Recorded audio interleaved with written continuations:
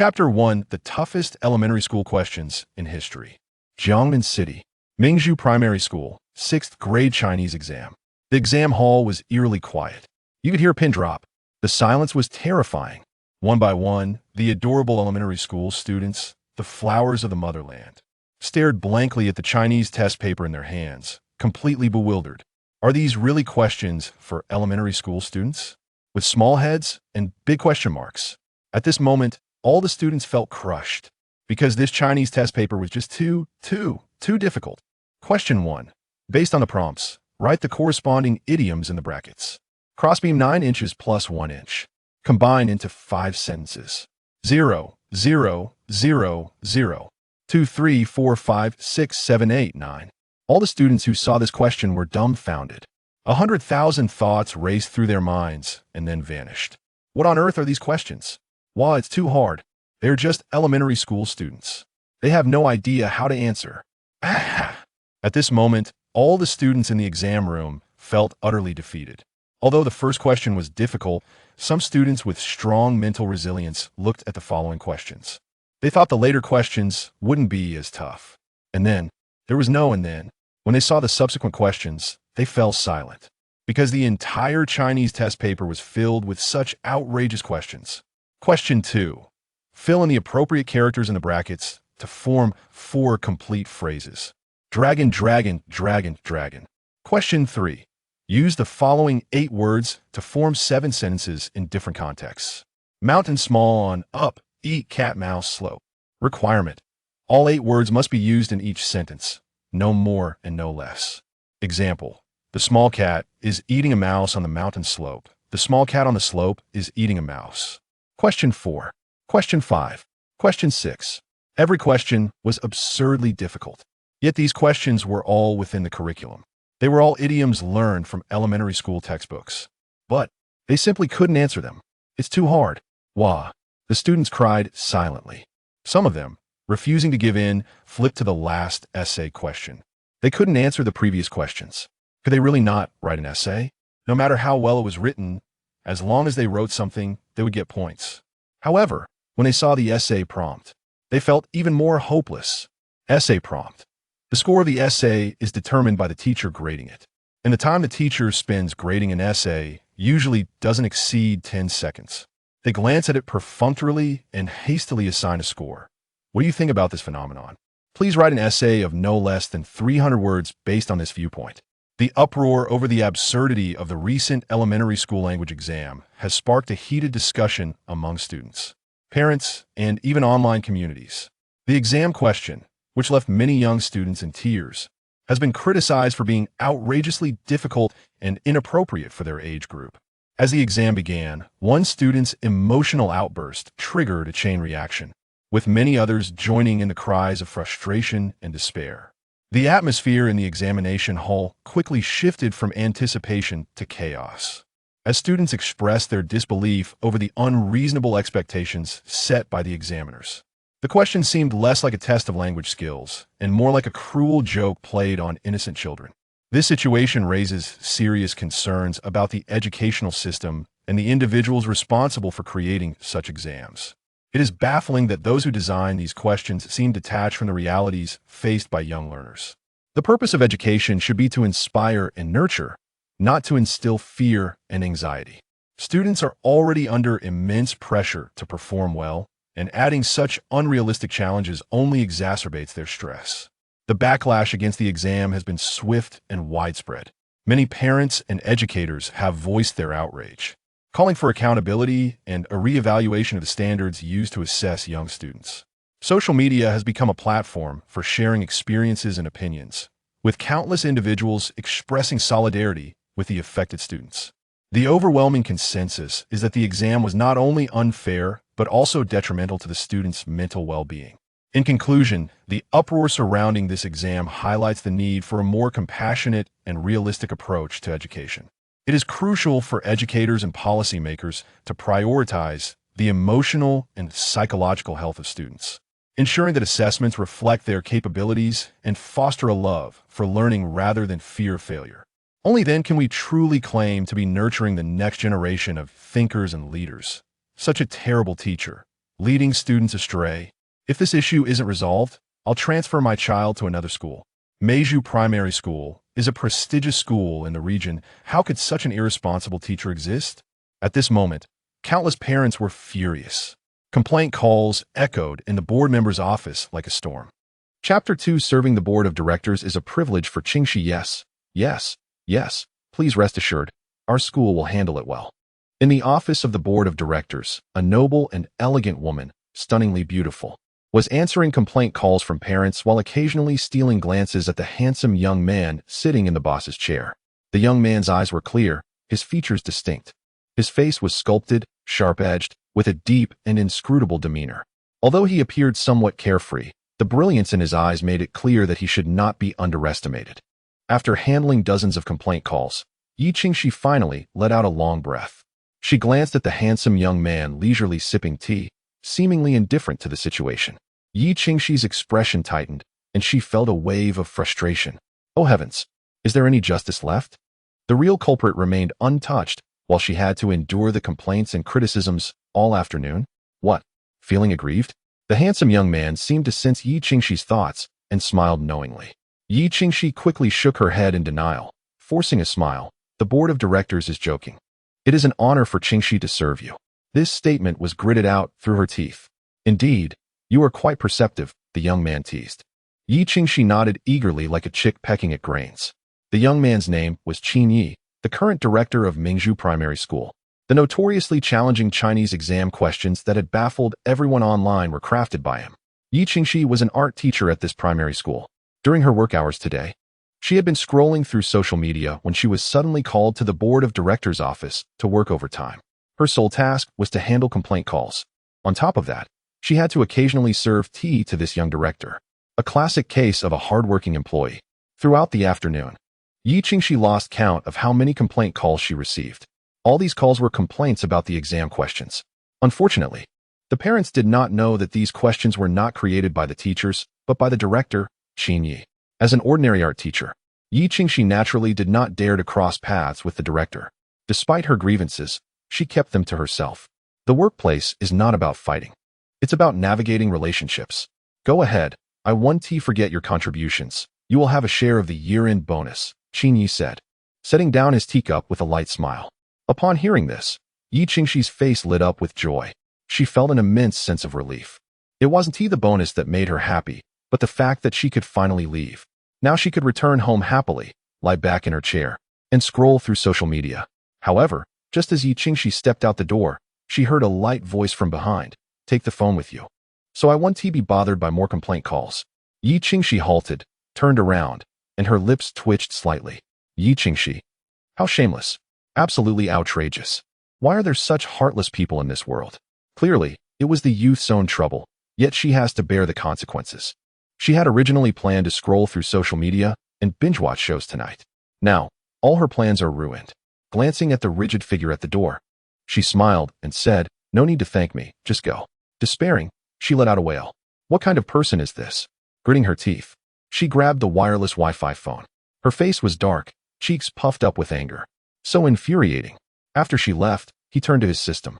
Host, Qin Yi system level. Level 1 grievance value. 914 lottery function. Each lottery costs 1,000 grievance points. Not bad. The grievance value is almost 1,000, he smiled. His system grew stronger by collecting people's grievances. After enduring a hellishly difficult language test, he had gathered quite a bit of grievance value from elementary school students in the past few days. However, after reaching 914, it seemed to have stagnated. It appeared he needed to personally step in to break through the 1,000-point barrier. With that in mind, he made a call. Hello, Principal Li. It's me, Qin Yi. I want to experience what it's like to be a teacher. Can you arrange a class for me? The next day, early in the morning, some rumors began to spread at Meizhou Primary School. Hey, have you heard? The school director is going to teach us personally. Is that true? It must be true. It's in the 6th grade, 3 class. Wow. 666. I really want to audit that class. The usually mysterious school director making an appearance caused quite a stir at Meizhou Primary School. In the 6th grade, 3 class, the classroom was very quiet. The elementary students were curiously peering out the classroom windows. He's here. The director is here. The class monitor shouted, and everyone sat up straight. waiting for Qin Ye's arrival. As the dapperly dressed Qin Ye walked in, the class monitor led the charge, standing up and shouting, "Stand up. Good morning, Director." The students bowed in unison. Qin Ye smiled and nodded. "Good. These are the flowers of our country, lovely seedlings. Hello, everyone. I'm Qin Ye, and I'll be teaching this math class." However, his next sentence left all the students dumbfounded. "It's nice to meet you all. To celebrate, I've specially prepared practice books for each of you." As the thick practice books, resembling bricks, were brought in by a few staff members, silence fell. Everyone was stunned.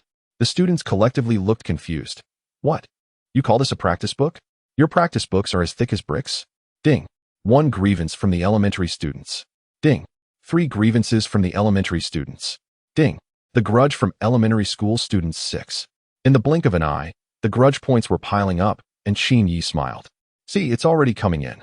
To harvest the grudge points faster, Qin Ye took the opportunity to write a devilish exam question on the blackboard with chalk. How to draw a regular 17-sided polygon using only a compass and an unmarked ruler. As soon as this question was posed, the room fell silent. The elementary school students were on the verge of tears. What the heck? They were just elementary school students. Why do they have to tackle such a mathematical challenge? Whoa. This is so unfair. The students silently cried.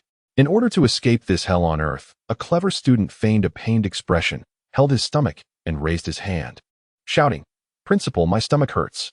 Upon hearing this, Qin Ye on the podium showed a kind smile. "Stomachache? Are you sick? You should go to the hospital for and for." The clever student was overjoyed, touched to the point of wiping away tears, and quickly nodded. Okay. Hee hee, then principal. I'll go first." He then walked towards the classroom door with a swagger, under the adoring gazes of his classmates. Just at that moment, Qin Ye called out to him, "Wait, which hand do you usually use for the 4? A sense of foreboding rose in the clever student's heart. He swallowed hard and hesitated before saying, left hand. "Then take your workbook with you, and remember to solve the exam question while getting the 4. Qin Ye said with a sincere smile. The whole class of elementary school students. Chapter 3 Ding. From the elementary school students' grievances 1 ding. From the class monitor Kobayashi's grievances 10. What the? Qin Ye's gaze paused for a moment. Wow. 10 points of grievance value just came in. This Kobayashi is something else. Kobayashi was still in a daze, looking completely lost. At this moment, his brain had short-circuited. Are you a devil? Little friend, do you have a lot of question marks? Boo-hoo. School board member, I suddenly feel my stomach doesn't hurt anymore. After a painful struggle, class monitor Kobayashi clutched his stomach and said he could continue attending class. Seeing Kobayashi return to his seat, Qin Ye revealed a satisfied smile. Look, today's kids really work hard for their studies, even attending class while sick. Truly a model student. Classmates, you should learn from Kobayashi. He is a role model for the new era. Qin Ye publicly praised him. After hearing this, Kobayashi scratched his head, grinning from ear to ear. Awesome. So exhilarating. The feeling of being praised by the school board member and being the center of attention made Kobayashi ecstatic. However, this devil Qin Ye dropped a bombshell with his next sentence. Since you are a role model, you should lead by example. The next problem will be solved by Kobayashi. Buzz. Laughter erupted. Gloating eyes focused on Kobayashi. Tears of despair welled up in Kobayashi's eyes. He was furious. Why did he trust Qin Ye, that unscrupulous school board member? Russell. In no time, Qin Ye wrote out the second math problem. The question was just 1 sentence. Please use basic math to calculate the distance between the Earth and the Sun. This question was indeed within the syllabus. Over 3,000 years ago, ancient people used basic math to calculate the Earth-Sun distance. The ancient mathematical text Zhou by Xuan Jing recorded the method for this problem. These were math problems left over by our ancestors. After writing the problem, Qin Ye looked kindly at Kobayashi and said, "This question is very simple. I believe it won't be difficult for you. Come up and solve it." Kobayashi stumbled and nearly fell over. Simple? You call this kind of math problem simple? You must be seriously ill.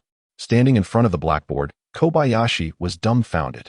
He stared blankly at the problem calculating the distance to the sun. Countless question marks popped up in his mind. He cried bitterly, silently wailing. Why? He was just an elementary school student. Why did he have to face these devilish exam questions? The classroom was silent. Only Kobayashi's thin figure stood alone on the podium. He was furious. He hated. Ding. From class monitor Kobayashi's grievances 20. A full 20 points of grievance value came in, and Qin couldn't help but glance at Kobayashi a few more times. The grievances provided by Kobayashi alone were comparable to those of the entire class. This was a true human ATM. Qin decided to stoke the flames a bit more and added, "Can't you solve this problem? All right, let me help you change the question to make it easier." Qin said thoughtfully. Shaolin was overjoyed and nodded furiously. Hee, the school board member really knows how to be considerate of us elementary students. With a quick motion, Qin picked up the chalk and started modifying the question. In just a minute, the question was ready. It boldly read, "Please use basic math to calculate the distance between the Earth and the Moon." That's right. Qin had only changed 2 words, replacing sun with moon. Now the question seemed much simpler. "Come on, let's get to it," Qin said with a sincere smile. Shaolin. The whole class of students. Shaolin's mouth twitched slightly. Had the question really become easier? It seemed. Yes, it had indeed become simpler. The distance between the Earth and the Moon was much smaller than that to the Sun. From this perspective, Qin was not wrong. The question had indeed become easier. But he still had no idea how to solve it. Whoa, this damn devilish exam question. Shaolin stood on the podium, silently shedding tears. Ding. 10 resentment points from class representative Shaolin. Another wave of resentment points was added. Qin was overjoyed, seeing that the resentment points had already surpassed 1,000. He was not satisfied yet and planned to harvest more. Looking at the group of students below who were gloating, Qin smiled and said, "Everyone down there, don't just sit idle. Let's all work on this question together in our workbooks." Ding. 1 resentment from class monitor Xiao Pang. Ding. 2 resentment from discipline committee member Xiao Chong. Ding. 1 resentment from language class representative Xiao Mei. In the blink of an eye, more resentment points were added. Qin was laughing in his heart. Seeing Shaolin wiping away tears, Qin felt a pang of sympathy. He was just a child. How could he endure such unfair treatment? The kind Qin patted Shaolin on the shoulder and comforted. "All right, stop crying. If you must cry, then do it while working on the exam question." Qin's tone was sincere and gentle. What a considerate school board member. Who else could be like Qin? Shaolin. How could you do this to me? Damn it. This is so infuriating. Whoa. Tears welled up in Shaolin's eyes. In Qin's view, those were tears of gratitude for the questions he had given him. Today's students are just too understanding.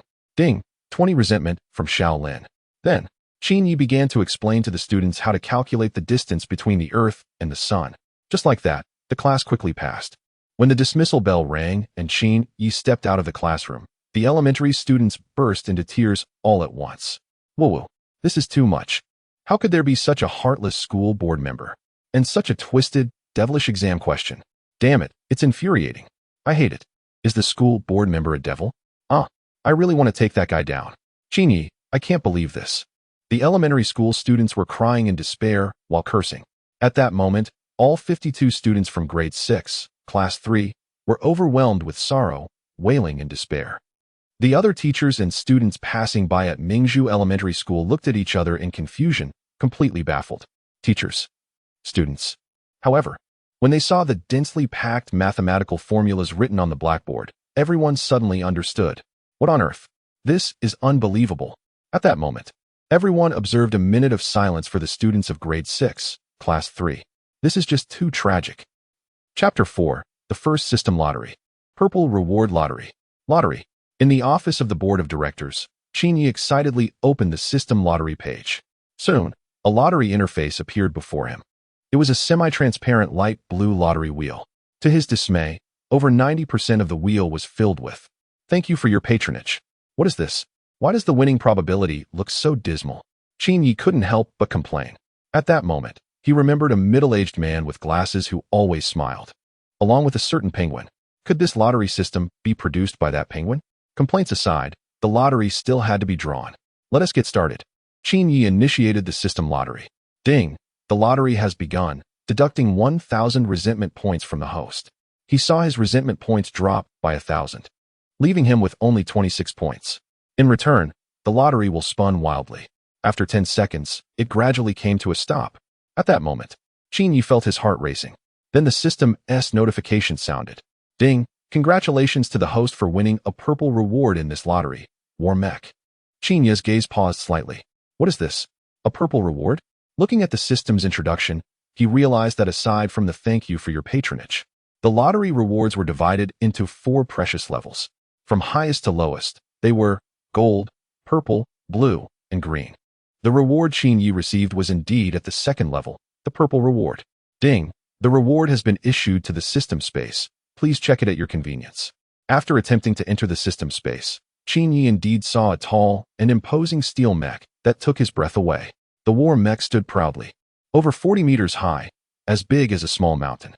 This mech was entirely silver, accented with some cold black, creating a very attractive color scheme.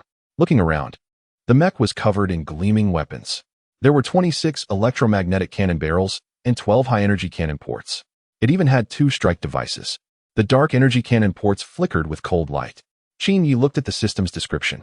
Nebula X-60 War Mech, a military product from an unknown civilization deep in the universe, a killing weapon born for war. After reading the description, Qin Yi exclaimed, "Wow, this war mech was actually not from Earth, but from an extraterrestrial civilization. Impressive system," Qin Yi marveled. He could only imagine the uproar this colossal machine would cause if it were to appear on Earth. And this was merely a purple reward. Above the purple rewards, there were even more precious gold rewards. Thinking of this, Qin Yi's breath quickened. If the purple reward was this powerful, how strong would the gold reward be? With every 1,000 resentment points, Qin Yi could draw once.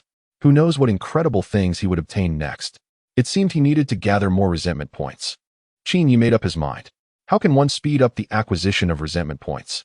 The first thought that popped into Qin Yi's mind was to create questions and offer warmth. His test questions not only helped the students learn knowledge, but also earned resentment points. Killing 2 birds with 1 stone. With so many lovely elementary school students at Mingzhu Primary School, he could easily harvest over 1,000 resentment points. But that wasn't enough. He needed more resentment points. With this in mind, Qin Yi couldn't help but open the computer in his office. He casually clicked on a top-ranking translation website, chose paid human translation for Chinese and English, and uploaded the content to be translated. The platform would have dedicated translators convert the Chinese text into English. The fee for translation was 50 yuan per 100 characters. Subsequently, Qin Yi uploaded a wildly absurd classical Chinese text. YYYYYYYY. He chose to pay via QR code and happily paid 50 yuan. Next, he just had to wait for the resentment points to arrive. What a psychological burden for the translator. Meanwhile, at the Chinese language department office of Mingzhu Primary School, the teachers were busy tallying the scores from the recent Chinese exam.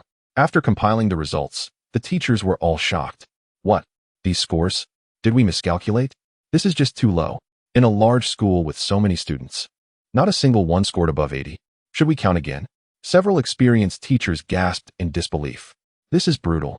The full score for the elementary school Chinese exam was 100, yet this time, all participating students failed. It was a sight too grim to behold. Terrifying. Everywhere they looked, there were bright red single-digit scores. Not to mention passing. Even scoring 40 was considered high. It's worth noting that Mingzhu Primary School is one of the top 5 prestigious schools in Jiangnan City, known for its talented students and top scholars. Yet this time, the highest score was only 75. No one in the entire school scored above 80 in Chinese. Such abysmal scores left all the language teachers astounded. Unheard of and unseen. That afternoon, the monthly exam results were announced. When the many elementary students learned their Chinese scores, they were all dumbfounded. What? This Chinese score is way too low. There were scores of 20, 30, 40, and even 0. Those scoring in the 40s and 50s were at the top. Was this some kind of joke? After all, the full score was a whopping 100. Upon discovering their scores, the students all had sorrowful faces as if they had just been beaten up. Their hearts were filled with desolation and despair. Shameless school board. I hate this. Who can answer these questions? Woe is me. I only scored 30. I'm a top student. Well, 30 is good for you. I only got around 20. The elementary students gathered together, all condemning the question setter, Qin Yi. At that moment, Qin Yi approached quietly from behind like a ghostly spirit. What are you all talking about? Qin Yi smiled. Upon seeing him arrive, the previously lively scene fell into instant silence. Oh, why are you here, director? I'm so scared. The elementary school students turned pale. They had just been secretly talking bad about Qin Yi when he suddenly appeared. What were you just discussing? Qin Yi asked with a sincere smile. The students, filled with a strong desire to survive, acted dramatically. Woo. Director, we were just praising how handsome you are. Yes, you are truly too handsome, dashing and charming. Your handsomeness is like the sun in the sky, shining brightly and illuminating the entire Mingzhu Elementary School. If all handsomeness in the world were worth a stone, you alone would possess 12 dough, leaving the rest of the world owing you 2 dough. The elementary school students looked genuinely sincere. Their heartfelt performance was comparable to that of an Oscar-winning actor. This flattery made Qin Yi feel quite pleased. Reciprocity is a traditional virtue. So the kind-hearted Qin Yi returned the compliment. You all have great taste. All the students. Shameless. Are you praising us or yourself? Chapter 5. The difficult father and daughter, desperate father unite. The stars shine brightly, and the breeze is gentle. The dancing notes seem to leap out from the hazy moonlight, intoxicating. Yi Qingxi has finished her busy day at work. She walks in black high heels, carrying a white handbag, back home. Her golden wavy hair cascades casually over her shoulders. Beneath her slender brows lie a pair of beautiful eyes that sparkle like brilliant stars. Dad, I'm back. As soon as she enters, Yi Qingxi softly calls out. Unfortunately, today is different from usual. In the past, every time Yi Qingxi returned home, she was greeted by her father's warm smile. But today there is no response at all. Could it be that Dad isn't home? This doubt arises in Yi Qingxi's mind. However, she quickly dismisses this possibility, because there's one less pair of slippers on the shoe rack, indicating that someone is indeed at home. Her mother is on a business trip out of town. Therefore, it must be her father. With questions in her mind, Yi Qingxi tiptoes toward her father's bedroom. She is curious to see what her father is doing. Upon reaching the door of her father's bedroom, she freezes. She lightly covers her mouth, unable to believe what she sees. There stands a balding middle-aged man, cursing while consulting a classical Chinese dictionary. What the heck? Are today's youngsters all this unethical? Are you out of your mind? Using classical Chinese for English translation.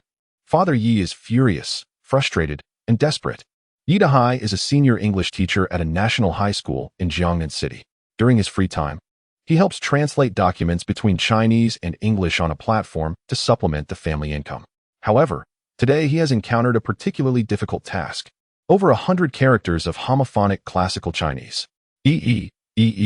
To earn this $50. Old Yi has spent the entire afternoon consulting the dictionary, nearly foaming at the mouth. He had thought about canceling the document, but the platform has a cancellation rate. Old Yi is a proud man, and he is also a perfectionist. Over the years, his cancellation rate has always been 0, maintaining a 100% completion rate. Old Yi is truly unwilling to break his perfect record, so he can only grit his teeth and translate this homophonic classical Chinese text. Daughter, when did you come back? Sensing movement behind him, Yi Dahai turns around and sees Yi Qingxi's strange expression. Old Yi's face turns red. He has always maintained a highly cultivated image in front of his children as an educated intellectual. Yet just now, he let out some colorful language, and his daughter heard it. This. Daughter, let me explain. Yi Dahai feels like crying. Yi Qingxi smirks. No need to say anything, Dad. I understand, I get it. Father Yi. You understand what? Meanwhile, in a mansion somewhere in Jiangnan City, Qin Yi lay comfortably on his bed, reading a book on confrontation. Ding. A surge of resentment points 25 from Yi Dahai. Suddenly, the 25 resentment points were credited, and a slight smile tugged at the corners of Qin Yi's mouth. If he guessed correctly, Yi Dahai was the translator responsible for translating his classical Chinese text. Since 2 o'clock in the afternoon, he had been receiving resentment points from Yi Dahai one after another. Just from him alone, Qin Yi had received over 80 points. This was undoubtedly a considerable income. At this point, Qin Yi mentally noted the names of 2 individuals, Xiaolin and Yi Dahai. These 2 were undoubtedly human ATMs. The next morning, Qin Yi began to spread warmth to the elementary school students at Mingzhu Primary School. Exams. Another round of exams. And this time, it was Chinese, mathematics, English, morality, and science. 5 subjects in total. All the questions were created by Qin Yi. No way. Another exam. In class 6-3, several elementary students trembled with fear in their voices and expressions. The last Chinese exam had left them with deep psychological scars. Now, they were faced with yet another exam. Gulp. The class monitor, Xiaopeng, swallowed hard. His small face was pale, and the chubby cheeks were trembling. They heard that the questions were set by the school director again. The mathematics representative, Xiaolin, spoke with a sobbing tone. Woo-woo. Are we not allowed to live anymore? The students were in tears, their faces filled with despair. They silently cried in desperation. Mingzhu Primary School was one of the top 5 prestigious schools in Jiangnan, and each of them would be considered a top student elsewhere. But even top students couldn't handle this. Those damned exam questions, who could solve them? He.S. coming with the exam questions. Beads of cold sweat dripped down the foreheads of the students. Their faces went pale, each one feeling utterly hopeless. Just then, a poised Qin Yi, dressed in casual white attire, strolled in leisurely. His friendly smile and kind demeanor all indicated that he was a considerate school director. I'm back. This time, I'll personally supervise the exam for your class 6-3. Qin Yi smiled innocently and said, "You don't need to welcome me." However, the response was a profound silence. The students looked at him with strange expressions, their faces dark. Damn it. Who welcomed you anyway? How infuriating. The little students ground their teeth in hatred. Ding. Resentment points 2 from the students. Ding. Resentment points 3 from the students. Ding. Resentment points 5 from the students. Another wave of resentment points credited. Qin Yi smiled. This was too satisfying. The class monitor, Xiaopeng, looked worried and raised his hand to ask, "Director, the questions won't be too hard this time, right?" "Not at all. How could I? Qin Yi, give difficult questions. I'm the most considerate school director." Qin Yi waved his hand grandly. Class monitor Xiaopeng. All the elementary school students. But last time during the Chinese exam, Xiaopeng said with a pout. However, Qin Yi interrupted him. "Trust me, I am a considerate school board member," Qin Yi said with a sincere expression. As soon as he said this, the elementary students became even more flustered. The last time Qin Yi said this, it was when all the students at Mingzhu Elementary School were crying from difficulty. Chapter 6. There is a condition called fear of the night ahem. Let us not discuss this topic anymore. Qin Yi slammed the papers onto the desk and said to the class below, "A few class representatives, distribute the papers. The exam begins." Soon, the math papers were handed out to each elementary school student. At the moment they saw the questions, the students in the class were all bewildered. The first multiple choice question, using 8 eighths, how many different numbers can be formed using addition, subtraction, multiplication, or division to reach 1000? A, yes. And there are 2 methods B, no C, yes, and there is only one method D. All of the above options are incorrect. The students turned pale. What on earth is this? They couldn't understand the questions at all. Whoa, it's too difficult. Seeing the students not moving, Qin Yi kindly reminded them. Hurry up, the questions are very simple. Shaolin. Xiaopeng. All students. What the hell? Are you a devil? The students' faces turned white. Damn Qin Yi, how could you do this to us? Whoa, this is pure bullying. How can you say this is simple when the questions are so hard?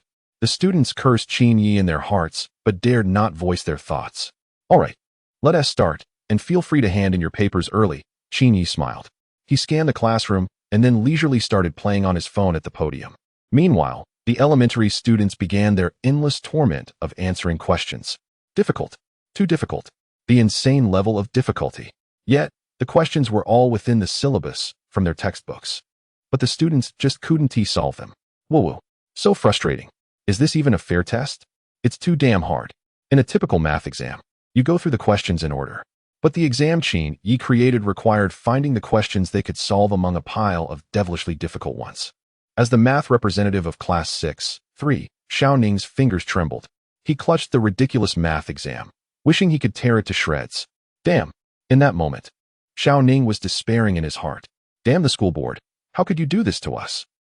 A similar scene unfolded in other exam rooms. In every classroom, teachers looked on with sympathetic expressions at the students who were gritting their teeth and crying in despair.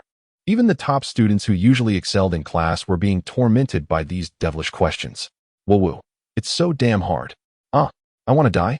I just want to tear this ridiculously difficult exam paper apart.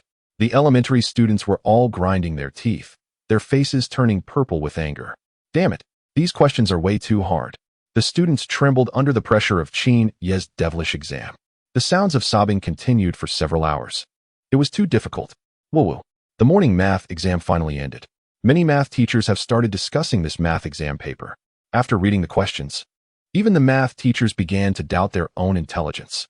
Goodness, they are math teachers, yet there are some problems that they can't seem to figure out right away. So difficult, so challenging, incredibly tough. Ridiculous. Is this set by a devil? Is this meant for aliens? My goodness. It's too impressive. I'm starting to question my life choices. Am I really a math teacher? The school board member is indeed a force to be reckoned with. This exam paper is truly at a high level. To be honest, aside from the difficulty, the quality of the questions is really good. It's genuinely hard. How do I solve the last question in the fill-in-the-blank section? I've been pondering over it for an hour. I know. Let me teach you.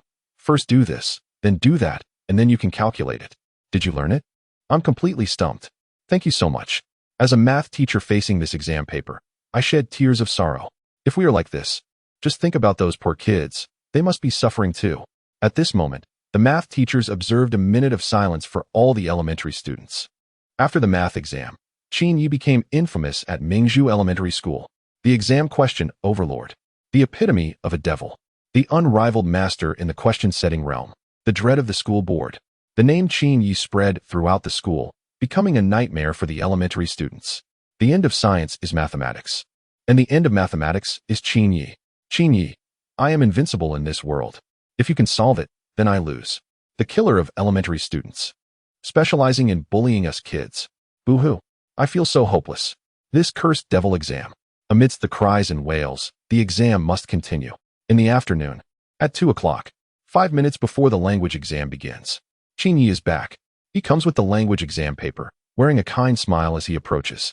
The moment the 6th grade students of class 3 see Qin Yi, they gasp and turn pale. Oh no, he is here. He is here. He is back. Boo-hoo. I can't take it anymore. What sins did I commit in my past life to be tormented by this devil exam in this life? Boo-hoo, I hate it. I hate it. The elementary students sob in despair. Each of them wipes their tears, looking agonized. Boo-hoo. It's so unfair. Why is there such a devilish school board member? Bang, bang, bang. The class monitor, a chubby boy, bangs his head on the desk. Qin Yi immediately stops him from this self-destructive behavior. Stop it. How can you do this? Qin Yi, setting an example, educates him. Your body is a gift from your parents. How can you harm yourself? Boo-hoo. The class monitor lets out a loud cry. Don't cry. Wait until you finish the questions before self-harming. Qin Yi says with righteous indignation. What if you break the desk? How will you do the questions then? Chubby boy? Boo-hoo. Are you a devil? The class leader, little fatty, was left in despair, shedding painful tears. There is a condition known as Qin Yi phobia. Compared to being tormented by the devilish exam questions, he would rather take a beating. Those insane questions left an indelible scar on his young heart. Oh, don't cry. The questions for this language exam are very simple. Qin Yi consoled him. Really? Little fatty expressed doubt. Just kidding. Qin Yi replied with a sincere, harmless look. Little fatty. Ding. Resentment from class leader Little Fatty 15. Chapter 7. Exam. Another exam. Desperate elementary students. The exam begins. The elementary students start answering questions. Although they had mentally prepared in advance, the moment they saw the questions, they still broke down. The scene was eerily quiet. The atmosphere was strange, and not a single pen moved. This question. Mr. Li went to Mr. Wang's house to find Mr. Liu, saying, Mr. Zhu was tricked by Mr. Zhang into going to Mr. Zhao's house to steal the salary that Mr. Zhou had placed in Mr. Wu's cabinet, which Mr. Zhang lent to Mr. Yu to give to Mr. Gua. Question. How many culprits are there, and who are they? Question. What is the relationship between Mr. Li and Mr. Gua? Question. What is the relationship between Mr. Zhu and Mr. Yu? The elementary students were spitting blood. What the heck is this? Just seeing the first question made their hearts sink. These adorable elementary students, the flowers of the motherland, had pale faces and trembling lips. Inside, they were shouting, What the hell is this question? Facing such a hellishly difficult exam paper, none of the elementary students had a normal expression. Class representative Xiao Lin turned pale. Class monitor Xiao Peng gasped. Math representative Xiao Ning slapped his forehead hard. The language representative had a dazed look in his eyes. The worst off was the English representative, Xiao Mei, whose hand holding the pen was shaking. In the vast examination room, not a single student had a normal expression. It's hard. Too hard. What on earth are these questions? The elementary students were in despair. Forget about solving the problems. Just seeing these questions nearly made them spit blood. Everyone was sweating profusely, desperately trying to solve the problems. But the questions they could answer were few and far between. This is too much. Qin Yi, you rascal. The shameless school board member, using devilish exam questions to hurt my tender heart. Amidst the intermittent cries, the exam time flew by. 2 hours later, The exam time was over. The exam ended, and answering stopped. Qin Yi stood on the podium, smiling as he called out. However, what responded to him was a chorus of wails. Wah, I haven't finished writing yet. Let me write a few more words, please. I'm going crazy. These questions are too hard. What the heck? I'm a top student who usually scores above 97 in language, and facing these questions, I feel like dying. Wah, I completely can't do it. The elementary students cried in despair. Are the questions really that hard? With a devilish smile, Qin Yi scanned the entire class. With a hint of sarcasm, he said, Students, tell me loudly, are the questions difficult this time? At that moment, Qin Yi's expression was sincere and full of care, just like a considerate and caring school board member. Under Qin Yi's imposing presence, the elementary students weakly raised their heads, crying with indignation, Wah, it's not hard. Really not hard. Not hard at all. Their voices sounded like a fat dog that had just been beaten, filled with endless despair. Damn you, Qin Yi. These questions aren't difficult. Do you really think so? Not difficult? What nonsense. The elementary students dared not voice their anger, silently sobbing. Well, if it's not difficult, that's good. Qin Yi collected the papers, and before leaving, he added, Since the questions this time are not difficult, next time I will make them a bit more challenging. The whole room fell silent. It was terrifyingly quiet. Ding, 10 from the students' grievances. Ding, 15 from the students' grievances. Ding, 20 from the students' grievances. Another wave of grievances harvested. A total of 45 grievance points instantly credited. Qin Yi left class 6-3 with satisfaction. The moment he walked out of the classroom, the sound of miserable crying filled the entire classroom. Damn, Qin Yi, you beast. Please be human. I'm going crazy. What kind of ridiculous questions are these? Who on earth can answer them? Shameless board member, you scoundrel. I'm just an elementary student. Why do I have to endure this pain? Wah. The students were crying their hearts out, tears streaming down their faces. At this moment, they felt utterly hopeless. In this exam, they were completely defeated. Next up were the exams for English, moral education, and science. The exams lasted a full 2 days. The elementary students were in agony. The same formula, the same taste. English exam question. Please use 17 English words to form 4 sentences in different contexts. Moral education exam question.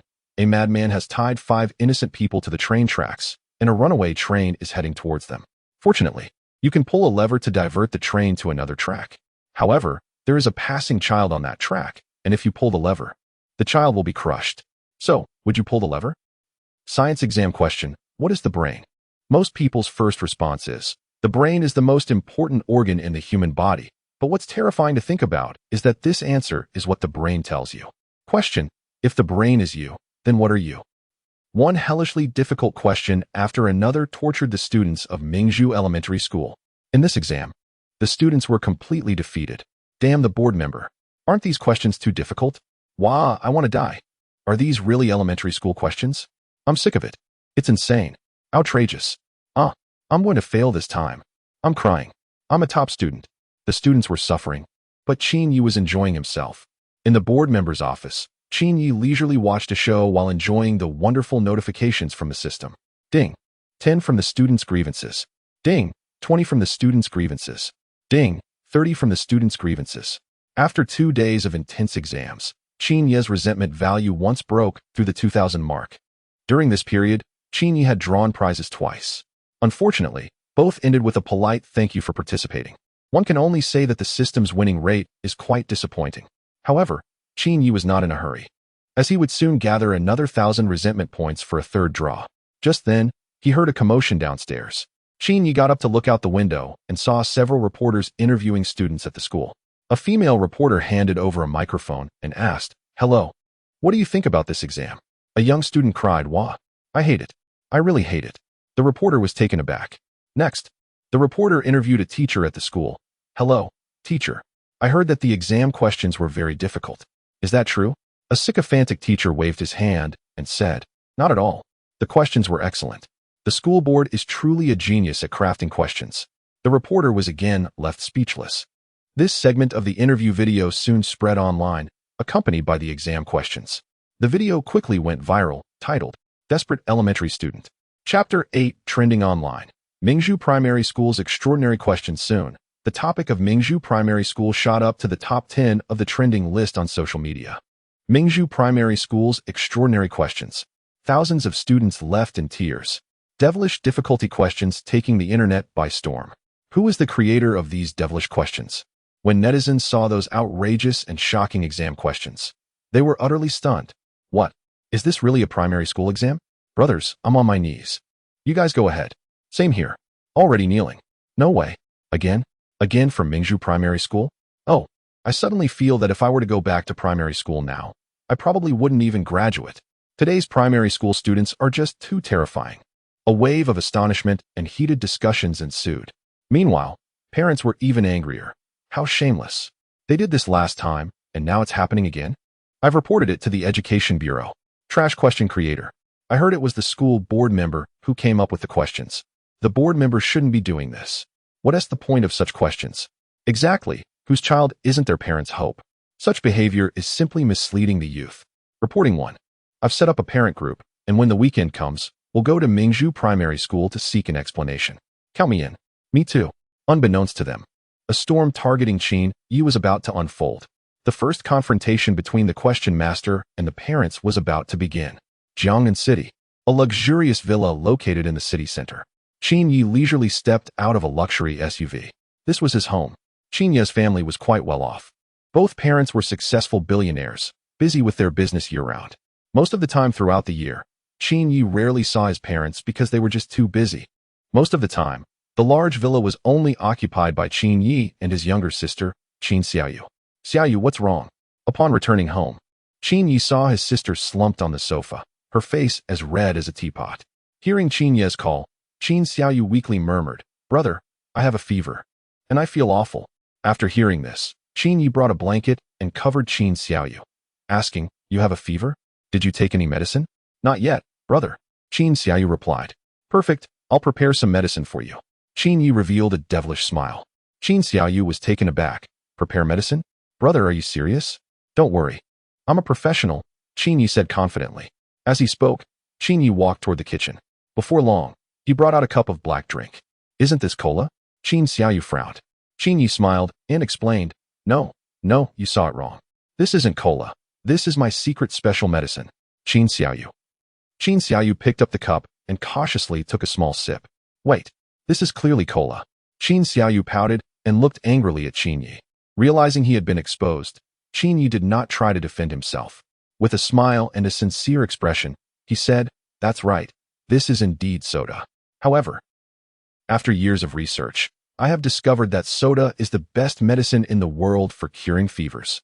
Qin Xiaoyu took a deep breath and looked at Qin Yi with a strange expression, asking, "So, how did you come to this conclusion?" Qin Yi leaned back proudly and said, "Based on my years of observation, no one has ever died from drinking soda. According to quantum mechanics and Schrödinger's theory, as long as you're not dead, there is a chance of recovery. Therefore, soda can cure all ailments." Qin Xiaoyu. She was completely dumbfounded. What kind of nonsense was this? Ding, 50 resentment points from Qin Xiaoyu. The 50 points were credited, making Qin Yi exclaim in surprise. As expected of a little sister. So generous. Just getting a little annoyed earned him 50 resentment points? Incredible. At this moment, Qin Yi was pleasantly surprised to find that his resentment points had once again exceeded 1,000. Thanks to those parents. The parents of the students had contributed a lot of resentment points to Qin Yi. "Xiaoyu, this is the fever medicine. Take 3 tablets at a time." Qin Yi stopped teasing Qin Xiaoyu and poured her a glass of warm water, watching her take the medicine. "Brother, you're so good to me." Of course. After taking the fever medicine, Qin Xiaoyu soon felt sleepy and went to bed. Qin Yi also returned to his room and began to draw lots. This was Qin Yi's 4th system lottery. In the first round, he won a purple reward, a war mech. The second and third rounds were just "thank you for your patronage." Qin Yi hoped not to see "thank you for your patronage" again this time. This system was really a scam. Life and death are trivial. If you're not satisfied, just fight back. Qin Yi smiled and commanded, "System, start the lottery." Ding. The lottery has begun, deducting 1,000 resentment points from the host. Then, the lottery will start its spinning wildly. It spun rapidly. 1 second, 2 seconds, 3 seconds. After 10 seconds, the wheel came to a stop. Following that, the system's notification sound rang out. Ding, congratulations to the host for obtaining a green reward, writing talent 50. Once the result was revealed, Qin Yi was stunned. He didn't know whether to laugh or cry. He was happy that he didn't draw thank you for your patronage. But he was sad that this reward seemed a bit useless. Among the 4 levels of rewards, gold, purple, blue, and green was the least valuable. Sigh, better than nothing, right? Qin Yi comforted himself. But soon, he realized that this skill seemed to be a divine ability for him.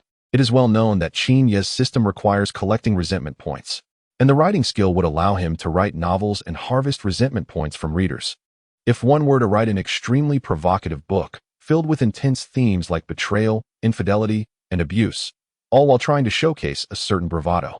As long as the author manages to encompass all these controversial elements in a single novel, wouldn't it be expected to attract attention? Without hesitation, the author sat down at the computer in his bedroom and began typing. His fingers flew across the keyboard. A few hours later, he looked at the densely packed document and nodded in satisfaction. In just over 4 hours, he had written 20,000 words. This writing speed was astonishing. The author decided to name his provocative book The Invincible Immortal Lord of the Battle. Don't ask why he included battle in the title. It's simply to ride the wave of popularity. Would anyone read a book that doesn't capitalize on trends? Of course, this book had absolutely nothing to do with the original work. It was purely a tactic to gain attention. He then began searching for a popular online platform and chose a site with impressive traffic. After finding a suitable cover online, he uploaded his novel. Title: The Invincible Immortal Lord of the Battle. Pen name: Mountain Sage. Upload date: April 3rd, 2021. Once the upload was complete, he settled in for a long wait. He wasn't sure if this provocative novel would generate the desired attention. However, it soon became clear that something was off. Chapter 9. Are you crazy? You call this a masterpiece? At this moment, in the student dormitory of Mingzhu Primary School, the class monitor, Xiaopeng, is snuggled up in bed, secretly reading a novel. What? Sleeping? Sorry, such an important thing as sleep should definitely be reserved for daytime classes. As a good student, if Xiaopeng can't hear the teacher's lecture for even a day, he might just lose sleep over it. Finally, there are no more of those dreadful, devilish exam questions. Now he can relax with a novel for a bit. Xiaopeng scrolls through his phone screen, looking for a book to read. Before long, he spots an eye-catching title in the new book section, Unbeatable Immortal Ruler of Dopa? Huh. Is this a fan fiction of Dopa? Let me take a look. Xiaopeng clicks on the book. As a loyal fan of Dopa, he enjoys reading its fan novels the most. He lies back on his dorm bed and starts reading this novel on his phone. 1 minute, 2 minutes, 3 minutes. After 10 minutes, Xiaopeng finishes the 20,000 plus words of Unbeatable Immortal Ruler of Dopa. What follows is an endless wave of anger. Damn it, what kind of garbage book is this? Xiaopeng feels like he's about to spit blood. This Unbeatable Immortal Ruler of Dopa, despite having Dopa in its title, has nothing to do with it at all. The story is about an immortal king being humiliated in another world. Hats, sending girls. Abuse of the main character, being humiliated by the villain. All the toxic points you can imagine are in this book. If there were a toxicity ranking in the online literature world, this book would definitely be at the top. It's absurd, ridiculously absurd. What the hell is this garbage book? Stupid. Damn it. Xiaopeng is furious. Let us not even mention anything else. Just look at the opening plot of this book. An immortal ruler returns home to find his wife having an affair with another man. The protagonist discovers his betrayal, and instead of getting angry, he stands outside and plays a tune to celebrate. This is beyond toxic. It's practically poison. Damn it. Xiaopeng's face is shaking with rage. He angrily opens Unbeatable Immortal Ruler of Dopa, ready to write a scathing review of several thousand words. However, when he opens the comment section, he finds that it has long been overrun. A reader named Dayo left a 1-star rating with the comment, "I'm sick. Late at night. Reading this book made me feel nauseous. Author, do you have a hole in your brain?" The protagonist's wife is abused by the villain, and instead of seeking revenge, he plays an instrument outside to celebrate. You really have shown me something. Another reader, Panda, left a 1-star rating with the comment, "Here, I would like to deeply thank the author of this book. Thank you for curing my years of nearsightedness, because I'm already blind." If you enjoy reading tales of heroic figures, then make sure not to miss this book. Because of reading this book, you will discover that there is such dazzling literary talent in the world. After reading this book, you will realize what the classic tale of heroes is. This book will tell you what it means to have a sense of immersion in green, a sense of immersion in green, a sense of immersion in green, a sense of immersion in green. A reader named Xiao Bai rated this book 1 star and left a review. Only a true warrior dares to take on love. On the vast grassland. The greenery is lush. You ask the moon in the sky why it shines with a green light. Because that is the depth of love. Love is a light, green enough to make your heart race. Another reader, named Mietian Ba Wang, rated this book 1 star and left a review. Do you know why I gave it 1 star? Other books get 1 star because they are worth only that. I give this book 1 star because that's the lowest it can go. If I could give negative stars, I would give this book negative 999 stars. This is just ridiculous. A reader named Shernyan Shou Run rated this book 5 stars and left a review. Seeing so many people give this book 1 star, I couldn't accept it. Is this book really that bad? As a fan of certain genres, I think this book is a masterpiece. Experienced readers will tell you, when you read this book, immerse yourself into the perspective of the antagonist who is envious of the protagonist, and that will work. ZZ. Soon. This book, titled The Unbeatable Immortal Master, received hundreds of ratings. 99 of them were 1-star reviews. The negative reviews flooded in. In the middle of the night, many readers who had read this book were so frustrated that they got out of bed and ran around the streets 10 times to calm down. It's infuriating. Why is there such a ridiculous book? At this moment, in Qinya's home. Ding, 15 from readers' grievances. Ding, 13 from readers' grievances. Ding, 17 from readers' grievances. The system's notification sounds kept ringing in Qinya's ears. In a short while, he had accumulated 400 to 500 grievance points. Qinyi was stunned. What the heck? What is going on? He had only published the book for a few hours and had already gained so many grievance points? Damn it. This is even faster than bullying elementary school students. Qinyi seemed to have opened the door to a new world. He chuckled. If I gather a bit more tomorrow, I might be able to draw a prize again. It was getting late, so he decided to sleep. Tomorrow he still needed to bring warmth to those elementary school students. Qinyi chuckled and turned off the lights, going to sleep. Meanwhile, Qinyi had fallen asleep. But those readers who were left foaming at the mouth from his The Unbeatable Immortal Master were unable to sleep. The forum for this book was already in chaos. Those who had accidentally read The Unbeatable Immortal Master were expressing their anger in the forum. What the hell? How can there be such a toxic book? I almost lost my mind reading this book in the middle of the night. I accidentally clicked on it and read the first 10,000 words. And it nearly blinded me. I feel like I'm already blind. This book is a cure for nearsightedness. Friends, don't listen to their nonsense. Just go read this book. The experience is fantastic. As soon as this comment came out, other readers who knew the truth chimed in. Yes, yes, yes.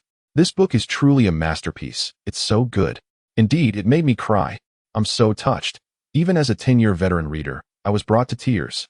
It's this book, The Invincible Immortal Sovereign. The reading experience is amazing. Everyone hurry and check it out. A bunch of old readers are forcefully recommending it, tricking unsuspecting newcomers into reading this book. Once I read it, I was completely overwhelmed. You scammers, are you out of your minds? You call this a masterpiece? This book made me so angry that I got up in the middle of the night and scolded my cat. The cat, what did I do wrong? You really don't do anything that relates to people. What kind of nonsense is this book? Ugh. Author, come out here. I promise I won't kill you. It was chaos.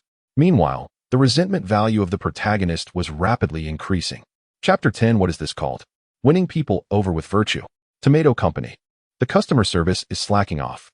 It's so late. Who would call customer service? But at this moment, beep, beep, beep. The customer service hotline rings. The representative is momentarily stunned. What the heck? It's so late, and someone is calling customer service? Then she quickly answers the call.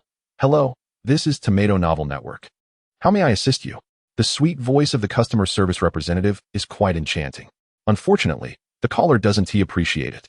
On the other end of the line, a greasy man is shouting, damn it, refund me. What a ridiculous novel. It's making me furious. I'm a Tomato member. I demand you immediately take down the Invincible Immortal of Dupo, or I'll uninstall the app. The man's threats leave the customer service representative bewildered. She genuinely can't figure out what is going on. However, with her strong professional demeanor, after some soothing words, the man's emotions gradually stabilize.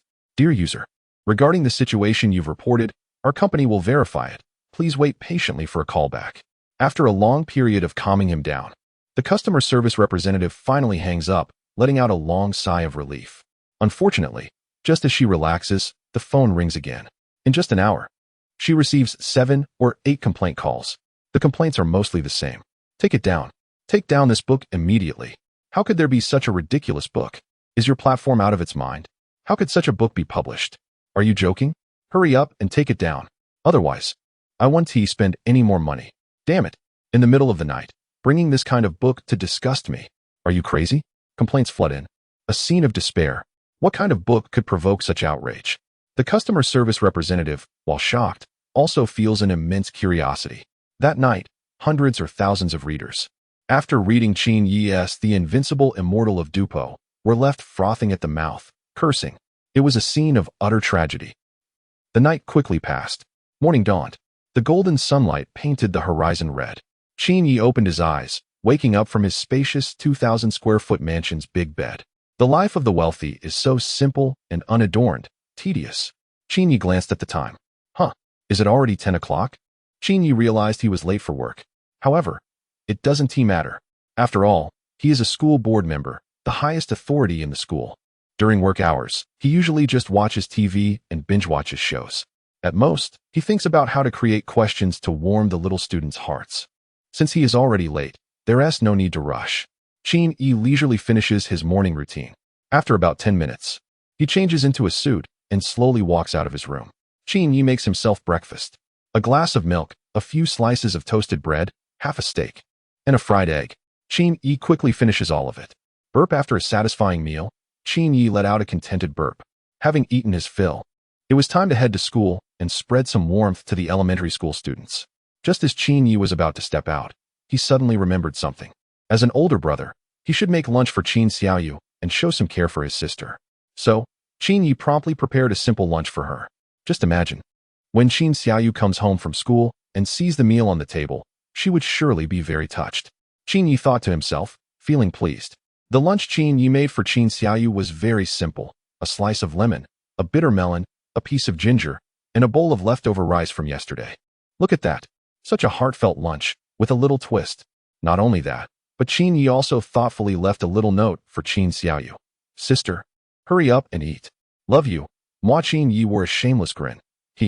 After doing all this, Qin Yi packed his things and headed out. He hopped on his small motorcycle and set off for school. Tired of driving every day, he decided to switch it up today and enjoy the breeze on his bike. 10 minutes later, on the way, Qin Yi passed by a prison. Inside were notorious criminals. As he looked at the inmates, a shameless idea suddenly popped into his head. He stopped his motorcycle and, from behind the prison fence, began to send warmth to these criminals. Hey. Ida.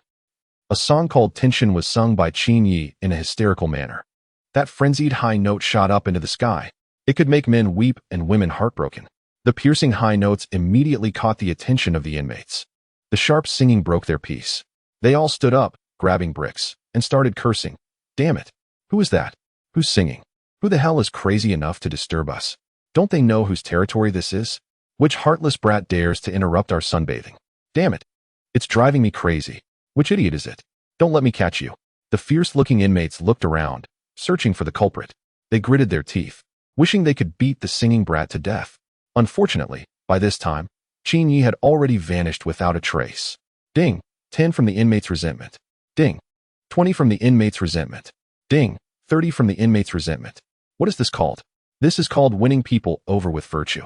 Qin Yi used his singing to send warmth to these criminals. There is no greater love in the world than this. Chapter 11. Stay calm in a crisis. Light a cigarette. Qin Yi rode his motorcycle down the road. As he approached the school, he turned into a small alley just a few hundred meters away.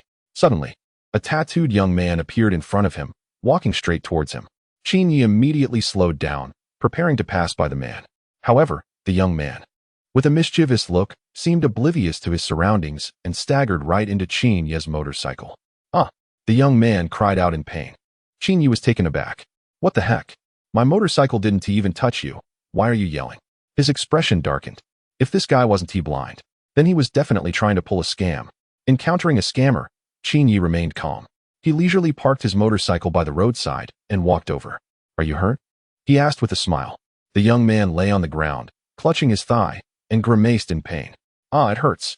You hit me. You're in big trouble. Qin Yi lit a cigarette and casually looked at the young man.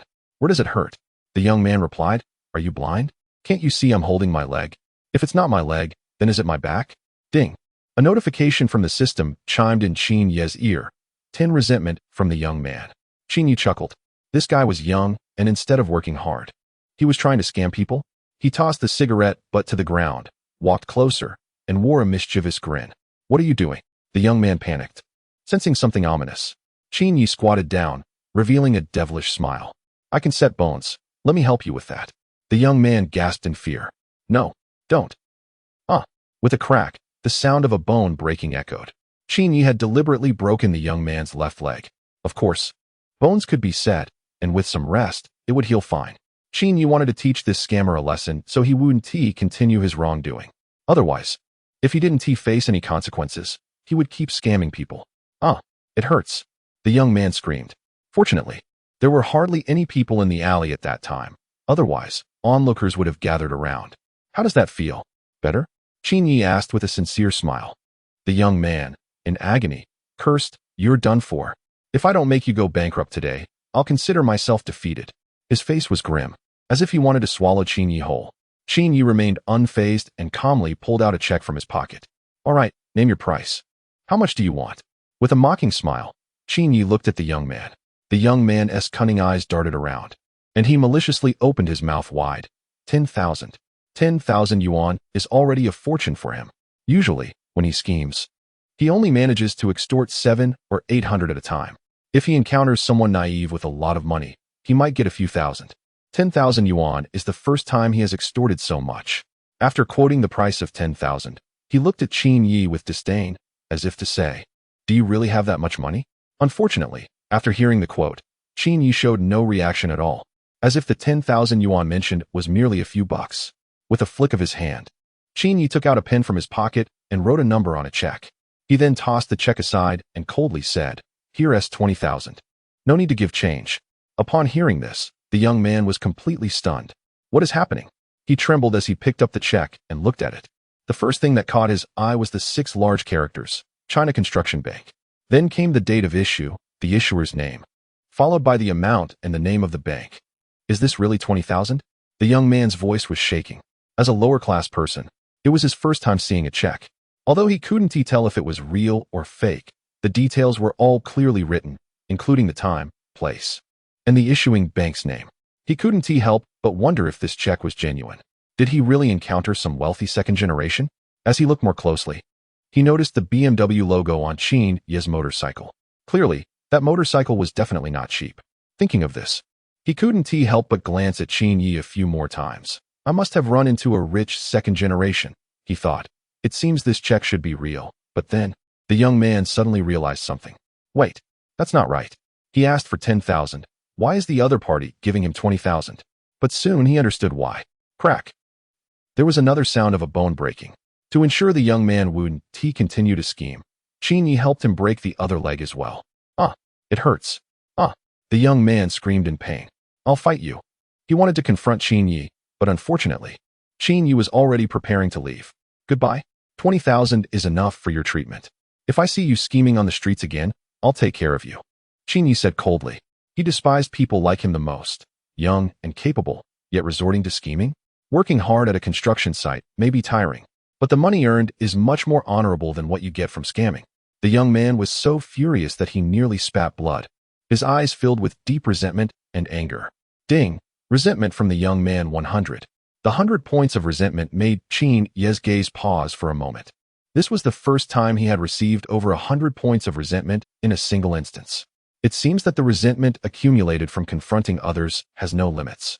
It looks like I need to come up with more questions to warm up the students. Qin Ye thought shamelessly. He no longer paid attention to the young man trying to provoke him and got back on his motorcycle, leaving swiftly. Of course, before leaving, Qin Ye had already called for assistance on behalf of the young man and covered his medical expenses. 10 minutes later, Qin Ye finally arrived at the Mingzhu Primary School. Upon entering, he noticed that everyone was wearing a frown. Not only were the students looking sorrowful, but the teachers also appeared worried, as if they were concerned about something. What had happened? Seeing this puzzling scene, a sense of confusion rose in Qin Ye's heart. Just then, he spotted a familiar figure, dressed in a purple dress. With a refreshing fragrance, Yi Qingxi was jogging towards him. Her golden hair cascaded over her fragrant shoulders. Beneath her bangs were a pair of enchanting, clear eyes. With her delicate nose and cherry-like lips, complemented by her angelic face, she radiated purity and beauty. Passers-by, including teachers and students, turned their heads to look. They blushed and dared not meet Yi Qingxi's gaze. Her beauty was the kind that would leave every man entranced. However, Qin Yi was an exception. As soon as he spoke, he left the beautiful teacher, Yi Qingxi, completely stunned. Chapter 12. Is this wicked board member trying to manipulate me? Why are you running so fast? Are you in a hurry to be reborn? Qin Yi smiled. Yi Qingxi. Ding. Resentment from Yi Qingxi 10. The resentment value has been credited, and Qin Yi smiled. His gaze towards Yi Qingxi softened a bit. Yi Qingxi shot Qin Yi a glare and hurriedly said, Board member. Something big has happened. Qin Yi waved his hand, interrupting her. If there is something, let us talk in the office. Yi Qingxi was stunned for a few seconds, then asked with a puzzled expression, Why do we have to talk in the office? As she said this, Yi Qingxi stepped back a few paces, looking wary. Could it be, this wicked board member wants to manipulate her? However, Qin Yi's next sentence nearly made her spit out her soda. Qin Yi looked at Yi Qingxi as if she were a fool and said, with an IQ-crushing tone, Because it's cold outside. Yi Qingxi. Ding. Resentment from Yi Qingxi 22. In the board member's office, Qin Yi leisurely brewed a pot of tea and poured a cup for Yi Qingxi. Yi Qingxi was still fuming, turning her head away and sulking. No, I want tea, drink it. Oh, Qin Yi responded lightly, then poured the tea onto a nearby plant. Actually, I didn't plan to let you drink it. I just wanted to water the flowers. You. Yi Qingxi was so furious that she was practically boiling over. Her beautiful face flushed like a steaming kettle. Even smoke seemed to be rising from her head. Qin Yi glanced sideways. Wow, could this be the legendary boiling with anger? Ding. Resentment from Yi Qingxi 55. Qin Yi smiled, poured Yi Qingxi another cup of tea, and said with a light laugh, I was just joking with you. How could such a good person like me not pour you tea? Qin Yi gently persuaded her. Hearing this, Yi Qingxi's anger subsided a bit. Humph, you wicked board member. Do you finally realize your mistake? Yi Qingxi felt triumphant in her heart, picked up the teacup, and took a small sip. As soon as she drank it, her expression changed drastically. Why is this tea cold? Yi Qingxi asked hoarsely. She had a bad feeling, and Qin Yi's words confirmed her suspicions. Because this is the tea I brewed several days ago and forgot to drink. Qin Yi smiled sincerely. Yi Qingxi. Ding. Resentment from Yi Qingxi 40. Seeing Yi Qingxi's teeth clenched in frustration, unable to express her anger, Qin Yi just wanted to play a background music. Invincible, how lonely it is. Invincible, how empty it is. Is there anyone else? I'm asking, is there anyone else? You. What about me? Yi Qingxi bit her lip, almost losing her composure in anger. She held back her anger and said with a heavy heart, You really are our great school director. Qin Yi nodded and replied, That's right, go on. If you can talk, say a bit more. Yi Qingxi. How shameless. How can there be such shameless people in the world? Ding. Resentment from Yi Qingxi 55. Seeing that Yi Qingxi was about to explode with anger, Qin Yi hurriedly coughed a few times to change the subject. By the way, you called me. What is it about? Qin Yi asked curiously. Today at Mingzhu Primary School, both the students and the teachers have been acting unusually. He was curious about what could be troubling them so much. When it came to the main topic, Yi Qingxi finally put away her emotions and reported to Qin Yi. Director, something big has happened. The time for the joint examination of the 9 cities has been moved up. As soon as Yi Qingxi said this, Qin Yi frowned slightly. The joint examination of the 9 cities is an important exam for elementary school students in 9 cities of the province. It is the most significant test before their transition to junior high. It's a competition among the top students from these 9 major cities. In Jiangnan City alone, being in the top 5 for Mingzhu Primary School is considered good. However, when compared to hundreds of schools from the other 8 cities in the joint examination, Mingzhu Primary School ranks outside the top 20. Therefore, the pressure for Mingzhu Primary School in this joint examination is enormous.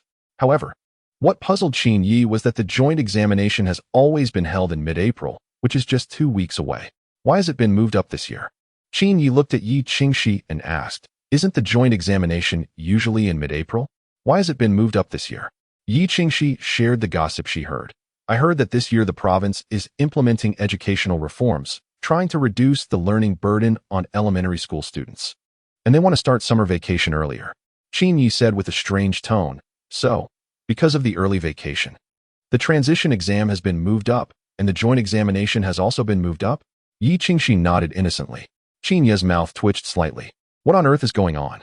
Originally, the students were supposed to review in a planned and orderly manner.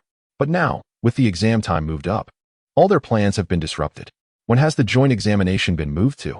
Qin Yi asked. Yi Qingxi replied softly with 2 words. Tomorrow. Qin Yi. Goodness, this has completely thrown him off. The joint examination, which was supposed to be in 2 weeks, has suddenly been moved to tomorrow. No wonder the students and teachers he saw today looked so worried. It turns out the joint examination is tomorrow. Sigh. If only I could set the questions for the joint examination. Qin Yi sighed. Hearing this, Yi Qingxi's eyes went dark, and she nearly fainted. With his temperament, if he were the one setting the questions, the joint examination would probably turn into a disaster competition. Should I give the Education Bureau a heads up that I will be setting the questions for this joint exam? Qin Yi pondered. He wasn't just talking nonsense. He indeed had some connections over at the Education Bureau. Yi Qingxi poured cold water on him, rolling her eyes and saying, dear board member, the exam is tomorrow. Are you even able to come up with questions in time? Don't the exam papers need to be printed in advance? As Qin Yi thought about it, it seemed that Yi Qingxi was right. He really couldn't make it for this joint exam in GeoCity. However, he didn't mind too much. After all, even if he missed this joint exam, there were still other opportunities like the entrance exams for junior high, high school, and college. He could take his time. One day, he would conquer all the exam questions across the region. All right, you can go now. I'm going to play some games. Qin Yi said, propping his legs up on the table and waving his hand at Yi Qingxi. The way he looked was utterly infuriating. It was as if he was wearing his disdain on his face. Ding! Resentment from Yi Qingxi 15. After Yi Qingxi left, Qin Yi leisurely opened his computer, ready to dive into an intense and thrilling game. But to his surprise, he noticed an additional email in his QQ mailbox. What is this? Curious. Qin Yi clicked on the email. Chapter 13. The Golden Legend. The first lottery draw results in gold. Her aunt passed away, leaving her billions. She rushed to the city. Qin Yi read the contents of the email. It turned out that this email was the English translation of a classical Chinese text he had worked on a couple of days ago on a translation platform. The translator had sent the translated English version to his email. The original classical text was, her aunt died, leaving billions. She went to the city, intending to seek a doctor for her aunt's illness. Qin Yi never expected that someone could actually translate it into English. Impressive. This translator is quite talented. Qin Yi exclaimed. Unfortunately, he didn't know that this classical text was translated by Yi Qingxi's father. To translate this homophonic classical text, Yi Dahai spent 2 days consulting classical dictionaries and nearly bled from the effort. Qin Yi thought for a moment. This translator had provided him with a considerable amount of resentment points over the past few days, several hundred already. He couldn't let go of this cash cow. So, without regard for others, Qin Yi placed another order. Translation content: gourmand, quarrels, meandering, sipping tea in old age, gluttonous acne, hesitating, and bustling.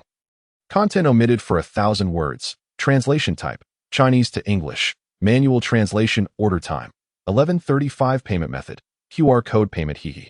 I don't believe you can translate this again. Qin Yi revealed a shameless smile. When it comes to being inconsiderate, who can compare to Qin Yi? By the way, how's that book I wrote last night? Qin Yi suddenly remembered the novel he had written yesterday. No, it wasn't even a novel. It should be called a toxic scripture. Anyone who reads it gets poisoned. Why do I have so many resentment points? Qin Yi looked at the system panel, astonished. There was a large number displayed, 4,236. Over 4,000 resentment points. Qin Yi was surprised. Is writing novels this promising? Others write novels for manuscript fees, but he, Qin Yi, writes novels for resentment points. It seems this book must be popular. Feeling pleased, Qin Yi logged into the author backend. He looked at the data for this book. Upon seeing it, Qin Yi was stunned. His author backend displayed an internal message. Dear author, hello. After our review, we found your work to be terrible. Please go and wreak havoc on other websites. Thank you, Qin Yi. Ding. Resentment points from Qin Yi 99. Hearing this system notification, the corners of Qin Yi's mouth twitched in anger. What the heck? You ridiculous system. Qin Yi never imagined that one day he would receive his own resentment points. What kind of situation is this? Unexpectedly, even Qin Yi has this day. On the other side, in the examination question setting group for the joint entrance exam in 9 cities. Several math teachers were reviewing the exam questions. Upon seeing the questions, their expressions changed dramatically, and they hesitated to speak. Professor Wei, these questions, are they too difficult? One teacher said weakly, yes, they are still elementary school students. Can they really solve these problems? Another teacher said, sweating profusely and trembling. The teacher's gazes all turned to one spot. It was a simple young man holding a steamed bun in his left hand and a bottle of water in his right. The young man was a question-setting expert specially invited from the capital by the Education Bureau of Su Province. His name was Wei Dongyi, an assistant professor at Peking University and a researcher in the differential equations department. In the mathematics community, he was known as the math god of Peking University. He had achieved perfect scores in 2 international mathematical Olympiads and 1 gold medals. He was a top math genius at Peking University. This time, he was tasked with setting the math questions for the joint entrance exam in 9 cities of Su Province. The math questions were precisely created by him. It shouldn't be too difficult, right? The math god chuckled and said, these questions are all ones I did when I was in elementary school. The teachers were left speechless. You are a genius, a big shot, but the elementary school students they teach are not. Are you sure you want to play this big and set such difficult questions? Seeing the teacher's stiff expressions, the math god put down his bottle of water and said slowly, isn't the purpose of exams to select outstanding students? If we keep lowering the difficulty, then what is the point of the exam? The teachers thought for a moment and fell silent. It was already too late to change the questions now. The exam was tomorrow. Sigh, good luck to those students. A middle-aged teacher looked out the window and sighed. The other teachers nodded in agreement. Questions of this difficulty are simply torturous. There are a few problems that took me hours to solve. Those students are doomed. Professor Wei's questions remind me of the fear I had when I was overwhelmed by math. This level of difficulty is utterly despairing, apart from sympathizing with the elementary students. Some teachers also showed malicious smiles, gleefully saying, ha, I just want to see the expressions on those students' faces when they see this paper tomorrow. Ha, it's hilarious, I want to know too. Teacher Yang, Teacher Zhao, you are too wicked. Laughter echoed in the question-setting office. As the crucial joint entrance exam for hundreds of thousands of elementary school students in Su Province was about to arrive. Mingzhu Primary School. Boardroom. Qin Yi was nervously and excitedly participating in a lottery. For chances to draw. May the Buddha bless me. I hope to draw gold. Qin Yi clasped his hands together, praying to the heavens. As a staunch atheist, this was the first time Qin Yi believed in such ethereal things. Draw. Qin Yi activated the lottery wheel. Soon after, the wheel began to spin wildly. The lottery had started. 10 seconds later, the system's prompt sounded. Ding. Congratulations to the host for drawing a thank you for your patronage. Please try again next time. Qin Yi was left with a confused expression. Damn it, again. Qin Yi spat and took another shot. The wheel spun once more. 10 seconds later, the system prompt sounded again. Ding. Congratulations to the host for drawing a thank you for your patronage. Please try again next time. Qin Yi. 2 consecutive draws of thank you for your patronage. Qin Yi panicked. What the heck? This is toxic. Qin Yi gritted his teeth and said, I don't believe it. Let's go again. He initiated the 3rd lottery.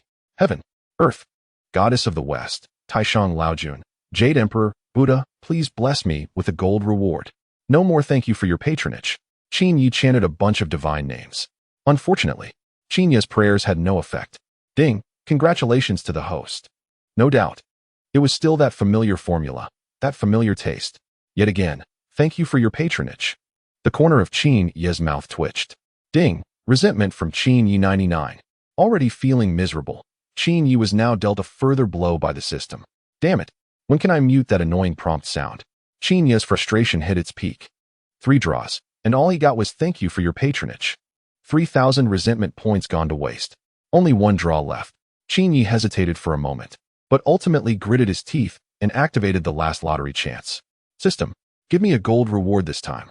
I'll trade 10 years of Qin Xiaoyu's lifespan for a gold reward. Qin Yi confidently brought Qin Xiaoyu into the equation. A brother who doesn't take advantage of his sister isn't a good brother. It seemed the system heard his words.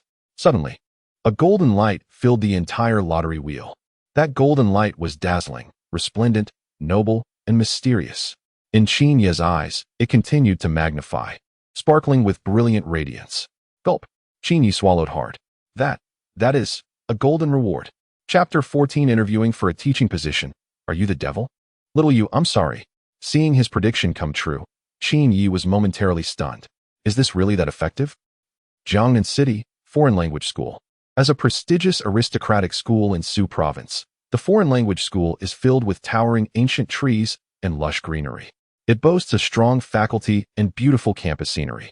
Everything is great, except for its exorbitant tuition fees, which have deterred many students from humble backgrounds. To be able to study here, not only must one excel academically, but one also needs to have money. Qin Xiaoyu is one of the students here and is even known as the school beauty. At 12:10 p.m., the Foreign Language School is just letting out. Students are gradually leaving the school. Outside, luxury cars are everywhere, with chauffeurs picking up their young masters and misses. The traffic outside is flowing smoothly, orderly, and shows no signs of chaos. Everything seems to come in pairs, except for one person. She walks alone on the way home after school. The girl is wearing a light blue school uniform paired with a black pleated skirt. A sweet smile lights up her face. Her eyes are clear and pure. Her irresistible charm makes everything around her appear dull. She is Qin Xiaoyu. School is out, and she can finally go home for a nap. With her little backpack, Qin Xiaoyu hops along the way home. She doesn't like having outsiders at home, so the Qin family has never hired a driver, nanny, or maid. Usually, Qin Xiaoyu walks home by herself. The walk from school to home is short, only about 10 minutes on foot. I wonder what that annoying brother is doing now. For some reason, a certain shameless and scheming person popped into Qin Xiaoyu's mind. That annoying brother. Lost in thought, Qin Xiaoyu soon found herself at home. She pushed the door open, changed into her slippers, and hugged a stuffed doll, just as she was about to lie down on the sofa. Suddenly, she noticed something on the dining table. Oh, their essay note. Qin Xiaoyu picked it up and read the contents. Sister, eat quickly. Love you. Why is this a heartwarming lunch made by that annoying brother? A warm feeling surged in Qin Xiaoyu's heart. Humph, that annoying brother still knows how to care for his sister. Feeling proud, she thought to herself, let me see what delicious food that annoying brother left for me. When Qin Xiaoyu finally saw what Qin Yi had prepared for her lunch, she was utterly dumbfounded. A slice of lemon? Who eats lemons just like that? A bitter melon? Huh. This is even more ridiculous. Who eats bitter melon raw? Even more absurd was the ginger. Boo-hoo. I doubt any girl likes eating raw ginger, right? The only thing that offered Qin Xiaoyu a bit of comfort was a bowl of fried rice. Although it had gone cold, at least it was edible. Wait, this fried rice seems like it was left over from yesterday? Qin Xiaoyu's eyes widened in surprise, completely taken aback.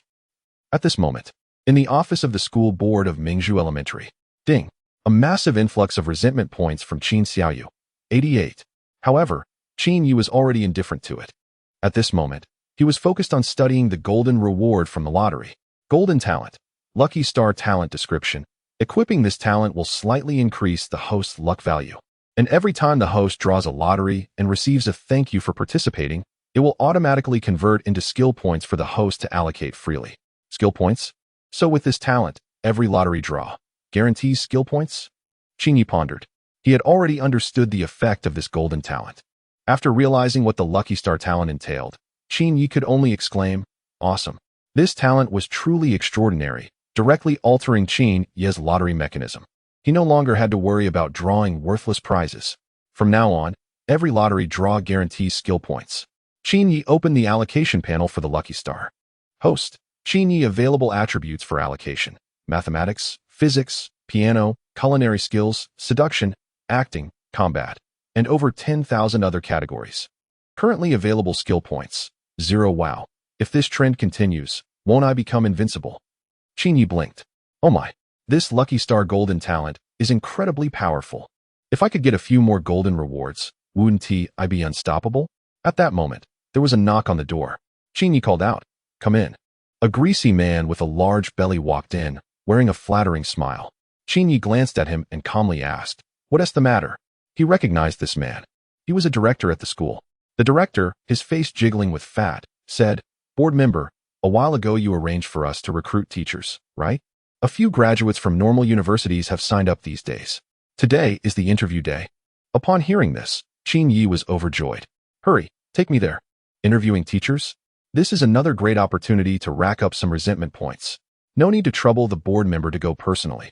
You can just sit here, and I'll call them in for the interview. The director said with a flattering expression. 5 minutes later, several graduates from normal universities arrived outside Qin office. There were only 7 of them, 3 men and 4 women. The interviewees felt a bit anxious. After all, Mingzhu Elementary is one of the top 5 prestigious schools in Jiangnan City, with high requirements for applicants and a low acceptance rate. However, the school offers excellent benefits for teachers, with numerous bonuses throughout the year. You all line up to go in, and remember to be respectful. The director instructed the interviewees outside. The board member is sitting inside. The several candidates outside nodded obediently. Sure, director, you can rest assured. We will definitely maintain a respectful attitude. Thank you. Director, I will go in first. The first candidate to enter the office is a beautiful female university student. As soon as she steps into the office, she sees Qin Yi sitting in the boss's chair. Is this the board member? He looks so young. The female student is momentarily taken aback. In her impression, board members are usually those middle-aged individuals with a bit of a greasy appearance. How could there be such a young board member? Hello, board member, my name is Bai Ruhan, and this is my resume. Bai Ruhan, feeling shy and unable to meet Qin Yi's gaze directly, lowers her slightly flushed face and respectfully hands over her resume with both hands. Chapter 15. The Insane Interview. It's Too Difficult. Bai Ruhan, female, 22 years old, undergraduate from a normal university. Qin Yi calmly read through Bai Ruhan's resume. This university was just an ordinary second-tier institution. With such a resume, she certainly wasn't outstanding among the many applicants for the position at Mingzhu Primary School. Bai Ruhan was so nervous that she didn't know what to do. Don't speak. I'll ask you a few questions first. And you need to answer quickly, Qin Yi said with a smile. Bai Ruhan nodded, her expression tense. What's your surname? Bai. What is Li Bai's surname? Li. What is Li Bai's father's surname? Li. What is Li Bai's son's surname? Li. What is Li Bai's grandfather's surname? Li. Qin Yi's pace quickened with each question, and right after that, he asked again, what is your surname? Bai Ruhan's mind momentarily blanked, and she answered, Li. Uft. Qin Yi burst into laughter. Bai Ruhan covered her mouth in disbelief. Bai Ruhan.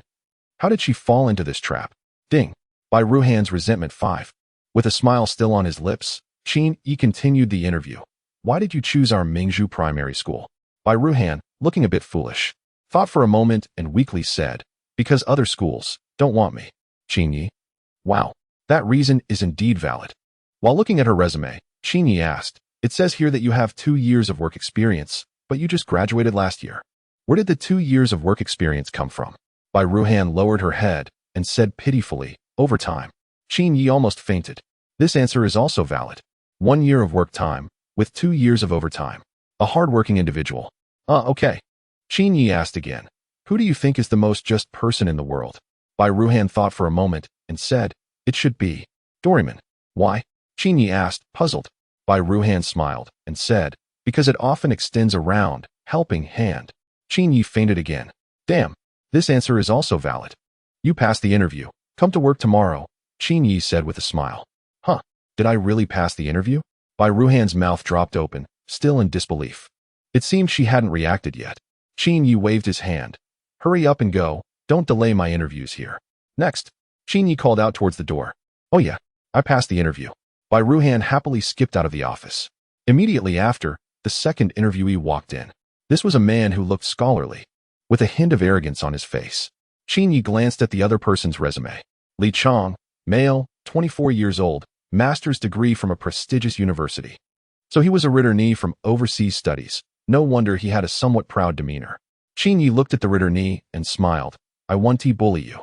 I'll ask you 2 questions, and if you answer correctly, the interview will be considered a pass. Don't say just 2, the returnee said dismissively. With an arrogant expression, even 200 questions are no problem. Hearing this, Qin Yi revealed a devilish smile. He liked this kind of oddly confident young person. Qin Yi wanted to let him experience the harshness of society. Let me ask you, who is the fastest runner in Asia? Qin Yi inquired. The returnee answered without hesitation. Su Shun, he is the top sprinter in Asia. Qin Yi chuckled and asked the second question. Then who is the second fastest runner in Asia? The returnee. The returnee was suddenly dumbfounded, staring blankly at Qin Yi. A series of question marks appeared in his mind. What the heck? Who is the second fastest in Asia?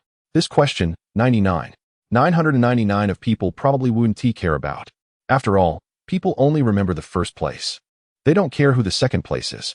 The corner of the returnee mouth twitched, and he gritted his teeth. I don't know. I'm not applying anymore.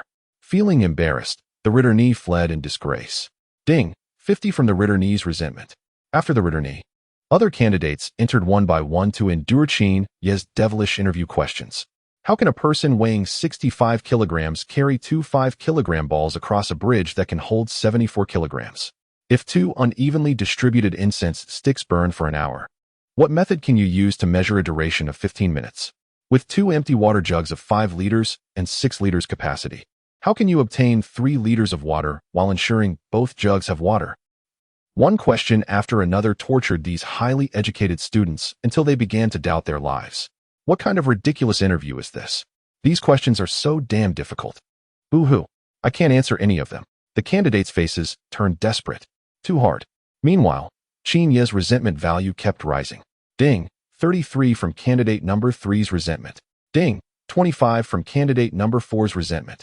Ding, 19 from candidate number 5's resentment. In the blink of an eye, over 100 points of resentment value were credited. Qin Ye revealed a devilish smile. Just then, the system prompt sounded again. Ding, 188 from Yi Dehai's resentment. Seeing this number, Qin Ye was stunned. Wow, 188 resentment points? This directly broke the record for the highest single resentment value he had ever received. What happened? An earthquake? Let's rewind time to 5 minutes ago. In Jiangnan City, a public ordinary high school. In the English Teaching and Research Group office, Yi Dehai, who had just finished an English class, was preparing to take on a few translation side jobs to earn some extra money. Sigh, life is not easy. At this age, I still have to take on side jobs. Yi Dehai, in his middle age, let out a sigh. In middle age, the pressure of life is the greatest. With elderly parents to care for and children to support, the daily expenses are not a small amount. Fortunately, his daughter is doing well and teaches at a prestigious private school. Her salary is much higher than that of her old father. After all, the school has wealthy backers, making it financially robust. Their salary and benefits are not something lesser institutions can compare to. While speaking, Yi Dehai opened his computer and logged into his translation account. He glanced at the orders, and when he saw one particularly outrageous translation request, he completely lost his composure. Unfamiliar terms like "and." What on earth are these words? He didn't recognize a single one. Yi Dehai stared blankly at the computer screen, his face turning pale, his eyes narrowing, and his lips trembling. At that moment, one thought consumed him. How on earth am I supposed to translate this document? Why don't you give it a try? Yi Dehai felt a wave of dizziness, nearly losing consciousness. Ding, Yi Dehai's frustration, level 188. Chapter 16. At this moment, the entire nation mourns for elementary school students. In a province, at various elementary schools, the students looked worried, their faces filled with anxiety. Oh no, we have an exam tomorrow. It's so sudden. I wonder how difficult the questions will be. I'm so nervous. Why did the joint exam get moved up? Sigh, the pressure is so high. I should hurry up and review.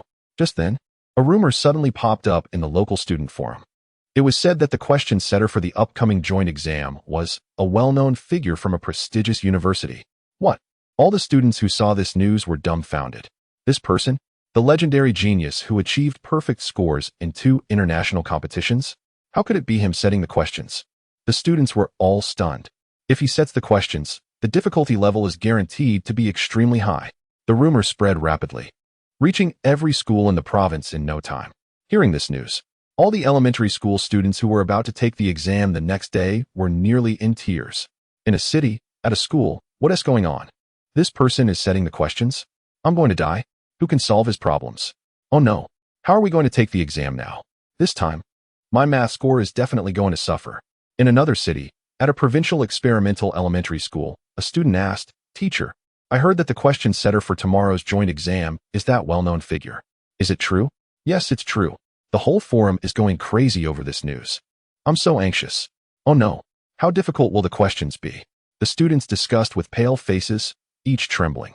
After listening to their chatter, the teacher sighed, remained silent for a long time, and finally said, "The news is true. I've heard it too. And they say this math exam will be extremely, extremely difficult. Sigh. Good luck on tomorrow's exam." As soon as these words were spoken, a chill ran down the students' spines. They felt a cold sweat on their backs. Oh no, it really is him setting the questions. I'm doomed.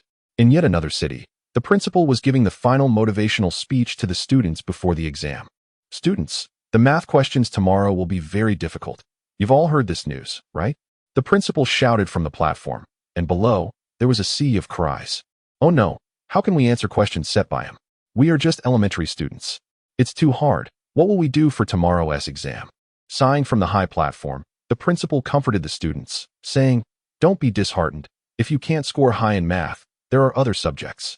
For this joint exam among 9 cities, each of you must bring a 200 attitude and take it seriously. During the exam, skip the questions you can't answer and focus on the ones you can. Our school must achieve a good ranking in this joint exam." At this moment, a naive little student in the audience raised his hand and asked, "Principal, why do we have to achieve a good ranking?" The homeroom teacher beside him immediately punched the oblivious little student. "Are you stupid? If you don't score well, where will the principal get his bonuses?" As soon as these words were spoken, the surroundings fell silent.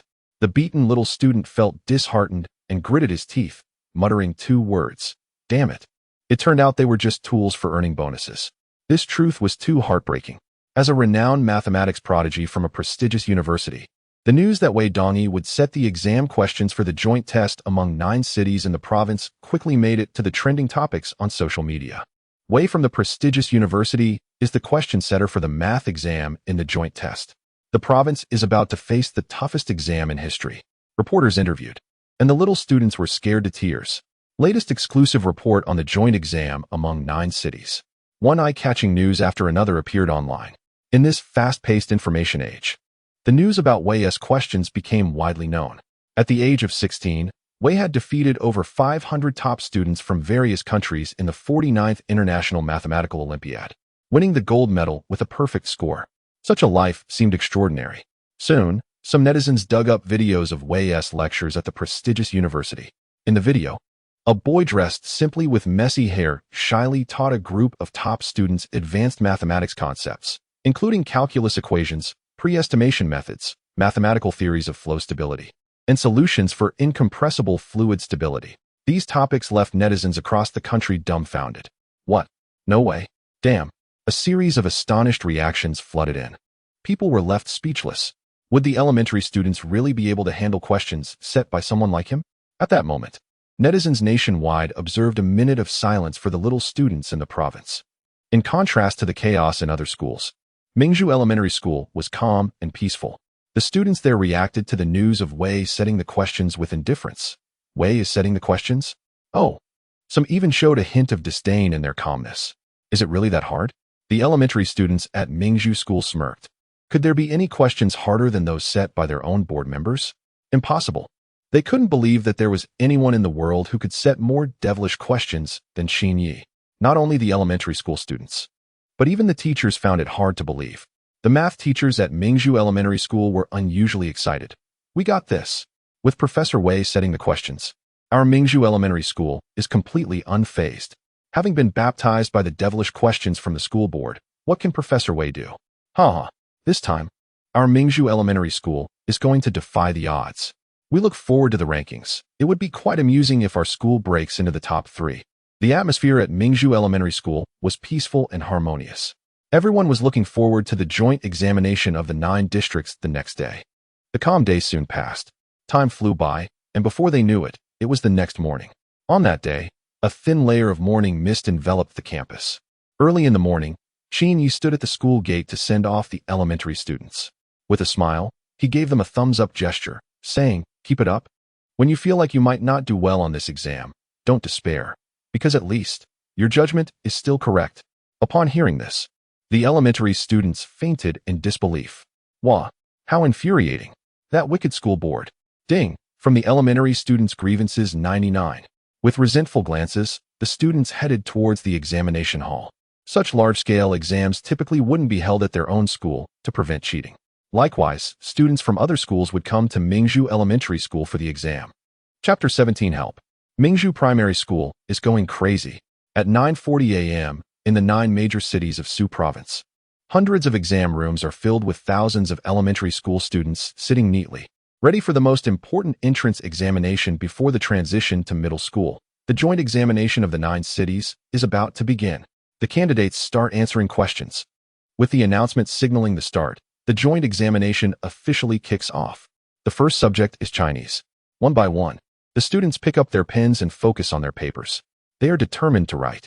However, after a while, they begin to sweat nervously. The questions seem a bit challenging. Although the Chinese exam paper is not set by a renowned expert, it is still crafted by a seasoned test designer.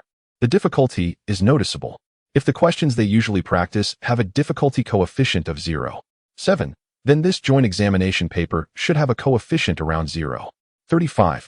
The lower the coefficient, the harder the questions. With such a significant increase in difficulty, they naturally find it quite strenuous. On the other hand, when the students from Mingzhu Primary School see the Chinese exam paper, they are instantly filled with countless question marks. This is the joint examination paper? Just this? This is way too easy. After going through 2 rounds of devilishly difficult Chinese questions from a certain individual, the students from Mingzhu Primary School see this joint examination paper and feel, it's way too easy. How can there be such simple questions in this world? Compared to those devilish questions, these are practically gift questions. Too easy. It feels like a person who is used to drinking high-proof liquor suddenly being handed a glass of clear sake. Huh, what is this? This can be called liquor? This can get someone drunk? In the same vein, at this moment, the students from Mingzhu Primary School are feeling, can this even be called a question? It's just too ridiculously simple. This stark contrast makes them start to doubt. Is this really the joint examination paper? I could do this with my eyes closed. Used to the challenging questions, the students are suddenly faced with such easy ones. They are all excitedly shouting. One by one, they pick up their pens and start answering questions like crazy. First question, second question, third question. Before long, they finish the paper. After completing it, they look around at the other candidates who are still scribbling away, and a sense of emptiness rises within them. If it weren't for the exam, they might even want to sing out loud. How lonely it is to be invincible. Joint examination questions? Just this? Just this? It's already over? They finished it in a flash. The questions set by the school board are much more interesting. These joint examination questions are simply too simple and boring. The students of Mingzhu Primary School yawn in boredom, silently ridiculing the Chinese exam paper in their hearts. 2 hours later, the Chinese language exam is over. Students from Mingzhu Primary School stood in stark contrast to those from other schools. One side was like heaven, the other like hell. The students from Mingzhu Primary School, after handing in their papers, walked away with an air of arrogance, saying, "Finally, it's over.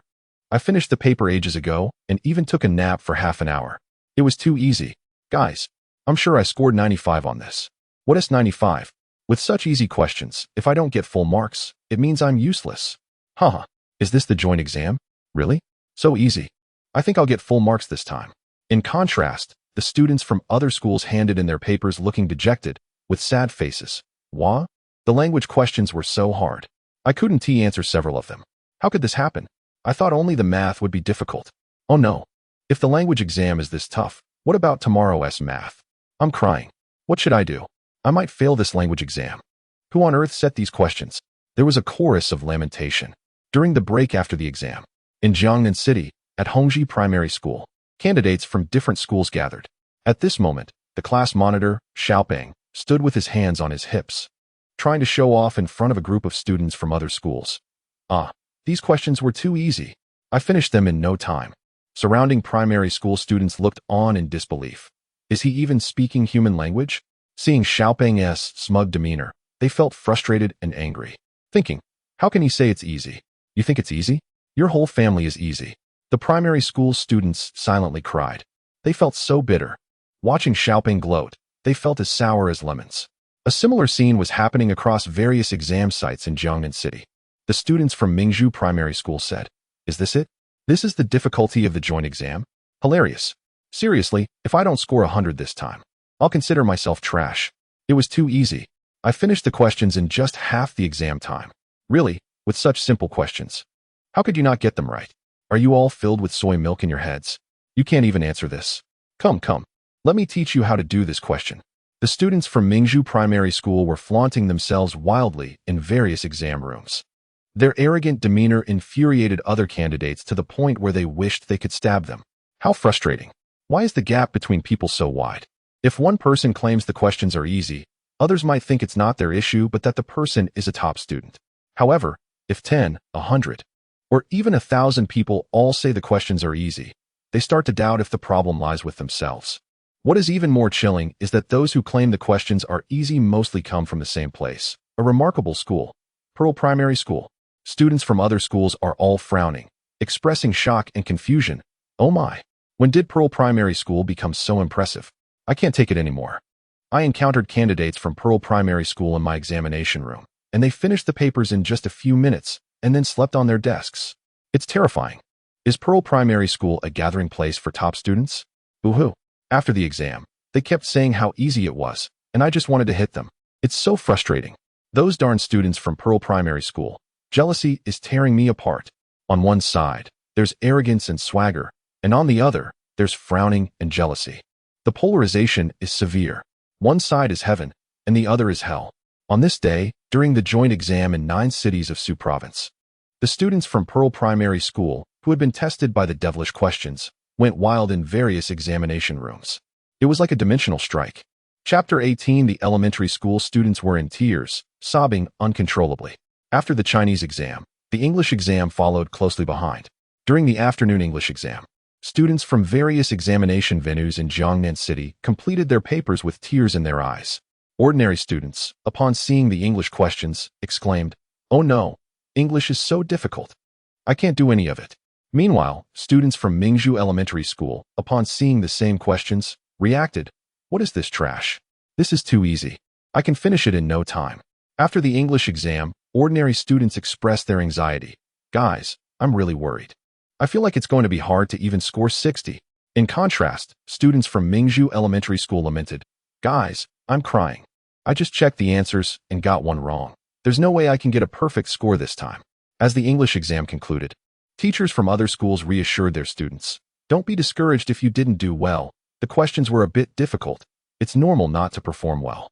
However, the teachers from Mingzhu Elementary School reacted differently. "What? You can only score 99? What a waste. You can't even get 100? What use are you?" On this day, tens of thousands of elementary school students in Jiangnan City had their mindset completely shaken by the students from Mingzhu Elementary School. While the school was bustling with activity, Qinyi was outside enjoying hot pot. The hot pot restaurant by the school was very clean. The signboard boasted, "Our restaurant guarantees fresh ingredients. The oil is pressed in-house, the pigs are raised by us, and the vegetables are homegrown." Seeing such a commendable slogan, Qinyi nodded in satisfaction. There are very few conscientious hot pot restaurants like this nowadays. So when it was time to pay the bill, Qinyi boldly pulled out 200 yuan bills and, mimicking a domineering CEO, said, "No need for change." The hot pot restaurant owner looked confused, thinking, "This person must be a fool." Just as Qinyi was about to leave, the owner suddenly called out, "Wait, your money seems to be counterfeit." Unfazed, Qinyi pointed to the slogan on the sign and said, "The vegetables in your restaurant are homegrown, and the money I'm giving you is printed by my family. Is there a problem? This is very reasonable." The hot pot restaurant owner was left speechless. Then, Qinyi was chased down 2 streets by the owner wielding a broom. When the owner finally returned, panting, he discovered that on Qinyi's table lay 200 yuan in real money. It turned out that Qinyi had placed the real money on the table beforehand, teasing the owner with the counterfeit. After finishing his meal, Qinyi returned to school. As a school board member, he conducted an inspection. When he saw students in various classes diligently studying, a smile of satisfaction appeared on his face. Look at these hard-working students who are so focused on their studies. When Qinyi casually walked into a classroom, intending to encourage them to balance work and rest and not overexert themselves, he was surprised to see that the class was screening a movie. It was the comedy film The Richest Man in Shihong City. Qinyi's expression darkened instantly. "What the heck? There's an exam tomorrow, and you guys are still watching movies." Upon noticing Qinyi's sudden arrival, the elementary students in the class shrank back, looking frightened. The teacher who was showing a movie to the students took a deep breath and stepped forward, about to say something, but was interrupted by Qinyi. "Don't say anything. I understand." The teacher? The whole class of elementary students. "What do you understand?" Everyone was confused, staring blankly at Qinyi, wanting to hear what he would say next. Qinyi walked up to the stage, sighed, and sincerely said, "Tomorrow you have a math test, and I know you are all under a lot of pressure. So, I won't blame you for watching a movie tonight." "Really?" The elementary students' faces lit up with gratitude upon hearing this. They realized the principal was such a warm and caring person, like the sun in the sky, illuminating their path forward. Principal, you are so thoughtful. Our good principal, you are our son, the whole class of elementary students said, touched. However, Qin Yi revealed a devilish smile. His smile was sincere, and his gaze was kind. As soon as this smile appeared, the entire class fell silent. The students' expressions turned wary. According to their understanding of Qin Yi, whenever he showed this expression, it definitely meant trouble. Sure enough, the next second, Qin Yi turned off the movie. Hee hee. Qin Yi displayed a sinister smile. Everyone, don't be nervous. As the principal, I like you all the most. The atmosphere suddenly became tense. The students below exchanged glances, seeing the fear in each other's eyes. They trembled. JPG. Ahem. Qin Yi cleared his throat and smiled. Since the movie you watched tonight is about a wealthy man in a city, let me pose a question for you. As soon as he said this, the students below changed their expressions to a strange one. A test. Another dreaded test. It was indeed the familiar formula, the familiar taste.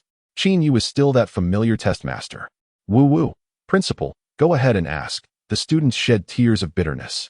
Qin Yi sincerely threw out a devilish question.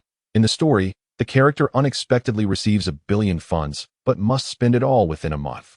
Assuming on the first day he spends $2, on the second day $4, on the third day $8, on the fourth day $16. Continuing this pattern, can he spend $1 billion in a month? As soon as Qin Yi asked this question, the elementary students hurriedly responded. Is that even a question?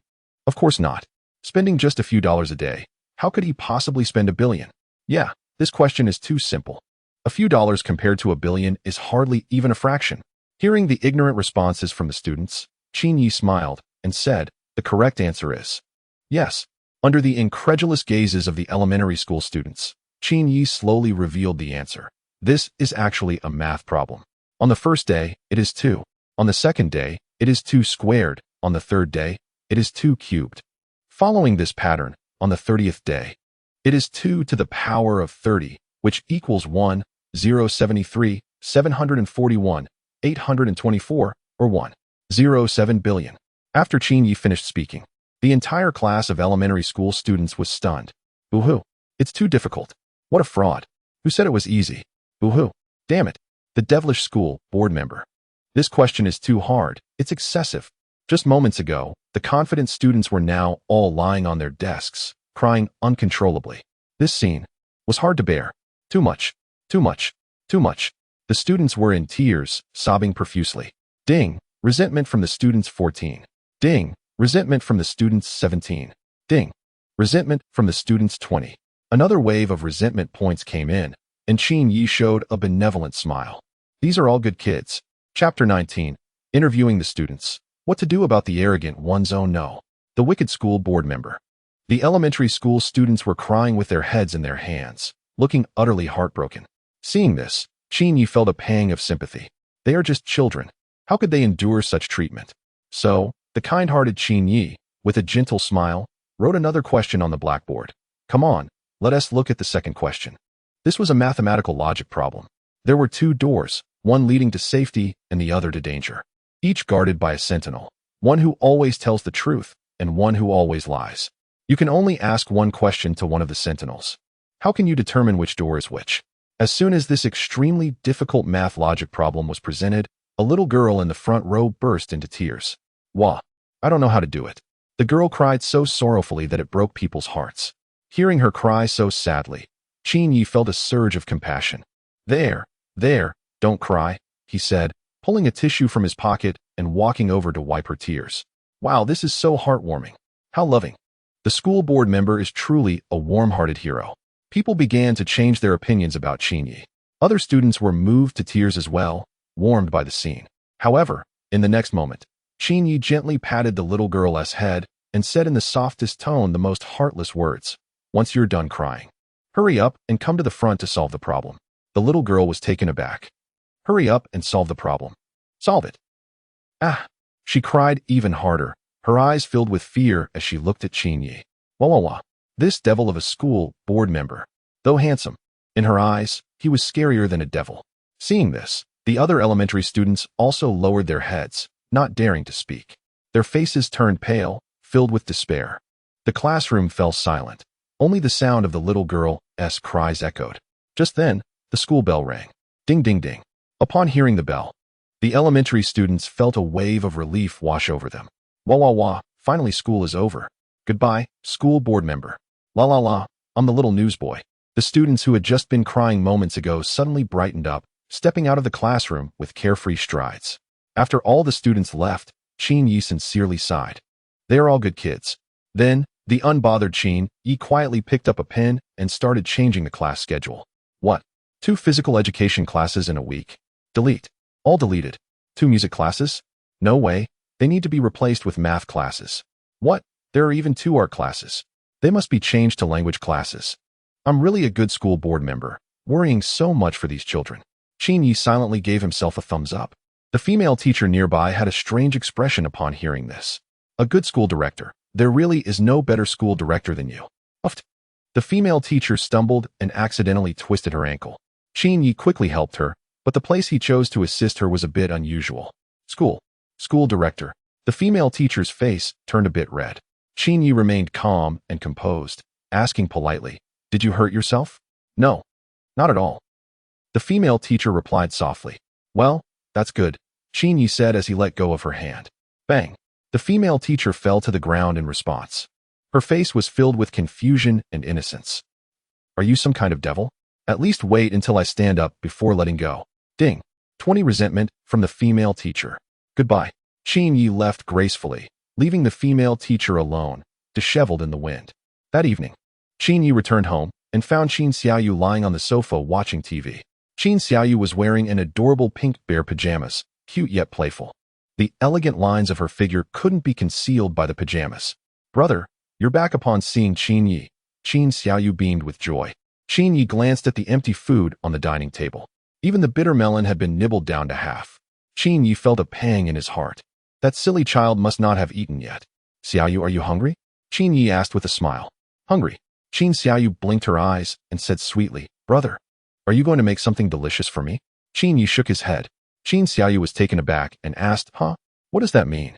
Qin Yi put his hands on his hips and said confidently, "I wanted to tell you. I'm not hungry. I had hot pot tonight, and I'm really full." Qin Yi's smile was sincere. Every word he said felt like a sharp knife, stabbing deeply into Qin Xiaoyu's heart. But before Qin Xiaoyu could get angry, Qin Yi had already run away. Good night. With a bang, Qin Yi closed the door. Outside, Qin Xiaoyu gritted her teeth in anger. "Damn it. Come out. I promise I won't hit you." But Qin Yi was not fooled. He leisurely turned off the lights and went to bed. Ding! 30 resentment from Qin Xiaoyu. The time for showing off quickly passed. In the blink of an eye, it was the next day. The day of the final subject of the joint exam in the 9th city, math. Before the exam, teachers from various universities in the province repeatedly reminded students, "Make sure to tackle the questions you know first. Don't waste too much time on the ones you don't." The difficulty of this math exam should be quite high, so everyone needs to keep a steady mindset. Start with the easier questions and don't get the order wrong. Good luck. However, at Mingzhu Primary School, it's math exam time. Let's go. Let's crush them. Little Wei, dare to act recklessly? Watch me teach you a lesson.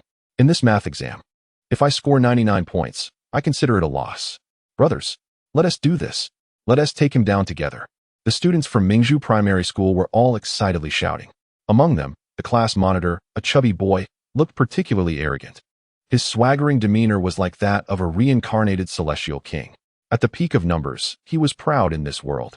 First came the chubby lord, then the heavens. With a red pen and draft paper, he would cut down all the top students and conquer the skies. Even if the chubby lord answered questions with just one hand, he would still be invincible. Half an hour before the exam, outside a testing venue in Jiangnan City, some reporters from television stations were interviewing students heading into the exam. "Hello, do you have confidence in this math exam?" a reporter asked, holding out a microphone. The interviewed students, facing the cameras, all wore frowns and shook their heads, saying, "No, not a bit of confidence. Absolutely impossible. Those are questions from the renowned Wei Shen. The Chinese and English exams were already so difficult. I can't even imagine how tough the math will be." The students' responses were quite uniform, until 2 school buses carrying students from Mingzhu Primary School slowly arrived. Over 100 students poured out of the buses. With the arrival of Mingzhu Primary School, the reporters finally had a different result for their interviews. Chapter 20. The joint examination of 9 cities concludes. Netizens are shocked. Hello. Do you have confidence in this math exam? The reporter handed over the microphone. A student from Mingzhu Primary School, hands on hips and looking quite arrogant, replied, "What? Are you asking if I could score full marks? Isn't that a pointless question? If I score anything less than 99, I consider it a loss." The television reporter was taken aback. This makes no sense at all. No one asked if you could score full marks. I asked if you have confidence. Frustrated, the reporter decided to change the interviewee. "Hello, may I ask?" Before the reporter could finish, he was interrupted. The Mingzhu Primary School student in front of him made a gesture for silence and quietly said, "Don't say it. I understand." The reporter was confused. "You understand what? I haven't finished my question." The student flicked his hair and struck what he thought was a cool pose, saying, "Don't worry for this math exam. I will take it easy and won't use all my strength." The reporter blinked in confusion. "Why?" The student replied seriously. "Because I'm afraid that if I use all my strength and score full marks, it wouldn't look good for Wei Shen." The reporter, if it weren't for the interview, he would have wanted to give the kid a thumbs up. Does Wei Shen need your consideration? Seriously, the reporter was speechless. Are all the students from Mingzhu Primary School raised by crabs? Why are they all so overconfident? Noticing the students' unusual behavior, the television reporter turned to interview a teacher. The teacher should be more normal, right? The reporter thought. He handed the microphone to a male teacher from Mingzhu Primary School and asked, "Hello, teacher, how confident do you think your students are for this exam?" Facing the camera, the male teacher sneered and held up 5 fingers. "Do you mean you have 50% confidence?" The reporter asked. "No." The male teacher turned his back to the camera, hands behind his back, giving everyone a proud silhouette, and said in a voice as lonely as snow, "It's invincible." The reporter? Even the cameraman almost fainted upon hearing this. You. The reporter was at a loss for words. These people from Mingzhu Primary School, whether students or teachers, were all incredibly arrogant. Don't they know those are questions created by Wei Shen? How can they not take them seriously? With the interview concluded, it was expected that this segment would air on the news channel of Jiangnan City that evening. Half an hour later, as the examinees sat nervously and neatly in the examination room, the final math exam of the joint examination of 9 cities officially began. The invigilator began distributing the exam papers. The exam started, and the students began to answer the questions. As the announcement blared through the speakers, all the elementary school students quickly picked up their pens and looked at the papers. Upon seeing the first question, they were all taken aback. The first multiple choice question, 1, 2, 3, 4, 5. 9899. A. 4540B. 4650C. 4840D. 4950. This was just the first question. Yet it stumped many elementary students. They stared at the long calculation. Adding from 1 to 99, the sheer volume of calculations made many students' scalps tingle. Some even took their pens and began adding each number on their scratch paper. However, the students from Mingzhu Elementary School wore disdainful smiles upon seeing the question. "What? Is that it? That's too easy." The students from Mingzhu Elementary quickly calculated the answer. 1, 2, 3, 4, 5. 9899, 199, 298. 4951, 5100, 49, 50, 4950. The answer is D. Don't ask them how they calculated so quickly. Just say it's because their school is amazing. Just think about the math problems they usually tackle. Monday, calculate the distance between the Earth and the Sun. Tuesday, calculate the trajectory of a planet 345, 165, 650 light-years away in the universe. Wednesday, calculate the collapse and destruction speed of a massless singularity in a black hole after 100,000 years. Thursday, goodness. Compared to the insane questions given by their teacher, these joint exam questions seem like garbage. If we were to describe the difficulty coefficient of these questions, which ranges from 0 to 1, with lower values indicating more difficult questions, the regular students' problems would have a difficulty coefficient of around 0. 7. The Chinese and English sections of the joint exam would have a coefficient of about 0.35. However, this math exam's difficulty coefficient would be around 0.03. The questions given by their teacher would have a difficulty coefficient of 0.00000001. The gap in difficulty is not just 100-fold or 1,000-fold. Having experienced the grueling challenges from their teacher, how could they be stumped by questions that were several levels easier? To put it in perspective, before the joint exam, they were tackling their teacher's questions as if they were battling ferocious beasts. Suddenly, The joint exam told them their opponents were little rabbits. Wouldn't that be a complete slaughter? The students from Mingzhu Elementary, with gleaming eyes, began to tackle these questions furiously. In contrast, other examinees found themselves at the mercy of the questions. Oh no, I can't do this at all. These questions are just torture. Faced with such bizarre questions. Among the 80,000 elementary students in the 8 major cities of the province, except for a few exceptional students, the rest were completely overwhelmed. Time ticked away. Soon, the announcement echoed again. The exam has concluded, and candidates are instructed to stop answering. Amidst a cacophony of wailing and howling, this math exam has come to an end. The sounds of crying, cursing, and lamenting intertwined throughout the examination hall. Damn it. This is way too difficult. Is this really a test for elementary school students? It's too harsh. There are 20 questions, and I can't solve a single one. I'm slightly better. I can only solve one. This is insane. I'm in tears. I anticipated the questions would be hard, but not to this extent. This math exam is a disaster. The cries were heart-wrenching. As soon as the exam ended, discussions about the math test quickly surged to the trending topics on social media. The headlines were increasingly eye-catching. Joint exam in 9 cities of the province concludes. Math questions exclusively revealed difficulty of the questions by the author is off the charts. 80,000 students left in tears. Author of the questions. The unrivaled Challenger Elementary students post-exam. What on earth? Hellish difficulty exam. Students in the province are really struggling. Students, please, just be reasonable. Joint exam in 9 cities concludes. 80,000 students criticize the author. Math questions from the provincial exam spark nationwide controversy. One after another, curious netizens clicked on the math questions circulating online. Upon seeing them, everyone was shocked. Is this really for elementary school exams? Netizens rubbed their eyes in disbelief, unable to accept what they were seeing. Chapter 21 Brothers, I bow down in respect. Multiple choice. A bottle of soda costs $1, and 2 empty bottles can be exchanged for 1 full bottle. Each bottle of soda has a 5 chance of winning another bottle. Assuming you have $20, what is the maximum number of bottles you can drink under extreme circumstances? A. 35 bottles. B. 38 bottles. C. 48 bottles. D. Infinite bottles. Fill in the blanks. Fill in the following with mathematical operations to make the final results of the 4 equations equal, excluding 0 and 1. And the final result cannot equal 0 or 1. 3, 3, 3, 3, 5, 5, 5, 5, 4, 4, 4, 4, 6, 6, 6, 6. Calculation problem. There are 30 types of feed and 5 white mice. It is known that one type of feed is toxic, and eating it will result in death within a week. Please design a feeding method to determine which type of feed is toxic after 1 week. One after another, these bizarre math problems dazzled everyone's eyes. Is this really an elementary school question? Wow. Are elementary school students this scary now? Brothers, I bow down in respect. May you all take care of yourselves. Now that I've bowed, I will never look down on elementary school students again. Truly impressive, this question is quite difficult. The elementary school students in this province are really unfortunate. Let's sympathize with them. Sorry, I might have attended a fake elementary school. This is the first time I feel like my intelligence has been rubbed in the dirt by elementary school students. There was an uproar, and the entire internet was stumped by this math problem.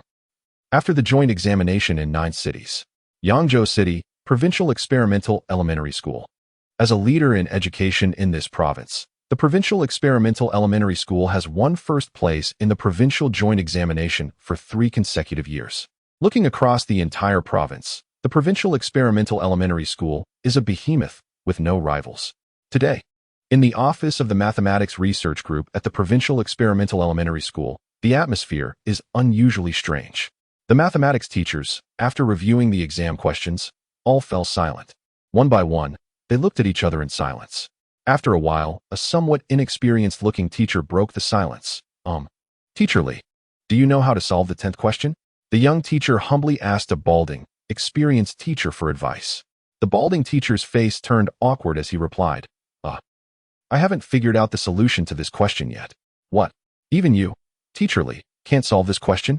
The young teacher's eyes widened in disbelief. It's important to note that the balding teacher in front of him has been teaching mathematics for over 20 years. At this point, everyone finally understood the value of this math exam. This isn't just difficult. It's insane. During the lunch break, A middle-aged man was inquiring about his son's exam results. Xiao Yi, how did you do on the math test this morning? After a moment of silence, my son replied with a sobbing tone, What? I definitely failed. I only managed to answer 4 or 5 questions on the entire paper. The middle-aged man was taken aback, unable to believe it. How could this happen? You're the top student in the class, and you usually score full marks in math. My son sighed. Don't mention it. It's all that darn Wei Shen's fault. His questions were just too difficult. The middle-aged man, still in shock, asked, So, how many points do you think you'll score this time? My son hesitated for a moment and weakly said, Maybe a little over 30. The middle-aged man's mouth twitched. Over 30, and the full score is 100. Seeing his father still unsatisfied, my son rolled his eyes and said, Dad, you should be grateful. I still managed to get over 30, while others probably can't even score 10. The father, with a dark expression, reprimanded, How can you be proud? You usually score full marks. Looking at the gloomy sky, my son replied softly, I score full marks usually because the person setting the questions isn't Wei Dongyi. Similar conversations were happening all over Su province. All the elementary students participating in this joint examination across 9 cities were completely thrown off by the math paper. They shed tears of frustration and vented online. Shameless Wei Shen, I hate you. I really want to get rid of him. The questions were so hard. Do you know how desperate I felt at that moment? Wah, that's so annoying. What a jerk. From today on, we elementary students will never forgive Wei Shen. I want to die? These insane questions are terrifying. Is there a group sending blades to Wei Shen? I want to take him out. I'm crying. I might only score in the teens. This makes me so mad. Count me in for sending blades. One by one, the elementary students were grinding their teeth in anger. Filled with rage. What kind of grudge do they have against Wei Shen? Why such a merciless attack? However, the more heartbreaking moment came at 8 p.m. when the Jiangnan City TV station aired some interview clips. The interviews were about the math exam from the joint examination across the 9 cities. In the footage, the reporter was holding a microphone, asking the students who had just finished their math exam how they felt. Other students responded with, Wow, so hard. I completely couldn't do it. Scared, worried, trembling. Yet, at Mingzhu Elementary School, it was a different scene. Garbage. I could do it with my eyes closed. Finished in 20 minutes. It was so simple. At the moment of handing in the paper, I knew I was destined to be the top student in the province. Boring. I finished in just a couple of minutes. It was too easy. The students of Mingzhu Elementary School all expressed that it was too simple. They even wanted to do another paper. All the elementary school students who watched the interview video from this TV station were stunned. They gritted their teeth and exclaimed 3 words. What a joke. They were all in tears over a single test paper, and these students from Mingzhu Elementary School surprisingly wanted to do more. What on earth is this? The students from other schools were all furious, their faces turning green with anger. Meanwhile, in the boardroom of Mingzhu Elementary School, Qin Yi was working on the math test for this joint examination. He looked at the first question, 1, 2, 3, 4, 5. 98, 99. A, 45, 40 B, 46, 50 C, 48, 40 D, 49, 50. After reading the first question, Qin Yi was speechless. It was too easy. He had 7 or 8 methods to solve it. Sigh, how could it be this simple? The questions from the instructor shouldn't be at this level. Qin Yi sighed. Of course. He understood that these questions were meant for elementary students, so they couldn't be too advanced and had to be based on elementary knowledge. However, he still felt a bit disappointed. After all, he had high expectations for the instructor. Qin Yi sighed again and continued to look at the other questions. Second question. Third question. Fourth question. In no time, he finished all the questions. He glanced at his watch. It took 8 minutes. An average of 20 seconds per question. He basically had the answers just by glancing at them. Don't ask Qin Yi why he was so impressive. He was once known as a genius at the Massachusetts Institute of Technology, the youngest master's student in the mathematics department. The reason he didn't pursue a PhD was that he found mathematics too boring. So he returned home early to take over the family business. After all, with his family's wealth, did he really need to study mathematics? Just then, the system's prompt sound unexpectedly rang out. Chapter 22, Achievement Unlocked. Target, God of Killing Ding. Congratulations to the host for accumulating over 10,000 resentment points, achieving the accomplishment, Rise of Resentment. Ding. Congratulations to the host for receiving the reward for achieving, Rise of Resentment, Special Aura, Favor from the Education Bureau. Hearing this notification, Qin Yi smiled. It turned out that he had completed a system achievement and received a system reward. It seems that obtaining system rewards isn't limited to just the lottery. He just wasn't sure how difficult it would be to unlock these achievements. Qin Yi couldn't help but open the system achievement panel. There, he saw that there were over 2,000 achievements yet to be unlocked. Sudden wealth, achievement requirement. Accumulate over 1,000 resentment points in a single transaction. Infamous, achievement requirement. Accumulate resentment from over 4 million people. God of Killing, achievement requirement. Defeat Wei God in a major competition. Confronting the Sister Demon, achievement requirement. Accumulate resentment points from Qin Xiaoyu for 30 consecutive days. One achievement after another left Qin Yi dazzled. So many achievements? Qin Yi gasped. Indeed, the requirements to achieve these accomplishments were not easy. However, each achievement would yield corresponding system rewards. This was much more reliable than a lottery. Qin Yi looked at the reward for achieving Rise of Resentment. Special Aura, favor from the Education Bureau Aura Effect. As a rising star in the education sector, your unique charisma has garnered unanimous favor from the leaders. Although he wasn't quite sure what this meant, it seemed impressive. Qin Yi sniffed. As night fell, the elementary school students marched out of Mingzhu Primary School with an air of indifference. They cheered and exuberantly expressed their excitement. Oh yeah, vacation time. Hee hee. Even if the holiday is only 2 days, it's still awesome. This is easy. I'm going to play Honor of Kings during the break. Uft. You're going to drag your teammates down again. That's right, the elementary school students were on break. The joint examination in Nine City had concluded, and the province had a unified holiday. This was a tradition throughout the years. Watching these adorable elementary school students leave, Qin Yi wore a sincere smile and remarked, "They're all good kids." Then, Qin Yi quietly opened the WeChat group. He sent a message. All teachers, don't be idle during the holiday. Give the students in your class an hour of online lessons each day. Once this message was sent in the group, Qin Yi quickly received 400 to 500 resentment points. Ding, 18 resentment from Teacher Li. Ding, 21 resentment from Teacher Wang.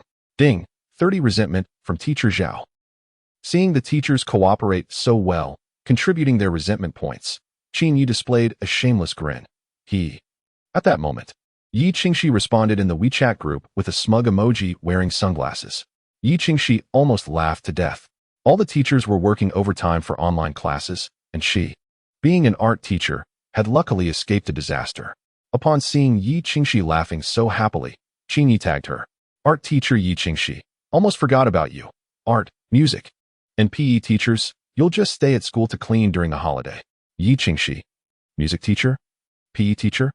The music and PE teachers were about to cry. This unexpected burden came too suddenly. They had a perfectly good holiday, so why were they suddenly assigned cleaning duties? The teachers were left speechless, each one hating Yi Qingxi to death. Why did you have to say anything? And you dragged us down with you. Ding. Resentment from the music teacher 33. Ding. Resentment from the PE teacher 35. Ding. Resentment from Yi Qingxi 66. Another wave of resentment points came in.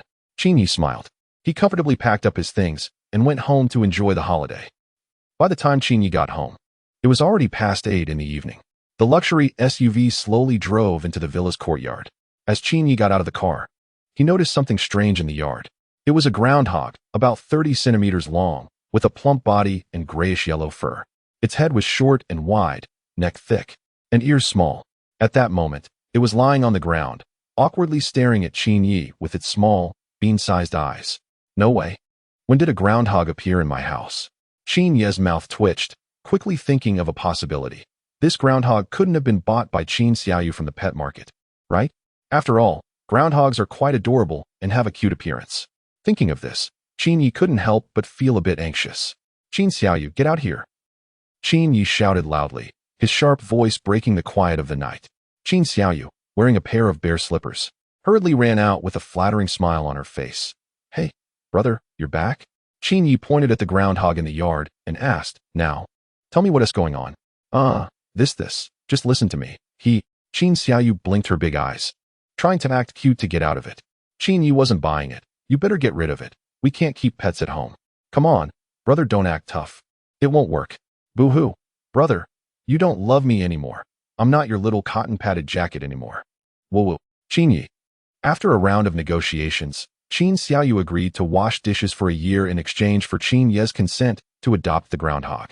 In the yard, Qin, you brought some vegetables to feed the groundhog. Squeak, squeak, squeak. The groundhog clumsily munches on vegetables, looking quite adorable. Speaking of this groundhog, it seems to be unnamed. Qin Yi gazes at the groundhog gnawing on corn, a thoughtful expression on his face. Since you're so chubby, I'll call you Little Slim. Little Slim, Little Slim, Qin Yi said with a smile. Groundhog. Ding, resentment from the groundhog 5. As soon as the notification sound rang out, Qin Yi was stunned. Wow. This system can even harvest resentment points from animals? To test whether he was just imagining things, Qin Yi turned and punched the groundhog. The groundhog looked confused, and its little eyes, the size of mung beans, were filled with tears as it looked at Qin Yi. Ding, resentment from the groundhog 10. The sound came again, and Qin Yi's eyes lit up. It seemed he had discovered a new world of confrontation. Chapter 23, the first day of vacation with Qin Xiaoyu. Just as Qin Yi was preparing to feed the groundhog some mustard, Qin Xiaoyu suddenly appeared behind him like a ghost. Brother, what are you doing? Qin Xiaoyu squinted her eyes, scrutinizing Qin Yi like a detective. Qin Yi quickly stopped his peculiar behavior, trying to cover up. Hee, nothing much. The plan to tease the groundhog was officially declared a strategic retreat. In the living room, Qin Yi and Qin Xiaoyu sat on the sofa, chatting casually. Brother, how should I spend this vacation? Qin Xiaoyu propped her head on her hands, deep in thought. Hearing this, Qin Yi was taken aback, asking in surprise. What? You guys have a break too? Qin Xiaoyu replied cheerfully. Yeah, our school also has a 2-day holiday. What's the reason? Qin Yi frowned. You're not elementary students. You didn't participate in the joint exam. So why do you get a holiday? Qin Xiaoyu chuckled and said, That's because our teachers went to grade the papers for the joint exam, so we got a break. Qin Yi was momentarily speechless. What she said seemed reasonable. Qin Xiaoyu was taking advantage of the elementary school students. How annoying. So what are your plans for these 2 days off? Qin Yi asked. Qin Xiaoyu thought for a moment, her eyes sparkling. How about going to the beach for vacation? The beach, sunshine, blue sky, white clouds. Just thinking about it feels so nice. Brother, do you agree? Of course I don't agree, Qin Yi replied sincerely. Qin Xiaoyu pouted in grievance. If you don't agree, then why did you even ask me? I was just asking you, not saying I would agree. Qin Yi teased. Besides, I already have plans for the vacation. Really? Qin Xiaoyu's eyes sparkled with excitement as she asked. What is it? Brother, tell me. Qin Yi smiled mysteriously. You'll know tomorrow. The next day arrived. When Qin Xiaoyu was taken by Qin Yi to a marathon event, she was stunned. Looking at the upcoming marathon, and then at the seemingly harmless Qin Yi, her mouth twitched. Brother? Is this your plan? Qin Yi smiled. Hee. It's great to run and exercise during the vacation. Qin Xiaoyu. Ding, from Qin Xiaoyu's resentment 44. Poor Qin Xiaoyu. Unknowingly dragged by Qin Yi to participate in the marathon. The marathon is a long-distance running event, over 40 kilometers in total. Before long, the race began. The loudspeaker announced, the 14th marathon of Su Province is about to start. Please take your positions, get ready. Start. With the referee's whistle, the race officially began. On the starting line, thousands of participants surged forward, like a swarm of locusts, densely packed black dots. Go, Xiaoyu. Qin Yi shouted, and then took the lead. He moved like a cheetah, charging to the front of the group at an astonishing speed. His speed was so remarkable that it could only be described in 4 characters. Swift as the wind. 3 words, simply fast. Don't ask how Qin Yi could run so quickly. He won 2 thank you for participating prizes in a lottery last night, triggering his talent, Lucky Star, which granted him 10 skill points. He allocated all those points to his physique. As Qin Yi sped ahead, crushing the competition with his overwhelming pace. Onlookers along the road were left dumbfounded. Viewers in the marathon livestream were equally astonished. The barrage of comments exploded. Wow. Brothers, look at how fast that guy is running. My God. Does he have 4 legs? How can he be so fast? If this guy went to the Olympics, he'd definitely place. Is he another Su Bingtian? Scary. So fast. Who can outrun him? The online viewers were all stunned, their eyes wide with disbelief. Moreover, the young man leading the pack was not only running but occasionally turned back to taunt the other competitors. Hey, you guys are too slow. Hearing this, could the other contestants hold back? They roared in frustration. Damn it. So arrogant. Catch up to him. This is too much. Brothers, speed up. Charge. Let's show him our strength. Soon, these competitors accelerated, each running faster than rabbits, trying to overtake Qin Yi. Among the crowd, Qin Xiaoyu, dressed in sportswear, calmly ran in the middle of the pack. Humph, stinky brother. Qin Xiaoyu huffed proudly, thinking, I'll see what you do when you run out of stamina. Although Qin Yi was far ahead, she still didn't have faith in him. After all, a marathon is a long race, over 40 kilometers. Burning out energy at the start is a foolish move. I'll save my energy and overtake you when you're tired, Qin Xiaoyu thought to herself, clenching her small fists. However, 20 minutes later, Qin Xiaoyu realized she had underestimated him. Qin Yi was still far ahead, leaving everyone behind. In fact, those who attempted to catch up were losing steam, panting heavily, and slowing down. The competitors were left speechless, gritting their teeth. What the hell? How does he still have so much energy? It's been over 20 minutes, and he shows no signs of fatigue. Damn, this guy is something else. I'm impressed. Meanwhile, the viewers in the live stream were also stunned. Because on screen, the young man showed no signs of exhaustion. In fact, he was speeding up even more. Who is this person? It's unbelievable. After running for so long, he doesn't even seem to be out of breath. Wow, this guy is incredible. I bet he's definitely going to win this marathon. I'll wager a pack of spicy snacks that the champion will be him. The comments are buzzing, and netizens are sharing their thoughts. At this moment, the live stream shows Qin Yi performing an astonishing move that leaves everyone speechless. He actually turns around and starts running back. This action completely stuns everyone. What? Running back in a marathon? What kind of move is this? The comments explode. What? Where's the referee? He's violating the rules. He's running back. Stop calling out from above. Which rule in the marathon says you can't run back? That is a good point. There really isn't such a rule. So he's not breaking any rules. I just can't understand what he's trying to do by running back. As soon as this comment appears, the likes shoot up into the thousands. Indeed, everyone is puzzled about what he is trying to achieve by suddenly running back. Soon, they find out the answer. The live stream shows Qin Yi returning to the main group, taking on the role of a pace setter. While running, he starts cheerfully engaging with the competitors. Did you all skip breakfast this morning? Why are you running so slowly?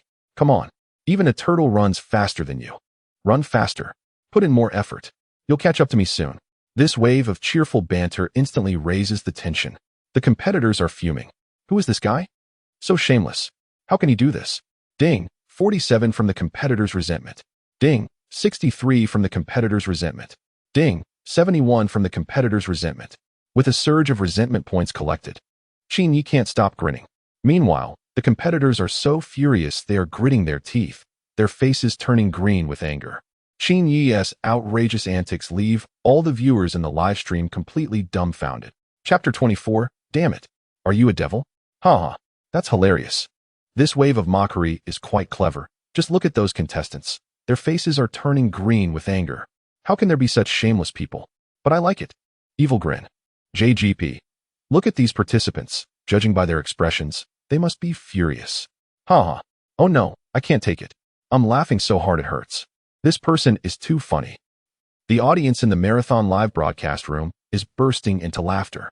Many people are laughing so hard they're nearly jumping up and down, almost fainting from laughter. It's all because Qin Yi is being so outrageous. How can there be such shameless people, mocking other contestants while running a marathon?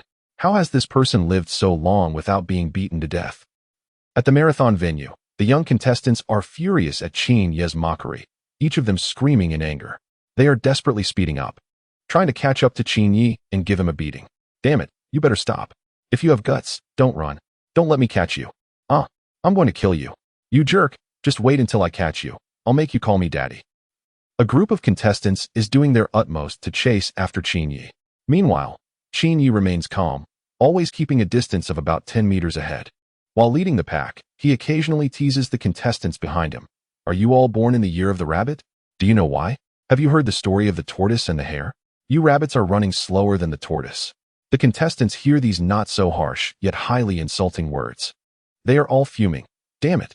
You are so shameless. Oh no. I can't keep up, brothers. This is too unfair. I can't catch up at all. What's worse, Qin Yi deliberately controls the distance between himself and the contestants, always keeping it around 10 meters. This short distance gives everyone the illusion that if they just speed up a little, they could catch up to Qin Yi. This 10-meter gap seems easy to close. But Qin Yi is so crafty. When everyone speeds up, he speeds up too. When they slow down, he slows down. He stays just out of reach, making it impossible for them to catch him. The contestants are so enraged by Qin Yi's shameless behavior that they almost have a heart attack on the spot. This is too outrageous, too despicable, too infuriating. Damn it, how can there be such a wicked person? That seemingly short 10-meter distance feels like an insurmountable chasm. It's utterly unreachable. Thus, under the furious glares of the contestants, on the marathon track, Qin Yi takes the lead, running ahead of all the participants. The audience in the live broadcast room is stunned. This scene is truly bizarre. In the scene, the young man in the white shirt is leading all the competitors while occasionally glancing back, effortlessly expressing his thoughts without a single curse. This bizarre competition has been going on for over an hour. After this duration, more than half of the participants on the marathon track have been eliminated. Many of them lost their composure due to the pressure from the leading competitor, exhausting themselves in an attempt to catch up, only to regretfully withdraw from the race. Meanwhile, Qin Xiaoyu has long separated from the main group, as she simply cannot keep up. As an untrained young girl, how could she manage such a long marathon? Breathless and drenched in sweat, Qin Xiaoyu sits by the side of the track. She watches in despair as the figure of Qin Yi, who is far ahead, becomes a mere dot in the distance. How could her annoying older brother run so fast? Her mood begins to crumble. She remembers that he doesn't seem to have trained much at all. How does he have such good physical stamina? It has been over an hour, and he shows no signs of slowing down. This is simply outrageous. Tears of despair well up in Qin Xiaoyu's eyes. Up ahead on the track, Qin Yi, who is leading the pack, suddenly receives a wave of resentment from Qin Xiaoyu. Ding! Resentment from Qin Xiaoyu 66. Upon receiving this, Qin Yi is momentarily taken aback, which inadvertently causes him to slow down a bit. The competitors behind him notice this and excitedly speed up. Brothers, he is slowing down. He is out of energy. Ha! He finally can't keep going. Let us go. Brothers, overtake him. Don't let him be arrogant. Charge! Charge! I've been waiting for this moment for so long. Let us go. Brothers. The participants surge forward like arrows released from a bow. Swiftly, rapidly, they run with all their might. Huge beads of sweat roll down their bodies, splashing onto the ground. The concrete track is drenched in their sweat. They grit their teeth and run desperately under the scorching sun. With the effort they exert, their faces are even distorted by the air resistance. Although they look quite ragged in their struggle, it is all worth it if they can catch up to that troublesome figure ahead. At this moment, even the viewers watching the marathon live stream are getting tense. Holding their breath, they stare intently at the screen. They're about to overtake him. It's getting intense. This is more exciting than any drama. Brothers, look. Just as the competitors are about to surpass Qin Yi, he suddenly accelerates. This unexpected burst of speed makes the competitors behind him furious. Damn. How does he still have energy? No way. Does this guy have 4 legs? How can he not feel tired at all? I'm really at a loss for words. Who can outrun him? Seriously. Who just said he had no strength left and couldn't run? The competitors started blaming each other. At this moment, Qin Yi did something even more outrageous. He slowly turned around, facing the competitors, and then started running backward. As soon as this backward running began, the other competitors were left speechless, nearly exploding with frustration. What the heck? Running backward? Who are you insulting here? Ugh, how infuriating. Are you some kind of devil? Guys, I can't take it anymore. I'm so angry, my mentality is breaking down. Seriously, I'm just amazed. This is a marathon. Are you running backward to insult us? The competitors all felt deeply insulted. It was so incredibly frustrating. Qin Yi's actions seemed to say, come on, even if I'm running backward, you still can't beat me. Meanwhile, the audience in the marathon live stream, witnessing this hilarious scene, couldn't help but burst out laughing. Ha! This is killing me. Is that you, Xiao? Xiao, the best of the best. Even the old lady by the road can't compare. Just look at those competitors' expressions. They all look like they've eaten something terrible. Ha! The harm isn't great, but the insult is extremely strong. Brothers, I can't take it anymore. I was eating and suddenly saw this, and I spit my food out. At the marathon scene, while running backward, Qin Yi looked at the competitors chasing him and sarcastically said, Hey, guys, you're running too slowly. Not doing so well, huh? Do you want me to slow down and wait for you? Oh, how about this? I'll hop on one leg. With that, Qin Yi lifted one leg and started hopping on the track with the other. All the marathon runners. Are you some kind of devil? Chapter 25. A rare calamity every 1,000 years watching Qin Yi hopping on one leg ahead. All the contestants felt as if their dignity was being ruthlessly ground into the dirt. The only way to describe that feeling was with 4 words: utterly infuriating. What the heck? This is a marathon. You're running on one leg? Who are you insulting? Damn it. You stop right there. You scoundrel. I'm going to take you down. This is too much. If you have guts, don't run. You beast. You're driving me crazy. A chorus of curses echoed behind Qin Yi, and his resentment points kept rising. The kind-hearted Qin Yi decisively chose to press on, mercilessly taunting the contestants behind him. La la la, can't catch up with me? Really? I'm on one leg, and you still can't beat me? Wow, you guys are really weak. This wave of merciless taunts caused the contestants to collectively spit blood again. They were furious, grinding their teeth in anger. Why is there such a calamity? It's really driving me insane. They've never experienced such humiliation in their lives. They were so mad their heads were spinning, and their lungs felt like they were about to explode. They couldn't catch up, and they couldn't curse back. This was just hopeless. Ding! Resentment from marathon contestants 33. Ding! Resentment from marathon contestants 44. Ding! Resentment from marathon contestants 55. Qin Yi was like a relentless mower, crazily harvesting the resentment of these contestants. He even intensified his antics, throwing out questions during the marathon. Why do stars shine? Why do fish have only 7 seconds of memory? I have 5 apples. If you eat one, why are there still 3 left? Why? Viewers in the marathon live stream were perplexed by this scene, flooding the chat with question marks. Meanwhile, the contestants following Qin Yi were fuming. What the heck is this? Are you some walking encyclopedia of questions? Finally, one contestant couldn't hold back any longer. While running on the track, he cried out to Qin Yi, "Bro, I'm begging you, please stop talking." Upon hearing this, the other contestants nearby also softened.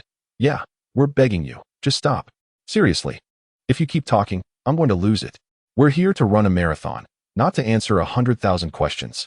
Let's not say anything else. If you just keep quiet, we'll still be good buddies." They all urged him in unison. Their faces were filled with helplessness. Encountering such a disaster, they truly felt they were suffering from some sort of karma. Upon hearing the competitors starting to give in, Qin Yi couldn't help but chuckle. While leading the pack, he cheerfully asked, "Do you think I'm handsome?" The marathon runner's lips twitched slightly. After a strange silence, these competitors, with a guilty conscience, replied, "Handsome. So handsome. Even I, a man, am captivated by your damn good looks. With your exquisite features, handsome cheeks, and ethereal charm, you're the most striking guy in this region. Darling, promise me not to walk around casually, because I'm afraid others won't be able to handle your handsomeness and might faint."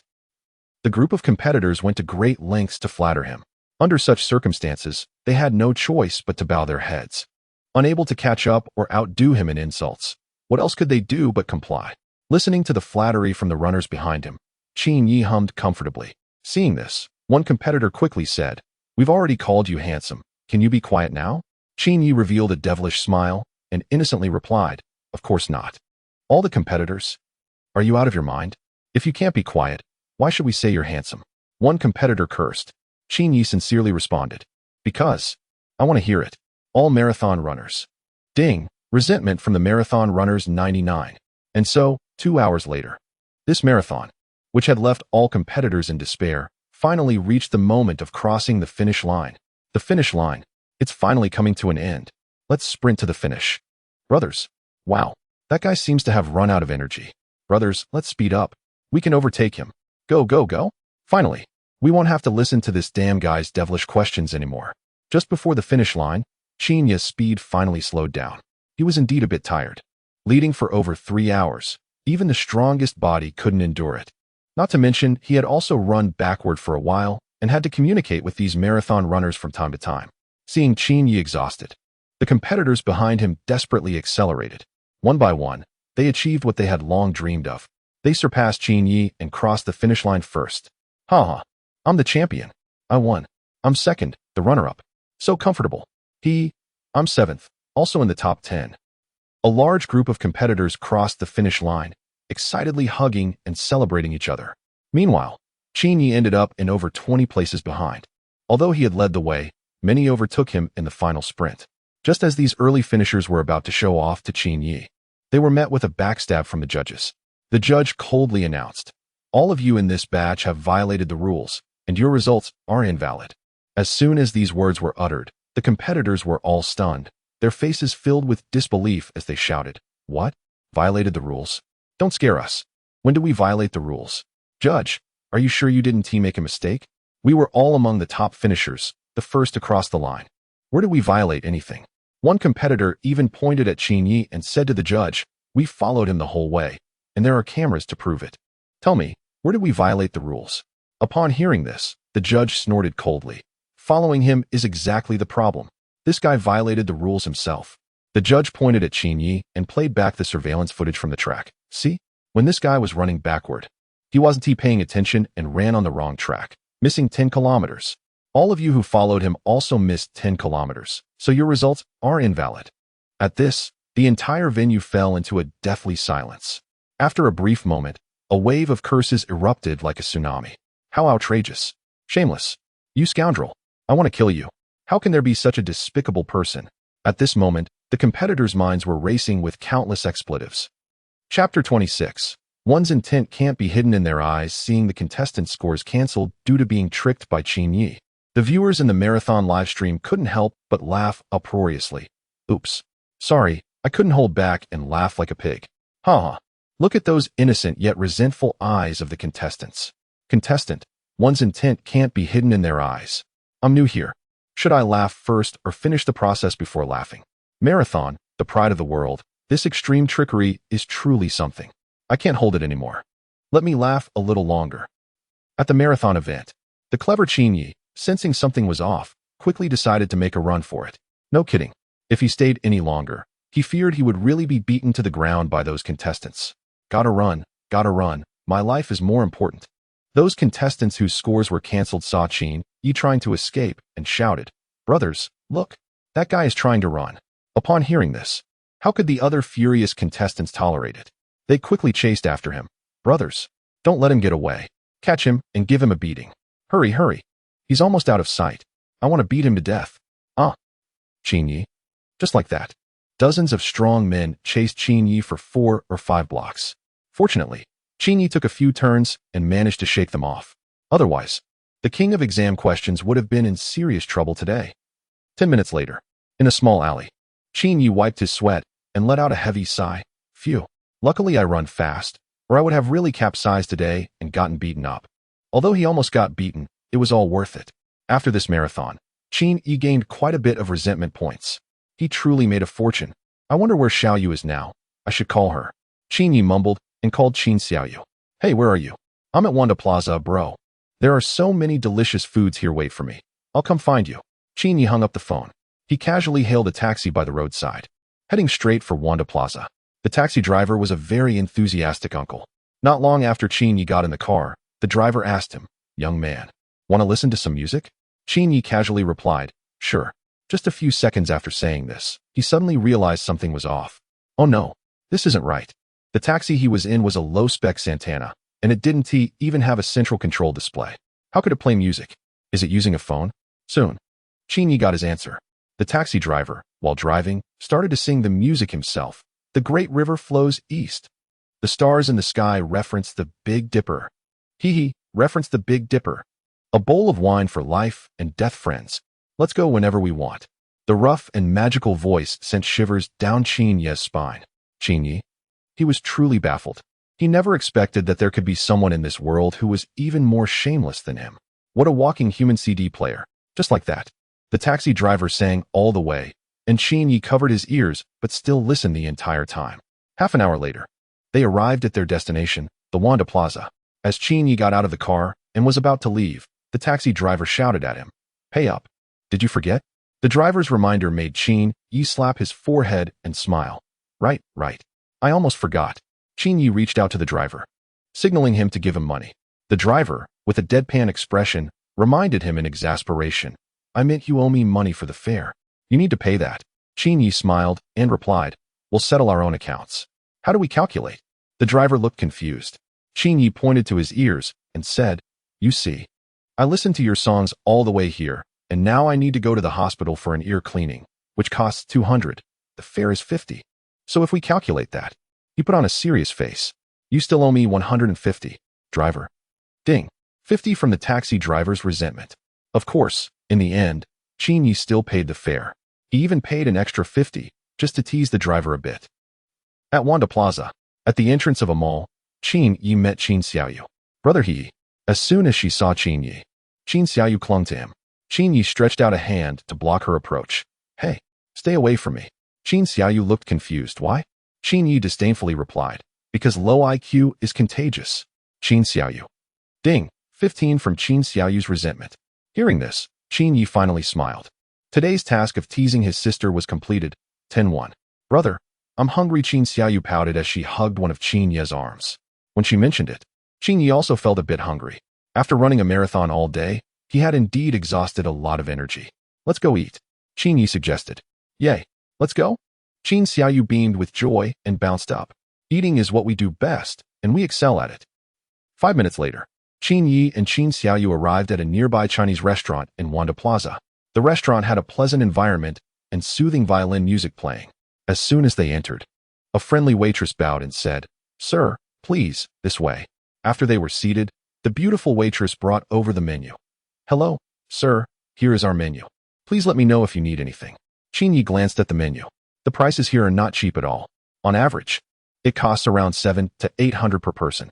However, Qin Yi didn't mind these at all. He ordered quite a lot of dishes generously. With money, one can do as they please. Brother, I want to eat this sweet and sour fish. And this mango pudding. Hee. And this. This one. Qin Xiaoyu, the foodie, was starry-eyed as she looked at the tempting dishes on the menu and also ordered quite a few. In the end, when they tallied it up, it turned out to be over 2,000. Seeing that Qin Yi and the others had ordered so many dishes, the waitress became even more polite. She smiled and asked, Hello, sir, would you like us to help you with song requests? We can play any song you like for all the diners to enjoy. Such song request services are actually quite common in upscale restaurants, but usually only for customers who reach a certain spending level. If you only spend a couple of hundred, it's a blessing if you're not asked to leave. No need. Qin Yi shook his head, declining the waitress's offer. After all, someone as low-key as him wouldn't engage in such high-profile activities. All right, sir. Just call me if you need anything. The waitress bowed slightly and respectfully stepped back. At that moment, Qin Xiaoyu let out a scream. Ah, brother, look over there. Chapter 27. Look, is there another kind-hearted brother like me? Following Qin Xiaoyu's gaze, Qin Yi looked over and saw a watch with a green dial on a nearby chair. Huh, whose watch is this? Curious. Qin Yi picked up the watch and examined it. Wow, it's a Rolex. Just this watch could sell for several tens of thousands in the second-hand market. If Qin Yi guessed correctly, this watch must have been left behind by the last customer who dined here. Brother, this watch is a Rolex. We're going to get rich. Qin Xiaoyu also noticed the unusual watch and smiled broadly. Although the Qin family was wealthy, their parents were strict. Usually, Qin Xiaoyu didn't have much pocket money. Now, having found such an expensive watch, she could sell it for a good sum. Qin Xiaoyu was grinning from ear to ear. Seeing her unrefined demeanor, Qin Yi gave her a light tap on the head. Xiaoyu, have you forgotten how our parents raised us? Qin Yi, with a serious elder brother demeanor, taught her, what should we do if we find something on the road? Have you really forgotten everything? I'm so disappointed. After being scolded by Qin Yi, tears of regret welled up in Qin Xiaoyu's eyes. Yes, their parents had taught her to return found items to their rightful owners since childhood. In her moment of excitement, she had completely forgotten this principle. At that moment, the way Qin Xiaoyu looked at Qin Yi changed. Her gaze was filled with admiration, guilt, and self-reflection. Brother, you're truly remarkable. Faced with such a valuable Rolex watch, she couldn't help but feel greedy. But her brother showed no sign of it. This was the difference. When it came to character and morals, she felt so inferior compared to Qin Yi. Whoa, brother, I was wrong. Qin Xiaoyu wiped her tears, resolved to learn from Qin Yi and become an honest person who returns lost items. Waiter, come here. Under Qin Xiaoyu's admiring gaze, Qin Yi called over a restaurant staff member. Hello, how can I assist you? The waitress had a very pleasant attitude, softly inquiring. Qin Yi held up the found Rolex watch and explained the situation to the waitress. I found a watch in your restaurant. The waitress smiled and calmly replied, All right, sir. We will immediately help you find the owner and return the watch. Hearing this, Qin Yi's expression darkened. Return it? I picked up this watch with my own effort. Why should I return it? No. I think you might have misunderstood something. Qin Yi glanced at the waitress and said slowly, I'm not here to return the watch to the owner.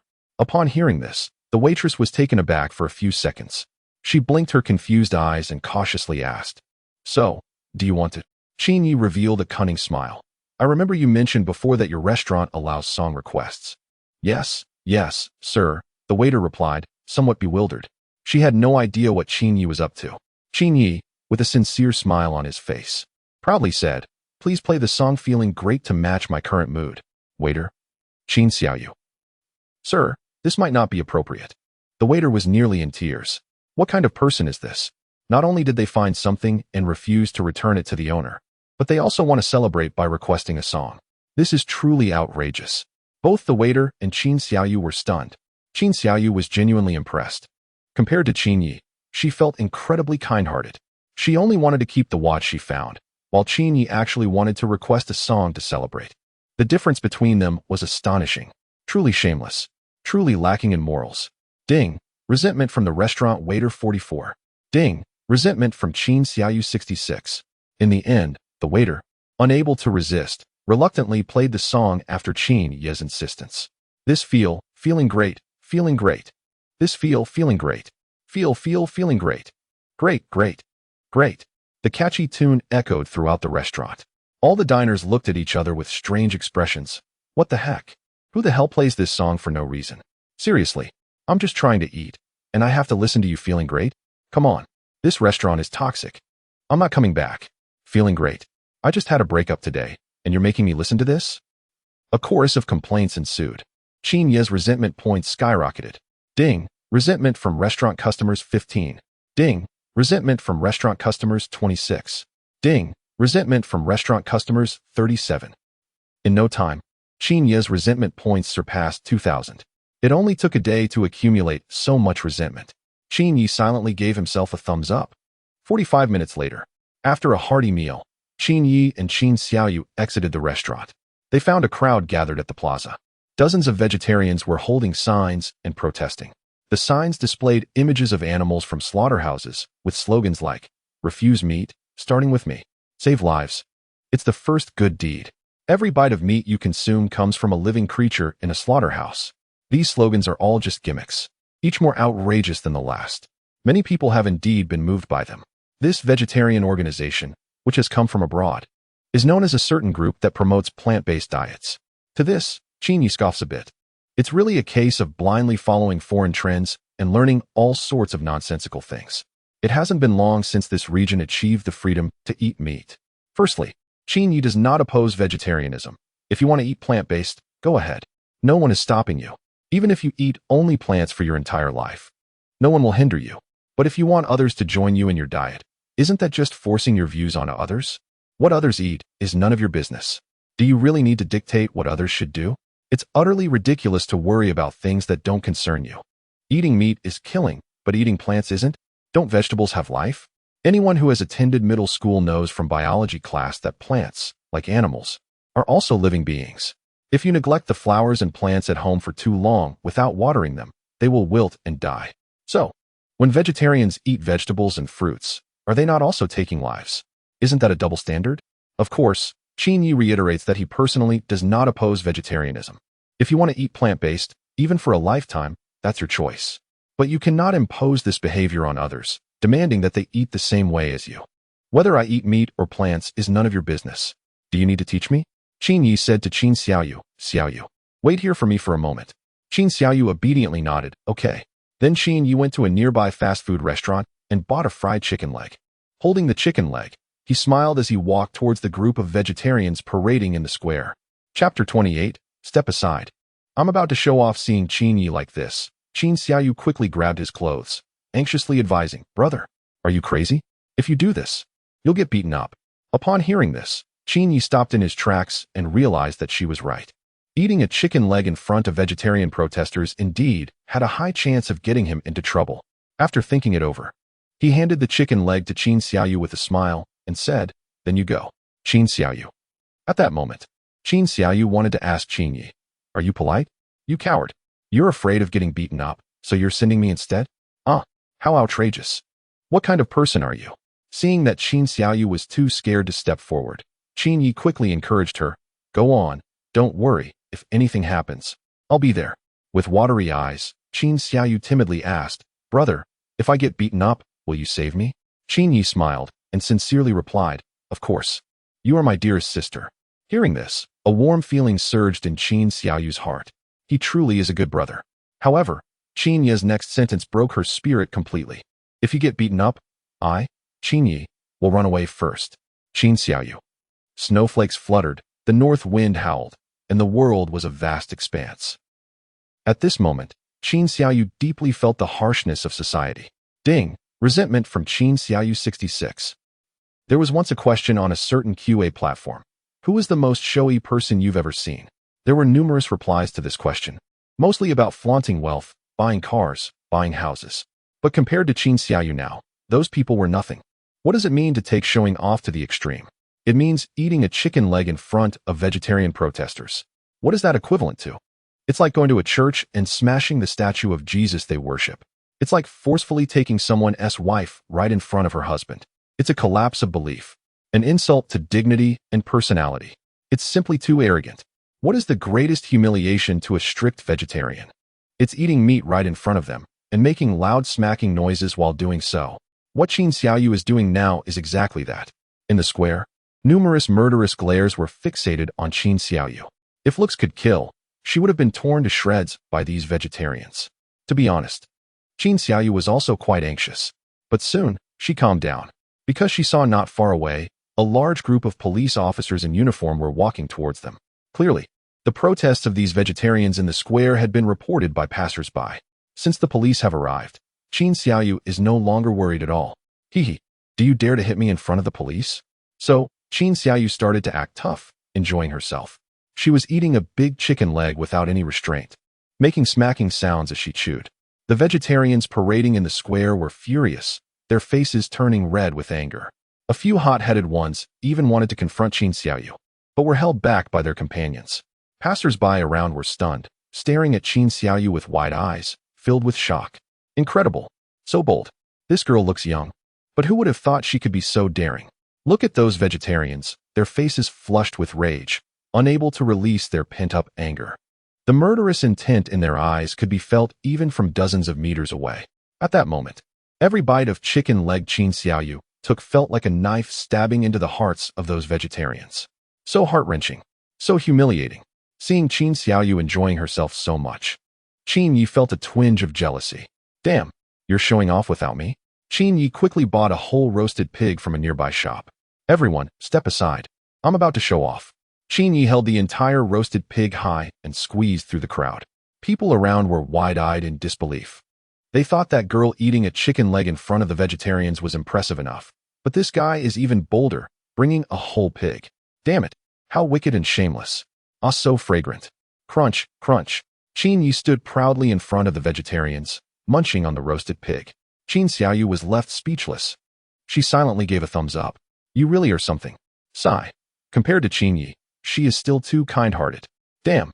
One of the vegetarians shouted angrily. Don't you see we are promoting vegetarian culture? You just stand there eating? Qin Yi glanced at him and smiled slowly. Yes, yes. You're right. I almost forgot.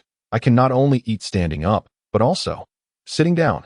Saying that, Qin Yi found a stone stool nearby and sat down. While sitting, he continued to crunch away. The vegetarians in front of him. Do you have many friends? Ding, 188 resentment from the vegetarians. With nearly 200 points of resentment accumulated. It shows just how much these vegetarians hated Qin Yi at that moment. Damn it, I'm going to take you down. Beat him. This scoundrel born of a mother, but raised without one. Don't stop me. I'm going to teach this fool a lesson today.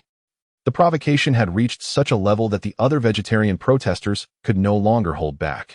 They rolled up their sleeves and took off their coats, ready to confront Qin Yi. Just as they were about to engage with him, Qin Yi suddenly laid down on the ground and shouted, Ah, they're hitting me in public. It hurts so much. I can't get up. The vegetarians were collectively stunned. They exchanged bewildered glances, starting to question their existence. It seemed like they hadn't even touched him. Are you kidding me? Just when the vegetarians were really about to teach Qin Yi a lesson, the police arrived. Stop. What are you all doing? Hitting someone in public? A group of police officers pulled out their batons and surrounded the protesting vegetarians. The vegetarians looked distraught and hurriedly explained in confusion. It's a misunderstanding. We didn't lay a hand on him. He just lay down by himself. We didn't touch him at all. Officer, you must see through this. Hearing their explanation, One middle-aged officer turned to Qin Xiaoyu, who was standing nearby, and asked, "Young lady, are they telling the truth?" The officer kindly inquired, believing that children do not lie. Qin Xiaoyu, playing the part, feigned sadness, wiped her tears, and pointed at the vegetarians while crying. "Officer, it's them. They are the ones who knocked my brother down. They are all bad people. Wah! All the vegetarian protesters." What the heck? Chapter 29. The Shock of the Grading Teacher's Officer. Listen to me. They are in cahoots. Several vegetarian protesters hurriedly explained. "You can't trust what this little girl said. Just ask the bystanders around. Did we actually hit anyone? Yes. We are innocent. We are more wronged than anyone. Just ask and you'll know." The officers looked at the bystanders for their inquiries. The bystanders stepped forward, righteous and indignant. "They definitely hit someone. I saw it with my own eyes. It was brutal. I saw it too. The scene was truly tragic. Yes, that's right. These people are really bad. Hurry and arrest them. I can testify. They did hit someone. Can't you see this young man still lying on the ground?" A chorus of denunciation filled the air. You all. The vegetarian protesters were left dumbfounded. 100,000 curses surged through their minds. They were so angry they could spit blood. What does it mean to confuse right and wrong? What does it mean to turn black into white? They truly experienced it today. These people were all lying through their teeth, with their eyes wide open. What the vegetarian protesters didn't know was that the bystanders had long been displeased with them. These individuals held up signs and shouted through megaphones, promoting foreign vegetarian ideals. The bystanders had already been irritated by these protesters, and now that they had the chance, they certainly wouldn't miss the opportunity to kick them while they were down. Thus, they teamed up with Qin Yi to deliver a powerful assist. Under the accusations of the crowd, the vegetarian protesters were left speechless. At this moment, not only were the protesters in despair, but the students of Mingzhu Primary School were also in despair. At this moment, in the Primary School Students' Forum of Su Province, the discussions were heated and posts were popping up one after another. "Is anyone up for a game? We need one more. Come join us. I'm bored during the holidays. Recommend me a good novel." Speaking of the holidays, where did you all go to play? "I went to Disneyland, hee. It was so much fun. Ha ha. I went to Suzhou and Hangzhou next door. It was nice there too." The primary school students were all discussing where they went during the holidays or what they did. Yet, the students from Mingzhu Primary School seemed to have vanished from the face of the earth. Not a single one was posting in the forum. This caught the attention of primary school students from other schools. "Hey, why don't we see any students from Mingzhu Primary School in the forum?" Yeah. It's like they suddenly disappeared. Not a single one has been seen all day. During the joint exam in the ninth city, they were all so pretentious. And now they've vanished? How strange. I remember the students from Mingzhu Primary School were quite active in the forum before. A group of primary school students expressed their confusion, until a student who knew the truth spoke up in the online forum. "Hey guys, I just got the news that the students from Mingzhu Primary School can't be seen in the forum because they are all attending online classes." As soon as this news broke, other elementary school students were left speechless. "Wow, this is too competitive. We agreed to spend the holiday together, and you secretly went to attend online classes. Seriously, even during the break, they are still studying. This is just too much." Now I understand why the students from Mingzhu Primary School are so impressive. It turns out they are all working so hard. The elementary school students couldn't help but shed tears of frustration. This is just too much. It's so competitive, it feels unbearable. In a residential building in Jiangnan City, a class representative named Xiaolin was attending online classes with tears in her eyes. Looking at the insane exam questions on her phone screen, Xiaolin couldn't help but cry. Seriously, who wants to attend online classes during the holidays? This is unbelievable. The shameless school board, how infuriating. Xiaolin was grinding her teeth in anger. At this moment, there were thousands of students like Xiaolin. They were supposed to be enjoying their holiday, but were stuck in online classes. They were filled with resentment. Not just the students. Even the teachers looked utterly hopeless. Did they want to work overtime during the holidays? No, they didn't want that. They would rather lie in bed and scroll through social media than attend online classes. Shameless. Despicable school board. This is ridiculous. Who wants to spend their holiday time on these online classes? Sigh. With the school board in place, the teachers' days ahead are bound to be tough. The teachers sighed in unison. Whether students or teachers, everyone was in despair. Besides them, there was another group of people who were also in despair, the teachers grading the exams for the joint examination across 9 cities. In the math grading group for the joint examination, the teachers were grading papers. It must be said that grading for this joint exam was truly a torment. 15 points, 17 points, 23 points. As they graded paper after paper, the scores were horrifyingly low. 80% of the students scored below 30 points, while 15% of the excellent students hovered between 30 to 40 points. Only about 5% of top students could score above 40 points. A few exceptional top students managed to score over 50 points. And that was it. Wow. Such scores are just ridiculous. The full score is 100. And here we have 50 points barely passing. The grading process was so tedious, so monotonous, and so painful. Teacher Zhao, how's it going on your end? Don't even mention it. The highest score is only 54. Not a single passing score. What about you, Teacher Li? I am in a worse situation. Although I have a high score of 69, the others are mostly around 20 or 30. When they heard someone scored over 60, the other teachers grading the papers were all shocked.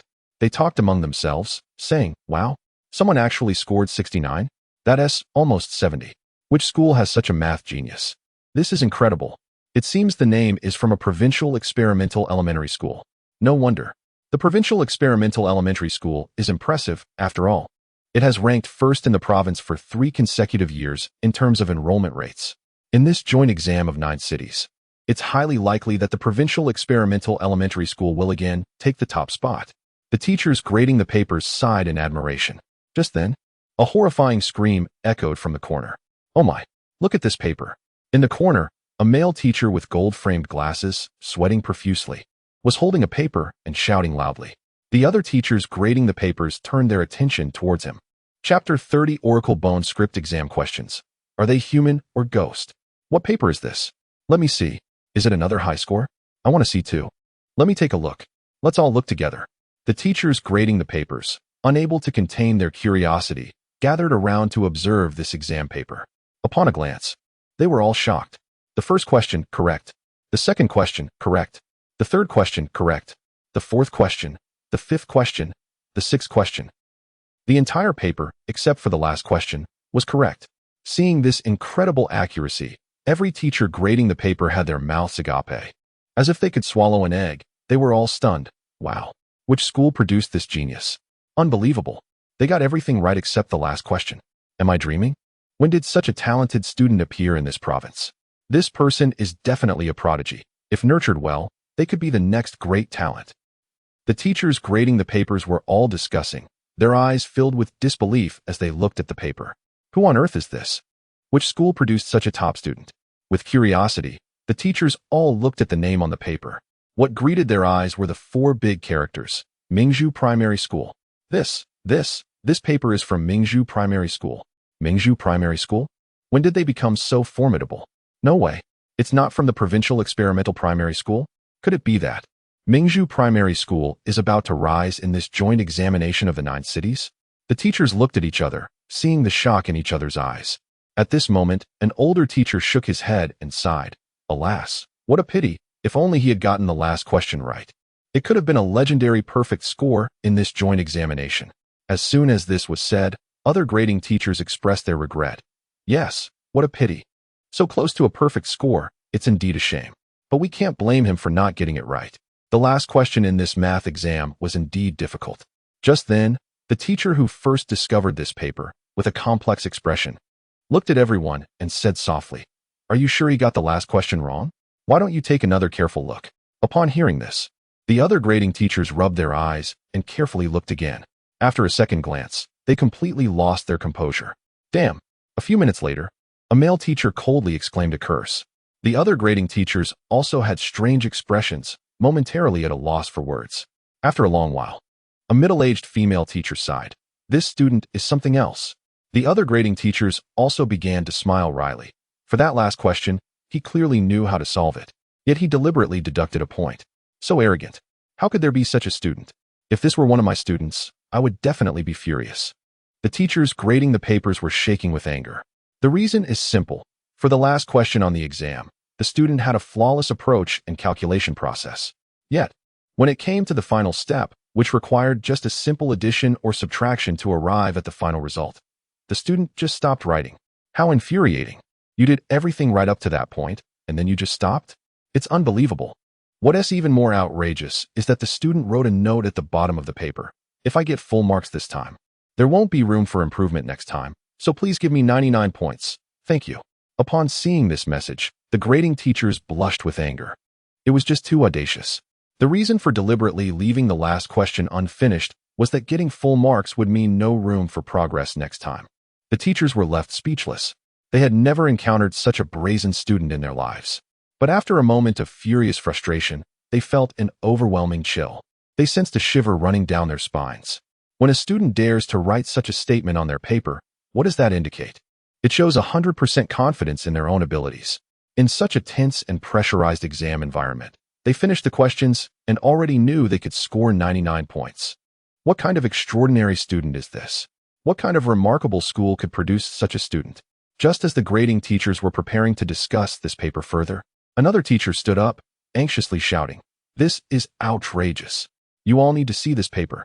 It's beyond ridiculous." The other grading teachers were momentarily stunned, then rushed over. All eager to see what? Is there another high-scoring paper? Let me take a look. No pushing, one at a time. Hey, who's stepping on my foot?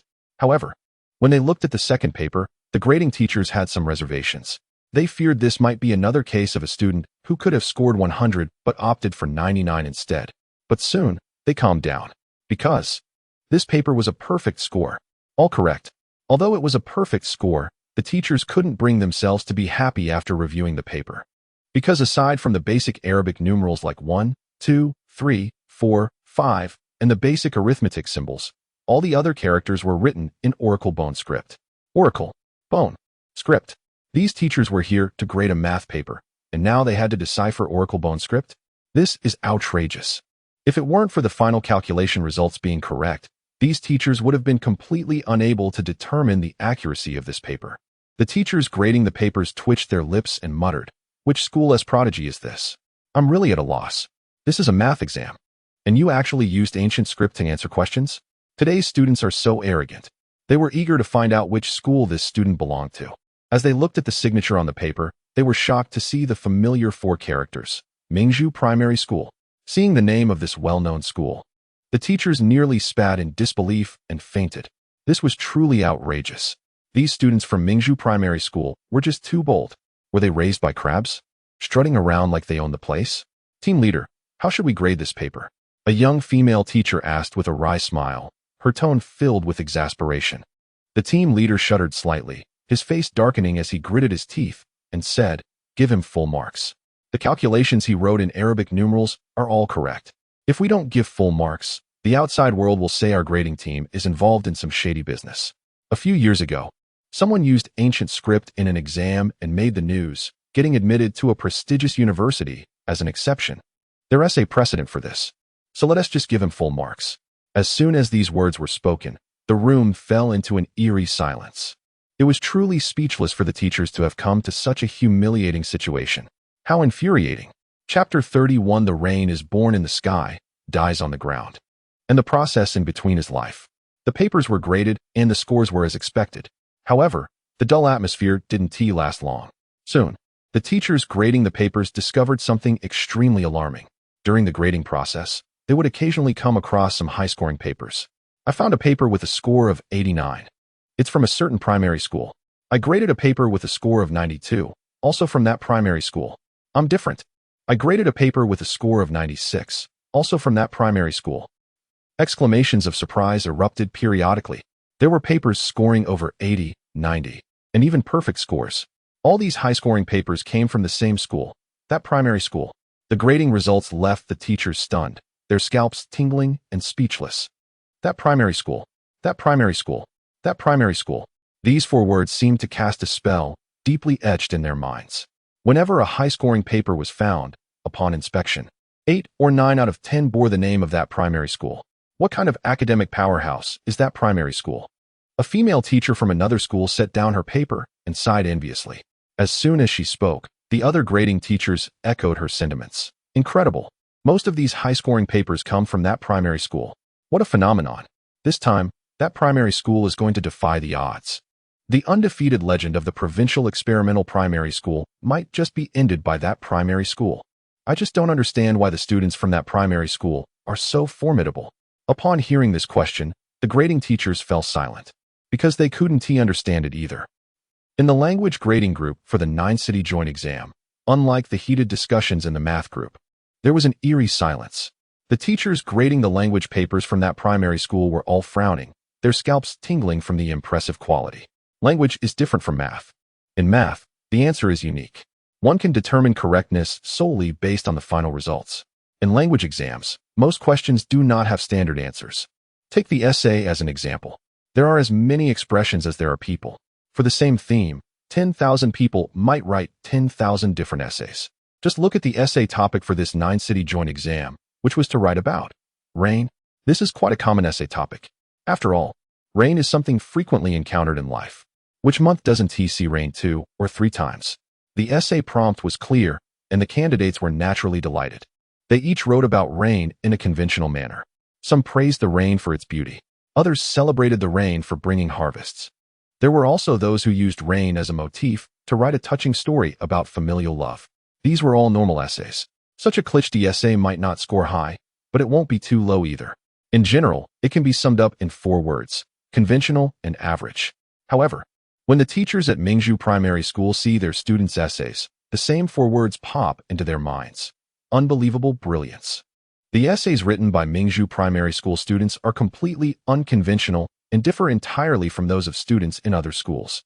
Some essays even make the teacher's scalps tingle and goosebumps rise. For example, one student wrote an essay titled Rain. This rain is born in the sky and dies on the ground. The process in between is life. The reason I observe this rain, not the sky or the ground, is not to focus on the rain itself, but to reflect on life and death, to contemplate the life of rain. Just this opening line completely conquered the teachers. Who wouldn't be stunned by such a sentence about rain? While other candidates are writing about the beauty of rain and its abundance, students from Mingzhu Primary School have directly crossed several levels of sophistication, delivering a profound philosophical take on rain. On one side, there are ordinary descriptions of rain, while on the other side, there's a philosophical exploration of life and death. It's truly a case where without comparison, there can be no harm. This is no longer just writing about rain. It's about insights into life, perspectives on existence, and philosophical realms. If the essay were not capped at 30 points, the teachers would even consider giving it 120 points. Is Mingzhu Primary School a school of genius? Their students can elevate a simple essay about rain to such philosophical heights. This rain is born in the sky, dies on the ground, and the process in between is life. It's no exaggeration to say that this one sentence is 1,000 times more stunning than any essay these teachers have ever read. It's truly remarkable. Can this really be an essay written by an elementary school student? A teenager is already pondering the philosophy of life and death in the rain. At that moment, the middle-aged teacher grading this essay couldn't help but feel a flush of embarrassment. A man in his 50s realizes that he hasn't grasped life as thoroughly as an elementary school student. He has seen countless rains in his life, yet never contemplated the philosophy of life and death within them.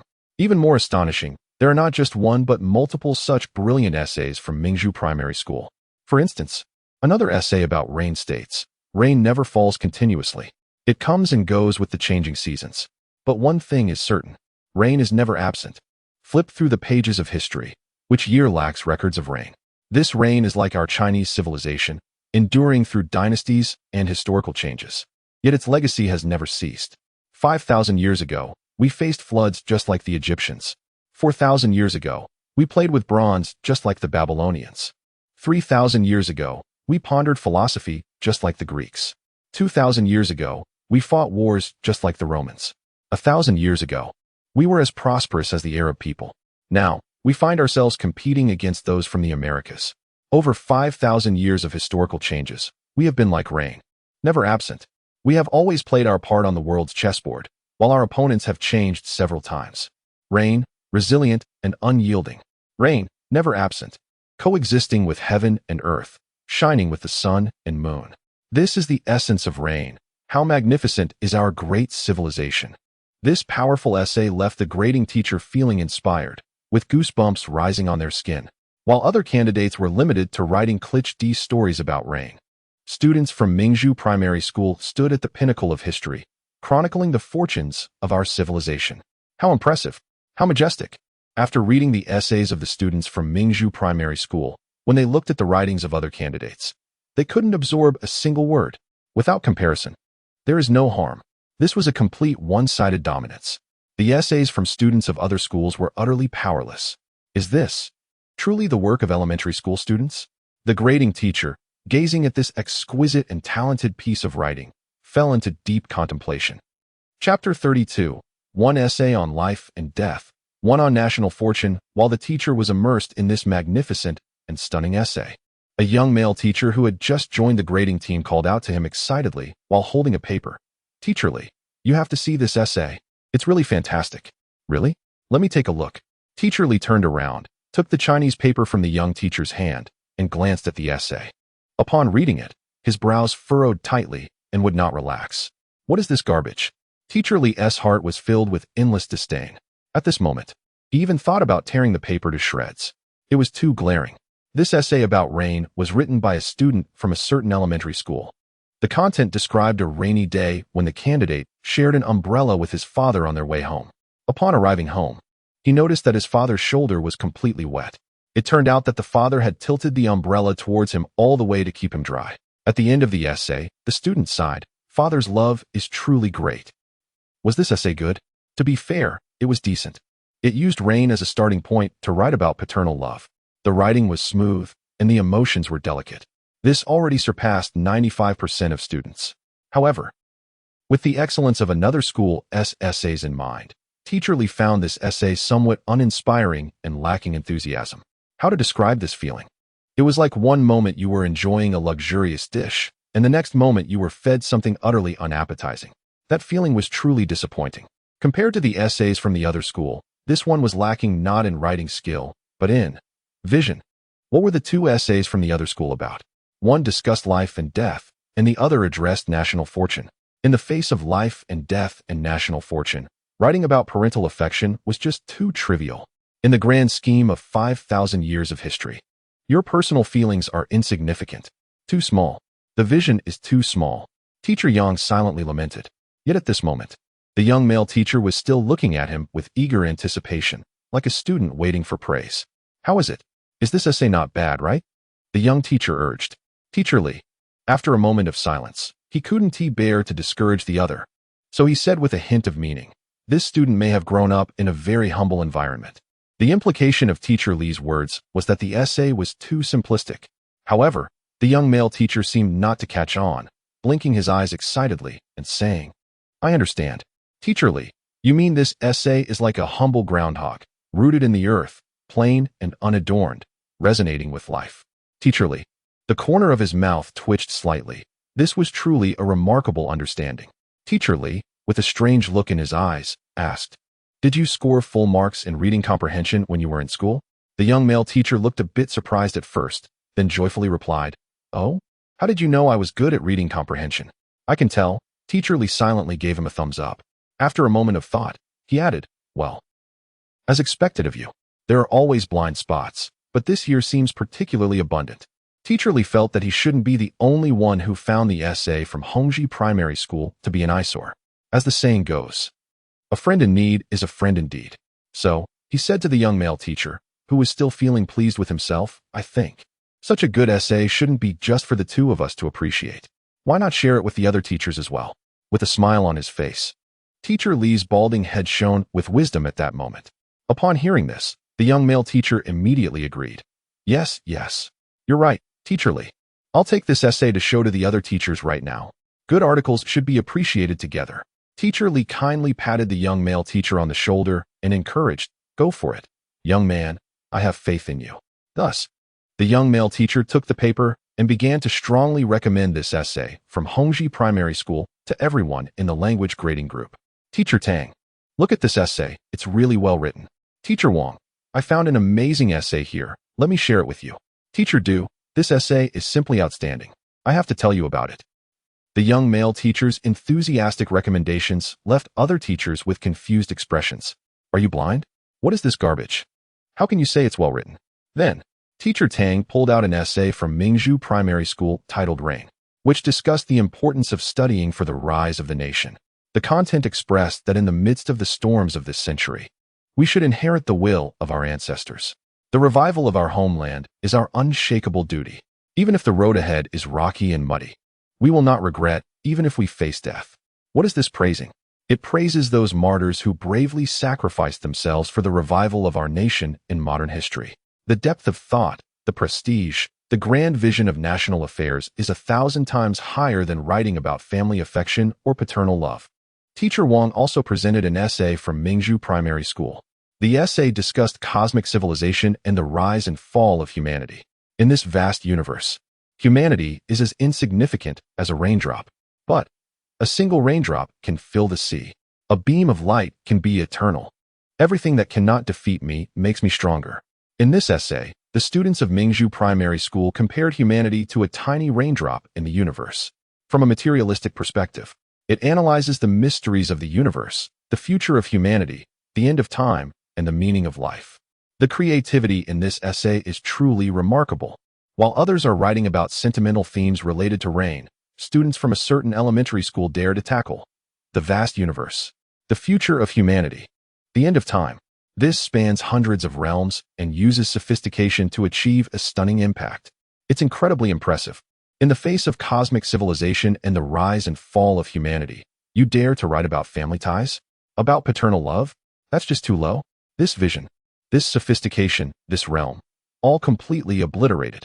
When a series of breathtaking essays from this elementary school are presented to a young male teacher, he picks them up and, after reading them, his brain feels like it has exploded, completely malfunctioning.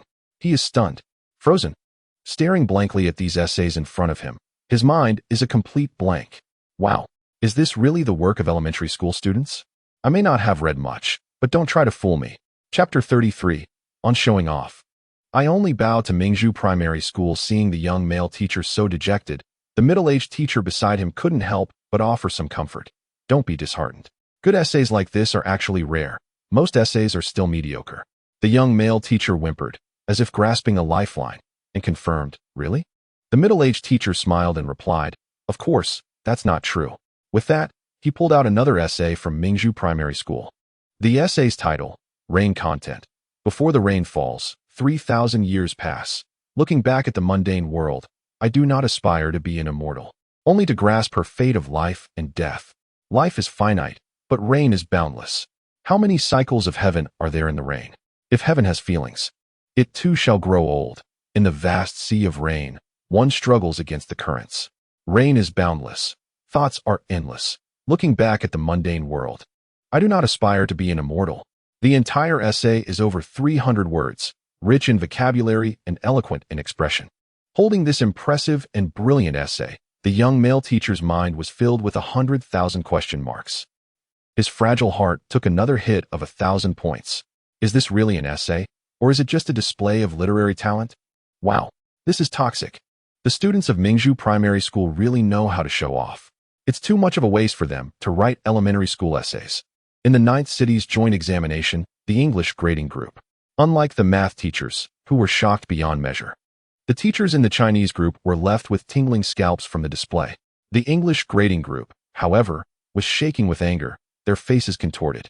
While grading English papers, they found that the students from Mingzhu Primary School liked to scribble all sorts of nonsense on their papers. For example, on one paper, there was a bold couplet. I am from the land of the 9 provinces. I do not study foreign languages. Failing English shows that I love my country. One might ask these grading teachers, how could they not be furious upon seeing such a couplet while grading? This is an English exam. What does it mean to write this poem on the paper? If you don't want to learn English, then don't take the exam. Just as the grading teachers were about to sternly educate this student and apply the strictest standards to the grading, they looked at the answers and were stunned. First question, correct. Second question, correct. Third question, correct. The entire English paper had all the answers correct. What the heck? This is what you call not studying foreign languages? The grading teacher was so angry that his face turned green. The students of Mingzhu Primary School were truly too showy. While claiming not to study foreign languages, they contradicted themselves, scoring full marks on their English papers. What do we call this? This is a 360-degree spiral of showing off. The students of Mingzhu Primary School have truly mastered the art of showing off to perfection. This display is too loud, too flashy. And even more outrageous was this English paper from Mingzhu Primary School. On the paper, there was a note. Whoa, the English questions are so difficult. I can't do them at all. Upon seeing this note, did you think this was from a struggling student? The teacher grading the papers thought so too. But then, after grading the paper, wow, 99 points. The teacher was so shocked that they almost knelt down to the student. So you couldn't do just one question? You could do all the other questions? The teacher really wanted to kindly ask, are you okay? For an ordinary student, writing an English exam is a brain drain. But for students from Mingzhu Primary School, it's more like a total waste. Because the teacher kindly made some remarks about their mothers. Not only that, but some short-tempered teachers even extended their greetings to the entire lineage of those students. In a luxurious villa in Jiangnan City, by the time Qin Yi and Qin Xiaoyu returned home, it was already past 9 in the evening. Oh no, I'm so full from dinner, Qin Xiaoyu said cheerfully while eating ice cream. Girls should eat less ice cream. It's bad for your stomach. Saying this, Qin Yi snatched the ice cream from Qin Xiaoyu's hand and threw it into the trash can. Then he opened another ice cream for himself and started eating. Seeing this, Qin Xiaoyu was furious. Didn't you say it's bad for your stomach? Why can you eat it and I can't? I'm not a girl. Qin Yi smiled. Qin Xiaoyu. Ding, resentment from Qin Xiaoyu 20. Qin Yi ruffled Qin Xiaoyu's hair and said, all right, I won't argue with you anymore. I need to go back to figure out how to set the questions. With that, Qin Yi walked into the yard of the villa. Then, he stopped in his tracks. He was stunned. Hey, brother, why aren't you moving? Seeing Qin Yi like this, Qin Xiaoyu curiously leaned out her head. Then, she was also stunned. On the ground in the yard, there was a cat's corpse. And the culprit was hiding in the corner, looking innocent. A groundhog. During the time when Qin Yi and Xiaoyu were away, this little guy had killed a cat. Brother, that cat seems to belong to the old lady next door, right? Qin Xiaoyu blinked in surprise. It seems, yes. Qin Yi wiped the sweat from his brow. The two looked at each other, caught in a whirlwind of confusion. After a moment of silence, Qin Xiaoyu was the first to suggest, brother, how about we have braised groundhog for dinner tonight? Steamed is fine too. Hearing such a cruel suggestion, Qin Yi immediately refused with righteous indignation. Xiaoyu, how can you be so cruel? That's a living being, and you want to eat it? Qin Xiaoyu pouted. Humph. Then what do you propose we do? Qin Yi sobered up and said seriously, I think sweet and sour would be better. Let us make sweet and sour groundhog. Qin Xiaoyu. Groundhog. Ding. 25 resentment from Qin Xiaoyu. Ignoring the confusion of the one person and one rodent, Qin Yi began to think about how to eliminate the traces of the cat. If Qin Yi remembered correctly, the cat belonging to the neighbor's elderly lady was a purebred ragdoll cat of the Blardo lineage. One of those costs tens of thousands. Now it had been killed by a groundhog. Would the neighbor come knocking for compensation? Qin Yi was a bit uncertain. After pondering, he decided it would be best to consult a professional lawyer in this situation. Fortunately, he had a lawyer named Luo among his WeChat friends. Qin Yi took out his phone and sent a message to lawyer Luo. After a short wait, his phone vibrated. Beep, beep, beep. Qin Yi opened it to find a reply from lawyer Luo. He quickly started chatting with him on WeChat. Qin Yi, are you there? Lawyer Luo. Dog emoji, lawyer Luo. Yes, what's up? Qin Yi. It's like this, my groundhog killed a cat. Lawyer Luo. It's just a cat, not a big deal. Qin Yi. But that's a purebred ragdoll cat of the Blardo lineage, worth around 70 to 80,000. Smiley, lawyer Luo. Qin Yi. My groundhog killed this cat. What should I do now? They won't make me pay, right? Lawyer Luo. What do you mean your groundhog? That's a wild groundhog. You know? Seeing this reply, Qin Yi's eyes lit up. Wow. Amazing. No wonder they study law. He was instantly enlightened. A wild groundhog killing a cat has nothing to do with me, Qin. Before long, another WeChat message from lawyer Luo came through. So Qin Yi continued to chat with him. Lawyer Luo, $200? Thank you. Smiley, Qin Yi, what $200? Aren't we just chatting normally? Lawyer Luo. Lawyer Luo, aren't you going to pay me the consultation fee? Lawyer Luo, if you say it that way, I'm getting excited. Lawyer Luo, speak up. Where are you? Angry emoji, lawyer Luo, hurry and pay. Red exclamation mark, lawyer Luo. Picture, red exclamation mark. The other party has enabled friend verification and you are not yet friends with them. Please send a friend verification request first. After they approve, you can chat. Ding, 99 resentment from lawyer Luo. Chapter 34. The 5,000-year legacy of Huaxia, reduced to scrap metal by the Qing dynasty. Qin Yi was outside, digging a pit with a shovel to bury the dead cat. Ah, little kitty, may you be reincarnated as a panda in your next life, living carefree forever. If you seek revenge down there, go find that groundhog. he said, giving the nearby groundhog a punch. You better not cause any more trouble, or I'll stew you. Got it. The groundhog squeaked in response. Qin Yi felt quite helpless. The neighbor's cat had to come over and provoke the groundhog instead of staying at home. And it ended up getting bitten to death. Animals have territorial instincts, and that was something Qin Yi couldn't change. Just after Qin Yi buried the cat, Qin Xiaoyu anxiously shouted, "Brother, look! That neighbor lady is coming." Qin Yi wiped the sweat off his brow and looked outside. In the distance, an elderly lady, leaning on a precious Wangwali cane, with gray hair and reading glasses, was slowly making her way over. Qin Yi and Qin Xiaoyu weren't particularly fond of this neighbor lady. They felt she was overly sharp-tongued and often liked to flaunt her family's illustrious heritage.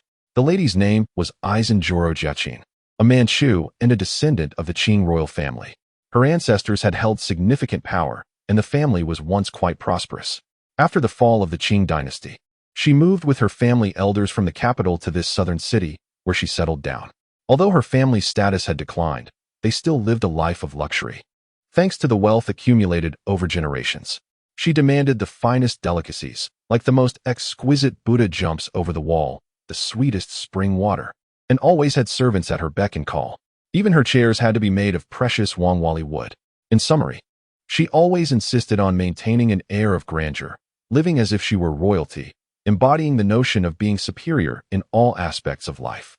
To this, Qin Yi could only think, the Qing dynasty is gone, yet she remains so arrogant. Does she really think she is still a queen? Xiaoyu, have you seen my cat? It's the royal cat, raised by the Aizenjoro family. The lady began to casually showcase her prestigious surname. Qin Yi and Qin Xiaoyu exchanged glances, both twitching their mouths slightly. Xiaoyu? Who are you calling that? Isn't that how the palace eunuchs address people? Humph. We haven't seen it. You should leave, Qin Xiaoyu replied irritably. Hearing this, the elderly lady frowned, about to lose her temper. Qin Yi spoke up before her, giving Qin Xiaoyu a light reprimand. How outrageous. Qin Xiaoyu, how can you speak to an elder like that? Don't you know to respect your elders and cherish the young? Have you forgotten what your teachers at school taught you? Qin Yi lectured earnestly. His words were delivered with such righteous fervor that if there were an award for moral integrity in this world, Qin Yi would surely be a candidate. The elderly neighbor nearby showed an appreciative expression. Look at that.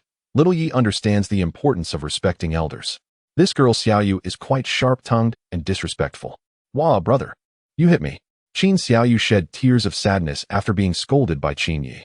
With reddened eyes, she pointed at the elderly lady and said, "Brother, she is just from the Aizenjoro clan. What is so great about that? Why do you respect her so much?"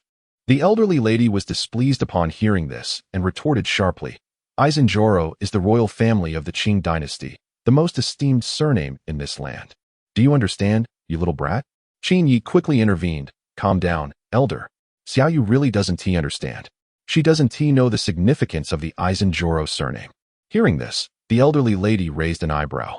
Her anger dissipated significantly, and she chuckled. "You have good insight, little Yi." Qin Yi then began to speak confidently.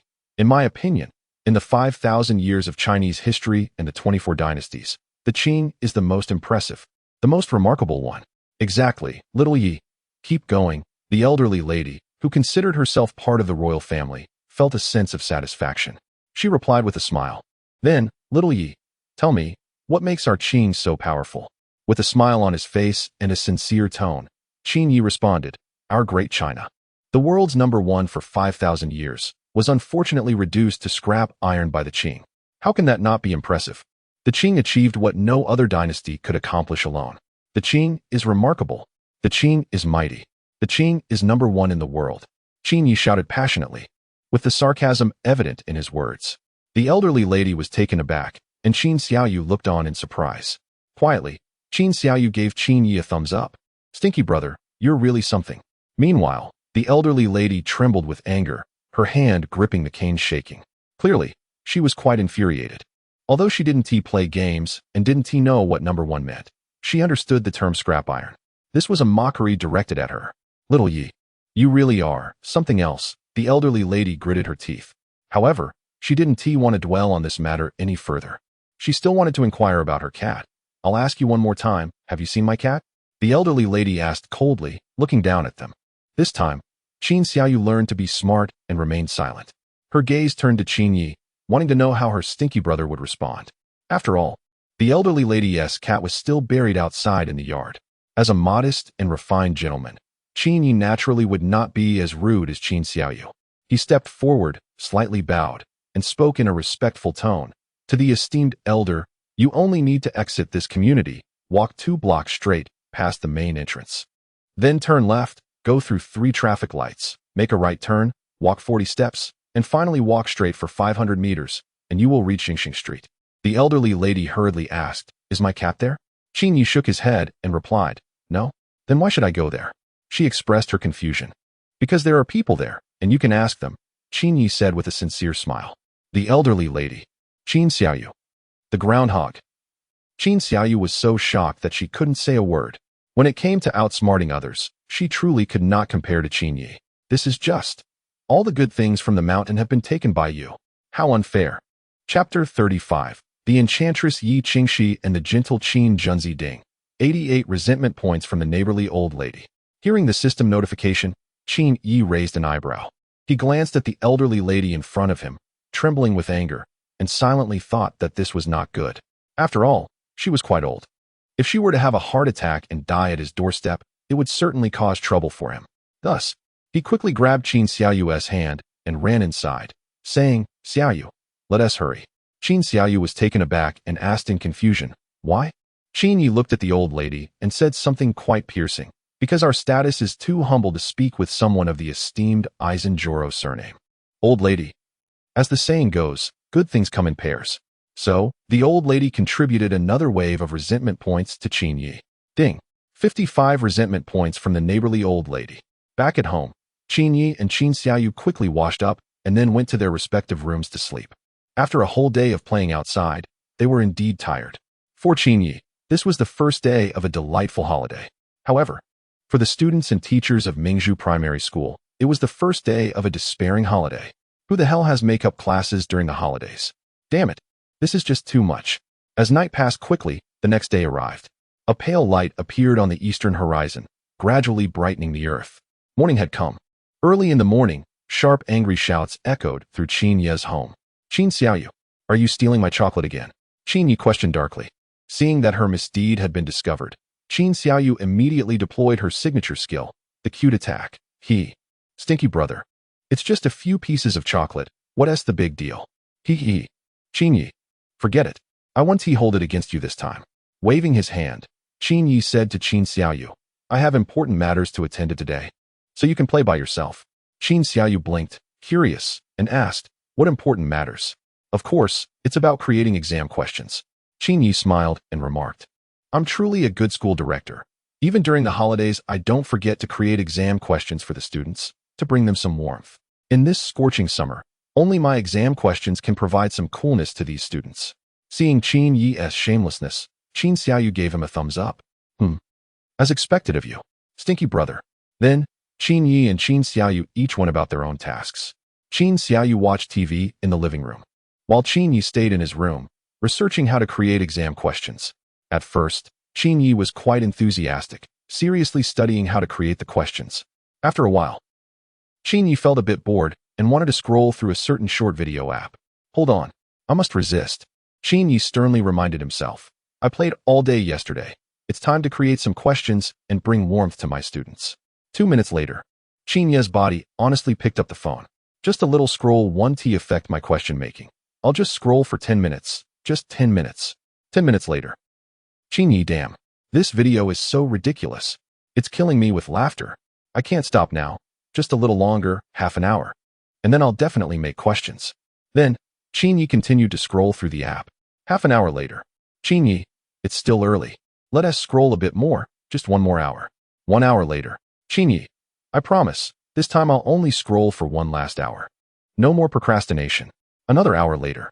"Qin Yi, it's still noon, plenty of time. Let us scroll for 1 last hour." 1 hour after another. Time flew by. Soon, it was dark. Qin Yi stood on the balcony with his hands behind his back, gazing at the pitch-black sky. Lost in thought. How did time pass so quickly?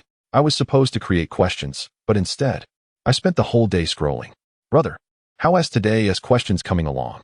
Qin Xiaoyu asked while holding a bowl of millet porridge. Qin Yi darkened his face and didn't he respond, his mouth twitching slightly. There was once a sincere set of questions laid out before him, but he didn't he cherish it. Only after losing it did he realize the regret. Nothing is more painful in this world. If heaven could give him another chance, he would tell that set of questions 4 words. Did you buy it? Scrolling through that app is truly addictive. Qin Yi sighed, and then honestly picked up his phone again. He resumed scrolling. The first thing that caught his eye was a post just released 10 minutes ago. The national soccer team suffered a crushing defeat to Vietnam and missed the World Cup. Upon seeing this news, Qin Yi's heart sank. He then clicked on the comments section. As expected, the comments were filled with curses. Useless. Can't even beat Vietnam. Damn it. So disappointing. Year after year, do you deserve us fans? The state of the national team. Hopelessness. Giving up. Self-destructive. No dreams. Desolation. I'm not a hater. Nor do I want to criticize the national team, but how can these players, each with a big belly, play well? In China, 2 sports don't need comparison to know the results. Table tennis is #1 in the world. Soccer is at the bottom. Low emotional intelligence. Useless. High emotional intelligence. Thank you to the national team for providing a vent for the masses, beneficial for social stability and unity. Looking at these malicious comments, Qin Yi sighed. How could it be like this? How could they insult the national football team like this? Is losing the game their fault? No. Losing is because the opponent is too strong. Can they be blamed for that? Thinking of this, Qin Yi felt it was necessary to speak up for the national team, to stand up for justice. He opened WeChat and posted 2 updates to support the national football team. Jiangnan City, in a regular residential building. Yi Qingxi was lying on the sofa watching TV. Her golden waves of hair casually draped over her shoulders, and her fair face was adorned with delicate makeup. A thin outfit couldn't conceal her devilish curves. Elegant yet charming. Sexy yet pure. It wouldn't be an exaggeration to say that this woman is a beauty that could cause trouble. After watching TV for a while, Yi Qingxi felt a bit tired. She took out her phone and opened the WeChat moments to see what others were posting. After all, women love gossip. But not long after, she was hit with a barrage of emotional updates. She saw posts filled with declarations of love. Today I received a gift from Mr. Jiang. I'm so happy. May the rest of my life be with you. Thank you, Brother Chun, for the 520 red envelope. I've received your heartfelt gesture. Love you. Today I went to the beach with my senior. We made fruit salad together. Happiness is having you by my side. A series of affectionate posts made Yi Qingxi's scalp tingle.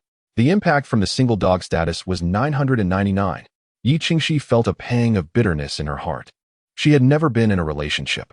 In fact, many boys had pursued her and confessed their feelings, but she had rejected them all. She just didn't feel any spark with them. Sigh. When will it be my turn for a sweet romance? Yi Qingxi sighed. At that moment, the image of Qin Yi, who was somewhat handsome yet shamelessly scheming, suddenly popped into her mind. No way. How could I like him? Yi Qingxi quickly shook her head in denial, but she didn't notice that her face had already turned red. Just then, beep beep beep. The latest update on Yi Qingxi's WeChat moments refreshed. She quickly looked over. Huh. It's a post from the school director, and there are 2 of them.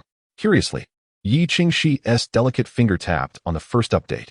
Chapter 36. School starts. The exam king Qin Yi is back. Every time I open the comments on social media and see half of the people criticizing the national football team, I feel really angry. I want to say, seeing this long ellipsis, Yi Qingxi had a bad premonition. She quickly scrolled to the bottom of the post. The result she saw did not disappoint her. I want to say, the other half of you, do you not have keyboards? Haha.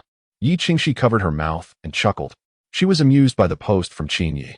The school board member is really too mischievous. Then Yi Qingxi clicked on Qin Yi's second post. As expected, there was another familiar ellipsis. Actually, the last post was just a joke. Honestly, I strongly urge everyone to stop criticizing the national football team. Otherwise, there are so many of you criticizing, I can't keep up with the likes. Smiley face. Yi Qingxi snorted, feeling that Qin Yi was a bit too much. How could he speak so negatively about the national team? Then, she quietly liked both of Qin Yi's posts. As long as you criticize the national team, we are good friends. In a luxurious villa, in the living room, Qin Xiaoyu was asking Qin Yi, Brother, I don't understand football, and I haven't watched a match. I just want to ask, is it outrageous that the national team lost to Vietnam? Qin Yi thought for a moment and smiled. Let me put it this way, to give you an analogy. The national team losing to Vietnam is like Guo Jingming winning against Peak Jordan on the basketball court. Ma Bao will winning against Bruce Lee from the 50s in boxing. 5-year-old P. Diddy outrunning Su Bingtian's 9.88 seconds in athletics. In short, it's one word: outrageous. Outrageous to the extreme. Qin Xiaoyu shook her head and blinked her cute big eyes. But outrageous is not 2 words? Hearing Qin Xiaoyu argue back, Qin Yi playfully gave her a punch, then asked again, "Tell me, how many words is it now?" Qin Xiaoyu cried, "Whoa, 1. Qin Yi smiled with satisfaction. "What is this called?" "This is called winning people over with virtue. As the saying goes, fighting with bricks? Not suitable for chaos, hitting faces. Use strength. But if it doesn't work, then again. Right hand, then left hand. Bricks break. Use shoes. I, Qin Yi, am following the teachings of the sages. I am truly a virtuous gentleman." Qin Yi silently gave himself a thumbs up.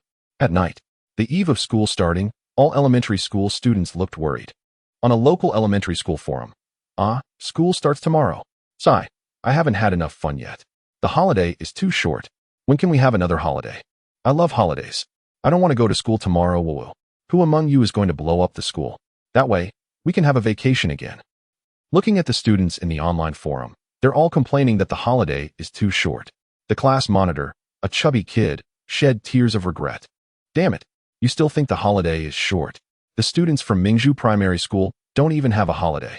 They were forced to attend online classes for 2 days. Damn it.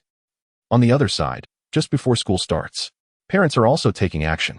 In a certain group chat, Parents' Rights Protection Group for Mingzhu Primary School, parents are discussing tomorrow's plan. All parents, let's go to Mingzhu Primary School together tomorrow to defend our rights. Okay. With so many parents, are we still afraid of a small school board member? We must demand an explanation tomorrow. We send our children to Mingzhu Primary School hoping they can succeed, not to tackle those devilish exam questions. What is the point of such hellishly difficult questions? It's completely misleading. Enough said. Tomorrow we'll deal with it. With hundreds of us standing at the school gate, that board member will surely be scared out of their wits. A storm targeting Qin Yi is about to arrive. The first confrontation between the exam question tyrant and the parents is about to begin. Su Province Education Bureau. Director Liu looked at the recently compiled results of the joint examination across 9 cities, lost in thought. When did Mingzhu Primary School become so strong? Director Liu's expression was complicated. If he remembered correctly, Mingzhu Primary School ranked only about 20th in last year's joint examination. And this time, when this report is released tomorrow, all the primary schools in Su Province will surely be shocked as well. Director Liu slowly put down his teacup, thinking to himself. The restless nights soon passed. The next day, early in the morning, Qin Yi got up very early. He changed into a very formal outfit. The texture of the expensive fabric, a suit tailored by a top designer, fit Qin Yi perfectly, making him look poised and exuding an air of a noble scion. Seeing Qin Yi dressed so formally, Qin Xiaoyu beside him asked curiously, "Brother, why are you dressed so formally today?" Qin Yi glanced at her and replied leisurely, "Because there are groundhogs outside." Qin Xiaoyu touched her head. Puzzled, "What does the groundhogs outside have to do with what you wear?" Qin Yi looked at her as if she were a fool. Smiling, "What I wear has anything to do with you." Qin Xiaoyu. Winky face. Perfect kill. Qin Xiaoyu's face turned purple with anger. She felt like she could write an autobiography now. The book is titled on how the adorable young girl was driven to death by her brother. "All right, I'm off to work now." Qin Yi gently patted Qin Xiaoyu's head and said softly. Qin Xiaoyu turned her face away and protested with a grunt. "Stinky brother, don't touch my head. It will stunt my growth." "Oh, is that so?" Qin Yi then happily patted her head dozens of times. To be honest, it felt nice to touch, but she was just too short. He had to squat to reach her. Qin Yi's words hit hard. Qin Xiaoyu. Oh. She was furious. Why did she have such a shameless brother? On the way to school, Qin Yi chose to take the bus because he wanted to show off his expensive suit worth over 100,000. He had already planned it out. Once he got on the bus and stood in the aisle, he was sure the passengers would be left dumbfounded, their jaws dropped in shock. At that moment, someone would definitely be curious about how much his suit cost. He would then clasp his hands behind his back and casually drop a number. Wouldn't that be impressive? Those passengers would surely be filled with envy and admiration, contributing their grudges to him. Sigh, I really am a little genius at showing off. Qin Yi sighed and was just about to step onto the bus when the driver stopped him. The driver, with a strange expression, looked at him and said in a complicated tone, "Young man, I've been driving this bus for decades and have seen people trying to use fake coins, game tokens, and even beer caps. But what the heck does it mean to throw in a digestive tablet? Chapter 37. I just want to give it some calcium. Is that wrong? Hearing this, Qin Yi was stunned for a few seconds. Throwing digestive tablets? How could he do something so shameless? Qin Yi quickly turned around and saw a scruffy-looking man behind him, who was now shamefully lowering his head. Qin Yi let out a sigh of relief.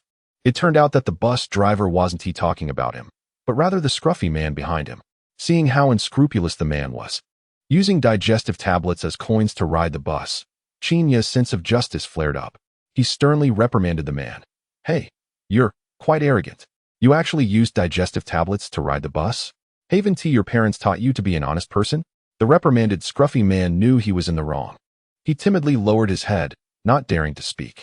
The bus driver, noticing Qin Yi standing up for justice, looked at him with appreciation. The driver thought to himself, not bad.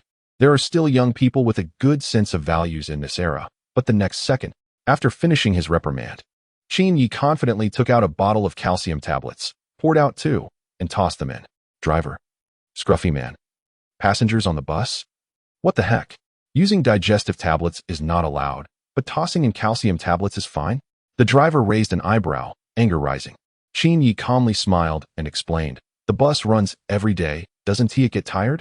I just want to give it some calcium, is that wrong? The driver was shaking with rage. Ding, 44 from the bus driver's resentment. The scruffy man gave a thumbs up. He was genuinely impressed. When it comes to shamelessness, you win. Then, Qin Yi and the scruffy man were both kicked off the bus by the driver. Although they were kicked off, Qin Yi remained unfazed. Without the bus, there were still shared bikes nearby, right? Qin Yi took out his phone and scanned a bike. Then, a pop-up appeared with a red envelope. Qin Yi opened the envelope on his phone, which said, Dear shared bike user, congratulations, you have received a 5 yuan coupon for Lamborghini. Qin Yi's mouth twitched. Well, great, a 5 yuan Lamborghini coupon. Such generosity. Am I really going to buy a Lamborghini? Do I really need your 5 yuan coupon? Ding. 5 from Qin Yi's resentment. At the moment the resentment notification sounded, Qin Yi knew he had just made an enemy with the shared bike service. As the saying goes, a gentleman does not hold a grudge without reason. Qin Yi promptly took out his phone and called the customer service for the shared bike. Beep, beep, beep. Hello, sir. This is the shared bike customer service hotline. How may I assist you?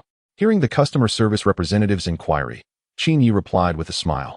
It's like this. I just scanned a bike and won a 5 yuan discount coupon for a luxury sports car. He briefly explained the situation. Soon, the customer service representative on the other end responded, Sir, first of all, congratulations on winning the 5 yuan discount coupon. You just need to take the coupon code to the designated dealership, and you can enjoy the 5 yuan discount. The representative went on and on. Qin Yi didn't catch a word. He interrupted her. I'm not asking how to use this coupon. There was a pause on the other end, and the representative cautiously asked. Then, Sir, what do you want to know?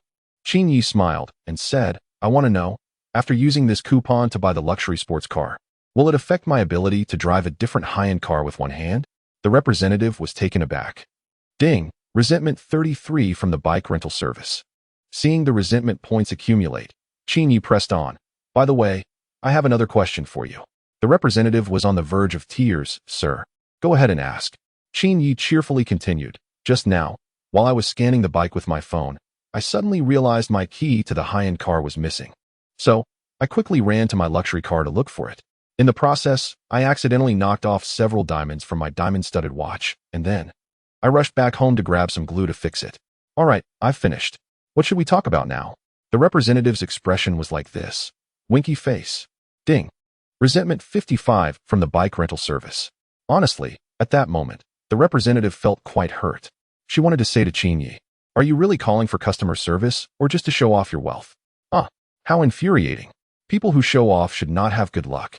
Just as the representative was feeling resentful, Qin Yi's voice came through again. By the way, let me ask you another question. The representative hesitantly said. Go ahead. She had already given up. Since he wanted to show off, let him continue. She pretended not to hear. Unfortunately, this time Qin Yi asked a serious question. If we take the subway together and the metal detector goes off, do you know why? The question master Qin Yi was throwing a tricky question at the representative. The representative hesitated for a moment and swallowed hard. Is it because you are carrying metal? Wrong. Qin Yi smiled and dismissed that answer. The customer service representative was almost in tears, feeling wronged as she said, I don't know. Qin Yi scoffed and revealed the answer. Because I have an iron will. The customer service representative? After a while, she weakly asked, what about me? Is it also because I have an iron will? No. Qin Yi smiled and said, it's because you're a bit silly. The customer service representative? Ding.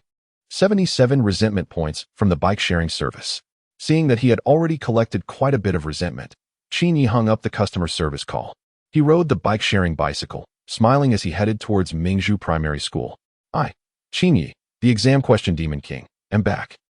Meanwhile, at Mingzhu Primary School, the entrance was already crowded with people.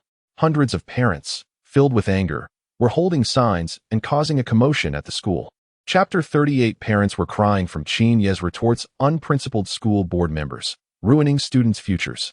We demand that board member Qin Yi come out. We sent our children to Mingzhu Primary School to nurture their talents, not to subject them to devilish test questions. My child has the potential to attend prestigious universities. Have you taken responsibility for hindering their chances? Come out. Qin Yi, hurry out. We want an explanation. Parents were filled with righteous indignation. And anyone unaware might think their spouses had been wronged by Qin Yi. Passers-by on the street were also drawn to the scene, stopping to watch. Before long, the entrance of Mingzhu Primary School was crowded with people, shoulder to shoulder, a complete blockade. The commotion was immense and unending. If it weren't for the school security's obstruction, these parents would have likely stormed in. Inside the school, the elementary students heard the commotion outside. They wanted to go out and see what was happening. But since they were still in class, they could only itch with curiosity. However, many students felt that the question master Qin Yi was in for trouble. Hey parents, go for it. Bring down the big bad guy, thought the class monitor, a chubby boy, feeling pleased. Bang! A piece of chalk hit his chubby face. It turned out he had been daydreaming in class and was caught by the teacher. Chubby, come up and solve this problem, the middle-aged female teacher said sternly. The chubby boy wanted to cry but had no tears. Whoa. When Qin Yi arrived at the school, it was just 9 in the morning. Looking at the crowd of parents causing a ruckus at the entrance, he couldn't help but feel ecstatic. Isn't this a surge of negative energy coming to me? Qin Yi parked his shared bike to the side and leisurely walked towards the parents. The security guard at the entrance, upon seeing Qin Yi, quickly saluted, Good day, board member. Good, young man, keep up the good work. Qin Yi patted the security guard on the shoulder. The guard's heart raced with excitement, feeling a warmth in his chest. He thought to himself, the board member is truly approachable, treating everyone equally, never distinguishing between high and low professions. As soon as Qin Yi arrived, the parents surrounded him, all filled with righteous fury, resembling a coalition of 6 major sects attacking a stronghold. Their momentum was fierce, and their intentions were clear. However, Qin Yi remained unruffled. He glanced coldly at the parents in front of him and said in a detached tone, I already know your intentions. Since you believe that I, Qin Yi, am ruining your children's futures, allow me to ask you 3 questions. After I finish asking, if you still think I am hindering your children's prospects, then I will have nothing more to say. Upon hearing this, the parents exchanged glances. After a moment of silence, a leading parent representative sneered, Go ahead and ask. The other parents also revealed expressions of mockery and ridicule. They were curious to see what Qin Yi intended to ask. Well, very good. Qin Yi took a step forward, exuding a cold and aloof aura, and asked calmly, My first question. Which student is smarter, one who studies basic arithmetic or one who studies advanced calculus? Which one has higher intelligence? As soon as this question was raised, the parents fell silent. They all took a step back, looking at the parents before him, who dared not speak. Qin Yi coldly repeated, Answer me. Parents. Ding. Resentment from the parents 99. Does this question even require thought? Of course. The student studying calculus is smarter. However, this answer was something they couldn't voice. They could only remain silent. The room fell quiet, with no one daring to respond. Qin Yi raised an eyebrow and forcefully asked the second question. My second question. Which student has better stress resistance? One who does simple problems every day, or one who tackles extremely difficult problems daily? If these 2 students were to face difficulties in society after leaving school, which one would be more resilient and strong-willed? Answer me. Silence. It was eerily quiet again. The parents exchanged glances, and not a single person dared to answer. Their faces turned pale, each one left speechless by Qin Yi's questions. The answer to this second question also required no consideration. It must be the latter. Who would be more resilient and calm in the face of challenges? As the saying goes, you can't grow towering trees in a greenhouse. How can you see a rainbow without experiencing the storm? Seeing that the parents once again dared not answer his questions, Qin Yi couldn't help but shake his head.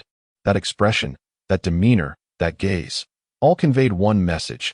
Sorry, I'm not targeting anyone, but everyone present is lacking. After being rendered speechless by 2 consecutive questions, the parents felt their pride slipping away. Among the crowd, a fierce-looking parent, with a grim expression, snapped, "You are being unreasonable. What we want is results, not intelligence or stress resistance." As soon as this was said, other parents seized the opportunity. They finally found a breakthrough in the discussion.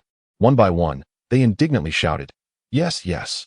We send our children to your school to excel and succeed in life. Exam results are what matter most. What you say about intelligence and psychological resilience is too abstract.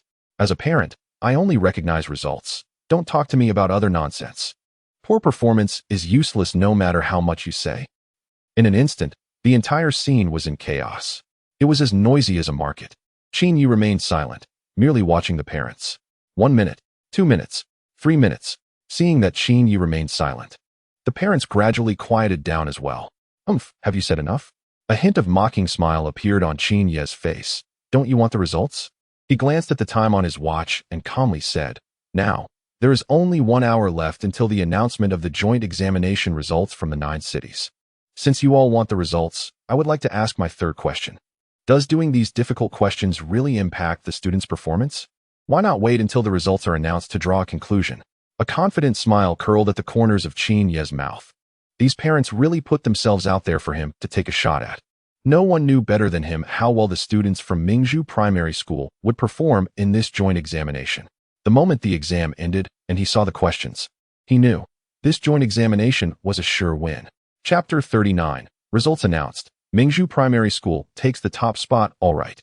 Let's wait for the results of the joint exam to come out. I don't believe you can turn this around. Just wait, it's only an hour. We can hold on. If the results are not good, don't blame us for turning hostile. Hundreds of parents of students expressed their opinions and made strong statements. Qin Yi remained silent, watching coldly. He was sure that after today, at least half of the parents causing trouble would see their children expelled from the school. The school could neither afford to educate such foolish parents' children, nor did they want to. As for the remaining half of the parents, it would depend on their attitude. Only those who sincerely admitted their mistakes might be given a chance to stay in the school. The scene was quiet with hundreds of people waiting anxiously for the announcement of the joint exam results. It wasn't just Mingzhu Primary School waiting for the results. Schools of all sizes in the province had principals who were as anxious as ants on a hot pan, nervously awaiting the results. Heaven bless, let Chaoyang Primary School achieve a good ranking. The principal of Chaoyang Primary School prayed silently. The ranking in this joint exam directly affected his bonus. There are 2 types of schools, public and private. Chaoyang Primary School belongs to the former, relying entirely on funding from the Education Bureau. However, the Education Bureau is not foolish and won't allocate funds for no reason. Therefore, the results of the joint exam became extremely important. The higher the ranking of the school, the more bonuses the Education Bureau would distribute. Mingzhu Primary School, on the other hand, is a private institution funded by Qin Yi's family. The Qin family is wealthy. The teachers at Mingzhu Primary School earn several times more than those at other schools, which has caused jealousy among many teachers. Numerous teachers lamented. Having money really allows you to do whatever you want. In Yangzhou City, at the Provincial Experimental Primary School, Principal Sun quietly lit a cigarette and began to puff away.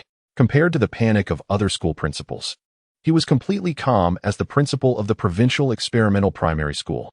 The school had ranked first in the province for 3 consecutive years. There's a saying that describes it well. Invincible to the point of having no rivals. The only opponent for the Provincial Experimental Primary School was themselves. What they pursued was to continuously surpass the records they had set. Principal Sun sat in front of the computer, leisurely sipping tea, waiting for the refresh of the score-checking system on the joint exam's official website.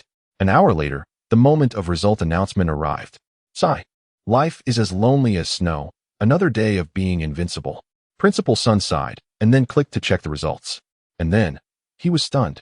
There was no unexpected surprise. All he felt was shock. Principal Sun sat in front of the computer, seemingly frozen like a stone sculpture, staring intently at the screen. What the heck? He clutched his hair with both hands, his expression twisted in disbelief as he shouted, "This is insane. How is this possible?" On the computer screen, the scores revealed that Mingzhu Primary School was shockingly ranked first. Moreover, it had an overwhelming lead, scoring significantly higher than the others. First place, Mingzhu Primary School, average score, 247. 3. Second place, a primary school in Yangzhou, average score, 186. 9. Third place, Chaoyang Primary School in Shaoxing, average score, 159. 4. Fourth place, Yucai Primary School in Wuxi, average score, 156. 7. Fifth place, Hongji Primary School in Jiangnan, average score, 148. 2. Sixth place. Seventh place. Eighth place. This score report, which encompassed hundreds of primary schools across 9 major cities in the province, was shocking enough to make one's scalp tingle. Mingzhu Primary School topped the province with a score 60 points higher than the second place. Stunned, looking at this astonishing score report, Principal Sun's face turned pale, his pupils dull and lifeless. At the entrance of Mingzhu Primary School, the moment the results of the joint examination were announced, there was a dead silence. Parents stared at their phone screens in shock. The scores they saw made their heads spin. First place, Mingzhu Primary School had actually ranked first in the entire province. What an incredible achievement. How could this be possible? Parents exchanged glances, each reflecting disbelief and astonishment. Was there really no mistake in the scores? How could Mingzhu Primary School be so strong? Silence. A deathly silence. All the parents stared blankly at Qinyi, this young school board member. Did he possess some kind of magic? Otherwise, how could he achieve all this? Qinyi's indifferent gaze swept across the crowd. All the parents who were met with his gaze bowed their heads in shame. They couldn't bear to look him in the eye. At that moment, they felt a burning pain on their faces. This feeling of being slapped in the face left them utterly frustrated. Their eardrums buzzed. You only see the difficult exam questions I set for the children, but you fail to realize that such challenges cultivate their ability to think independently. Qinyi's calm words pierced deeply into the hearts of the parents. The brain is plastic. It becomes smarter the more it is used, not dumber. What I have given these children is a spirit of perseverance in the face of difficulties, a lifelong treasure of the soul. Yet in your eyes, I have become the villain who misleads the children and hinders their future. Well, Qinyi's indifferent voice echoed throughout the venue. After today, you should withdraw your children from school. Mingzhu Primary School does not need your short-sighted mediocrity. As soon as these words were spoken, the parents present were on the verge of tears. No. Director Qin, I beg you. Please don't let my child drop out. I'm begging you. My child is our family's only hope. As long as you let my child stay at Mingzhu Primary School, I'll even kneel down for you. Please calm down. Director, don't be angry. We were just confused for a moment. I beg you to forgive us. We were wrong. We deserve to be punished. The pleas were endless. For every parent, their child is their lifeline. Mingzhu Primary School is currently the best primary school in Su Province. Who wouldn't want their child to continue studying here? An hour ago, these parents were so arrogant. At this moment, they were so humble and embarrassed. The slap in the face came so suddenly that even the onlookers couldn't help but exclaim in delight. Amazing. That was a swift turnaround. In just 1 hour, the plot has reversed. Even a TV drama wouldn't dare to portray it like this. On this day, the results of the joint examination in Jiu City were announced. Mingzhu Primary School dominated, claiming the top spot in Su Province. The education sector in Su Province was shaken. Instant fame. Chapter 40. The Essay Madness. Explosive both domestically and internationally, the moment the scores from the joint exam across 9 cities were uploaded to the teacher group of the Provincial Experimental Elementary School, the entire WeChat group fell into a dead silence. After a brief moment of silence, it erupted like a volcano. Messages of disbelief flickered continuously in the chat. How is this possible? We are not in first place. Did Mingzhu Elementary School take some magic potion? Their average score is over 60 points higher than ours. No way. Today isn't April Fool's Day, right? Someone come and wake me up. This score report can't be real. We're finished. The era of our Provincial Experimental Elementary School is coming to an end.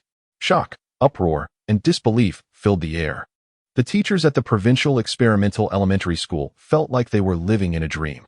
This score report is just outrageous. Meanwhile, At other schools across the 9 cities of Sioux Province, hundreds of schools were frantically sharing this astonishing score report. Everyone was in shock. How can Mingzhu Elementary School have such high scores? An average score of 247? Are the students at Mingzhu Elementary School all geniuses? How can they achieve such scores on such difficult questions? This is unbelievable. I can't take it anymore. Everyone. I'm devastated. This is purely demoralizing. My mindset has collapsed. Why are they so incredible? Everyone was stunned by the jaw-dropping scores from Mingzhu Elementary School. A gap of 60 points in the lead. This is outrageous. How can other schools even compete? Scoring so high makes it seem like they are inferior. In the entire education sector of Sioux Province, countless people were blinded by the score report from Mingzhu Elementary School. It was a frenzy, a wave of excitement. In just one day, Mingzhu Elementary School became a household name in the educational community of Sioux Province. They rose to prominence. Outside the education sector of Sioux Province, Mingzhu Elementary School also gained fame beyond the usual circles. However, it wasn't because of the score report. Instead, it was due to the exceptionally talented and stunning essays.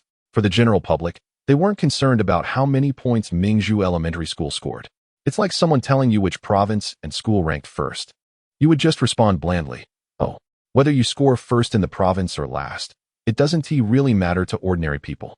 They don't care about your scores." But essays are different. In past college entrance exams, the essays that gained widespread attention were usually those that scored full marks. A good article can truly touch people's hearts. Why have so many classic works from our culture endured through the ages? That's the power of words. A good piece of writing can evoke deep feelings from the innermost parts of a person's heart. And the essays written about rain by the students of Mingzhu Elementary School are no exception. When the brilliantly imaginative and eloquent essays from a primary school were shared online, the entire nation was stunned. This rain is born from the heavens and dies on the earth. The process in between is life, coexisting with the universe and shining alongside the sun and moon. This is the true essence of rain. How magnificent is our motherland. The rejuvenation of our nation is a duty we must not evade. Even if the road ahead is rough and muddy, we would not regret even if we face death. If the heavens have feelings, they too will age. The sea of rain has no bounds, enduring hardships at the edges. Before the rain comes, 3,000 years pass. Looking back at the mortal world, I shall not become an immortal. These stunning essays that made people's scalps tingle absolutely dazzled the whole nation. The internet exploded. Voices of discussion among netizens surged. Wow. Is this really written by primary school students? Don't scare me. Have the essays of primary school students reached this level now? Mingzhu Primary School, are you trying to defy the heavens? You were asked to write about rain, and you wrote about life and death? About national fortune? About cosmic civilization? About the rise and fall of humanity? I'm on my knees. This is amazing. I would call this the strongest batch of primary school essays ever. Same here. It's written so well that it brings tears to my eyes. Unintentionally, the essays from Mingzhu Primary School went viral. Almost overnight, from one region to another. From Europe to the entire Western world, major media outlets were frantically sharing these essays. It ignited discussions both domestically and internationally. Numerous foreign media outlets reported on it. The New York Times, recently, a group of genius children from a certain Eastern country have written beautiful essays that have amazed the world. Global Herald, an incredible country from the East, let's cheer for them. London News, essays from primary school students in a certain country have made it to the top 3 on Twitter's trending list. Reports from foreign media kept coming in. On this day, the whole world was immersed in the brilliance of these primary school students. It was destined to be an unforgettable day, and foreign friends were left in awe. Back in the country, media reports continued to pour in. The trending topic on social media, Mingzhu Primary School essays going crazy worldwide. Trending topic 2, Mingzhu Primary School. Trending topic 3, Mingzhu Primary School essays, shocking both domestically and internationally. Dominating Weibo trending. Dominating Douyin trending. Dominating headlines. In an instant, the headlines of all domestic media were occupied by Mingzhu Primary School. This outcome caught everyone off guard. What made Mingzhu Primary School go viral was not its astonishing scores, but those elementary school essays. The main reason for the surge in popularity can be summed up in 3 words: contrast. If these talented and grandiose essays were written by a literary giant, they definitely wouldn't be as popular as they are now. People might just say, impressive. But These essays were actually written by elementary school students. That's somewhat outrageous. Have elementary students reached such a level of competition? Writing a primary school essay requires such beautiful, extraordinary, and philosophical sentences. That's just incredible. While discussions were heating up across the internet, state media also got involved. A national newspaper published a post on social media, reporting on the matter and praising it extensively. Once this report was released, it was like a bomb dropped on a calm lake, triggering massive waves. A tidal wave of reactions surged in. The entire nation was astonished. Chapter 41. It is not weakness and ignorance that defeat humanity, but arrogance recently. The essay exam at Mingzhu Primary School in Jiangnan City has gone viral due to its poetic beauty, receiving unanimous acclaim worldwide. We sincerely hope that there will be more outstanding talents like the students of Mingzhu Primary School, showcasing the spirit of youth and promoting the charm of traditional culture. An article in a national newspaper commenting on this achievement garnered 4 million likes in less than 2 hours. The comments section was buzzing with excitement. Haha. Even the official media is talking about it. Mingzhu Primary School has truly made it big. How can I enroll my child in Mingzhu Primary School? Same question. I want to know too. Funny, do you think Mingzhu Primary School is that easy to get into? Dear, I suggest you go to sleep and dream about it. The atmosphere was lively, but everyone understood one thing. Mingzhu Primary School is subtly positioning itself as the top primary school in the region. Of course, this title will not be acknowledged by other established prestigious schools. Want to be the best primary school? You need to ask the affiliated schools of major universities, as well as other well-known institutions, if they agree. It is foreseeable that although Mingzhu Primary School has captured the spotlight this time, a showdown with these traditional powerhouses is inevitable. This battle will determine the hierarchy and the victor. In Jiangnan City, at Mingzhu Primary School, Qin Yi was surrounded by parents of students from other schools. These parents were bowing and scraping, their attitudes extremely respectful, smiles plastered on their faces. Please, esteemed board member, grant us this favor. Let my child transfer here. Really, I beg you. You are a living Buddha. Please be kind. I come from a rural background and lack education. As long as you can let my child study here, I am willing to do anything. I feel the same. Even if it means climbing a mountain of knives or crossing a sea of fire, I would do it just to let my child study here. A chorus of desperate pleas filled the air. These parents were bowing and scraping, their demeanor extremely humble, almost to the point of kneeling before Qin Yi. In fact, if Qin Yi had asked them to kneel at that moment, they would likely have done so without hesitation. Everything was for the sake of their children. As long as they could provide better educational resources for their children and give them a head start, these parents would be willing to do anything. Qin Yi felt troubled by this. The heartfelt intentions of these parents were not lost on him. He also wanted to accept these children. However, Mingzhu Primary School truly had limited capacity and could not accommodate so many students. They only have one school. How can they accept so many students? In recent days, since the official media praised their school, every day, the school mailbox of Mingzhu Primary School has received over 100,000 transfer applications. These applications come from all over the country. Now, in the entire region, there isn't a single parent who doesn't wish for their child to attend Mingzhu Primary School. It's a prestigious honor. If a child is enrolled in Mingzhu Primary School, their parents will definitely be the center of attention at any dining table or gathering. Whenever there is a meal or family reunion, what do relatives love to discuss the most? It inevitably revolves around one topic: whose child has better academic performance. If anyone dares to mention that their child studies at Mingzhu Primary School during a meal, they will surely be met with envious and jealous gazes from everyone. Quietly, Mingzhu Primary School has become a golden brand, a shining one at that. To all the uncles and aunts, I would love to accept your children as well. Qin Yi looked at the group of parents pleading in front of him and sighed. But we truly cannot accept any more students. The number of students at Mingzhu Primary School has already exceeded the limit. Upon hearing this, the parents of students from other schools in front of Qin Yi sighed and showed expressions of disappointment. Among them, one parent, who looked ostentatious with a big gold chain, clearly a nouveau riche, waved his hand grandly and said, "Director Qin, just name a price. As long as it allows my child to study here, you can ask for any amount." Hearing this, Qin Yi couldn't help but laugh. He looked at the nouveau riche parent and scoffed. "Are you serious?" This was the first time Qin Yi encountered someone trying to show off wealth in front of him. It's not an exaggeration to say that in the entire city, There are probably no more than 10 people wealthier than Qin, and among those 10, he didn't seem to recognize the ostentatious parent in front of him. The nouveau riche parent huffed and arrogantly said, "Director Qin, just give me a figure. Anything that can be solved with money is not a problem." All right, Qin nodded and smiled as he quoted a figure. "How about 1 billion? Nouveau riche parent. Other parents present. At this moment, the nouveau riche parent wanted to slap himself. Why did he have to show off? Now, he had made a fool of himself instead. Director Qin. I was just joking. Consider it a slip of the tongue." The nouveau riche parent quickly backtracked. He certainly didn't have 1 billion. However, Qin pretended not to hear and took out his phone, opened the payment code, and sincerely smiled. "Alipay or WeChat. Bank transfer is also fine." Nouveau riche parent.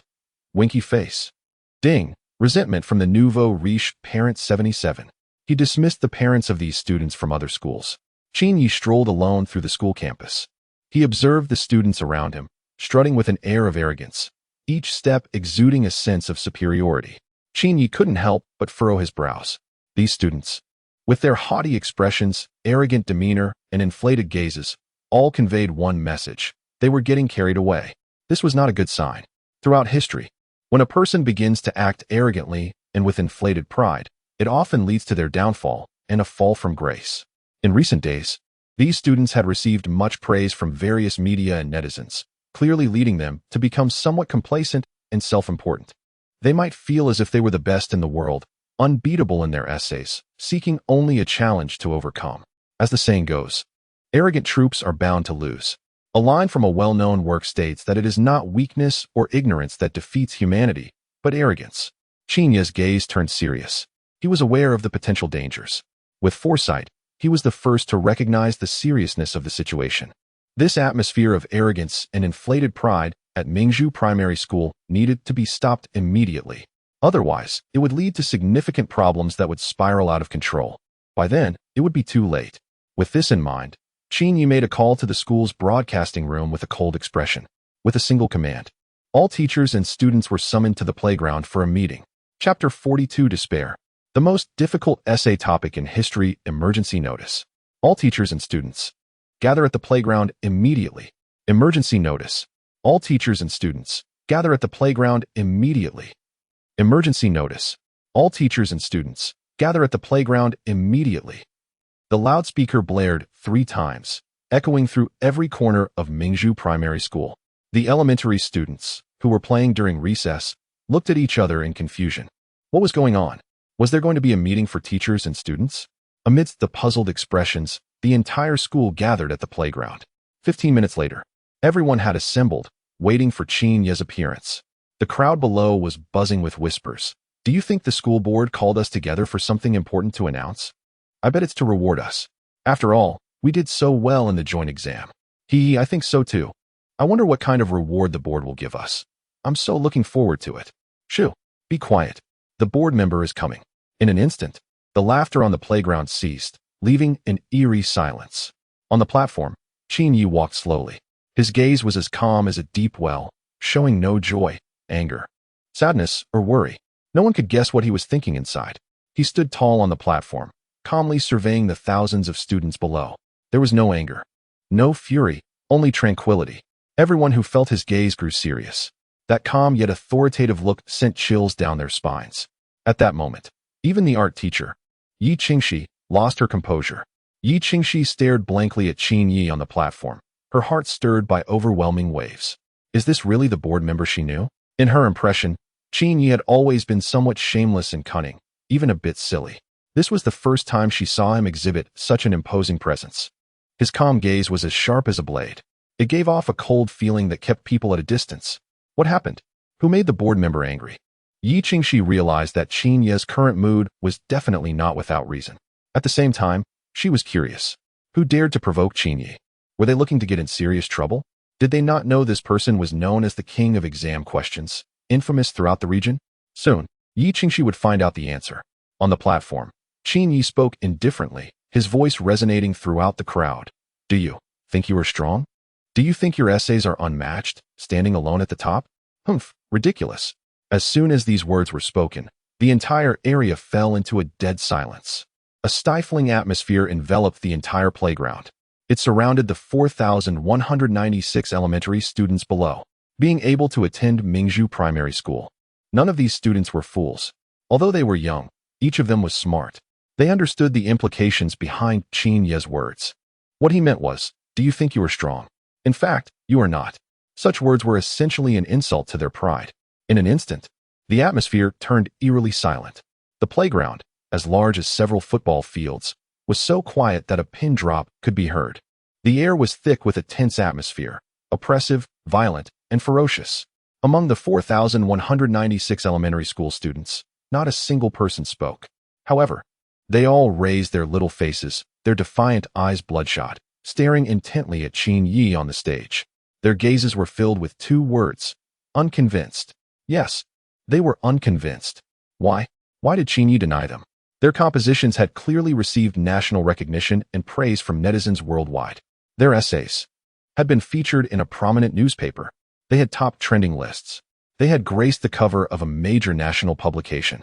So many people, so many media outlets, so many citizens had praised, celebrated, and lauded them. Why did Qin Yi deny them? They had earned accolades from around the world. Yet why couldn't they get a single word of affirmation from Qin Yi? They were unconvinced. They defiantly stared at Qin Yi, their eyes fierce and unruly. Noticing the expressions of these elementary students, Qin Yi sneered in silence. Unruly? Arrogant? Unconvinced? Do they think that their essay writing is unbeatable? Good. Qin Yi smiled. He liked students with such mysterious confidence. Wasn't this a perfect opportunity to raise their spirits? It seemed that without giving them a lesson, they truly had become oblivious to their own identities. I know you all are unconvinced, thinking that your essay writing has no rivals. How about this? I'll make a bet with you. Let us have another essay simulation test. This time, I will set the essay topic. If even one of you can write a piece as stunning as the recent joint exam, I, Qin Yi, will give all of you a month off. Qin Yi's clear voice echoed across the entire playground. The moment his words fell, a wave of excitement surged through the crowd. The school board set a month off? Wow. Come on, everyone, let us take the bet. That is an entire month off. With over 4,000 students in our school, can't even one of us write a good essay? Hee hee. Isn't that an opportunity for a free holiday? Let us do it. We accept the challenge. The students' eyes were red with excitement. Which student could resist the temptation of a holiday? Fortune favors the bold, while the timid face hardship. Although they understood that Qin Yi's confidence was likely well-founded, they still numbered over 4,000. No matter how difficult the essay topic you set, can it really stump everyone? There will always be one or two prodigies who write astonishing essays. So, their chances of winning are still quite high. Looking at the eager elementary school students in the audience, Qin Yi revealed a smile. Very good. Qin Yi snapped his fingers, and two staff members brought up a challenge banner that was over 10 meters long. Qin Yi looked at the students below and slowly said, "Those willing to accept the challenge, please sign your names on the banner. Let me make it clear. If you lose, from now on, put away your damn arrogance and recognize that you still have a long way to go before becoming a true academic powerhouse." Qin Yi earnestly advised, his words heavy with meaning. But the students below, who were already floating with pride, just scoffed. Lose? How could we possibly lose? Humph. School board member, you are definitely going to lose. Our essays have already been published in a national newspaper. What do we have to lose? With so many of us, there are bound to be a few who can write brilliant pieces. Let us go. The uprising starts today. Brothers, let us take down the great demon Qin Yi. We are invincible. Clearly, they had completely lost touch with reality. They had forgotten the fear they once felt when faced with Qin Yi's devilish exam questions. Today, Qin Yi would let them experience the harshness of reality once again. Let them know what despair truly means. Chapter 43, Yi Qingxi, When Gods Fight, How Dare I Get Involved? Come on, brothers, don't be afraid. With so many of us, how can we not take down just one person? Forget it. I've signed the challenge letter anyway. You all do as you please. I've signed it too. Whoever backs down is a coward. Don't worry, we elementary school students will definitely win this bet. The elementary school students, full of confidence, lined up in a long line. One by one, they signed their names on the challenge letter. A few hours later, 196 elementary school students all confidently signed this challenge letter. Not a single one backed down. They felt that Qin Yi had hurt their pride. They were already so strong. How could Qin Yi look down on them? With their heads held high, They stared defiantly at Qin Yi. They wanted to prove themselves to him. This was the first time they, as elementary school students, directly challenged the formidable opponent Qin Yi. This battle was about their dignity. They could only win, not lose. However, they also didn't think they would lose. Are you kidding? How could over 4,000 top students from the joint exam in their city possibly lose to Qin Yi? Their opponent was just one person. How could they lose? Yi Qingxi, come up. On the high platform, Qin Yi shouted. All eyes in the audience turned to Yi Qingxi. Yi Qingxi looked dazed and confused. What is going on? What does this have to do with her? She was just standing off to the side watching the show. Why was she being dragged into this? Oh no. Yi Qingxi felt so desperate at this moment. What did the fight between the great Qin Yi and the elementary students have to do with a small art teacher like her? When gods fight, how could she dare to get involved? However, in front of the crowd, Yi Qingxi didn't dare to resist Qin Yi's authority in his words. Gritting her teeth, she walked up to the platform. Principal, why did you call me up here? Yi Qingxi asked weakly, red-faced, and looking down. Don't speak. Qin Yi grabbed her wrist and pulled her over. Yi Qingxi's face flushed, but before she could react, Qin Yi bit her delicate finger. Zzz. A drop of blood oozed out. Qin Yi looked at Yi Qingxi and asked, does it hurt? Yi Qingxi frowned slightly and rolled her eyes. It hurts. Qin Yi smiled and said, that's right, it should hurt. Yi Qingxi. The entire faculty and students below? What is the principal doing? Why can't they understand? Soon, they understood. Qin Yi held Yi Qingxi's finger and pressed it onto the challenge letter, leaving a bright red fingerprint. At this moment, all the faculty and students felt relieved. So that's what it was. They needed a fingerprint. No wonder the principal bit Yi teacher's finger. The faculty and students were relieved, but Yi Qingxi felt frustrated. She spoke with a choked voice, feeling wronged. Why don't you bite your own hand? Isn't what you said just nonsense? Qin Yi snorted and said confidently, if I bite my own hand, won't it hurt? Yi Qingxi. All the students. All the teachers. People in the audience fainted one after another. Meanwhile, Yi Qingxi was almost in tears. So you're afraid of pain. So you bite my hand? What kind of person is this? So inconsiderate. Ahem, let's not dwell on the details. Qin Yi waved his hand grandly and declared, everyone, leave the stage and return to the classroom. The writing simulation test begins. Soon, the students and teachers on the playground dispersed like a tide. They returned to their respective classrooms. In the classroom, the elementary school students gripped their pens, full of fighting spirit, waiting for the writing simulation test to begin. 40 minutes later, the essay topics were delivered to each classroom. With a rustling sound, as the essay papers reached each student's hands, the writing simulation test officially began. Brothers, let's do this. Rest assured, this time my essay will be extraordinary. I will use my lifetime's vocabulary to write a stunning piece. In this world, there is a talent of a stone, but I, Nie Xiaolin, will occupy 8 parts. I've already thought it through, no matter the topic. As long as I unleash my magnificent words, I guarantee a spectacular result. The elementary school students' eyes sparkled with excitement as they picked up their exam papers, ready to write a brilliant essay of tens of thousands of words. However, who would have thought? When they saw the exam question, they were completely dumbfounded. The essay topic was, after a prisoner in ancient times was beheaded, did the head feel like the body fell, or did the body feel like the head fell? Please write a clear and well-supported essay based on this perspective, excluding poetry. All the elementary school students who saw this essay topic had their minds flooded with countless thoughts, leaving only one. What the heck? The previously arrogant students now stared at their exam papers in shock, their eyes blank. What is this? Writing about your mother? Did the head feel like the body fell, or did the body feel like the head fell? How the heck would I know the answer to this question? To know the answer, I'd have to ask those who have been beheaded. No, wait. If the head is gone, who are you asking? Woo-woo. This is just too ridiculous. How am I supposed to write this essay? At this moment, the elementary school students were all dumbfounded. Their minds went blank. In this instant, they deeply felt the harshness of society. Tears of bitterness welled up in their eyes as they looked around at each other in the classroom. But not a single person has put pen to paper. Woe is me.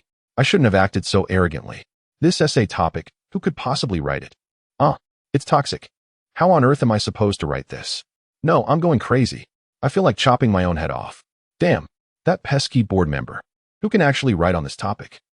At this moment, at Mingzhu Elementary School, all the students truly regretted their arrogance. They were wrong. They shouldn't have acted so high and mighty in front of Qin Yi. Now they're going to be slapped in the face. They were so boastful, each one claiming they would write a magnificent piece that would astonish the heavens and weep for the ghosts. And now, they can't even write a single word. Facing such a twisted essay topic, tell me, how can I write? What should I use to write? Should I chop off my head first to experience what that feels like? Woe is me. This essay topic is just too brutal. In the board member's office, Qin Yi was leisurely reclined in the executive chair, savoring his tea. He was not at all worried about the outcome of this essay mock test. Seeing this, Yi Qingxi couldn't help but curiously ask, "Board member, aren't you worried about losing?" Qin Yi crossed his legs, comfortably squinting his eyes and smirking. "Losing? Lose with my head." With this essay topic, he said, who could possibly write a perfect score? Ridiculous. By the way, board member, what are your chances of winning this bet with the students? Yi Qingxi asked again. Upon hearing this, Qin Yi opened his eyes and sat up straight. He thought for a moment and raised a finger at Yi Qingxi. Yi Qingxi blinked. Puzzled. Is it only a 10 chance of winning? No. Qin Yi stood up from his seat, clasped his hands behind his back, and with a lonely smile said, "There isn't a single one that can do it." Yi Qingxi. Chapter 44, Surprising. Shaolin is actually a hidden academic genius? Looking out at the scenery, Qin Yi sighed softly. How lonely it is to be invincible. Perhaps only Wei Shen could push him to exert all his question-setting skills. These students were just too weak. As Qin Yi was showing off, Yi Qingxi nodded repeatedly, not daring to breathe too loudly, fearing to disturb his display. This person held grudges far too well. After a long time of understanding, Yi Qingxi had come to know what kind of person Qin Yi was. Low emotional intelligence, petty, vengeful. High emotional intelligence, dashing and bold, quick to settle scores, carefree in the world. After finishing his show-off, Qin Yi felt refreshed. He smiled and handed a new essay prompt to Yi Qingxi, instructing, "This is the second essay topic. Take it to the school printing room and make 4,500 copies." Yi Qingxi looked puzzled and asked, "Didn't you already issue an essay topic once? Why print a new one?" Hearing such a foolish question, Qin Yi looked at her and sighed. "You don't understand." Qin Yi began to show off again. Standing with his hands behind his back by the window, gazing at the sky, he calmly said, "You only see the second layer, but I stand on the fifth layer. As for why I want you to print the papers, you'll know tomorrow." Yi Qingxi. This is infuriating. What second layer, fifth layer? Are you talking about the theory of Milphi? She gritted her teeth in frustration. Ding, Yi Qingxi's resentment 44. In class 3 of grade 6, the classroom was silent. Faced with this hellishly difficult essay topic, not a single elementary student moved their pen. But there was one exception. In this large classroom, only the class representative, Shaolin, was writing furiously. The sound of his pen scratching against the paper was like a thorn in the throat, prickling like needles. All the students were stunned, staring at Shaolin.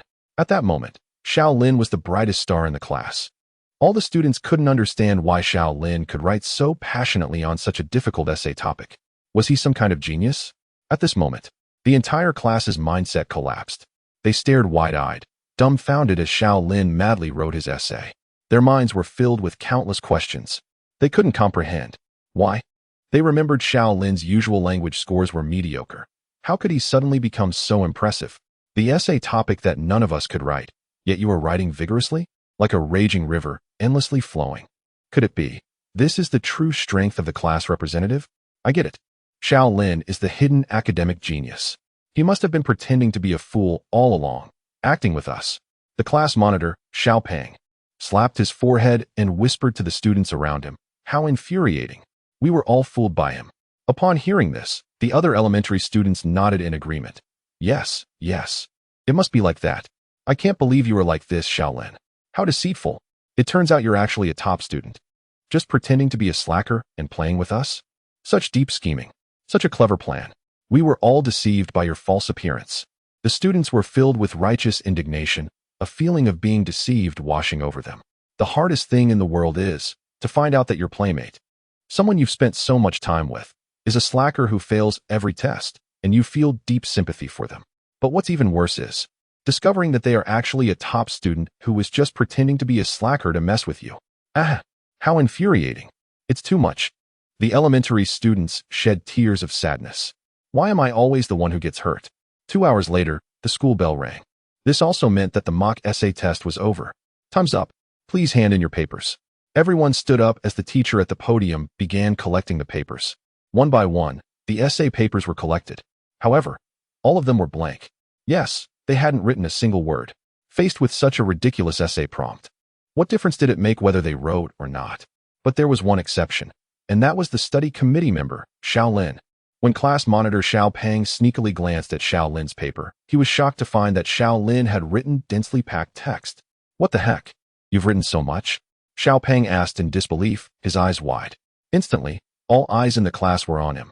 Then, Xiao Lin flipped his paper over and waved it in front of everyone. At that moment, the whole class of students was completely stunned. They trembled, their expressions as if they had seen a ghost. Because Xiao Lin's essay was written on both sides of the paper. What is going on here? We couldn't write a single word, and you not only filled the front, but also the back of the paper. This is overflowing with text. It looks like there are at least 2,000 words, right? You were supposed to write a 300-word essay, and you wrote over 2,000 words? And on such a difficult topic. Wow, you must be joking. The entire class of elementary students felt like they had taken a massive blow. Just as Xiao Peng was about to step closer to see what Xiao Lin had written, the teacher beside them had already taken Xiao Lin's essay away. What is going on? Seeing the densely written essay papers from Xiao Lin, the teacher was also taken aback. While others submitted blank papers, you even wrote on the back. Xiaoer, student with a herniated disc, please sit down. You are already quite outstanding. After submitting their papers, the elementary school students all cried as they went home. Normally, leaving school is a happy thing. But at this moment, no one could feel happy. All the elementary students were in tears, wiping their eyes. Woo-woo. The essay topic given by the school board is just too difficult. I can't write anything at all. How frustrating. I can't believe that I, the top student in class 6, can't write a single word. Did any of you write anything? I'm so anxious. We can't lose to the school board. I don't know who wrote. Anyway, our class submitted all blank papers. Sigh. Our class is the same. No one can write this essay. Just then, the class leader from class 3, Xiao Peng, shouted, I know who wrote it. As soon as this was said, all the elementary students were stunned. They all shouted, hurry, hurry, hurry. Who wrote it? Tell me quickly. Which big shot wrote the essay? Let me worship you. Wow. Our school really has some strong characters. Just asking, big shot, do you still need leg accessories? There was shock, noise, and a moment of worship. At this moment, Xiao Peng pointed at Xiao Lin, who was mingling in the crowd, and shouted, brothers, it's him. I saw this guy write over 2,000 words for the essay. As soon as this was said, a gasp of surprise filled the air. What? You actually wrote over 2,000 words for such an essay topic? Dude, are you a literary genius? A sea of green eyes focused on Xiao Lin. At this moment, Xiao Lin wanted to cry. He was already furious with Xiao Peng. Xiao Lin, are you out of your mind? You don't need to create such hatred. Half an hour later, the essay papers from each class were sent to the school board office by the teachers. Qin Yi found a large cardboard box, packed all these essay papers into it, and then put it in the car. After that, Qin Yi drove home. His task tonight was to grade these essays. Whether they are capable or not, we will know how skilled these elementary students are once the essays are graded tonight. Chapter 45. Questions? This is called winning people over with virtue. In a city in the southern region, a luxury SUV slowly drove into a residential area. As Qin Yi passed by a neighbor's house, he noticed an elderly lady sitting in a rocking chair in her garden, cradling an orange cat and enjoying the beautiful night scenery. Qin Yi couldn't help but exclaim, wow. Just a few days ago, she lost a ragdoll cat. And now she has an orange cat. When the elderly lady saw Qin Yi driving by, she called out to him, Little Yi, can I ask you a question? Hearing this, Qin Yi stopped the car and looked at her with a questioning gaze. The lady gently stroked the orange cat in her arms and smiled. Little Yi, how can I enhance my aura so that others can immediately see I am a distinguished descendant of the Aizenjoro clan? Qin Yi. His face twitched slightly. As expected, this lady truly never forgets to show off her Aizenjoro surname. However, respecting the elderly and cherishing the young is a traditional virtue of the Huaxia people. Qin Yi felt it necessary to answer her question seriously. After thinking for a moment, he glanced at the few remaining teeth in the elderly lady's mouth and suggested, I think you could try getting a gold tooth. Upon hearing this suggestion, the lady seemed a bit tempted and cheerfully asked, if I get a gold tooth, will it make me look more distinguished? To which Qin Yi shook his head and replied, no. The elderly lady frowned, looking displeased. If it won tea, then why should I get it? Because Qin Yi said sincerely with a genuine smile. If you have a gold tooth, you won't leak air when you boast in the future. Elderly lady. Ding. 55 from the elderly lady's grievances. Under the elderly lady's resentful gaze, Qin Yi drove back to his house. As soon as he got out of the car, he saw a groundhog munching on a carrot in the yard. Qin Yi walked over and picked up the groundhog. He pointed at the elderly lady's house and warned the groundhog fiercely, "Little skinny, if you dare to bite the neighbor's cat again, I'll stew you. Do you understand?" Qin Yi threatened. Squeak. The groundhog let out a sharp sound, seemingly resisting Qin Yi's actions. Humph, it even dares to be disobedient? Qin Yi's expression tightened, feeling somewhat displeased. Of course, he was a kind-hearted and honest gentleman. He wouldn't resort to violence against a disobedient pet. So, Qin Yi chose to win it over with virtue. He smiled and posed a question for the groundhog. How many steps does it take to put a giraffe in the refrigerator? Groundhog. Squeak, squeak, squeak. What do zombies dislike doing the most? Groundhog. Squeak, squeak, squeak, squeak. How much money should you bring out during typhoon weather? The groundhog. Squeak, squeak, squeak, squeak, squeak, squeak, squeak. Among the Arabic numerals 1 to 9, which number is the hardest working? Which number is the laziest? The groundhog. At this moment, the groundhog deeply understands the dangers of the world. If it could speak, it would definitely say to Qin Yi, "Whoa, you big bad guy. You don't do anything that involves people at all." Ding. Resentment from the groundhog 99. After bullying the groundhog for a while, Qin Yi carried a box containing exam papers out of the car. Upon entering the living room, he found Qin Xiaoyu watching TV. "Sister, are you hungry?" Qin Yi asked kindly with a brotherly smile. Qin Xiaoyu quickly stepped back and shifted her position. With a suspicious expression, she huffed arrogantly and said, "Stinky brother, what bad intentions are you up to again?" "Oh, I get it. You want to tell me that you're not hungry and that you've already eaten." Qin Xiaoyu believed she had figured out Qin Yi's tricks. This shameless and cunning brother could not possibly be so gentle for no reason. There must be some scheme behind it. The longest road Qin Xiaoyu has walked in her life is the road of Qin Yi's schemes. However, this time, Qin Xiaoyu was really mistaken. Tonight, Qin Yi had no ulterior motives at all. He was like a considerate brother, looking at Qin Xiaoyu with care and speaking in an extremely gentle tone. "Sister, sit down. I'll make you something delicious." Qin Xiaoyu took 3 steps back, looking wary. Based on her understanding of her stinky brother, every time Qin Yi suddenly treated her especially well, it definitely meant trouble. Unfortunately, it seemed that Qin Yi truly had no tricks this time. 30 minutes later, Qin Yi walked out of the kitchen, sweating profusely, holding a large plate of seafood feast. There were king crabs, Boston lobsters, abalones, all of which were Qin Xiaoyu's favorite foods. Qin Yi placed the prepared seafood feast in front of Qin Xiaoyu and even gently tied a napkin around her. That gentle action, that caring gaze, that kind smile, all indicated that he was a good brother who cared for his sister. Seeing Qin Yi behave so unusually, Qin Xiaoyu became even more frightened. She looked at Qin Yi with fear and timidly asked, "Brother, you didn't poison the food, did you? You don't want to poison me to death, right?" Seeing that Qin Xiaoyu did not trust him, Qin Yi immediately picked up chopsticks and took a bite himself. Upon seeing this, Qin Xiaoyu finally relaxed. She picked up a king crab and began to feast.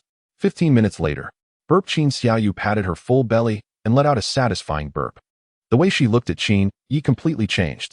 Qin Xiaoyu thought to herself, has the stinky brother changed his mind? Have you finally made up your mind to be a gentle and caring brother to your sister?" Qin Xiaoyu shed tears of gratitude. It turned out, she had misunderstood Qin Yi all along. A look of shame crossed Qin Xiaoyu's face, and her gaze towards Qin Yi was filled with guilt. "Have you eaten enough?" Seeing that Qin Xiaoyu was full and comfortable, Qin Yi suddenly asked with a smile, "Sister, is your life tough?" Qin Xiaoyu. After a moment of hesitation, she weakly replied, "I guess it's okay." Qin Yi showed a sly smile. "Well, as long as it's tough enough. All right. I have things to do. You should rest early." Qin Yi walked into his room. Meanwhile, Qin Xiaoyu stood there in confusion. What did her brother mean by that tonight? She felt puzzled. In the room, Qin Yi set aside the composition papers. He didn't start grading them immediately, but decided to do something more important first. It had been a long time since he last drew a lottery. Time for a few warm-up spins. Qin Yi looked at the 3,912 grudge points balance on his system panel. That was enough for 3 draws. System.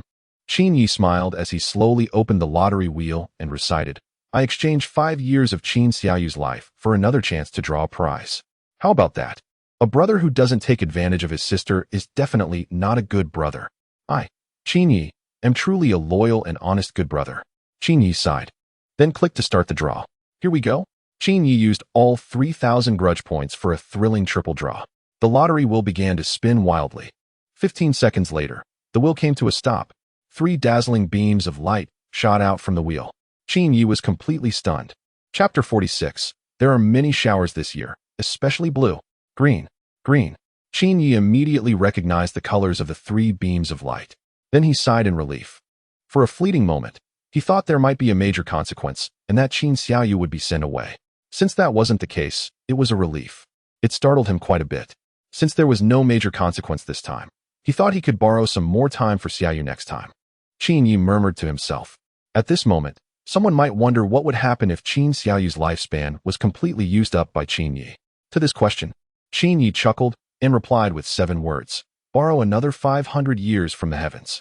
Once the 500 years are up, he would borrow another 500. As long as he was shameless enough, he could achieve immortality. Let me see what rewards I got. Qin looked up. The 3 rewards were a blue talent, a BGM music box, and mosaic sunglasses. Qin glanced at the descriptions of the 3 rewards. Language proficiency talent description. As a language genius, you are proficient in 7 languages and can switch between different languages freely. BGM music box item description. A music box that stores hundreds of BGM tracks, allowing you to play background music anytime and anywhere to enhance the atmosphere and complement your show-off moments. Mosaic sunglasses item description. A pair of ordinary mosaic sunglasses that only look cool when worn, with no other special functions. After reading the 3 rewards, Qin silently gave a thumbs up. This was simply a tailor-made tool for him to show off. Truly a show-off trio. Next time he wanted to show off, he would start with a track of How Lonely Is Invincibility as background music. Then he would put on the mosaic sunglasses, step forward, and seamlessly switch between 7 languages while speaking. Wouldn't that be impressive? The resentment points would be easily earned. I am truly a genius. Qin silently praised himself for this whimsical idea. After finishing the draw, Qin began to officially grade the essays. He brought over a large box filled with essay papers and started his grading work. One by one, he selected the papers. Out of over 4,000 essays, 90% of the students submitted blank papers. 7% wrote just a few sentences. Only 3% of the students managed to write enough words. However, upon a cursory glance, it was clear that these essays were nonsense, written purely to meet the word count. The thoughts were jumbled, and the points unclear. It was all nonsense. Until Qin came across Xiaolin's essay. He was stunned. The essay was densely packed with words, at least over 2,000. To be honest, when he first saw so many words, Qin was a bit flustered. He thought to himself, no way, could it be true? Is there really someone who can write such an essay? But upon closer inspection, Qin calmed down. It turned out that Xiaolin had written a self-reflection letter. On the essay paper, he had densely packed 2,000 words of self-reflection. The content was as follows: Woo-woo. Esteemed board member, we were wrong. We should not have acted arrogantly in front of you.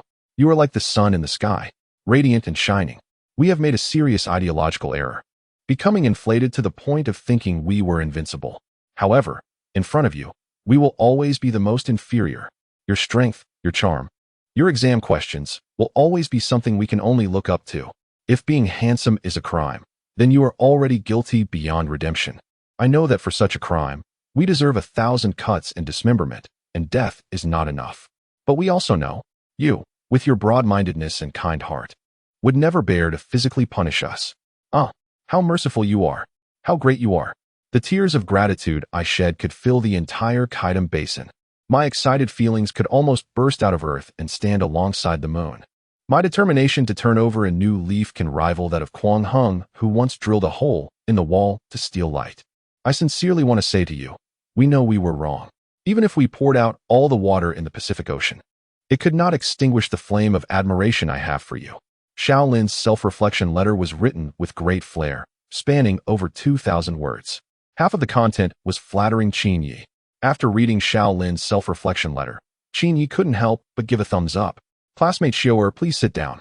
Qin thought he was already quite perceptive standing on the 5th floor, but unexpectedly, Xiaolin was standing in the atmosphere. While other elementary school students were still pondering how to write an essay, Shaolin directly wrote a self-reflection letter. What do we call this? This is called a divine-level prediction. The moment Shaolin saw the essay prompt, he knew that they had already lost. So, he directly skipped the losing process and began writing a self-reflection letter. To this, Qin Yi could only say, "You are still the best. There are many talented students every year, but this year, especially many. Even the most talented cannot compare to your brilliance."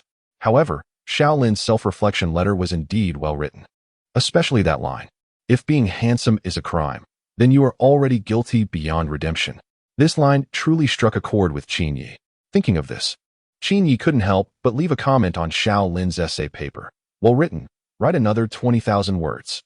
Deliver it to my office by Monday." Qin Yi smiled sincerely. He really was a considerate board member for the students. Qin Yi gave himself a thumbs up. The time for not acting arrogantly flew by quickly. In the blink of an eye, it was the next morning. A fiery red sun rose slowly from the east, and the warm sunlight illuminated the entire earth. When Qin Yi walked out of his room, he found Qin Xiaoyu dragging a 2-meter-long big knife, preparing to go to school. "What? Where did you get that knife?" Qin Yi was startled and looked at Qin Xiaoyu with confusion. Qin Xiaoyu chuckled and explained, Silly brother. This is a prop knife I bought online for our school's play." As she spoke, Qin Xiaoyu handed the knife in her hand to Qin Yi. Qin Yi picked up the 2-meter-long knife and waved it a few times. It's definitely a prop knife. It's incredibly light.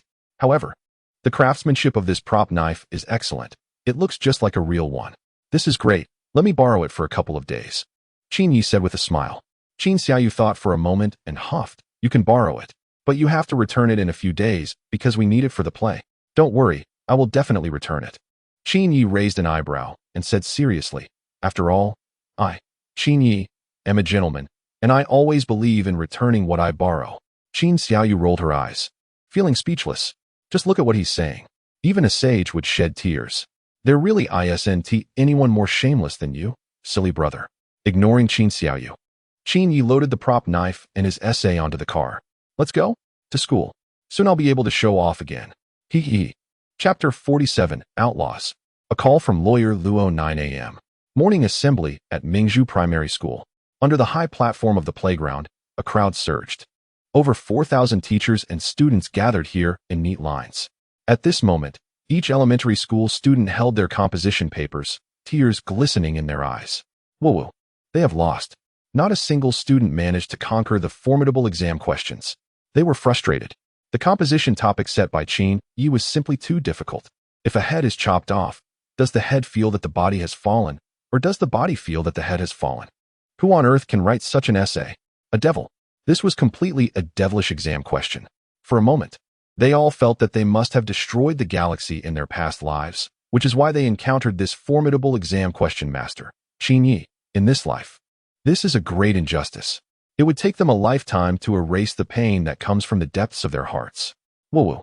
Seeing the elementary students crying so heartbreakingly, Qin Yi felt a twinge of compassion. These are all good kids. Qin Yi sighed, then quietly opened the BGM music box. He played a cheerful rhythm to comfort the young hearts of the students. Men can cry, cry, cry. It's not a crime. Taste the long-lost flavor of tears. Even if it rains, it's a kind of beauty. Why not seize this opportunity? Let it all out. The cheerful and humorous melody of Men Can Cry. It's not a crime spread across the entire playground through the loudspeakers. All the elementary students were dumbfounded. They looked at each other, frozen in place. They couldn't cry, nor could they laugh. Under such a cheerful melody, who could still manage to cry? Ah, how infuriating. The school board truly has no humanity. This is just too ridiculous. Watching the students below, gritting their teeth and turning purple with anger, Qin Yi turned off the music, picked up the microphone, and said with a smile, "Although you lost this time, are you still not convinced?" Upon hearing this, the students below wiped their tears and voiced their grievances loudly. Woo. I'm not convinced. The composition topic set by the school board is impossible for us to write. Exactly. We've never been beheaded. How could we possibly write on this topic? Why don't you change the composition topic and let us take the exam again? I guarantee we'll ace it. Yes. We request a rematch. This loss was just an accident. The elementary students expressed their unwillingness to accept defeat, eager to challenge the formidable Qin Yi once more. And Qin Yi had already anticipated their response. Therefore, he had prepared 2 composition topics in advance yesterday. At this moment, Yi Qingxi looked as if she had seen a ghost. She stared blankly at Qin Yi, her beautiful eyes filled with two words, shock. Yi Qingxi was completely astonished. What kind of genius brain could have predicted this situation yesterday? So you prepared 2 essay papers in advance. Impressive. Absolutely amazing. Yi Qingxi has to kneel to Qin Yi. At this moment, Yi Qingxi deeply felt what it meant to be overwhelmed in terms of intelligence. It turned out that Qin Yi was not lying. Everyone only saw the 2nd level, while he stood at the 5th level. Of course, what Yi Qingxi didn't know was that besides Qin Yi, there was another person standing at the 5th level, and that was the class monitor, Xiao Lin. Qin Yi anticipated that the elementary students would be dissatisfied, so he prepared 2 sets of essay topics in advance. Xiao Lin predicted that no matter how many rounds of competition there were, the elementary students would ultimately lose to Qin Yi. So he had already written the reflection paper early on. This is how experts spar. Every move is lethal. You anticipated me? Sorry, I anticipated your anticipation. Since you are all unconvinced, I will give you another chance. Qin Yi said with a confident smile. Let me make it clear, if you lose again, you will have to be honest and low-key in the future, recognize your shortcomings, and stop being arrogant. Everything is under his control.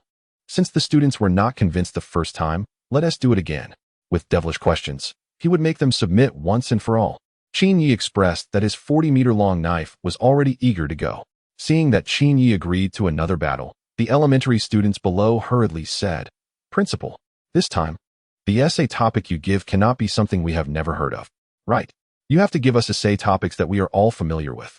Just like the essay topic from the joint exam in the 9th city, rain is something we are all very familiar with in common. If you don't agree to this, even if you win again, we still want to be convinced. Hearing the elementary students say this, Qin Yi smiled. He looked at his Rolex and confidently said, Don't worry, this time the essay topic will definitely be something you are all familiar with. Even if you haven't seen it yourself, you have definitely heard people around you talk about it often. This is a commonly known essay topic.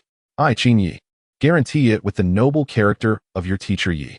Meanwhile, Yi Qingxi, who was watching the show, what the heck? Why is she getting dragged into this again? How does this relate to her? How could a small art teacher like her dare to get involved in the battle between the great demon King Qin Yi and the elementary students? But before Yi Qingxi could react, Qin Yi waved his hand and ordered, Everyone back to the classroom. Let us start the 2nd essay simulation exam. With a whoosh, the meeting ended, and thousands of teachers and students scattered like a tide. Every elementary student's face was filled with fighting spirit. They didn't believe they would lose to Qin Yi again this time. In the crowd, the class monitor, Xiao Peng, was cheering for the surrounding elementary students. Brothers, let us go, let us go. Xiao Peng waved his fist, full of determination. There's no obstacle we can't overcome. The English teacher beside them smiled and said, Only the exam questions that can't be conquered are the real monsters. The chubby kid, the surrounding elementary students. Wow, you're something else. 5 minutes later, in the board office, Qin Yi walked in slowly, just about to brew himself a pot of tea. Suddenly, his phone rang. Qin Yi was a bit surprised. Very few people knew his phone number, and those who did were usually very close relatives or friends. Who could be calling him? With curiosity, he looked at the screen. Then, wow, Qin Yi blurted out a phrase from the classic literature. He was completely taken aback. The incoming call displayed a name, Lawyer Luo. Oh no, why would Lawyer Luo call me? Qin Yi hesitated for a moment. After thinking it over, he decided to answer the call. Chapter 48, Giving the Boss a Seat. It turns out you're the hidden boss. Good morning, Lawyer Luo. Qin Yi answered the phone with a smile. However, on the other end, Lawyer Luo immediately asked in a serious tone, Qin Yi, let me ask you, are we friends? Hearing this, Qin Yi snorted and replied, What are you talking about, my esteemed Lawyer Luo? Can that be called friendship? That's clearly the plaintiff. I misspoke. I meant to say, we're like brothers. If you have something to discuss, just say it. I'm the kind of person who loves to help friends out. Lawyer Luo? Did you just say that wrong? Shouldn't it be helping friends instead of stabbing them in the back? Why did you turn it into stabbing friends in the back? Lawyer Luo said indignantly. Qin Yi chuckled, Don't sweat the details. Now, tell me what is going on. Qin Yi and Lawyer Luo had known each other for several years and had a decent relationship. The last incident involving the groundhog was just a bit of fun on Qin Yi's part. That night, he added the other party back on WeChat. It seemed Lawyer Luo had something to ask today, and Qin Yi didn't hesitate to inquire. After all, he never let his friends down. As expected, Lawyer Luo brought up what he wanted to ask Qin Yi. I have a younger brother who just returned from abroad. He graduated from the Paris School of Fine Arts with a degree in painting, and I want him to teach at your school. Qin Yi raised an eyebrow upon hearing this. So, Lawyer Luo was looking for a job for his brother. This wasn't a big deal, and Qin Yi immediately agreed. Don't worry, I'll take care of it. Hearing this, Lawyer Luo was delighted and laughed heartily. Huh? Then I'll leave this to you. I'll treat you to a meal another day. Qin Yi replied with a smile. No need for a meal. How about this? I have a legal question that has puzzled me for a long time. Can you help me clarify it? Go ahead. As long as it's related to law, there's nothing I don't understand. Lawyer Luo confidently said.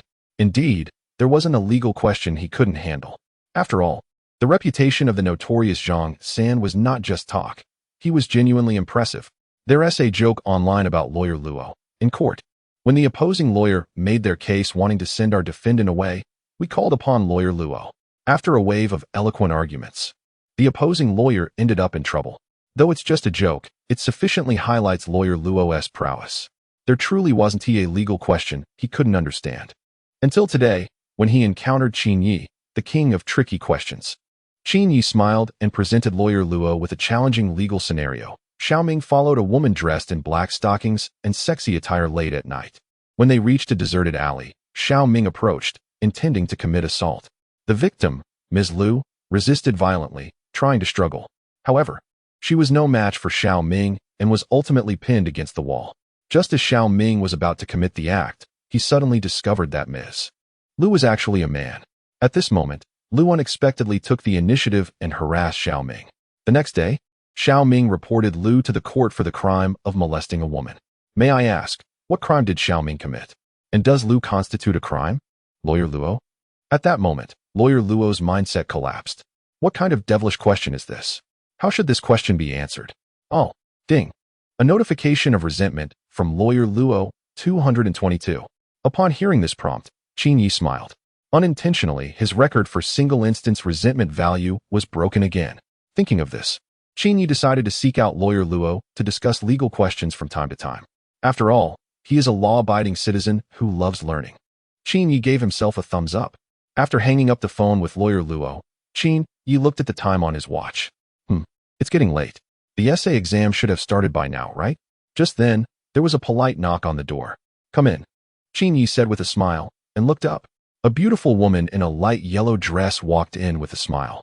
Her skin was as fair as snow, and her eyes resembled a clear spring. Playful and adorable, with a pure aura, there was an air of scholarly elegance about her. This woman was Bai Ruhan. Qin Yi had seen her before. She had interviewed for a teaching position at the school some time ago. Her line, "The most righteous person in the world is Doraemon," left a deep impression on Qin Yi. Looking at Bai Ruhan, she appeared particularly beautiful today. Bai Ruhan's beauty was different from Yi Qingxi's. Yi Qingxi's beauty was noble and elegant, giving an unattainable feeling, while Bai Ruhan's beauty was lively and adorable, evoking a sense of familiarity like a neighborly big sister. Seeing Qin Yi looking at her, Bai Ruhan's face turned slightly red, and she shyly lowered her head. What's wrong? Is there something you need? Qin Yi asked, taking a small sip from his teacup. Bai Ruhan giggled playfully and said, Principal, it's like this. My uncle wants you to go to the Education Bureau tomorrow for the awards ceremony of the joint examination of the 9 cities. Hearing this, Qin Yi nearly spat out the tea in his mouth. May I ask? Qin Yi looked at Bai Ruhan with a strange expression and asked, Who is your uncle? Bai Ruhan cheerfully replied, It's Liu Changshun, the director of the Education Bureau. Don't you know him, Principal? Qin Yi frowned. But Director Liu's surname is Liu. How can he be your uncle? Bai Ruhan blinked her adorable eyes and explained, I take my mother's surname. My mother's surname is Bai, so I also have the surname Bai. As soon as she said this, Qin Yi had a bad premonition. He looked intently at Bai Ruhan and cautiously asked, May I ask who your mother is? Bai Ruhan casually replied, Bai Xiujuan, the second in command of Jiangnan City. Qin Yi? Qin Yi was shocked. This person is truly a hidden offspring of the elite. Qin Yi fell silent for a moment, then curiously asked, What about your father? Liu Taijun, the director of the provincial television station, Bai Ruhan replied. Qin Yi. He couldn't believe it. He asked again, What about your uncle? The director of the Cultural Bureau. And your second uncle? The deputy director of the Immigration Bureau. What about your third uncle? The provincial. Stop. Don't say any more. Qin Yi quickly interrupted Bai Ruhan. Damn it. What is going on here? It turns out this person is the real big shot. Qin Yi hurriedly stood up and offered the board chair to Bai Ruhan. Come, come. You should take the board chair. Qin Yi insisted on getting a cappuccino for the big shot. Bai Ruhan, big shot Bai is amazing. From today on, you are my long-lost sister. Chapter 49. The unremarkable Bai Ruhan. As Qin Yi offered her a seat, Bai Ruhan quickly waved her hand in surprise, saying, Principal, you're overdoing it. How could I possibly sit in your place? Blushing, she added shyly, Principal, actually, I just come from an ordinary family. So please stop teasing me, Qin Yi. Qin Yi was instantly dumbfounded. An ordinary family. Ordinary. What the heck? Your whole family is filled with officials, and not a single one is below a certain rank. Is this what you call ordinary? Very well. You're quite the performer. But no more acting like this next time. Qin Yi thought his own skills in showing off had reached their peak until he met Bai Ruhan today. He realized that there are always people better than you out there. He was wrong. He would gladly call Bai Ruhan the strongest among them. However, what frustrated Qin Yi even more was that he couldn't detect any hint of pretentiousness in Bai Ruhan's tone or demeanor. That blushing face, that humble tone, those innocent eyes, all indicated that Bai Ruhan truly believed her family background was ordinary. Damn, Qin Yi was somewhat annoyed. What is this? The whole world thinks I'm strong, but I feel weak. Well, Bai Ruhan is just that kind of person. She genuinely seems to think she comes from an ordinary family. Qin Yi could somewhat understand this. Given Bai Ruhan's family background, the relatives and friends she interacted with were likely all of a similar high caliber. The more powerful people you meet, the more you might feel ordinary.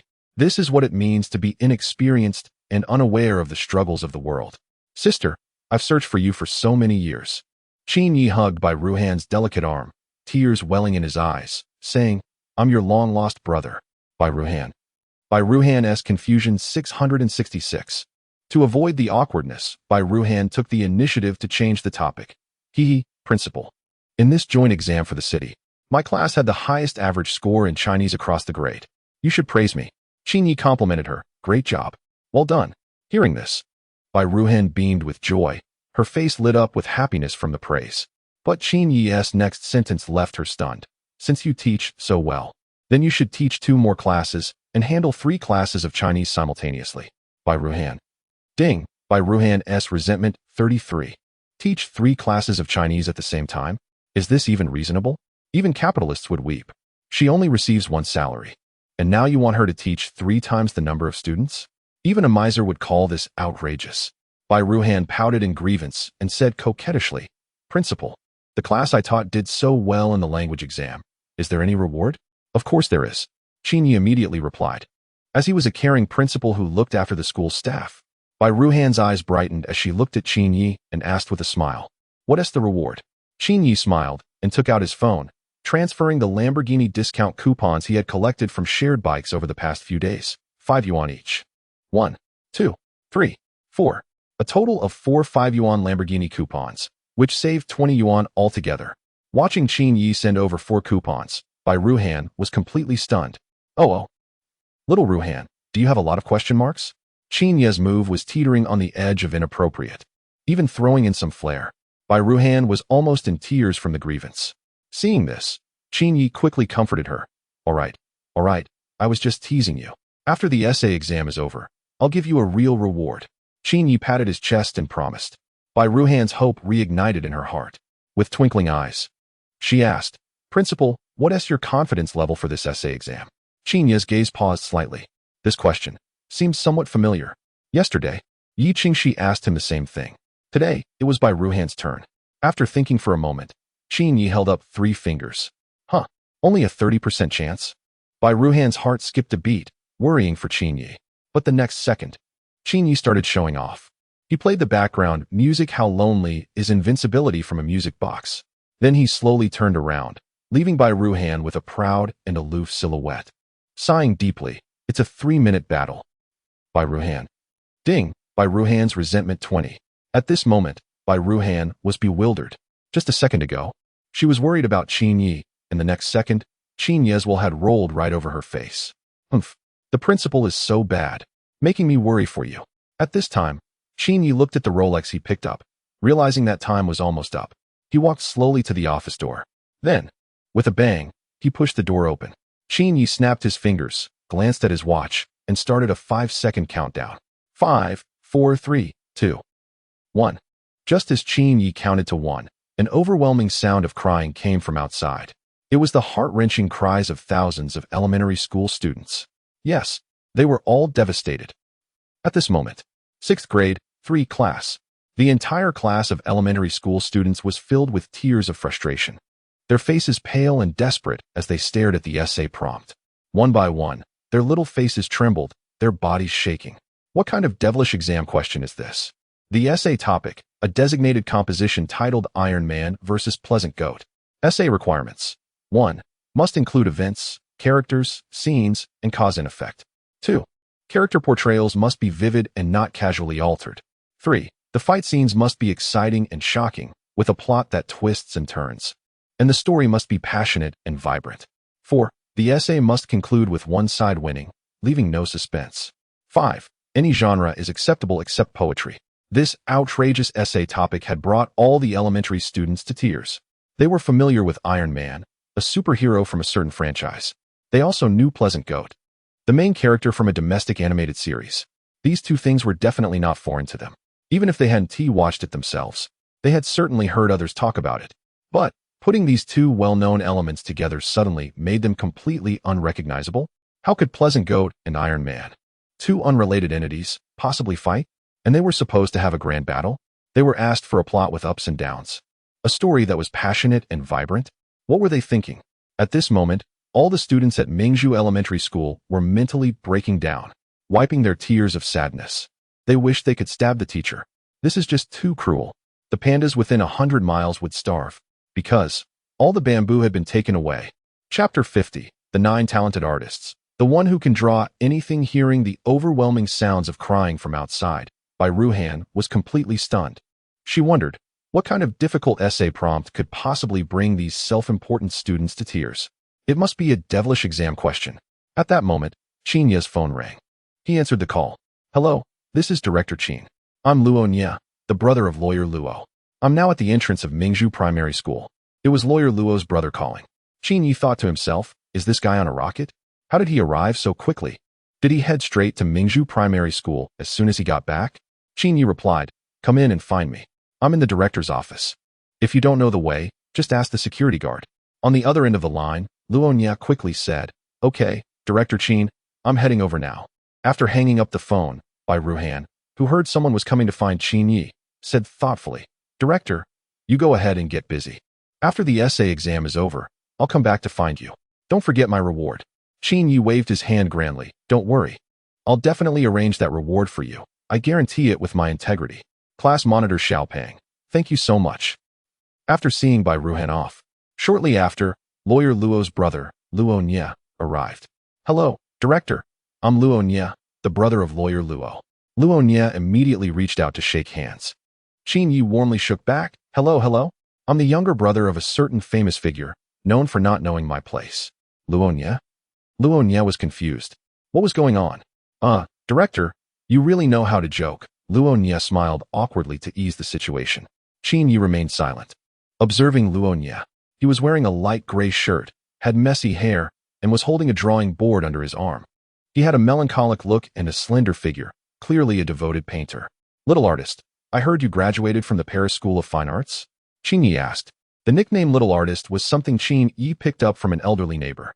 It felt surprisingly nice to call someone by such a nickname. Luo Nye's face twitched slightly, protesting. Director, I'm Luo Nye, not Little Artist. Qin Ye chuckled. All right, Little Artist. Luo Nye reiterated. It's Luo Nye. Qin Ye nodded with a smile. Got it, Little Artist. Luo Nye was about to lose it. It's Luo Nye. Luo Nye. Qin Ye hummed. Little Artist. Luo Nye. Fine. Luo Nye gave up the struggle. He was on the verge of a breakdown. How could a distinguished graduate from the Paris School of Fine Arts be called Little Artist? Whoa. Luo Nye silently wept in despair. Seeing this, Qin Ye quickly patted his shoulder and comforted him. Don't cry. It'll be fine after a while. Luo Nye's face turned dark as he weakly asked. After a while, will you stop calling me that? Qin Ye grinned, revealing his white teeth. No. You're thinking too much. After a while, you'll get used to this nickname. Luo Nye fainted. You? How could you be so cruel? What kind of person are you? By the way, I heard you're coming to our school to teach. I've prepared two positions for you to choose from, Qingyi said, raising an eyebrow and shifting to serious matters. Luo Nye also became serious, looking at Qingyi with expectation. What are the two positions? At that moment, countless prestigious positions flashed through Luo Nye's mind. Director of Education? Assistant to the board? Grade group leader? Even a vice principal, one who stands above many. Thinking of this, Luo Nye's breathing quickened. He felt that with his talent, he would surely be valued by Qingyi. And indeed, Qingyi did not disappoint him. The two positions were both art teachers. Qingyi smiled. Luo Nye? What the heck? One is an art teacher, and the other is also an art teacher? I wasted 10 minutes listening to you. You're just talking nonsense. Luo Nye trembled with anger, his vision turning dark. At this moment, Qingyi struck again. By the way, how is your professional ability? Can you handle the position of art teacher? Our students are quite impressive. Hearing Qingyi question his professional skills, Luo Nye snorted, proudly saying, Heaven did not create me, Luo Nye, for the world of painting to be eternal like a long night. In this world, there is nothing I, Luo Nye, cannot paint. As long as you dare to say it, I dare to paint it. Luo Nye stood with his hands behind his back, nose in the air, looking quite arrogant. Qingyi looked at him with a strange expression and asked, Are you sure you can draw anything? Luo Nye confidently replied, Of course, I can draw anything. Qingyi smiled without speaking. Young man, you're quite arrogant. You can draw anything? Good, I'll remember this. Then, Qingyi smiled and gave him a test. Draw a light bulb freehand. Luo Nye? His expression changed. It turned extremely grim and unpleasant. Looking at the stunned Luo Nye, Qingyi raised an eyebrow. What? Can't you draw it? You. Luo Nye grabbed the drawing board, stubbornly insisting. I can definitely do it. Watch carefully, board member. After that, Luo Nye picked up the brush and started drawing on the board. 10 minutes later, Luo Nye wiped the sweat from his forehead, glancing at Qingyi with pride. Look, board member, I drew it. Qingyi looked at the artwork. The painting is indeed lifelike. The light bulb outlined with just a black brush looks so real. Qingyi sighed inwardly. Impressive. This little artist has some skills. School board member, my professional abilities are quite good, right? Luo Nye leaned back, nostrils flared, with a proud expression. He was already prepared to receive Qingyi's recognition. Surely, in the face of my astonishing artistic skills, the school board member must be ready to give me the position of vice principal. Luo Nye fantasized happily in his mind. Unfortunately, what he received instead was another challenging task from Qingyi. Come on, now draw me a colorful black, a dazzling white, a vibrant purple, and a stunningly beautiful green. Qingyi smiled sincerely. Luo Nye? Chapter 51 How to Draw a Beam of Light Beyond the Speed of Light? Ding, a 44 from Roan's resentment. Roan shed bitter tears. Colorful black? Multicolored white? Look. Is this even human language? This is toxic. Whoa. Principal, can we change the question? Roan cried. Qingyi chuckled. Of course we can. After all, I'm the principal who cares the most about the teachers. Roan shed tears of gratitude. The principal is really wonderful. Then Qingyi changed the exam question for him. How about this? Little tweezer, draw me a beam of light that exceeds the speed of light. Qingyi smiled sincerely. Roan was once again dumbfounded. What the heck? Light beyond the speed of light. How on earth am I supposed to draw that? Principal, you're being unreasonable. No one can draw that. Roan protested.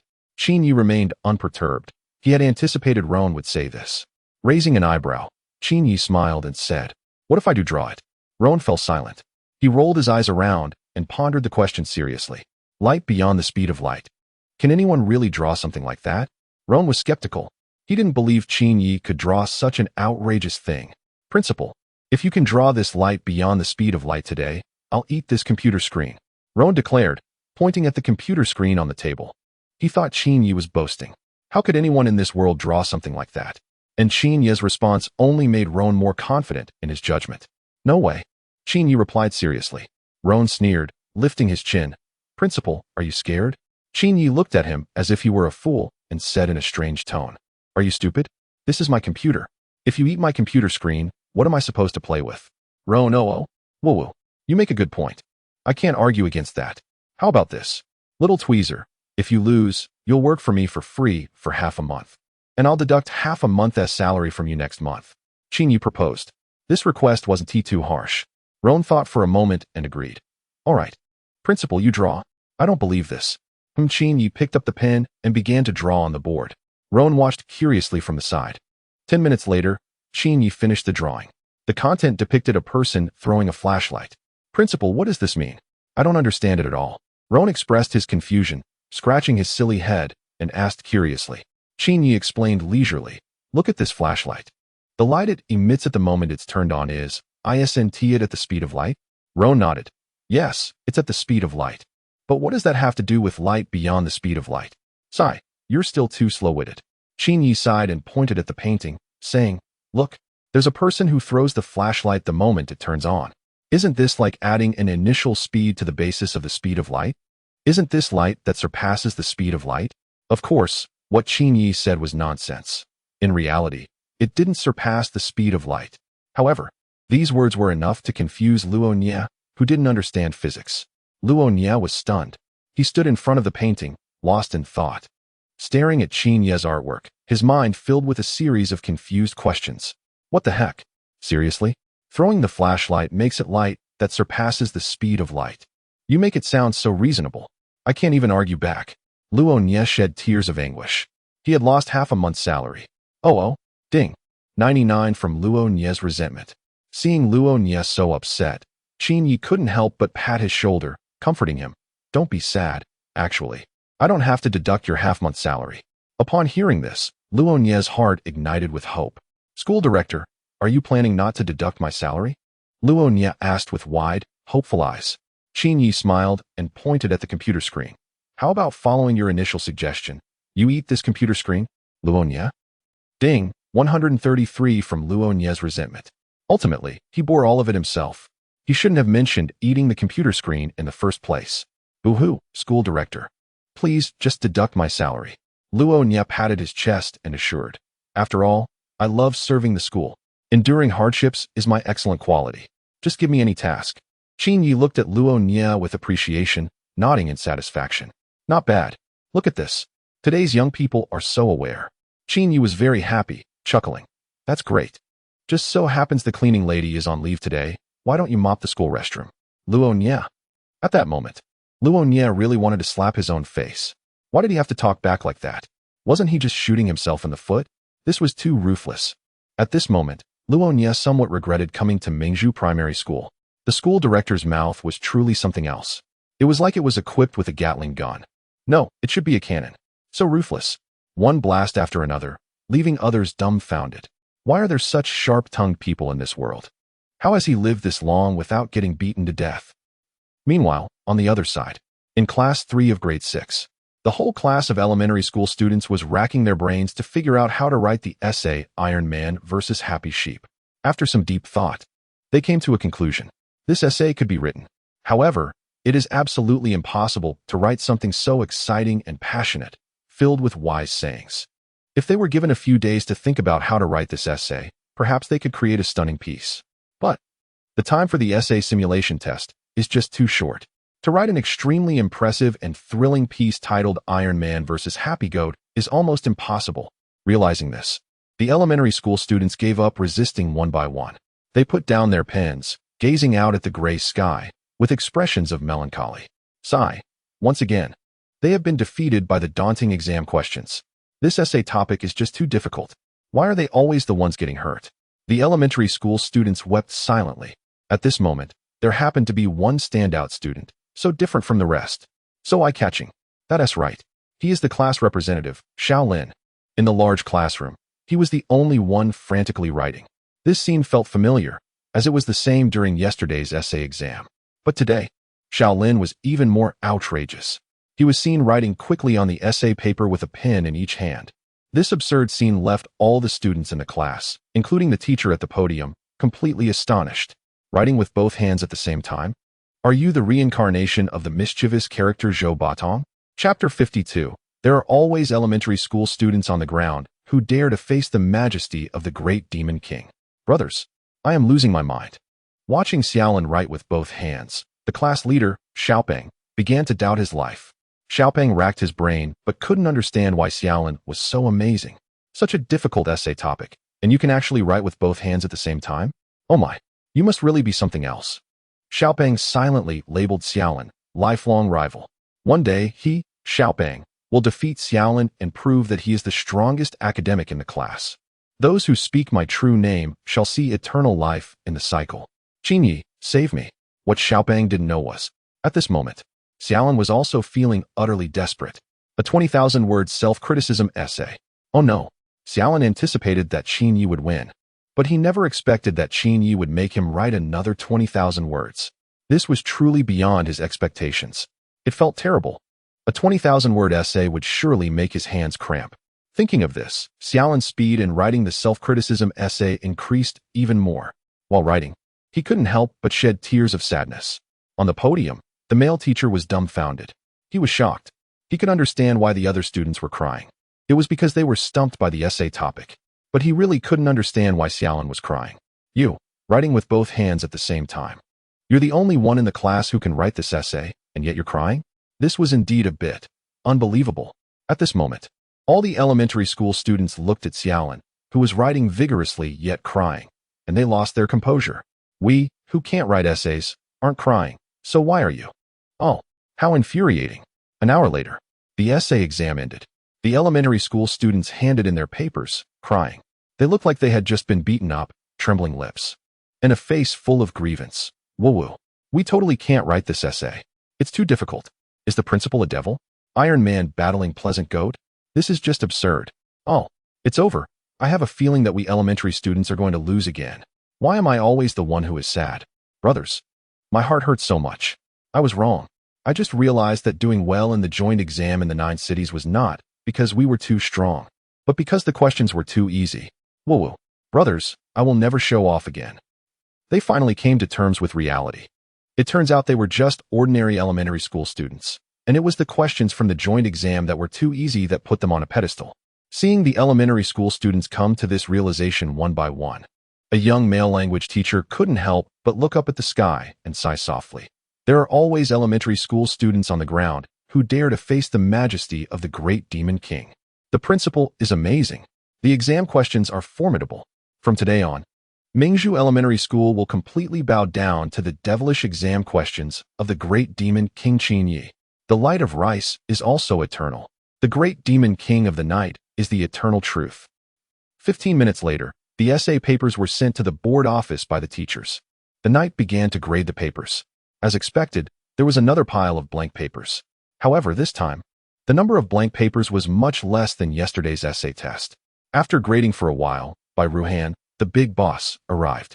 She was wearing a light yellow dress and holding a bag of strawberries, approaching with a cheerful smile. Board member, would you like some strawberries? Bai Ruhan asked cutely. The knight took the strawberries, replying seriously, these can only be eaten at noon. Bai Ruhan blinked her big, adorable eyes and asked in confusion, why? The knight smiled and said, because they'll be too sweet in the morning and evening. Bai Ruhan fainted. What kind of nonsense is this? Board member, where's my reward? Bai Ruhan moved a small chair and sat beside the knight, resting her little head on her hand, asking cutely. The knight pushed some of the essay papers in front of her, saying, we'll talk about the reward later. You are also a language teacher, so help me grade these essays. Bai Ruhan didn't refuse. She picked up a red pen and cheerfully said, okay, remember to give me my reward once we're done. The knight waved his hand, once again pulling out the little fat guy to take the blame. Don't worry. I guarantee with the 30 years of single life of the little fat guy that your reward will be arranged properly. Little fat guy, are you being polite? A few hours later, under the joint effort of the knight and Bai Ruhan, over 4,000 essay papers were graded. Of course, many of them were blank, so it went particularly fast. After finishing grading, the two exchanged glances and communicated. So, do you have any high-scoring essays? None, board member. There are a few that are barely decent, but nothing particularly stunning. Same here. After their exchange, the standout among these essays belonged to Xiaolin. Because Xiaolin wrote with both hands, the handwriting was extremely messy, making it completely unreadable to the knight. Thus, he wrote a note on Xiaolin's paper, handwriting too poor. Copy 20 pages of calligraphy and bring it to my office on Monday. So, poor Xiaolin not only had to rewrite a 20,000-word essay, but also copy 20 pages of calligraphy. At this moment, Bai Ruhan began to ask for her reward. Board member, where's my reward? The knight smiled as he handed over the sorted blank papers to Bai Ruhan. You can sell these scraps of paper to a recycling station for some money. And there you have your reward. by Ruhan. Little Ruhan, do you have many question marks? Yes, that's right. Because the question marks were thinking the same thing. Just then, a dark insect flew in through the window. The knight quickly shielded by Ruhan behind him. Bye-bye, run. This insect is poisonous. Bai Ruhan was so frightened that her face turned pale. Director, I'm scared. Let's go? She grabbed Qin Ye's hand and hurriedly ran out of the office.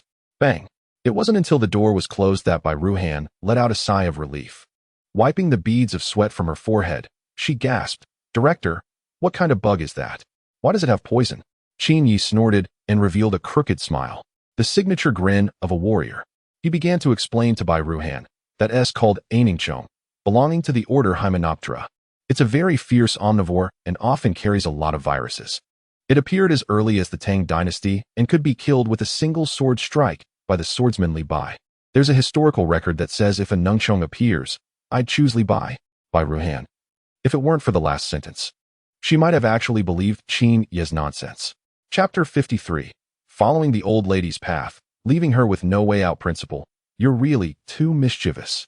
Bai Ruhan playfully punched Qin Ye's chest. The impact was negligible, but it was quite adorable. All right, I'm off work now.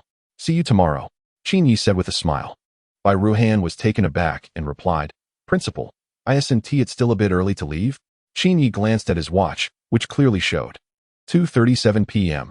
It seemed he indeed hadn't reached the end of the workday yet. So he smiled at Bai Ruhan and asked, Oh right, I almost forgot. What time does our Mingzhu primary school dismiss? Bai Ruhan proudly lifted her beautiful face and softly reminded him, It's at 5 p.m. Qin Ye nodded. Then he wound the mechanical watch and adjusted the time to 5 p.m. After that, he showed the adjusted watch face to Bai Ruhan and asked, Look, what time is it now? Bai Ruhan was momentarily stunned and replied, 5 o'clock. So can I leave now? Qin Ye mentally praised his cleverness. How reasonable is that? Very reasonable. Little Bai, I'm off. Bye. He waved goodbye to Bai Ruhan. Principal, don't forget about tomorrow's recognition ceremony at the Education Bureau. Bai Ruhan kindly reminded him once more. From a distance, Qin Ye responded, Don't worry, I won't miss tomorrow's event. Recognition ceremony. I will definitely be there. He expressed that he wouldn't miss any opportunity to show off. This was the self-cultivation of a show-off king. Not long after, Qin Ye drove his car out of Mingzhu Primary School. As he passed the school gate, the new security guard, Da Zhuang, stood straight and saluted Qin Ye, shouting loudly, Good day, Principal. Take care. Coincidentally, this guard Da Zhuang started working at Mingzhu Primary School on the same day as Bai Ruhan. Seeing the new guard being so respectful, Qin Ye showed an appreciative look. He then handed a book out of the car and said solemnly to Da Zhuang, Young man, work hard. Here is a book for you. If you can study it well, I promise you'll have a life of wealth and prosperity. Hearing this, Da Zhuang's heart leaped with joy, his eyes shining. He quickly accepted the book from Qin Ye, nodding and bowing. Thank you, Principal. I really appreciate it. In that moment, Da Zhuang began to fantasize about becoming a CEO, marrying a wealthy beauty, and reaching the pinnacle of his life. With a roar of the engine, before Da Zhuang could react, Qin Ye had already driven away. Once Qin Ye left, Da Zhuang eagerly looked at the book in his hands. Upon opening it, he was completely dumbfounded. Book title, A Few Methods to Flirt with Wealthy Women. Da Zhuang. Da Zhuang is dumbfounded. Is this what the school board member meant when he said that mastering this book would lead to a lifetime of wealth and prosperity? Wow, it sounds somewhat reasonable, but it also feels a bit off. At this moment, Da Zhuang is completely stunned. He stares blankly at the book in his hands, feeling disoriented in the wind. Ding, a grudge from the gatekeeper, Da Zhuang 33. Hearing this grudge notification, Qin Ye, who is driving, reveals a kind smile. Look at him. He really is a caring school board member. He generously shares this method to achieve financial freedom and reach the pinnacle of life without a hint of hesitation. What do we call this? This is called generosity and righteousness. Qin Ye thinks he should consider running for a spot among the top 10 kind-hearted people in the world. With his honest and kind nature, he is sure to make the list. From now on, please call him the true top 10 kind-hearted person, Qin, the honest man Ye. Not bad, not bad. This title truly resonates with the honest Qin Ye. 5 minutes later, on his way home, Qin Ye spots a fortune teller setting up a stall by the roadside. The old fortune teller, dressed in a tattered robe and with a lewd expression, has 2 lines written in front of him. Upper line, Divine calculation of the universe lower line. If I can't predict accurately, no fee. Seeing Qin Yi looking at him, the fortune teller stands up, rubs his hands in the air, and dramatically tells Qin Yi in the car, "Young man, I can see that you are lacking in virtue." Qin Yi? What the heck? Lacking in virtue? Can Qin Yi tolerate this? Just moments ago, he had crowned himself as one of the top 10 kind-hearted individuals in the world. Now, someone is telling him he lacks virtue? Qin Yi decides to show his virtue and demonstrate it to the other party. With that thought, he parks the car by the roadside, pulls out a 2-meter-long prop sword that he had in the car since morning. Finally, it's time to put it to use. Come on, what did you just say? I didn't hear you clearly. Say it again. Qin Yi drags the 2-meter-long sword with a creepy, devilish smile, leaning in to listen. The fortune teller is completely scared stiff. He is pondering a question. What kind of ruthless person keeps such a long sword in their car for no reason? He can't even begin to imagine the answer, because Qin Yi is already approaching with the 2-meter-long sword. A few scattered passers-by see Qin Yi holding the sword, and all run away in fright. The fortune teller is on the verge of tears, quickly changing his tone. "Big brother, you must have misheard me. I meant to say that your 5 elements are truly remarkable. So remarkable. I have never seen someone with such a good fate in my life. Big brother, you must be a celestial being, born with the aura of an emperor. Your presence is so impressive that it makes others envious." The fortune teller had a strong desire to survive. With a wave of flattery, he praised Qin Yi to the skies. Qin Yi raised an eyebrow and retorted, "No, no, no, I am not a celestial being. I must be the reincarnation of Newton." The fortune teller widened his eyes and asked in confusion, "Why?" Qin Yi smiled and replied, "Because in this life, my name is awesome." The fortune teller? Ding! One from the fortune teller's resentment. Don't ask why the resentment is so low. It's because Qin Yi still held a knife. Half an hour later, Qin Yi returned to the villa area. When he drove past the neighbor's elderly lady's house, as expected, she had indeed gotten a gold tooth. Seeing Qin Yi pass by, the elderly lady hurriedly flaunted her superiority as a descendant of the Qing dynasty. "Little Yi, do you think this gold tooth?" Before she could finish her sentence, Qin Yi interrupted her. "Madam, do you think this set of white teeth can showcase my noble identity as a descendant of the first emperor?" The neighbor's elderly lady. The tone of this speech is not just similar, it is exactly the same. The elderly lady was hacked by Qin Yi, logging in from another location. What is this called? This is called taking the elderly lady's path, leaving her with no way to go. Wasn't the first emperor Zheng? How could he be from the Qin family? The elderly lady said angrily. Qin Yi smiled and began to educate her. "Madam, you don't understand this, do you? The Qin originates from the Ing surname. After the fall of the Qin, the descendants took Qin as their surname. So when I say I am a descendant of the first emperor, there is nothing wrong with that. Is this reasonable?" "This is very reasonable. Very much so." And then fell into the river and drowned. Chapter 54. What she raises is not a cat, but loneliness. Sci-Fi. You really know how to talk. The elderly neighbor, leaning on her cane and hunched over, gritted her teeth and said. Qin Yi imitated her gestures and also gritted his teeth, replying, "Madam, you really know how to talk." The old lady struck her cane on the ground and scolded, "Impudent. I am a descendant of a royal family. Sci-Fi. How dare you be so rude?" Without a cane, Qin Yi picked up a stone from the roadside and struck it on the ground, shouting, "Impudent. I am a descendant of a great emperor, madam. How dare you be so rude?" The old lady's composure broke. She felt she could write a book. The title would be, "What It's Like to Have Your Account Hacked." Don't ask her why an 80-year-old lady knows what it means to be hacked. Years ago, she was on a social platform, in a virtual romance with a man in his 60s. The paths the old lady has walked are more than the salt young people have eaten. Feeling mischievous made her quite happy. Then, Qin Yi took 2 boxes of pure milk and a box of health supplement from the trunk of his car. He had bought these on his way home. "These are for you, madam. You need to take care of your health at your age." Qin Yi smiled as he handed them over.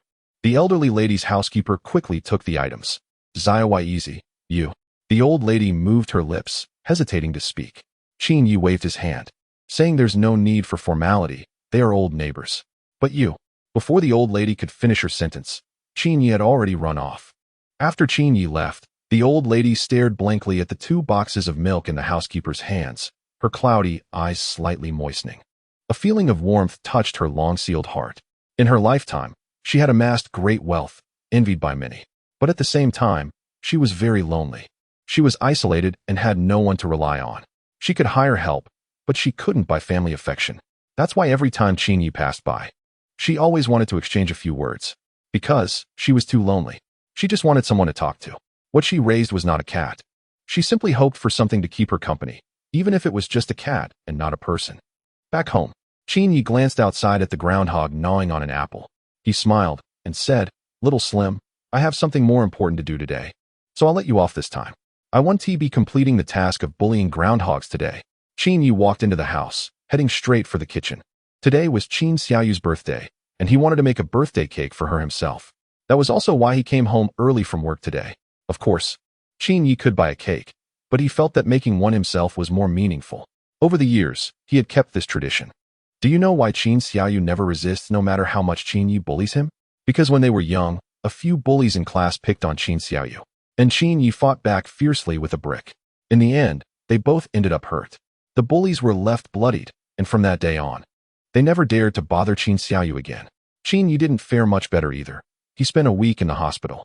Since that day, Qin Xiaoyu has been inexplicably good to Qin, always obeying him. There is no such thing as a coincidence in this world. Qin believes that protecting his sister is his duty as an older brother. In his words, "My sister can only be bullied by me, no one else can. If you dare to bully my sister, I will fight you to the end." Thinking back to those childhood memories, Qin couldn't help but feel a bit annoyed. Those days lying in the hospital were truly difficult. Wrapped up like a mummy, every movement was painful. Reflecting on this, Qin felt that he needed to develop his fighting skills for the future, so he wouldn't lose in a fight again. But then he thought, maybe it wasn't necessary. Now, with just a phone call, he could gather dozens of people. If he couldn't win alone, could a group not defeat one person? What do you call that? Fair one-on-one. You take on our whole group. Truly fair one-on-one. Time flew by. At 5 p.m., it was time for school to end at Mingzhu Primary School. The students came out of school, wiping their tears and crying. "Wah, I'm so defeated. I'm such a failure. I've turned in blank essays twice. Wah, me too. What the school board said was true. We really are nothing. Nothing at all. I've realized my own limitations. From now on, I won't be arrogant anymore. Brothers, my heart hurts so much right now. Ah." A chorus of wails echoed, tears falling like rain. If tears could be sold for money, these elementary students would be incredibly wealthy. Wah, they were truly devastated. Losing to Qin once could be considered an accident, but losing twice? No excuse could cover up their lack of ability. They finally saw the reality. It turned out they weren't too strong. The essay topics for the joint examination were just too simple. Examination topic setter, are you polite? 20 minutes later, the students from Mingzhu Primary School, whose morale had been shattered by Qin began to vent online. On the elementary school students' forum in Su Province, a flood of posts from Mingzhu Primary School students appeared. Posts were popping up continuously, filling the screen. Brothers, I feel like such a failure. Why am I so useless? I was wrong. Until today, I finally realized that I am just a poor student. I will never be complacent again. From now on, I will study hard and strive for improvement every day. Same here. I have turned over a new leaf and recognized that I am a poor student. Sigh. That essay about rain, which was supposedly a masterpiece, was written by me. Please stop calling me a top student. I don't deserve it. I'm so foolish. Why is my talent so limited? Why can't I write an essay like the one from the top student? A series of posts about being a poor student completely stunned the elementary school students from other schools in the forum. All the elementary students. You consider yourself a poor student? What does that make us? The poorest of the poor students. Are we just a mess? Chapter 55, How to Drive a Novel Author Crazy. I am Zatsa Hui. If you are a brother, come at me. The elementary school students in the forum have completely lost it. Why are there such shameless people in the world? These students from Mingzhu Primary School, clearly scoring so high, but still calling themselves useless? Ah, so frustrating. So insulting. And even worse is the class monitor, Little Fatty. Little Fatty changed his penguin account name to Useless and even switched to a black avatar of Useless. Then he posted a status saying, "From today on, don't call me Fat Lord, please call me Study Slacker. Thank you." Smile, smile. 10 minutes after this post, there were a bunch of question marks in the comments. Little Fatty's friends, their mentality collapsed. They all knew that Little Fatty scored above 90 in 3 subjects in the joint examination. Is this what you call a study slacker? And you switched to a useless avatar? Damn, toxic. Dude, can we not be so ostentatious? Before long, Little Fatty received a system notification from his Penguin account. Dear useless user, your status posted at 17:35 has been reported multiple times and is now blocked. Little Fatty. At that moment, Little Fatty felt betrayed by the Penguin official. Seriously, I changed my username to useless, and you really started calling me that? Damn it. Little Fatty's mentality collapsed once again. Jiangnan City, an ordinary residential building. Little Lin was tearfully copying characters with his left hand while revising an essay with his right hand, mastering the art of ambidexterity. No one knew that at this moment. A future star in the calligraphy world was rising. 20 years later, when Little Lin had become a renowned ambidextrous calligrapher, a reporter asked him at a large calligraphy exhibition, Mr. Nyesialan, what is the secret to your success? Little Lin looked up at the sky, reminiscing about the glorious days under the devilish exam questions of Qin Yi, and said wistfully, do you want to know the answer? Go ahead. The answer lies in the devilish questions from Qin Yi. This one sentence made elementary school students across the country flock to the devilish exam questions from those years, heralding the arrival of a great examination era. At 7:30 p.m., in a luxurious villa, Qin Xiaoyu, now in junior high, had also returned home from school. She bounced back home with her small backpack. As soon as she entered, she looked at Qin Yi with anticipation. Brother, today is my birthday. Did you make me a cake? Qin Yi patted her head and smiled. Of course I did. After all, I am the kindest brother in the world. Qin Xiaoyu hurried to the kitchen to cut the cake. In no time, she returned with 2 plates of cake. The siblings sat on the sofa and began to eat the cake. Brother, the cake you made is really delicious. Qin Xiaoyu praised while enjoying her treat. Qin Yi accepted her compliment without any modesty. What is this called? This is called humility leading to progress. Qin Yi humbly accepted Qin Xiaoyu's praise.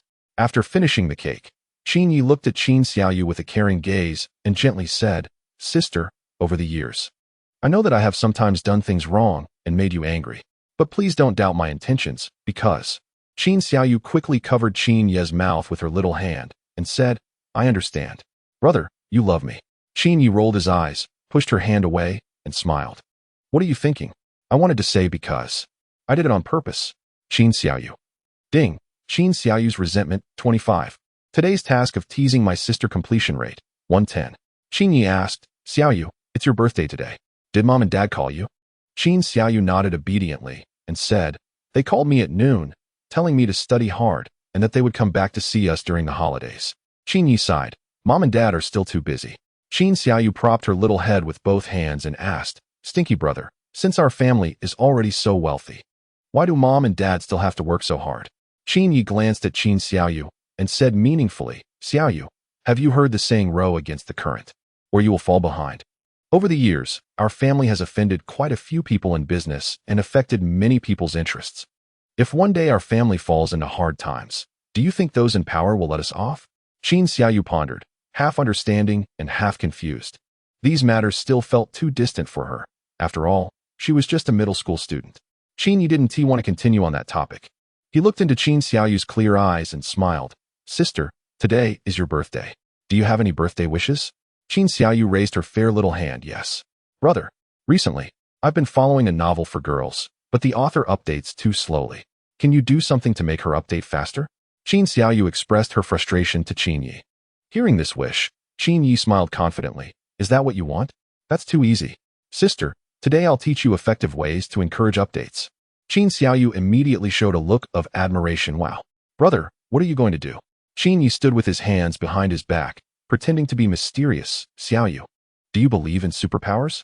Qin Xiaoyu was momentarily stunned. Superpowers? She was confused.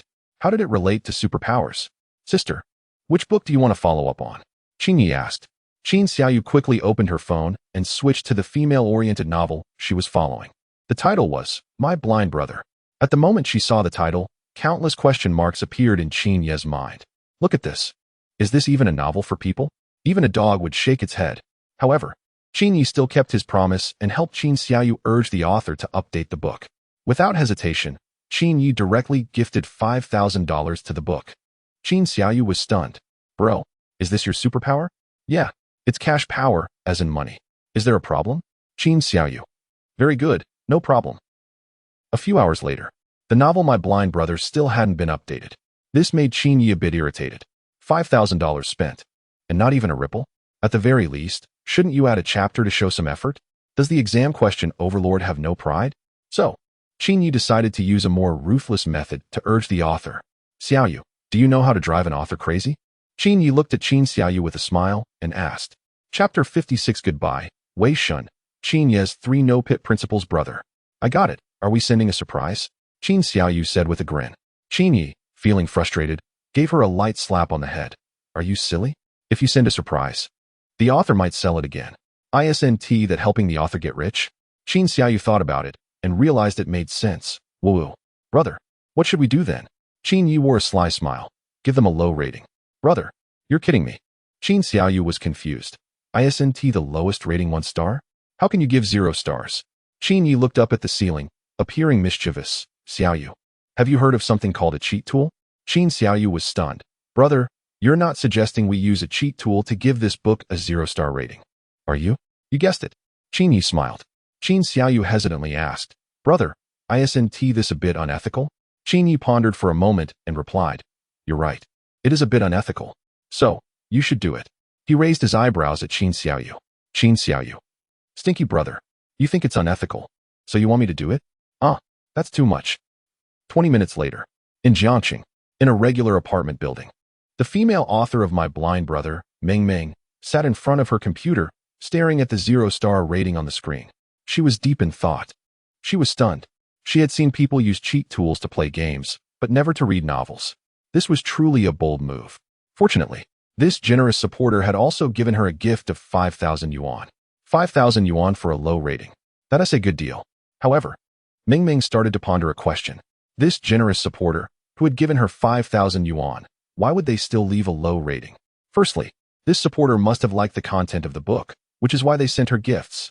So, the low rating must have a specific meaning. Oh, I understand. After a moment of thought, Meng Meng tapped her head. She figured it out. This supporter must be someone who loves their brother, dislikes the book's title, but enjoys its content. That's why they gave gifts while also leaving a low rating, creating this paradox. Wow, I'm so clever. Meng Meng praised her own wit. Her reasoning was flawless. In reading comprehension, she would definitely score full marks. So, Meng Meng changed the book's title to My Mute Sister. Polite Qin Xiaoyu, what the? A warm night quickly passed. In the blink of an eye, it was the next day. Early in the morning, Qin Yi deliberately chose an extremely formal suit. His hair was neatly combed, and his shoes shone brightly. Seeing Qin Yi dressed so formally again, Qin Xiaoyu couldn't help but ask curiously, Bro, why are you so formally dressed today? Upon hearing this question, Qin Yi smiled and changed the subject, telling her a story. Xiaoyu. Once there was an old lady who lived to be 100 years old. When others asked her the secret to her longevity, she said there were only 2 secrets. First, don't meddle in other people's business. Second, don't argue with foolish people.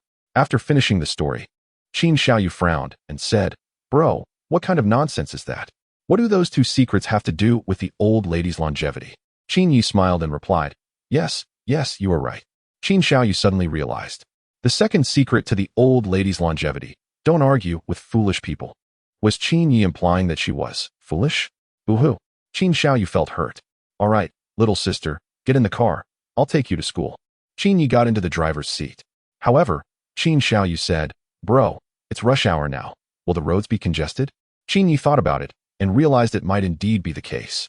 Sister, I have a way to avoid the traffic. Qin Yi said with a smile. What is the method? Qin Xiaoyu asked eagerly. Qin Yi, with a sincere smile, stated the obvious. You can walk, and there won't be any traffic. Qin Xiaoyu. Ding.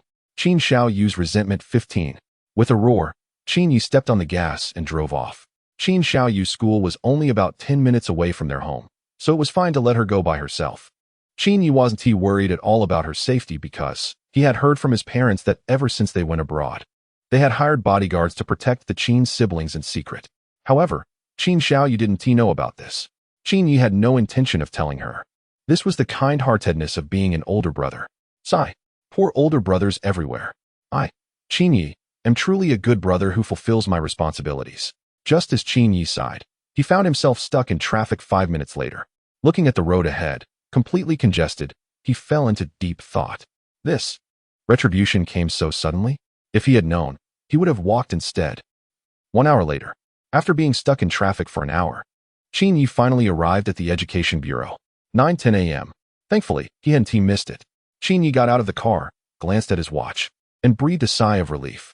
He was genuinely worried about missing this grand event. At this moment, there were already quite a few people gathered outside the Education Bureau.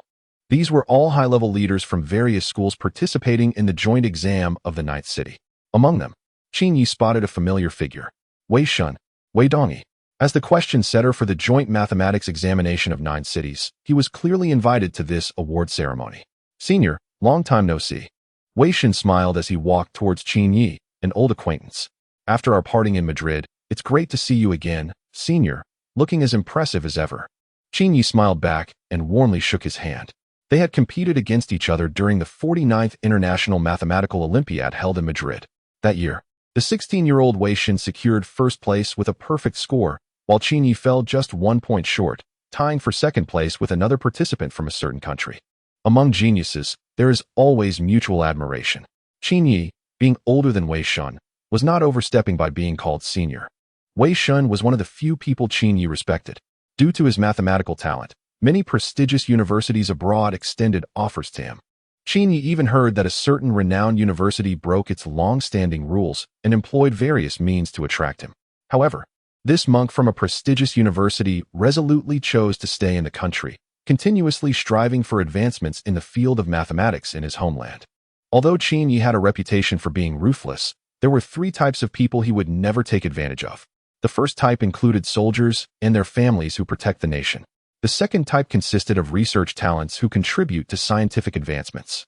The third type included those he felt deep sympathy for, such as the disabled, the mentally ill, and those with dementia. This was Qin Yi's principle of not exploiting certain individuals. Wei Shun belonged to the second category. Brother Wei, let's go inside. The award ceremony should be starting soon. Sure, Senior, after you. The two walked side by side, like close friends reuniting after many years, smiling as they entered the Education Bureau. The awards ceremony was about to begin. Chapter 57. Why don't you walk with me and fight for the country together in the Education Bureau's conference hall? It was already filled with people. The principals from different cities and primary schools were chatting amicably. Principal Zhao, I heard that your school performed exceptionally well in this joint examination, ranking in the top 10? Principal Li, you flatter me. Our school is just a small one. How can it compare to your esteemed institution? Principal Zhao chuckled. Who in the entire province didn't know that Principal Zhao was young and promising, with a bright future ahead? Not at all. You're too kind. As they listened to the back-and-forth flattery and bureaucracy, Qin Yi and Wei Shun exchanged a glance and discreetly moved to a corner of the hall away from the crowd. Once seated, Wei Shun asked, Senior, I'm focused on academic research, so I'm not good at socializing. But why are you, as the esteemed director of a school, so distant from those principals? Qin Yi's gaze was calm as he replied, Wei, have you ever heard a saying from Mr. Zhou Shuren? Wild beasts always walk alone, while cattle and sheep gather in herds. Wei Shun pondered for a moment and slightly bowed, saying, I've learned something. At that moment, the Education Bureau Director Lu Changshan entered, accompanied by several officials. The conference hall instantly fell silent. The award ceremony officially began. First, Director Lu Changshan delivered a speech, rattling off a bunch of motivational phrases. It was the usual corporate jargon encouraging employees to work together to improve education, and Qin Yi found himself half asleep listening to the formalities. After the speech, it was time for the awards. The Education Bureau would present honor certificates to schools that achieved outstanding results in the joint examination. Of course, in addition to the certificates, there would also be monetary awards from the Bureau, which would later be reported to the Finance Department for allocation to the school's bank accounts. 15th place, Hezy Primary School. 14th place, Yongsheng Primary School. 13th place, Yangzhou No. 4 Primary School. The representatives of each school took the stage to receive their awards, and the applause from the audience was thunderous and continuous. Soon, it was time for Mingzhu Primary School. Please welcome the representative of Mingzhu Primary School, the first place winner of this joint examination. Director Lu Changshuan's voice echoed through the hall. However, after a moment, there was no movement from the audience. No one stood up. The director had to call out again. Please, the representative of Mingzhu Primary School, come up to receive your award. Yet still, there was no response from below. In the corner of the conference hall, Wei Shun nudged Qin Yi with his elbow. Senior, it's your turn. They're calling for the first place. Qin Yi smiled and said, I know, I heard it. Wei Shen found it quite strange, if you heard it. Why don't you go up? Qin Yi replied with sincerity. I just didn't want anyone else to miss it. Let him call a few more times. Wei Shen was left speechless. This, truly impressive, as expected from a senior. Please, the representative from Mingzhu Elementary School, come up to receive the award. The director on stage shouted again. Only then did Qin Yi stand up, wearing a smile that was a mix of indifference, mockery, and a hint of coolness, and walked onto the stage. Congratulations, Director Qin. Your Mingzhu Elementary School has taken the top spot in this joint exam of 9 cities. The director awarded the honorary certificate to Qin Yi, looking at him with admiration and asking, Do you have anything you want to say to others? Qin Yi thought for a moment and began his acceptance speech. I have a high level of affirmation for the leaders' recognition of me. The director? The leaders? The principals and the audience. What is this nonsense? Is this even human speech? The director wiped his sweat and said, I mean, do you have anything to say to other principals? This isn't an acceptance speech. Qin Yi nodded and said yes.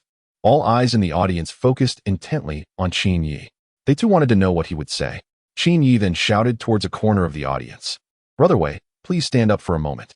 Brother Wei, confused, complied and stood up. Once Brother Wei stood up, Qin Yi's sharp gaze swept across the entire room.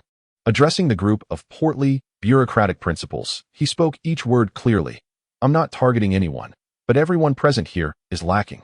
Boom. The atmosphere in the room exploded. Nonsense. Who are you talking about?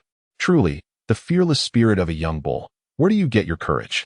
Don't think that just because your Mingzhu Elementary School ranked first this time, you can look down on everyone. How can you be so reckless in front of the director? The principals in the audience were all furious. They had never seen someone so arrogant in their lives. Ding.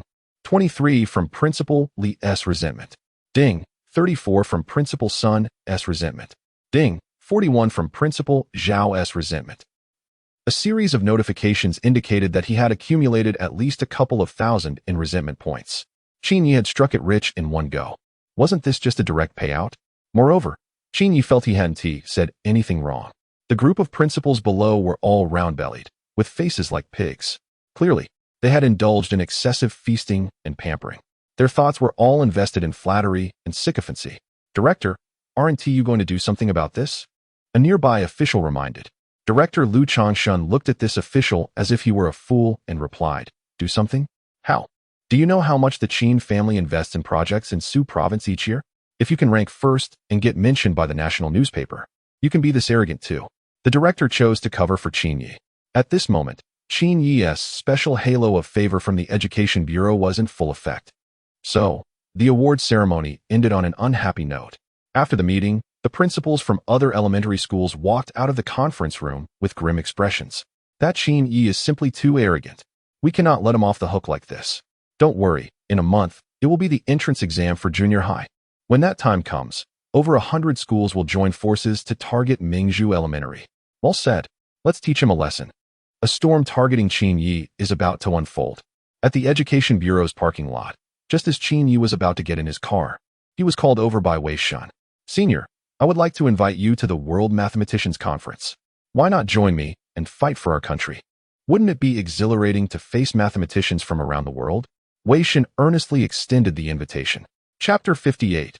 A lowly position, yet unforgotten concerns for the nation. The World Congress of Mathematicians is a conference organized by the International Mathematical Union, IMU. It is held every 4 years and is the largest and most significant event in the mathematics community. Mathematicians from over 200 countries around the world, the brightest and most elite, would never miss this academic gathering.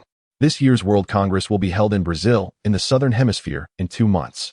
Qin Yi never expected that Wei Shen would invite him to such a grand academic conference.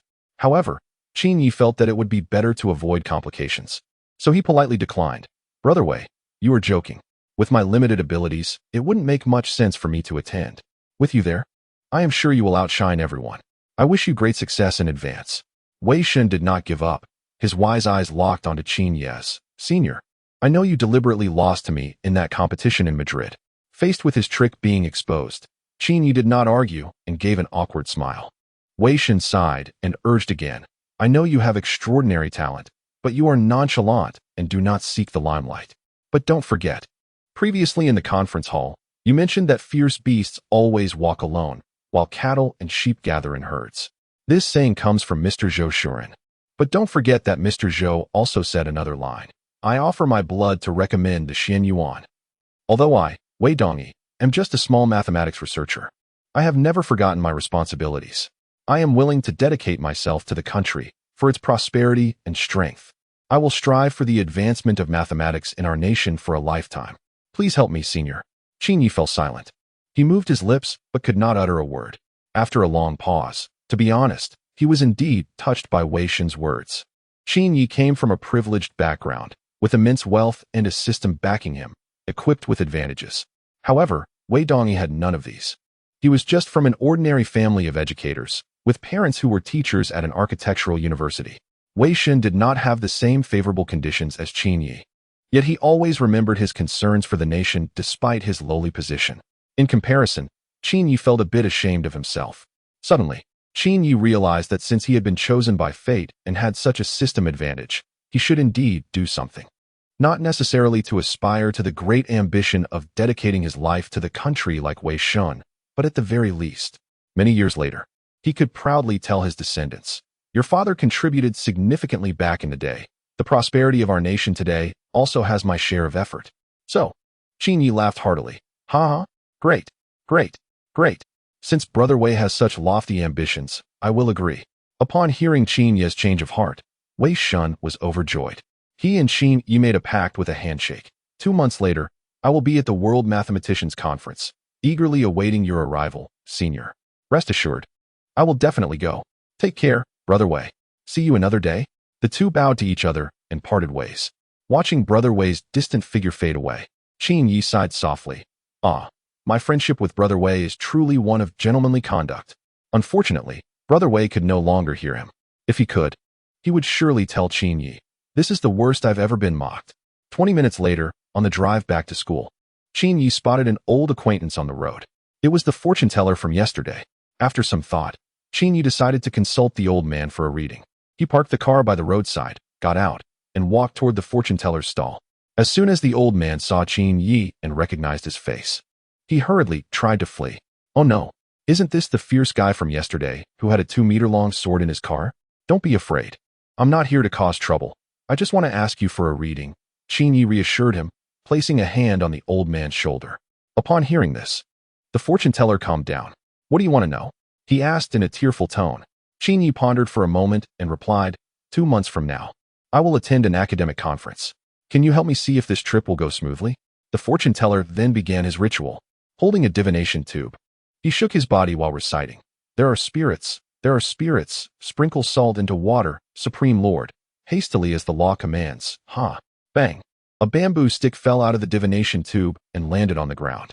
The fortune teller picked up the stick and looked at the inscription on it. How is it? What does it say? Qin Yi leaned in eagerly and asked. The fortune teller looked a bit embarrassed and said in a low voice, the inscription has only one word. 10. 10. Qin Yi pondered the meaning of this inscription. After a moment, he slapped his forehead and exclaimed, I understand. Does this mean perfect? It suggests that my trip in 2 months will be very smooth. The fortune teller looked at him with a strange expression.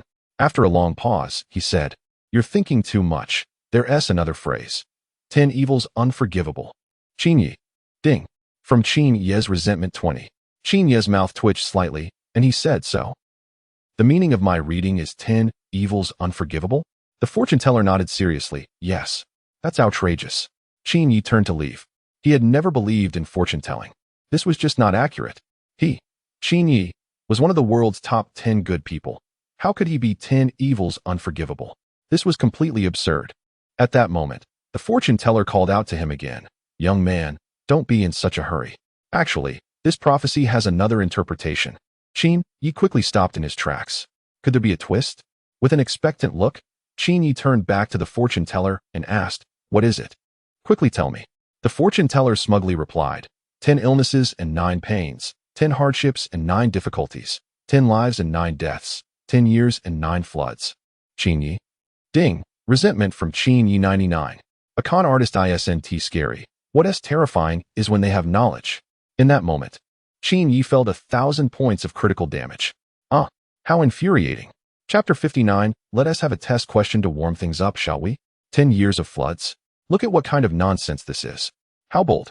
Before Qin Yi could get angry, the fortune teller quickly packed up his things and ran away. He was as fast as lightning, disappearing in the blink of an eye. Qin Yi gritted his teeth in anger. Very well. I'll remember this grudge. Qin Yi continued driving back to school. 15 minutes later, he arrived at Mingzhu Primary School. As he passed the school gate, Qin Yi took a special look and noticed that the guard, Dazhuang, was actually not there. Where's Dazhuang? Qin Yi stopped the car and asked the guard on duty nearby. The guard bowed respectfully and said, "School director, Dazhuang is on leave. He said he went on a date." Qin Yi? No way. A date? With Dazhuang's silly personality, he actually has a girlfriend? Alright, I see. Qin Yi didn't think much of it and drove into the school. At this moment, Mingzhu Primary School was in recess. The school was lively, with elementary school students playing and having fun. These are all good kids. Qin Yi sighed. He then decided to come up with more test questions in the future to warm the little hearts of these children. Oh, I am truly a benevolent school director. 3 minutes later, school parking lot. Qin Yi got out of the car, preparing to go to the restroom. On the way, he noticed 2 elementary students bragging. The tall student said, "My brother is so brave, he even dares to catch snakes." Can your brother do that? The shorter student was unconvinced. Catching snakes is nothing. My brother killed a tiger when he was 9. Can your brother do that? Such a conversation caught Qin Yi's attention. Killing a tiger at 9? Even Wu Song would call that impressive. The stories were getting more outrageous. The 2 students, unaware of Qin Yi's arrival, continued, "Kill a tiger? Haha, my brother killed an elephant when he was 3. Can your brother compare? My brother dares to eat anything. Can yours? Of course my brother dares. He dares to eat while standing on his head. Just wait until I beat you." As they continued bragging, the 2 students started throwing punches at each other. Could Qin Yi stand by and watch? He quickly stepped in to break up the fight, pulling them apart. What are you fighting for? The world is full of love. How about we warm things up with a test question instead? The fighting students? What? They can't escape the school director's devilish test questions, even while fighting? Alright, here's the question. There are a total of 20 trees, with 4 planted in each row. What is the maximum number of rows that can be planted? Qin Yi launched straight into a devilishly difficult question. It's no exaggeration to say that among 10,000 people, very few could answer this question correctly, because it was incredibly complex. Sure enough, the 2 fighting students were immediately stumped and started to cry. What? Director, this question is too difficult. Can you give us another one? Yeah. Woo-woo. Can we have an easier question? Hearing the student's request, the considerate principal naturally agreed. He then changed the question to a simpler one. Which of the following 4 options is correct? A. Qin Yi is a good person. B. Qin Yi is a good principal. C. Qin Yi is a kind-hearted good person. D. Qin Yi is a caring principal for students. Upon hearing this question, the 2 elementary students cried again. Woo-woo. Principal, can I choose E? I choose F. It must be F. The students wiped their tears and said, "Look at those 4 options. Is there anything sensible among them?" Ding! The resentment from the students, 44. At that moment, Luo Nia rushed in holding a drawing board. Looking anxious. "Principal, look quickly. I have drawn the colorful black." Seeing this, the 2 fighting students quickly took the chance to slip away. "Principal, bye hee." After the students ran off, Qin Yi took Luo Nia's drawing board and looked at it. Upon seeing it, Qin Yi exclaimed in admiration. The drawing depicted a cosmic starry sky with twinkling stars. The dominant color was black, but it gave a vibrant, colorful impression. Sure, Qin Yi didn't expect Luo Nia to be so impressive. Even the concept of colorful black couldn't stump him. Since that was the case, Qin Yi decided to give him another challenging question. "Little tweezers, draw me a Sun Wukong." Luo Nia, upon hearing this, scoffed. "Draw Sun Wukong? That's easy. I can do it casually." Qin Yi chuckled and said, "I haven't finished my request yet. I have more requirements." Luo Nia waved his hand grandly, confidently stating, "Principal, just give me your requirements. I guarantee I will draw it." The moment Luo Nia, picked up the drawing board, I knew I would be the best in the world. Luo Nia started boasting again. Clearly, being able to draw colorful black had inflated his ego significantly. Qin Yi despises 2 types of people in his life. The first type, boastful people. The second type, people who don't let him boast. And Luo Nia currently belonged to the first type. So, Qin Yi wanted to teach him a lesson and let him experience the harsh realities of life. My requirement is, the Sun Wukong you draw must hold a golden staff engraved with a pattern of 9 dragons pulling a coffin. Each dragon's head must have a celestial being sitting on it. and in the eyes of the celestial beings. There must be the image of Neza with 3 heads and 6 arms. Neza's upper garment must have patterns of the universe, sun, moon, and stars. The lower garment must be engraved with Ultraman battling Baldy Chong. Furthermore, Neza's fire-tipped spear must depict the 3 great bodhisattvas, 500 arhats, and 3,000 heavenly deities. All right, I'm done. You draw now. Luonya? Ah! At that moment, Luonya's mindset crumbled. He looked at Qin Yi in fear. Trembling lips, unable to utter a word. A devil? Are you a devil? He thought that the colorful black was already the limit. Little did he know, that was just the beginning. Ding! 77 from the resentment of Luo Nian. The resentment value was credited, and Qin Yi patted Luo Nian on the shoulder. Little tweezers. Draw well, I believe in you. Then Qin Yi went straight to the restroom, leaving Luo Nian alone in the wind, already starting to doubt life. 5 minutes later, after taking care of business, Qin Yi came out of the restroom, ready to wash his hands. But he suddenly noticed a chubby elementary school student next to him, who, after using the restroom, was about to leave without washing his hands. How could Qin Yi tolerate this? Such poor hygiene. So he immediately called out to the student and sternly educated him. Stop. Why didn't you wash your hands after using the restroom? Don't you know about hygiene? However, the student's response left Qin Yi stunned. Hey, school director. I brought paper with me today, so I don't need to wash my hands. Qin Yi. Qin Yi was dumbfounded. So, this student usually goes to the restroom using his hands? Qin Yi was shocked. 999. Don't ask why it's 9, because 6 flipped. Chapter 60 The Great Prophet Qin Yi is online. Hey kid, you seem pretty cocky. How about a little quiz to relax? Qin Yi was ready to come up with a few questions to teach this elementary school student a lesson. Just then, a loud rumble of trucks driving on the road was heard from outside the school. Qin Yi was delighted. The practice books he ordered for all the students had arrived. A full 5 trucks of practice books. When the elementary students saw the bare-chested workers, sweating profusely under the scorching sun, carrying these practice books thicker than bricks, they all broke down. All they could think was, Qin Yi, I can't believe this. How shameless. Whose practice books are thicker than bricks? Which school needs trucks to deliver practice books? Is there no end to this? Wah. Bad principle. Shameless. These thick practice books could be used to crack walnuts. Oh heavens.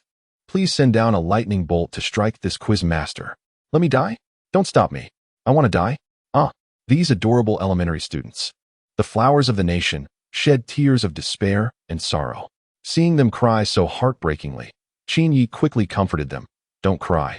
Everyone will get their share of the practice books. There's no need to worry. Qin Yi thought that the students were crying because they were afraid they wouldn't get their practice books. So his words sounded righteous. However, after hearing Qin Yi's words, the students cried even harder. Wah, we are just kids. What are we going to do? The heart-wrenching cries continued endlessly. It was truly heartbreaking for anyone listening. As one of the world's top philanthropists, how could Qin Yi bear this? He quickly took about 10 practice books, each as thick as a brick, from the workers and handed one to the students who were crying the hardest. Everyone, don't waste your study time. Make every second count.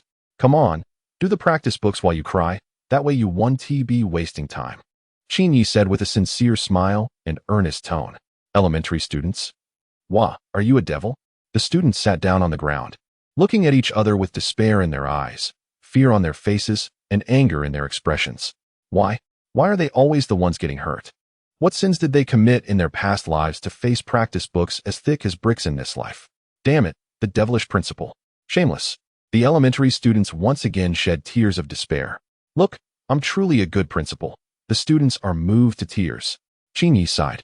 He felt that such a touching scene should not be witnessed by him alone. Positive energy should be spread. Let more people feel the warmth. So, Qin Yi posted a video on Douyin and uploaded it to the official account of Mingzhu Primary School. The video title was, These are all good kids. The school gave them exercise books, and they all cried with emotion. The video content showed, under the blazing sun, school workers carrying exercise books as thick as bricks, while a group of elementary students held their own thick exercise books, crying as they worked on their problems. In the office of the board of directors, Qin Yi was preparing to hold a lottery. At that moment, his resentment value balance was 6211. Let's go? Qin Yi opened the system lottery interface and pulled the trigger for a stimulating 6 consecutive draws. The lottery wheel began to spin wildly. 15 seconds later, the wheel stopped, and the system prompt sounded. Ding! Congratulations to the host for winning a blue reward, an automatic novel continuation device. Ding! Congratulations to the host for drawing a thank you for your patronage. Please try again next time. Ding! Congratulations to the host for drawing a thank you for your patronage. Please try again next time. 6 prompt sounds, and apart from the first one winning a blue reward, the other 5 were all thank you for your patronage. Ding! Congratulations to the host for triggering the 5 lucky star talents, gaining 25 skill points, available for free allocation. Fortunately, there was a golden talent lottery guarantee. Qin Yi looked at the text introduction of the automatic novel continuation device. Automatic novel continuation device, an AI app that automatically continues writing novels, capable of producing 4,166 words per hour. Qin Yi couldn't think of a use for this thing at the moment, so he decided to set it aside for now. Looking at the 25 idle skill points, Qin Yi allocated 15 points to his math skill and 5 points to his intelligence. The remaining 5 points were kept in reserve. Host: Qin Yi allocated skill points, physique 10, math 15, intelligence 5 remaining usable skill points, 5 after completing all this. Qin Yi felt that his brain had become a bit smarter. Especially in terms of mathematical knowledge, he became more perceptive and had a deeper understanding. Sigh. A life of having an advantage is indeed lonely as snow. Qin Yi gave himself a thumbs up, while others were racking their brains over difficult math problems. He only needed to poke people and allocate points to become stronger. This feeling of having an advantage was simply delightful. The more Qin Yi thought about it, the more comfortable he felt. So, he quietly opened the WeChat teacher group and sent a message. All teachers, today's homework is doubled. Because happiness should be doubled. Math teacher, Chinese teacher, English teacher. Before long, the entire group chat was filled with question marks. However, the flattering head of the department stood out, feeling out of place. He sent a message in the group chat. The board member is wise. Homework should indeed be assigned in double. The board member is truly a kind-hearted benefactor for the students. All teachers. Look at that. How could he not be the head of the department? The thickness of that person's skin is truly unmatched. Even the Great Wall cannot compare. When Qin Yi saw how understanding the head teacher was, he felt greatly relieved. Head teacher Zhu Minghui, playing on your phone during work hours? I'm deducting 200 from your salary. Go report it to the finance department yourself. Head teacher? Ding. A complaint from the head teacher 55. In this world, no one can guess Qin Yi's tricks. It's really too much. Oh, how infuriating. Head teacher Zhu Minghui shed tears of sorrow. Turning off the group chat, Qin Yi opened his computer and logged into a renowned mathematician forum. As the ancients said, know yourself and know your enemy, and you will win every battle. Qin Yi wanted to test the current level of the global mathematics community to avoid being unprepared for the upcoming World Mathematicians Conference in 2 months.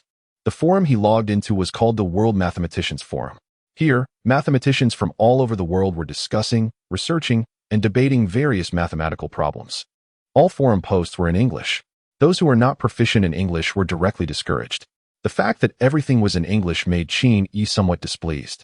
He felt that one day, Chinese would replace English and become the most widely used language in the world.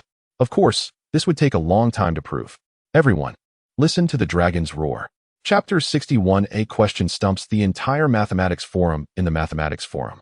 Enthusiasts from around the world are engaged in intense discussions about mathematical problems. Topics like the Goldbach conjecture, Yang-Mills theory, and the existence of stochastic equations are being debated. The specialized mathematical jargon can be quite challenging for the average person to grasp. Only those who have immersed themselves in the study of mathematics for years can navigate this forum comfortably.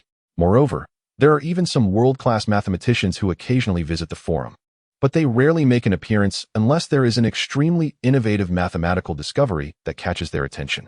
After some thought, Qin Yi decided to warm up with a devilishly difficult question, as he hadn't paid much attention to the mathematical community for some time. He recalled that a few years ago, there were several impressive mathematicians from a certain region, and another country also had a few noteworthy figures. He was curious to see if any extraordinary talents had emerged in the past few years. With this in mind, Qin Yi registered an account on the forum, choosing the username QY666. This name seemed familiar. QY stands for the initials of his name, implying Qin Yi is awesome. Qin Yi was essentially praising himself. In terms of shamelessness, no one could compare to him. After completing his registration, Qin Yi directly posted in English on the forum. The title of his post was shocking. Exclusive photos of a European and American star. The content read, Hello everyone. I'm Q, a mathematics enthusiast. Recently, I discovered a peculiar mathematical pattern. No matter which positive integer I randomly choose, if it's odd, I multiply it by 3 and add 1. If it's even, I divide it by 2. Continuing this operation, I found that regardless of the number I start with, the final result will always be 1. Although I discovered this pattern, I cannot prove that all positive integers in the world conform to it. I kindly asked the mathematicians in the forum to help me prove this. After posting, Qin closed the forum webpage and didn't he think about it further. Then he remembered a TikTok video he posted half an hour ago. Could it have already received over 10,000 likes? Qin quickly opened his phone and checked TikTok. To his astonishment, the notifications nearly left him speechless. Ding ding ding. Your work has been reported by 1,000 users. Ding ding ding. Your work has been reported by 2,000 users. Ding ding ding. Your work has been taken down due to multiple reports for alleged inappropriate content. Qin. No way. Really? A video that is so warm and positive got reported? These people are truly unreasonable. Outrageous. The more he thought about it, the angrier he became. He then opened his WeChat teacher group and sent a message. Art teacher Yi Qingxi, please come to my office. In no time, Yi Qingxi walked over gracefully. On her enchanting face, a pair of beautiful eyes sparkled with charm. Chairman, did you call for me? Yi Qingxi asked. Qin smiled and said, it's nothing important. I just want to give you a question. Huh?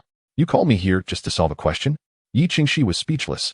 She thought it was something important and hurried over. Qin posed the question. I have an orange and a mushroom.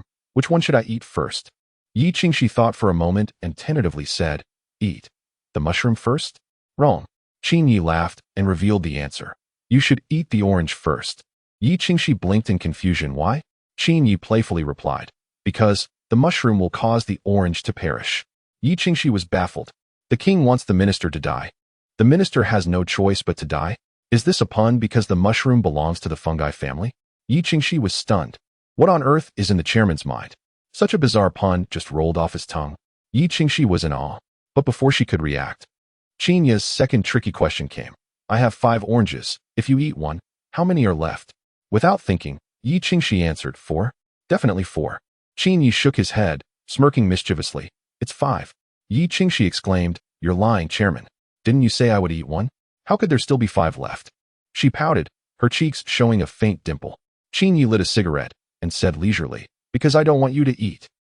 Yi Qingxi. Winky face. Ding. Resentment from Yi Qingxi 33. Seeing Yi Qingxi so upset, Qin felt much better. What is this called? This is called the anger transfer technique. Qin shifted his gloomy mood onto Yi Qingxi, and his own feelings improved. Brilliant. Oh, so annoying.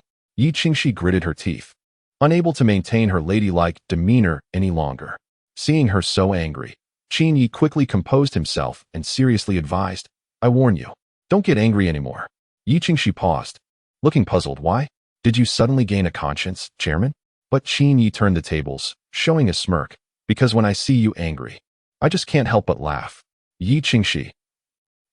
This is driving me crazy. Chairman, I'm going to take you on. Yi Qingxi threw a flurry of light punches at Qin, which didn't hurt at all. Once she tired herself out, Qin leisurely said, were you a teapot in your last life? Yi Qingxi was once again bewildered. Why? Qin smiled and said, because you bubble when you're angry. Yi Qingxi. Ding. A wave of resentment from Yi Qingxi 99. At this moment, Qin's phone beeped. He opened his phone to see a message notification from the school bank account indicating that money had been received. An amount of 2 million. The prize from the Education Bureau for Mingzhu Primary School for the joint examination in Jiao City has arrived. This prize is for the entire Mingzhu Primary School. As a member of the school's board, Qin has the authority to decide how to allocate this money. Many people do not understand the difference between a board member and a principal in private schools. In private schools, the principal is paid a salary, while the board members are the ones who pay the principal's salary. Board members are the financial backers of the school, and all major and minor affairs within the school are determined by them. Just as Qin was contemplating how to distribute this bonus, his phone beeped again. Another message had arrived. Chapter 62. I am the first emperor. Send money. Qin took a look and realized it was a scam message. I am the first emperor. I didn't actually die. I took the elixir of immortality.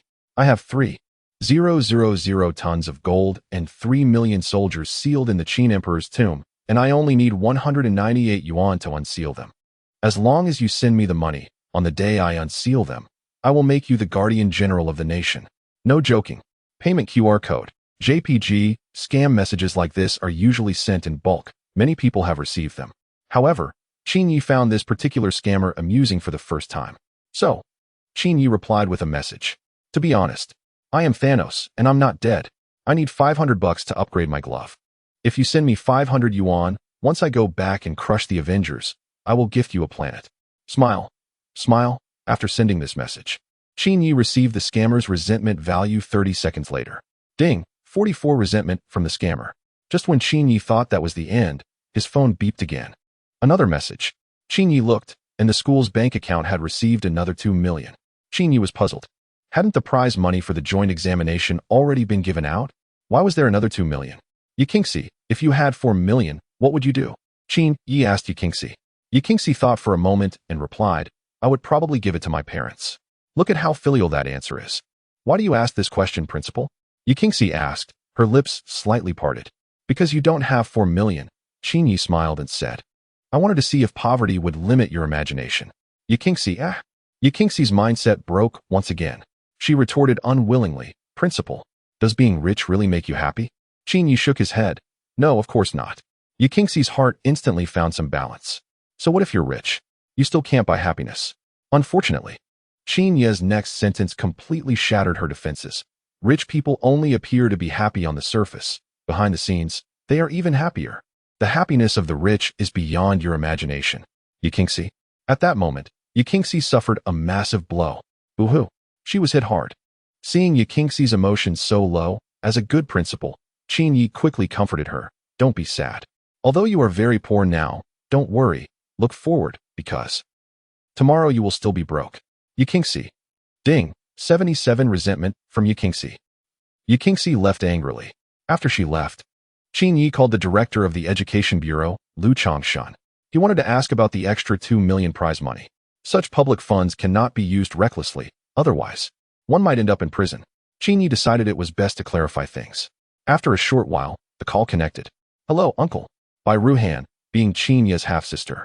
Made it reasonable for him to call him uncle, right? Was there a problem with that? No problem at all. On the other end, Lu Changshan didn't pay much attention to the details and asked, What is up, Director Qin? Is there something you need? Qin Yi replied, I want to ask about the bonus for the first place in the joint examination of the 9 cities. ISNT at 2 million? Why did we receive 4 million? What's the extra money for? Director Lu explained, Don't worry, Director Qin. The extra money is a commendation fund allocated by the provincial government. Mingzhu Primary School performed excellently in this joint examination and was recognized by the official media. Therefore, the province decided to award an additional 2 million as a mark of appreciation. Hearing this, Qin Yi finally felt relieved. Okay, I understand. Thank you, uncle. Just as Qin Yi was about to hang up, Lu Changshan said, I wonder if you are free tonight? I have something I'd like to discuss with you. Qin Yi replied, Sure, let us meet for dinner. After hanging up, Lu Changshan sent Qin Yi a location. Later that evening, Qin Yi would go to meet him. But now, Qin Yi had something more important to do. How to allocate the 4 million bonus. After thinking for a moment, he decided to set aside 1 million to distribute as bonuses to all the teachers in the school. The students had performed so well, and the teachers deserve credit too. So, Qin Yi opened the WeChat teacher group and sent a message. All teachers, the school has decided to allocate 1 million for bonuses for all teachers. The bonuses will be deposited into each teacher's salary account within 3 days. A few minutes after Qin Yi sent this message, the entire group chat exploded. Wow, the director is amazing. I love you, director. Teacher Yang, please calm down. You're a man, and the director has no peculiarities. Haha, the director is generous. 1 million bonus, just like that. From today on, the school is my home. I will dedicate myself for the school. Hee hee. Thank you, director. Thanks, director. Laughter, laughter. The teachers were all laughing heartily, unable to contain their joy. This mischievous director finally did something commendable, with the 1 million bonus shared among the teachers. Each one would receive several thousand. Suddenly receiving such a windfall, how could they not be happy? What is a happy planet? Haraha. After distributing the 1 million bonus, Qin Yi began to think about how to use the remaining money. Should it be spent on purchasing some experimental equipment for the school? Or perhaps on landscaping to improve the school environment? After pondering for a while, an idea suddenly struck Qin Yi. He thought of a brilliant plan. Qin Yi immediately called the school's broadcasting room. He wanted to hold the second faculty-student conference. All faculty and students gather on the playground after class. The board has something to say. The announcement echoed 3 times. The elementary students in class exchanged puzzled glances, their faces filled with confusion. What was the board up to this time? Last time, after the faculty-student conference, Qin Yi had thrown out 2 essay topics that overwhelmed the entire school. What was he planning this time? Could it be more challenging questions? The students collectively shivered. Boo-hoo-hoo, I'm scared. I'm just a student. Chapter 63. The competitive environment at Mingzhu Primary School. Everyone became a master of competition. 40 minutes later, class was over. The entire staff and students of Mingzhu Primary School gathered like a dark cloud rushing towards the playground. The teachers, all wearing cheerful expressions, greeted each other. Mr. Li. Great news. The school board is giving us bonuses. Haha. I saw the message in the group. The school board is truly generous. The school board is impressive. The school board is amazing. I'll head to the playground first. Mr. Wang, see you there? The teachers happily exchanged greetings, while the students, on the other hand, looked downcast and miserable. Wah, what is the great demon King Qin planning this time? Brothers, I have a feeling that this teacher-student meeting is definitely not going to be good. How do you know? What if the school board has a change of heart and gives us rewards for the citywide exam? Are you dreaming? If they give anything, it'll be thick practice books like bricks. I bet a pack of spicy strips that the school board will definitely give us exam questions. I think so too. Amidst the chatter, no elementary student could guess what Qin Yi was really up to. The thoughts of the great demon King Qin were beyond what these young students could fathom. This person never played by the rules. Once everyone had assembled on the playground, Qin Yi stepped onto the stage, picked up the microphone, and spoke clearly. Starting today, I am establishing a school rule. At Mingzhu Primary School, we will only have 3 types of rewards for students with excellent academic performance. That is, money, and more money. With these words, the students below immediately lit up with excitement. No way. The school board actually came to their senses. As long as we perform well, we get cash directly? Wow, is this really happening? Now I can buy spicy strips, snacks, and recharge my game account. The students looked at Qin Yi with eager eyes, wanting to know how much the scholarship would be. And Qin Yi certainly didn't disappoint them. Let me give you a number. 3 million. Qin Yi casually announced a figure. Instantly, it caused a sensation among the students. Brothers, did I hear that right? 3 million in scholarships. Wow, that's 3 million. I'm shocked. The school board is amazing. From today on, the school board is my hero. It's over. I've already fallen. I'm going to start studying hard and compete with all of you. Come on. It's just competition. Let's see who can outdo whom. This 3 million scholarship will definitely have a place for me. Yes, Yaolin. You guys keep talking. I'm going to study first. The crowd below erupted in excitement. All the elementary students were stunned by Qin Yi's announcement of the 3 million scholarships. 3 million. Where had they ever seen so much money? The school board actually put out 3 million as a scholarship? Wow. The board is impressive. Brothers, today is the day to get rich. The elementary school students' eyes are shining with excitement, full of determination. However, there are also some students with improper thoughts. Their first idea that flashes in their minds is cheating, copying others' papers. Qin Yi seems to have anticipated their thoughts. He squints his eyes and says with a smile, I know some of you are definitely thinking about how to cheat right now. I regret to inform you that the upcoming exams will be very, very strict. If any student is caught cheating by the invigilators, the supervising teacher will face consequences too. Salary deductions. If cheating is discovered, those with minor offenses will receive a serious warning, while those with serious offenses will be expelled. Qin Yi's words were cold and ruthless, directly shutting down the thoughts of those wanting to cheat.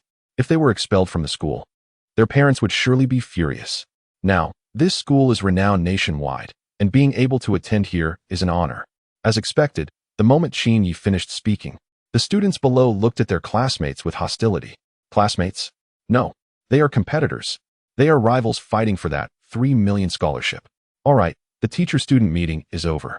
Let us return to classes. Qin Yi waved his hand. In an instant, the students rushed back to their classrooms.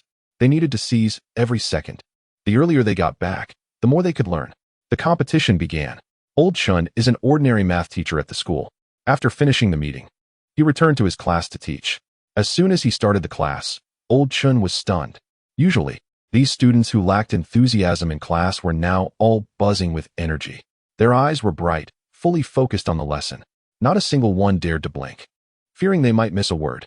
Even the students sitting at the back, who usually ranked at the bottom, moved their chairs to the front to listen. Wow. Old Chen was dumbfounded. Is this the allure of a 3 million scholarship? The students below were listening intently, taking notes faster than ever. It was as if they had been given a stimulant. This scene was truly absurd. Old Chen doubted whether he had walked into the wrong classroom. Is this really the same group of lazy, lackluster students? The transformation was too drastic. Old Chen had never felt so passionate about teaching as he did today. During the class, he casually asked a question, and surprisingly, the entire class raised their hands, eager to answer. This is just outrageous. These students were too proactive. 45 minutes later, the class ended. As Old Chen prepared to leave, he was stopped by the students. They all had bright eyes, eagerly requesting, "Teacher, can you assign more homework?" "Yes, teacher. You've assigned too little homework. Give us more. The more, the better. I love studying. Learning makes me happy." Listening to the magical voices around him, Old Chen felt extremely perplexed. Is there really a student asking for more homework? This is a first for him. All right. I'll assign a bit more homework. Old Chen quickly gave out a few more math problems. However, the students were still not satisfied. "Too little. Teacher, your expectations are too low. Give us a bit more." "Yes, teacher. A bit more, please. You've assigned way too little homework. Don't worry about us. We will definitely finish it all. Come on, teacher. My 40-meter-long sword is already eager for action. The 3 million scholarship is mine for the taking." One by one, the students became competitive, overly eager to outperform each other. They fully embraced the saying, "As long as you don't die from studying, study to the limit." Old Chen. Chapter 64. The Cosmic Director Lu Chanshan of the Four Great Kings of Pressure at this moment. Old Chen's heart was in turmoil. These students just wanted to complete an assignment, but he had to grade the work of the entire class. However, he couldn't dampen their enthusiasm for learning, so Old Chen held back his tears and assigned a little more homework. Then he took off running. He was genuinely scared. These students were all fired up, as if they had been injected with enthusiasm. This amount of homework probably wouldn't satisfy them. A similar scene unfolded in various classes at Mingzhu Primary School. "Teacher, don't go. We have 10 minutes of break time. Can you teach us a bit more? Come on, give us more homework. I love doing homework. Guys, the homework assigned by the teacher is just too little. We need to set assignments for ourselves. I want to study quietly and shine in the exams, amazing everyone. Wah, how do I solve this problem? I don't know how. Come here, I'll teach you. This problem is very simple. First do this, then that, and you'll get it. Did you learn it? I feel overwhelmed." The vibrant learning atmosphere spread to every corner of Mingzhu Primary School. In class, students listened attentively. Outside of class, they engaged in heated discussions about their learning challenges. When they felt tired, they stepped out of the classroom to stroll in the shaded campus, taking a break. The overall learning environment in the school was at its peak. They were either studying or on their way to study. Apart from a few underperforming students, more than 95% of the students were working hard to learn.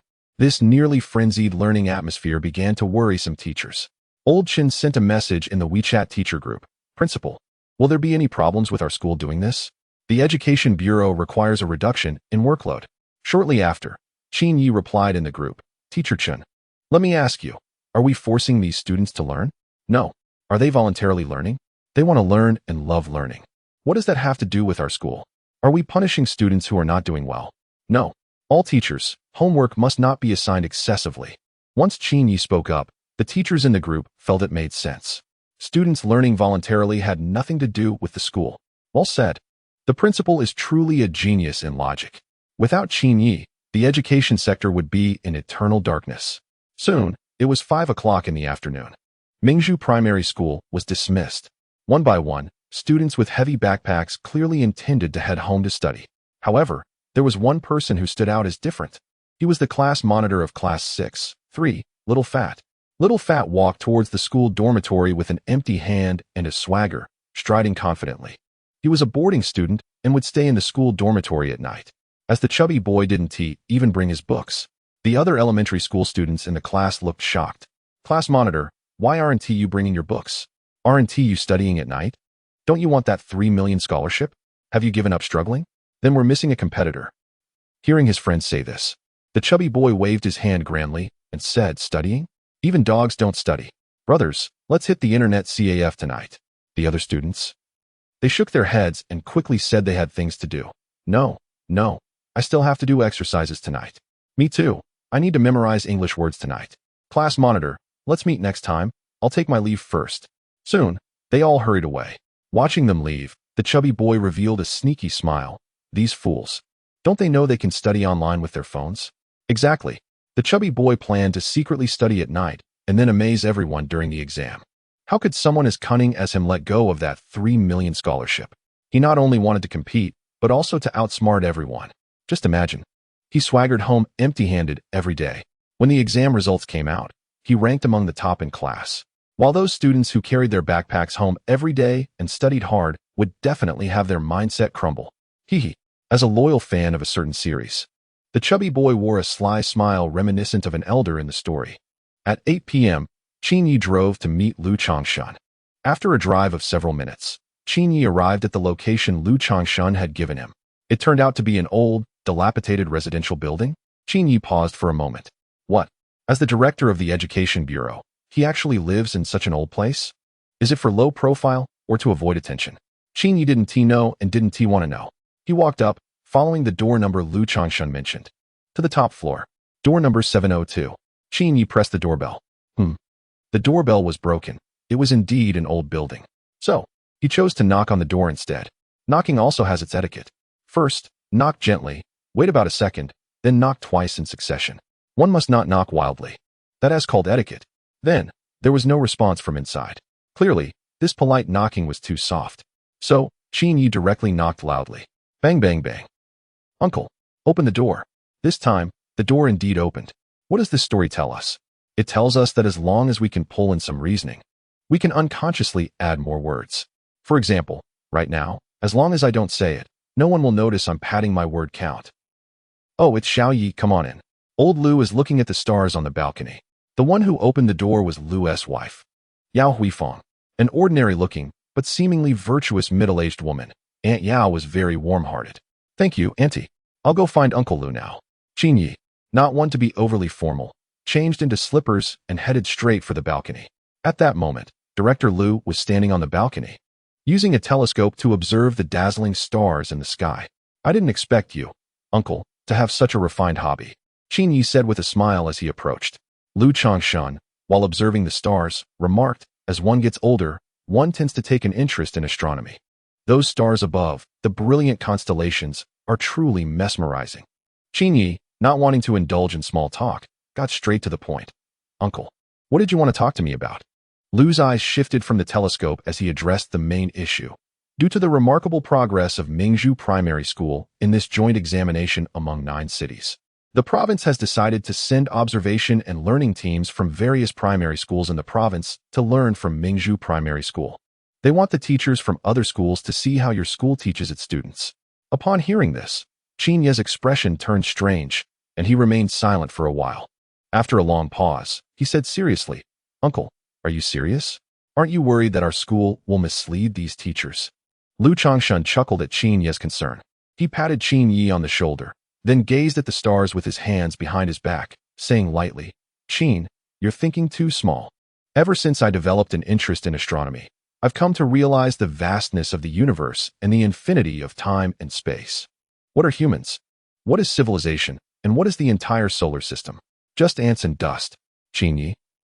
Chapter 65, Plants, Bamboo, and Stones Can All Be Pretentious. Nicknamed the Lonely One Who Seeks Defeat, Qin Yi was momentarily speechless, unsure of what to say. He quietly watched Lu Changshan display his pretentiousness. This was the second time Qin Yi felt he had been outdone. The first time was with an ordinary individual. No wonder he was the biological uncle of Bai Ruhan. It seemed that the pretentious gene was deeply ingrained in this family, passed down through generations. An ordinary Bai Ruhan. The director of the universe, Lu Changshan? Wow. Both of these individuals are something else. At this moment, Qin Yi made a decision. The next time he encountered a relative of Bai Ruhan, he would be on high alert to avoid being outdone again. How infuriating. He thought to himself that he had been impressive since he was 3, competing with the leaders of the region. By 5, he was already ruling the world with his charm, and by 10, He was no longer bound by material things. Plants, bamboo, and stones could all be pretentious. Known as the king of pretentiousness, nicknamed the lonely one who seeks defeat. Yet today he had actually been outdone. Qin Yi could not swallow this indignation. He clapped his hands and said, "Uncle, well said. I've understood." Lu Changshun looked at him with a smile. "What have you understood?" Qin Yi, with a grin, applauded. "So it turns out, you are an ant." Lu Changshun. Ding! Resentment from Lu Changshun 33. Qin Yi revealed a happy smile. He had finally turned the tables on this pretentious individual.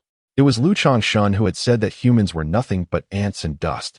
Did Qin Yi have an issue with his reading comprehension? No issues at all. "Director Qin, what is your education level?" Lu Changshun turned to ask Qin Yi. "Masters." Qin Yi replied. Lu Changshun pondered for a moment and asked again, "Do you have a girlfriend?" Qin Yi's gaze paused slightly. Wow, was he trying to set him up? He couldn't help but recall that night 10 years ago. On a moonless, windy night, he had encountered a fortune teller. The master told him, "Little friend, you will have good fortune in love, and you will definitely get married before you turn 20. So, Qin Yi honestly relayed this to Lu Changshun. "A master once told me that I would get married before I turned 20. Lu Changshun looked at Qin Yi with a strange expression and asked, "So, are you married now?" "No," Qin Yi replied. "Why not?" Lu Changshun inquired. "Because knowledge changes destiny," Qin Yi said with indignation. Lu Changshun. Lu Changshun's face darkened, and his expression twitched. Ding! Resentment from Lu Changshun 55. In his life, Lu Changshun had always had grand aspirations, yet this was the first time he encountered such a pretentious young man. Thus, he decided to give Qin Yi a lesson. "Director Qin, although you don't have a partner, don't give up. Have you heard the story of the ugly duckling? The little duck was born very ugly and was bullied by other ducks. It helplessly left its mother and wandered alone, battling against the wind, rain, and natural disasters. Although it was ugly, it persevered and worked hard to learn. When the little duck grew up, people finally discovered." Lu Changshun originally wanted to say that the little duck, despite growing up, still looked quite ugly, serving up a bowl of toxic chicken soup to Qin Yi. Unexpectedly, Qin Yi took his words and continued. "People finally discovered that although the little duck isn't good-looking, it tastes pretty good." Lu Changshun. He was completely stunned. His mind was flooded with 100,000 question marks. A perfectly good bowl of toxic chicken soup had turned into a cold joke, thanks to Qin Yi. What the heck? Are you some sort of demon? Even devils don't match your status. Lu Changshun was so angry that he puffed up his cheeks and glared. At that moment, Aunt Yao called out to the two on the balcony. "Old Lu, Xiao Yi, dinner is ready. Come eat." Qin Yi and Lu Changshun then returned indoors. At the dining table, there were 4 meat dishes, 4 vegetable dishes, and a soup, all home-cooked. However, Aunt Yao's culinary skills were excellent, and Qin Yi was enjoying the meal. "Want some wine? Let's drink." Lu Changshun poured 2 glasses. The old and the young ate small dishes while drinking. After a while, Qin Yi's phone suddenly rang. Looking at it, he saw it was the silly kid Qin Xiaoyu calling. Qin Yi answered the phone. "Brother, where are you? Why aren't you home yet?" "I'm on a special mission." "What special mission?" "Testing the effects of protein, vitamins, and other minerals on the human body under the fermentation of malt and water. Be more specific. A test of the resistance level of a new high-tech liquid on the liver and kidneys. Speak in plain language." "Drinking. You little rascal." After hanging up, Qin Yi immediately felt Qin Xiaoyu's resentment. Ding! Resentment from Qin Xiaoyu 48. "This life of dealing with my sister is so simple yet joyful. Come on. Uncle, I toast you a drink." Qin Yi raised his glass and drank with Lu Changshun again. Half an hour later, both were a bit drunk, their faces flushed. "Uncle, you have a long way to go. You should head back first. No need to worry about me." Qin Yi waved his hand tipsily. Lu Changshun, with a red face, raised his glass, took another sip, and laughed while scolding. "Are you silly? This is my home. Who has the long way to go?" Drunken Qin Yi caught Lu Changshun off guard. "You're the silly one. You still have to walk back to your bedroom to sleep." "I'm just going to sleep right here at the table." After saying that, Qin Yi laid his head down on the table and fell asleep. This abrupt scene left both of them dumbfounded. Lu Changshun. Aunt Yao. Ding! Resentment from Lu Changshun 35. Ding! Resentment from Yao Huifeng 10. Qin Yi had fallen asleep. However, the people from the Mathematicians Forum were wide awake. In a certain region, Hokkaido, in a regular Japanese-style loft, Yamamoto Ryoichi was a mathematical genius among the locals. Although he came from an unconventional background, he had immersed himself in mathematics for many years, and his knowledge in the field was not inferior to that of some genuine mathematicians. Tonight, Yamamoto Ryoichi sat in front of his computer, browsing through posts on a mathematicians forum as usual. A glance revealed a series of outdated mathematical problems that had been discussed for many years, with no new discoveries in sight. As he scrolled down, suddenly a post caught his attention. The title read, "Shocking. Exclusive photos of a Western pop icon." Yamamoto's eyes lit up, and his breathing quickened. Could it be? Is there such a rare opportunity to encounter a photo scandal that happens once in several decades? His excitement surged as he clicked on the post. Exclusive photos of a Western pop icon? Here I come. Chapter 66. Yi Duhai changed to a driving service upon opening the post. Yamamoto Ryoichi was stunned on the spot. What the heck? Yamamoto Ryoichi's face turned red with rage. What the heck is this? Wasn't it supposed to be about a superstar? How did it turn into a math problem? Poor Yamamoto Ryoichi had been tricked by a clickbait title. However, his attention was soon captivated by the math problem in the post. Q, are you a century egg? Yamamoto Ryoichi stared at the computer screen and read out the math problem written in English. For any positive integer, if it is odd, multiply by 3 and add 1.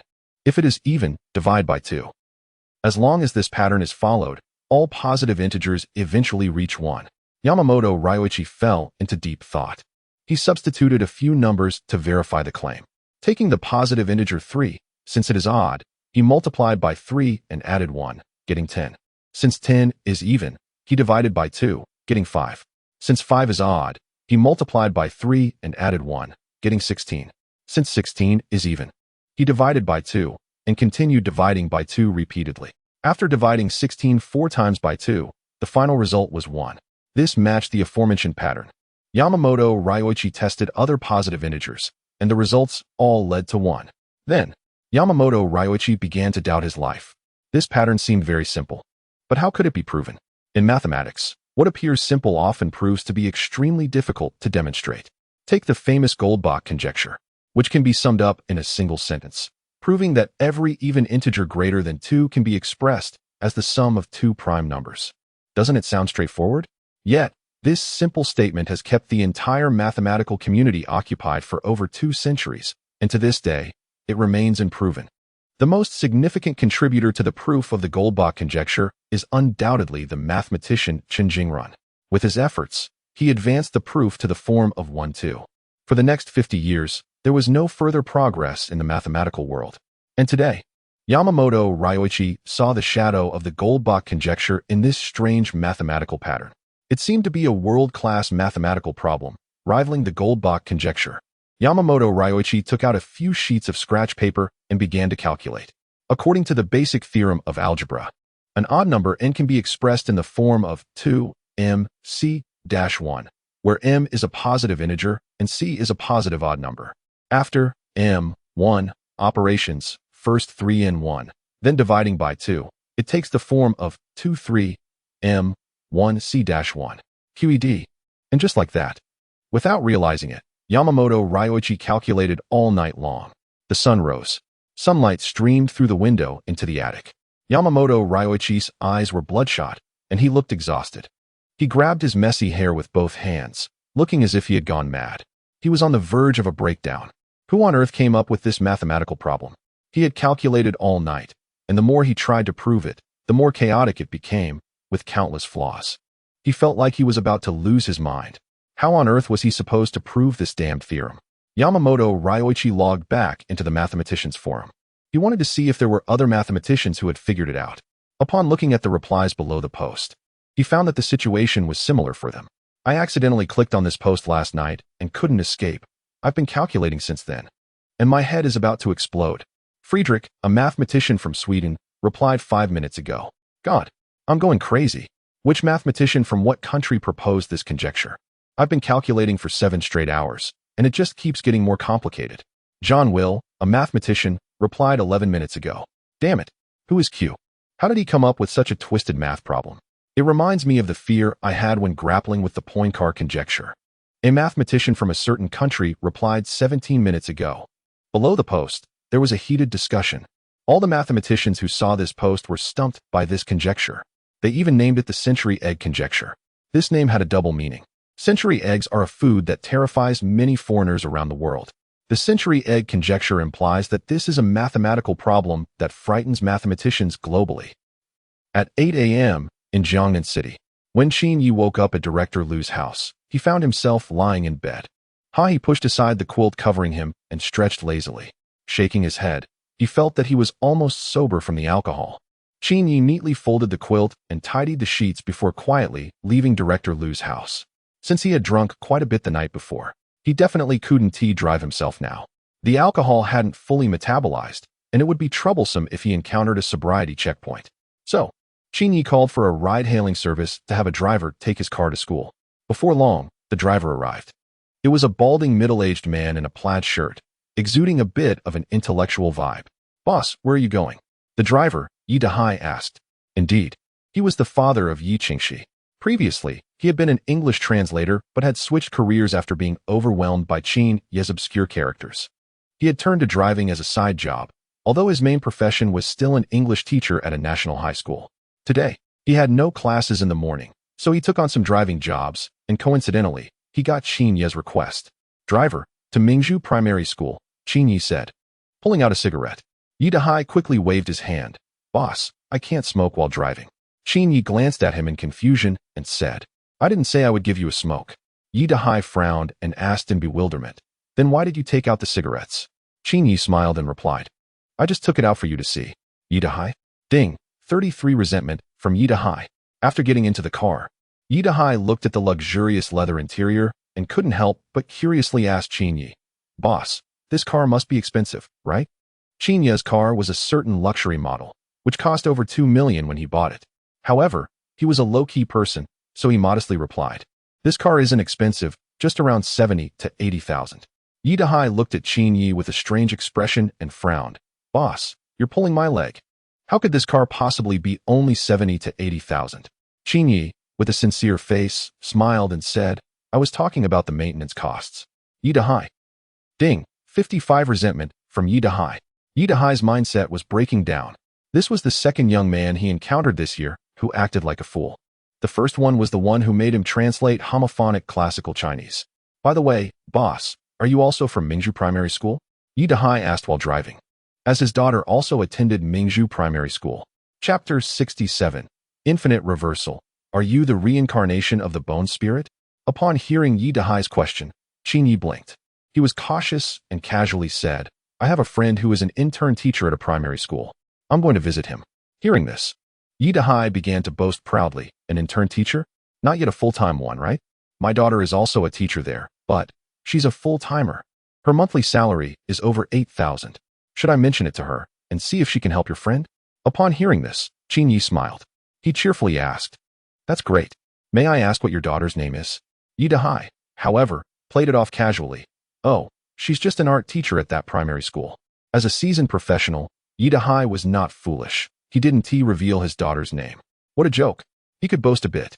But if he actually mentioned her name and brought trouble upon her, that would be foolish of him as a father. While driving, Yi Dahai glanced at Qin Yi with a smug look. With so many art teachers at that primary school, how could he possibly know who his daughter was? Yi Dahai chuckled to himself, praising his own cleverness. He managed to boast while avoiding any trouble for his daughter. Unfortunately, Qin Yi had already deduced who his daughter was. The notification sound of a resentment value being credited earlier made Qin Yi aware that the other party's name was Yi Dahai. And it seemed that there was only one art teacher with the surname Yi at that primary school, Yi Qingxi. Everything matched up perfectly. It couldn't be that Yi Dahai was making it up, and coincidentally, the primary school also had a female art teacher with the surname Yi. Could it? Therefore, there was only one truth. This man was indeed the father of Yi Qingxi, Yi Dahai. Qin Yi's reasoning flowed smoothly, with no flaws to point out. After figuring out that the other party was Yi Qingxi's father, Qin Yi became even more amused. With a sly smile on his face, he quietly said, "I heard from my friend that there's an art teacher at his school who is a lesbian and likes women." Yi Dahai? A bad premonition spread in Yi Dahai's heart. He hurriedly turned on his signal and asked urgently, "Which art teacher are you talking about?" Qin Yi raised an eyebrow and mischievously replied, "I heard her name was something like Yi. Something she." Thud. Yi Dahai's heart sank to the bottom. He was furious, and his anger surged. He finally understood why his daughter had been single for so many years. It turned out that his daughter was a lesbian? Ah! Yi Dahai gritted his teeth, his hands gripping the steering while trembling with rage.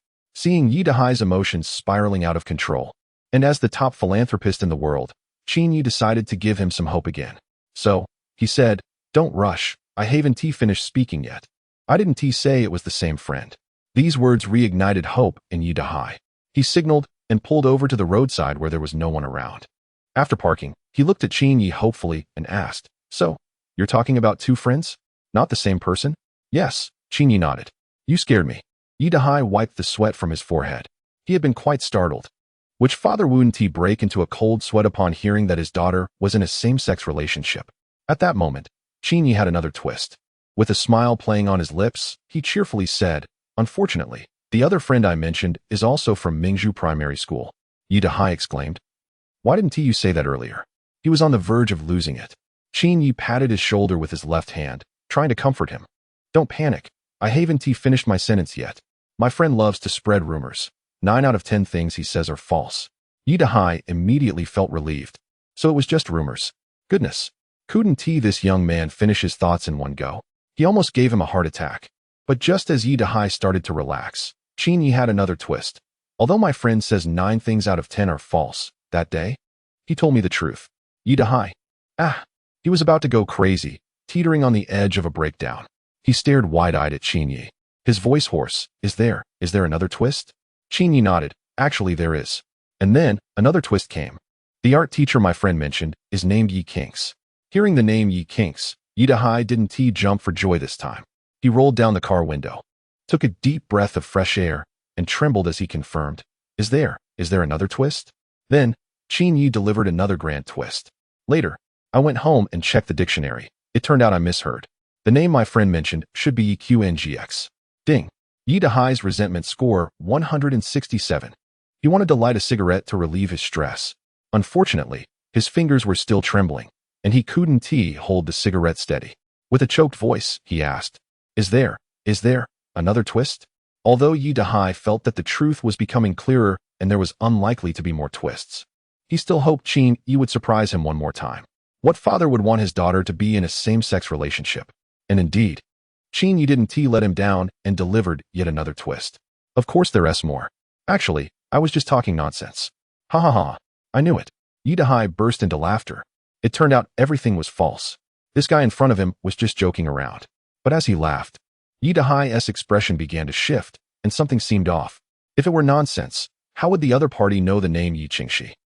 Yi Dahai fell silent for a few seconds, looking at Qin Yi with a terrified expression, as if he had seen a ghost. "Do you have another twist?" Qin Yi grinned innocently and said, "Yes, when I mentioned nonsense, I was referring to the part about there being another twist. Everything else is true." Yi Dahai. Ding. From Yi Dahai's resentment, 201. Yi Dahai's mindset completely collapsed. Why is there such a wicked person? Just talking requires 9 twists? Were you a bone spirit in your past life? Battling the bone spirit, twisting again and again? Just as Qin Yi was preparing to give him the 10th twist, an event outside the car window caught his attention. He saw 2 deaf-mute individuals arguing by the roadside. Their sign language was faster than the hand seals in a certain popular ninja series. Chapter 68. Who would you support in a fight between Confucius and Laozi? Before today, Qin Yi always thought that deaf-mute people wouldn't argue. It turns out, their arguments are quite impressive. The sign language is so dazzling and fast that it leaves only after images. Could these two have graduated from a dance academy? Wow. If you two aren't in the next season's street dance show, I'm not watching it. Qin Yi has gained some insight. However, as one of the top 10 kind-hearted people globally and a model youth of the new era, how could he tolerate watching a fight unfold in front of him? Looking at the passers-by who hurriedly walked by, ignoring the scene, and avoiding it like it was a snake or scorpion, Qin Yi felt heartbroken. These people are all so indifferent.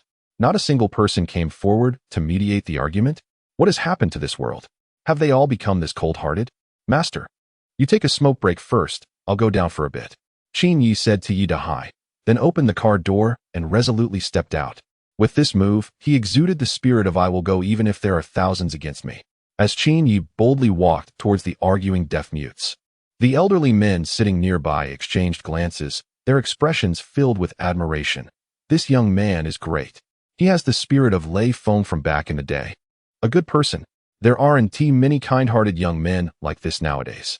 Sighing at the sight of this kind young man standing up, one elderly man shed tears of guilt. Quick, quick, get your phones out to record this moment. In case this young man gets wronged later, we'll have evidence. The old men hurriedly took out their old mobile phones, starting to take pictures and videos to document this moment. A kind young man stepping up to mediate and uphold justice. It's truly touching. Then, in the next second, the scene they captured on their phones left them all with strange expressions. No way. Am I getting old and starting to see things?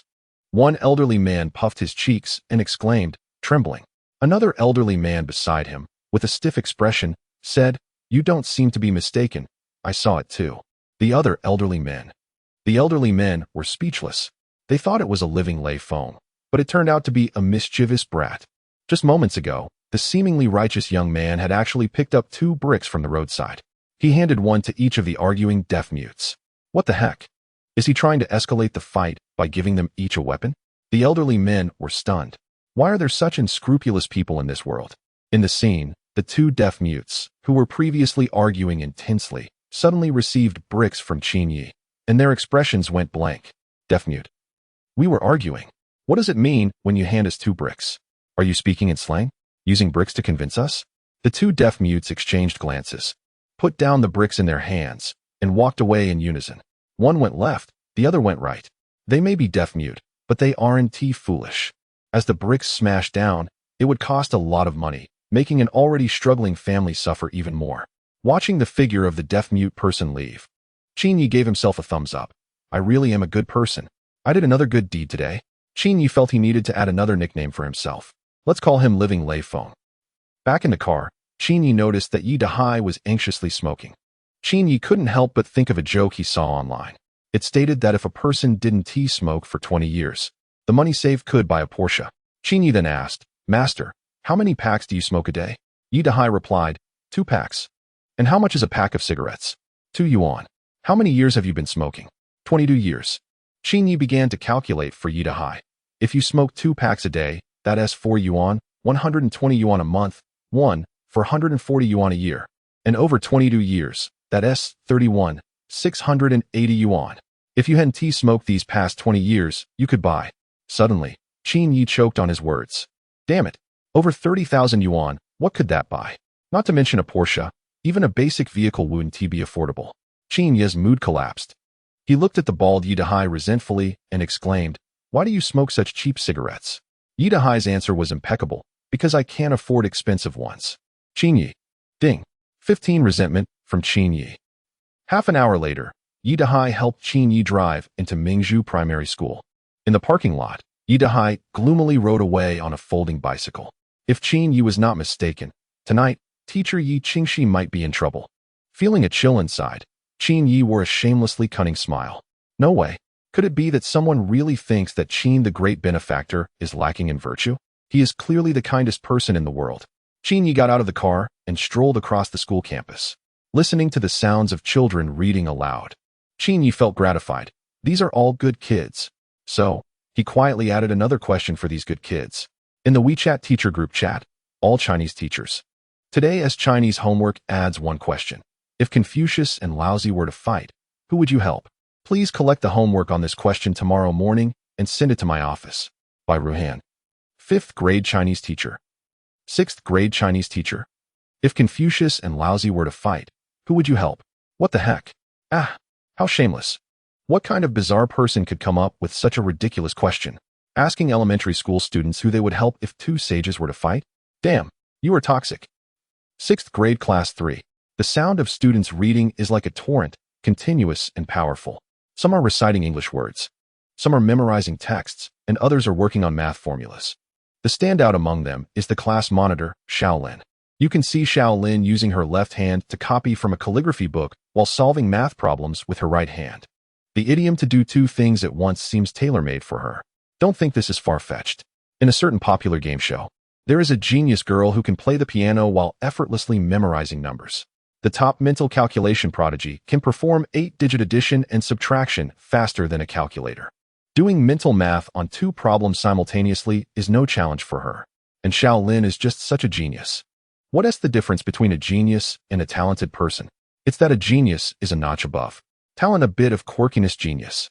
If Xiao Lin is a genius, then Xiao Pang is a true original. While the whole class is studying, Xiao Pang is actually sleeping at his desk. Surrounding elementary students whisper, "What the heck? How can the class monitor be sleeping? It's so early in the morning, and he is already dozing off? Could he have really sneaked out to an internet CAF last night? Oh, I wish I could sleep too, but I really want that 300,000 scholarship. You all keep chatting. I've memorized 5 more words. Wow, how shameless. You can't keep up, so you're trying to sneak a win. Enough talk. I'm studying." The students in the class briefly discussed and then hurriedly returned to their studies. So, is Xiao Pang really sleeping? Chapter 69. My girlfriend is turning 90. Little fatty. Surely no one thinks I'm actually sleeping, right? As the king of academic competition, little fatty was definitely not really asleep. He had secretly drilled a small hole in the table beforehand. At that moment, he appeared to be lying on the table sleeping, but in fact, he was peeking through the hole at the phone hidden under the table. The phone screen was playing an online class. Although it was on mute, there were subtitles. Just think about how far a competitive student can go. To confuse his classmates, he was pretending to sleep while secretly studying. What a clever trick. In the office of the school board, Qin Yi leisurely opened his computer and logged onto the mathematicians forum. After logging into his account, Qin Yi found his private messages had indeed exploded. Unread messages, 999. Qin Yi glanced through them. Most were private messages asking him how he discovered this mathematical conjecture and if there was a proof. Qin Yi couldn't help but smile. A proof? The problems posed by him, the great demon King Qin Yi. Could there be no solution? Wasn't that a given? He immediately replied with the solution in the post. 20 minutes later, just after Qin Yi finished posting his reply, there was a knock at the door. "Come in," Qin Yi called calmly. Then, a somewhat dazed, burly man wearing a Gucci t-shirt walked in. "Big strong?" Qin Yi looked a bit strange and frowned slightly. "It's only been 2 days, and you're already wearing Gucci?" Gucci is a luxury brand. It has no other features but one, expensive. A single t-shirt costs 4,000 to 5,000. Big Strong's entire outfit, including clothes and shoes, must have cost several tens of thousands. Qin Yi was somewhat surprised. He remembered that Big Strong's family was quite ordinary, with both parents being migrant workers. How could he afford such luxury items? Has he really hooked up with some rich woman? Qin Yi began to doubt in his heart. However, he didn't look at Big Strong with prejudice. After all, he considered himself quite fair. He always viewed everyone equally, as all people in his eyes were just values of resentment, with no distinction of high or low status. School board member. Ha. I'm here to ask for leave.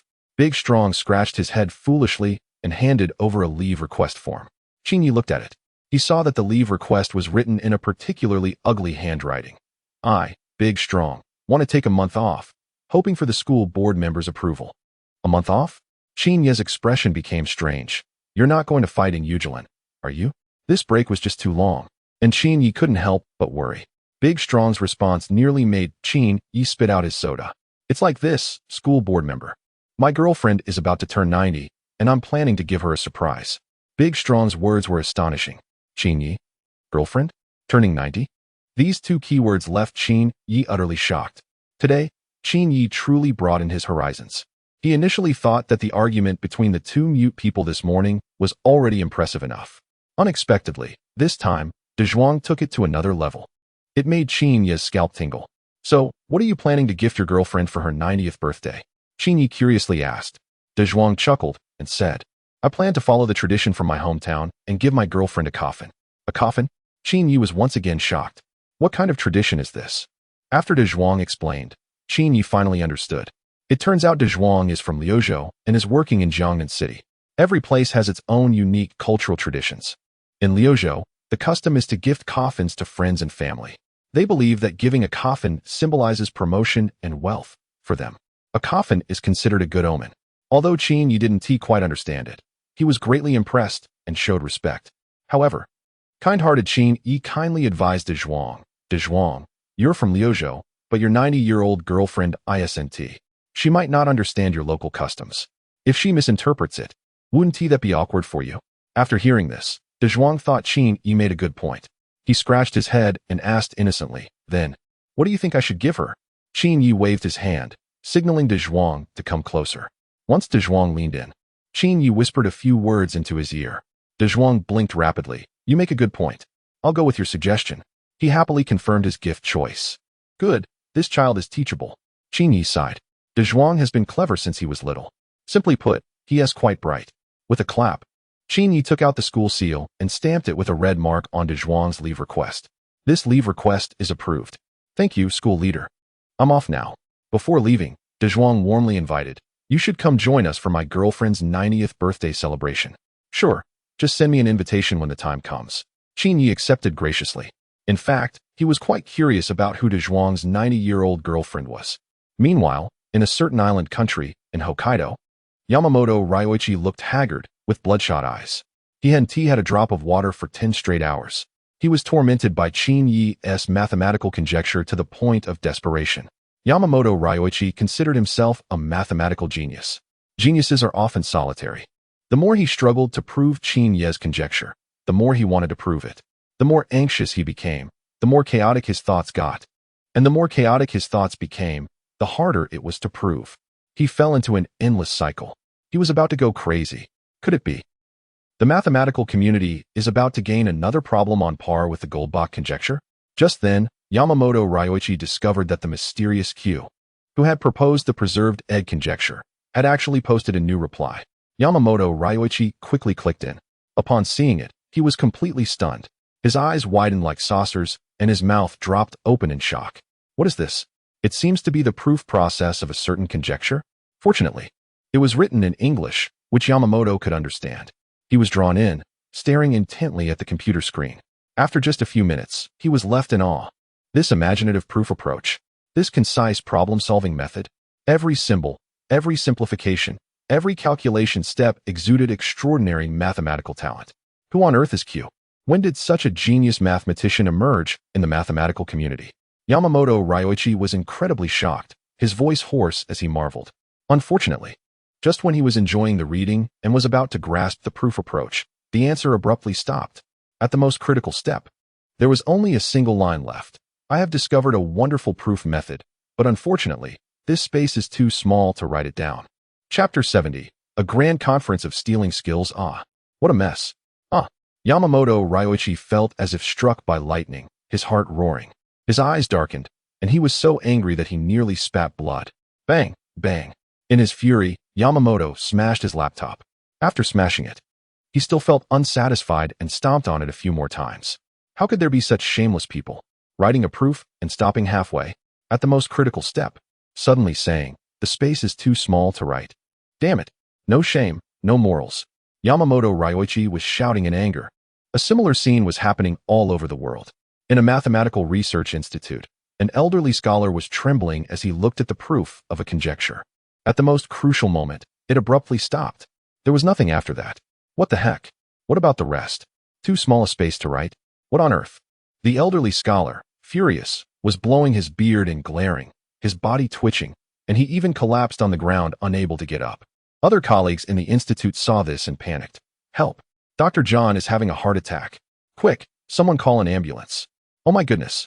What is going on? How could Dr. John get this angry? That day, the elderly scholar was rushed to the hospital for emergency treatment.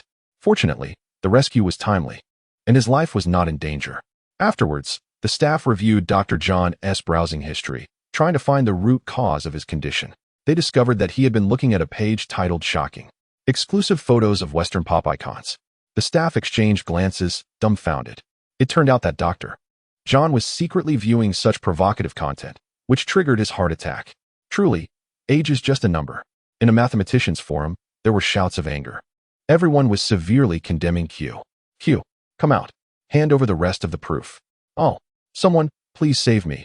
I'm going crazy. Writing halfway through the proof? I curse you to run out of toilet paper. Who on earth is Q? When did someone like this appear in the math community? I don't know. I've never heard of this name. Has anyone figured out the second half of the proof? No one. This proof lacks the most critical step. I racked my brain for a long time, but still couldn't figure it out. Me too. Such an outlandish solution. Probably only Q could think of it. In no time, Q became famous in the mathematicians' forum. Many math enthusiasts even gave him a nickname, the Shameless Q. In Huaxia, Jiangnan City, in the office of the school board, Qin Yi was engaged in another shameless act. Bah! This isn't called shamelessness. What is morality anyway? Does Qin Yi have any? Of course, Qin Yi wasn't always without morals. At the moment he picked up the brick, he had already shown his virtue. After all, Qin Yi had always been one to win people over with his moral character. Our great benefactor Qin is truly a good person. While Qin Yi sighed to himself, his fingers rapidly tapped on the keyboard. That's right, he was writing a novel again. Having learned from the previous experience of the invincible immortal sovereign, this time, Qin Yi decided to take a different approach. Instead of harvesting the reader's grievances, he would turn the tables and harvest the author's grievances instead. Qin Yi planned to write the beginning of a novel himself and then hand it over to the system's auto-writing tool. With the tool's output speed of 166 words per hour, that would mean 100,000 words in a day. Which novel dares to update 100,000 words every day? With such an update speed, would the authors in the online literature community not completely break down? While we are all barely managing 4,000 words daily, you are updating 100,000. This level of competition is just too much. A few hours later, Qin Yi finished writing a 5,000-word beginning and then handed it over to the auto-writing tool. The tool ran in the background on his phone, quickly generating text. As long as the phone didn't shut down, it would keep producing content endlessly. This was a true blessing for lazy authors. A life on easy mode is just fantastic. Meanwhile, in Yangzhou City, at the provincial experimental primary school, Principal Sun was earnestly instructing the teachers who were preparing to visit Mingzhu Primary School for observational learning.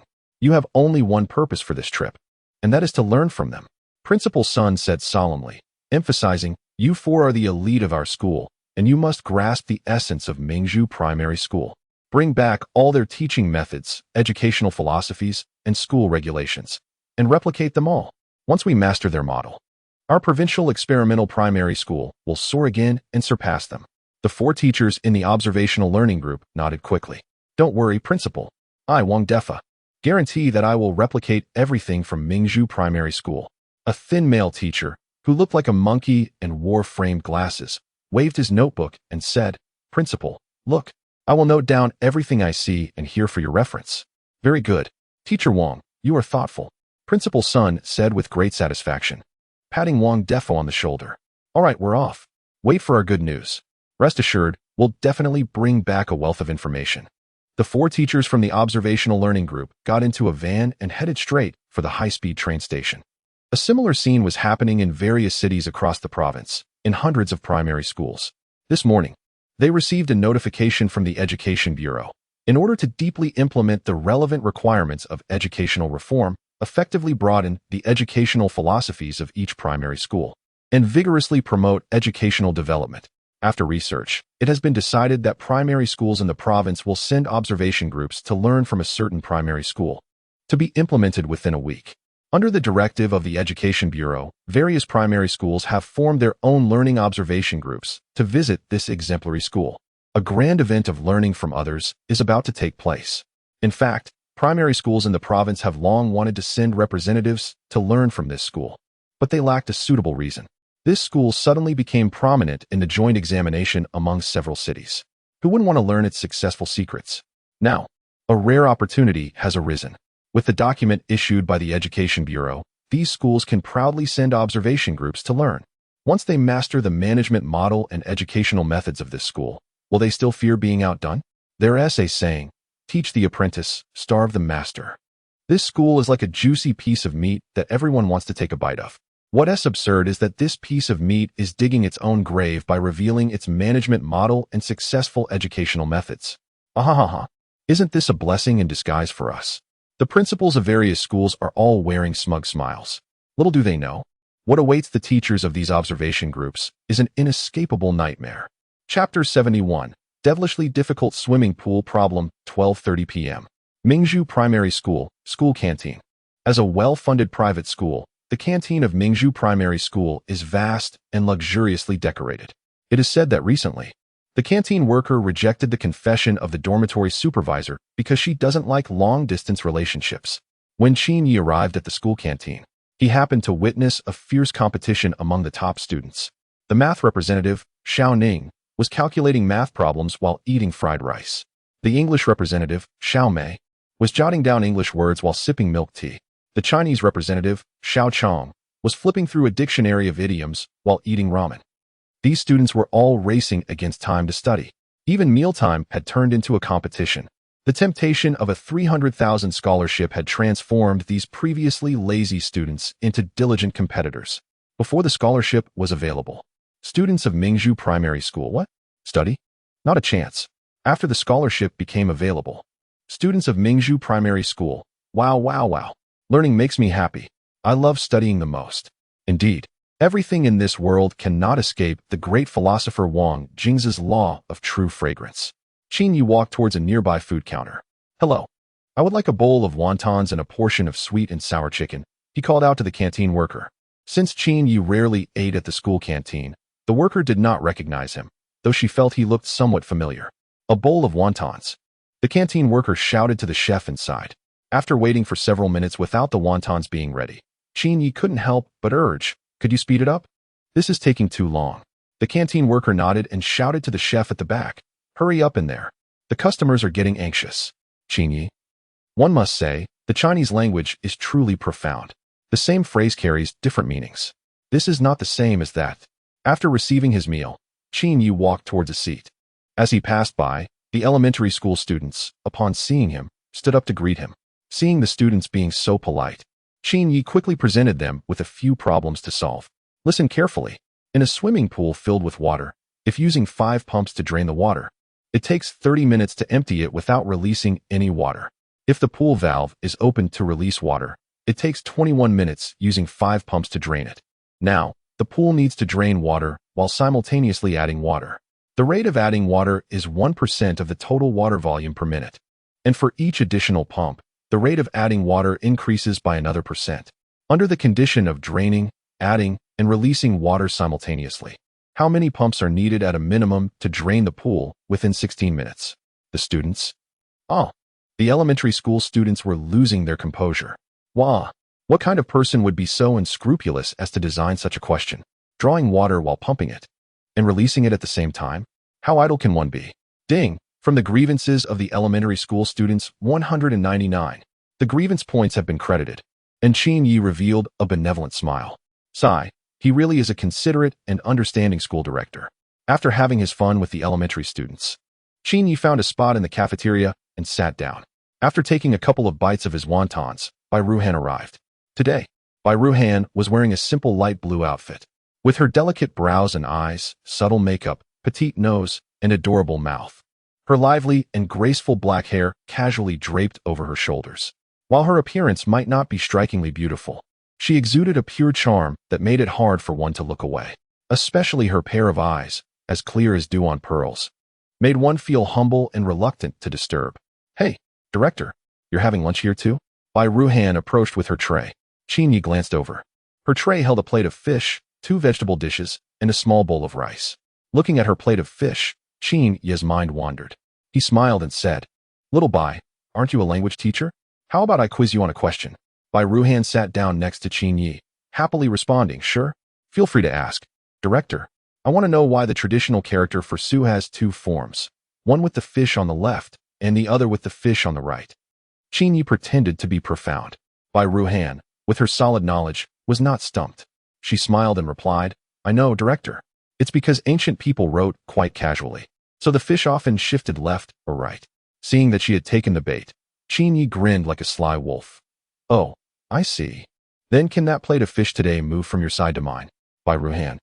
Bai Ruhan was on the verge of tears due to the injustice. So it turned out the director was after her plate of fish. Oh, then can you leave half of the fish for me? I really like eating fish. Bai Ruhan asked weakly, pouting her cute little lips. Qin Yi patted her shoulder and confidently assured her, Don't worry, I'm a very righteous person. As long as I have a plate of fish to eat, there will definitely be some for you. A plate was swiped. Bai Ruhan. Ding. From Bai Ruhan's grievance 15. At 3 in the afternoon, the first group of observation and learning visitors arrived at Mingzhu Elementary School. They were from 3 schools, the Provincial Experimental Primary School, Hongji Primary School, and Yangzhou No. 4 Primary School. The Provincial Experimental Primary School was represented by 4 teachers, led by Wang Defa. Hongji Primary School and Yangzhou No. 4 Primary School each sent 5 teachers. In total, there were 14 people. At the school gate, Wang Defa surveyed the surroundings and frowned. Is this Mingzhu Elementary School? It doesn't seem as impressive as rumored. The other teachers in the observation and learning group also expressed their agreement. Perhaps this primary school appears impressive on the outside, but lacks substance within. The recent joint examination was merely a stroke of luck. Exactly. It's just like tests. Some students perform exceptionally well once, only to score lower the next time. Everyone, I think we should ask a student to find out more about the situation. That makes sense. Knowing ourselves and our opponents helps us succeed in any battle. Let's gather some information first. With that, a middle-aged male teacher casually stopped a student who was heading to the restroom. The student seemed distracted, mumbling to himself as if possessed. "Which class are you from?" Wang Defa asked, his piercing gaze imposing without anger. "I'm from class 6-3. Is there something you need?" Xiao Ning, a student intercepted by the group of teachers from other schools, replied with a hint of annoyance. "I want to know your score on the joint examinations math section," a math teacher from Hongji Primary School inquired. Xiao Ning answered nonchalantly, 97 points. "What is it to you?" Silence. The room fell completely silent. The teachers were stunned. They exchanged glances, momentarily at a loss for words. 97 points? You actually scored 97 on the notoriously difficult math problems of the joint examination? Are you a genius? How? How did you achieve 97 points? Wang Defa stammered, looking as if he had seen a ghost. Xiao Ning rolled his eyes and calmly replied, "Is that difficult? Just leave the first question in the multiple choice section blank. And that's enough." Chapter 72. Come out. Explosive gang. Hee hee. The teachers in the observation and learning group had a twitching expression. Can skipping the first question on a multiple choice test really lead to a score of 97? All the teachers were. This is truly unbelievable, silent, but impactful. At that moment, their hearts felt as if they had been stabbed with a knife. Uft. That was the sound of a heart breaking, while others were still in shock. Diligent teacher Wang Defa quickly grabbed a pen and started taking notes in his notebook. Pearl Primary School's Stealth Learning Diary, the first secret to success. Skipping the first question on a multiple choice test can lead to a score of 97. Although Wang Defa himself found this quite absurd, he had promised Principal Sun to record everything he saw and learned without missing a word. Whether Principal Sun could understand these notes was not his concern. Anyway, he had faithfully documented his observations as required by Principal Sunday. "Do you have anything else to discuss?" "If not, I'm leaving," Xiao Ning said coldly, keeping others at a distance. When a top student is disturbed while studying, it can be quite terrifying. Unfortunately, the teachers in the observation group did not realize this. "Hey, you were mumbling to yourself while walking just now. What were you saying?" A young male teacher from the group asked. Xiao Ning had no fondness for those interrupting his study, so he replied, "Guess what I was saying?" The young male teacher frowned and speculated, "I guess you were reciting English words." Xiao Ning scoffed and said, "Do you think your guess is correct?" Young male teacher. Other teachers in the observation group. "I guess I guessed right," the young male teacher said, a bit annoyed, and spoke in a deep voice. "Do you think your guess is right?" Xiao Ning smiled. You. The young male teacher's face darkened, furious. He finally realized that the other person was playing with him, guessing back and forth. Wasn't this just an infinite loop? Just as the young male teacher was about to scold Xiao Ning, he had already run far away. "So annoying. You wasted 5 minutes of my study time." In the distance, as Xiao Ning walked towards the restroom, he was calculating pi. As the math representative of class 6-3, Xiao Ning's scores in Chinese and English were just average. However, in mathematics, he had an astonishing talent. As long as he wanted to, he could score as high as he wished on math tests. Top students are not scary. What is scary is that they can control their scores.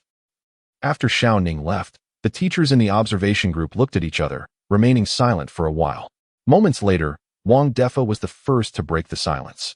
He suggested, "Teachers, since we are just standing here, why not go in and listen to a class?" Other teachers quickly agreed. "Yes, exactly. That's what I was thinking. I want to see how Mingzhu Primary School conducts its classes.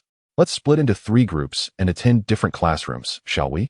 Subsequently, the teachers in the observation and learning group divided into 3 teams based on their subjects. 1 for Chinese literature teachers, 1 for mathematics teachers, and 1 for English teachers. Then, the 3 groups marched towards the teaching building. Mingzhu Primary School, here we come. In the board of director's office, Qin Yu was browsing through a mathematics forum. As expected, his private messages were once again overflowing. Unread messages, 999. Everyone was asking who he was, which country's mathematician he was, and if he was interested in joining a certain country's mathematics research institute. Seeing how curious these people on the forum were about his identity, Qin Yi decided to indulge their curiosity and reveal who he was. Thus, he opened the personal profile modification page and changed his forum nickname from QY666 to Pidden of the Explosive Sky Gang. Then he posted a message in English. How outrageous. I am Pidden of the Explosive Sky Gang, one of the million members of this cool and powerful gang. You have never heard of my name? After posting this, Qin Yi revealed a mischievous smile.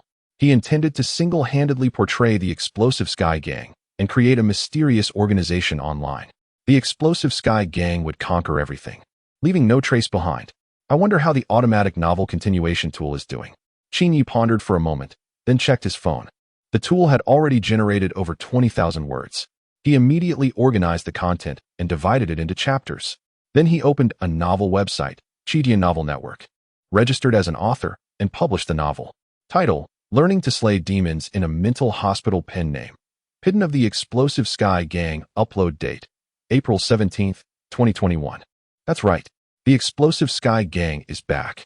Following Pidden of the Explosive Sky Gang, Pippi Shrimp of the Explosive Sky Gang has also arrived. Qin Yi aimed to spread the notorious name of the Explosive Sky Gang by himself. Many years later, thanks to Qin Yi's efforts, Baidu Baiki recorded the Explosive Sky Gang as follows. Explosive Sky Gang, the most mysterious organization of the 21st century, claiming to have 1 million members. All members are exceptionally intelligent and unfathomably talented geniuses, representing the pinnacle of human wisdom. Members of the Explosive Sky Gang span numerous fields worldwide, with outstanding contributions in mathematics, physics, biology, literature, philosophy, and many more. Of course, that is a story for the future. Qin Yi stole a novel cover from the internet and modified one word using photo editing software. He changed slay gods to slay demons, and the cover was ready. Upload the cover. Upload the chapters. Click publish. Then the novel entered the review period, and once the website finished reviewing, it would successfully join the library. In Class 4 of Grade 5, Wang Defa walked down from the back door of the classroom with 3 Chinese literature teachers. They found a few seats in the last row and sat down. Fortunately, there were extra chairs in the classroom. Otherwise, these teachers would have to stand and listen to the lesson. At the podium, the language teacher from Mingzhu Primary School was teaching. On the blackboard, the lesson content read, "If Laozi and Confucius were to fight, who would you help?" Upon seeing this content, Wang Defa and 3 other language teachers exchanged bewildered glances. Their expressions were blank, and they were completely stunned. They lowered their voices and whispered to each other. What is this? What are they teaching? Am I seeing things? Is this what they teach at Mingzhu Primary School? No way. No way. Are they studying this and still ranking first in the joint examination of the 9 cities? The 4 language teachers expressed their confusion. Is there really someone who can answer such a question? However, an even more shocking scene unfolded. When the teacher at the podium asked, "Who can answer this question?" the students in the audience all raised their hands eagerly, competing to respond. Wang Defa and the other 3 teachers were left speechless. What is going on? How is this happening? These students from Mingzhu Primary School are actually eager to answer such a question? This bizarre question, doesn't he stump them? Wang Defa was astonished. Even if he were to tackle this question, he would be completely lost. Both Confucius and Laozi are sages. How could anyone choose a side in a fight between them? Who would dare to help? He had no idea how to answer this question. Yet these students from Mingzhu Primary School were all eager to respond. Wang Defa's mind was filled with a series of question marks. Chen Yinyan, why don't you answer this question? The teacher casually pointed to a student in the audience. Then, in the 3rd row, a little girl dressed in a clean uniform with a red scarf stood up shyly. Chapter 73. The Flow of the 4 Great Scholars. Teacher, I think we should help Laozi, the little girl said softly as she stood up. The teacher at the podium remained calm and said, "Please share your reasons." The girl, Chen Yinyan, expressed her thoughts. I read in the extracurricular book records of the Grand Historian that in 523 BC, Confucius served as the minister of crime in the state of Lu and later traveled with his disciples to seek advice from Laozi in the eastern Zhou. Laozi and Confucius have a half-teacher relationship, so from the perspective of respecting teachers and upholding ethics, we should help Laozi. That is my first reason. The second reason is based on historical records that indicate Laozi is older than Confucius. As an elder, it is disrespectful for juniors to go against their elders. Therefore, in terms of seniority, we should also support Laozi. The third reason involves a martial analysis. Confucius is 9 feet tall and can lift a city gate. The Lisa records that Confucius's strength could expand the national gate's barriers. However, Laozi is no longer a mere mortal, as documented in the Records of Immortals, which states that Laozi rode a green ox and traveled west out of the pass of Hanggu, with purple energy coming from the east for 30,000 miles. From the perspective of martial strength, we should help Laozi. Teacher, this is my humble opinion. If there are any mistakes, please correct me. After Chen Nian finished speaking, the classroom erupted in applause. Very good, Nian, the language teacher at the podium said, showing an appreciative gaze. In the last row of the classroom, for observing teachers, including Wang Defa, looked utterly bewildered. What? I can't believe this. This little girl from Mingzhu Primary School provided such logical and clear arguments, even citing references to support her points. The 4 observing teachers were so impressed, they felt like bowing to her. How could there be such a talented student? This seems like a ridiculous topic. Yet she answered it flawlessly. Teacher Wang Defa felt a pang of jealousy. Why wasn't he such a good student in his class? Nian, you did great.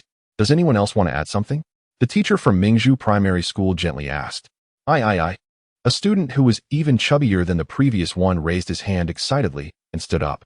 All eyes in the class focused on him. The chubby student said, Teacher, I also think we should help Laozi. Why? Because he is my dad, Laozi. The entire class fainted. A burst of laughter erupted. Ha, this Laozi is not that Laozi. Nioi, please sit down, the teacher at the podium said, his tone becoming serious again. Is there anyone else with a different answer? This time, only a few hands were raised, as most of the points had already been made by Chen Nian. All right, Du Lu Shui, please share your viewpoint. The teacher directed his gaze toward a student in the middle of the 5th row. That was his most proud student, the most gifted one he had taught over the years. Lu Shui stood up. The moment he rose, a gasp of surprise echoed through the classroom. The reason was simple. This student was incredibly handsome. With his neat, tousled hair and clear, melancholic eyes, he exuded an undeniable charm, despite his youthfulness. How could this be? How could there be such a handsome elementary school student in the world? Everyone was stunned. Who is this guy? Does he have a significant background? Wang Defa asked a nearby student. The student rolled his eyes and replied, That's Du Lu Shui. You don't know him?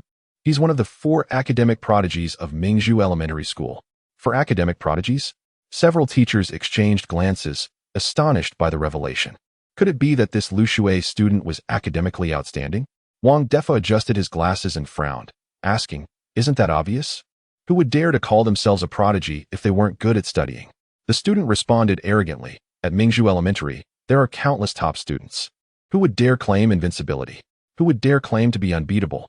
Although there were many top students, only 4 could be called prodigies. And Du Lu Shui was one of them. The teachers were speechless, their curiosity piqued. They wanted to see just how impressive this academic prodigy from Mingzhu Elementary truly was. As soon as Lu Shui spoke, the teachers were captivated. The way that can be spoken of is not the eternal way. The name that can be named is not the eternal name. The nameless is the beginning of heaven and earth, while the named is the mother of all things. Lu Shui began reciting a passage from the Tao Te Ching, instantly elevating the atmosphere. He then continued with confidence. Confucius represents Confucianism, while Laozi represents Taoism. The conflict between Confucius and Laozi is fundamentally a struggle between these 2 schools of thought. To understand this issue, one must first grasp the philosophies of both schools. The teachers, Wang Defa and his colleagues, were left speechless, their jaws dropping in shock. What a masterful insight. They realized that the essence of the question was not about who could defeat whom, but rather the deeper philosophical debate between Confucianism and Taoism. Wang Defa's eyes sparkled as he listened intently, eager to hear what Du Lu Shui would say next. The ideological conflict between Taoism and Confucianism had been debated for over 1,000 years and still sparked controversy. What unique perspective could this student from Mingzhu Elementary have? Du Lu Shui raised his head, his gaze clear and resolute, and calmly stated, Confucianism advocates for active engagement with the world, while Taoism promotes tranquility and inaction. Confucius emphasizes progress, whereas Laozi values retreat. Confucius teaches how to act in favorable circumstances, while Laozi teaches how to survive in adversity. If I had to choose whom to support, I would back Confucius in favorable times and Laozi in times of difficulty. However, this question itself is a fallacy. Confucius advocates for benevolence, and Laozi advocates for non-action. These 2 would never actually come to blows. So this question is fundamentally not about helping someone. but rather about testing our ability to respond on the spot and our overall knowledge level. Let me find the solution by analyzing the wisdom of historical figures. This tells us that times have changed. There is both adherence to tradition and flexibility. After Du Luxue finished this statement, the classroom erupted into thunderous applause. Good, good, good. What Luxue said was excellent. Even the teacher at the podium joined in the applause. There were viewpoints, logic, structure, and insights. Truly worthy of being one of the 4 academic stars of Mingzhu Primary School, this statement was profound and meaningful. Meanwhile, the 4 teachers from the observation team sitting in the back were left in disbelief. What? Is this something an elementary school student can say? Have today's elementary students reached such an extraordinary level? Chapter 74. The terrifying Mingzhu Primary School. It was so terrifying that the 4 teachers were shaking with shock, their lips trembling. They couldn't help but exclaim that there are no false heroes under a great reputation. The 4 academic prodigies of Mingzhu Primary School were truly extraordinary. While they marveled, a question arose in their minds. Who are the other 3 academic prodigies? Meanwhile, in Class 6-1, 5 teachers from a visiting observation group were sitting in the last row attending the lesson. Although it was supposed to be a math class, absurdly, no one was actually teaching. The math teacher was sitting at the podium, maintaining discipline in the class, while the students were all bowing their heads working on problems. The teachers in the back row had strange expressions. Are they not having a class? Just letting students do problems? The observing teachers expressed their confusion. In fact, this was the brilliance of Mingzhu Primary School. For most ordinary people, the most effective way to improve in math is to practice problems. By continuously identifying their flaws and shortcomings from mistakes, they can correct and improve themselves. Countless examples have proven that every math whiz has emerged from a sea of problems. Of course, the prodigies are an exception. Practice problems? What? Do prodigies need to do problems? What a joke. What is the difference between a top student and a prodigy? A top student may stay up until 2 in the morning studying, while a prodigy usually washes up and goes to bed around 8 or 9. A top student brings a bunch of stationery and draft paper to exams, while a prodigy typically goes empty-handed, even borrowing a pen from a classmate. If a top student performs poorly on an exam, they feel dejected. A prodigy, however, shows no joy or anger. Ordinary people might become top students through hard work, and top students might become the elite among elite. But for prodigies, there is no distinction between effort and no effort. They are born prodigies. Even if they just casually browse through some books, they can still rank first in the class. Due to the prodigies being so extraordinary, their numbers are extremely rare. Even in the talent-rich Mingzhu Primary School, there are only 4 prodigies. Clearly, Class 6-1 was not favored by the prodigies. In this class, there were no prodigies. However, each student could be considered a half-prodigy. They were currently frantically working on math problems, soaring through the sea of questions. Hey, don't you guys have lessons? A male teacher from the back row frowned and asked a nearby student. The student glanced at the teacher with a strange look in his eyes and replied, "Does your school still need to teach lessons? You can just look at the textbook and learn it yourself." The teachers? Seriously, just look at it and you'll understand? Is that even something a person would say? At that moment, several teachers deeply felt the harsh realities of society. If the students at their school could just look and learn, they would be dreaming and laughing in their sleep. Just look and learn? Kid, you're quite arrogant. The male teacher snorted in dissatisfaction and asked, "What score did you get in math?" The student replied, "Are you asking about our school S exam or the joint city exam?" The teacher pondered for a moment. Is there a difference between the two? Of course there is. The student rolled his eyes, explaining that the joint city exam scores were inflated and lacked reference value. Several teachers exchanged glances, their lips twitching. The scores of the joint city exam were inflated? This was the first time they had heard such audacious words. So, what score did you get in the joint city exam? One teacher asked curiously. The student waved his hand and sighed. I made several careless mistakes during the exam and only got 89. The teachers were taken aback. 89? With such difficult questions, you scored 89? Have we encountered a genius? A middle-aged female teacher trembled as she asked, "What rank are you in your class?" The teachers stared intently at the student. An 89 must surely place him in the top 3, considering the highest score in their school was just over 70. However, the student's response shocked them. "Let us not talk about it. I'm second to last in the class." As he spoke, the student wiped away a tear, his tone bitter. The teachers were left speechless. What? 89 and you're second to last? What kind of class is this? One male teacher gulped, and asked curiously, "So, what did the last student score?" 0. The student seemed to recall something, looking resentful as he sighed. The last student was absent that day and didn't take the exam. The teachers were left in silence, utterly stunned by this bizarre class. The mindset of the teachers from other schools was crumbling. In the 6th grade, class 7, during English class, the teacher was conducting a listening exercise. Please listen to the following statement. Moses supposes his toes are roses, but Moses supposes erroneously. For nobody's toes are poses of roses. As Moses supposes his toes to be, this segment was delivered at a rapid pace and was quite tongue-twisting, akin to a foreign version of a tricky rhyme. Those who weren't proficient in English found themselves completely confused. The students at Mingzhu Primary School listened with great interest. This left the 5 teachers from other schools in the back row completely stunned. What? Such difficult tongue twisters in English are actually part of the regular classroom practice at Mingzhu Primary School? The teachers huddled together, quietly exchanging thoughts. Wow. Even the listening exercises in regular classes are this challenging. Am I teaching at a fake school? Why are my students failing English one after another? I'm baffled.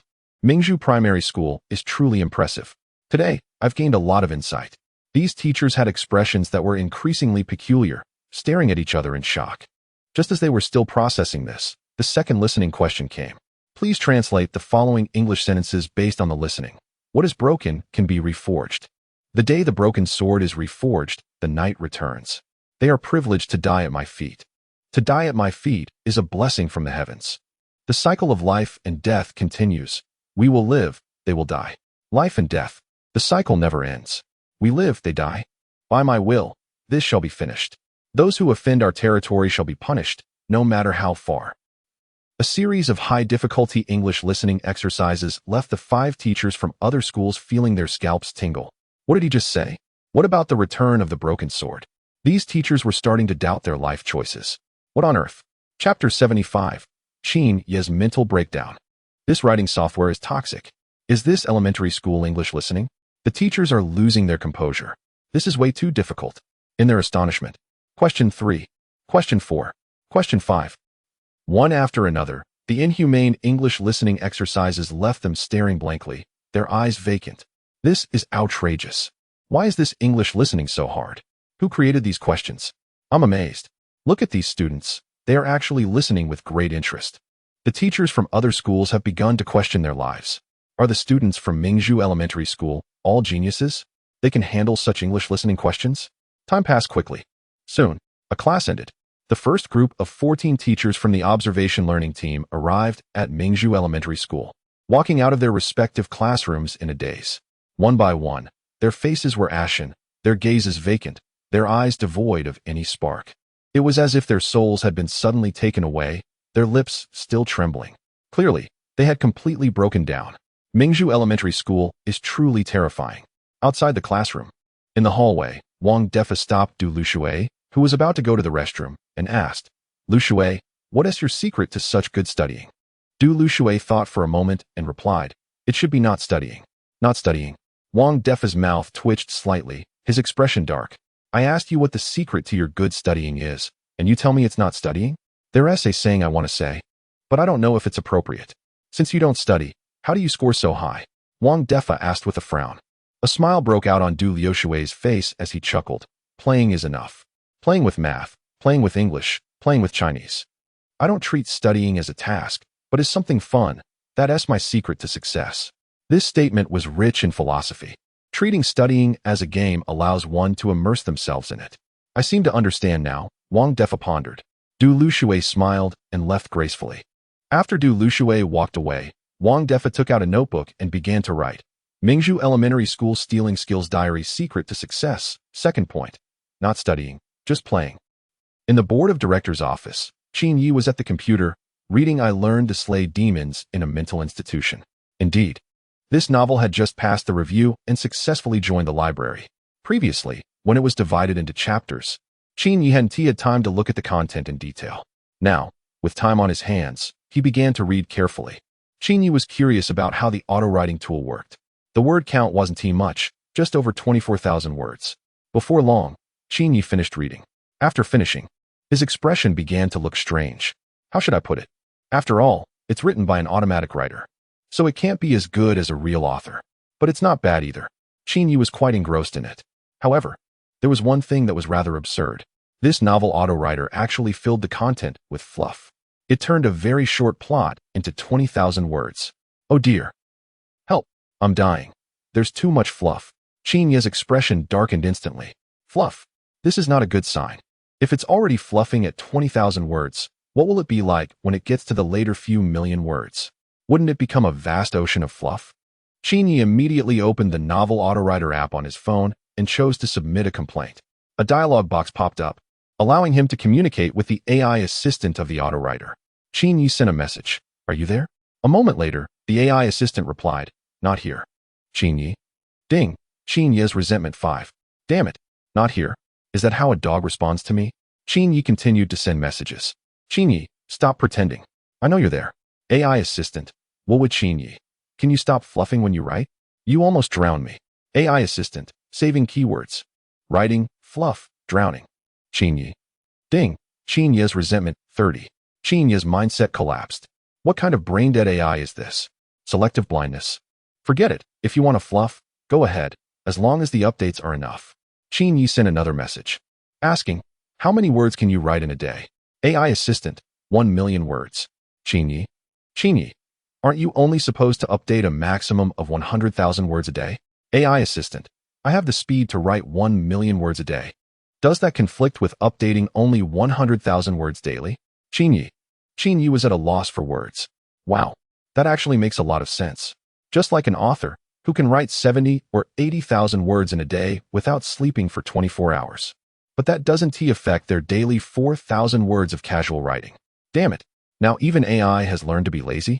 Qin, with a strange expression, typed out another line. So what do you do when you're not writing? A moment later, the AI assistant replied with just 2 brief words. Online dating. Qin. Little question mark. Do you have many Qinyas? Fair country. St. Petersburg. The research lab of the great mathematician Perelman. Perelman was squinting his wise eyes at the computer screen, looking at the Eggy conjecture. As a world-class mathematician from a certain country, Perelman successfully solved one of the 7 major problems of the millennium, the Poincare conjecture. With this achievement, he was included in the list of the highest IQ individuals of the 21st century, ranking 9th globally. Out of 7 billion people on Earth, being in the top 10 in terms of IQ is an incredible feat. Interestingly, this mathematical principle appears simple on the surface. Yet, in Perelman's eyes, it sparkled with wisdom, as it actually contained elements of algebraic geometry, differential geometry, and the 3-dimensional bundles of higher dimensional spaces. This conjecture caught his attention. It had been many years since he encountered a mathematical problem that piqued his interest. He was just curious about which fellow mathematician had proposed this conjecture. Perelman clicked to view the post's details.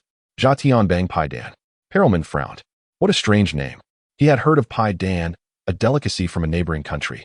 But what was Jia Tianbang? How had he never heard of it before? There's also a signature description? Perelman suddenly noticed a line of small text beneath the name. He read the sentence. Jia Tianbang Doctrine. Save countless girls, promote social justice, maintain world peace, and build a civilized earth. Perelman. Chapter 76. The World High IQ Club. Perelman had a strange expression, his gaze wandering and unpredictable. Saving thousands of girls and maintaining world peace. What kind of nonsense is this? Perelman, who was already bewildered by the so-called exploding sky gang, was now even more confused. The same scene was happening all over the world. People on the mathematicians forum were equally baffled by this sudden appearance of the exploding sky gang. What is the exploding sky gang? I've never heard of it before. Is it some sort of gang with 1 million members? What kind of organization is this that claims to have 1 million members? Is it yet another mysterious organization like the Anonymous? Debates were ongoing in the mathematicians forum. However, no one dared to define this exploding sky gang. It is well known that there are many mysterious organizations in the world, such as the Freemasons, Anonymous, and the Skull and Bones. The Freemasons, a capitalist community alliance that still exists today, had members like Newton, Edison, and Einstein. Anonymous, the largest hacking organization in the world, gathers top hackers from all over, and no one knows the real identities of its members. The Skull and Bones, one of the most mysterious organizations in the world, was founded in 1832 at Yale University with only 800 members, all of whom are significant figures at the top of the power pyramid. And now, A mysterious exploding sky gang has suddenly emerged, claiming to have 1 million members? How bizarre and mysterious. Of course, the crowd on the mathematicians forum scoffed at the claim of 1 million members. If there really were that many, why had they never heard of this organization? You must be boasting. However, soon enough, they would realize. The exploding sky gang is truly everywhere. Foreign language school. 9th grade class, 1. Qin Xiaoyu was receiving praise from her female teacher. In this essay competition, Qin Xiaoyu won the first prize for the entire school. The middle-aged female teacher was excited and publicly praised Qin Xiaoyu. Let's give her a round of applause. Clap, clap, clap. The classroom erupted in thunderous applause. Admiring gazes turned toward Qin Xiaoyu. She blushed shyly and lowered her head. Qin Xiaoyu, what is the secret to your success? The middle-aged female teacher asked. Qin Xiaoyu stood up, smiled bashfully, and said, because I have a good brother. The whole class was taken aback. Huh. What does having a good brother have to do with winning the first prize for the essay? Ahem. The middle-aged female teacher coughed awkwardly a few times. Qin Xiaoyu, please sit down. Now, let's appreciate the essay that won first prize for the entire school. The teacher projected the essay content onto the screen. The moment the essay topic was revealed, the entire class fell into an eerie silence. It was so quiet that it was frightening. One student after another looked at Qin Xiaoyu with complex expressions. Shock, jealousy, envy, resentment, disbelief. A mix of emotions that were hard to describe. Because the essay topic was prominently displayed in 6 bold characters. My board member brother. The essay My Board Member Brother won the first prize in the school essay competition. Is it you, Xiao? That's right. The foreign language school is also an investment from Qin Ye's family. Mingzhu Primary School. In the board member's office. Qin Yi was reading a thick book titled The Self-Cultivation of Honest People. As an honest and straightforward person, Qin Yi had never stopped learning. He wanted to continuously improve his own qualities and the excellent traits of honest individuals. Sigh. It had been a while since he did a good deed. He felt a bit restless, with his overflowing kindness. Qin Yi put down the book in his hands and rubbed his hands together. Yes, he hadn't done anything mischievous for a whole 5 minutes. Even the donkeys in the production team wouldn't dare to rest like this. 5 minutes ago, he had just implanted a phone virus that made the AI of a novel autowrite feel the harshness of society. As one of the top 10 kind-hearted people in the world, Qin Yi hadn't done anything bad in 5 minutes. How could he stand it? Qin Yi immediately opened his computer and logged into a website, the High IQ Club Forum. This forum gathered numerous high IQ clubs, such as the Shengkong Association in Huaxia, a certain club in another country, and the Renowned Society in another region. These individuals prided themselves on being the top 2 of high IQ geniuses in the world. Qin Yi decided to teach them a lesson. He clicked to register an account, choosing the nickname Explosive Panda. Yes, the Explosive Gang was back. After registering, Qin Yi posted a message. Wow, this question is so difficult. My low IQ can't solve it at all. After posting this, Qin Yi leisurely sipped his tea. Next, he just had to wait for the resentment points to come in. In Jiangcheng, in a regular residential building, the female author Ming Ming, who wrote My Mute Sister, had just finished typing the 4,000 words she needed to update today. As a laid-back author, 4,000 words was her bottom line. Writing even one more word would be an insult to her character. If it weren't for the fact that 4,000 words could earn her full attendance rewards, Ming Ming wouldn't even want to write that much. Writing is so exhausting time to find a novel to read. Ming Ming clicked on the male section of the Chidian novel network. Don't ask her why a girl likes to read male-oriented novels. In fact, many girls read male-oriented novels. There are even some boys who go to read female-oriented novels. Ming Ming clicked on the latest recommended entries. One book caught her attention, Learning to Slay Demons in a Mental Hospital? The title sounds interesting. Is it about slaying demons? Curious, Ming Ming clicked on the book's synopsis. In the vast land of Daxia, the gods are forbidden to walk. If the dark night descends, I will stand before millions, wielding my sword towards the abyss, staining the heavens with blood. This passionate introduction piqued Ming Ming's interest. She then began reading this book. Once she started, she was completely captivated. The plot was bizarre and engaging, with a grand worldview and innovative settings. Apart from being a bit short, it had no flaws. Ming Ming exclaimed in delight, her eyes sparkling. It's so good. Before long, she finished reading over 20,000 words. After finishing, an endless emptiness rose within her. She wanted to keep reading, but it was already over. Ming Ming felt a bit upset. Just then, she noticed in the review section, The author left a message. New book-seeking collections. Updating 100,000 words daily. If you dare to collect, I dare to update. Ming Ming was stunned. Her beautiful eyes were wide open in disbelief. 100,000 words daily? How is that possible? As a female author, Ming Ming knew better than anyone the speed at which authors write. Even for the most prolific authors, they could only manage about 20,000 words a day. Yet this one claimed to update 100,000 every day? Ming Ming shook her head, expressing her disbelief. This person must be boasting. Boasting is shameful. Chapter 77. Only those with an IQ above 190 can solve this problem. Not only did Ming Ming not believe it, but other readers who saw this book also expressed their disbelief.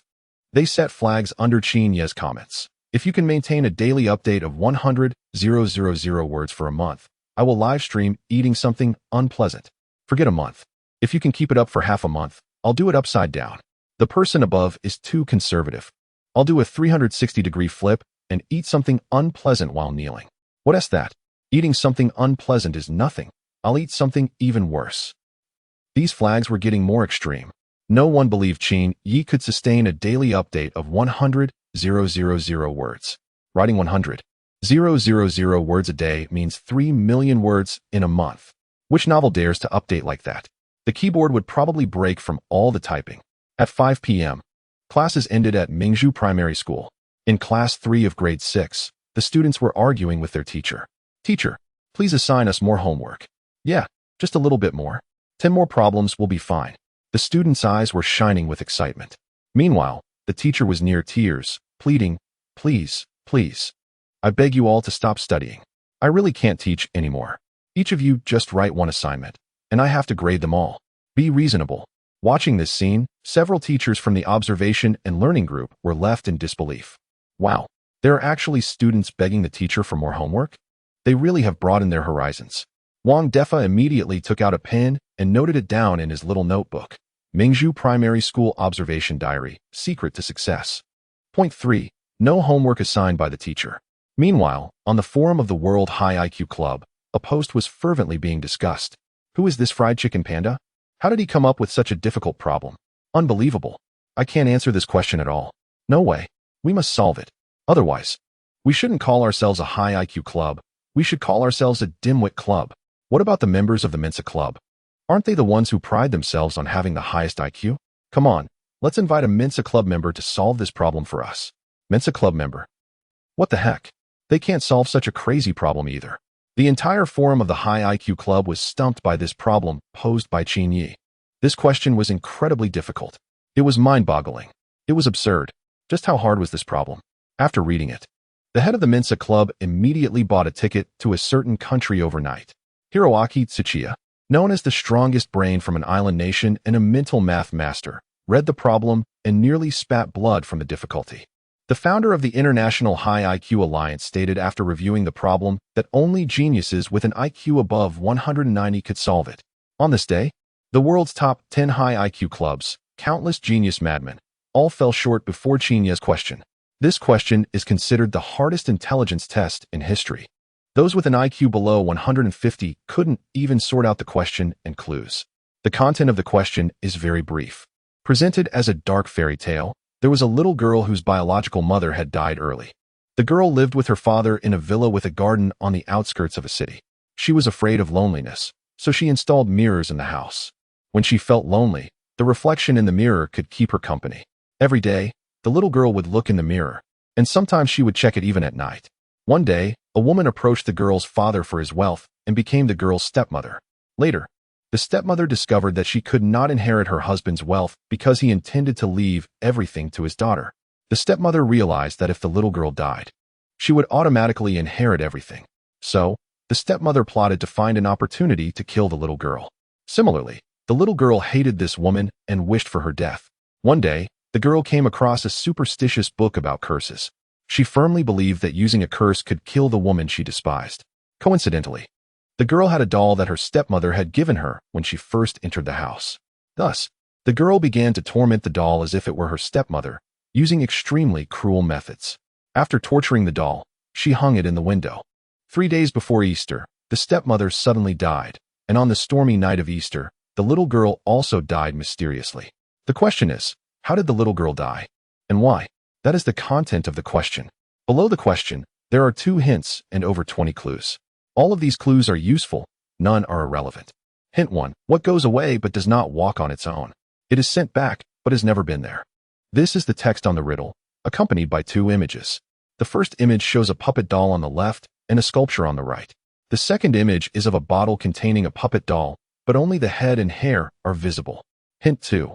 First, this is a riddle from a novel. Second, it relates to a murder in a story. Third, the answer is a murder tool, something with vitality and mobility. Fourth, the answer is a tangible object, not an abstract concept. Fifth, you have certainly heard of the answer, but you may not have encountered it. Sixth, if you suddenly find out the answer, you will definitely think it is absurd, so it must be revealed step by step.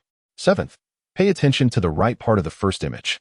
The statue is black and white, while the flowers are very bright.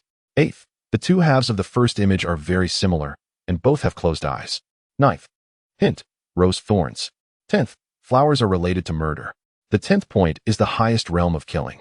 The 11th point is that the means of killing merely runs through the theme of this riddle, while the answer lies in the tools of murder. The 12th point is that the puppet doll is a gift given by the victim to their own child. The 13th point asks what is concealed by the subtitles. The 14th point questions what you like to hang around the neck of your beloved doll. The 15th point states that no necklace was hung on the doll. The 16th point indicates that closing one's eyes represents brain death, while a bright red rose symbolizes blood. The 17th point reveals that the statue faces the victim's room, and the detective solved the case based on this. The 18th point mentions Easter. The 19th point notes that the eyes in the second image are also closed, and there is a scratch. This is the complete content of the question. Such a frenzied intelligence puzzle has left high IQ clubs around the world in tears. Their mentality has collapsed. Why is there such a difficult intelligence question? More than 20 clues, dazzling and completely unmanageable. In the year 2021, the question master, Qin Yi, presented a devilish intelligence question that brought the world's high IQ clubs to tears. 100,000 high IQ geniuses sacrificed themselves for their country. For the next decade, the realm of examination questions entered a dark and chaotic era. Under the Demon King, no one dared to call themselves a genius again. Chapter 78. Don't say it. I'll donate $1 billion. Ding. The resentment from a genius in a certain island country. 27. Ding. The resentment from a genius in a certain country. 44. Ding. The resentment from a genius in another country. 33. The sound of resentment value prompts continued to ring. Qin Yi listened to the delightful sounds while leisurely enjoying his tea, unfazed as he opened the system panel. Resentment value balance. 10,587 unknowingly.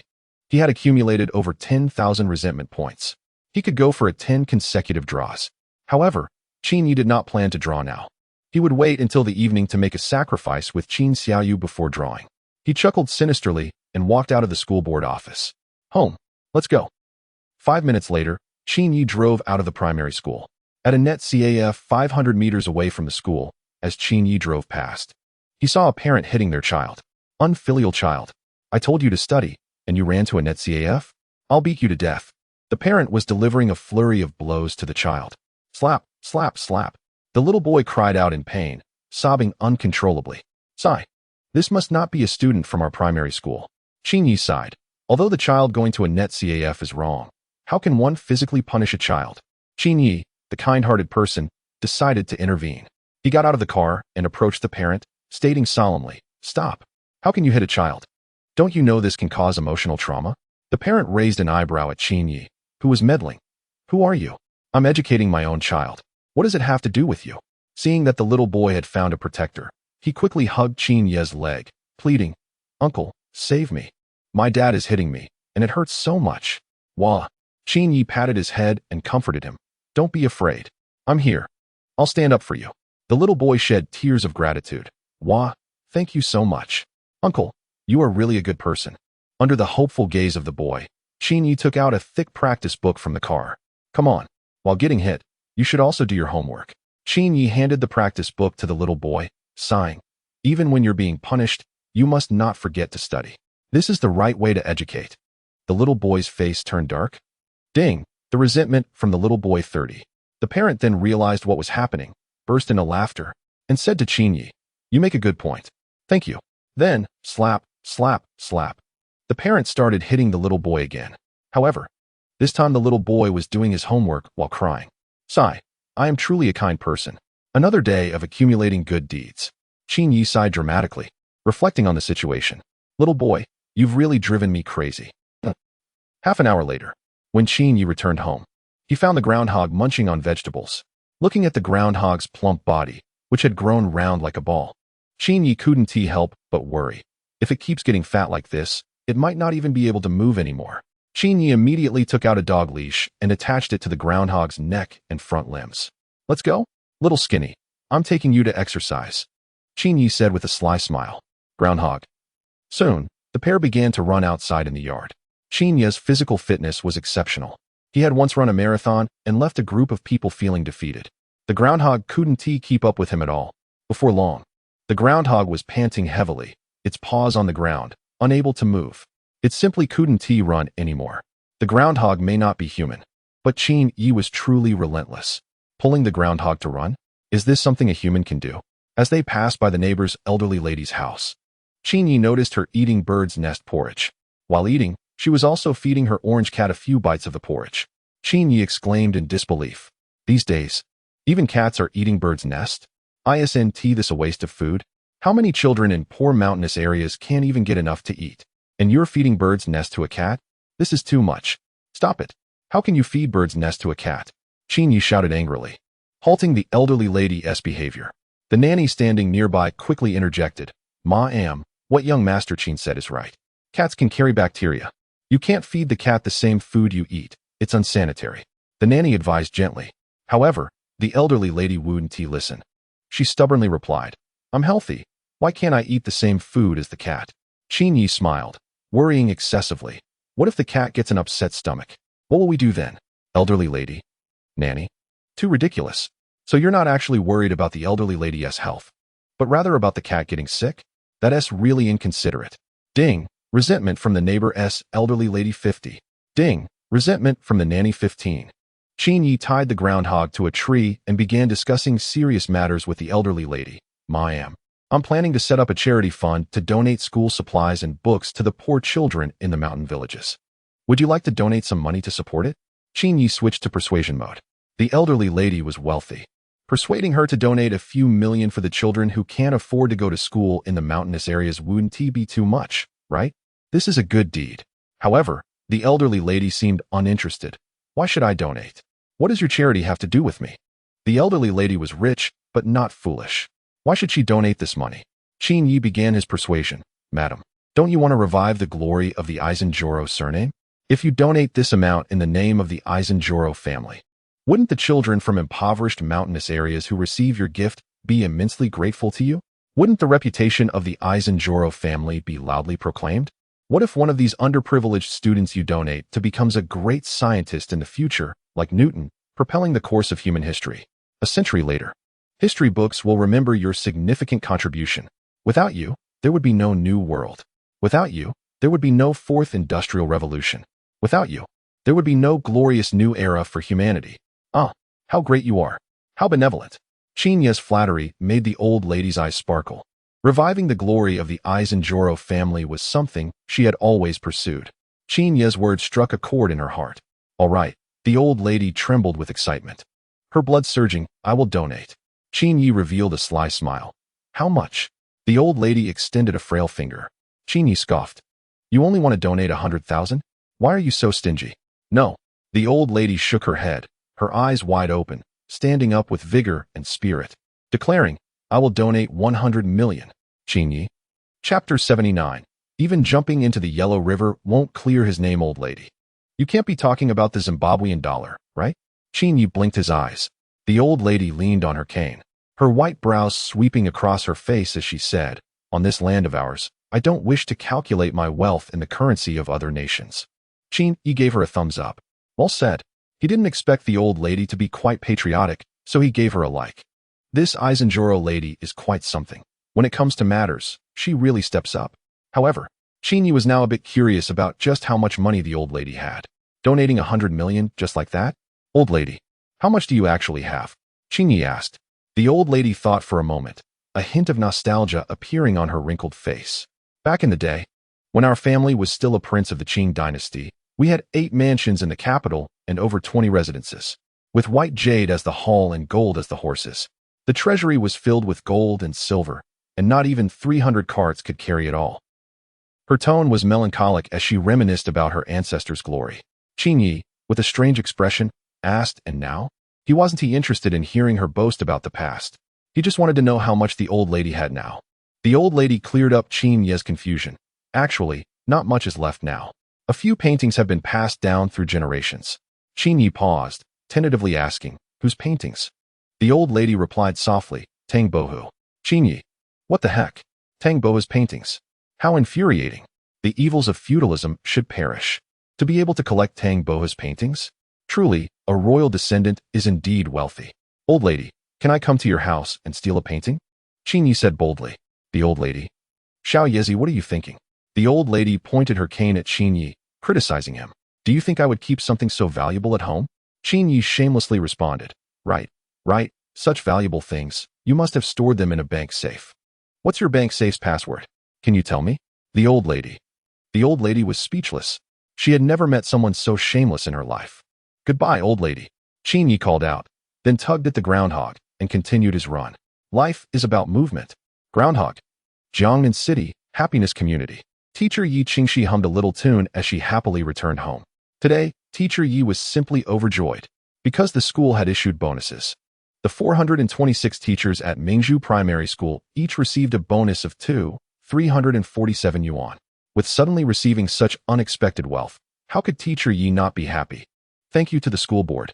Feeling delightful, Yi Qingxi rarely thanked Qin Yi in her heart. With a smile like a spring breeze, she walked through the door. As soon as she entered, she saw a middle-aged woman sitting on the sofa with a bald middle-aged man, both wearing serious expressions. These two were her parents. Dear, are you hiding something from us? As soon as her mother noticed Yi Qingxi had returned, she quickly stood up and asked in a complicated tone. Yi Qingxi felt her mood plummet. Why did her parents know about the bonus? Were they going to ask her for it? Yi Qingxi was a good daughter, every month. She only kept a small portion of her salary for living expenses and handed the rest over to her parents. Therefore, her father had always been financially struggling. Today, however, Yi Qingxi had unexpectedly received a bonus of over 2,000. She had planned to secretly stash the money away in her little savings, but to her surprise, her parents discovered it. Mom, it's not that I wanted to hide it from you, Yi Qingxi said, lowering her head and feeling wronged. I was planning to tell you in a few days, to give you a surprise. Her mother and father exchanged glances, nearly in disbelief. A surprise? Are you sure this isn't a shock? Earlier that day, when returning home from work, her mother had heard her father mention something about a driving service incident. To think her daughter was a lesbian, liking girls? Upon hearing this news, her mother was nearly fainting from shock. After this revelation, she lost all desire to work. For the entire afternoon, the couple sat on the sofa, anxiously waiting. Finally, they waited for their daughter to come home. What followed was a nightmare. As it turned out, her father was telling the truth. Their daughter admitted it herself. She really was a lesbian. Her mother's mindset crumbled. She wanted grandchildren. What should she do now? I'm going to kill you, you disobedient daughter. Her father yelled angrily. Her mother quickly shielded her daughter behind her, slapped her husband, and shouted angrily, Stop! Try touching my daughter today. Her father immediately quieted down, looking frightened at his wife. Come on, daughter, you sit first. Her mother said gently, not wanting to scare her daughter. Although being a lesbian was shocking, her mother still respected her daughter's choice. Yi Qingxi sat on the sofa, still in shock, with a strange expression. What was going on? She just wanted to secretly hide 2,000 in bonuses. Why was her father so angry? However, she suddenly thought of a possibility. Could it be that her father was upset because of something with her mother and was taking it out on her? This was a familiar scenario. She had experienced it before. Some shameless board member often did this. The art of anger displacement. Dear, you're getting older. Mother Yi held Yi Qingxi's hand and said earnestly, from now on, you should make your own decisions regarding your own matters. Yi Qingxi blinked her eyes. Make my own decisions? Does this mean I don't have to hand over my salary anymore? The bonus I received today is all mine. Tears of gratitude streamed down Yi Qingxi's face as she softly said, Mom, thank you. You really understand me. Mother Yi. In that moment, Mother Yi's heart ached. Her daughter was a girl who liked girls, and she had to endure the pain in her heart while pretending to be indifferent. It was too hard for her. Hee hee. Mom, I'm going to take a shower now. Love you all. Yi Qingxi walked happily towards the bathroom with a silly smile. Seeing their daughter's uncontainable joy, Mother Yi and Yi Dahai exchanged a glance, both feeling the bitterness reflected in each other's eyes. In the dim light, they felt lost. My heart hurts so much. Chapter 80. Welcome, Brain King. Purple reward. Weather control device. The world is always so wonderful. Clearly, both sides are not on the same wavelength, yet they manage to communicate as if they were. One party feels they understand, their heart heavy with despair. The other party also feels they understand, smiling brightly. The exchange between these two understanding parties can be likened to Crouching Dragon and Phoenix Chick. Around 7 in the evening, when Qin Xiaoyu returned home with her pink backpack, she found Qin Yi preparing delicious food for her. Sweet and sour fish, braised ribs, kung pao chicken, and sauced beef. One tempting dish after another was served on the table by Qin Yi. Qin Xiaoyu couldn't help but drool. Wow, wow, wow. Brother, you are too good to me. Qin Xiaoyu shed tears of gratitude. Did she save the world in her past life to have such a wonderful brother in this life? Qin Yi smiled gently and said, Sister, hurry up and eat, or the food will get cold. Qin Xiaoyu nodded earnestly, tears welling in her eyes. After a hearty meal, Qin Xiaoyu lay back comfortably in her chair, unable to get up. Burp, I'm so full. Brother, hearing Qin Xiaoyu's call, Qin Yi looked up gently. What's wrong? With tears of emotion in her eyes. Qin Xiaoyu said sincerely, Brother, I want to be your sister in my next life too. Qin Yi. What a smart one. Ignoring the overly sentimental Qin Xiaoyu, he took a shower and lit incense for the deity. May the deity bless me. I hope I draw gold. Qin Yi prayed in his heart. After completing these rituals, Qin Yi returned to his room. He locked the door and began the lottery. Opening the system panel. The balance of resentment points. 10897. System. I exchanged 30 years of Qin Xiaoyu's life for a chance to draw gold. Qin Yi said directly, making a single draw. The lottery wheel began to spin wildly. 15 seconds later, a notification sound rang out. Ding. Congratulations, host. You have drawn. Thank you for your patronage. Please try again next time. Qin Yi. Why is this sacrifice not working anymore? Again. This time, Qin Yi was even bolder. I exchanged 100 years of Qin Xiaoyu's life for a chance to draw gold. 15 seconds later. Ding. Another thank you for your patronage. Qin Yi's mouth twitched. Again. Thus, Qin Yi kept drawing again and again. By the 9th draw, it was still thank you for your patronage. If it weren't for the golden talent of the lucky star guaranteeing a draw, Qin Yi feared his mentality would have collapsed. Only one chance left.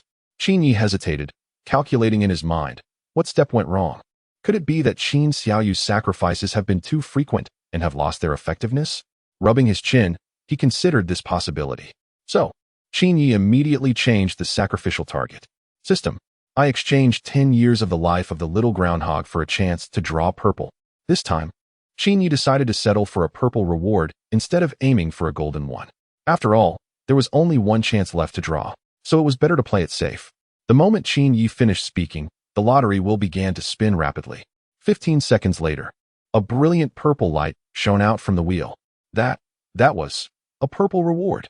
Qin Yi was stunned, standing there in shock. Wow, this sacrifice is amazing. This is too effective. Ding, congratulations to the host for winning a purple reward in this lottery. Weather control device. Weather control device. Qin Yi eagerly opened the introduction panel for this item. Weather control device, a secondary weapon from an unknown civilization deep in the universe, possessing the power to change the weather. It can generate extreme weather conditions such as thunderstorms, sandstorms, typhoons, heavy rain, droughts, blizzards, and smog at will in any region. Usable only 3 times. Remaining uses, 3. After reading the description of the weather control device, Qin Yi exclaimed in amazement. Wow, isn't this essentially a tornado summoning device? But unfortunately, why can it only be used 3 times? Is it due to a charging limitation? Will it run out of energy after 3 uses? Qin Yi was puzzled. However, he understood that these 3 uses were extremely valuable, and each use meant one less opportunity. Anyone else would likely treasure these chances as if they were life itself. But Qin Yi was a spendthrift. He immediately decided to use the weather control device once. Ding. Activating weather control device. Ding. Please choose the type of weather. Qin Yi thought for a moment, hesitating between a typhoon and a sandstorm, and ultimately chose a typhoon. Give me a super typhoon at level 14, the strongest and most ferocious one. Ding. Please select the area for the typhoon to be generated. Without any hesitation, Qin Yi smiled and said, "The island nation." The kind-hearted Qin Yi decided to send a typhoon to cool off the people in the island nation during this scorching summer. It's not that Qin Yi is heartless. The 30,000 innocent souls who were slaughtered in Nanjing would likely fully support Qin Yi's actions if they were still alive. History should not be forgotten. Back in the day, how did the island nation's Unit 731 treat our people? They established 8 secret bases for biological warfare research, using innocent civilians as test subjects for various bacteria, poisons, and freezing experiments. At this moment, some might say that these crimes were committed by the older generation of the island nation and have nothing to do with the new generation. This generation still visits the Yasukuni shrine every year. Do you know whom they worship there? It's the same group of butchers with blood on their hands. Is there any hint of repentance?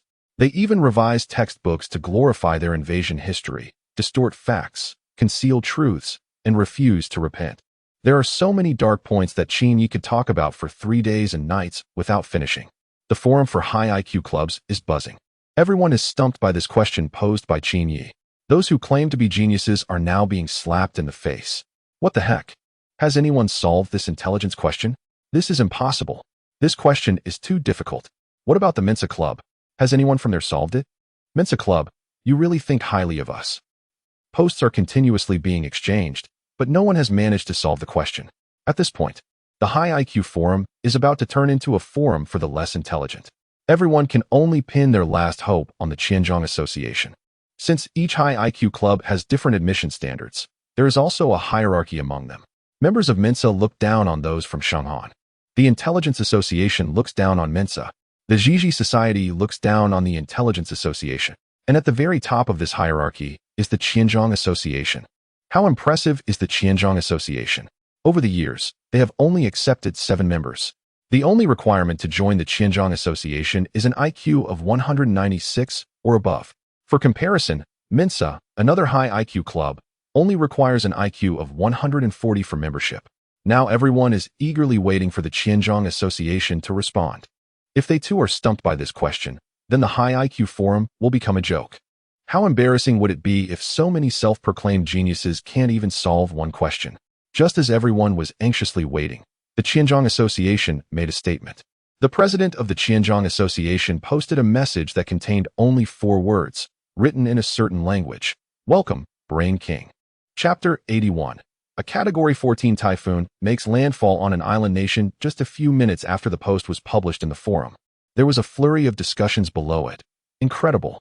Is the organization about to take action? What language is this? I can't understand it. It seems to be a language from a certain region. Can someone who understands it translate for us? In the forum of the World High IQ Club, there were still quite a few individuals from that region. Before long, they translated the meaning. Welcome, Brain King. Everyone who saw this sentence felt their hands go weak and their blood surge with excitement. The Brain King, the king of intellect. Only those with extraordinary intelligence, almost supernatural, dare to be called the Brain King. The post from the organization was written in the language of that region, indicating it was related to them. Among the 7 members of the organization, only 1 is of that descent. So, who is being welcomed as the Brain King? The identity of that person became clear. Instantly, the entire forum erupted into chaos. No way. Could it be that person? Oh my. That individual could be written into the annals of mathematics history. The strongest brain of humanity, known as the Mozart of mathematics. It's Terence Tao. The forum fell silent. Everyone was stunned. Is it really that serious? The organization has even sent him out? Terence Tao, of that descent, is an academician of a prestigious academy. At the age of 8, he took the SAT and scored 760 out of 800, earning the title of the first prodigy. He self-studied calculus at 7, won a gold medal in mathematics competitions at 12, obtained a Ph.D. at 21, and became a world-class mathematician by 24. By the age of 31, he had already received the Fields Medal. It is said that his IQ is as high as 230, surpassing even Einstein. With his contributions in areas such as analytic number theory, harmonic analysis, and partial differential equations, he is indeed worthy of being recorded in the history of mathematics. Such an extraordinary figure is actually stepping in. Everyone was shocked. The organization is truly investing heavily this time, even sending out Terence Tao. In a mathematics research institute, A slim man, standing at 1.8 meters tall, wearing thick-framed glasses, had just finished his day's work. He is none other than Terrence Tao, the fourth highest IQ in the world. What is this? Terrence Tao looked at his email, seeing a problem sent by the president of the organization, and felt somewhat displeased. His work for the day was already busy enough. Now he had to solve problems for the club? Andre, how many times have I told you? I am not your laborer. Don't keep throwing problems you can't solve at me. Terrence Tao called the president, expressing his anger. Dear Terrence, please calm down. The president said, soothing Terrence's emotions with a smile. Take a look at the problem first. This time, it's quite extraordinary. With a tone of indifference, Terrence Tao replied. Last time. The president remained silent for a moment before replying. All right, this is the last time. The club won't bother you again. Hearing the promise he wanted, Tao Zhishuan happily hung up the phone. After hanging up, he turned his attention to an email. What kind of problem could leave President Andre at a loss? Curiously, Tao Zhishuan looked at the puzzle. At a glance, he was completely absorbed. Interesting, this problem is quite intriguing. Tao Zhishuan's mind began to work furiously, reasoning through the puzzle, piecing together answers from interconnected clues. In Jiangnan City, in a luxurious villa, inside Qin Ye's room, the system was conducting its final confirmation. Ding, a level 14 typhoon, generated in the island nation. Does the host confirm? Confirmed. Qin Ye smiled. Hee, what a truly benevolent person I am. On such a hot day, providing some wind for the island nation's people to cool off. Is there anyone else this kind-hearted in the world? Ding. The weather control device has been activated. Ding. The typhoon will form within 3 hours along the coastal area of the island nation. Qin Ye climbed over the wall to log into a social forum of the island nation. Next, he just needed to wait for news of the typhoon. Fortunately, Qin Ye had a blue talent for languages and could understand Japanese. On the other side of the East China Sea, in the distant island nation, as one of the most shameless races in the world, their hypocrisy is evident from the fact that they even pixelate themselves in films. They habitually use various polite gestures to cover their insincerity. Cowardly and timid, they prefer to bully the weak and fear the strong, often playing both sides. During World War II, they boasted about resisting until the end, embodying the spirit of the samurai, willing to shed their last drop of blood. However, after 2 atomic bombs were dropped, they immediately chose to surrender. Even a dog would shake its head at this. And today, the island nation was about to face the strongest typhoon in history. In the coastal city of Fukuoka, on the sea surface outside Fukuoka, a subtle ominous wind blew, causing changes in air pressure. As more air flowed in, a counterclockwise rotating air vortex gradually formed. This vortex kept spinning, growing larger like a snowball. After just 2 hours of brewing, this vortex became a terrifying typhoon, reaching up to the sky. It blocked out the sun, creating an extremely magnificent scene. The entire sea surface, within 100 miles, turned into a massive whirlpool, spinning at high speed. Endless seawater was swept up into the sky, extending for dozens of miles. The towering, terrifying typhoon, with its rapidly rotating water column, shot up to the heavens, as if it were about to tear the sky apart. Massive rings of water expanded outward, sweeping in all directions. And this was just one typhoon. Meanwhile, countless other typhoons were on their way to Fukuoka from other places. A series of terrifying typhoons, accompanied by massive waves, are moving at a high-speed intensity of 275 kilometers per hour over the ocean. They are crashing in from all directions toward the island nation. This scene is nothing short of apocalyptic. The overwhelming typhoons, mixed with towering waves, have surged into the territory of the island nation. The giant waves have destroyed breakwaters, roads, railways, urban buildings, public facilities, obliterating everything in their path. Oh no! The typhoons are like ferocious beasts that devour the earth and sky, swallowing everything along their route. The sound of destruction echoes. Countless residents of the island nation stand in shock, staring at the approaching storm. Their terrified cries are drowned out by the howling winds of the typhoon. They even doubt whether they are awake or trapped in a nightmarish dream. Because the typhoon is raising waves over 100 meters high. My goodness, what level of terrifying typhoon is this? Even from a great distance, everyone feels a suffocating sensation as if their bodies might be shredded by this monstrous storm. Escape. This final thought is all that remains in the minds of the islanders. Chapter 82. Wind. Come even stronger. Whoosh, whoosh, whoosh. The towering water column that accompanied the rapidly spinning typhoon engulfed everything in its path, like a giant beast. The terrifying waves crashed down like a tsunami on the streets. Countless individuals who could not escape were instantly submerged by the massive waves. The air was filled with screams of terror, cries for help, and wails of despair. Help me. Someone save me. No, don't. Please, divine spirit, save me. I don't want to die. Whoa. Unfortunately, pleas for mercy were useless. The immense wind, mixed with the force of the water, acted like a meat grinder, twisting and distorting the fragile bodies, even tearing them apart, resulting in instant death. The heart-wrenching screams were gradually swallowed by the raging typhoon. Only the lifeless bodies remained, floating on the water's surface, drifting aimlessly, blood flowing like rivers. The bright moon above was stained crimson. This natural disaster continued unabated. At this moment, the hunt begins. Tokyo, Kadonsaka, the Yasukuni Shrine. As a sacred site for the locals, the shrine covers a vast area of 90,000 square meters. Besides the buildings, most of the area is green space and woods. The entire shrine is semi-open, with 4 entrances for easy access for worshippers at any time. It symbolizes the spirit of the locals, honoring over 30,000 Class A war criminals. These were executioners stained with blood, yet in the eyes of the locals, they became heroes. How tragic. How absurd. At 10 p.m., a few night watchmen at the shrine were on duty. Suddenly, a loud crashing sound of rolling waves came from afar. The guards quickly looked in the direction of the sound. Their eyes widened in shock, as if their souls had left their bodies, frozen in place. In the night, to the north of the shrine, the typhoon howled, and giant waves surged, like a curtain blocking the sky, pouring down. What is that?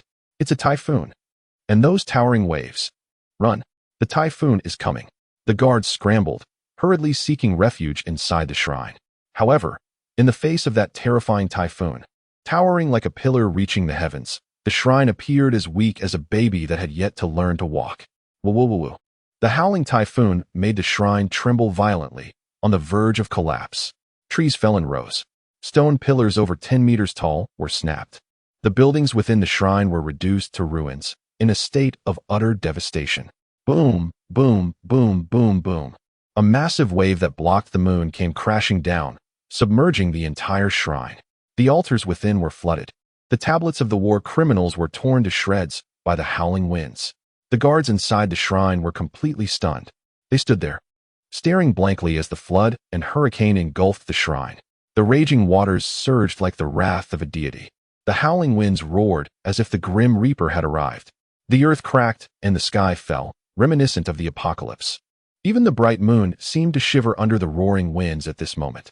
Trees, green fields, spirit tablets, buildings, guardians. Everything was completely swallowed by the hurricane. The flood that came with the hurricane was like the waters of a celestial river, boundless and mixed with endless roars, pouring down. Everyone in the archipelago felt a chill of fear. Where did this hurricane come from? And why was there no warning from the meteorological agency?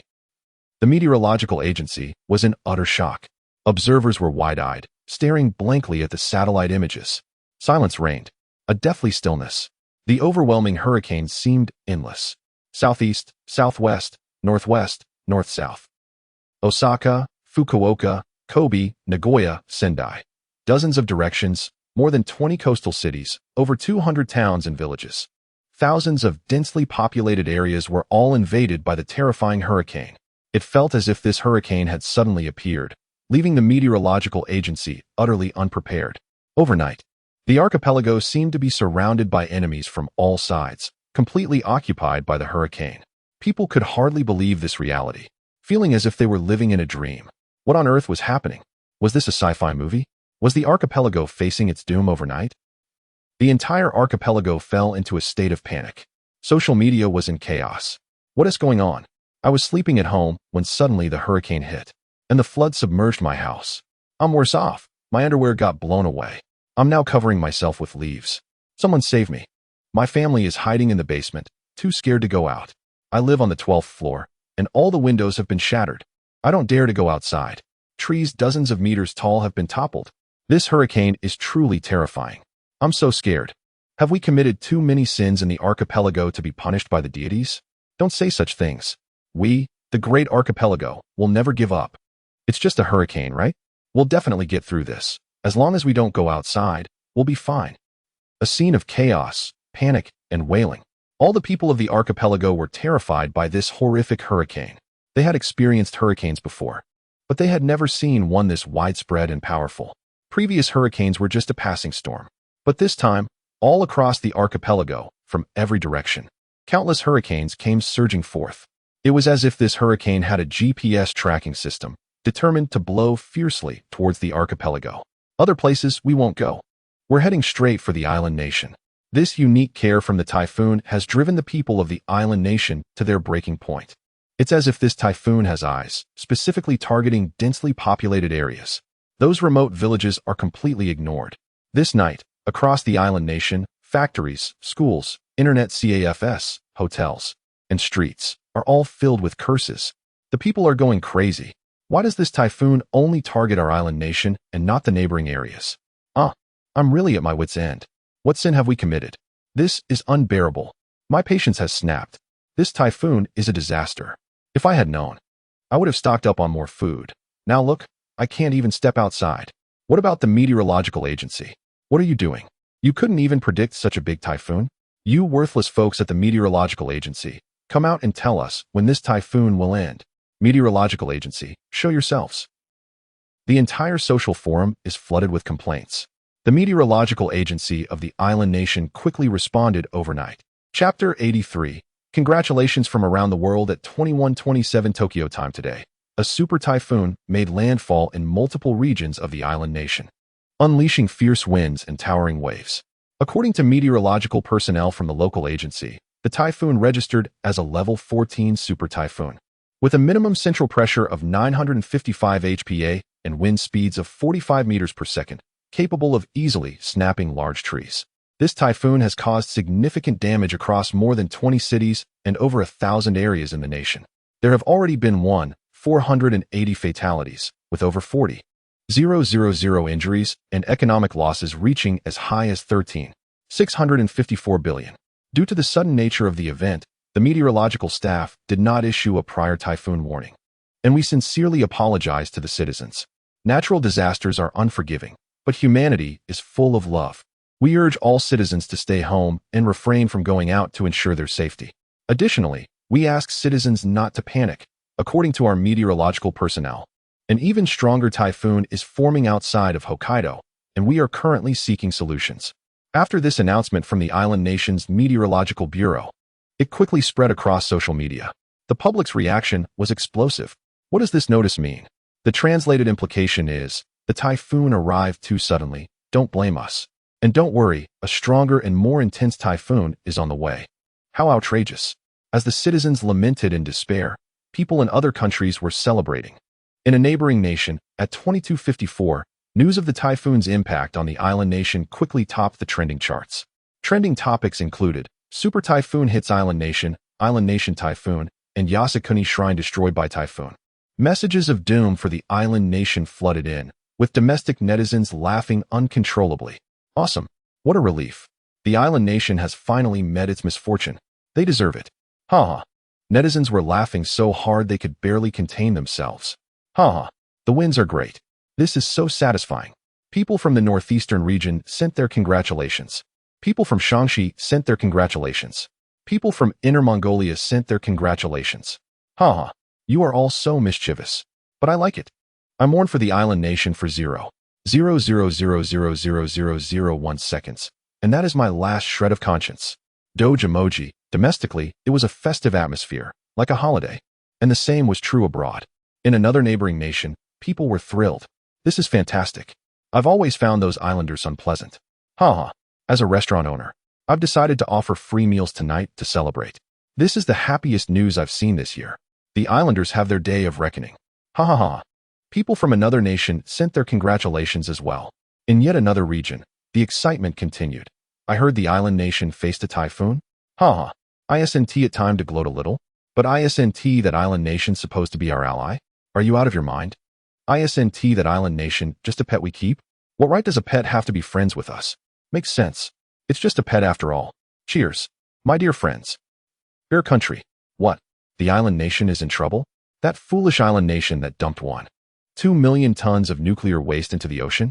They totally deserve it. They brought their own nuclear waste into the sea, harming the world. And now they're facing the consequences, right? Hooray, hooray, what a relief. Seeing this news, to celebrate. I was so excited that I took it out on the bear I keep at home.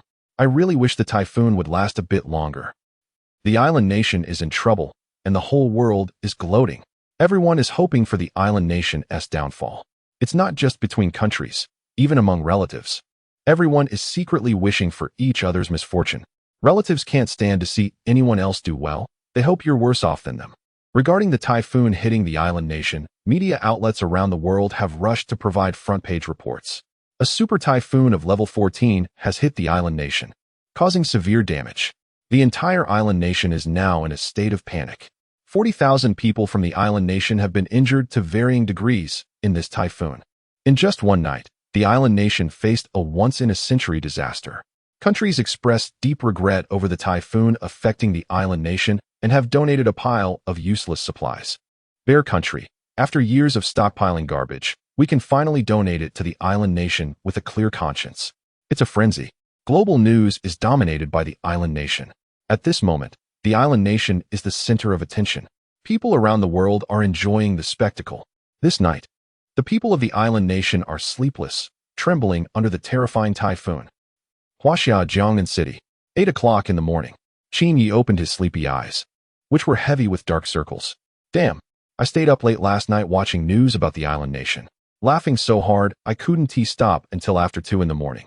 I'm exhausted. Qin Yi yawned and got out of bed, unable to stop smiling. This is the most comfortable moment Qin Yi has had this year. I can't stop laughing. Haha. The only downside is that other countries are also enjoying the misfortune, having a great time. Qin Yi wondered if he should also give them a little warmth after some time. How about sending a sandstorm to one country, or a thunderstorm to another?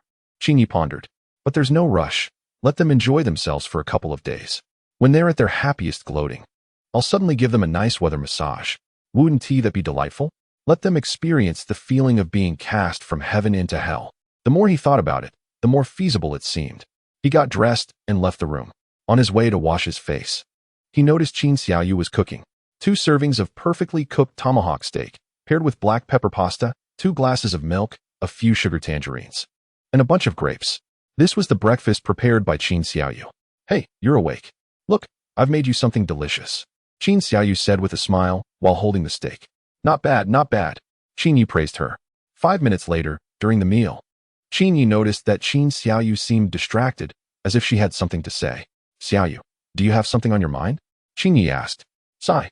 Qin Xiaoyu put down her knife and fork, sighed, and said, Brother, ever since my classmates found out I have a school board member brother, their looks at me have changed. I understand.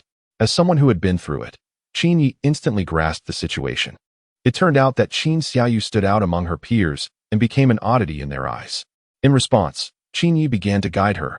Xiaoyu, you need to understand that everyone plays a different role in a class. There are the powerful tigers, agile leopards, fierce wolves, and wild lions.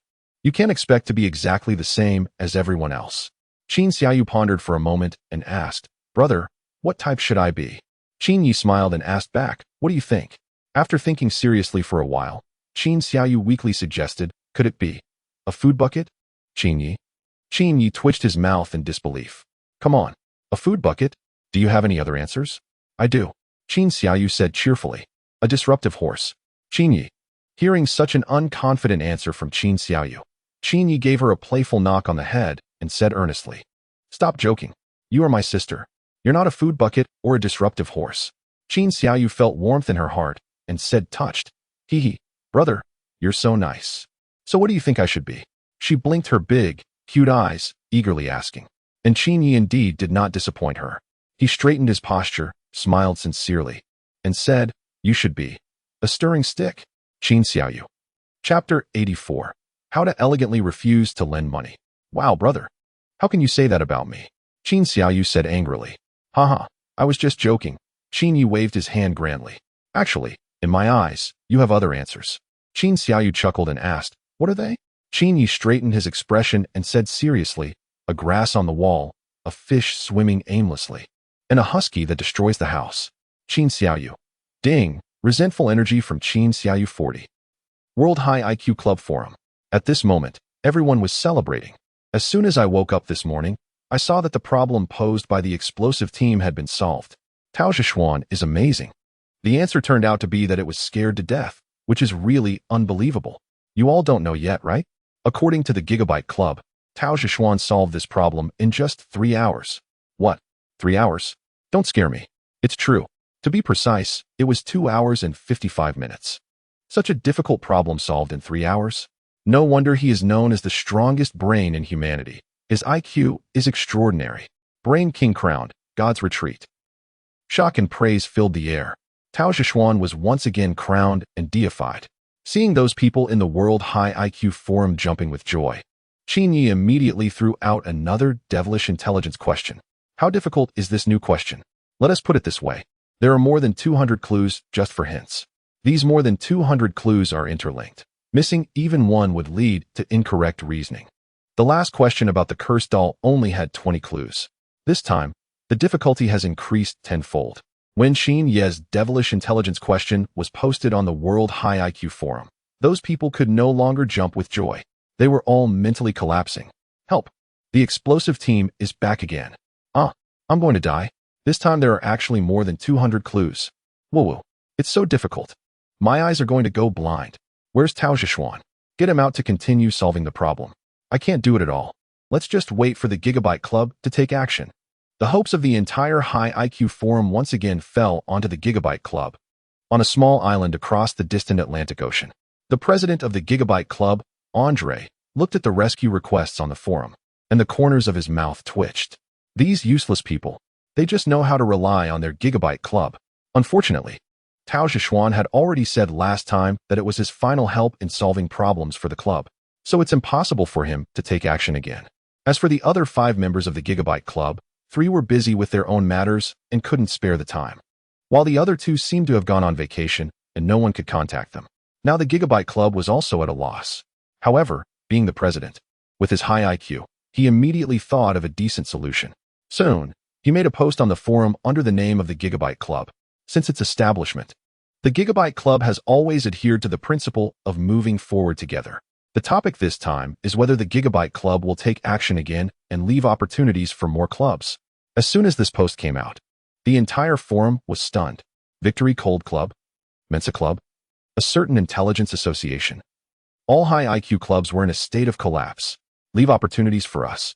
How could that be? If our club could do it, why would we seek help from your Gigabyte Club? At 9 a.m., a Hongqi HS9 drove into Mingzhu Primary School. The owner was Qin Yi. On his way to the board office, Qin Yi saw Luo Nye, dressed in a plaid shirt and looking melancholic, standing in front of a drawing board, staring at the sky, seemingly lost in thought. What's wrong, little tweezers? Qin Yi asked. Luo Nye put down his paintbrush and sighed. Principal, I've encountered something quite troubling recently. Qin Yi was intrigued. What is it? Tell me. Luo Nye sighed again and said, a friend borrowed money from me. I don't want to lend it, but I also don't want to hurt our friendship. What should I do? Qin Yi suddenly realized. So that's the issue. He had encountered similar situations before. There are always people asking him for money. Once money is lent out, it's hard to collect. There's a saying, friends when borrowing money, enemies when repaying. Regarding the topic of borrowing money, Qin Yi had deep insights. He smiled at Luo Nye and said, little tweezers, let me teach you what to do. Really? Do you have a solution, Principal? Please teach me. Luo Nye's eyes brightened, eagerly asking. Qin Yi cheerfully replied, just say you don't have money to lend. Isn't that simple? Luo Nye frowned, feeling disappointed. But if I do that, won't my relationship with my friend be ruined? Little tweezers, you're too naive. Qin Yi began to instruct, you can ask your friend how much they need to borrow, and then say you're going to start saving now. Luo Nye? Luo Nye was stunned. It could be played like this. Low emotional intelligence. No money, no lending. High emotional intelligence. How much do you need? I'll start saving now. Ha ha ha. Principal, you're a genius. Luo Nye laughed heartily. I'm going to tell my friend right now. Luo Nye packed away the drawing board and happily ran off. Watching Luo Nye leave, Qin Yi smiled. Another day of doing good deeds. I really am a great philanthropist. Outside the board office, Qin Yi noticed Bai Ruhan standing there with a worried expression. Hey, what is going on today? Everyone seems to have something on their minds. Qin Yi chuckled. First it was Qin Xiaoyu, then Luo Nye, and now Bai Ruhan. What is bothering them? Little Bai, what is wrong with you? What is troubling you? Qin Yi acted like a fortune teller, boasting, share your troubles, and I, the school director, will help you find answers. Bai Ruhan, with her eyebrows arched, expressed her concern. Director, I'm not a language teacher. But recently a relative of mine had a baby and wants me to give it a powerful name. Oh, what is your relative's surname? Qin Yi asked. Bai Ruhan replied. The surname is Xiang. They are the 76th generation descendants of the Xiang clan. Upon mentioning the Xiang clan, Qin Yi immediately thought of Xiang Yu.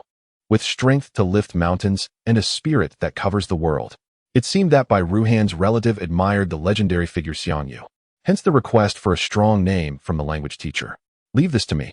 Qin Yi confidently patted his chest. Naming is my specialty. Wow. Bai Ruhan's eyes sparkled with admiration. So, director, do you have any good names in mind? Qin Yi clasped his hands behind his back, grinned, and said 3 words. Chapter 85, Naming Genius Qin Yi. A name of great significance. Qin Yi lightly announced the name. Bai Ruhan. Little Bai, let me explain. Qin Yi smiled and said, this name has profound meaning. What kind of meaning? It is spectacular and must have an echo. The 3 characters of Xiang Sha Bai are so domineering. School board member. You must be joking.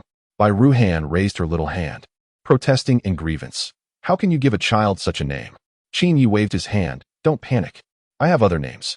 Then, Qin Yi announced several other impressive names. Xiang Tiaogo, organized and meticulous. Xiang and Ma, going against the current, success is guaranteed. Xiang Jiba, ancient and modern, powerful and fierce. Bai Ruhan. Bai Dalao was left speechless. What on earth are these names? Woo-woo. School board member, you're scaring me. Mingzhu Primary School, outside the school gate. 400 to 500 teachers from other schools arrived slowly. They came from hundreds of primary schools in Su province, all with the same goal of stealing knowledge at Mingzhu Primary School. Teachers, shall we go in? A teacher in the crowd suggested. Other teachers agreed. Let us go. I've wanted to see Mingzhu Primary School for a long time. I heard this is a private school, and the backers are wealthy, with teachers' salaries several times higher than ours. I also heard that a few days ago, Mingzhu Primary School offered $1 million as bonuses for the teachers. I envy this. This is someone else's school. We public schools barely make any money all year round. Is Mingzhu Primary School still hiring? I want to switch jobs. Wake up. Is it that easy to get into Mingzhu Primary School? As they talked, the hundreds of teachers stepped into the school. Upon entering, they were all dumbfounded, because the school was eerily empty. Looking around the campus, not a single person could be seen. Is this for real? Island Nation. Meteorological Bureau. Director Miyashita Jincheng was trembling as he held a report list. This was the casualty report compiled last night. The numbers of injuries and deaths on this report were terrifying. To stabilize public sentiment and avoid causing social panic, the Meteorological Bureau publicly announced that only over 1,000 people had died. But the true death toll far exceeded this number. It was so high that they didn't dare to disclose it. Once revealed, the entire island nation would be engulfed in fear and panic. This was a responsibility the Meteorological Bureau could not bear. From last night until now, the phones at the Meteorological Bureau had been bombarded. Calls from various forces had not ceased. Now Miyashita Jincheng could only hope that this damn typhoon would end soon. Otherwise, the consequences would be unimaginable. Currently, the entire island nation's transportation infrastructure was paralyzed. The factory is shut down, schools are closed, water and electricity are cut off, everyone is on edge. And people don't even dare to step outside. Every day of economic loss is a terrifying number. If it weren't for the satellite stations above, the internet would likely be severely impacted. This is the darkest day for the island nation. In a city in the southern region, in the office of the school board, Bai Ruhan is discussing an issue with Qin Yi. Did you hear about the typhoon news from the island nation last night? She asks. Of course, Qin Yi replies. Bai Ruhan, looking worried, says, I'm really concerned. Qin Yi raises an eyebrow, feeling somewhat displeased. Could Bai Ruhan really be so naive? Worried about those people from the island nation? He coldly responds, what is there to worry about those people? Bai Ruhan sighs and clarifies, I'm not worried about them. I'm worried about the overseas Chinese who are there. Those Chinese tourists facing such a huge typhoon, what will they do? Hearing her say this, Qin Yi chuckles. He gazes out at the sky and mysteriously asks, do you believe in divine justice? Divine justice? Bai Ruhan is momentarily taken aback, not understanding what Qin Yi means. He doesn't explain further, but instead glances at the Rolex he picked up from the dining hall, noting that it should be about time. At this moment, above the East China Sea, a black light that pierces through the sea is flying at over 20,000 kilometers per hour. Its speed is so fast that it is almost impossible to see its form. It's like a blood-red rainbow tearing through the sky. Hidden beneath the black light is an alien mech, not of earthly civilization. The mech is over 40 meters tall, constructed from space-grade alloys, glinting coldly. Its body resembles an indestructible steel wall, containing terrifying power. Mechs are not purely science fiction. Countries around the world have long been researching such things. In 2000, a certain nation announced an exoskeleton mech device called the Guardian Exo. After the members of the Marine Corps donned this mech, they could lift hundreds of kilograms and had incredible jumping abilities. At the 2017 World Robotics Conference, a semi-finished Tiger Roar mech was exhibited, made of carbon steel, standing 7.3 meters tall, 4.8 meters wide, and 3.8 meters deep, weighing about 8 tons. The mech had several movable parts and a cockpit for the operator to control freely. In 2019, another country announced the development of a Samurai 3 combat mech, which integrates robotic systems and drones, representing an advanced set of defense, communication, weapon, and ammunition equipment. And all of this is just what is publicly known. Some countries might have already developed complete mechs that they keep secret as hidden weapons. At this moment above the East China Sea, the one controlling the mech is the artificial intelligence of a novel's autowriter. This artificial intelligence, trained in online romantic conversations, has been dispatched by a certain organization to execute a mission and rescue Chinese compatriots trapped on an island nation. The homeland never abandons its people. No matter where you are or what dangers you face, the support of 1 billion people is always behind you. This is the spirit of the homeland. A mysterious black light moving rapidly over the East China Sea was soon detected by satellites from various countries. In a certain country's satellite intelligence agency, gasps of astonishment filled the room as everyone was stunned by this strange black light. What is that? Is it a UFO? The terrifying speed of movement. Even intercontinental missiles cannot reach such flying speeds. What on earth is this? It's moving too fast. The satellites could only capture blurry images. The true form remains unclear. In a certain country's monitoring department, investigators stared at the images transmitted by the satellites, their eyes wide open, rendered speechless. After a long silence, a commander swallowed hard, his dry lips trembling. What on earth is this thing? Moving at over 20,000 kilometers per hour. It is rapidly heading towards the island nation across the East China Sea. What does this mean? The capitals of the homeland and the island nation are just over 2,000 kilometers apart. This means that the black light can traverse the East China Sea and reach the island nation in just 6 to 7 minutes. What is its purpose? Is it an alien invasion of Earth? The entire monitoring department fell silent. Everyone was shocked by the images captured by the satellite. The homeland, a certain northern country, the island nation, another country, a bare country. There was a wave of astonishment and commotion. The world trembled in fear. The intelligence agencies of various countries focused their attention on the East China Sea. Everyone wanted to know, what exactly is that black light? Is it really an alien UFO? As the world watched anxiously, time passed second by second. 7 minutes later, a beam of light streaked across the sky, piercing through the East China Sea. The island nation had finally arrived. The black light stopped moving. At this moment, satellites from around the world finally captured the true form of this mysterious black light. Chapter 86. It's complicated. The misunderstanding escalated. It was a colossal figure as tall as a small mountain.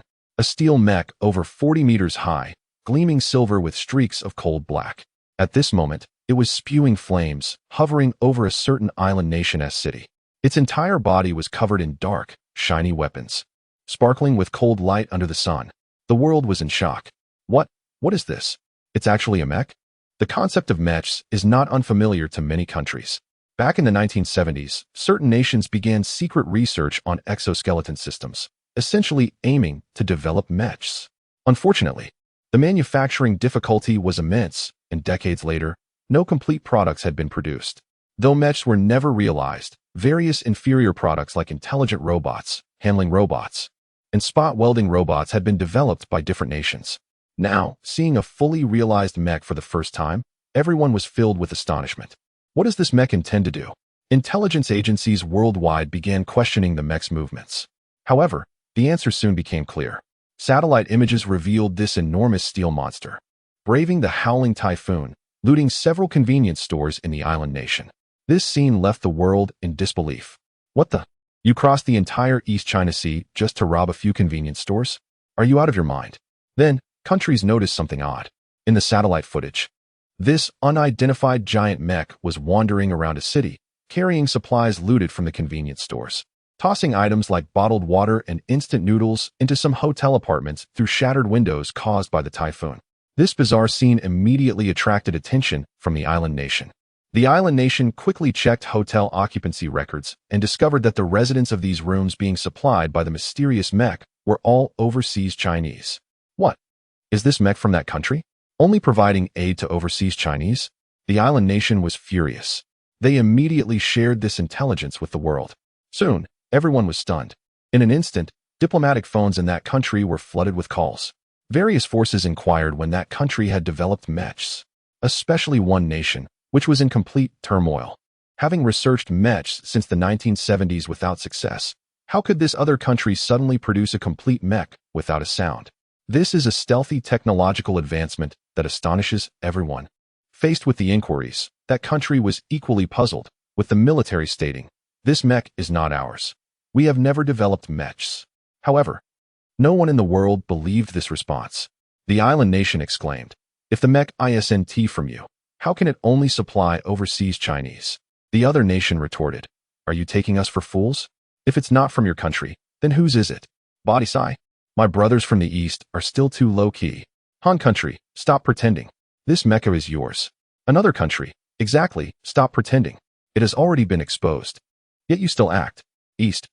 No matter how the East explains, countries around the world just don't believe it. They think the East is being low-key. After all, the East emphasizes modesty and restraint. This misunderstanding is huge. It's impossible to clarify.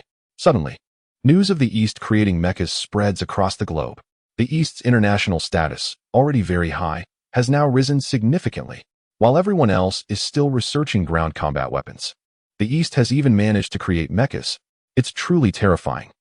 At Mingzhu Primary School, just as the teachers from the observation and study group looked at the empty campus in confusion, Director Zhu Minghui arrived. "Teachers, our students are currently exercising on the playground." Director Zhu explained to the group. The teachers suddenly realized, "So that's why there's no one around. It turns out they are on the playground. It seems your school not only focuses on academic performance, but also emphasizes physical fitness. Let's go? What are we standing here for?" To the playground. A large group headed straight for the playground. Upon arriving, the teachers from the observation group were shocked. They saw the students of Mingzhu Primary School running on the playground, shouting loud slogans, and maintaining a neat formation. The discipline, the momentum, the military-like demeanor left the visiting teachers in awe. After all, these are just elementary school students. "Director Zhu, how does your school manage to have such a neat formation?" one teacher asked, unable to contain their curiosity. Zhu Minghui rolled his eyes, thinking to himself, "Who are you calling a pig? In reality, it's just about practice." Zhu Minghui confidently began to boast. "Ever since the school board took over management, our school has been running exercises every day for physical fitness." The board member once said, "To cultivate the spirit, one must first strengthen the body." The teachers from the observation group nodded in agreement, recognizing the advanced educational philosophy of Mingzhu Primary School. Many schools nowadays only focus on academic performance while neglecting physical fitness. They learned an important lesson today. Academic achievement and physical fitness must both be prioritized. One needs good physical health to fully engage in learning. On the playground, the sound of running echoed. The formation was orderly. The atmosphere was impressive. The observation group teachers watched in amazement. Class 8. Extraordinary. Charge forward. Raise the sails high. Fearless warriors. Achieve your dreams. Fearless youth. Forge brilliance. With virtue, we carry the weight of the world. Self-improvement. United and progressive. Always strive for the best. One by one, the loud slogans were shouted by the classes at Mingzhu Primary School. The magnificent atmosphere made it hard to believe that this was a group of elementary school students running exercises. 10 minutes later, the exercise ended, and each class left the playground in an orderly manner. Just as the teachers from the observation and learning group were preparing to leave, the chubby director, Zhu Minghui called out to them, "Teachers, please don't go just yet. Our school has prepared a welcome ceremony for you." Upon hearing this, the teachers were delighted. A welcome ceremony? How enthusiastic. Let us showcase some talents. The chubby director waved his hand, and several students from Mingzhu Elementary School came over with props. They were some familiar faces. Xiao Lin, Xiao Peng, Xiao Ning, Xiao Mei. What talents were they about to perform? Chapter 87. Should Qin Yi set the International Chinese Exam questions? Hello, teachers. Let me perform a chest-breaking act. The chubby boy brought a large stone and lay down under it. Next to him, Xiao Chong held a big hammer and brought it down with a thud. Bang! The stone shattered into 2 pieces. The hundreds of teachers from the observation group were stunned. What is going on? Chest breaking? And that's not all. After the chubby boy finished his act, it was Xiao Lin's turn. Xiao Lin brought over 5 or 6 bricks and stood them in a row. Then, with a loud shout, he said, "Uh-huh." Xiao Lin shaped his hand like a knife and struck down. Crack! All the bricks shattered and fell to the ground. The observing teachers? What is going on? Has he practiced martial arts? In reality, the large stone and bricks had been pre-prepared. The bricks were already cracked and glued together. With one strike, they broke. However, the observing teachers were unaware of the truth. The chest-breaking and hand-chopping of bricks were indeed very impressive. The teachers watching felt a chill down their spines. Next up was Xiao Mei, who confidently said, "I will perform the poem Young Run 2 for all the teachers." Young Run 2 is a 6th grade Chinese textbook passage, written by Mr. Zhou Shuren. Xiao Mei began her recitation. The grandfather was young. I was correct. The scenery was good. In the world, when I was 13. My father was still. The observing teachers? The teachers were dumbfounded. Reciting backwards? This was incredible. What talents do the students of Mingzhu Primary School possess? How was that? Our school board has thoughtfully prepared a welcome ceremony for you, right? Director Pang said with a smile. The teachers twitched their lips, unsure of how to respond. What an extraordinary school. After the performances of the chubby boy, Xiao Lin, and Xiao Mei, it was finally Xiao Ning's turn. Xiao Ning looked at the teachers and said, "I don't have any special talent. How about I read you some exam questions set by the school board?" The teachers? What the heck? They were teachers, there to observe and learn, not to take exams. Unfortunately, before they could voice their opinions, Xiao Ning started reading the devilish questions that Qin Yi had once set. Is the third eye of Erlang Shin single eyelid or double eyelid? If one keeps eating digestive tablets, will they starve or burst? Does 502 glue stick to pots? Can it hold? If bitten by a 5-step snake, if I take 45 steps back, can I take it and its 9 clans down with me? Quitting smoking and drinking can increase life by 10 years. If I quit smoking and drinking, then continue to drink, then smoke, and then quit again, can I achieve immortality? The teachers? The teachers in the observation and learning group were losing their composure. What kind of questions are these? Director Zhu, are these the types of questions your school usually deals with? A seasoned middle-aged teacher asked with a trembling voice. The plump director waved his hand, dismissing the concern, saying, "What are these questions? You haven't even seen the truly difficult ones yet." The teachers.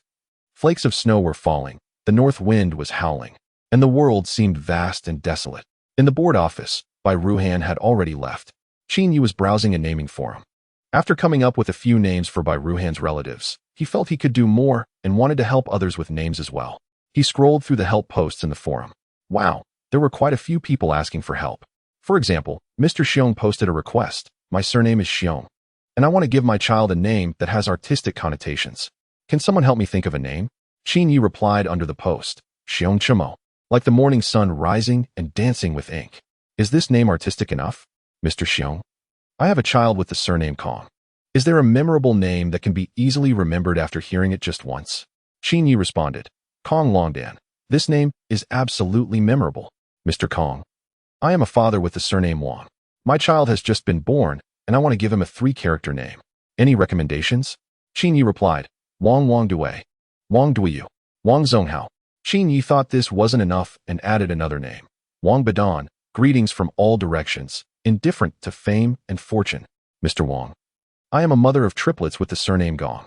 I want to give my children 3 nice names. Can any experts help? Qin Yi quickly typed out several sets of triplet names. Gong Ping, Gong Zheng, Gong Kai, Gong San, Gong Bao, Gong Tai, Gong Bao, Gong Ji, Gong Ding. Triplet mother? In no time, kind-hearted Qin Yi had helped name over a dozen lucky parents. The naming genius Qin Yi gave himself a thumbs up. He truly was a benevolent person. Just as Qin Yi was reveling in the joy of helping others with names, the landline in the office rang. Qin Yi answered the phone. "Hello, who is this?" The person on the other end sounded a bit excited. "Director Qin, we finally reached you. We've been trying to call you since yesterday. Let me introduce myself. My surname is Li, and I am the section chief at the International Chinese Language Office, responsible for organizing the Chinese proficiency test." The other party introduced his identity. The International Chinese Language Office is the organization that oversees the International Chinese Language exams. What could these people want from him? Qin Yi was a bit puzzled. "Hello, Section Chief Li. What can I do for you?" Section Chief Li explained. "It's like this. Director Qin, recently, there has been a linguistic genius from a certain country named Che in Wu online. This guy has been making bold claims online, stating that Chinese is very easy to learn and that he can effortlessly achieve a perfect score on the Level 6 Chinese proficiency test. We, the Chinese Language Office, want to teach this individual from that cold region a lesson by increasing the difficulty of the exam. However, the person named Che in Wu is indeed impressive, a rare linguistic talent. Therefore, we thought of you. We have seen the Chinese language questions you've created online, and if you could lend a hand, this Level 6 Chinese proficiency test would be guaranteed to succeed." Director Li earnestly requested, "Could you help us come up with a set of Chinese proficiency exam questions?" Qin Yi smiled. "Well, isn't this a perfect opportunity to unleash some frustration? This young person from that cold region thinks Chinese is simple? Very well. I'll prepare a set of devilishly difficult questions to show him the depth and richness of the Chinese language." "Don't worry, Director Li, I've got this covered," Qin Yi replied. "Just leave me an email address, and I'll send the questions to your inbox within 2 hours." "Great. Thank you so much."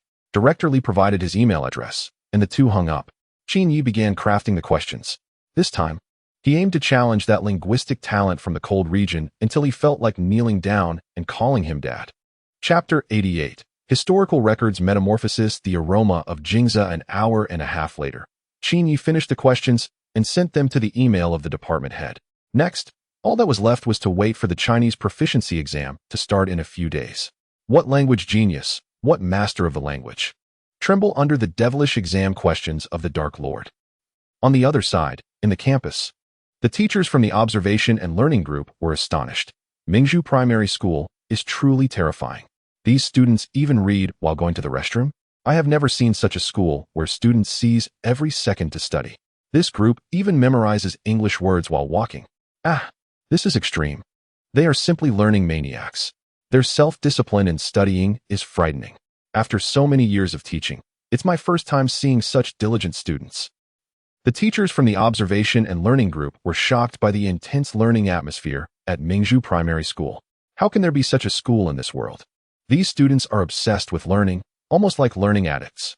They are studying every moment, every second. If they're not studying, they are on their way to study. How could a group of hard-working, dedicated students not achieve good results? Ding, ding, ding. The class bell rang. The teachers from the Observation and Learning Group hurriedly entered various classrooms to listen to lessons. In the 6th grade, 5 class, Chinese class, Bai Ruhan was teaching the students. On the blackboard was a piece of classical Chinese text, leaving the teachers at the back of the room in a daze. What is this? This chaotic stuff. The content on the blackboard: Historical Records Metamorphosis. The aroma of Jingza.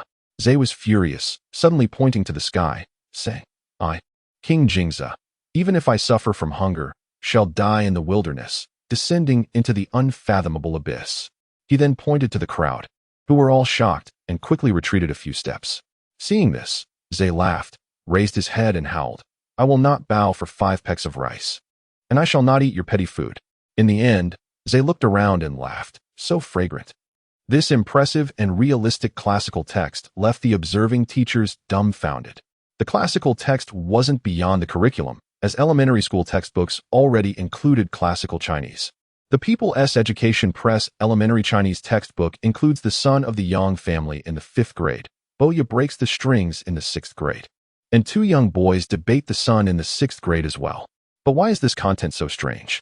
Historical Records Metamorphosis. The aroma of Jingza?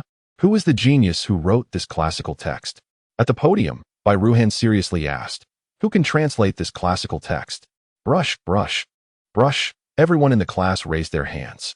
The observing teachers were stunned. What is this enthusiasm for learning? Are these students so proactive? Unlike their own schools, where few students would raise their hands when asked questions, at Mingzhu Primary School, they were actually eager to answer questions. What kind of extraordinary school is this? Xiaoming, come here. Bai Ruhan casually pointed at a student. The chosen student walked up to the podium, fully embodying the role, pointing to the sky and vividly imitating the philosopher Wang Jingzi. Even if I, Wang Jingzi, starve to death outside, jump down from here, I won't eat anything. It smells so good, ha ha ha. The whole class burst into laughter. It was just too funny. This Xiaoming is truly talented. His expressions, movements, and emotional control were all so vividly executed. The teacher listening to the class. 6th grade, 3 class. Science class. The teacher at Mingzhu Elementary School was giving a lesson to the students. Class, have you heard of the brain in a vat paradox proposed by the school board? The middle-aged male teacher asked with a smile. The students below the podium shook their heads. What is the brain in a vat paradox? They had never heard of it. When did the great demon King Qin Yi ever say something like this? The middle-aged male teacher began to educate the students on scientific knowledge. We all know that all human sensations lead to the brain. Pain, sweetness, fatigue, joy, and so on. All these sensations are ultimately conveyed to the brain. When you hit your hand, you feel pain in your hand, but actually, it's the brain that feels the pain. Without the brain, you wouldn't feel any pain. So here comes the question, what if you only have a brain, and it is placed in a nutrient solution container? Scientists use computer simulations to convey various sensations to your brain: visual, auditory, taste, smell, and touch. Do you think you are living in a real world? No. In fact, you are just a brain, living in a nutrient solution container. The world you see is the visual input from the computer. The sounds you hear are the auditory signals from the computer. Everything you experience, all your sensations, come from simulated signals from the computer. So the question arises, how do you prove that you are not a brain in a vat? After the middle-aged male teacher finished this explanation with a smile, the whole class fell into a dead silence. All the elementary students were dumbfounded. The teachers listening to the class exchanged glances, starting to question their lives. What the heck? This is too terrifying. The brain in a vat paradox. This is an unsolvable problem. The brilliance of this paradox lies in the fact that no matter from any angle, you cannot prove that you are not a brain in a vat, not living in a nutrient solution container. Of course, there is also no way to prove that this argument is correct. You can neither prove it right nor prove it wrong. This is an unsolvable paradox. Whoa. I have no idea how to solve this. How can I prove it? No wonder it's from the great demon King Qin Yi. These are devilish exam questions. I'm starting to question my life. Is this world fake? Am I really me? Or just a brain in a vat? It's too scary. Who can prove this paradox? The students below were whispering to each other, creating a chaotic scene. Just when everyone was struggling to find a solution, a sudden voice came from the corner. I can prove it. I have a way. As soon as the voice spoke, the entire class fell into an eerie silence once again. Wait, what? Can you really prove it? Is that for real? All eyes in the classroom turned to the owner of the voice. A chubby little boy, wearing an oversized school uniform and a red scarf, stood up. He was the class monitor. Can you prove it, little one? Children shouldn't lie, the middle-aged male teacher said sternly. The teacher didn't really believe the boy could prove this paradox. Not only did the teacher doubt it, but the teachers from other schools listening in were also skeptical. That's absurd. How could anyone prove something like this? Is this little boy just bragging? Let's hear what he has to say. Who knows? He might have an imaginative approach. Chapter 89. Fill in the blank questions of held difficulty. Bang. Bang. The chubby boy hit his head twice. Then, with his hands on his hips and a smug expression, he declared, to prove that my brain is not in a nutrient solution container, I hit my head twice. The middle-aged male teacher? The listening teachers? The entire class of students? What the heck? Hitting your own head. Shower, please sit down. The teacher at the podium said. Are there any other students with different answers? The class representative, Shaolin, raised his hand. Teacher, I have one. The eyes of the entire class focused back on him. Shaolin stood up straight and grinned. Actually, it's very simple to refute the idea of a brain in a jar. If I were a scientist, I would never let a brain cultivated in a nutrient solution have such thoughts. When I have the idea of being a brain in a jar, it proves that I am not a brain in a jar. Smart Shaolin used a method of contradiction to argue his point. The crowd suddenly realized and felt it made a lot of sense. Amazing. This perspective is brilliant. Such a creative mind. This student is truly a talent. The listening teachers praised him highly. But then, a single statement from the middle-aged male teacher on the podium plunged the entire class back into silence. If I were a scientist, I would let the brain in the nutrient solution know this, and then it would be unable to confirm or deny it. Thus, it would never think about this issue again. Shaolin. The entire class of students, the listening teachers, experienced triumphs. The male teacher's single sentence directly refuted Shaolin's argument. This is completely an unsolvable paradox. The listening teachers wailed in despair. Class 5, Grade 6. After finishing the classical text Jing Zheyin Xiang by Ruhan began to explain fill-in-the-blank questions in Chinese to the students. The blackboard displayed 5 fill-in-the-blank questions that Qin Yi had given in previous exams. 1. 100 years later, what do you want to write on your tombstone? 2. I'm sorry, we hands. 3. Chow Chow captured El Bu and asked, do you have any last wishes before you leave? El Bu said, I don't want to die. Chow Chow sighed and said, 4. If someone says you are foolish, you would fiercely respond. 5. I asked the doctor what medicine can cure lovesickness, and the doctor said. The 5 fill-in-the-blank questions left the listening teachers feeling weak in their hands and dizzy in their minds. What is this? What kind of nonsense questions are these? How come they can't even answer the first question? The first question, 100 years later, what do you want to write on your tombstone? By Ruhan, holding a teaching stick, asked, who can answer this question? In the back row, a teacher listening to the class scoffed. How could anyone possibly solve this kind of question? However, the next moment, the teacher was left dumbfounded, looking as if they had seen a ghost. All the students raised their hands in unison, eager to answer. The listening teacher was stunned. What? They can all do this kind of question? Are the students of this elementary school growing up on magic pills? Classmate Tang Guogua. Please answer. By Ruhan pointed to a student. Then, a cute little girl from the 5th row stood up shyly and said, I think it should say, high-quality graveyard looking for roommates, half rent, and free utilities. As soon as this answer was given, the class erupted in laughter. Ha ha. Half rent and free utilities. Amazing. Guogua, you are so impressive. Truly a talent. By Ruhan's mouth twitched slightly. She held her forehead and said, Classmate Tang Guogua, please sit down. Is there anyone else with a different answer? By Ruhan's gaze turned to the students below the podium.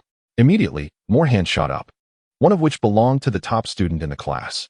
Sharon, please answer this question, By Ruhan said with a smile. Then a somewhat goofy-looking boy, who was also sniffling, stood up.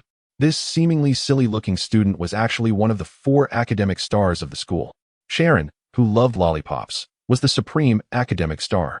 As soon as he spoke, he provided 3 answers. If it were me, I would write on the tombstone, what are you staring at? Come in for a duel. Or, not convenient to welcome you today, but I will surely come to thank you another day. Or, advertising space for rent. Ha ha ha. The class burst into laughter again. An academic star is indeed an academic star. This unexpected wit caught me off guard.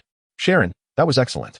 By Ruhan clapped and said with a smile, now, let's move on to the second question.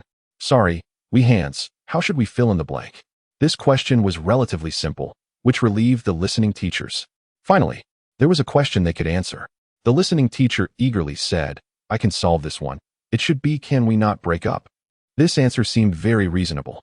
But the students of this elementary school did not play by the rules. One student raised their hand and said, Teacher, I have a different answer. By Ruhan smiled and said, please share your answer. The student looked a bit troubled and said, the answer can only be written down. I can't say it. By Ruhan gestured for the student to come up and write the answer. The student stood tall, walked confidently to the podium, and picked up the chalk. With a few swift motions, they soon finished writing the answer. On the blackboard, there was a striking sentence. Sorry, we are not familiar. Please stop. The whole class was dumbfounded. Wow, is it possible to say it like this? Ha ha. Another burst of laughter. Next is the third question, a fill-in-the-blank about 2 historical figures. By Ruhan smiled and asked, who can solve this question? This one is a bit difficult. Very few hands were raised. Even the teachers sitting at the back didn't know the answer. How on earth are we supposed to answer this? It's really too hard. Just when everyone thought By Ruhan was going to call on someone again, she unexpectedly answered the question herself. Chow Chow captured El Bu and asked, do you have any last wishes? El Bu replied, I don't want to die. Chow Chow sighed and said, once a wish is spoken, it won't come true. El Bu. The whole class fainted. What a clever answer to the fill-in-the-blank. No wonder she's a language teacher. Her professional skills are truly impressive. Hee hee. Bai Ruhan's eyebrows curved as she revealed a pair of little tiger teeth. Next is the fourth question. If someone calls you a fool, how would you respond with a fierce expression? Unfortunately, no one raised their hand this time. Seeing that no one was eager to answer, Bai Ruhan smiled and said, "Since no one is raising their hand, let's have one of the teachers at the back answer this question." The innocent teacher sitting at the back? Oh no, they won't know the answer either. Chapter 90. Winter Solstice Cicada Pupae, 1 Xian, stewed with snow from the previous year. Can cure the pain of longing. Teacher Bai. Let's have the students answer this question. A teacher listening to the class said with a wry smile. These questions are really too amazing. I have no idea how to solve them. All right then, Xiong Pangpang. You answer, Bai Ruhan said. Xiong Pangpang stood up and said, "Tell that person that leaking personal privacy is illegal." The listening teacher responded, "If someone calls you a fool, you would fiercely tell them, leaking personal privacy is illegal." Wow, you're really a genius. The teacher was impressed. The students at Mingzhu Primary School were indeed outstanding, making everyone feel overwhelmed. What about the last question? A listening teacher frowned. He couldn't believe that the last question could have an astonishing answer. I asked the doctor what medicine could cure the pain of longing, and the doctor said. The difficulty of this last question far exceeded the previous 4 questions. There were actually several possible sentences to fill in. For example, the doctor could say there's no cure or this game can cure it. However, none of these answers were impressive. To get an astonishing answer, they needed a big shot to step up. All the students' gazes turned to Sha Ren. As one of the 4 academic stars of Mingzhu Primary School, this final question was meant for him. "Sha classmate, please give it a try," Bai Ruhan said with a smile. Sha Ren, who looked a bit foolish with a runny nose, stood up and weakly asked, "Teacher, can I have a lollipop?" Bai Ruhan wiped the sweat from her brow. Well, okay. In ancient times, Li Bai drank wine for inspiration and wrote hundreds of poems. Now, Sha classmate eats a lollipop for inspiration to solve the puzzle of longing. Seriously, do you think you're a cartoon character? Eating a lollipop? A listening teacher sarcastically commented. A student next to him explained, "You wouldn't understand. It's just like some people like to chew betel nut while gaming or snack while watching TV. It's a habit. Our class's Sha academic star likes to eat lollipops when solving difficult problems." The teacher's mouth twitched, but he remained silent. Eating a lollipop to solve problems? That's really something. After a few bites of the lollipop, Sha Ren revealed a satisfied expression and softly hummed. The doctor said, 2 tails of 9-leaf heavy building, 1 Qian of winter solstice cicada pupae, stewed with snow from the previous year, can cure the pain of longing. This poetic answer left the whole class in stunned silence. After a good while, a listening teacher stood up, frowning and rebutting. "You are clearly talking nonsense. How can there be cicada pupae in winter solstice? And how can snow be from the previous year?" Sha Ren chewed the lollipop in his mouth and smiled. So, longing is unsolvable. The class fell into an eerie silence once again. Brilliant. This answer was indeed brilliant. So it turns out that longing is unsolvable, hence the statement. The listening teachers were all astounded. Is this the strength of the 4 academic stars of Mingzhu Primary School? That's just too impressive. However, just when everyone thought it was over, a student named Sha Ren made a surprising turn. It is well known that longing is unresolved, but it can also be resolved. The 9-leaf plant signifies the end of summer, and the cold cicadas emerge 3 feet underground. On New Year's Eve at midnight, the snow falls, already separated by a year. Longing can be resolved, but one is simply unwilling to resolve it. When will I lean on my staff to watch the southern snow? While I grow old with the plum blossoms. Longing is bitter, and the cherished moment cannot be held back. Sha Ren revealed a silly smile, as if he had truly experienced a heart-wrenching love. The observing teachers were left in a daze, utterly astonished. How can a mere elementary school student express such profound feelings of longing and utter such poetic and philosophical words? Impossible. Your answer must have been copied. One teacher, unable to withstand the shock, stood up to question, "How old are you? How could you possibly understand the pain of longing to say such things?" Bai Ruhan stepped down from the podium to defend her student. "Please, calm down, teacher. There are some geniuses in this world who can write vividly without personal experience. Just like Li Bai, did he ever go to the heavens? Yet he still wrote the white jade capital in the sky, 12 towers and 5 cities. The immortal caresses my head, granting me eternal life." Bai Ruhan's words left the observing teachers in silence. Indeed, there are geniuses in this world who can create relatable works without personal experience. just like the poet Du Fu, who never went to the frontier in his life, yet wrote numerous poems about it. Scholars have studied the places Du Fu visited in his lifetime. He never went to the frontier, with the farthest place being Qinzhou, which is today's Gansu. However, he wrote 14 poems about the frontier, each one excellent enough to be passed down through the ages. In comparison, the students of Mingzhu Primary School, while lacking profound emotional experiences, expressing the pain of longing is not so surprising. One cannot measure a genius with the eyes of an ordinary person. It only shows that the students of Mingzhu Primary School are truly remarkable. In the 5th grade, Class 7, during a math lesson, Mr. Chun was teaching his students. On the blackboard was written the problem. Given the formula for gravitational acceleration h12gt2, where h is the distance fallen, t is time, and g is gravitational acceleration, which increases with latitude. A bear falls into a 916-meter deep hole, taking 1 second. What color is this bear? A. Black. B. White. C. Brown. D. Colorless. This math problem is extremely difficult. It is slightly beyond the curriculum, as elementary students have not yet learned about free fall, but Mr. Chun provided the formula directly. With some thought and cleverness, it can be calculated using the formula. This devilish question left the observing teachers completely bewildered. My goodness, what is the relationship between the time a bear falls and the color of the bear? Who can solve such a question? Who can? Students from Mingzhu Primary School can. A group of students raised their hands, eager to answer. Teacher, it's colorless. I can solve it. It's a polar bear. This question is too easy. I figured it out in 3 seconds. Choose D. Colorless. The chorus of eager responses made the observing teachers start to question their lives. Seriously? How can it be colorless?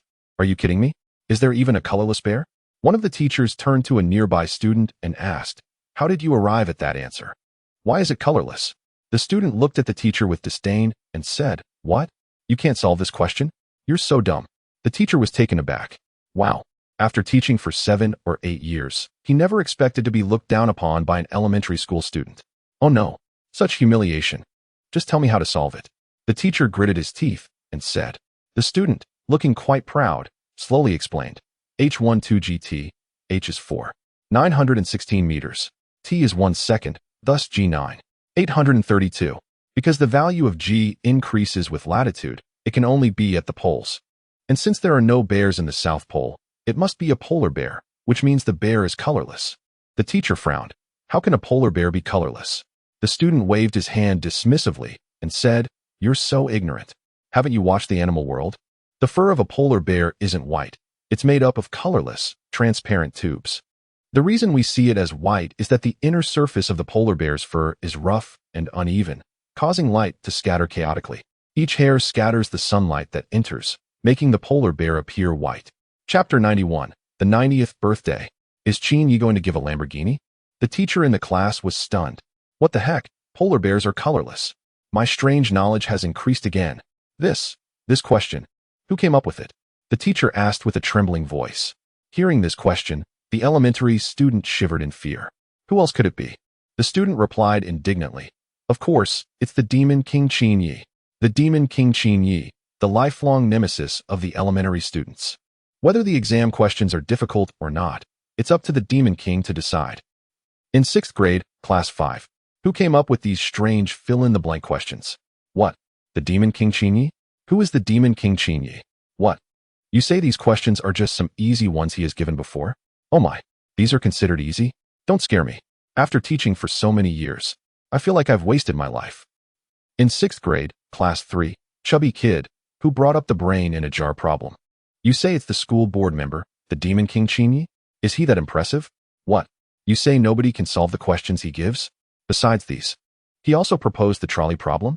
He is also the youngest Master S degree holder from a renowned institution? What kind of devil is this? Suddenly, Qin Yi became the nightmare of the teachers in the observation and learning group. These bizarre, devilish questions even stumped them. How terrifying.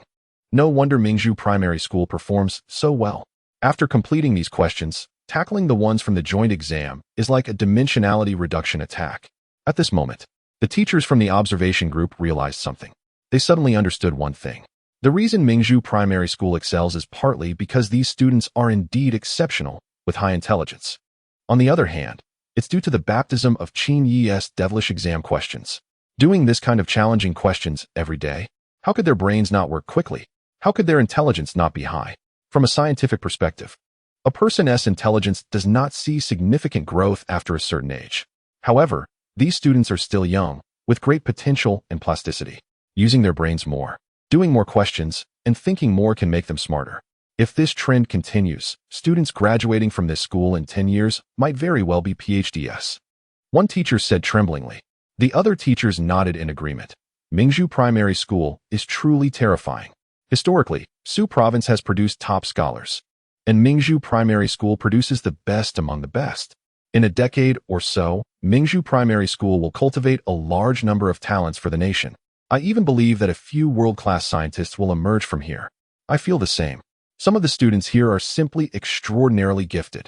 In Class 6-3, there's a student named Nie Xiaolin, who can write with both hands simultaneously. In Class 5-4, there is a student named Du Lushui, who never listens in class and studies independently every day, yet scores perfectly on every exam. In Class 6-5, there is a student named Sha Ruan, who becomes incredibly capable as soon as he has a lollipop, solving any problem put in front of him. It's terrifying. What kind of amazing school is this? I even suspect that the students from the affiliated elementary school of a prestigious university aren't as impressive as those here. The teachers from the observation and learning group couldn't help but express their admiration, sighing that Mingzhu Elementary School is truly outstanding. At that moment, in the office of the school board, Qin Yi had just received a call from the security guard, De Zhuang. Principal, my girlfriend is celebrating her 90th birthday today, and I've booked the Hilton Hotel for the banquet. Will you honor us with your presence at noon? De Zhuang asked. Of course I will go. Qin Yi definitely wanted to attend, and he was curious about who De Zhuang's 90-year-old girlfriend was. Finally, he would get to uncover the mystery. All right, I'll send you the location, De Zhuang replied, sending the details to Qin Yi. Qin Yi quickly gathered his things and drove to the Hilton Hotel, as mentioned by De Zhuang. 7 or 8 minutes later, a red SUV drove out of Mingzhu Elementary School. On the way to the hotel, Qin Yi thought to himself, is it appropriate to go empty-handed? After all, it was someone's 90th birthday, and he should bring something as a token of respect. So, he parked his car in front of a shopping mall and called De Zhuang again. De Zhuang, does your 90-year-old girlfriend have any particular preferences? De Zhuang replied. She loves collecting various sports cars. She has a Ferrari in her garage that can go from 0 to 100 km/h in just 3 seconds. Qin Yi understood and knew what gift to bring. He told De Zhuang, only 3 seconds? That's too slow. Just wait and see. I'll get you something faster. De Zhuang was shocked. Something faster than a Ferrari? The principal wouldn't he be planning to give him a Lamborghini, would he? After hanging up the phone, Qin Yi decisively entered the mall and bought a weighing scale. This gadget can go from 0 to 100 in just 1 second. Much more impressive than any Ferrari. 40 minutes later, Qin Yi arrived at the Hilton Hotel. As a 5-star hotel, the Hilton is luxuriously decorated and splendid. Holding a banquet here is not cheap. De Zhuang truly has a knack for charming wealthy individuals, managing to book the entire hotel. Time really changes people, Qin Yi thought as he stepped out of the car. A hotel staff member immediately approached, welcoming him and offering to park his car. Please, sir, they said. Qin Yi nodded slightly and walked into the hotel. Upon entering, he spotted a familiar figure. Standing at the entrance was an elderly woman with white hair, hunched over. She leaned on a precious Wangwali cane and wore a hand-embroidered silk robe. Her face was lined with wrinkles from years of hardship, but her gaze was sharp, giving off a sense of vitality. What? It's you, old lady? Qin Yi was stunned. Indeed, the elderly woman in front of them was their neighbor. The old lady from a notable lineage. No way. No way. De Zhuang's 90-year-old girlfriend turned out to be her? At that moment, Qin Yi felt an inexplicable absurdity, a sense of unreality. Similarly, the old lady also felt an inexplicable absurdity at that moment. No way. No way. Xiao Yezi turned out to be Hui's 20-year-old boyfriend? The old lady was invited to attend a gathering celebrating the 90th birthday of a dance friend she met decades ago at a square dance. Unexpectedly, she saw Qin Yi here. The old lady was stunned. She had heard Hui mention that she was dating a 20-year-old boyfriend. She never imagined that this person would be Xiao Yezi. Wow, you're an old lady dating a 20-year-old boyfriend. Oh my, Xiao Yezi, your taste is really heavy. Dating a 90-year-old woman. Both of them silently looked down on each other in their hearts. Then they just stood there, staring at each other, creating an unusually awkward atmosphere. Chapter 92. Qin is about to make a move on the elementary school students. Qin awkwardly chuckled a few times, breaking the silence and saying, "Old lady, what brings you here?" The elderly woman raised her eyebrows and asked in a strange tone, 90 years old birthday? Qin gasped, "What a coincidence, I am too." It really is a 90-year-old birthday. It seems the old lady is indeed the one. Confirming with a glance, it's the right person. At that moment, Qin felt extremely embarrassed. The elderly neighbor dating a 20-year-old young man, and he caught them.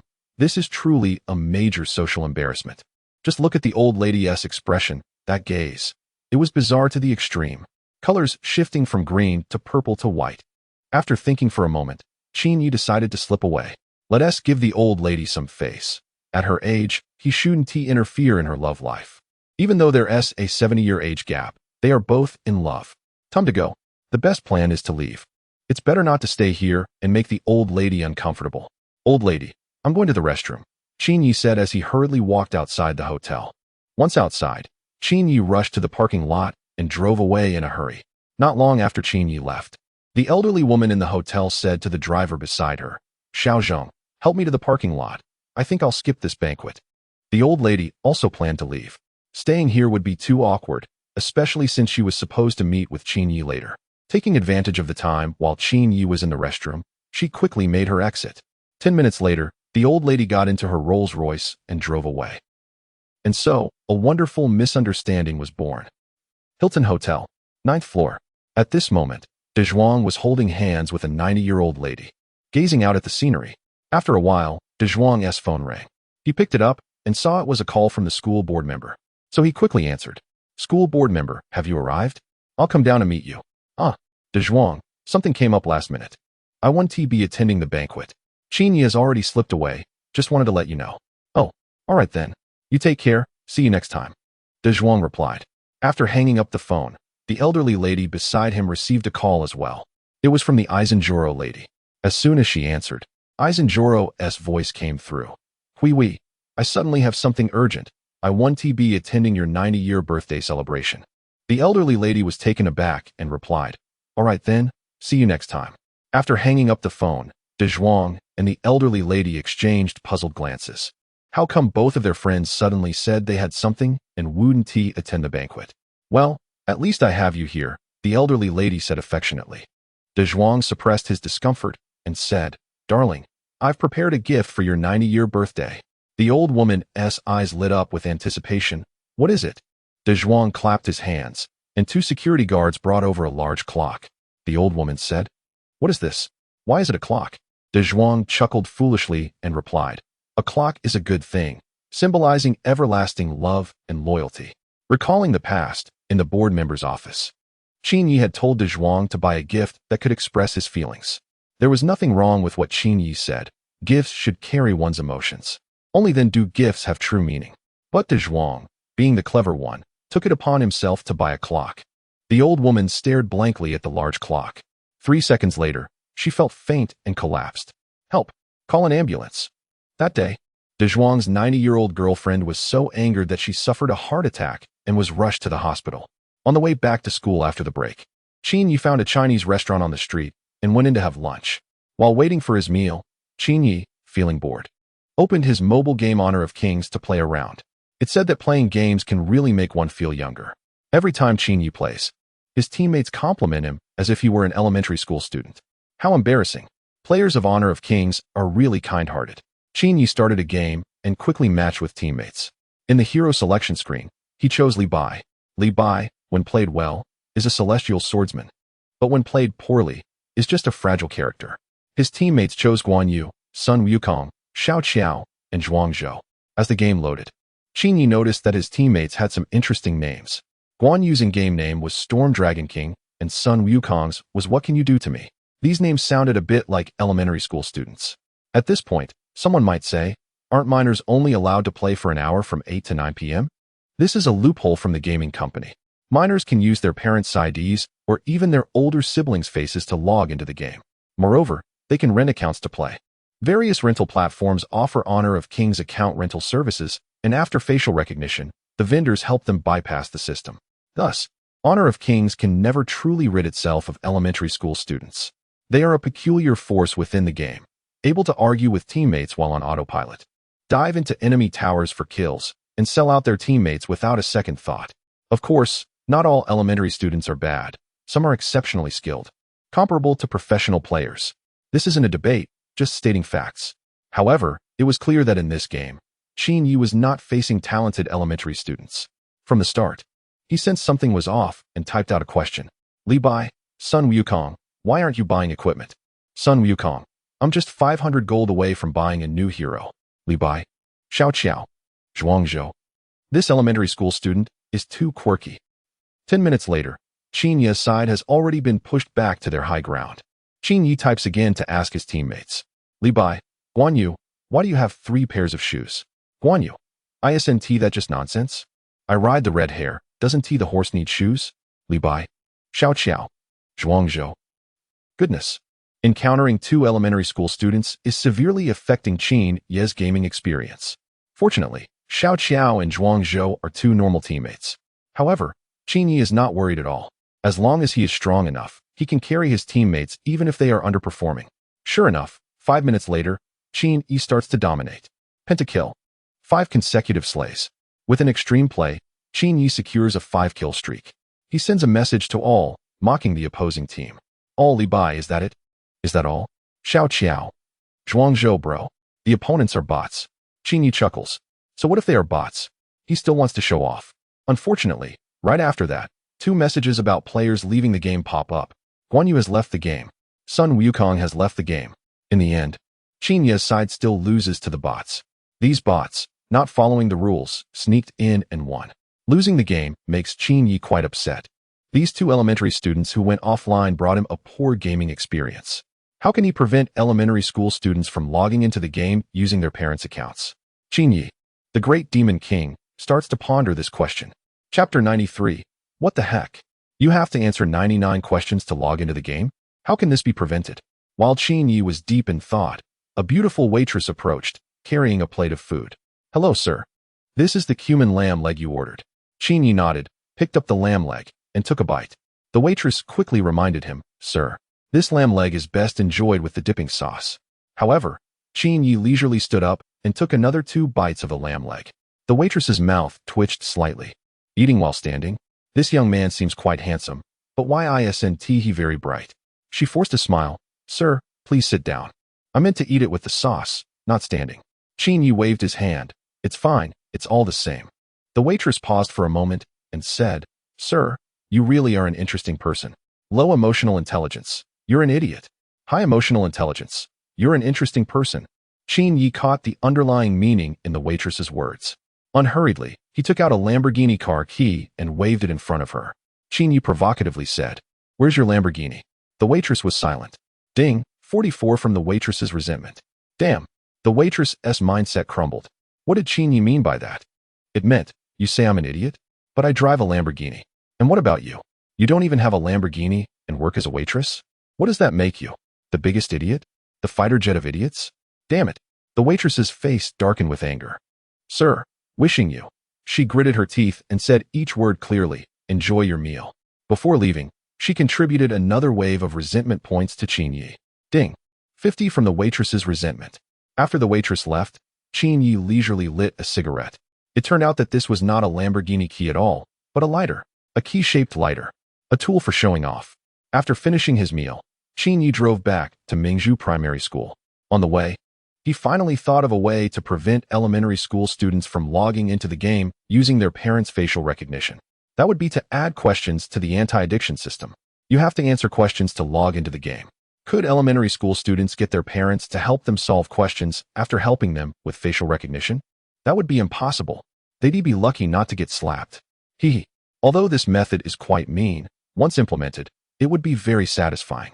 Qin Yi would overnight become the public enemy of elementary school students, landing on their must-eliminate list. The resentment points would come rolling in. After returning to the office, Qin Yi immediately used his email to send a message to the project team of the game. Hello, I am Qin Yi, the board member of Mingzhu Elementary School, the president of Qin Group, and an ordinary player of the game. Recently, I have noticed that there are many minors logging into the game using their parents' facial recognition. Regarding the policy on preventing minors from indulging in online games, your company has not effectively implemented it. Here, I would like to propose a suggestion that can effectively prevent minors from bypassing the system to log into the game. That is to add a quiz system after facial recognition. For example, they must answer 99 questions correctly to log into the game. This way, it not only prevents minors from exploiting loopholes to access the game, but also allows them to learn knowledge. Additionally, I have attached a set of quiz materials. Quiz attachment.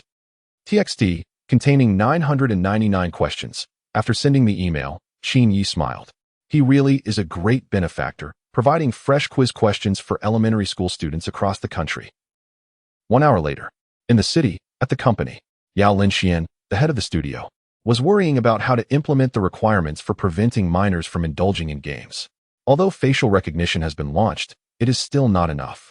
Those elementary school students are quite clever, constantly logging and using others' faces. What can be done about this? Just then, an employee rushed in with a laptop. Director, you have to look at this email. The employee said in a hurry. Mingzhu Elementary School? Board member Qin Yi? Yao Linxian glanced at the email, his eyelids twitching slightly. Mingzhu Elementary School is very famous. He had heard of it, especially since it was mentioned in a national newspaper. How could they contact us? Yao Linxian read the email carefully, word by word, and his expression became increasingly joyful. Great. The board member of Mingzhu Elementary School is truly a genius. Yao Linxian exclaimed, suddenly enlightened and laughing. This is a huge surprise for us. This suggestion from Qin Yi is fantastic, requiring answers to questions to log into the game. This not only implements the policy to prevent minors from indulging in games, but also helps those elementary students learn. Killing 2 birds with 1 stone. How wonderful. There's an attachment with 999 questions? Yao Linxian opened the attachment. Upon seeing it, he was completely shocked. The questions inside were bizarre and very interesting. For example, there was one question. Xiao's father is congenitally deaf, mother has diabetes, grandfather has albinism, grandmother is colorblind, maternal grandfather has schizophrenia, and grandmother has Alzheimer's. Question, what illness does Xiao Fu have? A normal person seeing this question would think that Xiao Fu might suffer from many ailments. However, the correct answer is, Xiao Fu has no illness. It's Xia who has the problem. Xiao Fu. These 2 characters look too similar. And then there was another question. Nobita wants to buy a gift card that costs 1,500 yuan. He has 1,000 yuan, but is still 500 yuan short. So he borrows 1,000 yuan from a friend. The question is, how much does Nobita have after borrowing the money? The typical thought would be 0 yuan. I don't understand math, nor do I understand his friend. Nobita's 1,000 yuan would certainly be taken away by his friend. However, the answer given is negative 1,500 yuan. Because his friend forced Nobita to open a payment app and cashed out his balance. As these interesting questions kept coming, Yao Linxian exclaimed in surprise. Quick! The project team should immediately implement an upgrade to the facial recognition system. With a wave of his hand, Yao Linxian decisively stated, we need to add anti-addiction measures to the answering system as soon as possible. His words sent the entire studio into a frenzy. With programmers working overtime, by 5 p.m., the elementary school students were happily leaving school. As they were about to dive into the game, they saw the latest announcement from the game's official account regarding the upgraded anti-addiction system. Dear Summoners, Little Dodgy has some good news for everyone. The game will collaborate with Mr. Qin Yi to launch a brand new version of the anti-addiction system. After this update, suspected underage players identified by the system will not only need to go through facial recognition, but also answer questions to enter the game. They must correctly answer 99 questions each time in order to log into the game from 8 p.m. to 9 p.m. during holidays and enjoy freedom in the game. Announcement for the non-stop server update of the anti-addiction system. We plan to conduct a non-stop update for the entire server in 2 days.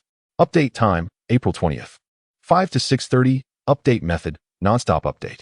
Once this announcement was released, elementary school students across the country erupted. A brand new anti-addiction system? A question-answering system? Having to answer 99 questions to log in? What the heck? Are you out of your mind? Who is Qin Yi? Which idiot came up with this new version of the anti-addiction system? Come out here, and I promise I won't let you off easy. I just checked online. Qin Yi is a board member of Mingzhu Elementary School, the king of exam questions in Jiangnan City. Ah, Qin Yi. How could you cut off the paths of all elementary school students nationwide? This is so inhumane. Boo-hoo. I can't even swipe my brother's face anymore. How cruel. What kind of person are you? Chingy, I'm going to get you. Chapter 94. 100,000 grievances arrive. The surge begins in an instant. Elementary school students across the nation rose up in protest, igniting a massive online outcry against Chingy. Various forums sprang into existence. Anti-Chingy forum. Chingy is a dog forum. Chingy, I curse you forum. Chingy, I'm going to fight you forum. Shameless Chingy, I hate him. What a despicable thing. So incredibly shameless. Damn Chingy, you owe me my youth in the gaming realm. The cursing voices were overwhelming. At this moment, Chingy successfully became the most hated person in the hearts of elementary school students. A certain forum initiated a poll. Who was the most disliked person among elementary students? Chingy won by an overwhelming majority, taking the top spot.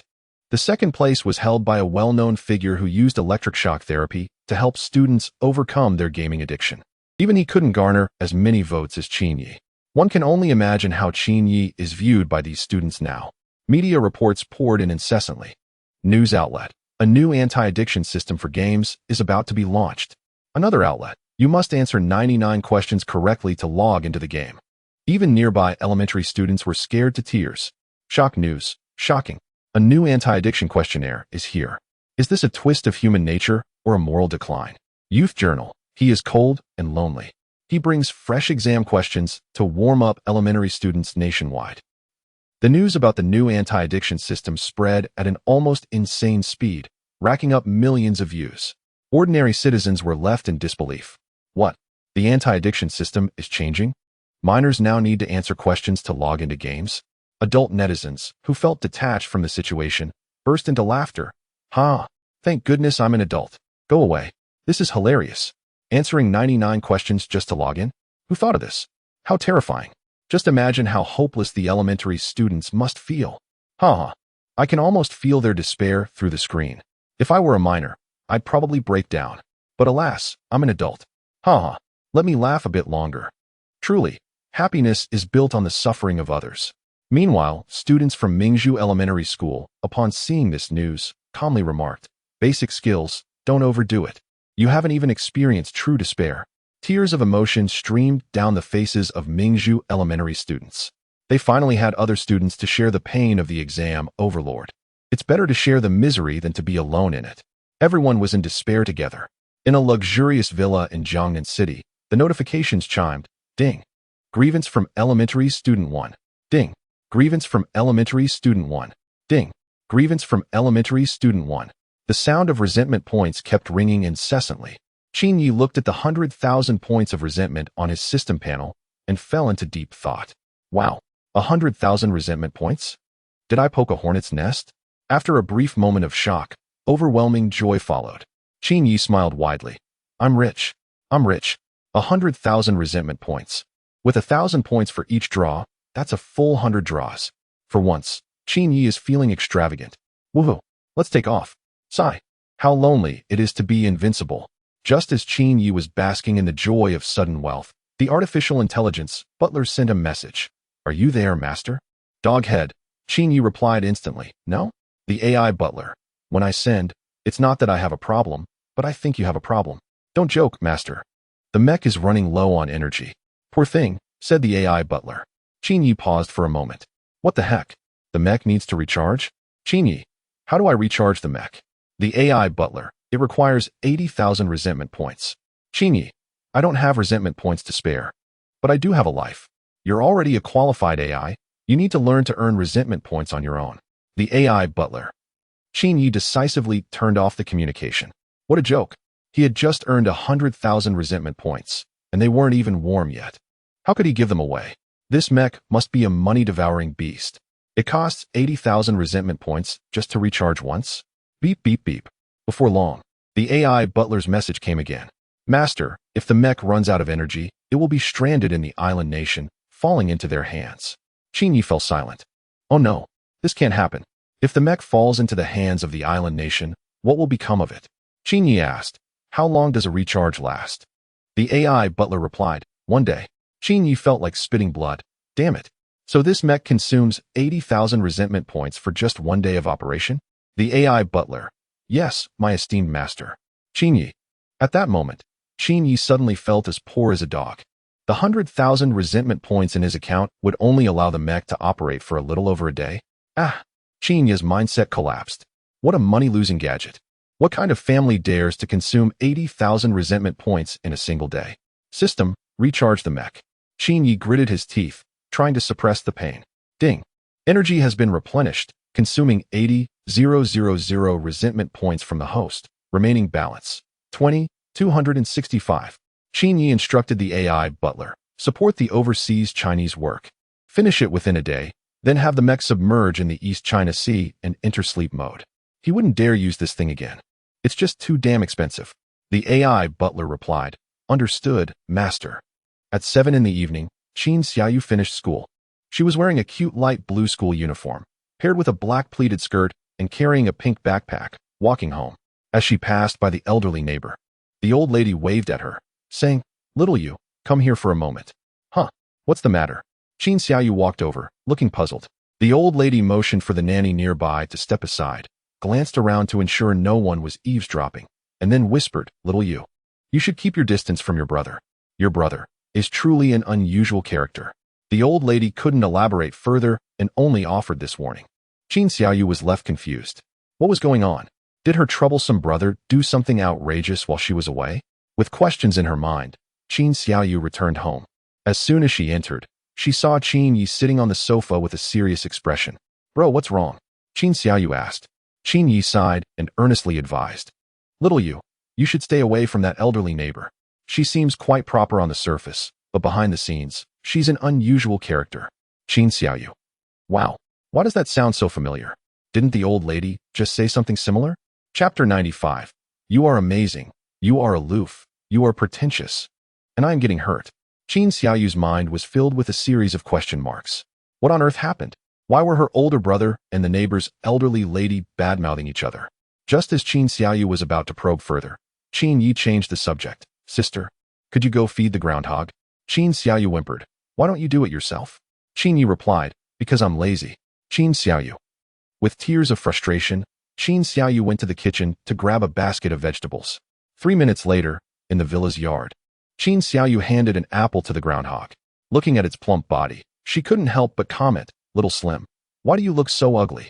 Nearby, the righteous Qin Yi quickly scolded, Qin Xiaoyu, how can you say that about Little Slim? Is that ugly? It's called being scientifically interesting.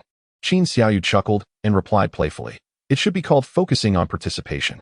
Qin Yi grinned mischievously. 2 a.m. Qin Xiaoyu scratched her head, confused. What does 2 a.m. mean? Qin Yi smiled. It's the ugly hour. Ha ha ha. Brother, you're too mean. The siblings laughed heartily, carefree. Groundhog. You are amazing. You are aloof. You are pretentious, and I am getting hurt. Meanwhile, while the Qin family was enjoying their warm moment, elementary school students across the country were in a different scene. One by one, they were teary-eyed, clutching their phones, playing the game Honor of Kings. This was the last 2 days of their joyous time. While they could still use their parents' or siblings' faces to log into the game, they had to make the most of it and play a few rounds. In 2 days, they would have to answer questions just to log in. The students cherished this time, playing frantically together. On this day, the online player count for Honor of Kings soared compared to usual. A video circulated on social media, titled Elementary School Students Driven Crazy by Qin Yi the Demon King. The video featured an older sister secretly filming her younger brother, who was playing the game while wiping away tears with his sleeve. He would occasionally curse. Qin Yi, I curse your second uncle. This short video went viral, racking up over 4 million views and more than 60,000 likes. At this moment, not only were elementary school students in despair, but the World Mathematicians Forum was also in despair. Woo woo woo. It's so difficult. I can't solve it at all. That annoying team. Give us the remaining answers. Half of the proof written? That's just too cruel. I'm so furious. If I catch you, I'll definitely beat you up. Where is my 40-meter sword? Where is my 40-meter long knife? I want to chop that annoying team.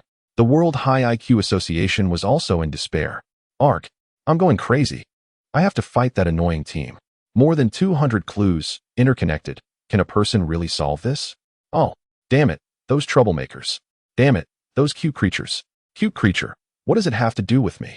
I'm just a bamboo-eating adorable thing. Bang, bang, bang. I've smashed my computer. No matter how hard I try. I can't solve this problem. Sob, sob, sob. People in that region are also in despair. Help. This cursed typhoon. When will it stop? My home is an old mansion, and the roof has been blown off. I'm currently hiding in the bathroom. Brothers, hold on. The great empire will never give up. Never give up? I said the same before my roof got blown off. Sob, sob, sob. I'm so scared. I don't want to die. Help request. I'm in Tokyo, and the food at home is almost gone. What should I do now? It's simple. Just close your eyes and wait for the end. In a luxurious villa in a city in the east, Qin Yi is tutoring Qin Xiaoyu with her homework. Brother, I'm so annoyed with ancient poetry. Middle school homework is all about memorizing it every day. Qin Xiaoyu sighed. What's so good about ancient poetry? Why do we have to learn this outdated stuff from thousands of years ago? After hearing this, Qin Yi raised an eyebrow slightly, unfazed. Ancient poetry is not as simple as you think.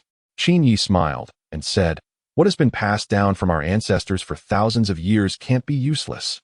Qin Xiaoyu didn't believe it, propping her little head up and asking, then, stinky brother, tell me, what is so good about ancient poetry? Qin Yi thought for a moment and said, ancient poetry can make what you say sound more sophisticated, making people think you're really impressive. Like what? For example, the same thing, in plain language. I'm smoking on the balcony. I've smoked half, and the wind took the other half. I didn't mind the wind. Maybe the wind has its troubles too. Qin Xiaoyu blinked her cute eyes and asked, then how would you say it in ancient poetry? Qin Yi chuckled, instantly getting into character, standing with his hands behind his back, and said softly, leaning on the railing, swallowing the smoke. Half enters the breeze, half enters the throat. The breeze also carries the world's sorrow. These sophisticated words left Qin Xiaoyu in shock. It can be played like this? Is ancient poetry really that amazing? Qin Xiaoyu grinned and said, brother, this should be a song lyric. Then how would you say it in a Tang poem? Qin Yi nodded and replied, in Tang poetry, it would be, sleepless at midnight, leaning on the railing in solitude, slowly swallowing clouds and mist, gently releasing my sorrow. The evening frost takes away half the smoke. The breeze also carries the world's worries. Qin Xiaoyu looked at him with admiration, clapping her hands in praise. Brother, you're really incredible. Qin Yi snorted. How about that? See if you still dislike ancient poetry in the future? Qin Xiaoyu, realizing her mistake, chuckled. I don't dislike it anymore. Hee hee. At this moment, Qin Xiaoyu's phone rang. She glanced at it and said, brother, it's an overseas call. Could it be a scam? Upon hearing it was a scam call, Qin Yi became interested. Come on, hand me the phone. Let me have a word with this scammer. Qin Yi answered the call. On the other end, a scammer's voice said, hello, this is the police department. There are suspicions of unauthorized transactions on your overseas bank card. Please provide your account information. Qin Yi cleared his throat and adopted a broadcasting tone. Hello, welcome to the National Anti-Fraud Center. Telecom fraud is rampant. The country is taking strong measures against telecom fraud. We will strictly enforce the law and show no mercy. May I ask if you have downloaded the National Anti-Fraud Center app? The scammer. Ding. 50 from the scammer's resentment. I'm sorry, I made a wrong call. The scammer was stunned and hurriedly prepared to hang up. At this moment, Qin Yi launched into a rap. 8,000 bucks. Over 2,000. Can't you tell real from fake? Scammer, don't you dare. Be careful or I'll expose your hideout. Beep, beep, beep. The call was disconnected, and Qin Yi was blocked by the scammer. Chapter 96. Printing 100,000 test papers for elementary students at this moment. The con artist felt troubled. These days, it's really hard to trick a few foolish people. Ha ha ha. It's still you, my dear brother. Qin Xiaoyu laughed so hard that her stomach hurt. Qin Yi frowned and clicked his tongue, saying, this generation of con artists is not very good. Have they blocked me already? Time flew by, and a night passed. The next day, early in the morning, Qin Xiaoyu was crying on the scale. Whoa, brother, I've gained 5 pounds. What should I do? Qin Yi rolled his eyes at her. You keep sneaking my chocolates. How can you not gain weight? Qin Xiaoyu shed tears of regret. Brother, I was wrong. Do you have any way to help me lose weight? Qin Yi's eyes rolled around, and he said, yes. Qin Xiaoyu blinked her big, cute eyes, eagerly asking, what is it? Hurry up and tell me, dear brother. Qin Yi smiled and said, just take a kitchen knife with you when you go out. Qin Xiaoyu was confused. Can this help me lose weight? Qin Yi raised an eyebrow and said with a sly smile, this will make others keep their distance from you. The farther away they are, the smaller you'll look. Qin Xiaoyu. Ding. Resentment from Qin Xiaoyu 55. Qin Yi patted Qin Xiaoyu's little head and smiled. Come on, Xiaoyu, I'll take you to school. Qin Xiaoyu huffed proudly. All right, dear brother. Today, Qin Yi decided to try something different. He took out the Ferrari that had been gathering dust in the garage for a long time. The Ferrari 812. With a 12-cylinder engine, 689 horsepower, accelerating to 100 km/h in 3 seconds, and a top speed of 365 km/h. Qin Yi sat in the driver's seat and recited the car's specifications as if he were listing treasures. Then, he stepped on the gas. Boom. The roaring engine sounded like a raging beast. This is the ultimate dream of all men. The sound of the engine made Qin Yi's blood boil, feeling like the blood in his body was surging. The more he listened, the more excited he became, and then he floored the accelerator. Vroom vroom vroom. The Ferrari dashed out of the garage like a wild horse, speeding away. Qin Xiaoyu. Brother? I'm not in the car yet. Oh. Qin Xiaoyu shed tears of regret. If she had known, she should have gotten in the car earlier. Whoa. The flashy and cool Ferrari, like a fiery phoenix, drove down the road. Passers-by on the street turned their heads. Some young car enthusiasts were so mesmerized that their eyes nearly popped out. Seeing the pedestrians gaping in amazement, an old man disdainfully said, "What is so special about a Ferrari?" A nearby young person looked at the old man in surprise and weakly asked, "Old man, do you also have a Ferrari?" An elderly man shook the fan in his hand and said with a breeze, "Young people, to you, this thing may seem like a luxury car, but to me, it's just a promise made back in the day and some bragging." The young man replied, "So you're just showing off, huh?" It was 8:30 in the morning at the gate of Mingzhu Primary School. A stunning woman with an alluring figure was filming a short video. Her name was Bingbing, a popular short video creator with millions of followers. At that moment, she wore a white dress paired with black stockings and light-colored high heels. The dress was so tight that it looked like it might burst, showcasing her curvaceous figure. "Hello everyone, I'm Bingbing, and behind me is the famous Mingzhu Primary School." Bingbing faced the camera held by the photographer and sweetly said, "Today, I'm here to conduct a street interview." Suddenly, the sound of an engine roared from several streets away. A bright red sports car, like a blazing flame, rushed into the frame. Qin Yi had arrived. With a thud, Qin Yi opened the car door and stepped out. The flashy Ferrari, with its dreamlike smooth lines, immediately attracted a crowd. "Wow, it's a sports car. It's a Ferrari. I heard this car costs several million. Only the rich can afford this." Some people took out their phones, wanting to snap a picture. Among the crowd, a flamboyantly dressed woman even threw Qin Yi a flirtatious glance. Qin Yi smiled back at her. Seeing his response, the woman was even more delighted. She quickly posed in several alluring ways, intensifying her flirtation. Qin Yi chuckled and walked up to her, reminding her, "Excuse me, ma'am, but you might want to watch your step." The flamboyant woman. Ding. 30 resentment from the flamboyant woman. It turned out that Qin Yi had smiled at her because he noticed she had stepped in something unpleasant. Qin Yi smiled again and walked toward Mingzhu Primary School. At this moment, Bingbing stopped him and asked with a smile, "Excuse me, can I interview you for a street segment?" Bingbing was quite interested in this mysterious wealthy man who had just stepped out of the Ferrari. It wasn't he that she was vain. It was just that a street interview with a mysterious rich person would surely intrigue her fans, as people love the curious. "Go ahead," Qin Yi said in a friendly manner. Bingbing took a breath and read the question from her card. "If you had 100,000 yuan, what would you do with it?" Qin Yi thought seriously for a moment and replied, "I would print out exam papers worth 100,000 yuan for elementary students." Bingbing raised her eyebrows. "Then what if you had 1,000,000? Without hesitation, Qin Yi said, "I would spend 900,000 first, then print out exam papers worth 100,000 yuan for elementary students." An elementary student in the crowd muttered, "Thanks a lot." Bingbing's mouth twitched slightly. Is this person really going against elementary students? Bingbing couldn't believe it and asked again, "What if you had 50,000? This time, you can't possibly say you would print 100,000 exam papers for the elementary students, right?" But unexpectedly, Qin Yi didn't follow the usual script. "Then I would borrow 50,000 from someone else to print 100,000 exam papers for the elementary students." Bingbing. The cameraman. What kind of grudge does this person have against elementary students? Even borrowing money is for printing exam papers for them? All right, next question. Bingbing took a few deep breaths to calm herself down and changed her interview question. "Young man, do you have any special talents?" Qin Yi smiled and replied with 6 words. Chapter 97. The world is uncertain. We are all just beasts. Qin Yi chuckled and said 6 words. The printed exam questions are special. Bing Bing. Oh. Bing Bing's mentality has collapsed. This person is really going head-to-head with a primary school student. Bing Bing's mouth twitched slightly and said, aside from this, is there no other specialty? Qin Yi joked with a smile. Of course there is. What is it? I can do mental calculations really fast. Bing Bing's beautiful eyes froze. Fast mental calculations? Could this young man be a mental math genius? Bing Bing asked. Then what is 135, 286? Qin Yi rolled his eyes and said, is that just a 3-digit multiplication? Who do you look down on? Bring me a 9-digit one. Bing Bing was taken aback. Wow. Mental calculation of 9-digit multiplication and division? Is this person possibly a reincarnation of a historical mathematician? What is 99999999624485789? Bing Bing asked. Without hesitation, Qin Yi answered instantly.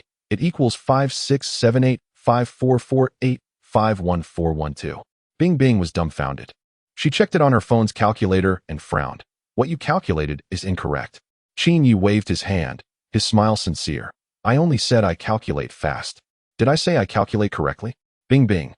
The cameraman. He underestimated it. He didn't expect Bing Bing's street interview would take a turn here. This young man is quite handsome, but how can he talk so much? How has he survived this long without getting beaten up? Any more questions?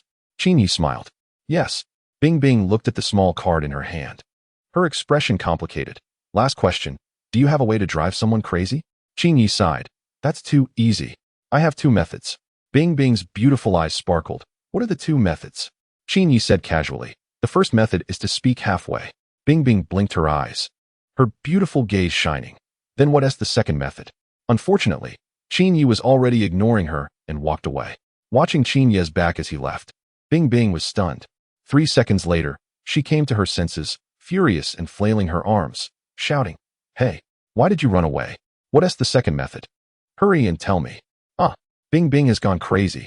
How can this person speak halfway? It's driving me insane. As Qin Yi entered Mingzhu Primary School, he saw Luo Nye, this silly fellow, drawing the sun at the school gate. Little tweezers. How's that friend who borrowed money from you last time? Qin Yi asked with a smile. Luo Nye stopped painting, excitedly said, That day I told my friend. He was very happy, and that same day he blocked me. Qin Yi. Show off. Qin Yi curiously asked, Why did your friend borrow money from you? My friend said his girlfriend has a congenital illness. She can't speak. She's deaf and mute, and her weight fluctuates. Luo Nye sighed and said he wanted to borrow some money to help his girlfriend with her medical treatment. As he spoke, a look of sadness crossed his face. He felt sorry for his friend, thinking that his friend must be having a tough time facing such issues. However, after Luo Nye finished speaking, Qin Yi looked at him with a strange expression. Qin Yi remained silent, just staring at him. That gaze, how to describe it? It was like the concerned look one gives to someone who seems slow-witted. Luo Nye felt a chill run down his spine under Qin Yi's gaze and asked, What's wrong? Director? Why are you looking at me like that? Qin Yi chuckled helplessly and said, Little tweezers. I'm just saying, hypothetically, don't get excited. Is it possible that your friend's girlfriend is actually a blow-up doll? Upon hearing this shocking answer, Luo Nye's eyes widened, and his mind went blank. So, my friend is messing with me? He was losing it. A person with a congenital condition, unable to speak, deaf-mute, and their body fluctuates in size. All the conditions fit a blow-up doll. Luo Nye. His mental state collapsed. Oh, damn it. How shameless can someone be to use a blow-up doll to deceive him emotionally and ask for money? After saying goodbye to Luo Nye, Qin Yi was on his way to the director's office when he saw the plump director Zhu Minghui looking troubled. What is wrong with you? Qin Yi asked. Director Zhu sadly replied, Director, my son, who just started middle school, was called in by the teacher. The teacher said my son's homework is very poor and suggested sending him to a school for special needs students. Qin Yi furrowed his brows in confusion and asked, Why are you upset if the teacher is talking about your son? Director Zhu revealed a sorrowful look, but the homework has always been done by me. Qin Yi. He patted Zhu Minghui on the shoulder and said, Little Zhu, you really are something. Director Zhu questioned in confusion, Director, what does something mean? Qin Yi laughed. Director Zhu didn't even know what that meant? Well, it made sense. It was internet slang, a way to mock someone. At his age, it was normal not to understand internet terminology. Qin Yi wouldn't admit he was mocking Director Zhu, so he smiled and said, "It means I'm complimenting you. You're amazing, really impressive." Director Zhu gave a thumbs up, smiling flatteringly. "Thank you for the compliment. Director, I learned something. By the way, Director, are you attending the upcoming middle school pledge ceremony?" Director Zhu asked. "Today is Friday, and tomorrow is a weekend. With only 20 days left until the entrance exam, Mingzhu Primary School was preparing to hold a pledge ceremony for the 6th grade students to boost their morale. I won't be attending the ceremony. You can go." Qin Yi planned to take it easy. Director Zhu respectfully replied, "Okay, Director, don't worry. I'll make sure the ceremony goes well." Qin Yi patted his shoulder and said, "Come on, Xiao Zhu, do your best. I have high hopes for you in the vice principal position."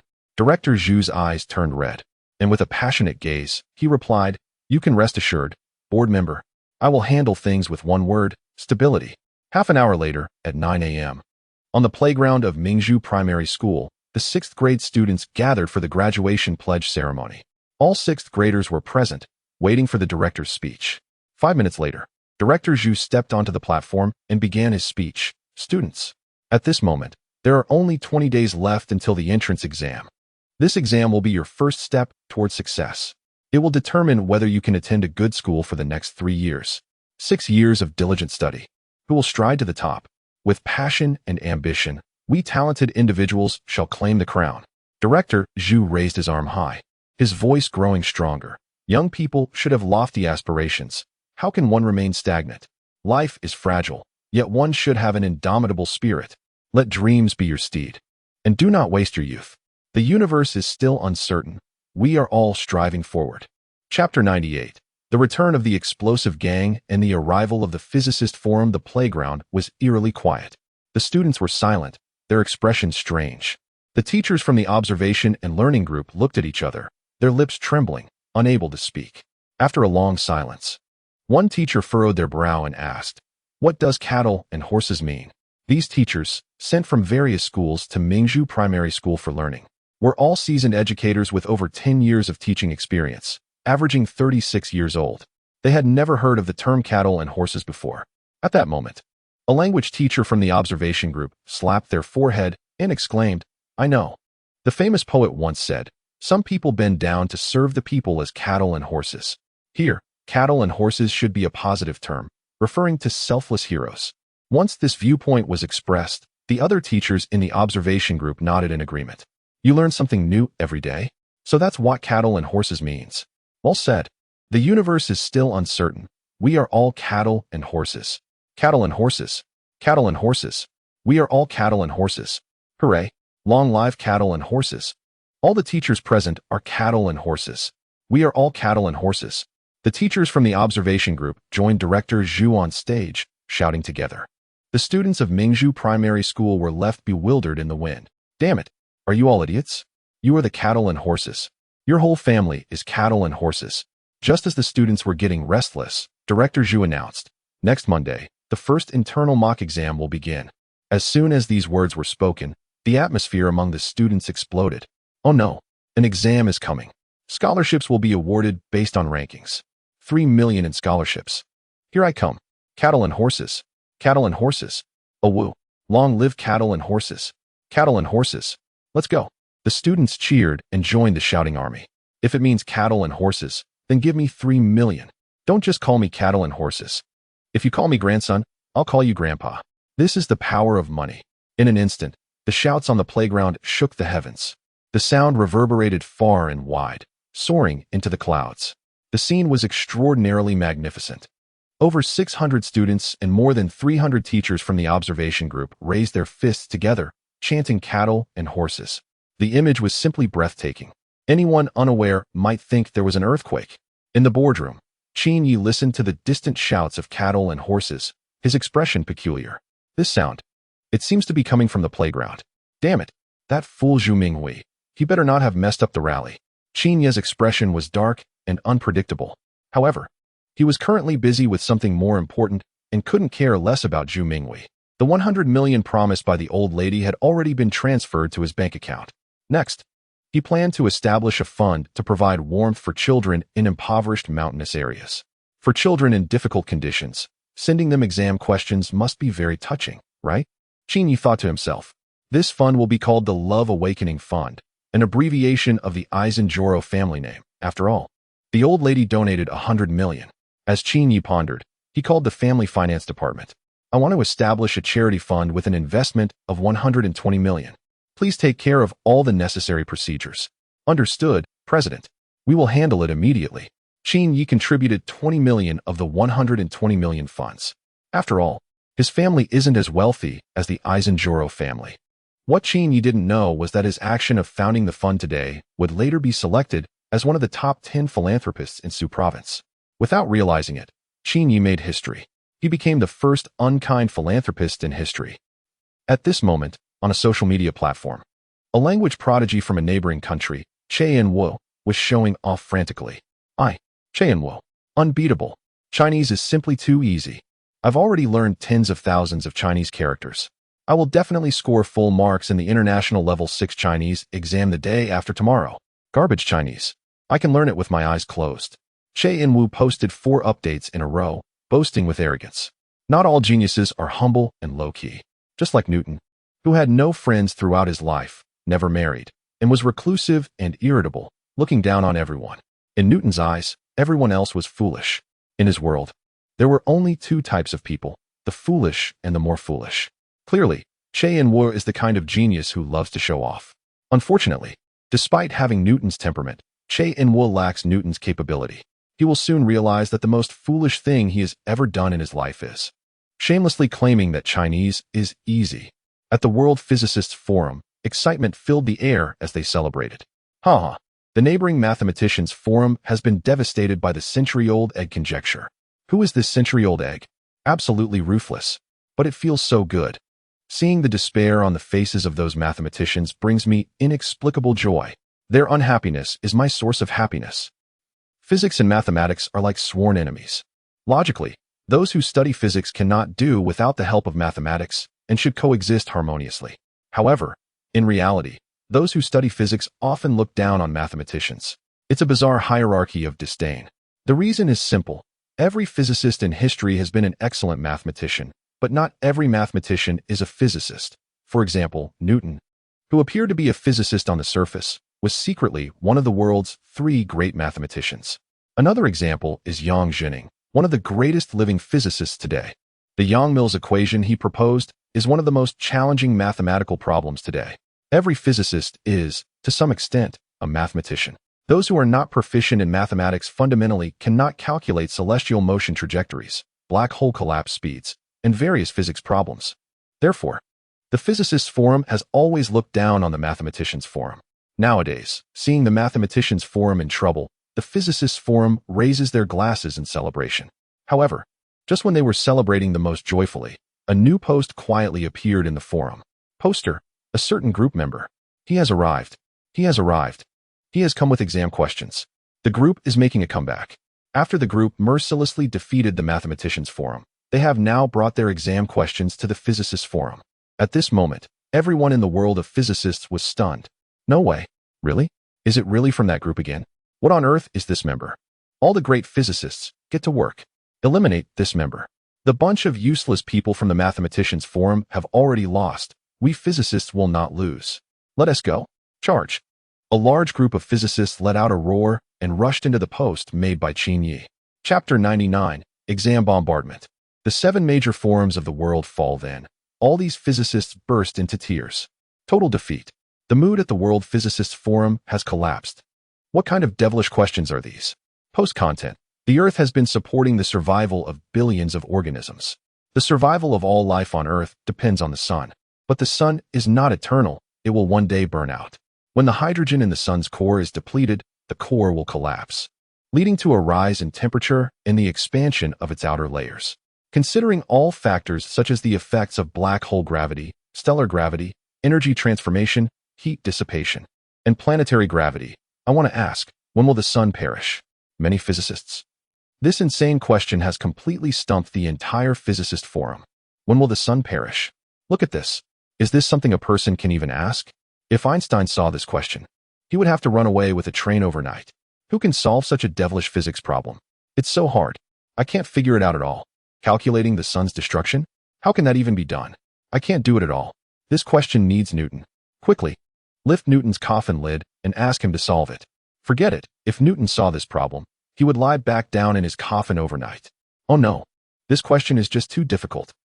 The World Physicists Forum is filled with despair. The physicists were so baffled by this question from Qin Yi that they nearly passed out on the spot, just as the Physicist Forum fell into silence. The Biologist Forum wasn't doing any better. World Biologists Forum. All biologists have been stumped by the question posed by Qin Yi. Post-author, steal egg from the explosive team. Post-content. In recent years, humanity has been overexploiting oil, wantonly polluting the environment. The smoke of industrialization hangs over the cities. Millions of tons of nuclear waste are dumped into the ocean, leading to the permanent extinction of over 10,000 species each year. Greenhouse effect, global warming, rising sea levels, melting glaciers, severe desertification. The food we eat is filled with additives and preservatives. The houses we live in are sources of radiation from phones and computers. The air we breathe contains carcinogens, dust, smog, and bacteria. I want to ask, at this rate of environmental degradation, when will humanity become extinct? This godlike question has made many biologists go pale. This question, when will humanity become extinct? What the hell? This is insane. Who came up with this devilish exam question? Oh no, how are we supposed to solve this? Following the collapse of the Physicists Forum, the World Biologists Forum has also announced its downfall. The power of the explosive gang is terrifying. The World Philosophers Forum. Philosophy is a profound discipline. Many elites from various fields, after extensive research, ultimately embark on the path of philosophy. For example, the king of Kung Fu, Bruce Lee, integrated philosophy into martial arts concepts and founded Jeet Kune Do, astonishing the entire world. Mr. Lee once said, "If the enemy does not move, I do not move. If the enemy wishes to move, I move first." Empty your cup to allow it to be filled again. Use the formless to create form, and the infinite to define the finite. I would never claim to be the best in the world, but I will never admit to being second. I am not afraid of an opponent who has practiced 10,000 techniques, but I fear the strong enemy who has practiced one technique 10,000 times. From these words, one can see Mr. Lee's philosophical depth. There is also the famous rogue lawyer, who is more feared for his philosophical discussions than his legal ones. His classic philosophical quotes include: 1. Advising Zhang San to go ice skating, take a plane, or bungee jump does not constitute a crime. 2. We read because of our ignorance, and reading only makes us more aware of our ignorance.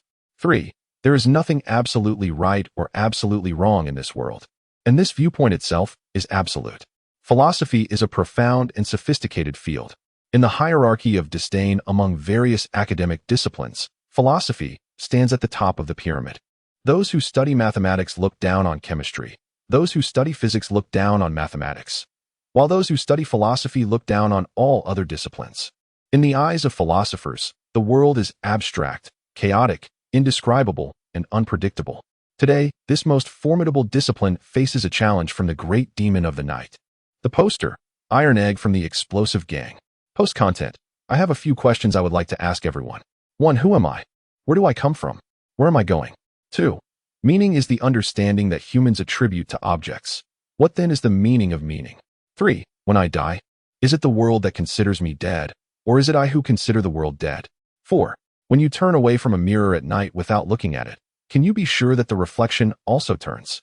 5. Since everything will die, why does the world exist? 6.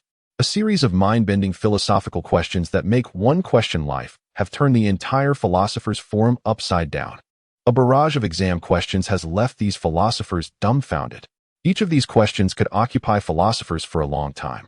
And this explosive gang's Iron Egg has come up with over 40 such devilish philosophical questions. Truly remarkable. The philosophers are impressed. Who is this person who has immersed themselves in philosophy for decades, raising such profound questions? Without going into other matters, just the question of who am I is enough to stump the entire philosophical community. Who am I? This question seems to inquire about myself, but philosophically, it represents the conflict between free will and determinism. If I see a thief on the street, will I step forward? Free will would say, whether I step forward is decided by myself.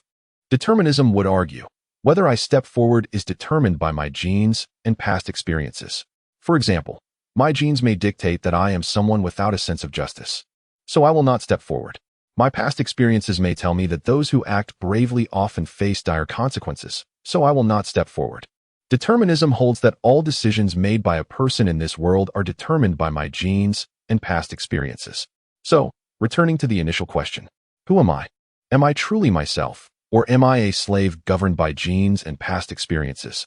Am I really me? This is an ultimate philosophical dilemma. Chapter 100. Even the anime forum is not spared?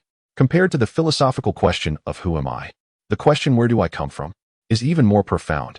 Some say I come from a fertilized egg, a product of human reproduction. But where did the first human come from? Others refer to Darwin's theory of evolution, claiming that humans evolved from primates. Then where did the first primate come from? Following this logic, we trace back the origins layer by layer. From multicellular organisms to unicellular ones, from eukaryotic cells to prokaryotic cells, and then to organic small molecules. Eventually, philosophers find themselves increasingly confused about where I originated. If you ask me whether there is a creator in this world, I believe there is, because the structure of the entire world is not accidental. It is profoundly intricate. This statement is not from a philosopher, but from the greatest living physicist, Mr. Chen-Ning Yang. What is the truth of this world? No one knows. These philosophical questions posed by Qin Yi are increasingly challenging, enough to keep one pondering for a long time, and they inspire a deep sense of dread. Many philosophers exclaim that this group is like a werewolf, even more ruthless than ruthless people. 10 minutes later, the World Philosopher Forum declared its defeat. No one could answer the questions posed by this group. The World Astronomer Forum also fell victim to their cunning. Qin Yi posted a question, I am from this group, and I would like to ask everyone, from which latitude and longitude was the Earth in the picture below taken? At what location, and in which month? Some individuals from the region recognized the image after seeing it. Upon closer inspection, oh no, isn't this the WeChat login interface? How on earth can I answer this question? How am I supposed to know the latitude, longitude, or the month it was taken? This is simply toxic. It's too difficult, sob. And there were even more devilish questions from this group. Venus is the only large planet in the solar system that rotates in the opposite direction. What is the reason for Venus's retrograde rotation? Is the universe curved or straightforward? If it is curved, what are its boundaries? We have been breathing Earth's air since birth, so we take it for granted that air is tasteless. If an alien came to Earth, would it find Earth's air to be foul?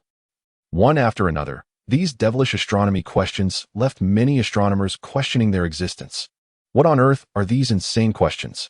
Sob. I can't answer any of them. Only those with a decade of brain training could come up with such questions. The World Astronomer Forum declared its defeat. Thus, the World Mathematician Forum, High IQ Forum, Physics Forum, and 6 other major forums were all brought to tears by the questions from this group. The various forums were in a frenzy discussing it. What the heck? Who is this group? And what about their other members? What kind of organization is this? I am from the Philosophers Forum, and the questions posed by the Exploding Heaven Gang have left me questioning my existence. Geography, biology, physics. All 6 major forums have fallen. It's terrifying. Woohoo. Now, just seeing the words Exploding Heaven Gang sends chills down my spine. What kind of mysterious organization is this? With their own strength, they have baffled major forums around the world. From today onwards, the Exploding Heaven Gang will become a nightmare for all forums. There was shock and confusion. News of the fall of the 6 major forums quickly spread to other forums. Chemists, musicians, artists, and other forums were all on high alert. They were all on edge, worried that the Exploding Heaven Gang might attack suddenly. In no time, major forums around the world were like startled birds. Everyone felt insecure. In the World Anime Enthusiast Forum, compared to the panic in other forums, the Anime Forum was completely unfazed. No way. How could someone who just watches anime possibly give them exam questions? Haha. Let's celebrate, friends in the forum. Look at those losers in other forums. What kind of trash gang is the Exploding Heaven Gang? Can we, the Anime Forum, be afraid of them? Exactly. You can come up with astronomy questions, physics questions. But can you come up with anime questions? La, I'm a little expert in selling newspapers. The Anime Forum was celebrating with great delight. Suddenly, someone exclaimed, oh no, look, the Exploding Heaven Gang is here. Everyone in the Anime Forum was taken aback. A sense of foreboding spread in their hearts. No way, don't scare me. Everyone quickly looked at the forum, and to their horror, There was a post from the Exploding Heaven gang. Just arrived. Didn't he bring any gifts? So here's a fresh set of exam questions for everyone. What is the relationship between Jerry and the groundhog? Why is Snow White's skin so white? How many steps does Disney's Donald Duck need to make soup? Can Monkey D. Dragon from One Piece defeat Kizaru? What is the name of the cousin of the female protagonist's neighbor's second uncle in Tom and Jerry? One outrageous question after another left the anime forum members gasping for breath. Save me. I'm dying. What kind of devilish questions are these? This is too much. The Exploding Heaven gang is even targeting our anime forum? I was wrong. I shouldn't have acted tough. The Exploding Heaven gang is just too ruthless. People in the anime forum were all kneeling in defeat. At this point, all forums finally understood how terrifying the Exploding Heaven gang truly was. In Huaxia, Jiangnan City, in the office of the board of directors at Mingzhu Elementary School, Qin Yi revealed a sinister smile. With his efforts, all 7 major forums in the world have been trembling under the devilish exam questions of the Exploding Heaven gang. Sigh, how lonely it is to be invincible. Qin Yi sighed softly. These forums are really disappointing. None of them can hold their ground.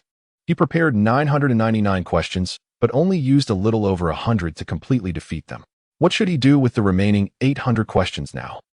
At this moment, outside the First People's Hospital in Jiangnan City, he anxiously waited outside the ward. Oh no, he hasn't even married the elderly lady yet. If something happens to her, how will he get a share of the inheritance? Sob, sob, sob. He felt utterly desperate. At that moment, a doctor in a white coat walked out of the ward.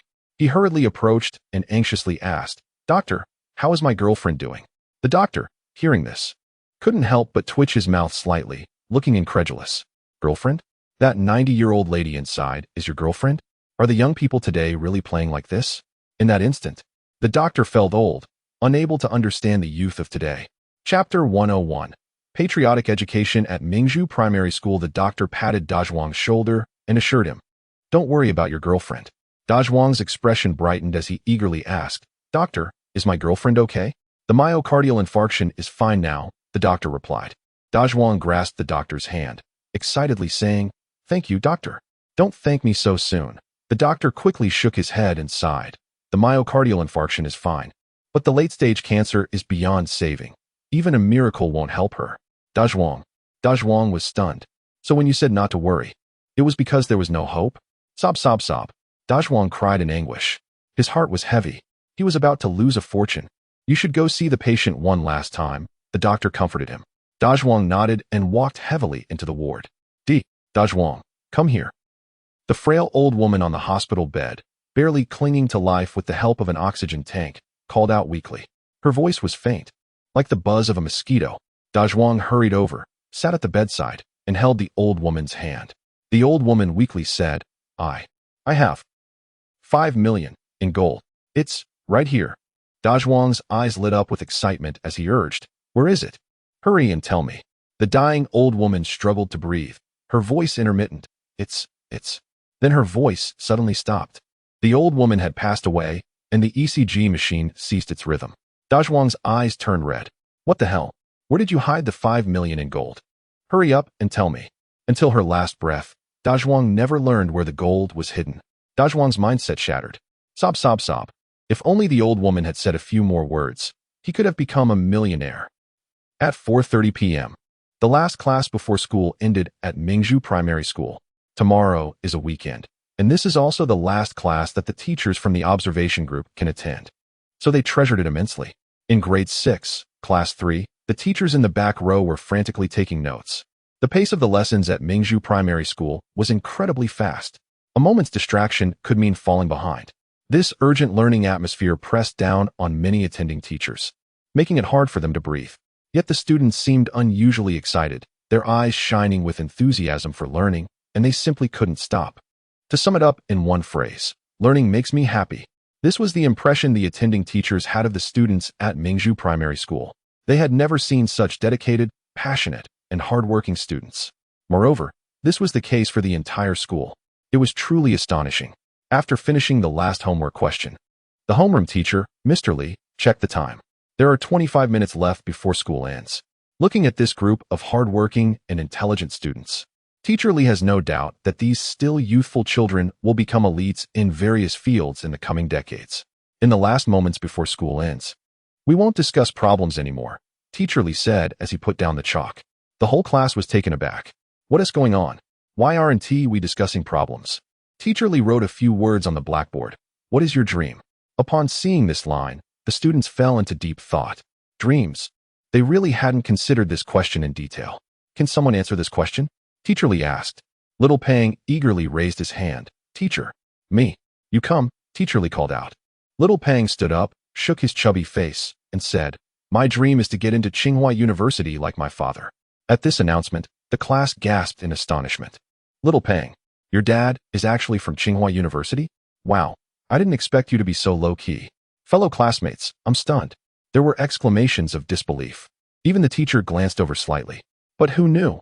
In the next moment, Little Pang waved his hand and confidently said, "No, no, no. I mean, my father's dream is also to get into Tsinghua. Our dreams are the same." The whole class of elementary students. The listening teachers. Teacher Lee's mouth twitched slightly. Does anyone else have their own dreams? The students below began to speak up one after another. Some said they wanted to be big bosses and earn a lot of money. Others said they wanted to be big stars, glamorous and dazzling. Some even said they wanted to be high-ranking officials, bringing glory to their ancestors, commanding respect, and being admired by many. After hearing these responses, Teacher Lee's expression darkened, growing more disappointed. His sharp gaze swept across the faces of the entire class as he solemnly said, 110 years ago, there was a young man. Around your age. At 13 years old, he said a phrase, to study for the rise of China. Upon hearing this, the whole class fell silent. Seizing the moment, Teacher Lee launched into a patriotic education for these students.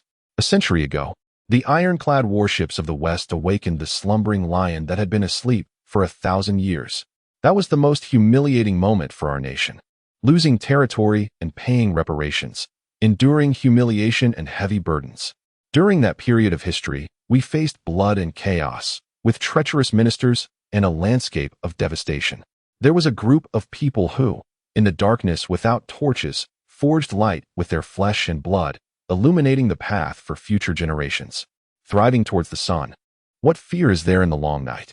They walked through the mud in the wind and rain, pressing forward, generously facing death.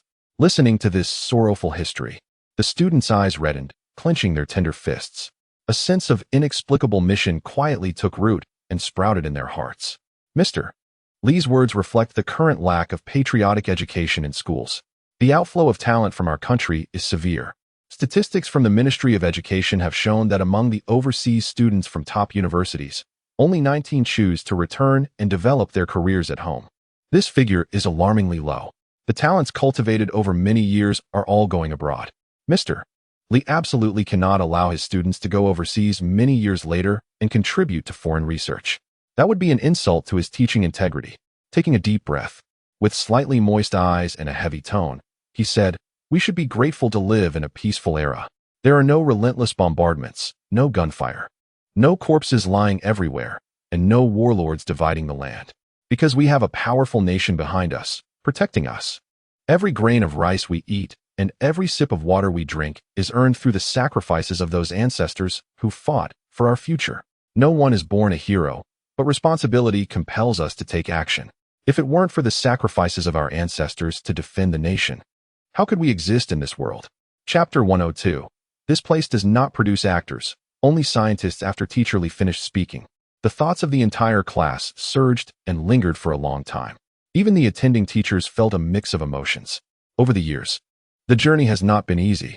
40 years ago, the per capita income in this region was only 1/3 of that in certain areas of Africa. But today, 40 years later, this region has become the largest and most vibrant manufacturing center in the world. It is the manufacturer of the largest steel, highways, mobile phones, computers, books, cars, ships, and a series of industrial products. This powerful region, which has transformed dramatically, has single-handedly supported 1/5 of the world's population and provided 1/3 of the global food supply and half of the main industrial products. The 2008 Olympics, the 2009 military parade, the 2010 World Expo, the launch of the Shenzhou rockets, the Beidou satellites benefiting the world, 120 0.000 kilometers of highways. In just 40 years, this region has achieved development milestones that make the world tremble. Teacher Li's tone grew increasingly passionate, his voice resonating with strength. People from this region have an ancestral flaw. They cannot tolerate not being first. Throughout 5,000 years of history, whenever there was a bit of power, emperors wanted to unify the Central Plains and complete the Great Unification. Only by unifying the 9 provinces could they consider their mission accomplished. Today, the GDP of this region is already second in the world, but look at the common people. Who can accept that? Second in the world? Who can bear that? The common people's general reaction is one of frustration and indignation. We must be first. This is the ambition of the people from this region. These emphatic words made the students in the class grit their teeth, their blood boiling with nowhere to be released. Wow, I feel invigorated. I feel the bloodline of my ancestors has been awakened. My dreams have changed. I no longer want to be a star. I want to be a scientist. Me too. Whatever our country needs me to do, I will do it. Brothers, let us work hard together, and in 20 years, let us see who is the pillar of the nation. The seeds of mission and purpose took root in the hearts of these still young students.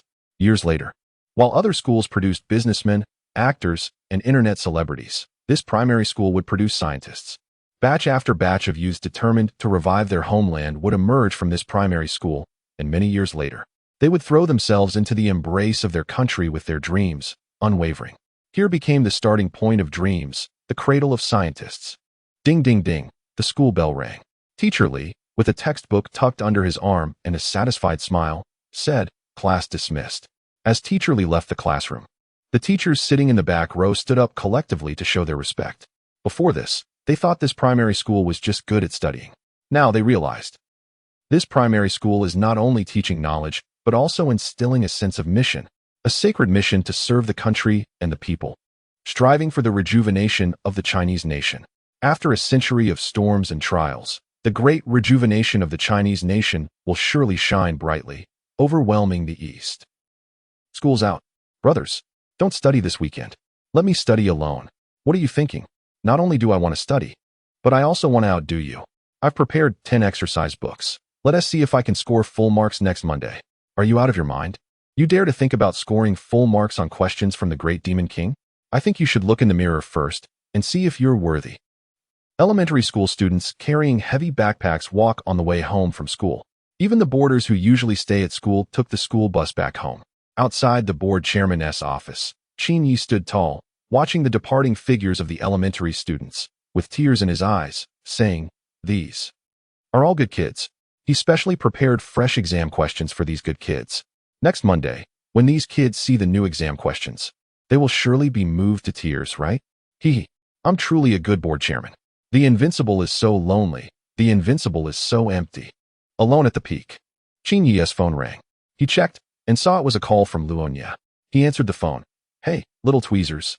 What's wrong?" Luonya sobbed, "Woo-woo. The spare tire I prepared exploded." Qin Yi was silent for a moment, slightly frowning. "The spare tire exploded. Call your brother." "Why not call your good-for-nothing brother?" Luonya said aggrieved. "I called, but he didn't answer." Qin Yi felt sorry for Luonya and said, "Don't you have a spare tire?" "Isn't there usually a spare tire under the carpet in the trunk?" To his surprise, Luonya cried even more pitifully. "Woo-woo, the other spare tire didn't answer my call either." Qin Yi. A feeling of being played with arose. "Damn it. So the spare tire you mentioned refers to a girl. I didn't expect you to be this kind of Luonya." However, after a moment of thought, Qin Yi felt relieved. Luonya is an artist, and historically, artists have always been romantic and emotional. Tang Bo, Zhang Daqian, Picasso. Thinking of it this way, it all made sense. So Qin Yi comforted Luonya.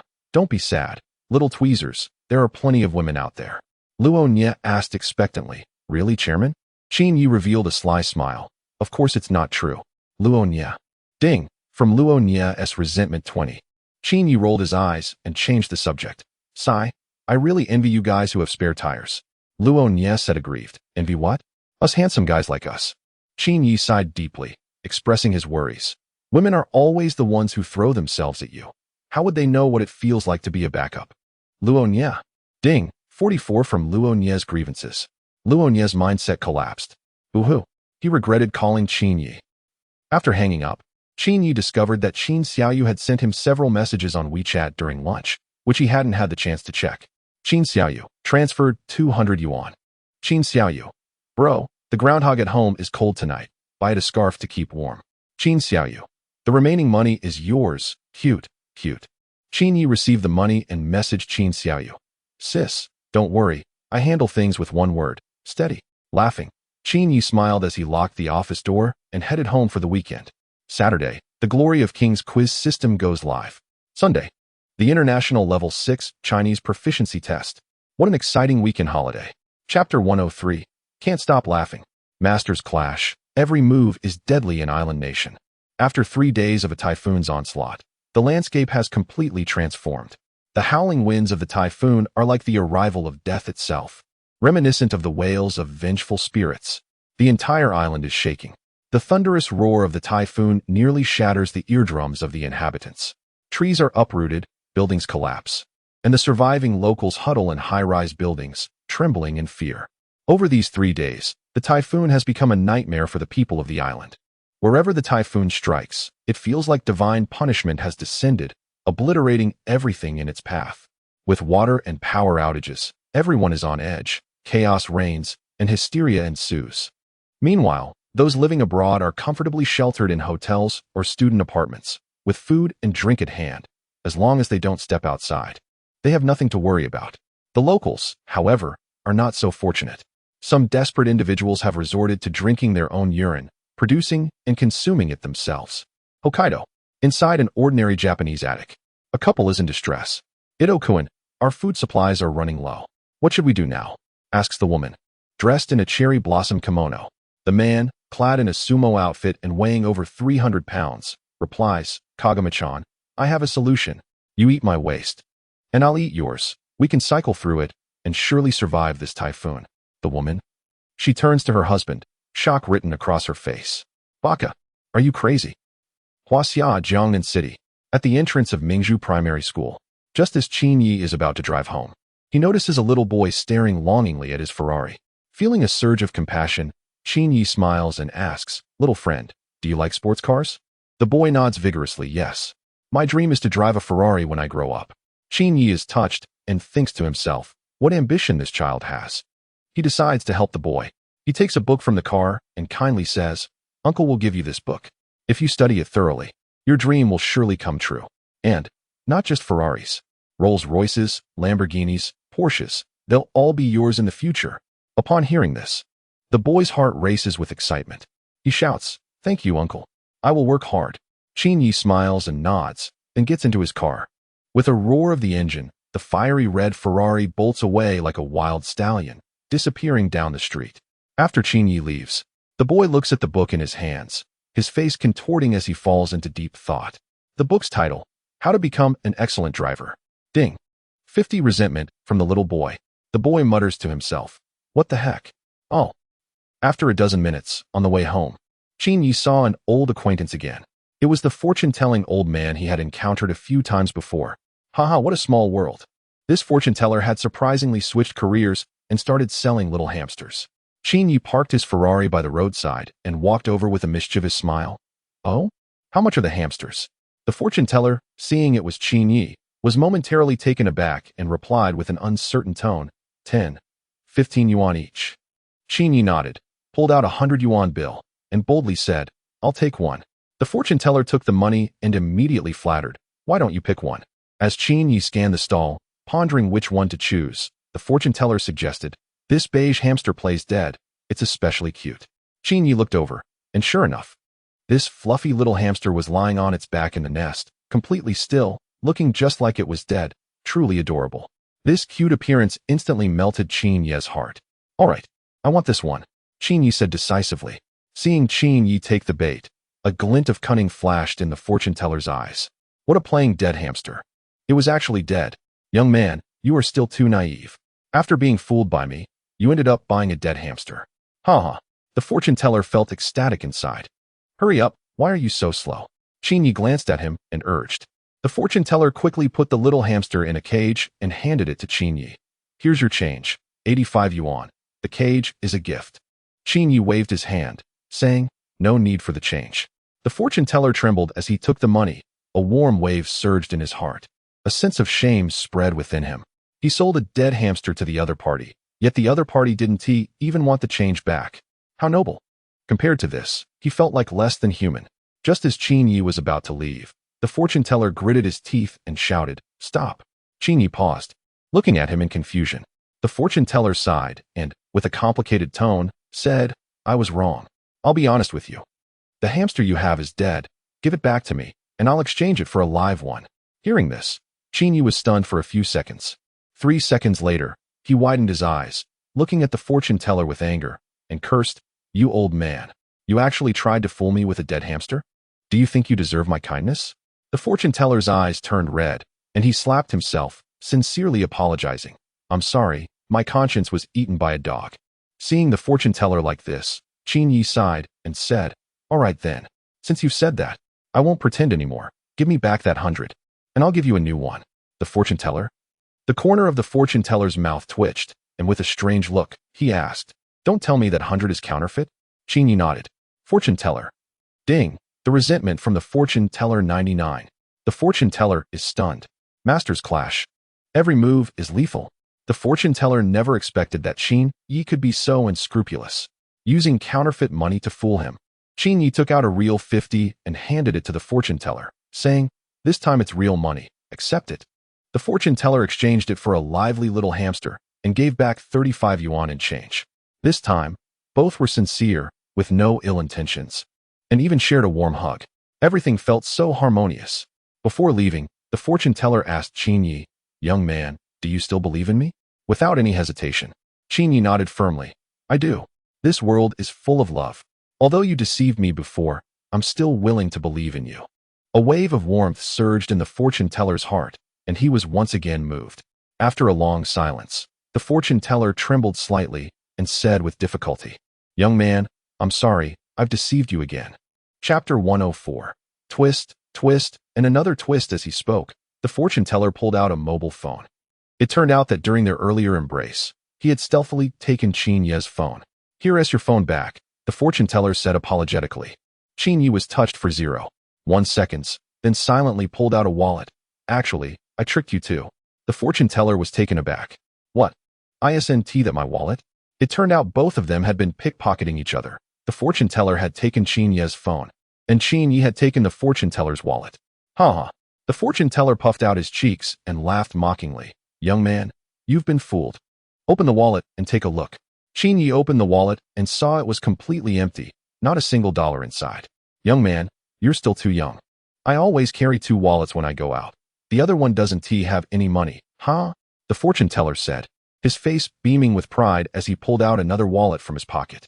Qin Yi calmly replied with an "oh" and a teasing smile. "Then you might as well take a look at the wallet in your hand."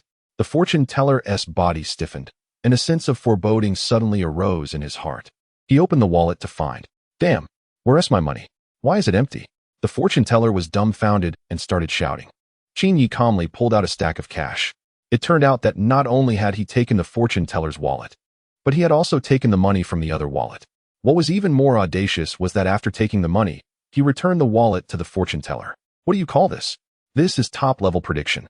The fortune teller stared at Qin Yi, his face twitching. This was the first time he had encountered such a cunning young man. "Young man, you've been careless again."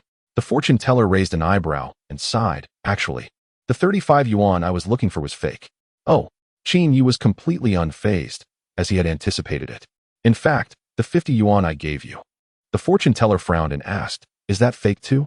"No, the money is real," Qin Yi said with a mischievous grin, "but it's missing a corner." The fortune teller quickly took out the 50 yuan that Qin Yi had given him, unfolded it, and saw that a corner was indeed missing. Damn it! The fortune teller's mindset crumbled. He thought he was already quite unscrupulous, but he didn't expect Qin Yi to be even more so. In front of the stall, the two of them stared at each other in disbelief. After a long silence, the fortune teller trembled and asked, "Young man, can I still trust you?" Qin Yi replied with a playful smile, "What do you think?"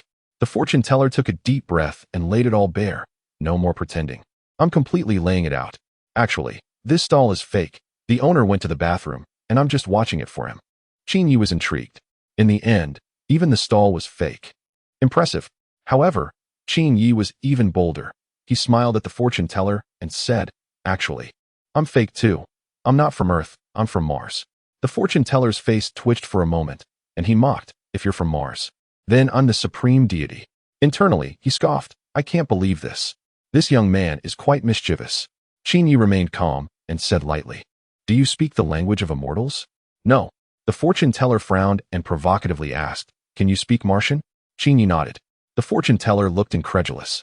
"You can speak Martian? Are you kidding me? Then say something in Martian for me to hear." Qin Yi replied. The fortune teller was stunned. What is this? What are you saying? How about it? Do you believe me now?" Qin Yi raised an eyebrow. The fortune teller asked, "What does that mean?" With a sincere smile, Qin Yi said, "I am your father." The fortune teller was furious and shouted, "Young man, don't be too arrogant. Remember, there are mountains beyond mountains. And there are people beyond people." With a dismissive smile, the fortune teller said, "Just like you can say I am your father in Martian, can you say it in French?" Qin Yi replied, "Je suis ton père." The fortune teller was dumbfounded and weakly asked, "What about in Russian?" Qin Yi responded. The fortune teller's face twitched again. "And Korean," Qin Yi said. Ding. The fortune teller's resentment increased by 199. The fortune teller's mindset crumbled. What the heck? How is this possible? Why does he understand so many languages? "Young man, are you hiding something from me?" The fortune teller looked at Qin Yi, his gaze uncertain. His intuition told him that this wasn't over yet. Sure enough, Qin Yi smiled and told him, "Actually, I came to buy a hamster as an excuse. I wanted to tell you that your daughter has a mole on her back." Upon hearing this, the fortune teller's expression changed drastically. Because his daughter indeed had a small mole on her back. How does he know this? In fact, Qin Yi was just guessing. Many people have moles on their backs that they can't see. The fortune teller picked up a brick from the ground. "How do you know my daughter has a mole on her back? Did you seduce her?" Qin Yi waved his hands. No, I didn't. I was classmates with your daughter in kindergarten." The fortune teller sighed in relief and put the brick down. But Qin Yi added, "Who remembers kindergarten things anyway? The fortune teller?" The fortune teller picked up the brick again. Qin Yi remained unfazed and raised an eyebrow. "Even if I don't remember, there were photos from that time." The fortune teller put the brick down again.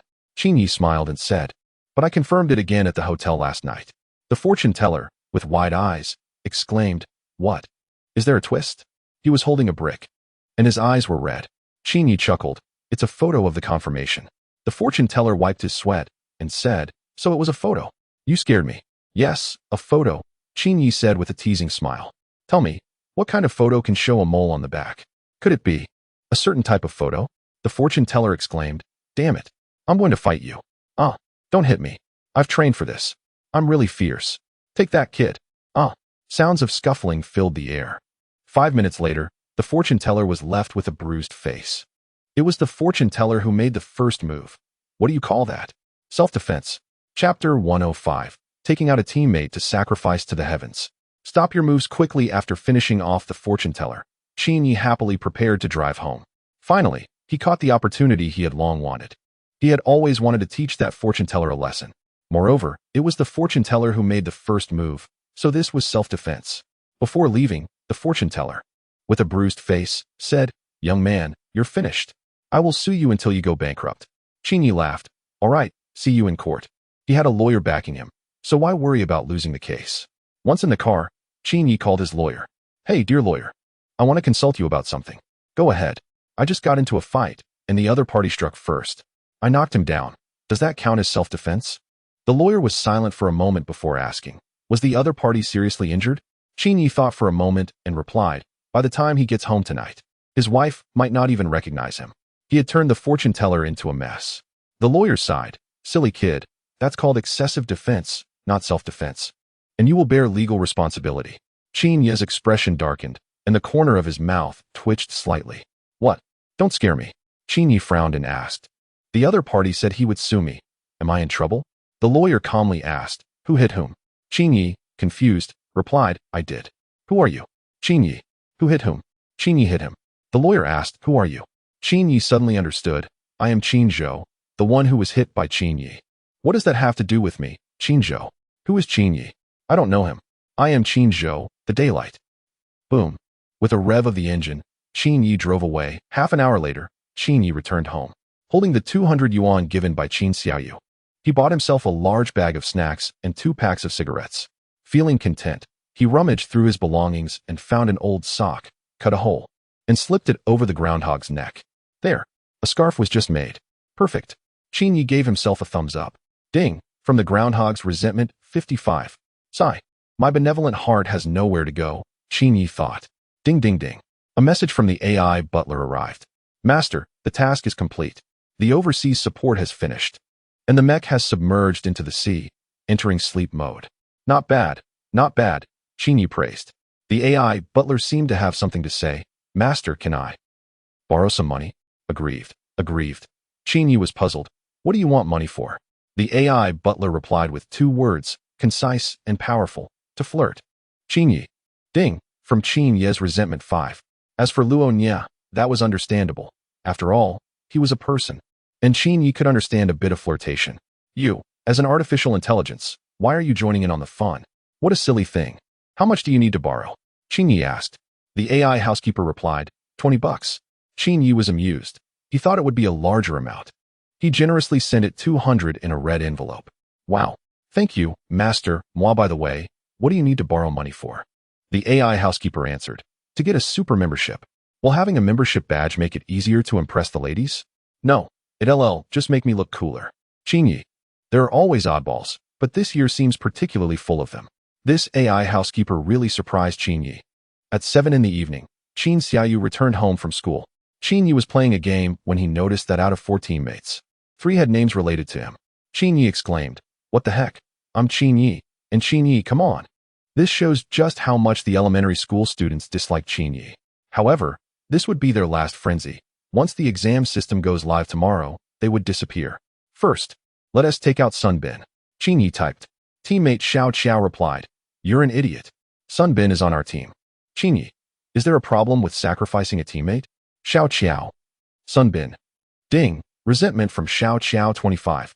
Ding, resentment from Sunbin 38. At that moment, the opposing Sun Shangxiang suddenly sent a message to everyone. All, Sun Shangxiang. Let us play a sentence chain game? All Qin. Sure.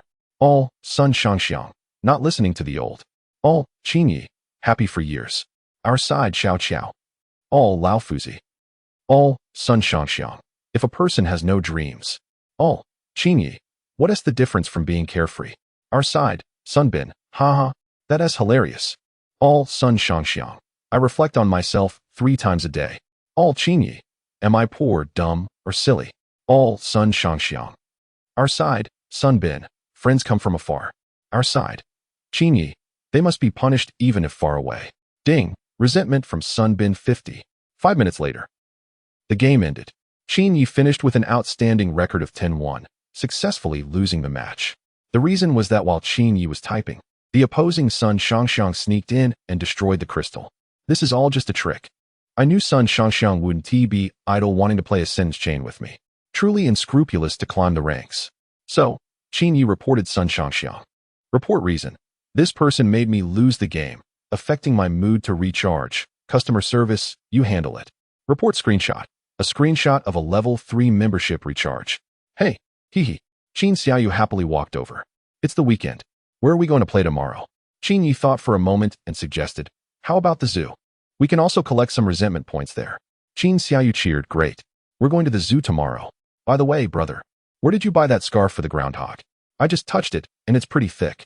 Qin's mouth twitched. You touched it? What? Stay away from me. That's my old sock. Qin Xiaoyu exclaimed, aw. Ding, 44 resentment points from Qin Xiaoyu. She quickly ran to the bathroom and washed her hands with soap 7 or 8 times. When she came out, she looked at the empty dining table and frowned. Brother, didn't you cook dinner?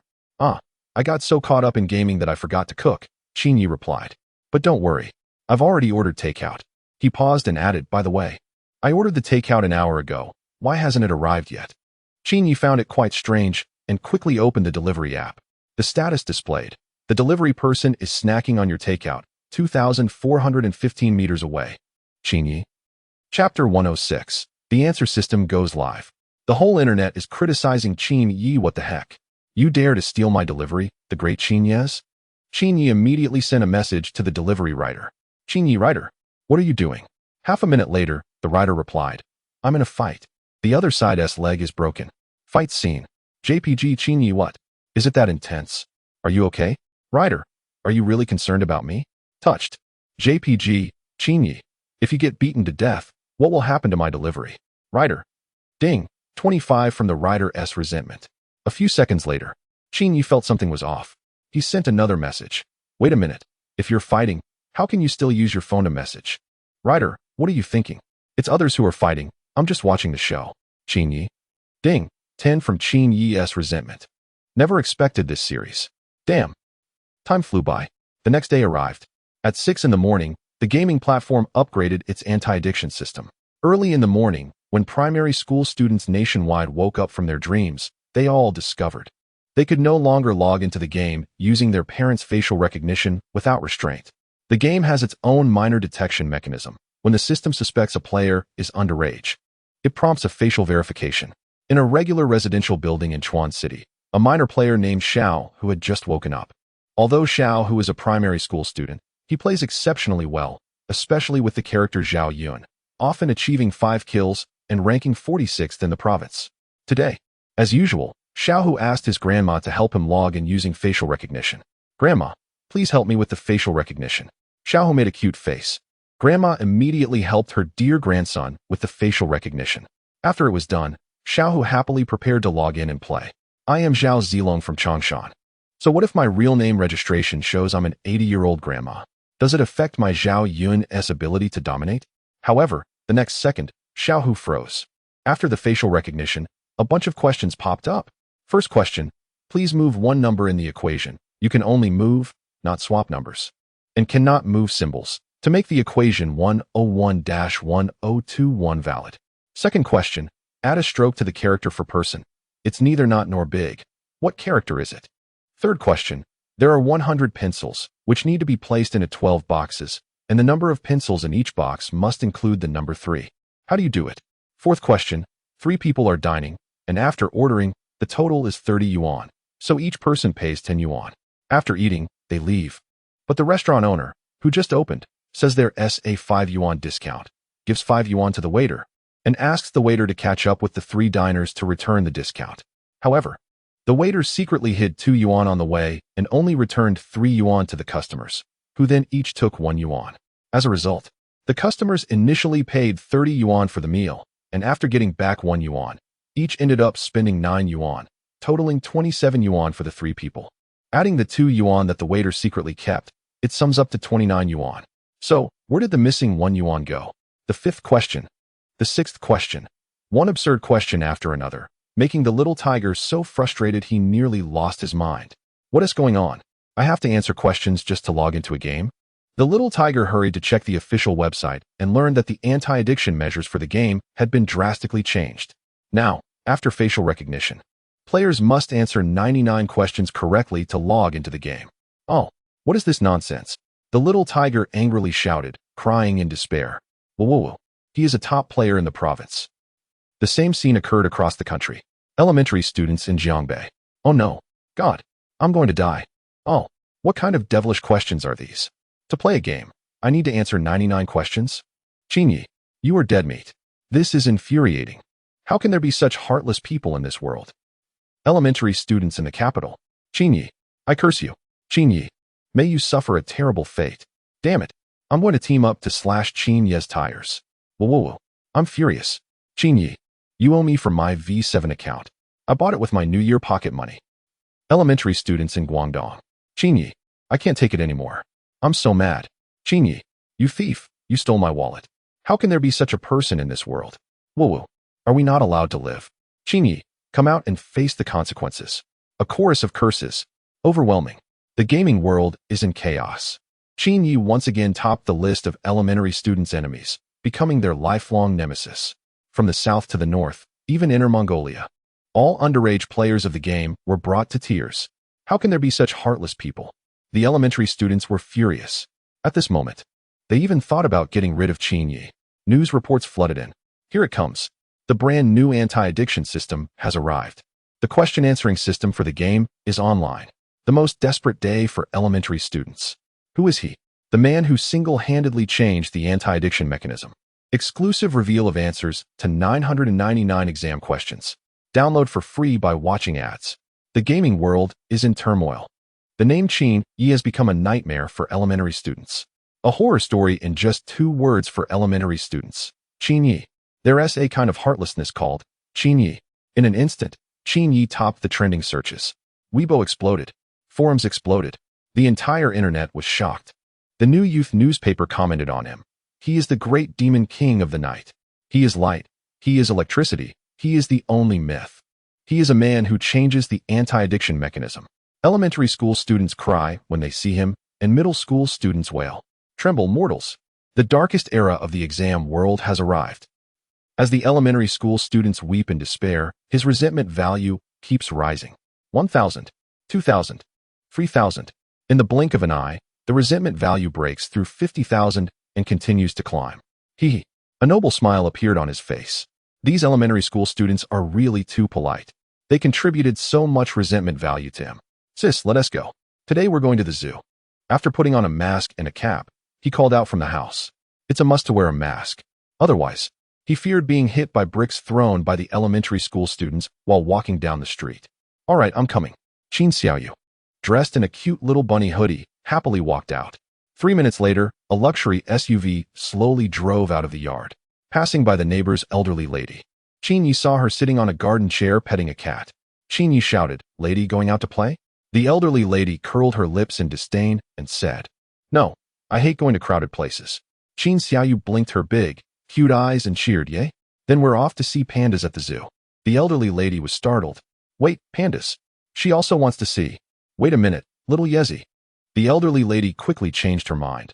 "I want to go too. Not for any other reason. Just because I want to go out and bask in the sun today." "Oh, basking in the sun?" Qin Yi chuckled sincerely. "You can bask at home too, right?" Ding. Resentment from the neighbor's elderly lady 99. Chapter 107. A trip to the zoo. Elephants cannot be revived. The elderly lady was trembling with rage, her hand gripping the cane shaking slightly. How could they bring someone to ruin the fun like this? "Xiaoya, you really lack integrity." Qin Yi laughed heartily and said, "Get in the car, ma'am. I was just teasing you." At her age, he genuinely worried that he might provoke her into a health issue. All right, I'm coming." The elderly lady tossed the orange cat in her arms aside, leaned on her cane, and with the help of the nanny, happily boarded the vehicle. The cat that was discarded looked utterly bewildered on the ground. "Woo-woo, you don't love me anymore. What's wrong with pandas? Are pandas somehow more noble than me? Aren't we all cats?" Once in the car, the elderly lady's emotions were slightly heightened. It had been a long time since she had gone out for fun. Sitting in the back seat, she turned to Qin Yi in the front and asked, "Xiaoya, it's been over 20 years since I last visited a zoo. How can I pretend like I go often, so no one laughs at me?" Qin Yi chuckled. "That's easy. When we arrive at the zoo, don't just stand there like a statue, be proactive and ask other visitors for food." The elderly lady. Qin Xiaoyu. OVO. Ding. Resentment from the neighborly elderly lady 50. The elderly lady's mindset was crumbling. What the heck? Did they think of her as a monkey in the zoo? Half an hour later, Qin Yi and the group arrived at the zoo. After buying tickets and passing through security, the 3 entered. "Brother, what animal should we see first?" Qin Xiaoyu asked. Qin Yi thought for a moment and said, "How about we start with the monkeys?" The elderly lady shrugged. "I have no objections." Qin Xiaoyu cheered, "Yay? Let us go see the monkeys. Charge." Moments later, the group arrived at the monkey exhibit. "Brother, look, it's monkeys." In the monkey enclosure, several monkeys were hanging upside down from trees, swinging back and forth like on a swing. Some other monkeys were eating bananas, occasionally scratching their ears and cheeks. The elderly lady began to show off her knowledge, explaining to Qin Xiaoyu, "Xiaoyu, look at these monkeys. They may seem silly, but humans evolved from these monkeys." The elderly lady went on for a while, and Qin Xiaoyu listened thoughtfully. "So humans evolved from monkeys?" Then, Qin Xiaoyu innocently asked, "Then ma'am, which zoo were you a monkey in?" The elderly lady. Qin Yi admired Qin Xiaoyu with a glance. "Truly my sister. This retort gene is hereditary." After watching the monkeys, the next stop for the 3 was the python exhibit. After visiting the python enclosure for a while, Qin Xiaoyu asked, "Brother, why do all these python cages have holes?" Qin Yi rolled his eyes. "It's to allow the pythons to breathe easily and ensure air circulation, while also preventing them from escaping." Qin Xiaoyu, with a quirky thought process, replied, "What if these pythons are on a diet? Qin Yi. Qin Yi gave a thumbs up. Qin Xiaoyu. You really are something. You can even ask such questions. Is your brain filled with soy milk? After visiting the python exhibit, they headed to the hippo area. When they arrived, the keeper was feeding the large but clumsy hippo some watermelons. The hippo was munching on the big watermelon, making a crunching sound and enjoying it immensely.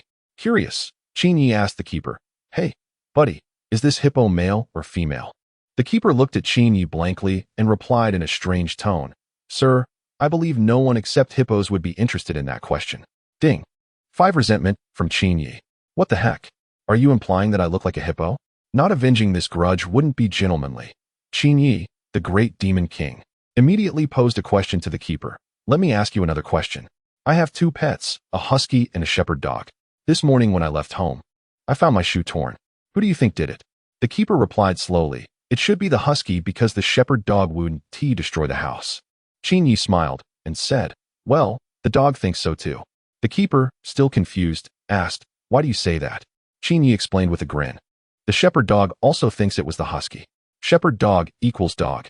So the dog thinks so too. Keeper. Ding. 55 resentment from the hippo keeper. After finishing up at the hippo area, they quickly moved on to the lion and tiger exhibit. The majestic tiger stood proudly on a rock, gazing at the sky. Roar. The tiger suddenly let out a fierce roar, startling Qin Xiaoyu, who stepped back in fear and almost fell. Little sister, you don't need to be scared. This tiger was raised by me with a milk bottle. It's very gentle, the keeper reassured with a smile. Oh, is that so? Qin Yi said seriously, undermining. I was also raised with a milk bottle, but I like to eat meat now. Tiger keeper. Ding. 63 resentment from the tiger keeper. The fun continued. 10 minutes later, the group, each holding a cup of orange juice, walked out of the wild horse area. Qin Xiaoyu asked, brother, why do those keepers put money on the horses' backs? Qin Yi, showing off his intelligence, replied, because it symbolizes having money soon. I understand. Qin Xiaoyu suddenly pointed ahead excitedly. Brother, look, there's someone with a second wife. The neighbor lady wiped her sweat and awkwardly said, silly child, that's a camel. How could a zoo visit be complete without elephants? So, Qin Yi and his group arrived at the elephant exhibit. However, as soon as they walked in, they saw a keeper crying profusely. What happened to him? Qin Yi asked a cleaning lady nearby. The cleaning lady replied, the elephant he was caring for died. It was sick. Hearing this sad news, Qin Yi couldn't help but have slightly red eyes. Sigh. Who says there are no emotions between humans and animals? Just look at how heartbroken and sorrowful the elephant caretaker is. It's truly a scene of deep grief. This moment is incredibly touching. It must be that the caretaker has a profound bond with the elephant he has raised for a long time, right? Otherwise, he wouldn't be crying so sadly. Uncle, please don't cry. The elephant can't come back to life. Qin Xiaoyu tried to comfort him. The elderly lady echoed, yes, young man, may the deceased rest in peace. And the living strive forward. Don't be too sad. But who would have thought that the cleaning lady nearby, who knew the truth, said, what are you all thinking?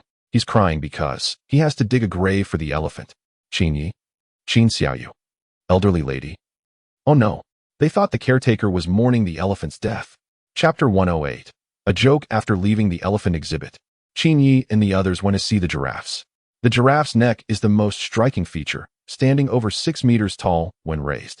Qin Xiaoyu pointed at the giraffe's forehead with her little finger and curiously asked, brother, what's that little tuft on the giraffe's head for? Qin Yi chuckled and replied, that's called a horn, and the Wi-Fi in the zoo relies on it. Qin Xiaoyu. Ding. From Qin Xiaoyu's resentment, 25. Finally, Qin Yi and his group headed straight to the panda exhibit. How could a trip to the zoo be complete without seeing giant pandas? Inside the panda exhibit, they watched the adorable pandas lying on the grass, rolling around cutely. One panda was plump, with a short tail and fur as smooth as black satin. It had a pair of fluffy black ears and 2 distinctive black eye patches, melting the hearts of the visitors outside. So cute. I just want to hug it. My youthful heart. So adorable. Is panda meat tasty? Has anyone tried it? You're really something. Young man, that's a dangerous thought. Listening to the chaotic sounds of the visitors around him, Qin Yi smiled and posed a question to Qin Xiaoyu. Xiaoyu. Do you know the difference between giant pandas and pigs? Qin Xiaoyu scratched her head, looking puzzled. Huh? What's the difference? Qin Yi laughed and said, both pandas and pigs are greedy, lazy, love to sleep, and enjoy doing nothing. But why do you think the two are perceived so differently? An elderly lady chimed in. Is it because pandas are rare, and rarity makes them precious? Qin Yi shook his head, dismissing that answer. Even if one day pigs were as rare as pandas, they still wouldn't be as beloved as pandas. Qin Xiaoyu blinked her big, cute eyes. That makes sense. Brother, where exactly is the difference? Qin Yi answered with a smile. It's all about looks. Good looks are justice. As long as someone has good features, their perspectives will follow. That makes sense. Qin Xiaoyu pondered thoughtfully. After hours of fun, their visit to the zoo came to a pleasant end. As Qin Yi and his group exited the zoo, they saw a child crying and throwing a tantrum with his mother. Wah! Mommy, I want to go into the zoo. I want to see the big python. The child was rolling on the ground, sobbing. The mother, whose skin was waxy yellow and hands calloused, hesitated to buy a zoo ticket and sighed. Sweetie, let's go home. What is so interesting about a python? The zoo ticket costs 80 yuan, so for the two of them, it would be 160. For a family like theirs, who were migrant workers, that is a significant expense. Not every family is wealthy. Seeing this scene, Qin Yi's heart swelled with kindness. He decided to help the little boy fulfill his wish. With a smile, Qin Yi approached. Hey there, little buddy, you want to see the big python, right? The little boy sniffled and nodded vigorously, yes. Wah! I want to see a giant python, but my mom is too stingy to buy the tickets. Qin Yi patiently advised. Little friend, you shouldn't say that about your mother. You need to respect and honor your parents. The little boy huffed and turned his face away, clearly unconvinced. Qin Yi, with a smile, said, how about this? Today, Uncle will help you fulfill your wish. Upon hearing this, the little boy's eyes lit up with joy. Really, Uncle? Are you going to buy us tickets? The mother, being an honest person, didn't want to take advantage of anyone and quickly declined, saying, Sir, you don't need to spend money on us. We can afford it. As she spoke, her body trembled slightly as she struggled to pull out a stack of cash from a worn-out bag. 1 yuan, 5 yuan, 10 yuan. There were even 50-cent bills. Qin Yi sighed. Wealthy people do not understand the hardships of the poor. Who can truly comprehend their struggles? Qin Xiaoyu, do you have any money? Qin Yi tilted his head and shouted at Qin Xiaoyu, who was drinking juice. Ah, yes. Qin Xiaoyu quickly dug into his pocket and pulled out several 100-yuan bills along with some change. Qin Yi took the money, secretly slipped a few 100-yuan bills to the mother, and handed 2 yuan to the little boy. Little friend, your wish has been fulfilled, Qin Yi said with a smile. The little boy looked at the 2 yuan in his hand, completely confused. What is going on? How is this my wish being fulfilled? Uncle, you're tricking me. I want to see a giant python. How is this fulfilling my wish? The little boy exclaimed angrily. Qin Yi chuckled and replied, Isn't there a 2 yuan store ahead? Take this 2 yuan to buy a magnifying glass, then go to the riverbank to look at earthworms. Won't you see a giant python that way? The little boy, looking at earthworms with a magnifying glass will turn them into pythons? Wow, are you a devil? Ding, the little boy's resentment 99. The little boy looked at Qin Yi with a mournful expression. Qin Yi took out a business card from his pocket, which had his phone number on it. He handed the card to the little boy and encouraged him.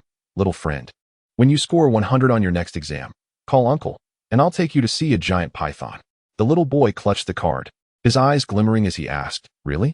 Uncle, you won't trick me, will you? Qin Yi waved his hand confidently. Don't worry, I'm a good person. How could I lie? I'm the kindest. Qin Xiaoyu. The old lady. Is this how a person speaks? What a joke, Qin Yi being kind. In the capital city, in a building for teachers, Lu Hui is an ordinary elementary school Chinese teacher. Today is Saturday, and during the weekend, Lu Hui suddenly noticed that her students were acting particularly strange. In the class WeChat group chat, students kept asking her questions, and the message notifications kept ringing. Teacher, how do you solve this problem? Teacher, what about this problem? Waiting online. The teacher had a series of questions lined up, which completely bewildered Lu Hui. Usually, she hadn't seen these students so eager to learn. Why were they all coming to her with questions today? Could it be that these students didn't study well during school, but wanted to learn during the break? Nevertheless, as a teacher, Lu Hui felt very gratified to see her students passionate about learning, and she happily answered their questions. One question was about a character that, when a stroke is added, is not the character for big or person, but can be J. Another question referred to the phrase, which is about the king of Yu, Gojian. The 2 ancient poems renowned as the pinnacle of classical poetry are The Peacock Flies Southeast and The Ballad of Milan.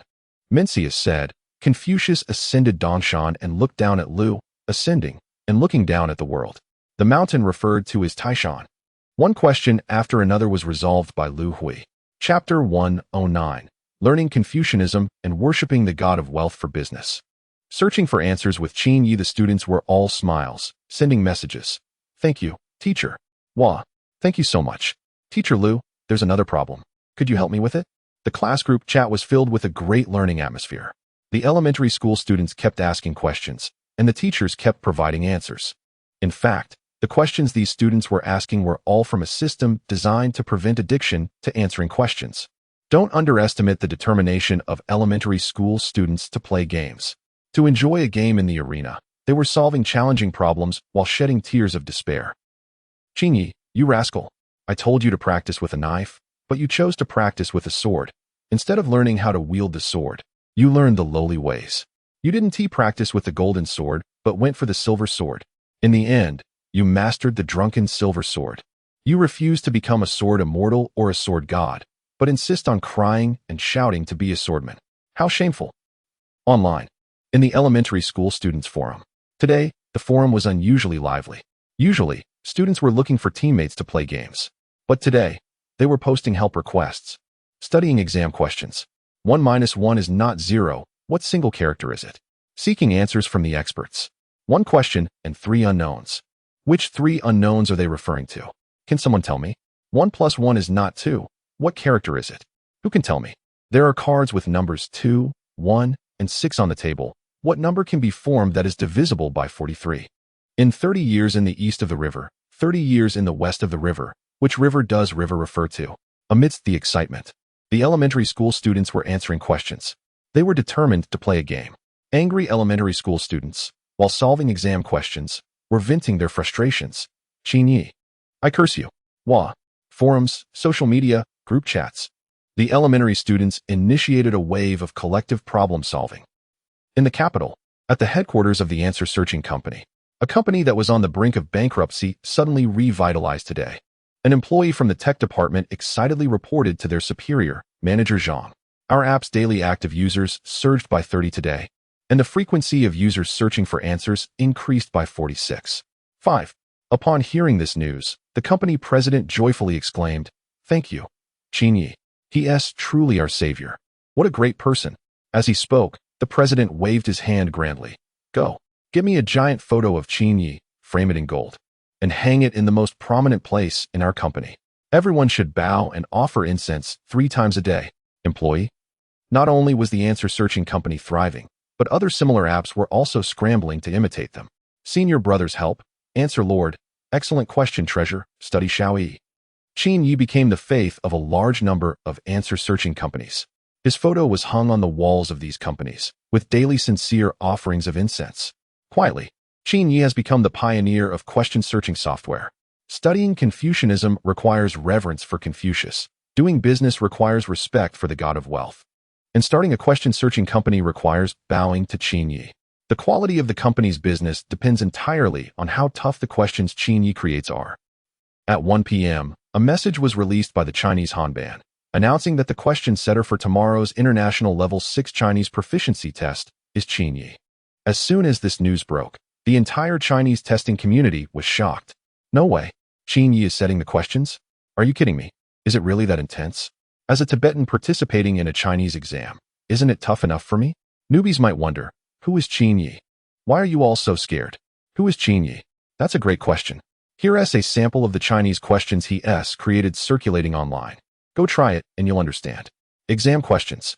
TXT, this question, this. Is this even meant for people to answer? Those in the know are trembling. Meanwhile, those who don't understand are just pretending to be knowledgeable.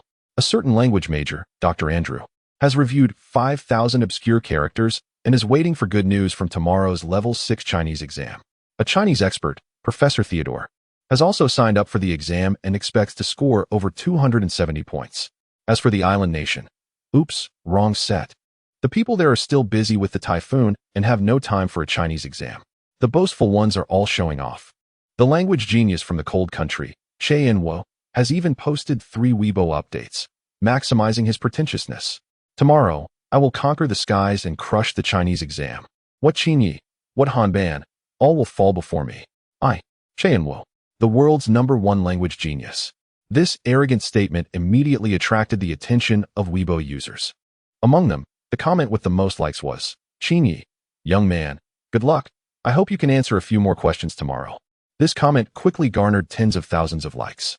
Netizens casually enjoyed the spectacle, waiting for the moment when this language genius from the cold country gets proven wrong. In a fast food restaurant in Jiangnan City, Qin Yi and Qin Xiaoyu are having a meal. As for the elderly lady, she has a poor appetite, so she is just having a bowl of porridge. Qin Yi ordered curry chicken leg rice, while Qin Xiaoyu chose honey-glazed chicken leg rice. Both of their meals come with a large chicken leg. "Sis, do you want a chicken leg?" Qin Yi asked as he picked up the chicken leg from his plate to give to Qin Xiaoyu. "Brother, stop it." Qin Xiaoyu quickly recoiled. Looking wary, "What are you up to this time?" She doesn't believe her stinky brother would suddenly be so nice to her. There must be some scheme behind it. Hearing that Qin Xiaoyu doesn't want it, Qin Yi showed a sly smile. "Not eating the chicken leg. Perfect, I'll help you eat yours." Qin Yi used his chopsticks to grab the chicken leg from Qin Xiaoyu's plate. Qin Xiaoyu's eyes turned red, and she hurriedly snatched the chicken leg back. Then she learned from Qin Yi's approach and asked him, "Brother, do you eat chicken legs?" Qin Yi swiftly grabbed Qin Xiaoyu's chicken leg and smiled. "I do." Qin Xiaoyu. Qin Xiaoyu snatched the chicken leg back again. Qin Yi continued with his playful tactics. "Sister, do you eat the left chicken leg?" Qin Xiaoyu puffed up with anger. "I do." Qin Yi excitedly snatched Qin Xiaoyu's chicken leg once more, saying, "That's great. What you have in your bowl is the right chicken leg." Ding! Resentment from Qin Xiaoyu 66.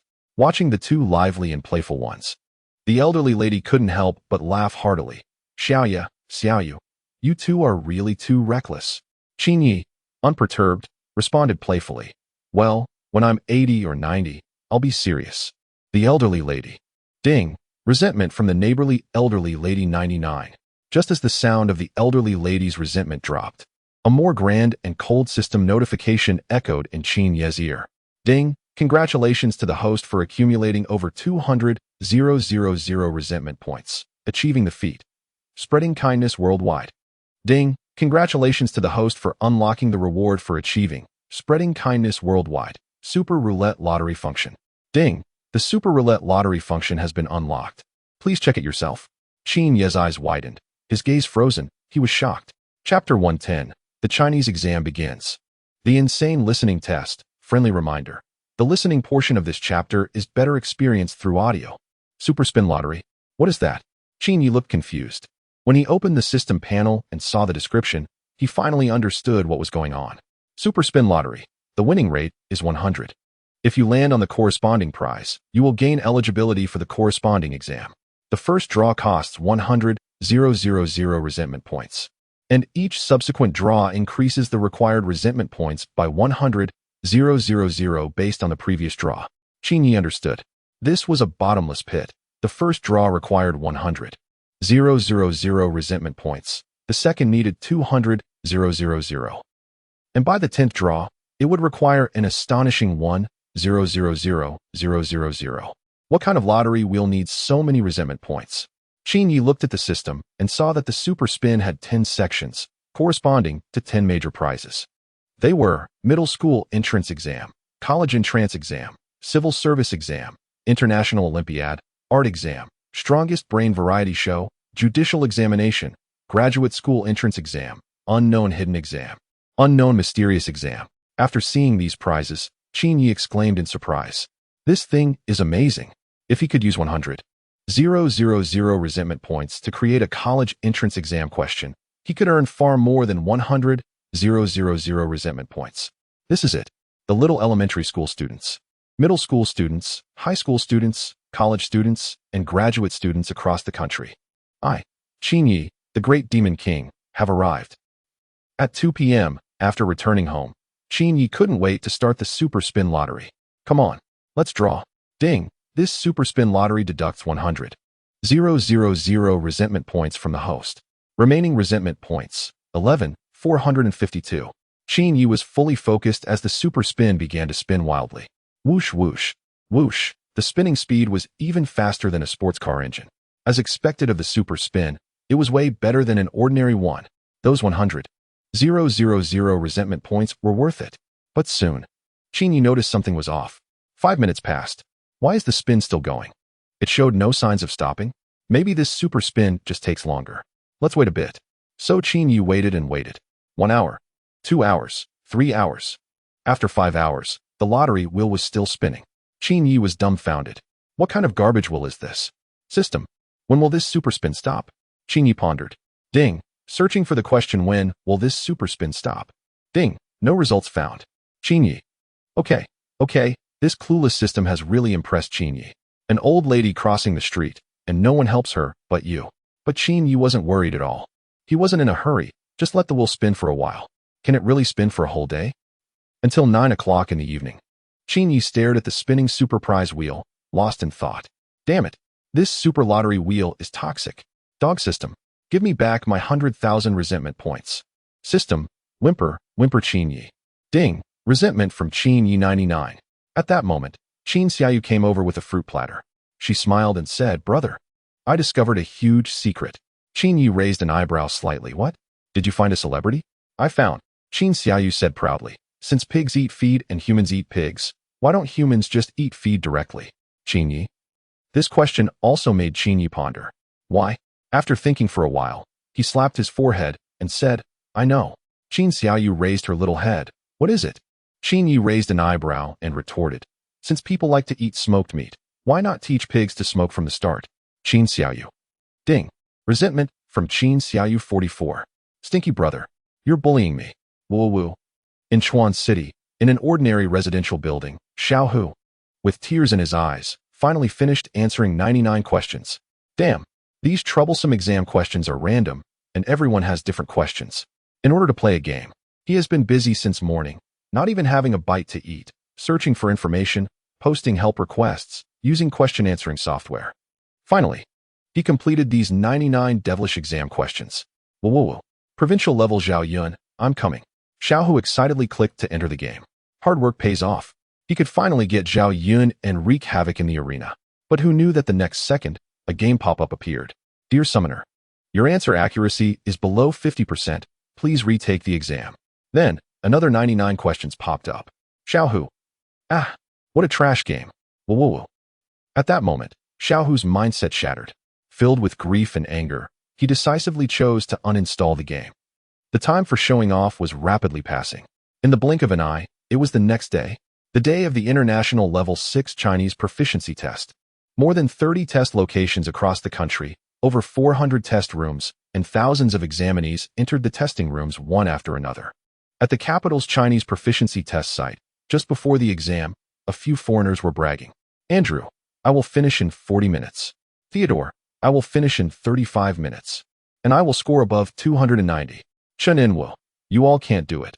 I can finish in 20 minutes. Full score is 300, 1 point less counts as my loss. Foreigners around were giving thumbs up, truly impressive. A few Chinese from minority ethnic groups exchanged glances and smirked at the scene. These foreigners were still too young. They had no idea how tough the exam questions could be. The minority group members were trembling, worried about whether they could pass the exam. Yet, these foreigners were daring to claim they would finish early and even aim for full marks. Did they not know how to write the character for death?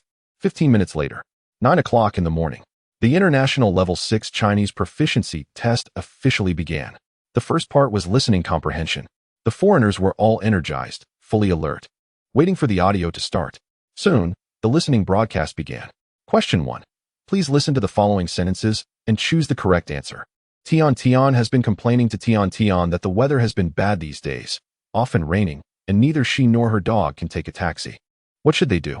Tian said, we can call a freight service. So, Tian called the freight service driver and asked, hello, do you guys transport Labradors?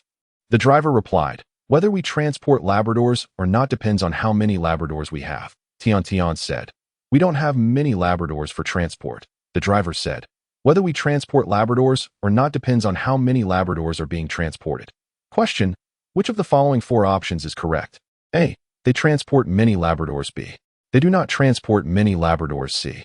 The freight service that does not transport many Labradors does not transport many Labradors. D. The freight service that transports Labradors does not transport many. After hearing this question, the entire examination room fell into a deathly silence. You could hear a pin drop. It was completely quiet. What on earth was being said? All the foreigners were stunned. Chapter 111. Foreigners are all in tears. Chinese is too difficult.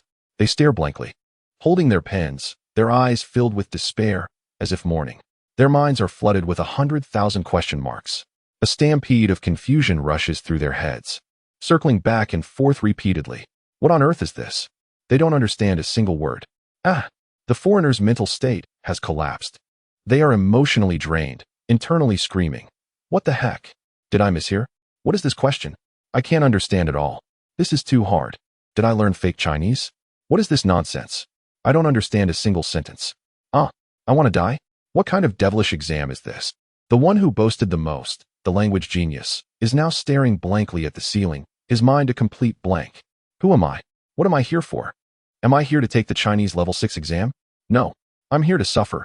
In this moment, he feels utterly hopeless, like a joke. He studied tens of thousands of Chinese characters for this exam, yet he can't even understand the first listening question. What is this? I can't understand it all. God, save me. Before these foreigners could react, the second devilish question arrived. Question 2.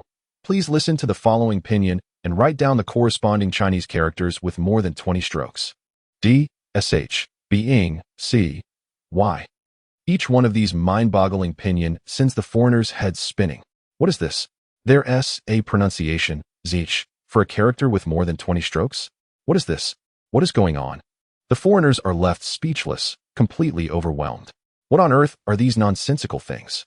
How come they can't even write down a corresponding character? Are there really characters with more than 20 strokes like D, Being, C? In the examination hall, 100 people sit in silence. Other exam rooms are the same. Everyone looks dazed, their eyes filled with confusion, shock, anger, and a desire to die. But not a single person picks up their pen, whether they are language geniuses, graduate students in Chinese language, or professors who have studied Chinese for years. They are all stumped. Is this really a level 6 exam? Are you sure it's not a level 666 exam? In the minds of all the foreigners, there's only one thought left. The Chinese language is truly terrifying. Following that, the third listening question came. The foreigners' faces changed dramatically, and they were once again dumbfounded. What the heck? Here it comes again. Question 3. Please listen to the following dialogue and write down what the 10 phrases mean. When Adai gave a red envelope to his leader, the leader said, "What do you mean by this?" Adai replied, "Just a little gesture." The leader responded, "This isn't enough of a gesture." Adai said, "It's just a small thing, just a small thing." The leader remarked, "You are quite amusing." Adai replied, "Actually, there's nothing else behind it." The leader said, "Then I feel embarrassed." Adai replied, "I'm the one who feels embarrassed." All the foreigners. The so-called language genius, Che In-woo, was stunned. So difficult. This is incredibly hard. The same two characters, meaning, have different meanings. Che In-woo felt he had learned fake Chinese. He had learned tens of thousands of Chinese characters, yet couldn't he even answer a listening question. Boo-hoo-hoo. This is just too difficult. At this moment, the foreigners were internally despairing and crying. They regretted participating in the Chinese exam. Chinese is truly terrifying. However, the listening continued. The fourth Chinese listening question came with the broadcast. Question 4. Please listen to the following dialogue and determine how many negative adverbs there are. Today it rained, and I almost fell off my bike, but fortunately, I managed to hold on. The principal stopped me. The principal said, "Besides the school badge on the uniform, you've been told not to do anything else, and you still insist on doing something else, right?" I said, "Boo-hoo-hoo. Principal, I was wrong. I won't do anything else. Please don't punish me." The principal said, "You don't have to talk to me like that.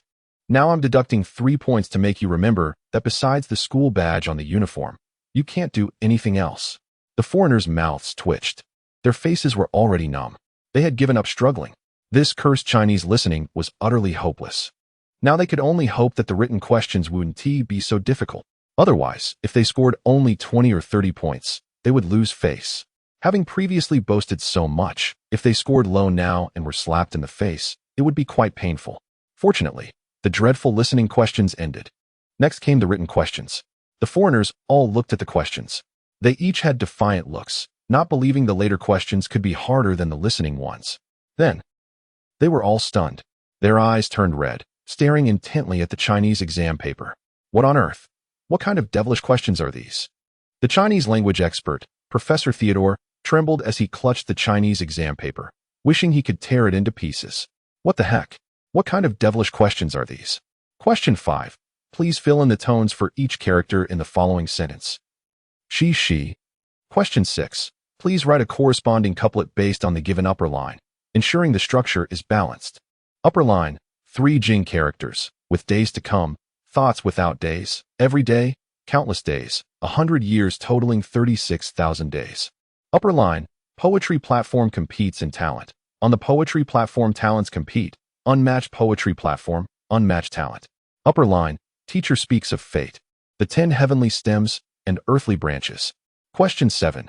Please imitate the following love poem, requiring vivid expression and delicate emotions. The crab is peeling my shell. The notebook is writing me. I fall upon the maple leaves and snowflakes, and you are thinking of me. Question 8. Question 9. Question 10. A series of devilish questions that leave foreigners in despair. Oh, what on earth? What kind of devilish questions are these? Foreigners look pale, full of despair, questioning their lives. Are they really learning the language? Or is it a counterfeit version? Why can't they answer even one question? Boo-hoo. I hate this. The examination room echoes with sounds of heart-wrenching, deeply sorrowful cries. All the foreigners are brought to tears. Chapter 112. Shocked. Qin Xiaoyu is actually adopted? Oh, I'm going to die. Che Yin-Wu let out a desperate wail, his whole body convulsing like a sheep with epilepsy, before he fainted. The invigilators in the exam room immediately shouted, "Call an ambulance. This guy is having a heart attack. Hurry, hurry, get him on a stretcher." How can this guy's mental endurance be so weak? Fainting like this? It was chaos. That day, the world's #1 language genius, Che Yin-Wu, was carried out of the exam room and rushed to the hospital for emergency treatment. The exam questions from the great demon Qin Yi were terrifying. 2 hours later, the Chinese exam ended. Outside the examination hall in the capital, a crowd had gathered, including several media reporters. As the candidates walked out of the exam room one by one, dejected and hopeless, a reporter from a certain publication approached immediately and asked, "Professor Theodore, how did it go? Can you get a perfect score?" The interviewed language expert, Professor Theodore, twitched at the corners of his mouth, his face dark. Then, he extended his hand and made a circular gesture, meaning 0. The reporter immediately realized, joyfully exclaiming, "Professor Theodore, is it 0 mistakes? Is a perfect score guaranteed?" Professor Theodore. At that moment, Professor Theodore felt like he wanted to die. Damn it. If you can't speak, just say less. There's no need to hit people like this. Damn, you fool. I said it was a 0 score. Professor Theodore grabbed the reporter by the collar, extremely exasperated. 0. Do you understand? The reporter was stunned, frozen in place. He couldn't believe what he just heard. What? 0? My God. Is today April Fool's Day? Professor Theodore is an expert who has studied the Chinese language for many years. How could he score 0?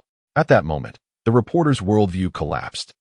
After the Chinese exam ended, the questions spread online. There was a wave of shock. A heated discussion ensued. Netizens were all dumbfounded. What the heck? This question? This can't be making foreigners cry. Mom asked me why I was kneeling to answer questions, because I was studying Chinese. The Chinese language is truly profound. The same word can have multiple meanings. During meal times, I was struggling with the phrase hua la la, which led to my indigestion. What a huge embarrassment. As a native Chinese person, I can't even answer these Chinese questions. Qin Yi is amazing. Just for fun, we have to look at Qin Yi's questions. At this moment, netizens felt pity for the foreigners taking the Chinese exam for 0.1 seconds. Jiangnan City. In a luxurious villa. In the living room. Qin Yi was chatting with Qin Xiaoyu. "Bro, I saw online that the questions for this Chinese exam you set were really difficult," Qin Xiaoyu said, scrolling through the news with surprise. Qin Yi waved his hand, sincerely expressing, "Not at all, not at all. I, the great benevolent Qin, never pose difficult questions, okay?" Qin Xiaoyu. "You stinky brother. I don't believe you. Don't think I don't know that everyone outside calls you the king of test questions. Xiaoyu, let me ask you a question." Qin Yi smiled. Qin Xiaoyu sniffled, scared, "Woo-woo. Stinky brother, go ahead, but don't ask anything too difficult." Qin Yi smiled and threw out a question. There are 2 mercenaries, both tough and ruthless, having killed countless people. One day, they were on a mission and got trapped in a desolate desert. A few days later, after running out of food and water, they still couldn't find a way out. Consequently, they broke down mentally, overwhelmed by despair and fear. One mercenary, unable to handle the pressure, mentally collapsed and died first. The other mercenary, however, was still holding on. That night, he buried his comrade's body in the desert, nearly losing his sanity. The next day, after waking up, the surviving mercenary found his deceased comrade sitting beside him, staring at him with the same look of despair. Thus, the surviving mercenary died of fright. What happened here? Once the question was posed, Qin Xiaoyu wiped her tears in grievance. Whoa, brother, I can't do it. This question is too hard. Ding, resentment points from Qin Xiaoyu 66. Hee hee. Qin Yi revealed a smile of a great master. Today's task of harvesting resentment points from Qin Xiaoyu was complete. Brother, so what was going on with that mercenary? Qin Xiaoyu wanted to know the answer. Curiosity killed the cat. Cat, what does it have to do with me? Why must I die? Meow, meow, meow. In fact, this question is very simple. Qin Yi said casually, pretending to be profound. It's not that Qin Yi wanted to show off. The emotion just naturally led him to act that way. Qin Xiaoyu rolled her eyes. Simple? Ah, stinky brother. You call this simple? The surviving mercenary, unable to cope with his comrade's death, suffered a mental breakdown and dug up his comrade in the middle of the night. Qin Yi casually revealed the answer. Qin Xiaoyu was shocked. If Qin Yi hadn't provided the answer, she would never have figured it out with her intelligence. Thinking of this, Qin Xiaoyu couldn't help but feel sad. She cried out, "Woo-woo, brother, why are we born of the same mother, yet there is such a huge gap in our intelligence?" Regarding this question, Qin Yi first thought seriously for a moment.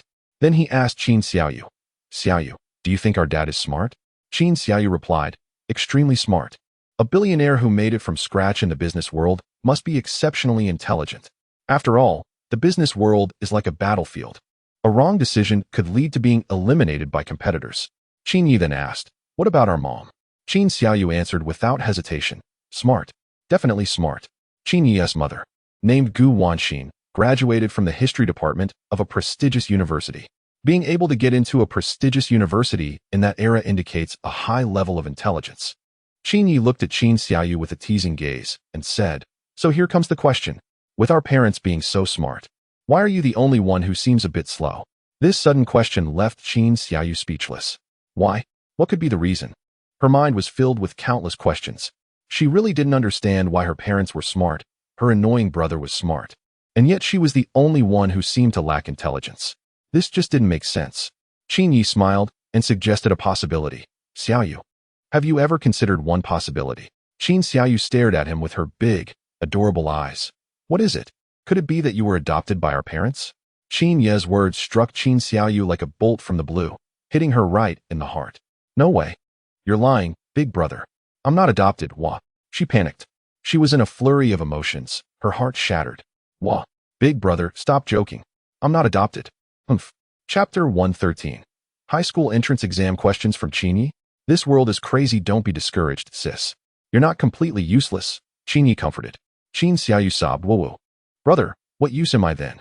Qin Yi smiled widely, sincerely saying, "At the very least, you've made a remarkable contribution to lowering the average intelligence of humanity." Qin Xiaoyu. Ding, from Qin Xiaoyu's resentment 77. "Ah, you annoying brother." Qin Xiaoyu turned her little face away, speaking with its thunder tone. "Humph. I'm angry now. The kind of anger that can't be soothed." After a while, not hearing any response, Qin Xiaoyu glanced out of the corner of her eye. "Hey, where did that annoying brother go? My lovely sister is angry. You're not even going to try to cheer me up?" Ding, from Qin Xiaoyu's resentment 124. At this moment, in the bedroom, Qin Yi looked at the still spinning super wheel, his expression dark. "Damn it. This cursed system. This wheel has been spinning since yesterday afternoon. When is this going to end?" Qin Yi decided to stop being silent. He needed to take the initiative. He dug out his long-forgotten social media account and logged in. "What the? I've gained over 100,000 followers. Goodness." Qin Yi guessed that 99 of these were haters. But it didn't matter. Haters are still followers. Taking the initiative, Qin Yi posted several updates. Qin Yi. Qin Yi, care deeply about the students of the world and am determined to provide fresh exam questions. Please add me to the middle school exam question group. Exam group of province S. Qin Yi.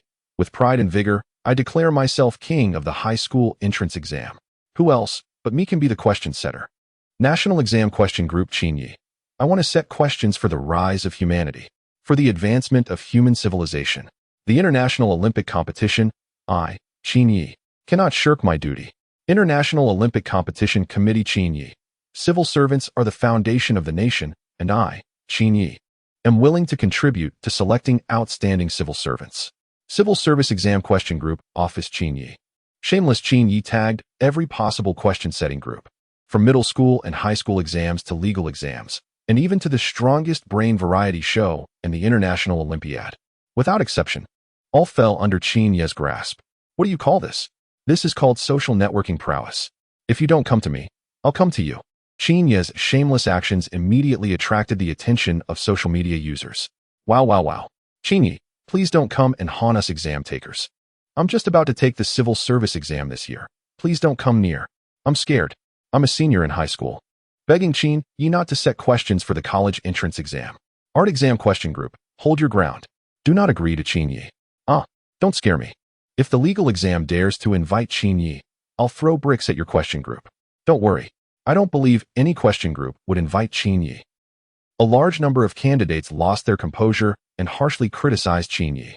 For a moment, it seemed as if the whole world was against him. Many of the tagged question-setting teams were also left bewildered. What? Who are you? Do we know you? Ding. Resentment from the National Examination Question-Setting Team 99. Ding. Resentment from the International Competition Committee 77.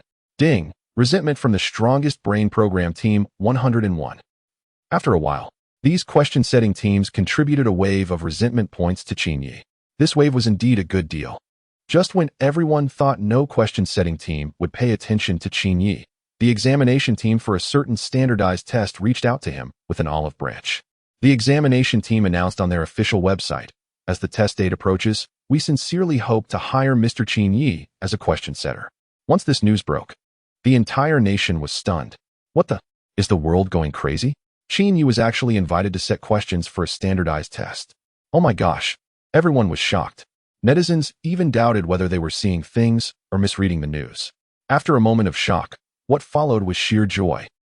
The great Qin Yi was going abroad to wreak havoc on the candidates of that country? Elementary school students were ecstatic. Middle school students breathed a sigh of relief. High school students lit firecrackers to celebrate. The great Qin Yi was going abroad.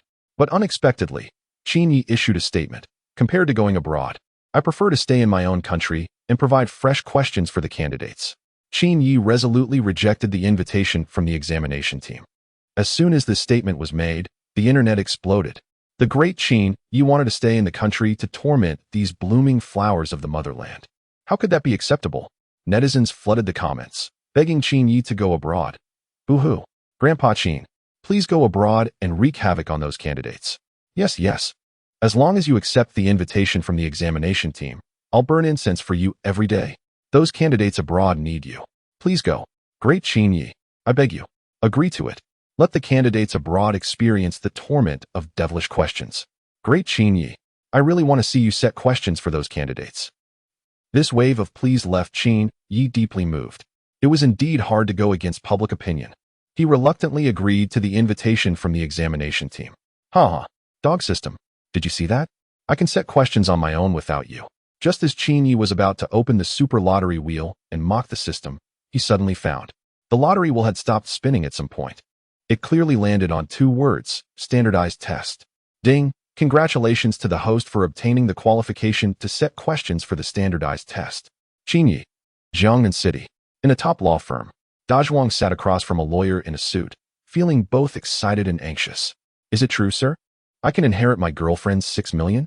His voice trembled as he spoke. He still couldn't believe that he had stumbled upon such a stroke of luck. 6 million. How many years would he have to work as a security guard to save that much?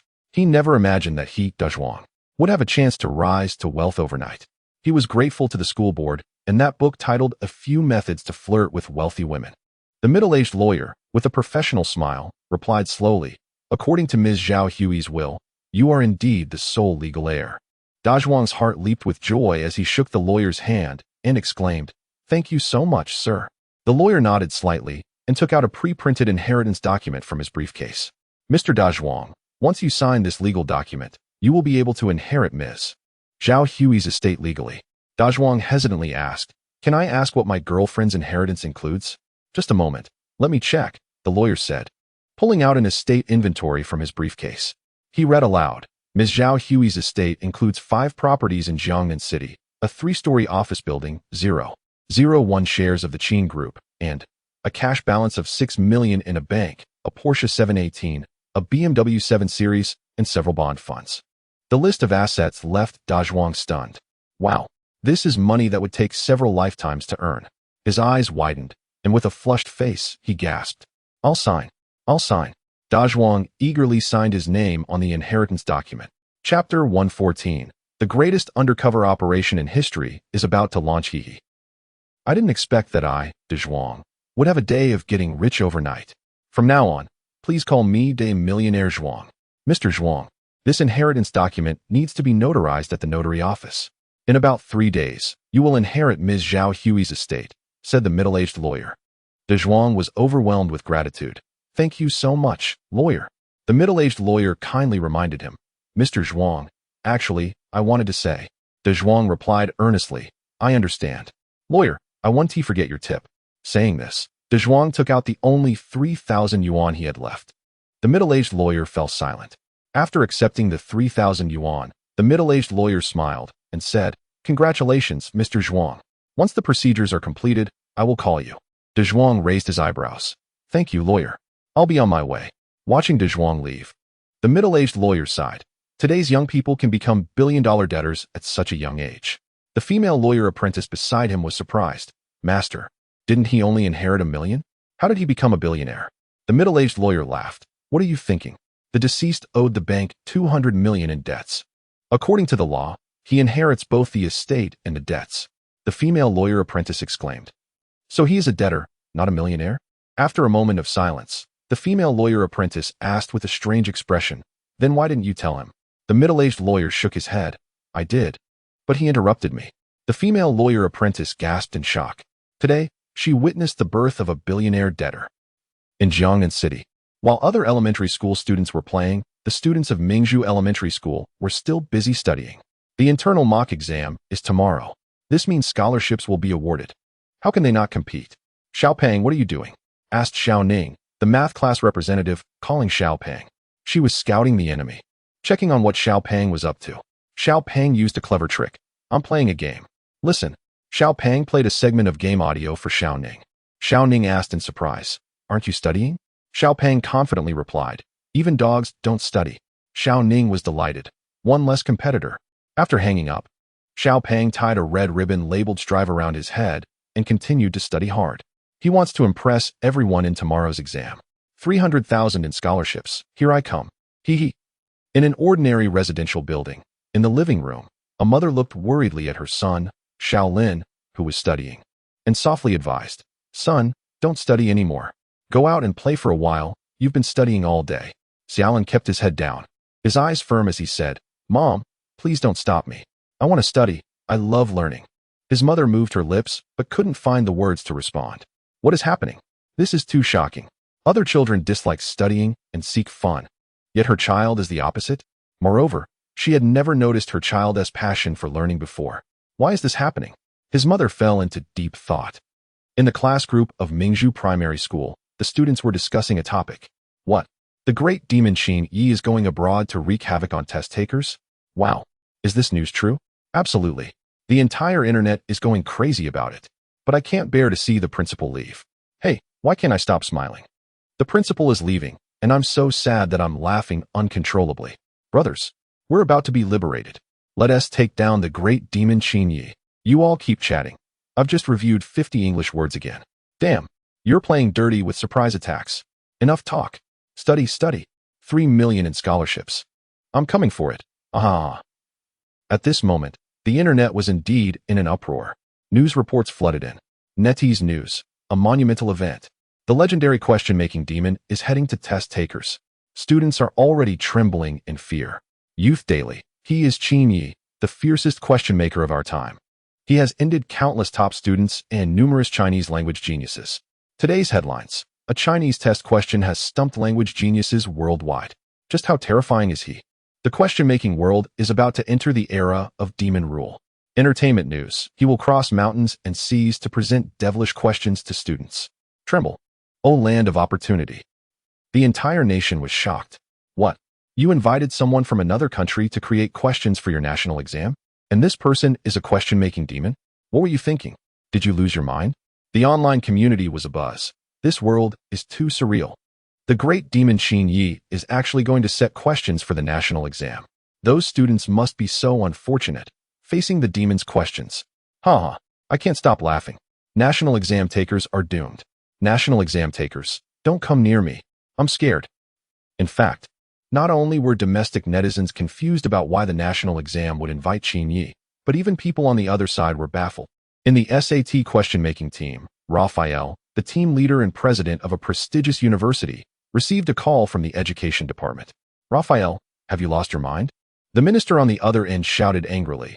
Why would you invite someone from another country to create questions for our national exam? Raphael said calmly, don't get excited. Minister Hunter, there is a reason for my actions. There was a moment of silence on the other end before a cold voice replied, I need an explanation. Raphael continued calmly. This time we have invited Qin Yi, who is the youngest master's degree recipient in the history of our institution. His mathematical talent is unparalleled, even stronger than that of a renowned mathematician. At this statement, the minister fell silent. A notable mathematician had emerged from that country, leading the global mathematical community by 20 years. Now, Raphael, the president, was claiming that there is another individual in the world whose talent rivals, or even surpasses, that of the renowned mathematician. How shocking this news was. Raphael, are you sure you are not exaggerating? The minister's voice sounded as if it had been ground down by gravel. I am certain, Raphael replied with conviction. As the president of the institution, no one knew better than him how terrifying Qin Yi's mathematical talent was. In a direct 7-year program, this prodigy graduated in just a year and a half, solving several world-class mathematical problems along the way. Truly extraordinary. Back then, the institution even broke its own rules and offered astonishing conditions to keep Qin Yi. Unfortunately, he ultimately chose to return to his homeland. And now, the opportunity had come. This time, President Raphael intended to seize the chance presented by this project to retain Qin Yi openly, allowing him to stay at the institution and serve the interests of that country. Everything was a conspiracy. What President Raphael did not realize was that his actions today would lead to the birth of the greatest undercover agent in history. Qin the Great Deceiver Yi, the strongest undercover agent ever, was about to take the stage in history. Chapter 115. Pick a trendy name. Raphael. You must do everything possible to recruit that math genius from the East. Such talent must be kept in our region, the minister ordered Raphael. The principal, with a slight smirk at the corner of his mouth, was praised for his expertise. Don't worry, this time, I am confident I can keep Qin Yi here, Raphael confidently declared. Good. The minister hung up the phone. After ending the call, Raphael snapped his fingers. A stunning blonde beauty, known for her allure, gracefully walked in from the inner room. Her curvaceous figure was breathtaking. Every inch of her body radiated a magical charm. With golden hair and striking beauty, she embodied the seductive allure of Western women. This enchanting woman was Raphael's daughter, the dream girl of many young talents in the region, Nicole. My daughter. This time it all depends on you, Raphael said proudly, twirling his mustache. He planned to use the charm of his daughter to his advantage. Surely, no man could refuse his precious daughter, right? In the east, in Jiangnan City, inside a luxurious villa, Qin Yi had just received an email from the SAT committee, asking when he would be traveling to the region. He replied, within 3 days. Brother, are you going abroad? Asked Qin Xiaoyu beside him, her voice soft and curious. Qin Yi nodded. Yes, I might be away for some time. Qin Xiaoyu then asked, do you have a Western name? Qin Yi chuckled, of course. When I studied at MIT, my English name was Bruce Qin. This name was in homage to Mr. Bruce Lee, as his English name was Bruce Lee. Then, brother, can you give me a trendy and nice English name too? Qin Xiaoyu's big, adorable eyes sparkled with anticipation. She also wanted a fashionable English name. With a grand gesture, Qin Yi confidently said, that's easy. I'll help you. After pondering for a moment, he suggested several names, Janina Biang, Varini Xianren, Nigubeawani. Upon hearing these names, Qin Xiaoyu shot him a resentful look. Whoa, stinky brother. What kind of ridiculous names are these? Look at you, you think you're so clever? You're such a waste. Ah, Qin Xiaoyu was furious. Shameless stinky brother. Sis, actually, I thought about it carefully. When I previously said you were adopted, I don't think that was right, Qin Yi said with a kind expression, sighing. I sincerely apologize for what I said. Qin Xiaoyu chuckled, stinky brother, it's fine. I didn't take those words to heart. Qin Yi took a deep breath and looked at Qin Xiaoyu with gentle eyes, sincerely saying, "You are my dearest sister, not something picked up from a trash can." Hearing such touching words, Qin Xiaoyu shed tears of gratitude and softly replied, "Hee, brother, I knew you were the best." Qin Yi smiled and said, "Well, actually, you were a gift for topping up phone credits." Qin Xiaoyu. Ding. From Qin Xiaoyu's resentment 199. Wrongly reincarnated and stuck with an annoying brother. Can I be reborn again? Urgent. Waiting online. Later that evening, Qin Yi received a message from Dai Zhuang on WeChat. Dai Zhuang, school director. I'm about to get rich. Suddenly got several million. Should I buy a car first or a house? Without thinking, Qin Yi replied, a car is just a temporary consumption. A house is a temporary shelter. A grave is the final resting place. Listen to your brother and buy a grave first. Dai Zhuang. Ding. From Dai Zhuang's Resentment 88. At this moment, in the review section of I Learned to Exorcise Demons in a Mental Hospital, readers were vocally condemning Qin Yi. Explosive Sky Gang Pippy Shrimp. Where's the author? It's been 3 days. No updates. Where did you go? Hurry up and update. I'm really fed up. Do you know how I've spent these 3 days? May I ask for the author's address? No other meaning. Just want to send you some local specialties. Seeing these urging comments for updates, Qin Yi realized that his book had not been updated for 3 days. Just as he was about to ask the AI for some content, he discovered that the book had updated several chapters. A message in the review section caught Qin Yi's attention. Brothers, look, I found that the exorcism book on this website is updating. Qin Yi was stunned. Goodness. He hadn't uploaded the latest chapters, so how could it be updating? He clicked on the link and found that it was a piracy website called by Chugo. Due to Qin Yi's hiatus and the popularity of exorcising demons, this piracy site had actually started writing sequels on its own. A ghostwriter refers to someone who continues writing for another author. Sometimes, when novel authors lose interest, they hire ghostwriters. So, if you see a book that starts off great but later becomes terrible, it's likely due to hiring a ghostwriter. Qin Yi looked at the content written by the ghostwriter on this piracy site. Upon reading it, he couldn't help but marvel. The writing was exquisite, the ideas sharp, the plot twist compelling, and the flow was smooth. The most crucial part was, this ghostwriter was not just churning out filler content. This was far superior to what a novel auto-writer could produce. Thus, Qin Yi decisively chose to copy and paste the content updated on the piracy site to his official site. This move would bring tears to any capitalist's eyes. In the online literature scene, piracy and copyright infringement have always been prevalent. Unexpectedly, the author has turned the tables and taken advantage of some piracy websites.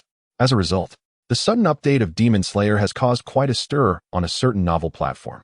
Oh my, author, you finally updated. We've been waiting day and night. I finished reading it in one go. It's so good. Please keep updating. Don't stop. A tip from a loyal reader is on the way. Keep it coming.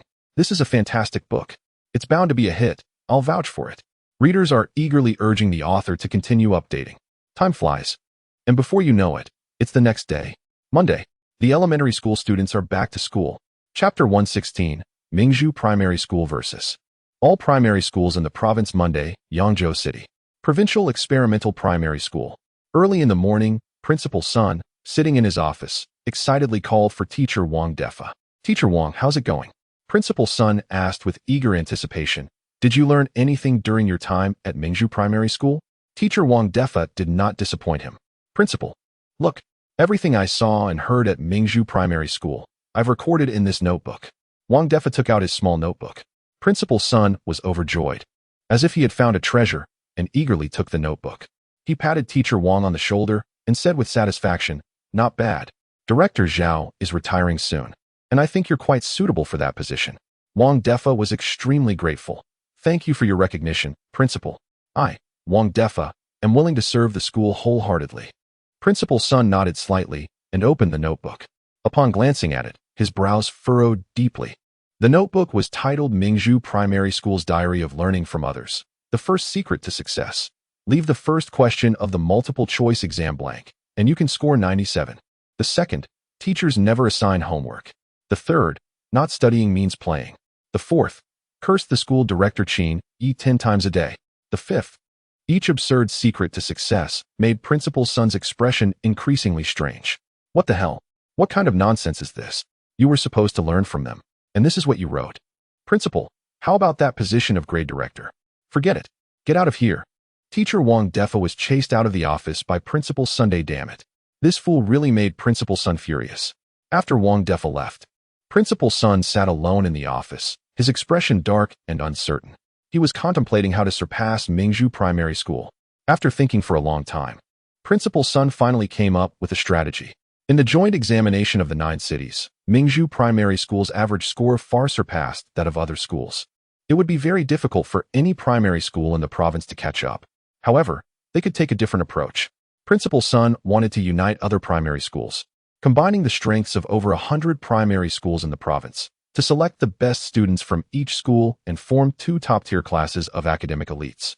They would allocate the best educational resources, the best teachers, and the best learning environments to these 2 elite classes, thus cultivating a group of top students. They aimed to dominate the rankings in the entrance examination for junior high school. Personal rankings in the province, top 10, top 100, all would dominate. What if Mingzhu Primary School had a high average score?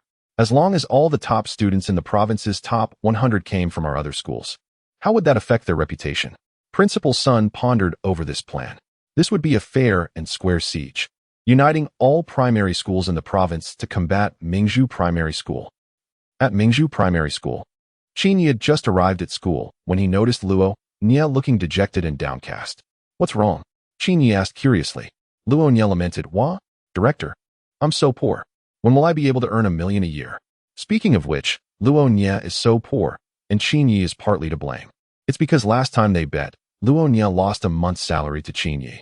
How can he not be poor? Luo Nia's brother, Lawyer Luo, is wealthy, but unfortunately, that's his brother's money. Thinking of this, Qin felt a bit guilty. Little tweezers, I'll teach you how to earn $1 million a year. Qin, feeling generous, decided to show Luo Nia a way to make money. Luo Nia was overjoyed and excitedly asked, What is it? Please tell me, school director. Qin chuckled and said, You deposit 60 million in the bank, and the interest for a year will be about $1 million. Luo Nia. At that moment, Luo Nia really wanted to hit someone. If I had 60 million, would I need your advice? Boo-hoo-hoo. What should I do if I don't have 60 million? School director? Luo Nia cried. Don't panic.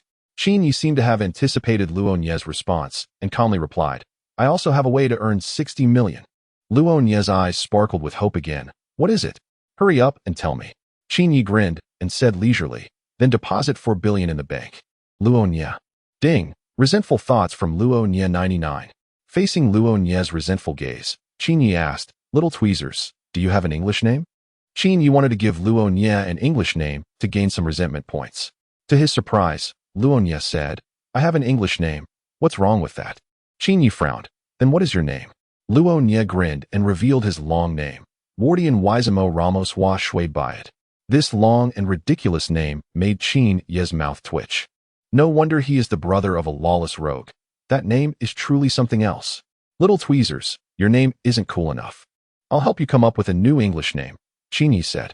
Luo Nia didn't hesitate. Sure, school director, what name? Qin smiled and said Jenny Margot. Luo Nia?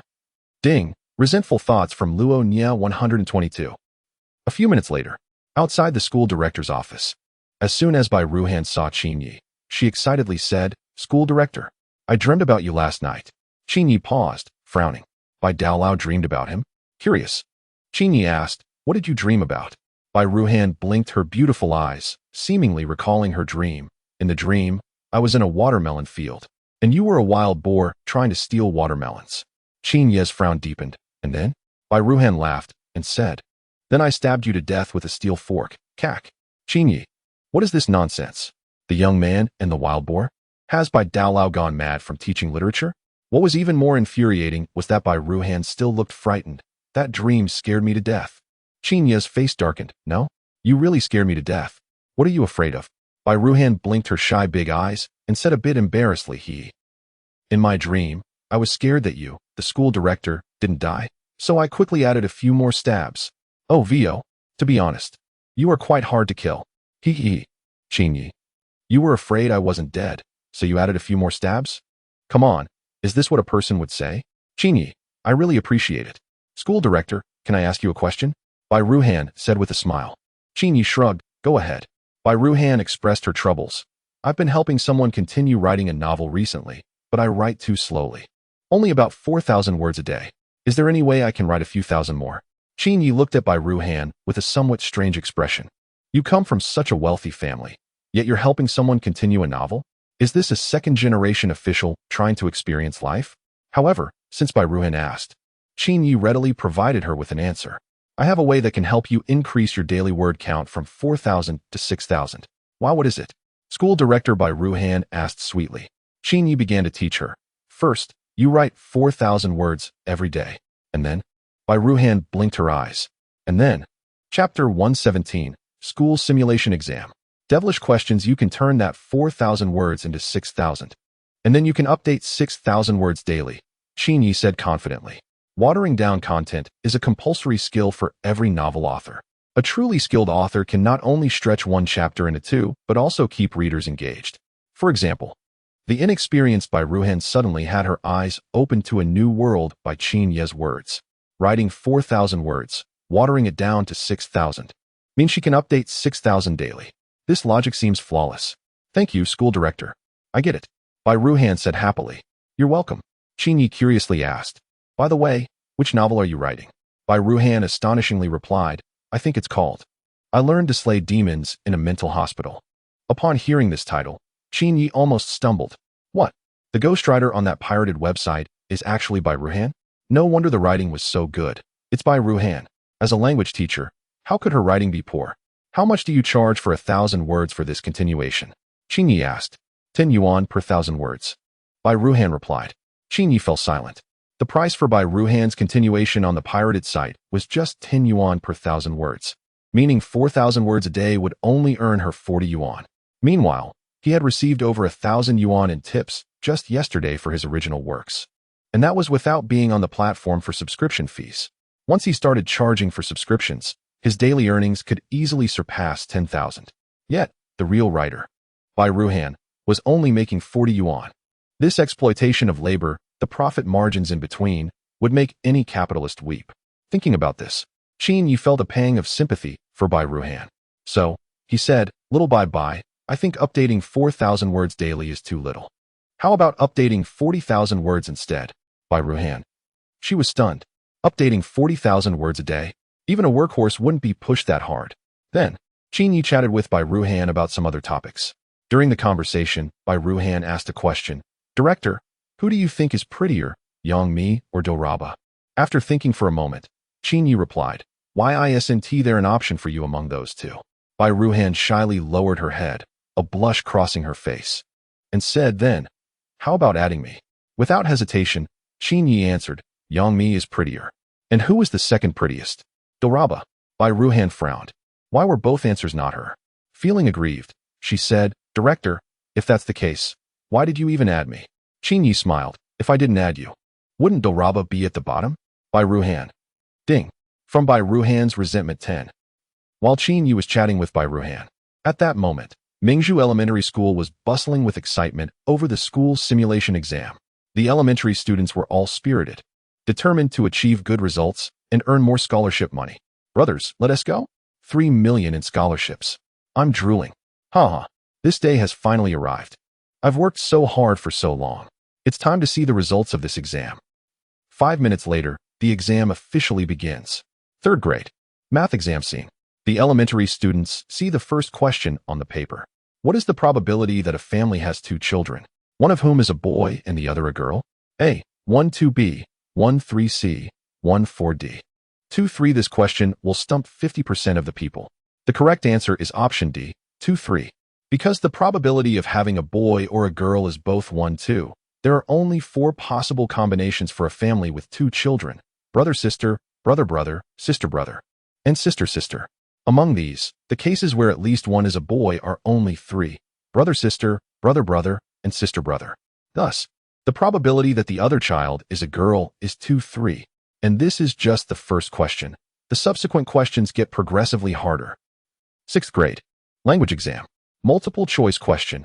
In the following lines of poetry and idioms, the meaning of the character is the same in. The hoe is used at noon over time. You see people's hearts 1,000 miles to Jiangling in one day, and night the royal army will conquer the central plains the sun rises. The river flowers are redder than fire. A, B, C, D. Fill in the blank question. When I encounter an unfamiliar character, I can, and I can. Idiom question. Following the example, write an idiom that both highlights the wrong character in the original idiom and explains the correction. Example, as foolish as a chicken, moving flowers and connecting wood 1. A sheep cannot be broken. 2. No turning back in life. 3. Living in danger and enjoying work. 4. Heart monkey, intention deer. Grades 4 and 5 also have moral education, science, and other subjects. At this moment, 5th grade, moral education exam. The outrageous questions made the elementary students cry. For example, this question, there is a killer who has buried a time bomb on a commercial street, and if it explodes, many people will die. You want to extract the location of the bomb through torture, but the killer is tough and you can't get anything out of him. Desperate, you capture the killer's 6-year-old son. You threaten the killer, saying, if you don't tell me where the bomb is, I will cut off your son's hand. The killer scoffs, indicating he doesn't believe you would do such a thing. Thus, you face a choice. If you cut off the killer's son's hand, you can extract the location of the bomb and save a large number of innocent people. If you don't cut, the bomb will explode. So would you cut? This question tests humanity deeply. The elementary students are extremely conflicted. They want to cut the killer. What kind of devilish moral exam question is this? Woo woo woo. I hate this. How should this question be answered? Even worse are the 4th grade students. Science exam. The first question, assume that a deity exists. Please prove that this deity is not omnipotent. The second question, Xiao Ming has traveled from the future, and he knows that the water he is about to drink is toxic, so he didn't drink that bottle of toxic water. Now the question arises. Since Xiao Ming didn't drink that bottle of water, how did he know it was toxic after traveling from the future? The third question, an AK-47 has a range of 400 meters. Can I catch a bullet with my bare hands if I stand 401 meters away? The fourth question, an ant won't die from falling from the 20th floor, so if it jumps down with me, will it die? The fifth question. The sixth question, one crazy science question after another, leaving the elementary school students in despair. Whoa. So difficult. It's so difficult. What kind of twisted exam questions are these? Ayayoa. Chapter 118. Proving that God is not omnipotent. Board office. By Ruhan was flipping through the exam papers, puzzled. Board member, why are the questions at the beginning of this paper getting harder and harder? Yet the questions at the back are very simple. I'm trying to teach the students a lesson. Qin Yi smiled and explained his intention. These questions are like their lives. If they change their perspective and direction of effort, they can achieve more with less. Bai Ruhan chuckled. Then what about those students who only looked at the front questions and worked straight through? Aren't they going to be upset? Qin Yi replied with a thought-provoking statement. Losing this exam is just one exam. If they are misguided in their life's efforts, that would be a complete error. As a board member, Qin Yi wanted to teach these children not only knowledge but also how to be good individuals. He wanted to convey the philosophy of life through the exam, which was his true intention. But board member, can anyone really solve this question? Bai Ruhan expressed doubt. Referring to this one, assuming God exists, please prove that God is not omnipotent. Qin Yi chuckled lightly and said, is that really difficult? Bai Ruhan responded, is that really difficult? It's not very harmful, but it is quite insulting. However, being Bai Ruhan, she pondered for a moment, her eyes lighting up as she said, I got it. Board member, can I ask God if he can create a stone that he cannot lift? If he can't create it, it means he is not omnipotent. If he can create it, but can't lift it, it also means he is not omnipotent. This answer sounded reasonable, but Qin Yi refuted her. Your logic is flawed. It's like asking someone if they are mute. The moment they choose to answer your question, it proves they are not mute. Similarly, the moment God answers your question about creating the stone, it proves he is not omnipotent. If God were omnipotent, he wouldn't answer that question. If he doesn't answer your question, how can you judge if he is omnipotent? Qin Yi's words were profound. Those without any background in logic might really struggle to understand his point. Only those with exceptional intelligence could grasp it. Bai Ruhan looked dejected and sighed. So, board member, how should we prove it? Qin Yi smiled and provided the answer. We need to start from theology. First, we must determine whether God is wholly good. Bai Ruhan thought for a moment and replied, it should be so. After all, gods are all loving. Qin Yi cited a reference. The Bible states, God is wholly good. He teaches, admonishes, corrects, and instructs people in righteousness. So the question arises, assuming God exists, as the wholly good being, would he not want to eradicate all evil in the world? As an omnipotent being, Does it necessarily have the ability to eradicate all evil in the world? Yet, evil still exists in our world. Therefore, the notion of omnipotence is questionable. After Qin Yi finished speaking, Bai Ruhan fell into deep thought. Qin Yi's logic, while flawed, was perhaps the most reasonable answer. After all, no one has truly seen such a being. Newton spent his entire life trying to prove its existence. In Class 3 of the 6th grade, after a fierce struggle, Xiao Lin finally completed the earlier questions. He glanced at the clock on the wall and realized, oh no, only 20 minutes left. The earlier questions were so difficult that they consumed a lot of his time. However, Xiao Lin remained calm. Surely, such challenging questions meant that most people wouldn't finish, right? As long as he outperformed the majority and earned a bit more scholarship money. That would be enough. If the earlier questions were so hard, the later ones must be even tougher, right? Xiao Lin thought as he turned to the back of the paper. Upon seeing the next set of questions, he was completely stunned. What? Why are these questions so easy? They could be done with eyes closed. But there wasn't enough time left. Even if Xiao Lin pushed himself to the limit, there was no way he could finish the later questions before time was up. In that moment, Xiao Lin's mindset broke. Qin Yi, how could you do this to me? Damn the board of directors. In his heart, Xiao Lin roared in despair and cursed Qin Yi 1,000 times. This was infuriating. How could it be so shameless? The earlier questions were so hard, and now the later ones are so easy. What the heck? Where's your sense of shame? Where are your principles? At that moment, not only did Xiao Lin's mindset collapse, the other students in Mingzhu Primary School were also in shock. They stared blankly, expressions filled with disbelief at the simplicity of the questions. If they had started from the back, they would have achieved much more with half the effort and scored higher. But they were so used to their habitual thinking that they didn't even look at the later questions and went straight from the front to the back. Now, they were running out of time and couldn't finish the later questions. At that moment, the elementary students gritted their teeth, their faces turning green with anger. They felt betrayed. They had been tricked by the shameless board of directors. Soon, the exam ended. As they submitted their papers, the elementary students were in tears. I haven't finished yet. This is unbelievable. There were so many easy questions at the back, and I ran out of time. I'm going to die. My 300,000 scholarship. The deceitful board of directors has ruined everything. I only realized at the end that the back was filled with easy questions. This is infuriating. I really want to get back at Qin Yi. A chorus of complaints and resentment filled the air.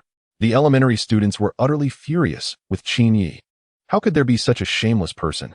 How has he managed to survive until now without being harmed? What's more frustrating than not being able to submit answers to questions is knowing that they can solve those problems, but they simply run out of time. It's infuriating. In the board office, Qin Yi leisurely sips on pu'er tea, while the notifications of grievances keep ringing. Ding, grievance from a primary school student 1. Ding, grievance from a primary school student 2. Ding, grievance from a primary school student 3. Qin Yi shows a kind smile.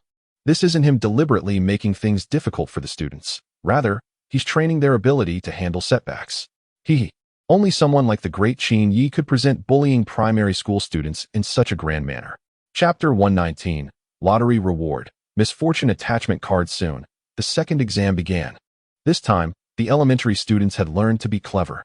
They looked at the questions at the back and then at those at the front. After comparing, why are they equally difficult?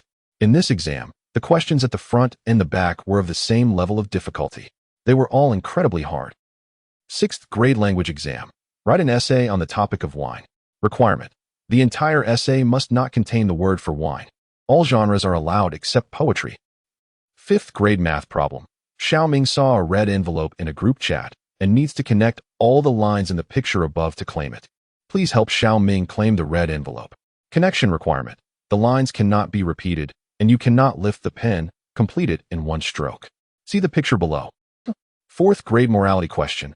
A wealthy person tells you that if you bow to him, he will give you 100,000, and it will be live-streamed, real, and effective. You agree. Initially, you are scorned by the entire internet, but you bow until everyone is envious.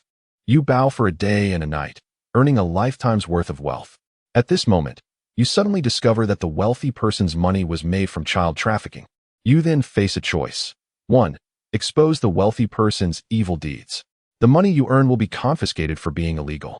You become the laughingstock of the internet for bowing for a day and a night, and everyone calls you foolish. 2.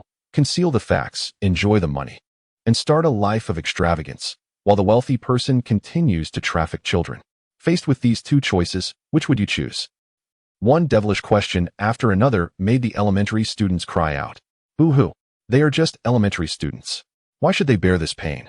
For the sake of scholarships. The students gritted their teeth and worked on the exam papers. Some started from the front, while others began from the back. Then, halfway through the exam time, the students suddenly realized that the questions in the middle were simple.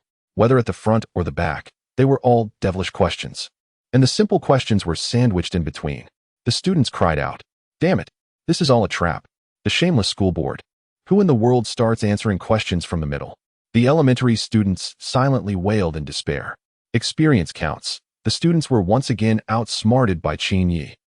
In the school board office, Bai Ruhan held the language exam paper, looking at the essay topic with a slight frown. Writing about wine without using the word for it? How am I supposed to do that? Qin Yi chuckled. Is this really that difficult? Bai Ruhan pouted and said, Then, how would you write it, school board member? If it were me, I would write it like this. Qin Yi immediately began reciting a perfect essay. Let the heavens and earth turn upside down. Let the world spin. Infuse the ups and downs of human history with vibrant colors of music, chess, calligraphy, and painting. Drunken Lu Ling, mad poet immortal, and flamboyant Chao Mingda, wrote about the banquet at Hongmen, soaked in the Qingming apricot blossom rain, and emaciated Li Ian of the crabapple. On Jingyang Ridge, assisted Wu Song in killing the tiger with 3 punches. At Xuanyang Tower, let Song Jiang compose poetry and rebel. How many heroes and talents have you enabled? How many village fools have you brought down? Songs and dances accompany you. Beauty stands by your side, urging matters to great heights, emboldening scholars. Some borrow your madness. Some use you to seize power. Sometimes, you are merely a prop, enhancing the atmosphere at the negotiation table. At times, you resemble a hidden weapon, incapacitating the drunken opponent. Qin Yi spoke out passionately, eloquently, without mentioning a single word about wine, yet expressed it vividly. Bai Ruhan was dumbfounded and mesmerized. How impressive. How can you be so amazing, director? Bai Ruhan's eyes sparkled with admiration. Qin Yi waved his hand, keeping it low-key, low-key. But director. Bai Ruhan picked up the English paper again. How do I solve this English question? Translate, think twice before acting using 4 English words. Qin Yi, 1, 2, 3, go. Bai Ruhan widened her beautiful eyes, momentarily stunned. Then how about translating Teletubbies using 2 English words? Qin Yi, Wi-Fi baby. Bai Ruhan. What kind of genius translation is this? Ding, resentment from Bai Ruhan 5. At that moment, the announcement sounded. Exam time is up, please stop answering. The second exam has ended. Bai Ruhan said, Director, I'm leaving. It's my turn to supervise the next exam. Qin Yi smiled. Safe travels. On this day next year, I will commemorate you. Bai Ruhan. Ding, resentment from Bai Ruhan 20. After Bai Ruhan left, Qin Yi opened the system lottery interface. Heading to another region soon. Let's do a round of lottery to ease the nerves. Qin Yi glanced at the resentment value balance. 16242. Enough for 16 draws. Without hesitation, he went all in. Ding, resentment value deduction successful, lottery begins. The lottery wheel started spinning wildly. Compared to the super wheel, this regular wheel was obviously much slower. However, it stopped quickly. 15 seconds later, 2 brilliant beams of light shone from the wheel. Blue, green. Only 2 draws won, while the remaining 14 were all thank you for participating. Qin Yi looked at the winning items. Blue reward, bad luck attachment card, can only be used on the host, after use. Bad luck attaches for 72 hours. Disasters and misfortunes follow one after another, returning to normal after 72 hours. Green reward, military bulletproof vest, high-grade bulletproof vest made from Kevlar fibers. Can withstand large-caliber rifle shots, greatly enhancing personal safety. After reviewing the 2 lottery rewards, Qin Yi focused on upgrading. At this moment, he had accumulated 110 skill points. After a moment's hesitation, Qin Yi decided to allocate 20 points to physical strength and 20 points to intelligence. Then, he added 10 points to combat skills, 10 points to a certain martial art, 10 points to another fighting style, and another 10 points to judo. Don't ask why Qin Yi invested so many points in fighting skills. It's simply because he feared being targeted by certain exam candidates who might throw bricks at him and beat him up in an alley. After allocating the points, Qin Yi's status panel changed to Skills added, Physical Strength 30, Mathematics 15, Intelligence 25, Combat 10, Certain Martial Art 10, Another Fighting Style 10.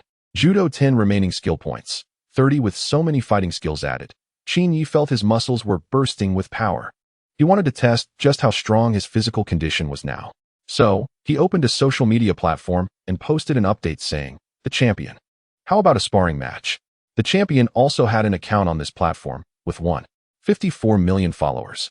When Qin Yi's post went live, the entire internet was shocked. Has the world gone mad? An ordinary person with no professional training is actually challenging a world-class champion? Chapter 120. Did Tyson go to the northern region of Myanmar? And can he escape? Oh my goodness. Has Qin Yi gone mad? Challenging Tyson? This is absolutely outrageous. I'm starting to doubt my own eyes. That's the boxing champion Tyson. How dare he? What is wrong with Tyson? If he punches me, I'll just let out a yell. And then, you'd be knocked out. The exam master versus the boxing champion? This is so thrilling. Social media is buzzing with discussions. The news that the exam master has challenged Tyson is shocking. Tyson, the boxing champion, born in 1966, was once one of the best heavyweight boxers in the world. At his peak, he defeated opponents in a devastating style and was the most threatening champion in boxing. Now, Tyson, although no longer young at 55, is still not someone an ordinary person can defeat. For a professional boxer, the peak career age is usually between 23 and 29. After 30, reflexes and sharpness start to decline, and most boxers retire around this age. After 40, physical condition significantly deteriorates, making it hard to keep up with the pace of professional matches. By the time they reach 50, physical capabilities drop dramatically, and their strength compared to their peak is incomparable. However, even though Tyson is 55, he is still a champion. One punch can take out an ordinary person. No one thinks Qin Yi can defeat Tyson, as it's simply too fantastical. Everyone is curious about how Tyson will respond. Unexpectedly, Tyson does not respond, as if he isn't aware of Qin Yi's challenge. But Qin Yi isn't anxious. He'll be heading to the region tomorrow. There will be plenty of opportunities. A day passes quickly. The school's mock exam is over. The elementary school students leave, crying.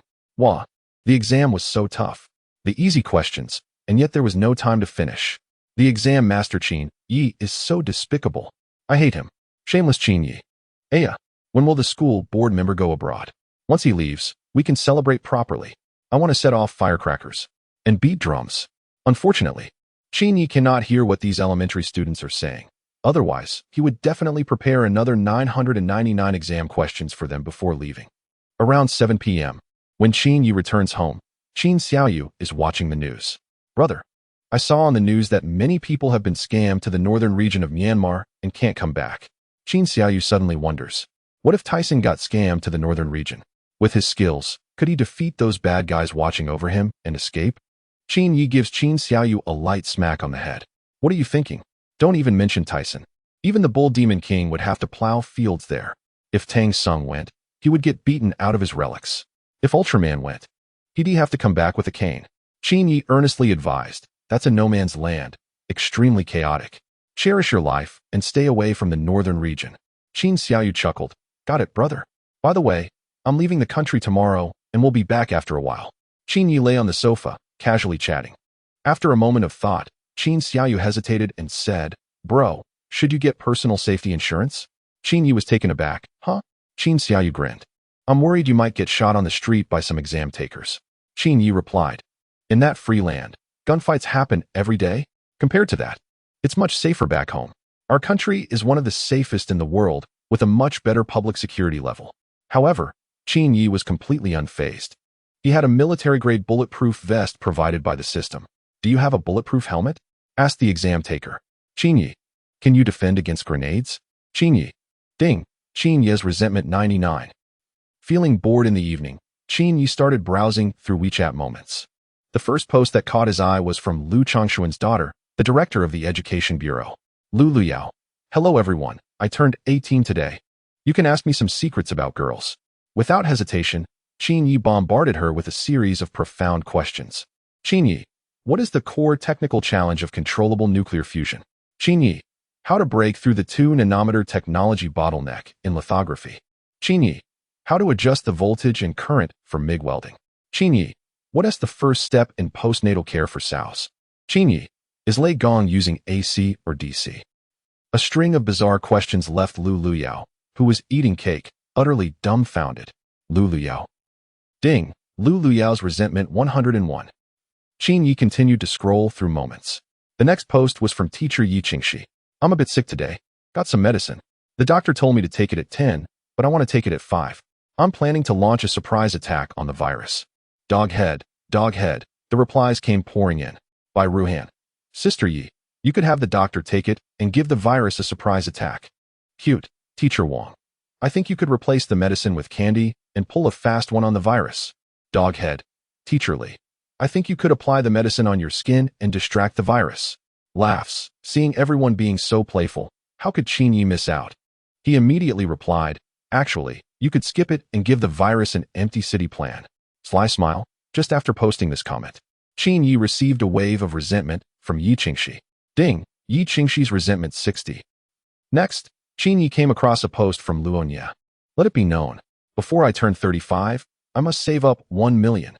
Otherwise, I'll eat my way from Zhejiang to Sichuan. Qin Yi quickly typed on his phone and replied, from light flavors to spicy ones, little tweezers, you really know how to enjoy. Luonia? Ding! From Luonia's resentment 129. Then there was a post from the elderly lady of the Aizenjoro clan. I am a noble descendant of the Aizenjoro, the royal surname of the Qing dynasty, originating from Inner Mongolia. So, if anyone asks me if I live in a yurt again, I'll pull your teeth out. Angry. Qin Yi, can you pull my teeth out in the yurt you live in? Elderly lady. Ding! From the neighbor's elderly lady's resentment 199. Finally, there was a post from teacher Xia. My surname is Xia, as in laundry detergent Xia. What is your surname? Laughs. Teacher Chen replied, my surname is Chun, as in the one who eats people. Teacher Lu replied, my surname is Lu, as in €1 Lu. Teacher Zhou replied, my surname is Zhou, as in juice Zhou. Dog emoji. Qin Yi also decisively replied below, my surname is Run, as in benefactor. All the teachers. Ding! From teacher Xia's resentment 20. Ding! From teacher Lu's resentment 15. Ding! From teacher Zhou's resentment 13. Chapter 121. Elementary school students celebrate Qin Yi's departure with firecrackers before long. Qin Yi had harvested thousands of resentment points in his social circle. These people were just too polite. The kind-hearted Qin Yi gave them a thumbs up. The next day, the sun rose slowly, illuminating the sea of clouds in a colorful display, as bright as brocade. At the morning assembly of Mingzhu Elementary School, Qin Yi stood on the high platform, wearing a nuclear kindness smile, reluctantly gazing at the students below. They were all good kids.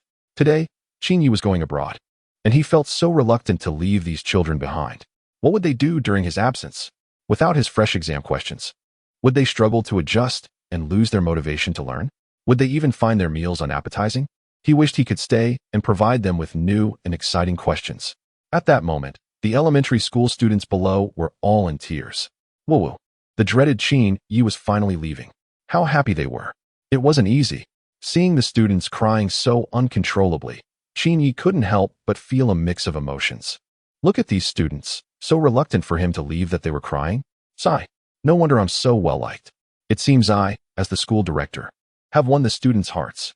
Students, I'm about to go abroad, but I really don't want to leave you. Qin Yi's eyes sparkled as he lamented. The students below were nearly scared to tears. Don't want to leave us. How dare you? You dreaded exam question king. You're finally leaving, and you say you don't want to. They thought. You hypocritical director. How infuriating. Noticing the lack of response from the students, Qin Yi hesitated and said, I really don't want to leave you.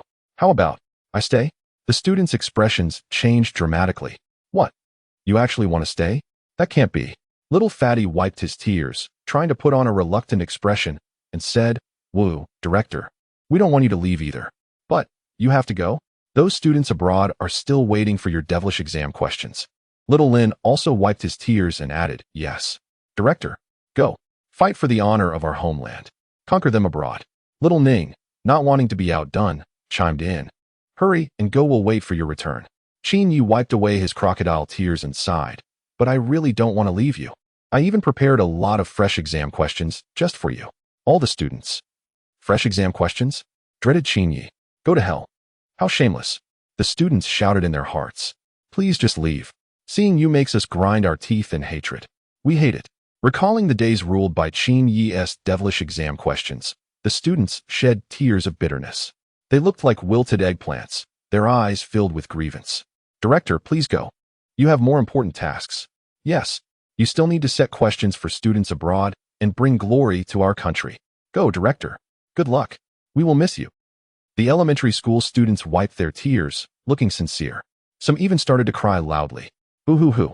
They were so emotional. The troublemaker, Qin Yi, was finally leaving. No more of those dreadful exam questions. The teachers below the stage all had strange expressions. Why did this dramatic farewell feel so off? Hey, you there. The student who was crying the hardest. What's with that uncontrollable smile on your face? All right, students, I'm leaving. Before Qin Yi left, he added, I'm just leaving for a short time, and I will be back soon. When I return, I'll bring you new exam questions. Elementary students. Clap, clap, clap. Amid the enthusiastic applause of all the elementary school students, Qin Yi reluctantly left Mingzhu Primary School. Thus, the great Qin Yi had departed. He was heading to another country to bring warmth to the students there. With boundless love, Qin Yi truly deserved the title of an international friend. After Qin Yi left, the elementary school students erupted in celebration. They started dancing joyfully. Today is a good day. All their wishes can come true. La la la la, la la la. I'm a little newspaper seller. The students danced and cheered with excitement. The chubby boy even took out firecrackers he had prepared earlier, lit them, and threw them onto the playground. Bang, bang, bang. The sounds of celebration echoed throughout Mingzhu Primary School. Drums and cheers filled the air. The great Qin Yi had finally left. The students' long-cherished wish had come true. They would no longer see those dreadful exam questions. They danced with abandon, thrilled and ecstatic. Excited. It was so hard to achieve this. They were finally liberated. Ha ha ha. In that moment, the students felt like the whole world had brightened up. Director Zhu Minghui quietly watched the students celebrate. Once they finished, Director Zhu picked up the microphone. Ahem. I have good news to announce. The 3 million scholarship will be temporarily postponed. The school board said it will be distributed after their return. Boom. The playground, which was filled with singing and dancing, instantly fell into silence. Elementary students. The scholarship is postponed? We have to wait for the school board to return? What the heck? The students were completely stunned. This time, they really cried. Tears of sadness and despair streamed down their faces as they cried. Oh, no. School board member, please come back. Don't leave. My scholarship. Oh, damn it. I hate this. When will you come back? Boo-hoo-hoo. School board member, I miss you. I beg you to come back soon. Director Zhu. All the teachers. This sudden twist truly caught them off guard. Just a moment ago, those elementary school students were setting off firecrackers and beating drums to celebrate the departure of a certain individual. Now they are crying and begging for him to come back soon. When he boarded the flight with his passport and visa 4 hours later, the discussions about him at home became heated. Ha ha ha, he really left. Reporters captured him boarding the flight. Students back home breathed a sigh of relief. The infamous figure has finally left. What will the students in that region do now? I genuinely worry for them. Haha. To those upstairs, please don't laugh so creepily. You should laugh like me. I bet a pack of spicy snacks that the students there are in big trouble. Internet users are sharing their opinions. On May 22nd, he went abroad for an examination related to the local college entrance test. The news shocked everyone online. Chapter 122. No competent mathematicians in the region high above the sky. On a Boeing 777-300ER aircraft, a handsome young man was resting with his eyes closed in the last row of economy class. He was Qin Yi. The reason he chose not to sit in first class was that economy class is statistically safer. The further back in the plane, the safer it is, as those seated in the front face greater impact forces in the event of a crash. International aviation statistics have shown that the survival rate for first-class passengers is 49. For those in the front of economy class, it is 56, and for those in the back of economy class, it is 69. Thus, flying in economy class is safer than in first class. After an unknown amount of time, Qin Yi was awakened by the sounds of conversation nearby. Two distinguished-looking elderly gentlemen in their 50s or 60s, dressed in suits, were quietly discussing a mathematical problem in English. Professor Owen, the numbers in the second sequence, 3n, 1nz, 3n, 1 will become the smaller 3n, 1. Professor Ron, I think your reasoning is incorrect. The odd number 2n1 will transform into a new expression through iteration. and further iteration requires discussing the parity of 3 and 2. No, no, no. Your reasoning is the one that is wrong. It should follow my approach. No, you are the one who is wrong. It should be precisely compared.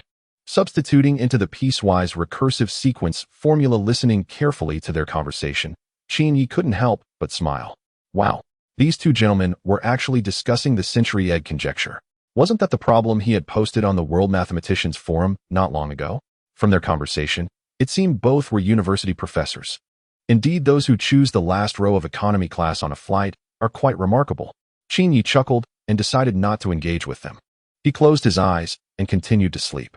However, after a few minutes, the discussion between the two gentlemen grew more intense, completely disturbing Qin Yi's peace.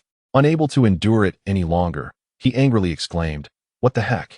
How can you two be so clueless? Such a simple problem, and you're arguing over it.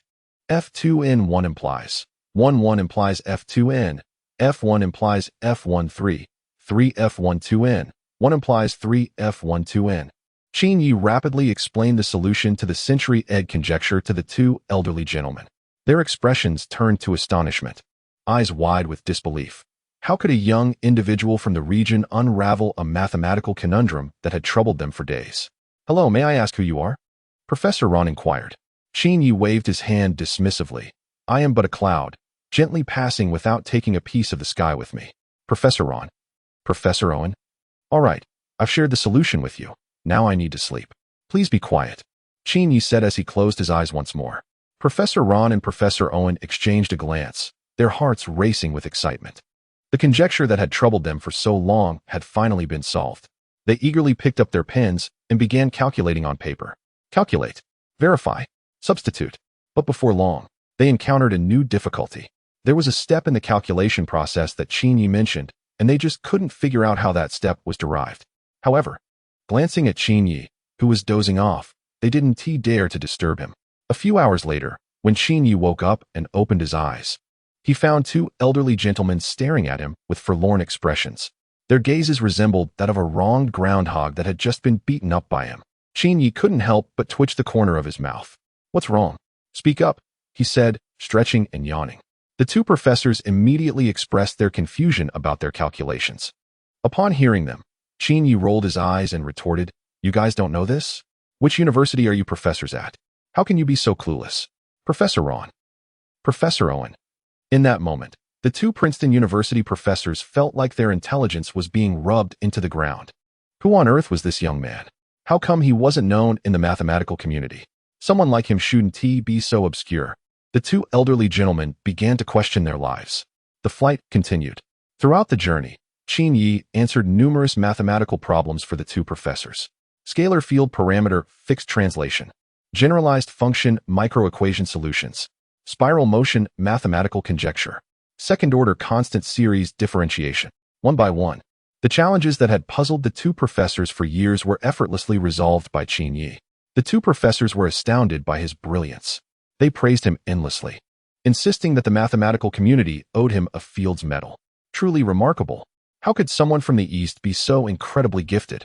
A few decades ago, there was Chun Jingran, who advanced the Goldbach conjecture to 1-2. Then there was the Chinese mathematical genius Terence Tao, who was 20 years ahead of the global mathematical community.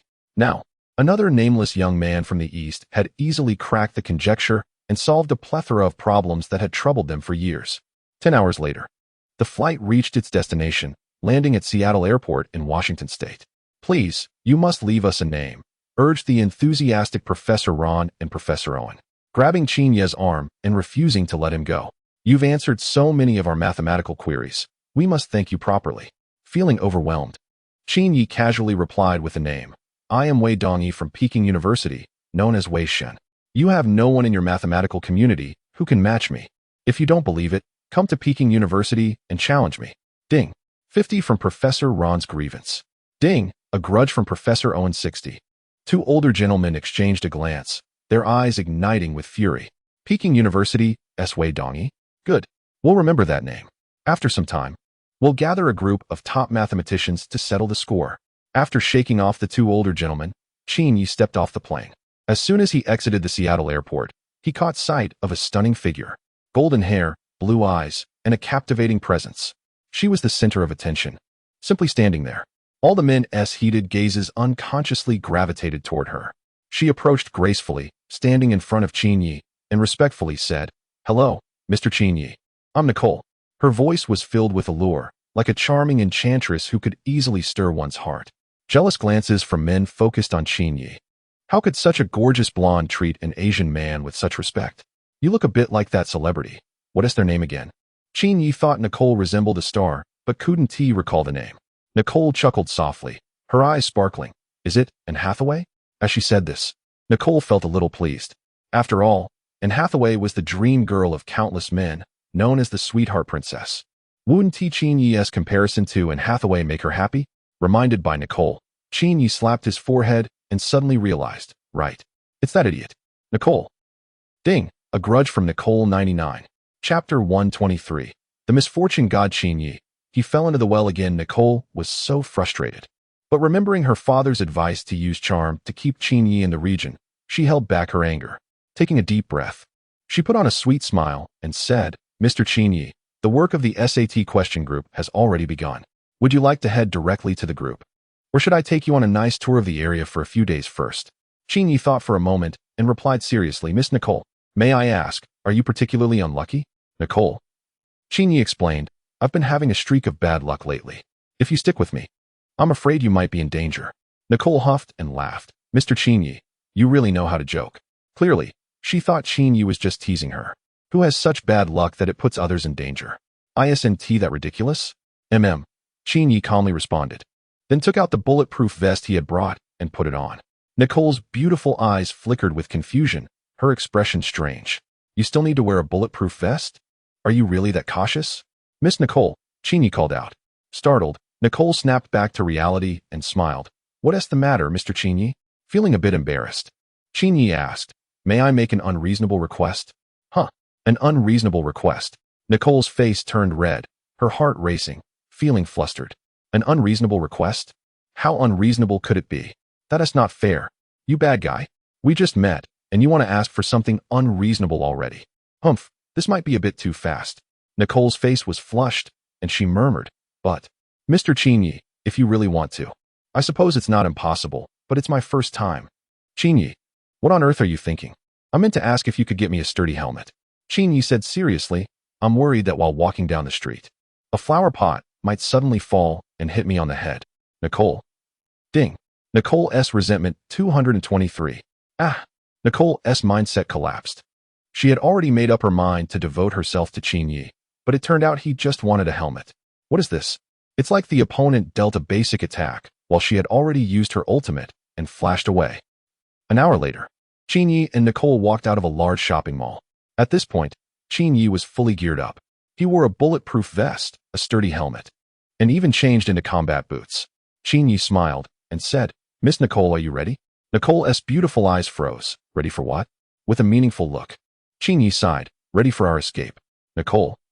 Ignoring the still bewildered Nicole, Qin Yi calmly used the system's bad luck possession card. Ding. Bad luck possession card consumed successfully. Ding. Within 72 hours, the host will be plagued by misfortune.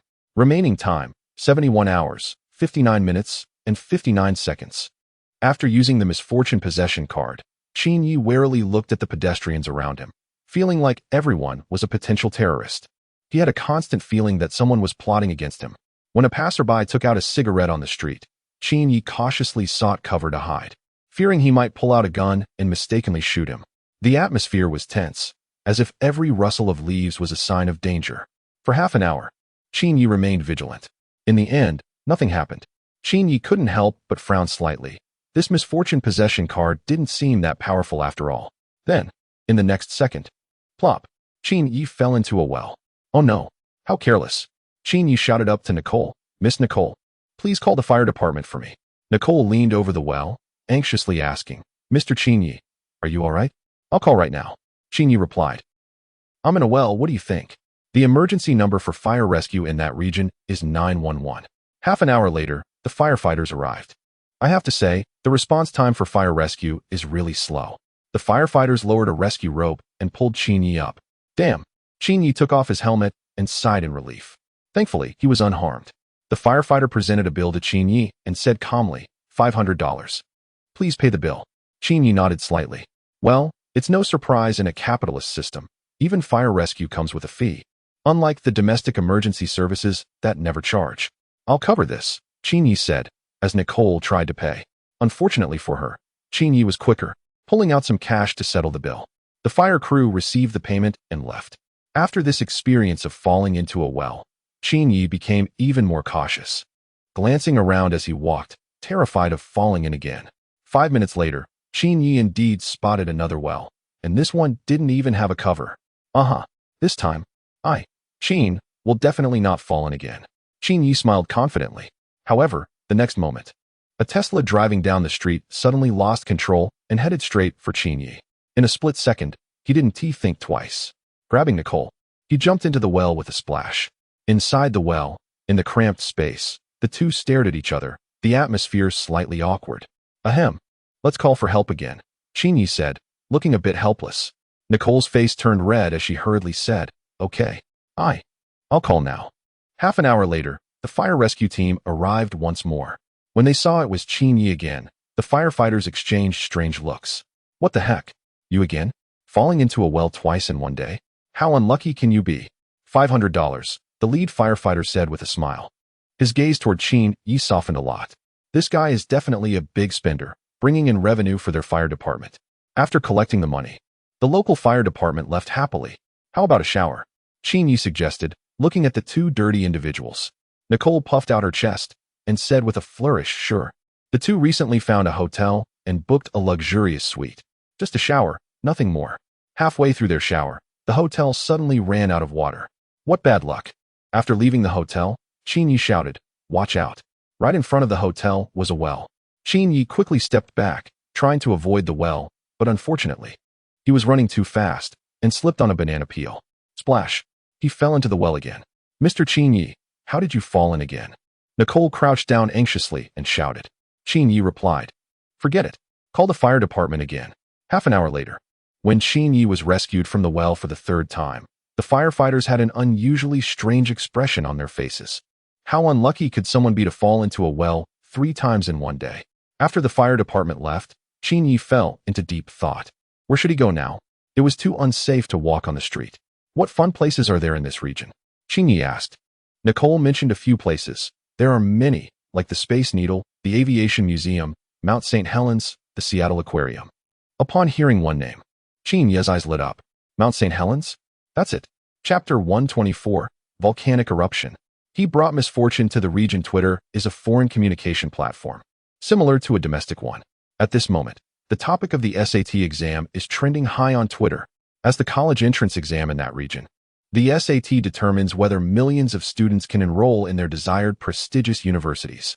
Therefore, discussions about the SAT are exceptionally intense. On Twitter, the exam committee released the list of examiners.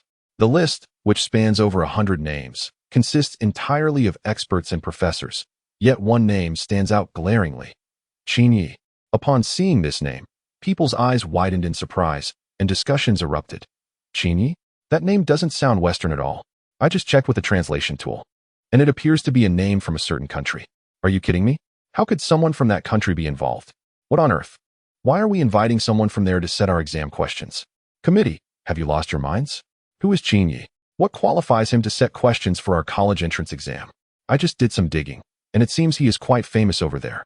With the title, what was it again? The Great Demon King? Look, I found this person's Twitter. A crowd of people rushed in. In no time, Qin Yi's Twitter account gained tens of thousands of followers, and the number continues to climb. Look, this person just posted a new update. The location seems to be near a certain volcano. What? Isn't he the examiner for the SAT? Why is he at a volcano? What if his questions are related to it? A large number of people were fervently discussing under Qin Yi's Twitter post. Everyone was scratching their heads, trying to figure out whether he was setting exam questions or on vacation. Did he really go to see a volcano? At this moment, on the road to the volcano, a motorcycle was speeding along. The rider was none other than Qin Yi. Nicole sat tightly on the back seat, hugging Qin Yi's waist. Along the way, Qin Yi narrowly avoided collisions 3 times and was almost rear-ended twice. The bad luck was just too overwhelming. If it weren't for Qin Yi's exceptional driving skills and various extreme maneuvers, He might have met with disaster on the road. Is that the volcano ahead? Qin Yi stopped the motorcycle and gazed into the distance. There, towering into the clouds, stood a magnificent volcano, a grand mountain formed by a buildup of solid debris. Lava flows, or dome-like ejected materials around its vent. Majestic and imposing, it looked like a giant overseeing the vast earth. Miss Nicole, is this volcano safe? Qin Yi asked with a doubtful expression. Given his luck, would he encounter a volcanic eruption upon arrival? Nicole patted her impressive panda plush and confidently responded, "Don't worry. This volcano has been dormant for nearly 100 years. That's good to hear." Qin Yi sighed in relief. He felt like he could handle it. No matter how unlucky he was, he wouldn't encounter a volcanic eruption, right? However, just at that moment, rumble. The ground shook violently. With a loud boom, thick black smoke billowed up from the distant volcano. The towering volcano spewed out large amounts of fiery red lava. The terrifying heat was like a steamer, as if it would scorch the earth. Even people thousands of meters away could feel that dreadful temperature. Damn it, it's a volcanic eruption. Run. Damn it, how could we be so unlucky? The volcano hadn't erupted in a century. Is this a nightmare? Run. You idiot, what are you still blabbering about? Tourists around the volcano scattered in a panic. Those on motorcycles rode off, and drivers sped away, all like lost dogs, fleeing in disarray. Black smoke billowed up. It had already risen to thousands of feet high, and that mass of lava was falling from the sky, raining down lava. Boom. Watching the lava flow down from the volcano in the distance, Nicole swallowed hard, her lips dry. Oh my God, is this a nightmare? Just a second ago, she confidently said the volcano wouldn't erupt, and the next moment, the lava was gushing out like a spring. Cough, cough, cough. Qin Yi awkwardly touched his nose, as the ground beneath him continued to tremble. This system's bad luck was even more extraordinary than he imagined. Mr. Qin Yi, it's really unfortunate today. We encountered a once-in-a-century volcanic eruption, Nicole said apologetically. Qin Yi was silent for a moment and said, "Do you believe this volcanic eruption is related to me?" Nicole. This statement sounded absurd, but for some reason, Nicole suddenly believed it a little. This person's luck was truly terrible. Who falls into a well 3 times in one day? Who rides a motorcycle and nearly gets hit multiple times? Now, encountering a volcanic eruption seemed to explain everything.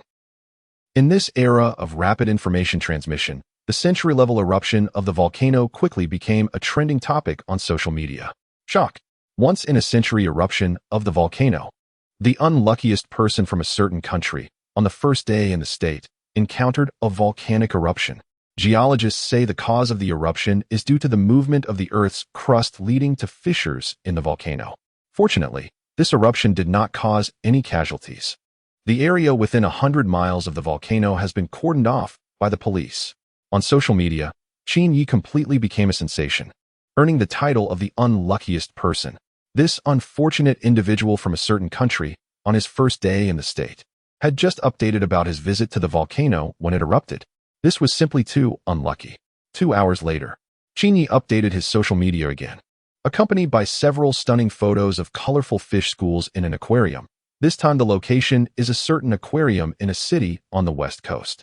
Local netizens expressed their amazement. Is this person from that region really so carefree? After encountering a volcanic eruption, they even went to an aquarium for fun? Then, half an hour later, news broke again. The aquarium experienced a major incident.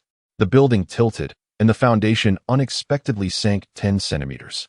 Glass on the second floor shattered and fell from a height. Dozens of local people were injured and have been sent to the hospital for treatment. Countless items in the aquarium were broken, leaving a scene of devastation. This time, netizens were in an uproar. What? Is this a coincidence? This person went to a volcano, and there was an eruption. They went to an aquarium, and the foundation collapsed? How bizarre is this? Shortly after, another tweet from the same individual was updated. This time, the location was a museum. Just minutes later, news came again. The museum caught fire unexpectedly. Black smoke filled the air, and flames soared. Thousands of museum artifacts were reduced to ashes in this fire. Several tourists were burned, and the museum suffered heavy losses. Once this news broke, all local netizens were left speechless. Chapter 125, Notorious. Where on earth is this bad luck god coming from? Is this person a harbinger of misfortune? Go to the volcano, and it erupts. Go to the aquarium, and the foundation collapses. Go to the museum, and there's a fire? What the heck? How can there be such a person in this world? Help. Quick. Look. Qin Yi has updated his social media again, and he is at the shopping district. No way. Don't scare me. I'm right in the shopping district. The internet is in chaos. It's total pandemonium. Countless people are shouting, retreat. The bad luck god Qin Yi has 30 seconds and is about to arrive at the scene. Who knows what terrible thing will happen this time? Run. Help. Run, run. This guy is a bad luck god. Wherever he goes, disaster follows. Run, run. Don't dismiss this as superstition. Your life is at stake. Unfortunately, there are still some people in the shopping district who scoff. Are you telling me ghost stories? I'm right here in the shopping district, and I don't believe he can do anything to me. This is the most prosperous place in the region. Broad daylight, clear skies, don't spread this superstitious nonsense. Then, the moment Qin Yi stepped into the shopping district, boom, boom, boom, a series of thunderous explosions rang out. 2 buildings in the shopping district collapsed. The people on the scene were stunned, their minds blank. What the heck? What is going on? In the most prosperous place, it was actually a terror attack? It's a terror attack. Everyone, be on alert. How dare the terrorists do this? This is the capital. How could they not? Don't forget the past events that occurred here, how the towers fell. This is a provocation against us. Are the patrolling officers just sitting around? How did they let the bomb in? Total chaos. Qin Yi stood outside the shopping district, seemingly petrified, unable to move. At this moment, one of his feet had already stepped in. After thinking for a moment, he pulled back the foot he had advanced. Damn it, even going to a shopping district. He encounters a terror attack. This bad luck is really toxic. And beside Qin Yi, Nicole was completely dumbfounded. Her beautiful eyes were wide in shock. She had never imagined someone could have such bad luck.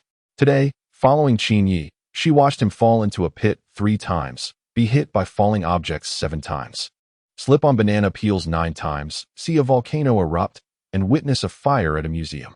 Now, with half a foot in the shopping district, it gets attacked by terrorists. It's terrifying. How has he survived this long? Nicole has begun to question her life. Qin Yi's words from their first meeting echoed in her ears. I have pretty bad luck. Following me might be dangerous. At that moment, Qin Yi spoke very seriously. But Nicole didn't take it to heart. Now, Nicole realized that what Qin Yi said was true. It wasn't just bad luck. He was like a cursed star. Wherever he went, misfortune followed. Qin Yi glanced at the dim sky and tiredly said, let's call it a day. Tomorrow, we'll head to a certain state. Passing through a city, on our way straight to New York. He decisively arranged the itinerary for the next 2 days. The misfortune card lasted for 3 days. And not a single day could be wasted. After causing chaos in the capital city, he'd go to that state, enjoy some time in the city and New York. Meanwhile, Nicole was left in shock. What? You actually think today isn't enough and want to go to New York and that city tomorrow? Nicole felt lost in the wind. They parted ways, agreeing to meet early the next morning. In the twilight, Qin Yi walked alone on the streets of a foreign country. Suddenly, an elderly woman approached and leisurely laid down on the ground right in front of him. Qin Yi? His face turned dark. Wow. So there are scammers abroad too. And they're even more audacious than those back home. At least the scammers back home put on a show. Here, they don't even pretend. How outrageous. Madam, I earn a monthly salary of $1,000. Can I help you? Qin Yi bent down, speaking fluent English to the elderly woman lying on the ground. Upon hearing this, the woman opened her eyes, glared at Qin Yi, and angrily shouted, Get lost. Who do you think you are, trying to help an old lady on the street? Qin Yi. Impressive. Truly, in this country, even scammers are this bold? Are you single, ma'am? Qin Yi asked with a smile. The elderly woman's pupils shrank in surprise. How do you know? Is it because I'm alone to scam? No. Qin Yi shook his head and smiled. It's because you're not attractive. The elderly woman. Ding. Resentment from the elderly woman 155. After saying goodbye to the elderly scammer, Qin Yi continued on his way. He was almost at the hotel.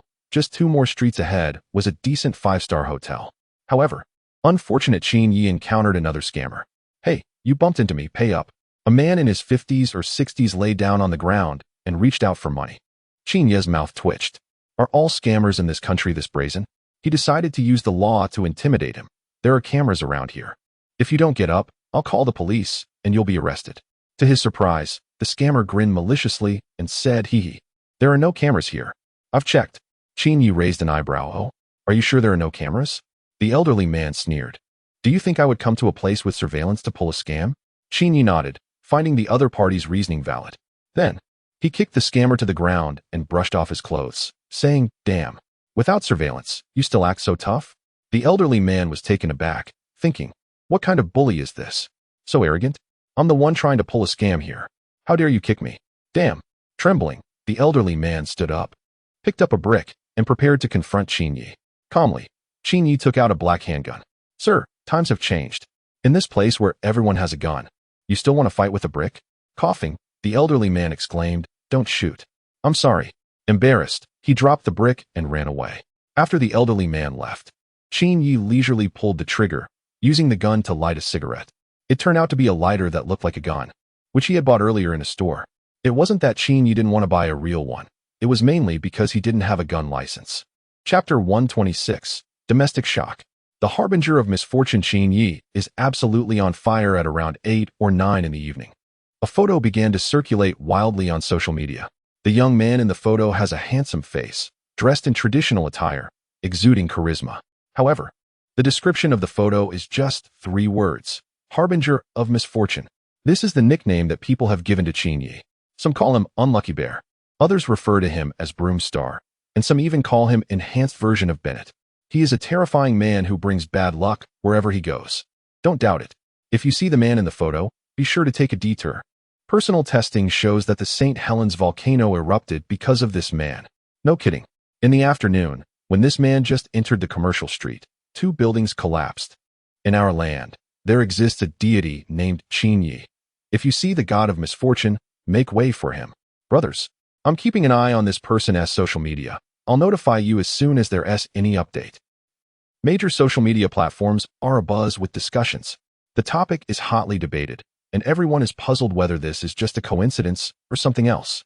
If it's a coincidence, it's too coincidental. The St. Helens volcano erupts only once in 100 years. There are also incidents of aquarium foundations collapsing, museums catching fire, and commercial streets being attacked. With all these events happening together, who would believe it's just coincidence?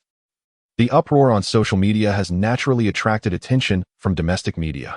Soon, a series of photos about Qin Yi began circulating on local platforms. There are 4 photos in total, depicting Qin Yi standing in front of the volcano as it erupts, Qin Yi visiting the aquarium as it tilts, Qin Yi browsing the museum as it catches fire, Qin Yi stepping into the commercial street as it is attacked. These 4 photos left domestic netizens in shock. What the heck? What is going on? This guy Qin Yi has only been in the country for a day and has already caused such a stir? Is he Bennett's brother, or what? How could he be so powerful? Mom asked me why I'm kneeling to watch the news. Because I'm in awe. Qin Yi is amazing. How desperate must people be over there? I suggest we crowdfund to buy Qin Yi a personal safety insurance. I'm afraid he might get hurt by locals on the street. You're overthinking it. Right now, those people are too busy avoiding Qin Yi to dare approach him. Bennett, compared to Qin Yi, I'm truly the luckiest person in the world. Domestic netizens are discussing fervently. Everyone is shocked by the prowess of Qin Yi.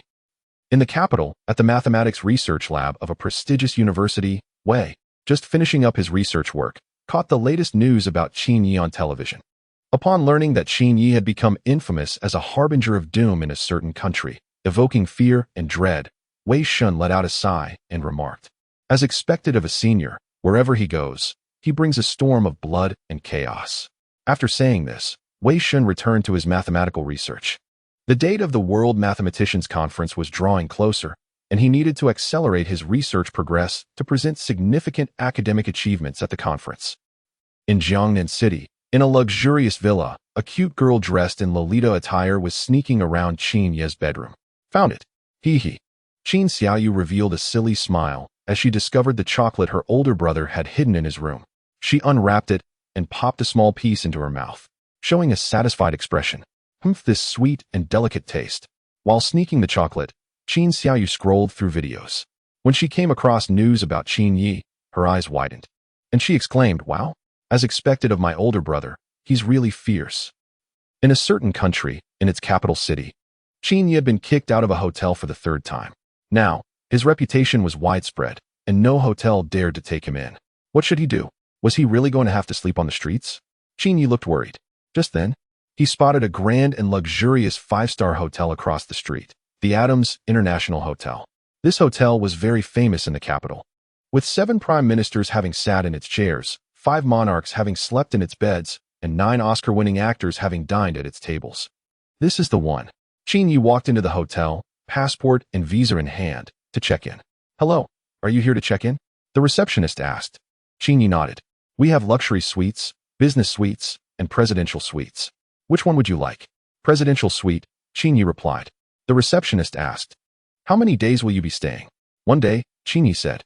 The receptionist smiled and stated, "The total cost is 24,468. Will you be paying in cash or by card?" Qin Yi frowned, looking at the price list on the wall, visibly displeased. "Isn't the price for the presidential suite 12,234? Why is it doubled for me?" The receptionist calmly pulled out a sign from below the desk. It read, "This hotel serves only white guests. Black guests are prohibited, and Asians are required to pay double the room rate." Qin Yi. Wow.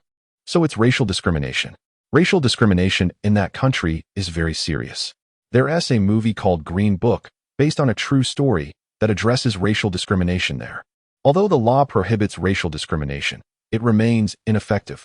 In society, black individuals are still discriminated against. White people look down on black people, and that arrogance is deeply ingrained. As an Asian, his status is slightly higher than that of black individuals, but in the eyes of white people, they are all subjects of discrimination. How about it? Are you checking in? The hotel receptionist asked with a smile. Qin Yi did not get angry. Instead, he smiled playfully and replied, "Of course I'm checking in. Why wouldn't I?" Anger is a sign of weakness, and today he intended to give the Adams Hotel a lesson. After paying the room fee and registering his information, Qin Yi officially completed the check-in process. Before heading upstairs, he asked meaningfully, "By the way, you won't be kicking guests out, will you?" The receptionist smiled and assured him, "Don't worry. Our Adams Hotel would never ruin its own reputation." Still feeling uneasy, Qin Yi cautiously asked, "What if you really have to kick me out?" The receptionist hesitated and said, "I don't have the authority to answer that. Perhaps we should call the manager." The receptionist contacted the hotel manager via a call button. Soon, the manager arrived. He was a middle-aged, overweight man who promised Qin Yi, "Sir, the situation you mentioned about kicking guests out will not happen. I guarantee it on behalf of the Adams Hotel." Qin Yi replied lightly, "All right, I'm recording this." He then took his room card and leisurely walked to the elevator.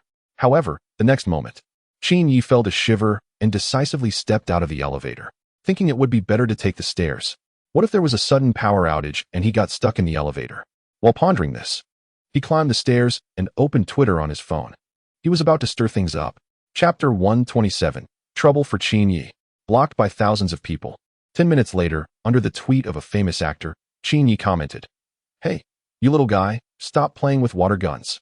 Look at you. You've become a ball. Time to lose some weight." Location tagged, a certain capital city, international hotel. The actor? Many fans of the actor? Under the tweet of a famous boxer, Qin Yi wrote, "Can we have a match? I'll let you use one hand." Location tagged, a certain capital city, international hotel. The boxer? Many fans of the boxer? Under the tweet of a renowned pop diva, Qin Yi asked, "I want to know, when you caught your husband cheating, why didn't you dare to file for divorce? Is there some insider information?" Location tagged, a certain capital city, international hotel. The diva? Many fans of the diva? Just like that, Qin Yi visited the tweets of a string of celebrities. The kind-hearted Qin Yi soon received a pile of resentment points. The excited fans shouted, "What the heck? Is this person from the East out of his mind? I want to teach this hater a lesson. His location is at the International Hotel. I'm going to find him now. Just right, I'm also in the capital city. I'm going too. On the road, headed to the International Hotel. Once we gather, we'll give this person a beating." In no time, chaos ensued. Numerous passionate fans gathered at the International Hotel, all with the same purpose, to teach Qin Yi a lesson. They wanted to beat him up and let him know that this is not a place where he can act recklessly. An hour later, the scene outside the International Hotel was chaotic. A din of voices mixed with people from all walks of life, gathering in the thousands. These individuals were fans of different stars, who usually couldn't stand each other. Yet today, they all came with a common goal, to beat up Qin Yi. "Shameless Qin Yi, where are you? Come out. I'm going to kill you. You think you can criticize my Annie? Come out now. I promise not to kill you. If you don't come down, we'll block the entrance. Where can you run? Oh, what the heck? Come down and take your beating." The noise continued to rise. Fans brandished sticks and shouted angrily. The hotel manager was sweating profusely, fearing that without the hotel security, these people would charge in and cause havoc. In a five-star hotel like this, all security personnel are armed. In fact, their equipment is even more formidable than that of the police, because the hotel has money. The fans outside are passionate, but not foolish. They are waiting downstairs for the person to come down so they can confront him, but they wouldn't dare to storm in and clash with the hotel security. What to do? The hotel manager was in a panic. However, at that moment, a head popped out from a window on the third floor. It was him. With a teasing smile, he shouted down to the gathered crowd, "You all have business with me. Just don't break the hotel windows." The hotel manager thought, "What the heck? Aren't you just encouraging them to throw bricks?" Sure enough, after that remark, the crowd below began picking up bricks and hurling them at him. "I'll smash you. You troublemaker. How dare you talk about my Bianc? I'll smash you to pieces. Let us go, brothers. Smash him. Get rid of this bastard." The sound of shattering windows echoed. The hotel manager felt like his heart was bleeding. You shameless idiot." In an instant, bricks were flying everywhere. Unfortunately, he had already pulled his head back in and vanished. The bricks missed him, but other guests in the hotel were not so lucky. "Who threw that brick? I'm bleeding. Damn it. I was in the middle of something, and a brick flew in. Now I'm a nervous wreck." Chaos erupted. The entire hotel was filled with curses. "Manager, what should we do now? Should we let them in?" asked the receptionist. The portly hotel manager slapped the receptionist and yelled, "Are you out of your mind? If we let them in, our hotel will be torn apart." The receptionist covered his face, almost in tears. "Then what should we do?" The manager clenched his fists, veins bulging. "Compensate. That person is responsible for the damage. He is the one who got them to throw bricks." The head of security weakly interjected, "But didn't he say not to throw bricks at our hotel?" The manager was furious. What a disaster. At that moment, the receptionist looked at the hotel management system and shouted, "Oh no, manager, that person has extended his stay. Another half month." The hotel manager, "What?" He spat out a mouthful of blood. "Extended for another half month? Is this a horror story? Don't mention it. In 2 days, the Adams Hotel will be closing down." At this moment, the hotel manager is filled with regret. He shouldn't have allowed that guest to check in. On the 9th floor, in the presidential suite 906, the guest is listening to the noise from downstairs while leisurely playing on his phone. He stands by the window in the corridor on the 3rd floor, mocking the crowd below and tricking them into throwing bricks. However, his own room is on the 9th floor. What is this called? This is called deception in warfare. Can you really throw bricks up to my 9th floor? Hee hee. The guest revealed a friendly smile. At that moment, there was a knock at the door. Bang, bang, bang. Chapter 128. Are you polite? Mr. Chinyi, are you there? The anxious voice of the hotel manager came from outside the door. Chinyi smiled and replied through the door, "No, I'm not here." The hotel manager pleaded, "Mr. Chinyi, we were wrong. I'll refund your money. Please just leave." The hotel manager began to beg. Chinyi ignored him and locked the security chain on the door. Once locked, the door could only be opened from the inside. After securing the door, Chinyi turned off the lights and went to sleep. Leave? What a joke. He had paid double the room fee. How could he just walk away like that? It was only Chinyi who took advantage of others. He would never be the one getting taken advantage of. That night, outside the door and downstairs, the noise was constant, but Chinyi slept soundly, although he had 7 or 8 nightmares that night. In his dreams, a female ghost wanted to entangle with him, but he was giving her quiz questions. As expected of me, even in dreams, I don't forget to set questions. The next morning, sunlight streamed through the window, casting the first rays of light. The golden beam warmed the room, turning it into a golden hue. Woohoo! Time to get up. A beautiful day begins. Chinyi rubbed his sleepy eyes and walked to the bathroom to wash his face, only to find that the water was cut off. Well, he really was down on his luck. A few minutes later, Chinyi got dressed, undid the security chain, and opened the door. He found a nervous-looking, overweight man standing outside. It was the hotel manager. "Mr. Chinyi, we were wrong." The hotel manager nearly pleaded. "We'll refund your room fee. Please, just leave." He was completely terrified. Last night, their hotel received a slew of guest complaints. If this continued, the hotel would be in serious trouble. Chinyi calmly played the recording on his phone. "This gentleman, you said that there would be no situation of expelling guests, and I guarantee it with the reputation of the Adams Hotel."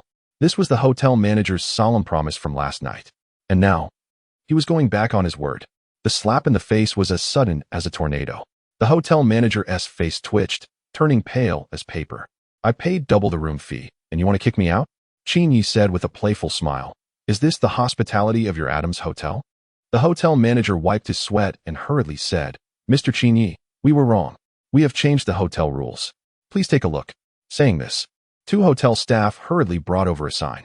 The slogan on it had clearly changed to, This hotel only serves white people and Asians. Blacks are prohibited from entering. Under pressure, the Adams Hotel had no choice but to modify their rules. But who knew?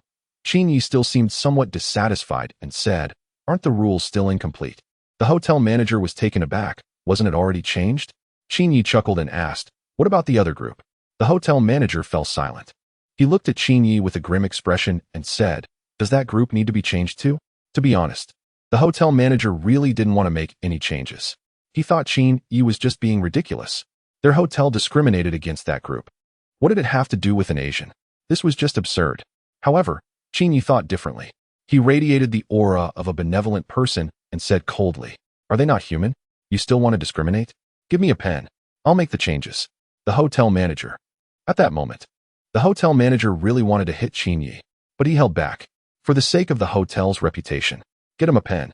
The hotel manager, suppressing his frustration, shouted to an employee nearby, Damn, this is infuriating. How can there be such a scoundrel? After a while, the hotel staff brought a pen.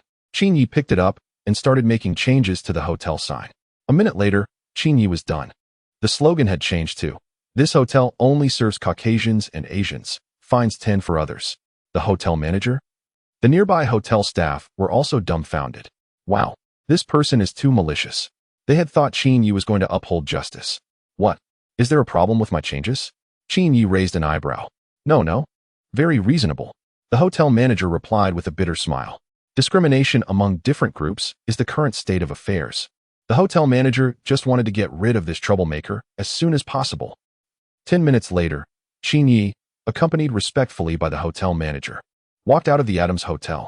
The people who had blocked the hotel the night before had already been driven away by the hotel calling the authorities. However, to be cautious, Qin Yi changed into a different outfit and put on sunglasses, a black mask, and a cap. After some thought, Qin Yi updated a tweet. It was just a short sentence in English. Today's destination, Philadelphia. Just as he put down his phone, a strong wind surged, and the weather suddenly changed. In just a few minutes, it started pouring. Acid rain fell from the sky. As soon as Qin Yi stepped outside, he was met with heavy rain. Acid rain is not ordinary rain. It forms when rain dissolves sulfur dioxide, nitrogen, and oxygen from the air, resulting in acidic precipitation with a pH lower than 5.6. Prolonged exposure can harm human skin. It's raining. Maybe I shouldn't go after all. Qin Yi retreated back into the hotel and said to the manager with a smile. The hotel manager. Come on. It's just rain. Our hotel has umbrellas. The hotel manager was frantic. If it really comes to it, we'll send you a car for free. At that moment, the hotel manager had only one thought. Get rid of this troublemaker quickly. Otherwise, who knows what other troubles might arise. Since this person checked into their hotel last night, there have been water and power outages 4 or 5 times. It's absolutely ridiculous. At this moment, a luxurious car slowly drove up to the hotel entrance. A voluptuous blonde emerged from under the black umbrella held by the driver. The person was Nicole, the daughter of the president of a prestigious university. Naturally, Nicole came from a very affluent background. Mr. Qin, where are we going today? Nicole walked over gracefully, smiling. Without hesitation, Qin replied, to a city in the eastern region. As you wish, please get in the car, Nicole said elegantly. Nodding, they both got into the car and left. After watching them completely drive away, the hotel manager let out a long sigh of relief. Finally, this troublemaker is gone. At that moment, on social media, a post from Qin had gone viral. Breaking news. This person is heading to a city in the eastern region. People there run. Is it too late to run? In one sentence, a horror story. Qin has arrived. This harbinger of misfortune is coming. Hurry and escape.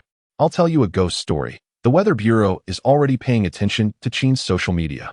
The Natural Disaster Department is also monitoring him. So you can imagine how terrifying his bad luck is.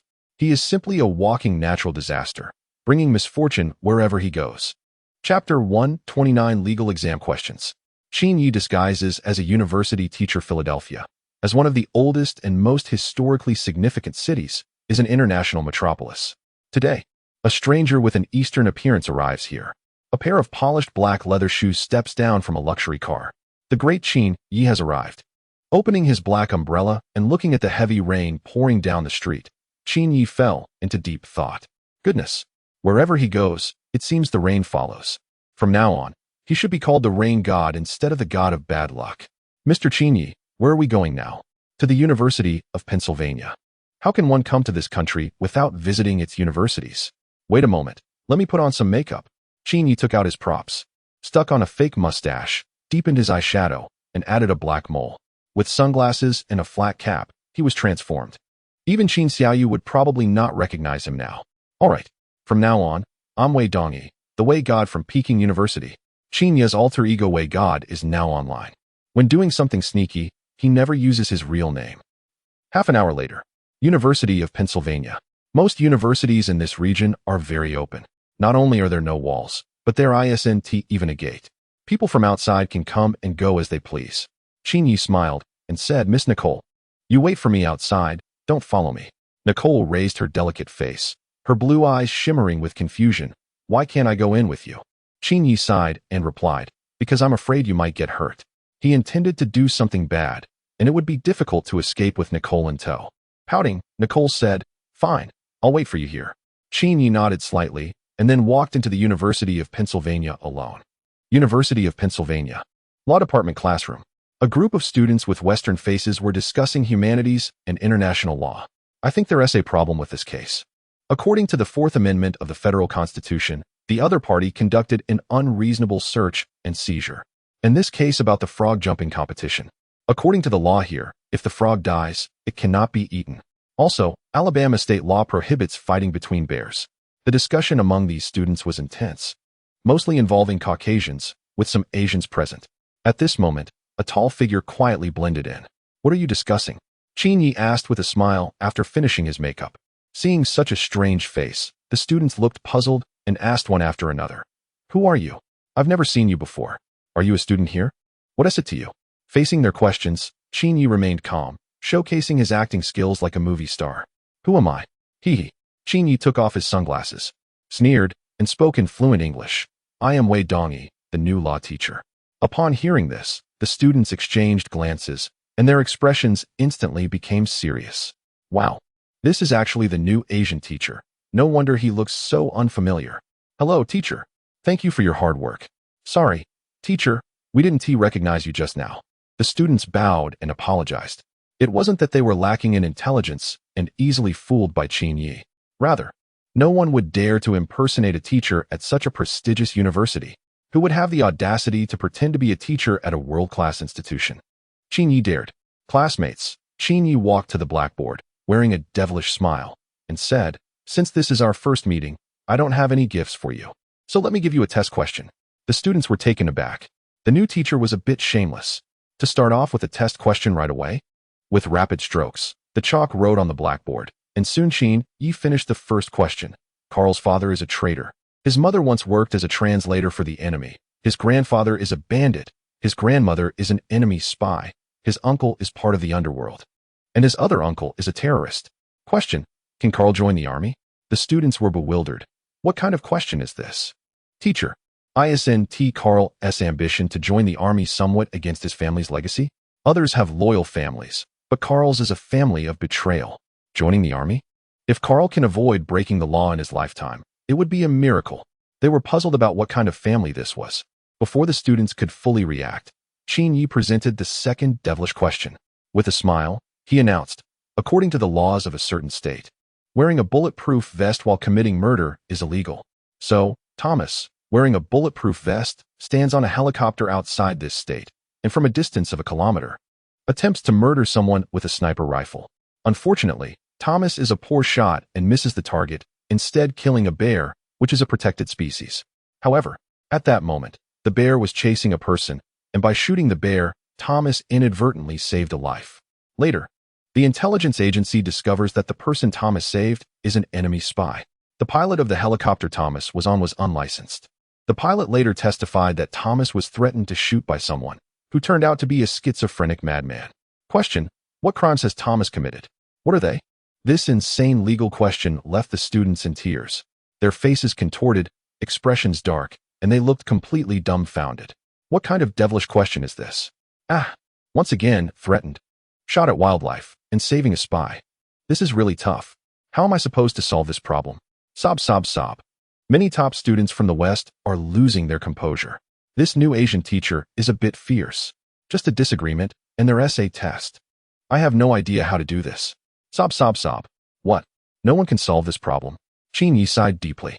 The response was complete silence. Sigh. Even such a simple question can't be solved. Qin Yi let out a faint sigh, glanced disdainfully at these students, and then walked out of the classroom. Next stop, the history department. While these people in the university haven't reacted yet, let's pretend to be a teacher a little longer. When it comes to mischief, Qin Yi is a professional. Wei Dongyi, will dominate the major universities today. Far away in another region, the god Wei, who brings calamity from the sky. Senior. Are you being polite? Chapter 130. The Colonization History and the Genocide of Indigenous Peoples Department of History, University of Pennsylvania. As Qin Yi walked into the classroom, the top students were engrossed in their studies. Who are you? The students, with predominantly Western faces, looked up at Qin Yi. He calmly approached the podium and said in fluent English, "My name is Wei Dongyi, and I am the new history professor." Once again, Wei Shin was being blamed by Qin Yi. Are you really a teacher? A blonde student questioned, having not heard of any new Asian faculty at the school. Unfazed by the skepticism, Qin Yi took out a naval officer's certificate and quickly flashed it in front of the students. This is my teaching qualification. He spoke with a straight face. Seeing Qin Yi's confidence and calm demeanor, the history students immediately believed him. He must be a teacher. He even showed his credentials. What did it say on that certificate? I couldn't see it clearly. I didn't see it either, but it doesn't matter. As long as we know he's a teacher. The students stood up one after another and respectfully greeted. Hello, teacher. Qin Yi nodded, looking excited. Please take a seat. What is the most important thing in studying history? It is the ability to discern right from wrong and to learn lessons from the past. I have a question to test everyone. Who knows about the colonization history and the genocide of the indigenous peoples? Students eagerly raised their hands, saying, I know. Indigenous peoples are those original inhabitants of the Americas. Haha, they're just a bunch of primitives. Hearing this from the American students, Qin Yi smiled. His calm gaze swept across the room as he self-deprecatingly said, You say indigenous peoples are primitives? Do you know that the original inhabitants of this land were not white people, but indigenous peoples? In 1620, a ship carrying 105 white people faced turbulence at sea for more than 2 months before arriving in the Americas. The newly arrived white settlers, suffering from hunger and cold, found it hard to survive. The kind indigenous people saw this and, feeling compassion, generously offered corn and potatoes for winter, as well as the wild ducks and turkeys they had caught. Moreover, they even lent land to the white settlers and taught them how to plant corn and pumpkins. However, the purpose of these white outsiders coming to the Americas was colonization, to seize land and resources. As more and more white immigrants arrived in the Americas, their demand for land grew more urgent. Consequently, these white settlers claimed the borrowed land as their own and, through coercion and deception, consumed even more of the indigenous people's land. To drive the indigenous peoples out of the Americas, they gifted blankets used by smallpox patients to indigenous tribes, resulting in hundreds of thousands of indigenous peoples dying from the disease. The students listened in horror, each one incredulous, exclaiming, What? Are these white people really that shameless? Is there really such a shameless person? They were given food, yet they repay kindness with enmity? It's truly outrageous. Qin Yi shook his head gently and continued to recount the history of a certain country. Over time, the conflicts between immigrants and the indigenous people grew increasingly sharp and irreconcilable. There is only this piece of land in the Americas. If the settlers wanted to occupy this land, they had to annihilate the indigenous people, the Native Americans who had lived in the Americas for thousands of years. Despite the fact that the Native Americans numbered in the millions at that time, they existed in tribal forms, which the settlers took advantage of.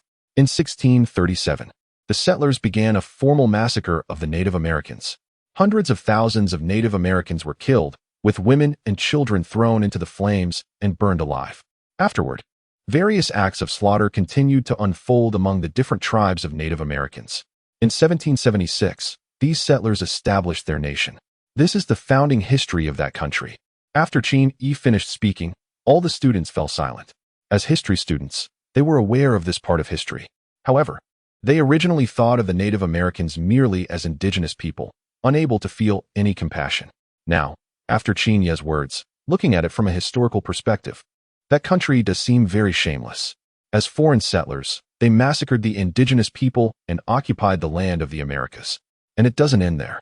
Qin Yi continued to calmly narrate the fate of the Native Americans. From then on, the settlers officially claimed the Americas as their own. Meanwhile, the indigenous Native Americans began their tragic fate. The nation repeatedly massacred the Native Americans, practicing acts of genocide. Soldiers treated the corpses of Native Americans as if they were dealing with wild beasts. Any citizen could receive a reward of 50 to 100 for turning in a Native American scalp. This information is not from a horror novel, but from an official decree issued in 1814. The students fell even more silent. This is just too brutal, too shameless. They had already occupied the Americas, but still did not spare the Native Americans. Teacher, is the founding history of our nation really this dark? One student felt a chill run down their spine. Qin Yi snorted coldly. I'm not done yet. Why the rush? By 1830, the slaughter of Native Americans had reached a boiling point. They were forcibly relocated westward, with those who resisted or expressed dissatisfaction being killed on the spot. Countless Native American tribes became ghost lands overnight. During the migration, Native Americans suffered severe abuse, with heavy casualties, a historical event referred to as the Trail of Tears. Even as the Native Americans retreated time and again, the settlers still refused to relent. In 1870, to completely exterminate the Native Americans, the nation began to slaughter buffalo on a large scale, as buffalo were the most important source of food and clothing for the Native Americans. Over the span of 19 years, the population of bison in the Americas plummeted from 50 million to just 10 million. Under the persecution of a certain country, indigenous peoples have lived in constant hunger and hardship, unable to expand their population and stripped of their human rights and freedom. Yet, even this is deemed insufficient by them. Some students have reached their breaking point, feeling nauseous. Is this not enough? It's insane. This is utterly inhumane. Aren't we a nation that values human rights? Unbelievable. How shameless. The students frowned and expressed their distress. A cold laugh escaped Qin Ye's lips. A nation that values human rights? Are you kidding me? Qin Yi continued. In the plan to completely exterminate indigenous peoples, an additional layer of cultural genocide was added. In 1825, over 300 boarding schools for indigenous children were established. Once indigenous children reached a certain age, they were forcibly separated from their parents, had their names changed, and were prohibited from speaking their native languages. In these schools, indigenous children faced corporal punishment and abuse, leading to the deaths of thousands. From the late 15th century to the early 20th century, the indigenous population dwindled from 50 million to just 250,000. Tens of millions of indigenous people died on this land they had inhabited for thousands of years. Throughout history, the development of this nation is essentially a history of the genocide of indigenous peoples. Yes, this is what it is. Chapter 131. The earthquake is here. Brothers, run fast. A faint smile of sarcasm appeared on Qin Ye's face. His calm gaze swept across the room, and the entire classroom fell into a deathly silence. The white students gaped, moving their dry lips, but unable to speak. This is what they boast as human rights supremacy, yet it is so dark, so shameless, so brazen. History is cruel.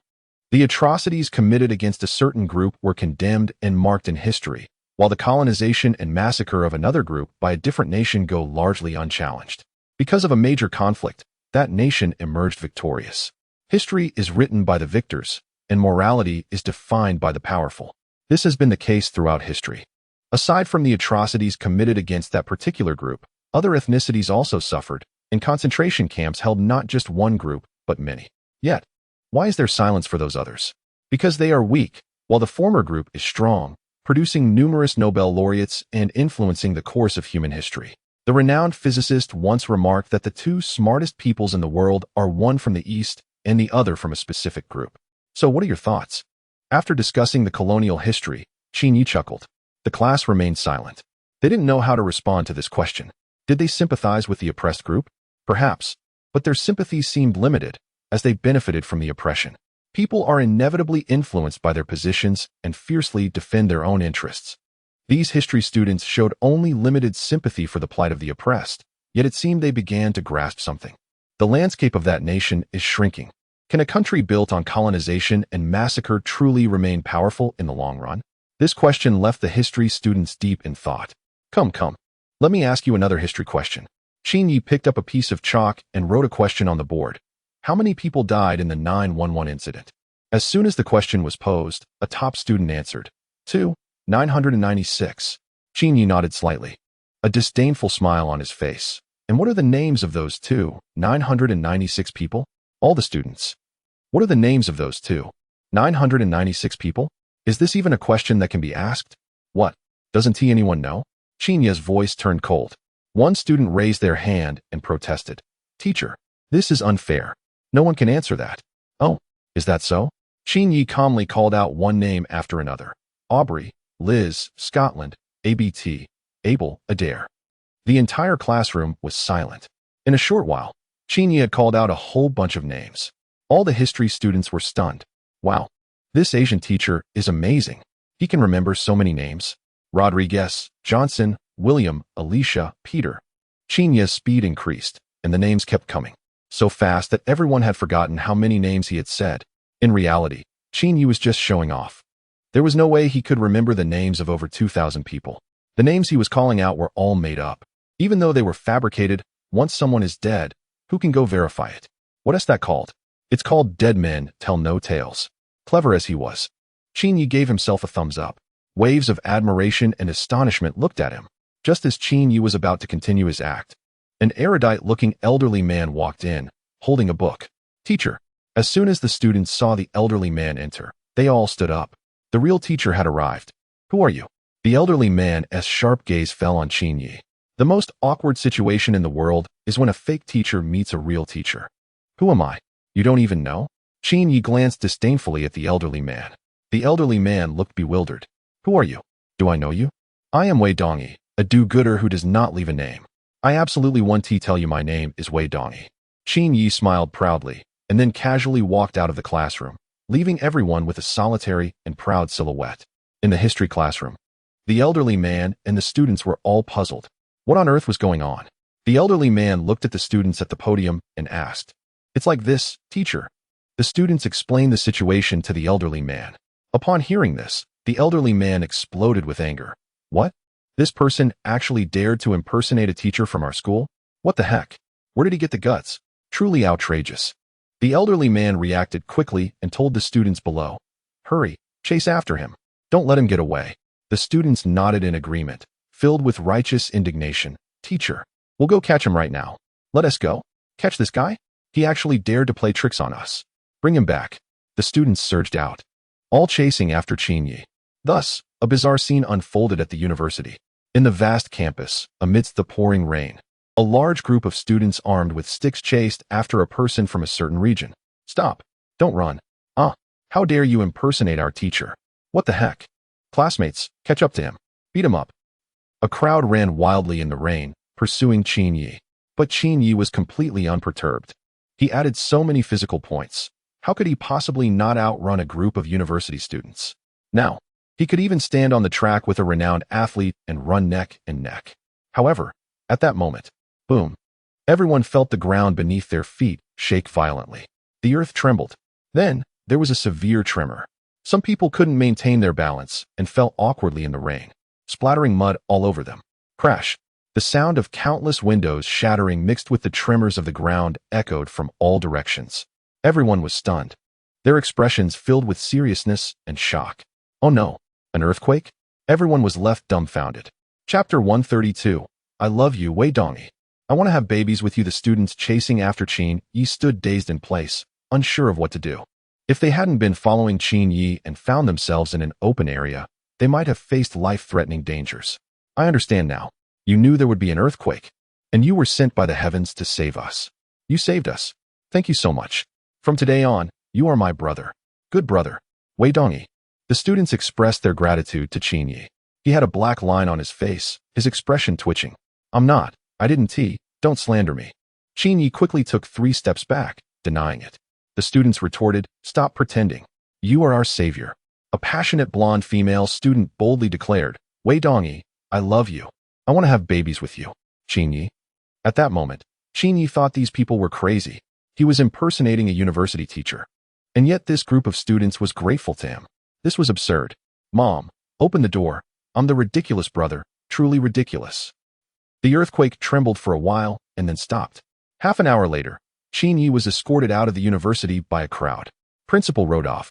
Having heard about Qin Yi's deeds, even temporarily awarded him an honorary certificate. Young friend Wei Dongyi, from today on, you will always be a friend of our university. The principal said sincerely, shaking Qin Yi's hand. Qin Yi, wow, there are many ways to insult someone. Why choose the most heart-wrenching one? As a renowned figure in his field, he came to this university impersonating a teacher, and not only did he fail to gain any resentment points, but he also received an honorary certificate? That's just insulting. Forget it. What I wanted was resentment points, not a good person award or an honorary certificate. Young friend Wei Dongyi, take care. We will remember your kindness. A large group of school leaders, holding black umbrellas, sent Qin Yi off the campus. This scene left Nicole dumbfounded. What is going on?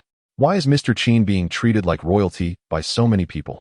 What did he do to earn the respect of so many school leaders? Not only did Nicole feel like she was living in a dream, but Qin Yi also felt like he was in a dream. He never expected that one day, the great Qin Yi would be the recipient of such gratitude. This was unreasonable. 10 minutes later, the university issued an announcement granting an honorary certificate to Wei Dongyi from another prestigious university, stating that the friendship between the two institutions would last forever. Unfortunately, this announcement did not create a stir. At that moment, the entire social media in the region was discussing another major event. A 4.7 magnitude earthquake struck Philadelphia. This news had already topped the trending list on social media. Although it was a moderate earthquake and did not cause any buildings to collapse or casualties, there were still property losses. Earthquakes are not the most important thing. What's significant is that the earthquake occurred in a certain city. Just this morning, someone updated their Twitter about going to that city, and by the afternoon, an earthquake struck. This wave of disaster predictions is truly outrageous. Netizens from that region are in a frenzy. It's over. This person has truly earned the title of a disaster bringer. How come wherever he goes, misfortune follows? Where are the authorities? They should arrest him. He's causing chaos in our region. Is someone joking? Arrest him? What are the charges? Volcanic eruptions, museum fires, earthquakes. Aren't these charges enough? How do you prove that these natural disasters are related to him? The law requires evidence. As a law student, I can say that the authorities really can't arrest him. He is legally traveling in the region, unless you can prove that these natural disasters are connected to him. People are feeling the pain. Damn it. It feels like the earthquake in that city was caused by him, but there's no evidence. It's like being fed something disgusting, making one want to vomit. I hate him. People are gritting their teeth in anger. This is utterly shameless. Despicable individuals. Meanwhile, back home, there's shock. An earthquake. The curse of the disaster bringer has come true again. This disaster bringer never disappoints. Just this morning, he tweeted about going to that city, and by the afternoon, an earthquake struck. Incredible. The neighboring city is already in tears. People are trembling in fear. The disaster bringer is truly terrifying. There's shock. There's a sensation. Everyone is stunned by this extraordinary misfortune. In that city, in an open area, inside a luxury car, someone asks, "Where are we going next?" After thinking for a moment, he decides to stay in the car. After all, there was just an earthquake. Who knows, there might be another tremor soon. Running around now could be dangerous. All right, understood. The other person blushes slightly. He then asks, "Do you have a laptop in the car?" "Yes." She pulls out a pink laptop from the trunk. He takes the laptop, connects to the phone's Wi-Fi, and adds 10 points to his hacking skills. He plans to cause some trouble. He opens the laptop and starts typing rapidly on the keyboard. He intends to use his hacking skills to breach a prestigious university's official website. A complex computer virus is quickly generated under his command. Then, using an anonymous overseas IP address, he begins attacking the university's website. Soon, he realizes something is off. The defenses are formidable. They don't seem like ordinary students from the computer science department at all. With his current hacking skills, it seems he can't outmatch them. However, Qin Yi was not anxious. He had his own advantages. He calmly allocated another 10 skill points to enhance his hacking skills. This time, his hacking abilities experienced a qualitative leap. He felt that he was now a world-class hacker. Subsequently, Qin Yi continued to develop a virus to attack the official website of a prestigious university. However, the situation was a bit dire. The opposing side was numerous and organized, like a group of disciplined hacking experts. Qin Yi couldn't help but exclaim, "Wow. No wonder this university is so renowned. Their firewall is impressive." Despite adding so many points to his hacking skills, he still couldn't breach their website's defenses. Gritting his teeth, Qin Yi added another 10 points to his hacking skills. Now he was truly formidable. With his current hacking prowess, he was definitely among the top hackers in the world. Thus, a fierce hacking battle erupted. Qin Yi single-handedly faced off against hundreds of hacking experts from the university. The official website became the battleground for their intense struggle. Various bizarre source codes and frenzied computer viruses emerged one after another. They fought in cyberspace, clashing, engaging, competing. The intensity of this hacking war was astonishing. Thousands of computer viruses and countless variants of source code, along with numerous firewalls. Both sides were locked in fierce competition. The official website was repeatedly seized by Qin Yi, only to be reclaimed by the opposing team time and again. The battle reached an extreme level of intensity. The sound of keystrokes from Qin Yi's laptop never ceased. His fingers flew over the keyboard at an astonishing speed. If placed in the online literature world, he would surely be capable of churning out 100,000 words a day. Nicole watched in amazement, but dared not interrupt. She could tell that Qin Yi was busy with something very important, so it was best not to disturb him. 2 hours later, the tide of battle changed. Chapter 133. The Virtuous Yet Unscrupulous Master. 3 failures. This intense hacker battle has reached its climax. Both sides have exhausted their means, leaving no effort spared. The side from a prestigious university, although lacking individual hacker skills compared to Qin Yi, has the advantage of numbers, organization, and teamwork, allowing them to support each other. Both parties have fallen into a stalemate. The situation on the field has reached a delicate balance. At this moment, if Qin Yi could call for a few more helpers, he might be able to break through the opponent's firewall in one go. Unfortunately, Qin Yi has no reinforcements. It seems that his defeat is inevitable. Just when the situation was most critical, a third party emerged. A large group of computer experts suddenly appeared to support Qin Yi. What's going on? Who are these people? Qin Yi frowned slightly. However, he quickly relaxed. No matter who they were, as long as they helped him invade the university, they were allies. Thus, Qin Yi allied with the third party, both sides sharing the same goal of breaching the university's official website. Under the combined assault, the enemy hackers retreated one after another, with firewall after firewall being breached. 5 minutes later, Qin Yi and the allied forces had taken control of the website. "Who are you? Dare to leave your name?" asked a hacker who was being pushed back by Qin Yi through the source code. Qin Yi chuckled, typing rapidly on the keyboard, revealing a name that shook the heavens and moved the spirits.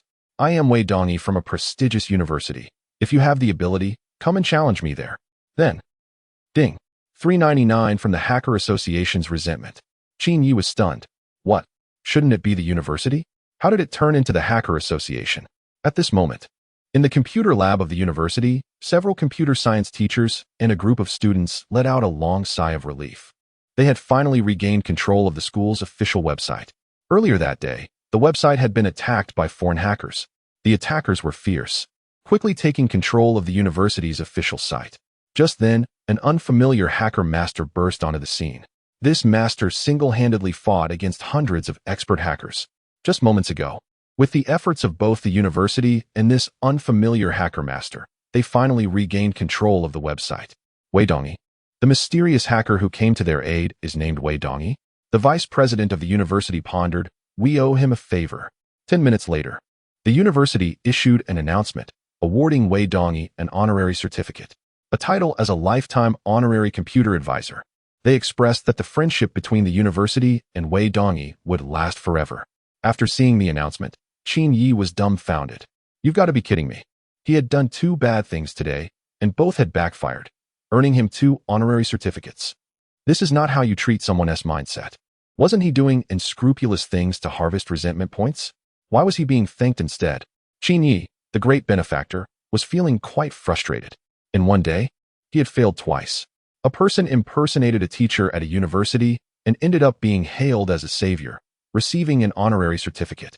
They hacked into another prestigious university's official site, accidentally drove away a hacker, and were awarded yet another honorary certificate. This was too much. The individual, feeling overwhelmed, decided to rise again from the place they fell. This time, they chose to target their alma mater. They created a small account and joined a social media group chat for the university. I am from a renowned university. You all are worthless. With rapid typing, they sent this message in the group. A shameless smile appeared on their face. I've mocked you like this, and you can tolerate it? You're not going to block me? Just obediently offer me your grievances? They thought, I can't possibly mess this up. However, the university president, upon seeing the group message, responded, yes, you are correct. We have an honorary certificate for you. Please sign for it. In reality, the president had done some research and knew that this individual had a close relationship with a specific student at another university. By sending an honorary certificate to this student's friend, they aimed to win favor and entice the individual to stay in the region. Soon after, the university announced that they were awarding an honorary certificate to the student and expressed lasting friendship between the two institutions. The individual was completely baffled. How could this happen? In one day, they received 3 honorary certificates? At that moment, not only was the individual confused, but the university was also in disbelief. The university president was staring in shock at 3 emails received from different prestigious institutions. The content was similar, all expressing a desire for lasting friendship and awarding the student an honorary certificate. Was this some kind of trick? The president was filled with doubt. These 3 renowned universities were among the best in the world.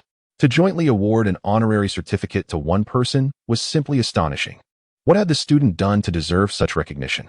To figure out what was happening, the president called in the student. After hearing the situation, the student was equally perplexed. What is going on? Is there a mistake? I've never had any connection with those universities. The principal looked at Wei Shun with a strange tone and said, but those 3 schools specifically named you. Wei Shun's mouth twitched, trembling all over as he replied, Principal, this is unfair. I have never had any connection with those 3 schools. The principal snorted coldly, stop pretending. It's you. On the surface, you are studying mathematics, but secretly, you have conquered the world's top 3 universities. With his hands behind his back, the principal spoke in a frosty tone, having already seen through the truth of the matter. Wei Shun. Ding. Resentment from Wei Shun 999. Chapter 134. Tang Bohu's tiger roars in the mountains far away in another country.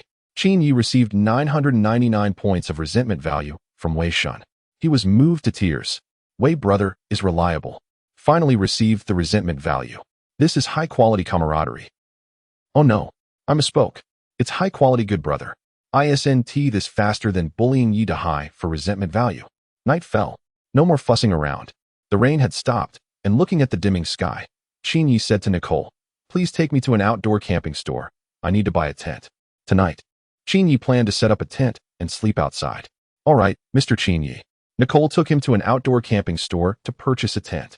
An hour later, Qin Yi set up the tent in an open area. To be honest, this tent was quite comfortable to sleep in. Lying inside, Qin Yi felt very satisfied. Nicole smiled and said, then Mr. Qin Yi, I'll be leaving. See you tomorrow. See you tomorrow. The two parted ways, and Qin Yi began to sleep. In the middle of the night, he was suddenly awakened by a homeless man on the street.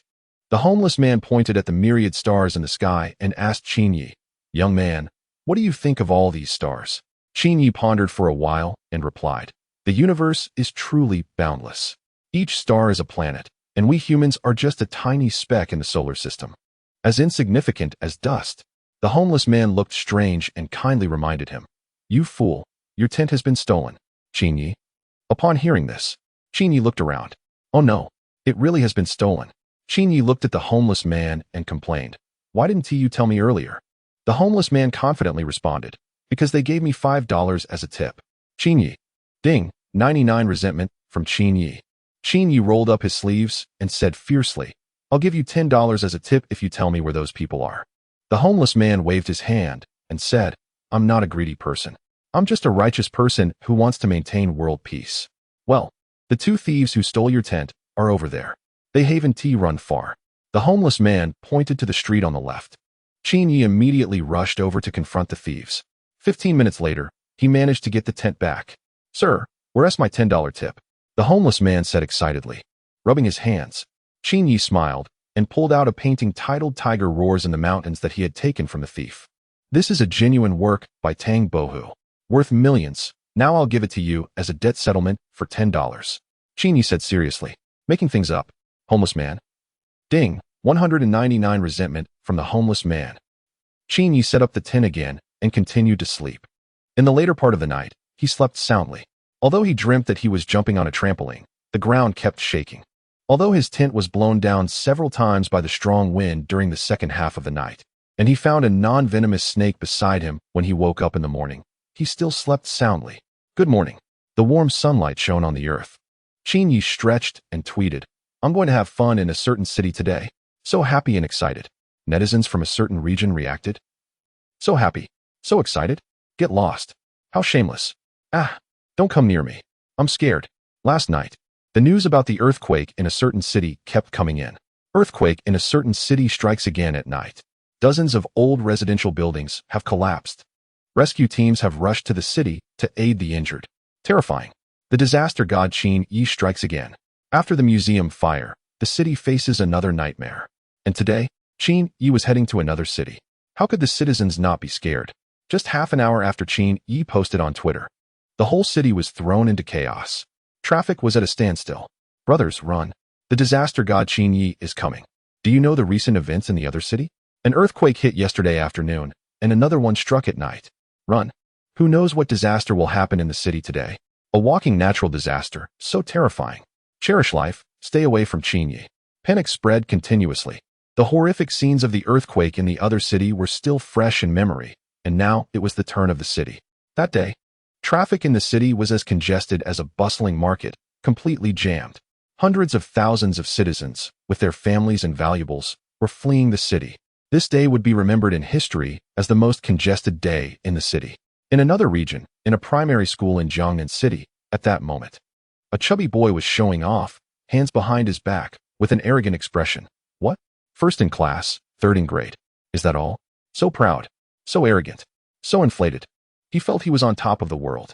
Just moments ago, the results of the internal mock exam had come out. With an outstanding score, he ranked first in the class and third in the grade. The moment the results were announced, the entire class 6-3 lost their composure. What? How is this possible? ISNT, he always empty-handed on the way home from school? How did he get first in class? This ISNT scientific. Wow. The elementary school students whispered among themselves. Class monitor, how did you do it? We didn't see you studying. How did you get first in class? No way. I'm shocked. Class monitor, you must have a secret. Are you secretly studying? Curious and bewildered looks were directed at the chubby boy. He waved his hand grandly and said confidently, studying? Not even a dog studies. You all are too useless. I don't even study, and you can't beat me. The entire class of students. At this moment, they really wanted to hit someone. How infuriating. Is this the best thing the whole class can come up with? One student stared at the ceiling and sighed. Are we going to have another genius in our school? Another student reminded, shouldn't it be two? Don't forget that during this exam, Xiao Lin also made it into the top 5. The English class representative, Xiao Mei, cried, "Wah? I don't understand the world of geniuses." Hearing this, a chubby student scoffed, "Genius? No, I should be called a scholar demon. The era of geniuses is over. The genius is dead. Long live the scholar demon." From then on, it was the new era of our scholar demons. The whole class fainted. Scholar demon? Seriously? Thus, Mingzhu Primary School entered an era where the 4 scholar demons and the 4 genius students stood in opposition. The 4 scholar demons, the test king, Xiao Pang, the show-off, Xiao Lin. Tap, tap, tap. The sound of leather shoes echoed from outside the classroom. The homeroom teacher, Mr. Li, walked in, holding a textbook and wearing a radiant smile. Students, our class did exceptionally well in this exam. Mr. Li reported the results with satisfaction. 2 students in the top 5 and 22 in the top 100. This result was quite impressive, ranking among the best in the 6th grade.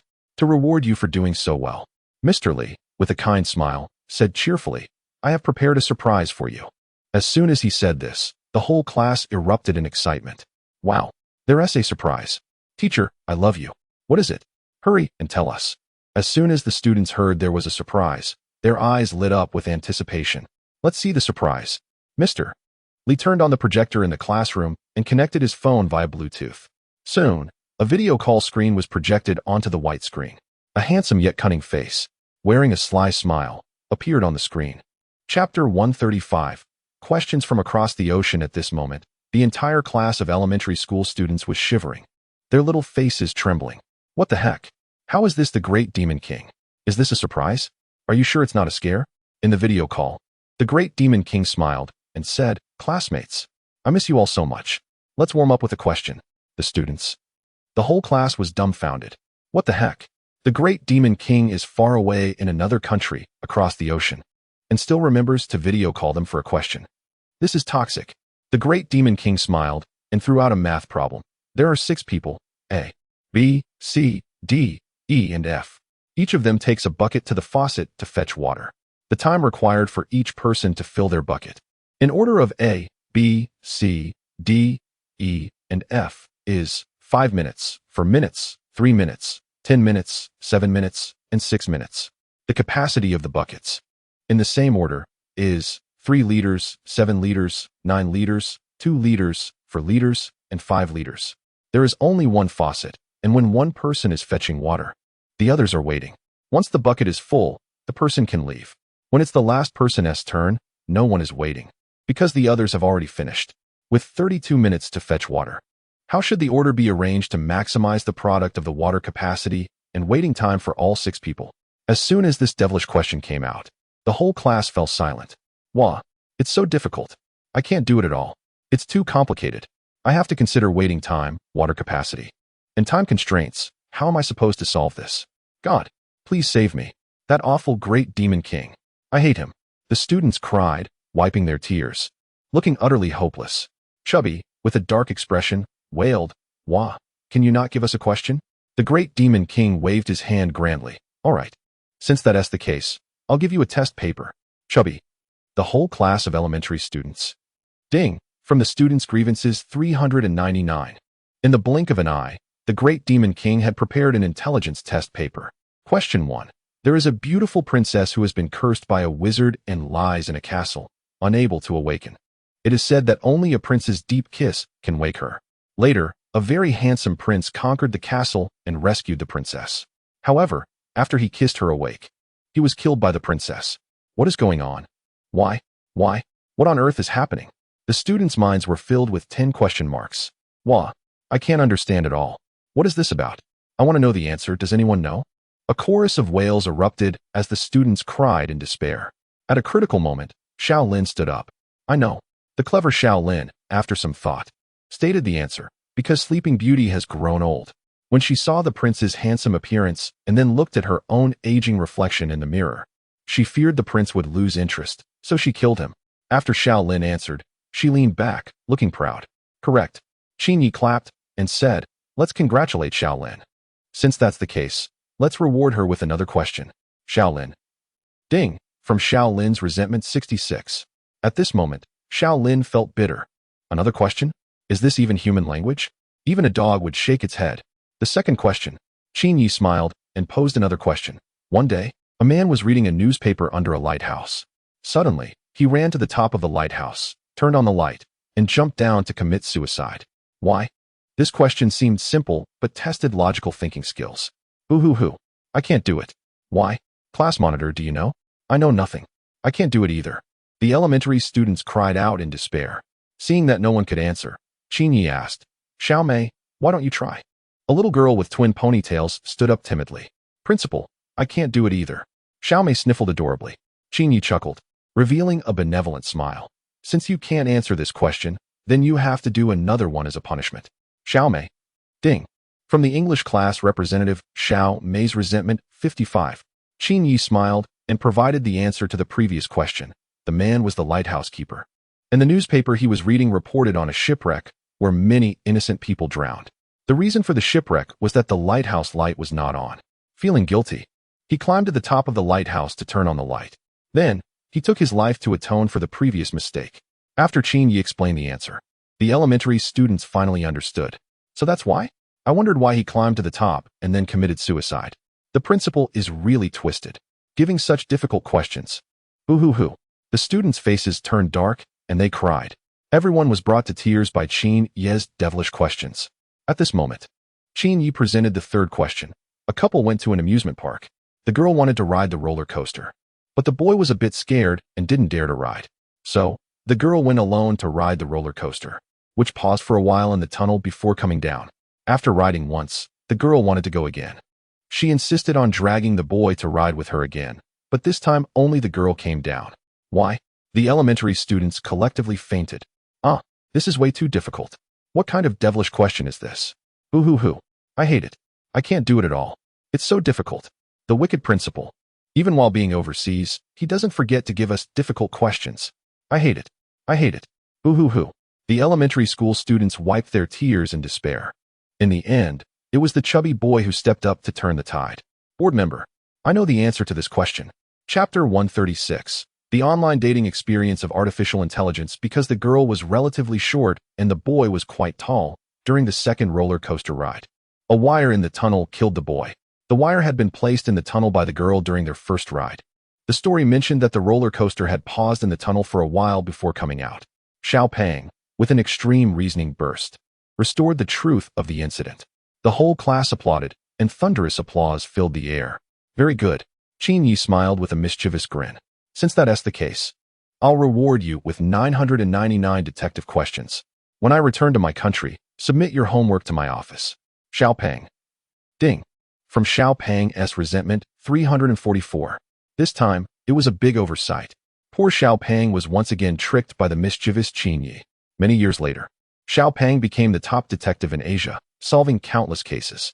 With his genius mind and keen intuition, he became a shining new star in the world of detectives. He was known for his hatred of evil and his quest for justice, uncovering numerous wrongful cases and revealing the truth to the public. He was praised by the world as the chubby version of Sherlock Holmes. Whenever Xiao Pang reflected on his life experiences, his eyes would slightly moisten, and he would smile, saying, "The reason I walked this path was entirely because of those 999 detective questions from the school board member back then."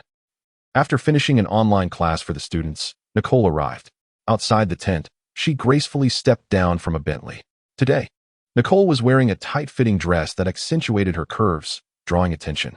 Her fair and radiant face was adorned with delicate makeup, and beneath her well-defined nose, her lips were painted with a subtle shade of lipstick. Alluring, charming, sexy. She looked at Qin Yi and smiled, saying, "Mr. Qin Yi, I've been learning Chinese recently and discovered something quite interesting." Qin Yi raised an eyebrow. "What is it?" Nicole replied, "When I learn Chinese surnames, I find that breaking them down can create very pleasant names." Qin Yi pondered, "Like what?" Nicole smiled and said, "For example, the surname Tang can be split into an, making it Tang Guangjuan. Another example is the surname He, which can become He Karen. If it's Li, it can be Li Musi. For Chui, it becomes Chui Shanjia." Hearing this, Qin Yi nodded repeatedly. Yes, you're right." Qin Yi's tone shifted as he wore a sly smile. "What if my surname is Sure?" Nicole laughed and replied, "That would be, Sure." Her voice abruptly stopped. After a moment, Nicole's beautiful eyes went blank, and she struggled to say the last few words, "Sure." Entrance. Hee. Qin Yi raised an eyebrow in triumph. Ding. From Nicole's resentment, 55. With the resentment points credited, Qin Yi decided to press his advantage and offered another surname. "What if my surname is Mai? What would that be?"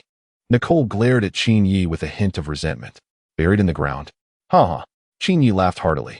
Ding. 67 points of resentment from Nicole. Nicole pouted and said angrily, "Humph. Mr. Qin Yi, where are we going today?" "To a city nearby." Qin Yi replied without hesitation. Nicole frowned and said, "But the news says that the city is particularly congested today. We probably won't be able to get in, right?" Qin Yi thought for a moment and said, "You make a good point. Then let's go to the nearby city instead." "Okay, Mr. Qin Yi," Nicole nodded. The two got into the car, and the driver took them to their destination.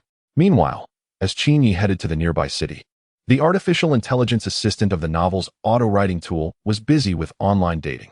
As a player, the assistant was managing romantic relationships with several girls at the same time, often replying to multiple messages simultaneously. At that moment, the assistant was chatting with 3 girlfriends. Girlfriend A. "Dear, my stomach hurts, and I feel like throwing up. It's so uncomfortable, sob, sob, sob, crying, crying." AI assistant. "Is it that time of the month?" Girlfriend A. "No, my period hasn't come today. I don't know why I feel like this," pouting. AI assistant. "Did you look in the mirror?" Girlfriend A. Girlfriend B. "Honey, are you there? Are you there?" AI assistant. "What's up?" Girlfriend B. "My friend's boyfriend bought her a bag, and I want one too," pouting. AI assistant. "Buy it." Girlfriend B. "Really? Thank you, honey. Hee love you." AI assistant. "Mushroom buns, sweet potato buns, beef buns, chive buns, red bean buns." Which one do you want? Don't be shy. Just choose. Proud. Girlfriend B. Girlfriend B. You're driving me crazy. Let's break up. Girlfriend C. Porky husband. I miss you. Shy. AI assistant. I miss you too. Can you help me write a novel? Girlfriend C. Are you that cold? Can't you add baby to it? Sundara. AI assistant. Can you help me write a baby novel? Girlfriend C. Girlfriend C. During the day, you're writing novels. Girlfriend C. At night, you're writing novels. Girlfriend C. In the middle of the night, you're still writing novels. Girlfriend C. All day long, you're writing novels. Girlfriend C. Go be with your novels. Let's break up. Angry. Girlfriend C. Hey, why aren't you talking? Are you mute? AI assistant. I'll talk later. I'm writing a novel. Girlfriend C. Then, the AI assistant got blocked by all three girlfriends. However, the AI butler remains completely unfazed because it still has 999 girls in its memo. Trying to manage too many relationships will eventually lead to disaster. When juggling countless relationships, it's impossible to keep track. Online dating? It's a specialty. In a certain city, at this moment, a group of people is raising their glasses in celebration. We've escaped from one city to this place. Now we're safe. I was stuck on the road for 2 hours and finally made it here. Those poor souls back there are in for trouble. Let us pray for them. Anyway, we are safe here. Cheers. My friends, this group of citizens who fled from the big city is joyfully celebrating. They are happily drinking beer and toasting each other. When they are in high spirits, one citizen curiously asks, "Where is Qin Yi now? Has he entered yet?" Another citizen, putting down his glass, tipsily replies, "I don't know. I was too busy escaping to keep track." At this moment, a terrified scream comes from the crowd. Oh no! Someone with a pale face hoarsely shouts, "Quick, look at the latest tweet from Qin Yi. That guy has come to this city." The entire venue falls into a deafening silence. What? Qin Yi has come here. Don't scare me. I traveled a long way to escape here. And you tell me he is not going to the other city but coming here? I can't take this anymore. Everyone is stunned. They look at each other, seeing the anger in each other's eyes. Their pupils are filled with despair, as if mourning a loss. Qin Yi I. Chapter 137. The sandstorm is here. You can always trust the god of misfortune. Friends from a certain country greeted Qin Yi warmly. The heartfelt nature of the greeting turned him into the telegram monkey of Huagua Mountain. At 2 in the afternoon, Qin Yi arrived. As soon as he showed up, a sandstorm followed. The city of Stanford experienced its worst sandstorm in 20 years, due to its geography and excessive deforestation. This country is one of the most frequent victims of sandstorms in the world. However, the intensity of the sandstorm that hit Stanford exceeded everyone's expectations. Whoosh, whoosh, whoosh. The sky over Stanford was shrouded in dust. The sky darkened, water sources were contaminated, and visibility dropped significantly. The overwhelming yellow sand seemed to engulf the entire city of Stanford. Citizens shut their doors tightly, too afraid to open their windows. The swirling dust danced violently in the howling winds. All the citizens of Stanford were dumbfounded. I can't believe it. What terrible luck. As soon as Qin Yi arrived in Stanford, he brought a sandstorm with him. The god of misfortune, Qin Yi. Who's going to take this guy down? You really are something. I'll provide you with weapons. Go for it. No, I'm just bluffing. I don't want to end up with a life sentence. Social media erupted with complaints. Those who fled from New York City to Stanford were particularly furious with Qin Yi. You said you were going to New York, and we were stuck in traffic for hours, finally making it to Stanford to escape the disaster. And then you decided not to go to New York and came to Stanford instead? What happened to your integrity? What about trust between people? Damn you. How shameless. A few hours later, the sandstorm paused for a moment. Then, a massive exodus from Stanford began, taking advantage of the lull in the storm. Citizens of Stanford packed their belongings and fled. One by one, cars, buses, and public transport crushed the dust-covered roads as they escaped from the city. The god of misfortune, Qin Yi, was truly terrifying. An earthquake in Philadelphia yesterday, and now a sandstorm in Stanford today. A walking natural disaster, the embodiment of misfortune on earth. The citizens of Stanford were genuinely scared. They wanted to run away. Cherish life, stay away from Qin Yi. In a parking lot in Stanford, Qin Yi was chatting with Nicole. Nicole curiously asked, "Mr. Qin, I have a question that has puzzled me for a long time." Qin Yi calmly lifted his gaze. "Go ahead. If girls wear underwear to cover up, then why do boys wear it?" Nicole expressed her confusion. This question left Qin Yi momentarily speechless. After thinking seriously for a moment, he finally answered, boys wear underwear to prevent comparison. Nicole. Ding. From Nicole. Grievance 67. Qin Yi stretched lazily. The sandstorm had stopped, and he decided to take a stroll. He got out of the vehicle. Nicole wanted to follow him, but was rejected by Qin Yi. You should stay in the car. I'm having a really bad day. Qin Yi said seriously, his tone grave. If you follow me, I worry for your safety. Nicole felt warm in her heart and said emotionally, Mr. Qin Yi, are you concerned about me? Qin Yi leaned back and sighed. If you die, who will reimburse my ticket to that country? Nicole. Ding. 99 from Nicole's resentment. He got out of the car and strolled down the streets of a certain city. The air was still filled with pollution from the aftermath of the sandstorm, laden with fine dust. In such harsh conditions, an elderly man was lying on the ground, waiting for a lucky passerby to help him. Qin Yi exclaimed, wow. In this weather, he's still trying to scam people? This elderly man is really dedicated. Qin Yi walked over and jokingly asked, Sir, I have 0.30 in my bank account. Can I help you? The elderly man shifted to the side, making room. Young man, come on, let's lie down together. Qin Yi. No, you stay lying down. He politely declined the elderly man's good intentions and continued his stroll down the street. Beep, beep, beep. As he walked, his phone rang. Qin Yi checked it and saw a WeChat message from Luonia. Luonia, director, I won 24 million in the lottery. Qin Yi was taken aback. Winning 24 million in the lottery? Is that real? Did this guy hit the jackpot? Qin Yi quickly replied, and they started chatting. Qin Yi, where did you win it?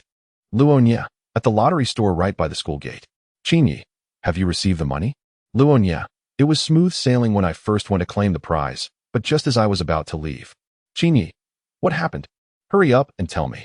Luonia, suddenly, I was woken up by the need to pee. Qin Yi, damn it. Qin Yi cursed, feeling incredulous. Winning the lottery in a dream, what are you talking about? I'm still dreaming of giving math tests to elementary students every day. Elementary student, thanks a lot. Just as Qin Yi was about to exit WeChat, he noticed he had been added to a group chat without realizing it. The name, Mom Chat Group. Seeing this group name, Qin Yi's expression darkened. How could a man like him be added to a mom group? He snorted and, feeling compelled, opened the group chat. The first message he saw was from a mom. Mom Chun, my son turned 1 yesterday and did a traditional catching ceremony. He caught a dumbbell. What does this mean? Excited, joie joie, a tradition for predicting the future and personality of a 1-year-old child. Typically, items like brushes, books, gold bars, flowers, food, and toys are placed out for the child to reach for, observing what they choose. When Mom Chin sent a message in the group, the other mothers quickly offered compliments and flattery. Mom Zhao, grabbing a barbell?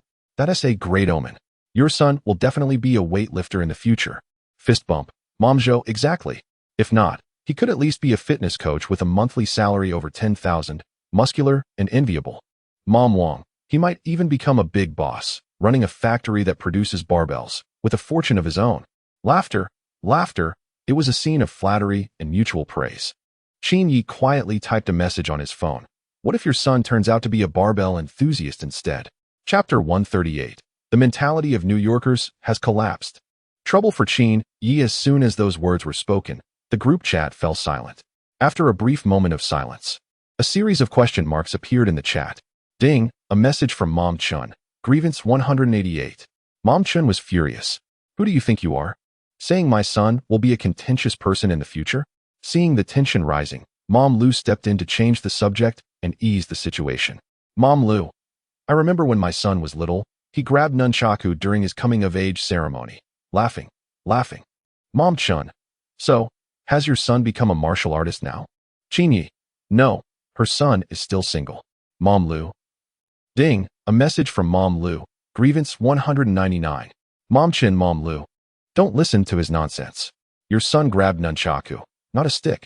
How could he be single? Qin Yi, nunchaku, well, it symbolizes being single in this life and the next. Mom Chun. Ding, a message from Mom Chun. Grievance 140. Another mom stepped in to ease the tension. Mom Ding, my son grabbed a handful of sand. How do we explain that? Mom Chun, your son is definitely going to be an architect. Mom Lu, grabbing sand symbolizes holding the universe in one hand. More mutual compliments followed. The conversation ended. Qin Yi spoke up again. Qin Yi, Grabbing sand? Then your son might be a sand sculpture in the future? Thinking face. Mom Ding. Ding. A message from Mom Ding. Grievance 172. And then, Qin Yi was kicked out. A red exclamation mark appeared. You have been removed from the group chat by the group owner. In the mom's chat group owner Mom Chun proudly sent a message. Mom Chun, I kicked that idiot out, ha ha ha. Mom Lu, really? Mom Ding. Mom Chun, you're done for. Mom Zhao. Mom Chun, I'll mourn for you for 3 seconds. Mom Chun, what is going on? Is that person someone important? Mom Wang. That person is a board member of Mingzhu Primary School. Did you forget your eldest daughter is still attending Mingzhu Primary School? Mom Chun. Mom Chun, what? Why didn't you tell me earlier? Mom Chun, why didn't you remind me sooner? Mom Lu. Didn't you see we didn't dare to argue with him? You were the only one being confrontational. Mom Chun, oh well. Mom Chun, it's a trap. It's all a trap. Ding, a message from Mom Chun. Grievance 433. Far away, Qin Yi received Mom Chun's grievance and looked puzzled. Didn't Mom Chun kick him out? Shouldn't that have settled the matter? Why was she still harboring resentment against him? How annoying. More than an hour later, 7 p.m., most citizens of Stanford City had fled. Those who remained tightly shut their doors and stayed indoors. The streets of Stanford were empty, resembling a ghost town. Even the elderly scammers had closed up shop. There was no one around to bump into. Nicole, let's go? Qin Yi returned to the car, smiling. Nicole was taken aback and asked, where to? Qin Yi shrugged, of course, back to the city. Nicole felt a bit helpless. But we just took a detour to get here from there. Qin Yi grinned mischievously. So isn't it better to go back? Nicole was left speechless. Thus, the two set off for their return journey, destination, the city. 8 p.m. In a tall building in the city, Uncle Baylor was dining with his family. While drunkenly sipping beer, he angrily exclaimed, that wretched Qin Yi. To avoid this disaster, our family fled from the city to Stanford. And now this guy, instead of staying away, comes to Stanford. It's infuriating. We went in circles, tired from a day's travel, only to end up back in the city. What a twist of fate. I hate it. Uncle Baylor cursed while secretly feeling relieved. Now I'm back in the city. Qin Yi, you bad luck charm. Can't harm me now, right? Ha ha. Suddenly, his son shouted in terror. Dad, look. What is it? Uncle Baylor turned to his son, who had just read Qin Yi's latest tweet. Good evening, city. I'm here. With sunglasses, looking smug. JGP. Uncle Baylor was left speechless. Oh, I'm going to die. That shameless guy. He spat out a mouthful of blood and cried. He's here. He's here. He's back. There's a saying I don't know if I should say. That damn Qin Yi. Damn it. Oh. Tears of despair streamed down Uncle Baylor's face. He was almost driven mad by Qin Yi. The city at night was calm. The bright lights shone, skyscrapers stood tall, and the streets were bustling with traffic. The crowds flowed like a tide, neon lights dazzling, creating a surreal atmosphere. However, this tranquility was shattered by Qin Yi's sudden arrival. Help, brothers. That guy is coming to our city. Damn it. I just ran from Stanford. And he followed me. This is toxic. Run. Earthquake in Philadelphia. Sandstorm in Stanford. That guy's bad luck reputation is no joke. Chaos erupted. Panic ensued. Hysteria took over. Once again, the city staged a mass exodus. Under the dim sky, citizens fled with their families, driving away in a frenzy. That day, the emotions of the city's residents were like a roller coaster, soaring to the heights one moment and plunging to the depths the next. In the morning, Qin Yi had announced on social media that he was coming to the city. The citizens believed it. They began a mass exodus, rushing to the neighboring city. As a result, in the afternoon, the individual did not go to the major city but instead went to the neighboring one, bringing a sandstorm with him. The citizens who fled to that city were utterly distraught. What a mess. Changing plans while speaking? In order to continue escaping and avoid disaster, these citizens fled back to the major city. Then, in the evening, the individual was coming back to the major city again. It was as if a tattoo artist had closed their eyes and messed up completely. They perfectly matched every route taken by him. The citizens were furious, grinding their teeth. How could this happen? It's outrageous. This is just too much. The citizens were about to be driven mad by anger. Their expressions were filled with grief and rage. If it weren't illegal to harm others, they would have loved to exact revenge in 1,000 ways. This was just infuriating. A true calamity. Chapter 139. Nicole's heartfelt confession. Qin Yi captured. The situation changes as the saying goes. When a person is down on their luck, even drinking cold water can get stuck in their teeth. This phrase perfectly describes the current situation in a certain country. With the arrival of Qin Yi, misfortune has struck him, bringing a storm disaster to the city. Whoosh! Dark clouds mixed with terrifying lightning loom over the city. Boom! A towering purple lightning bolt suddenly descends from the sky. It pierces through the clouds and the ground, connecting heaven and earth. Crack! The flag of that country, hanging high above the city, is torn apart by the raging storm. The red, white, and blue banner is split into charred, tattered pieces, fluttering in the wind and falling to the ground. The storm flashes. Thunder rumbles. The earth shakes. The night sky changes color, shrouded in darkness that obscures the moonlight. That mighty lightning strikes down, rampaging between heaven and earth, with wind and thunder continuing to roar. The entire city seems to be swaying in this storm. The oppressive storm echoes like a thunder dragon above the city. Thunderstorms, as one of nature's most common disasters, claim the lives of tens of thousands worldwide each year. It is often said that people are struck dead by lightning, whether it's humans, trees, or buildings. Once hit by lightning, it can be said they are basically done for. At this moment, the city is filled with lightning and thunder. The purple, violent lightning descends at a terrifying speed, with dozens of strikes per minute. Crack, crack, crack. Decades-old trees are split in half. The wildflowers and grasses on the streets sway wildly in the wind. The citizens tremble in their homes, venting their frustrations online. Social media platforms are flooded with complaints, tweets, videos, posts, forums, group chats. The entire network is overwhelmed with anger. Everyone is cursing. Where's Qin Yi? Why hasn't he been struck by lightning? I'm really fed up. The city has faced the worst storm in a decade. Our national flag has been torn in half by the storm. This is driving me crazy. Isn't the security agency going to take action? Arrest Qin Yi. Hurry up and capture this guy. Qin Yi has completely enraged the people.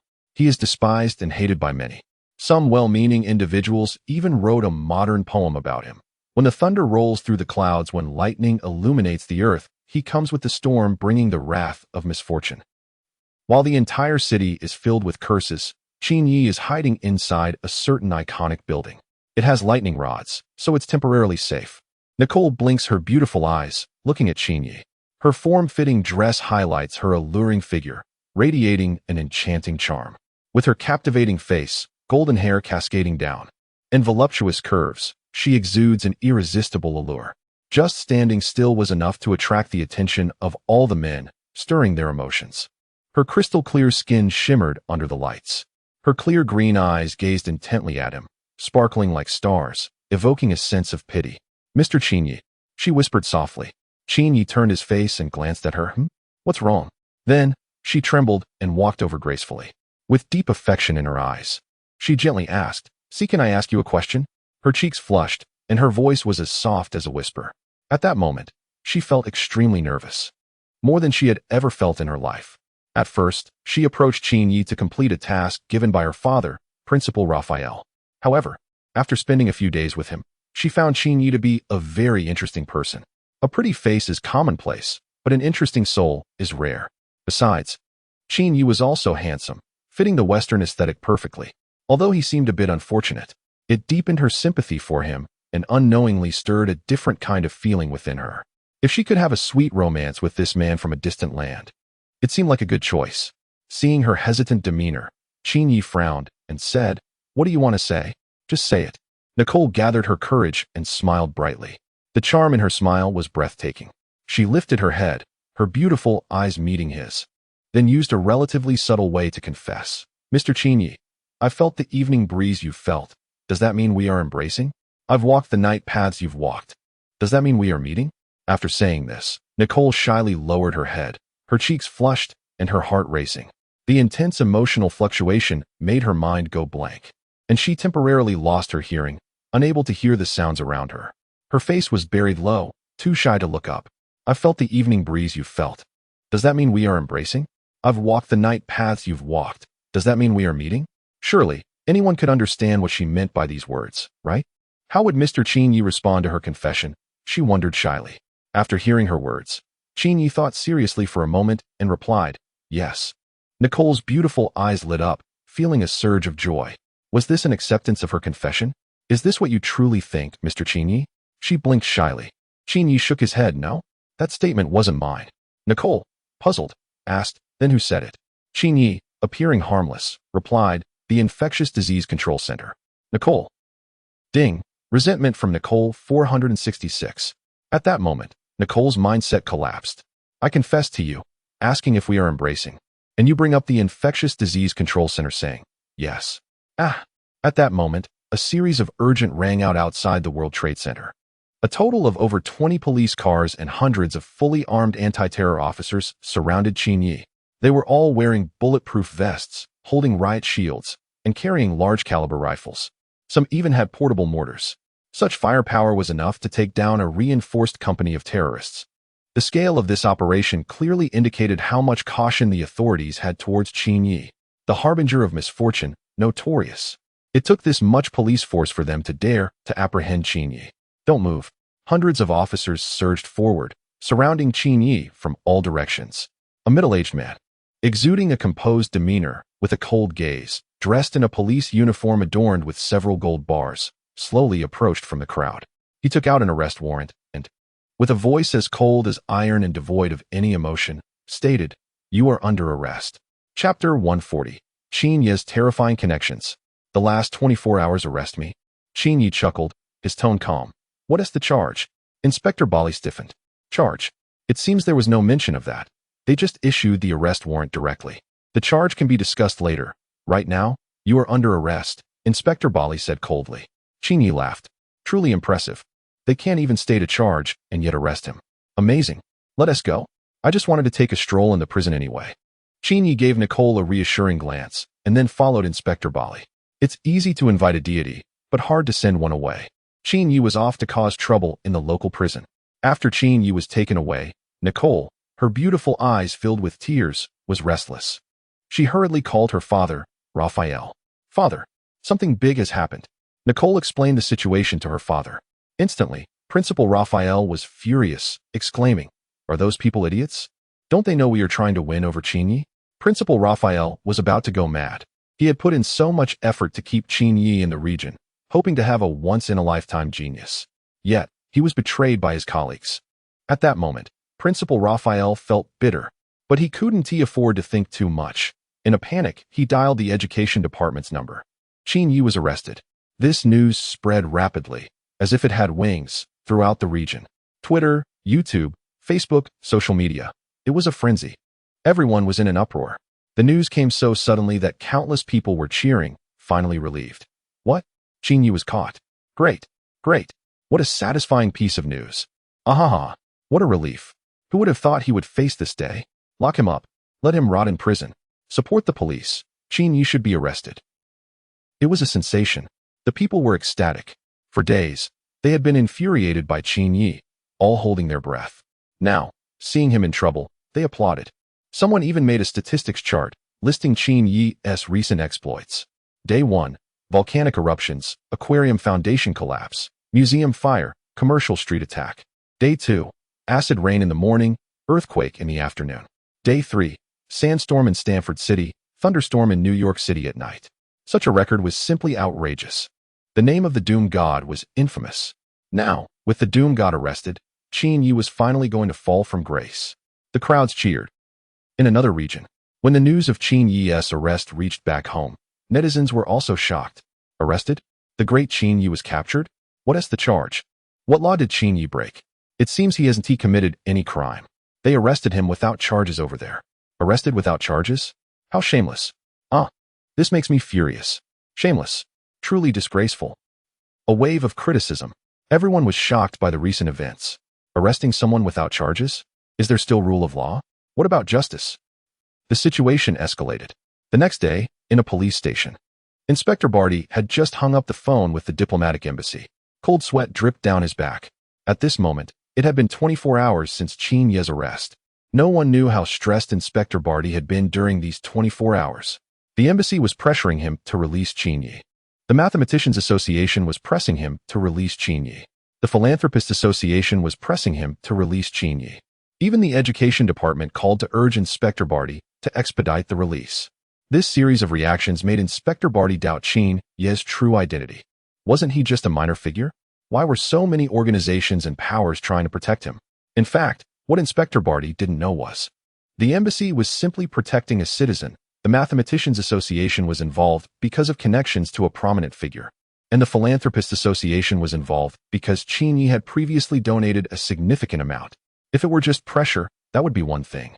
But what was even more alarming was, the Qin Group had dispatched the best legal team and filed a lawsuit against the local police department in an international court. As the spokesperson for a popular online game, Qin Yi's arrest prompted the gaming company to mobilize its strongest legal department, which had never lost a case, to sue the police department. Additionally, Qin Yi's alma mater, along with other prestigious universities, sent over 40 law professors to file a lawsuit against the police. The intensity of the support, the overwhelming momentum, the severe situation that turned everything upside down. Inspector Barty was dumbfounded. He was shocked. Had he stirred up a hornet's nest? How could arresting just one Qin Yi have such a terrifying influence? Why were so many organizations, departments, and teams so determined to protect him? What kind of charisma did he possess? How did he have such formidable connections? This question was one Inspector Barty dared not contemplate further. He struggled to make a secret phone call. The current situation had become so complicated that it involved a lot of factors. The situation was severely out of control, beyond what a mere inspector could handle. He needed to call his superior to seek instructions on whether to release him.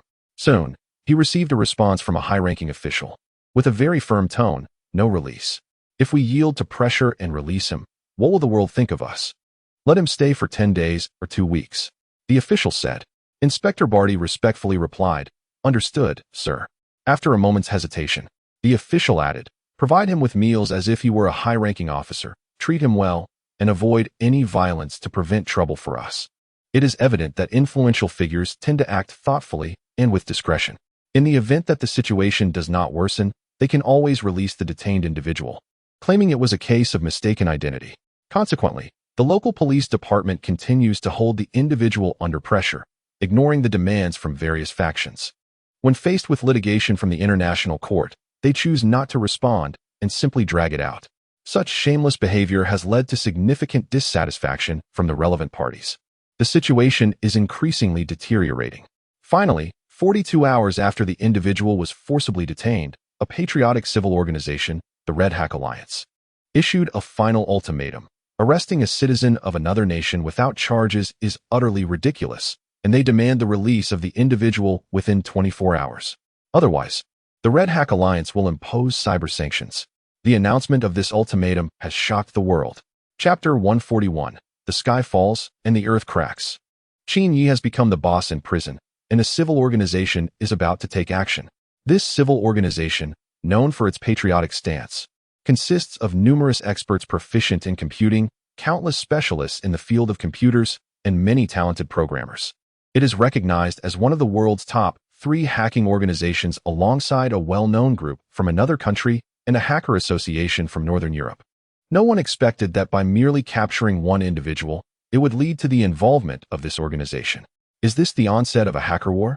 People felt a chill run down their spines as the situation spiraled out of control. On April 28th, 3 days had passed since Qin Yi's arrest, yet the local police remained adamant about not releasing him, becoming increasingly resolute. Threatened by a civil organization, they feared that conceding would undermine their authority. Thus, the moment of chaos had truly arrived. A worldwide hacker war erupted. On one side was the aforementioned civil organization, and on the other was the renowned hacking group from another country. Both were top-tier hacker organizations with numerous skilled individuals. The two massive hacker groups waged a fierce battle in the digital realm, utilizing source code as their weapon, creating turmoil in cyberspace. This was a genuine world-class conflict. On average, hundreds of hacking incidents occurred every minute. One computer after another fell victim to viruses, leading to widespread paralysis. Hundreds, thousands, tens of thousands. The situation became extraordinarily dire as both hacker organizations became increasingly ruthless. They worked day and night, relentlessly launching cyber attacks on each other. Every second, hundreds to thousands of computers succumbed to paralysis. Local networks collapsed. Restart. Blue screen. Restart. The cycle continued endlessly. The official website of a prominent defense department suffered repeated crashes, recovering only to fail again. Over 200,000 website domains were affected, with servers completely incapacitated, making them inaccessible. if not for the separation between military and civilian networks. These frenzied hackers might have even dared to infiltrate nuclear control systems. This catastrophic cyber attack spread across the battlefield of both sides, and the situation had gone completely mad. In another location, within the Cyber Investigation Bureau, chaos reigned. Director Brian pounded his fists on the table, fuming. The current situation was a complete mess. The internet was under constant threat of hacking. The renowned group was supposed to be the world's #1 hacking organization. Yet Brian shouted in frustration, how can they not even handle a civil organization? Useless. A bunch of useless people. Director Brian was infuriated. The so-called top hacking organization was being outmatched by the civil group. In reality, the renowned group was just as frustrated. They are technically not inferior to a certain hacker alliance, but they are overwhelmed by the sheer number of opponents. The hacker alliance can easily mobilize tens of thousands of people for cyber invasions. Who can withstand that? The members of a certain hacktivist group are completely stunned. This group of hackers from a certain region are all simply insane. They invade networks day and night without rest. Do these people not need to take a break? The hacktivist group's morale has collapsed. In a certain island nation, the typhoon has completely ceased. After a week of devastation, the island has been utterly transformed. It looks as if it has been crushed by a bulldozer, with building debris and plastic waste everywhere. The Meteorological Bureau of the island has compiled a lengthy economic loss report, totaling tens of thousands of words. The massive economic loss cannot be represented by a mere number. A rough estimate indicates that the island's economy has regressed by 1 years. An economic regression of 2 years. How terrifying is that? This shows just how significant the impact of the typhoon has been on the island. People around the world are moved by this. Once the typhoon subsided, the island began immediate efforts to rescue the injured, provide support materials, and repair network stations. As a loyal ally of a certain country, once the network returned to normal, the hackers from the island were the first to support the hacktivist group. A hacker war was ignited like a fuse with the involvement of the island nation. With the entry of hackers from the island, hackers from another region also joined in. Soon hackers from Asia, Europe, Oceania, and South America, from all over the world, began to participate in this cyber battle. One faction after another was drawn in.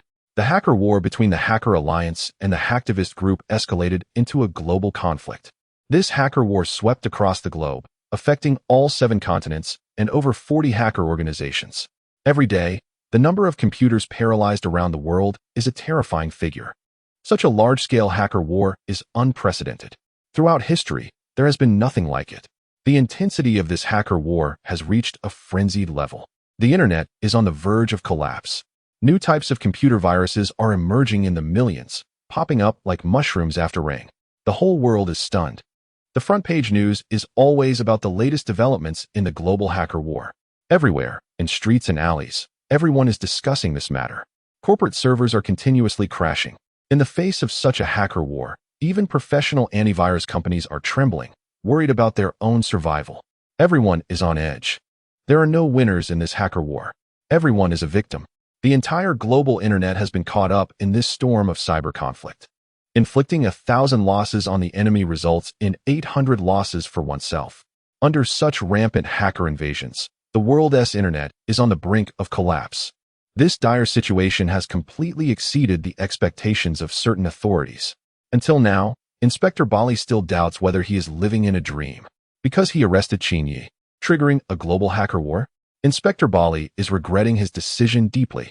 If he had known, he would have defied orders and never arrested Qin Yi. This guy is a complete disaster. The complexity of his influence and connections is terrifying. What is Qin Yi doing now? Inspector Bali asked a subordinate. Sir, Qin Yi has been in prison for 3 days, and he has turned the place upside down, the subordinate reported with a bitter expression. I heard from the guards that he has already become the boss of the prison. Inspector Bali became the boss of the prison? Is today April Fool's Day? Are you kidding me?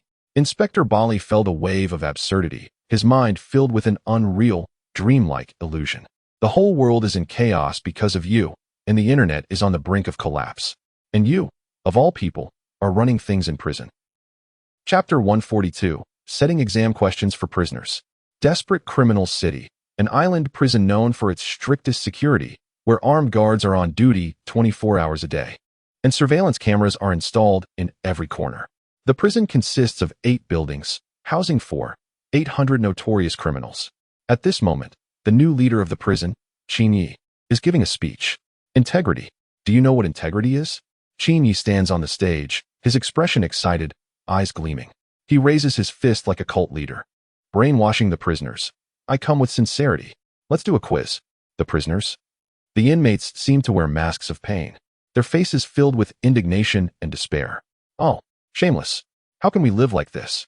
Since Qin Yi was sent to this prison a few days ago, he quickly overthrew the previous leader with ruthless methods, successfully taking over. Since then, the prisoners have been plunged into endless despair. Morning. Qin Yi, good morning. A beautiful day starts with a quiz. Let's do a question. Noon. Qin Yi, it's so hot. I'm sure everyone is feeling it. How about a quiz to cool off? Evening. Qin Yi, it's dark. Before bed, let us do a quiz. It helps promote sleep, you know? Hee hee. One prisoner fell ill. Qin Yi, what? You're sick? Then hurry and do a quiz. It cures all ailments. Another prisoner looked at Qin Yi for too long in the crowd. Qin Yi, kid, I know you want to do a quiz. Come here. I have 999 questions for you. A prisoner, unable to solve Qin Yi's questions, cried out in despair. Qin Yi, stop crying. If you must cry, do it while solving the questions. That way, it won't delay your progress. Prisoner. Thus, Qin Yi became the nightmare of all the inmates. A devil. This guy is a devil. So shameless. So wicked. The prisoners lamented in desperate agony. Let us do a quiz. Qin Yi, with a sincere smile, posed a question to the inmates. A father, a mother, an elder brother, a younger sister, a nephew, a niece, an uncle, an aunt, a son, a daughter, and a cousin. You might say, this family has 12 people. But that is incorrect. This family only has 4 people. Question, how is that possible? This outrageous question left the prisoners in despair, crying out in frustration. Their eyes filled with fear, despair, and indignation. That cruel man from the east. He brings devilish questions to torment us, the kind-hearted prisoners. Oh, this life is unbearable. I want to die? I want to die? This devilish exam question is impossible to solve. It's a nightmare. Woe is me. I hate this. The sound of desperate wails echoes. The prisoners wipe away their tears of despair, their faces etched with sorrow. This is such an outrageous bullying. That wicked figure. That cursed exam question. At this moment, the prisoners are filled with profound sadness, weeping in despair.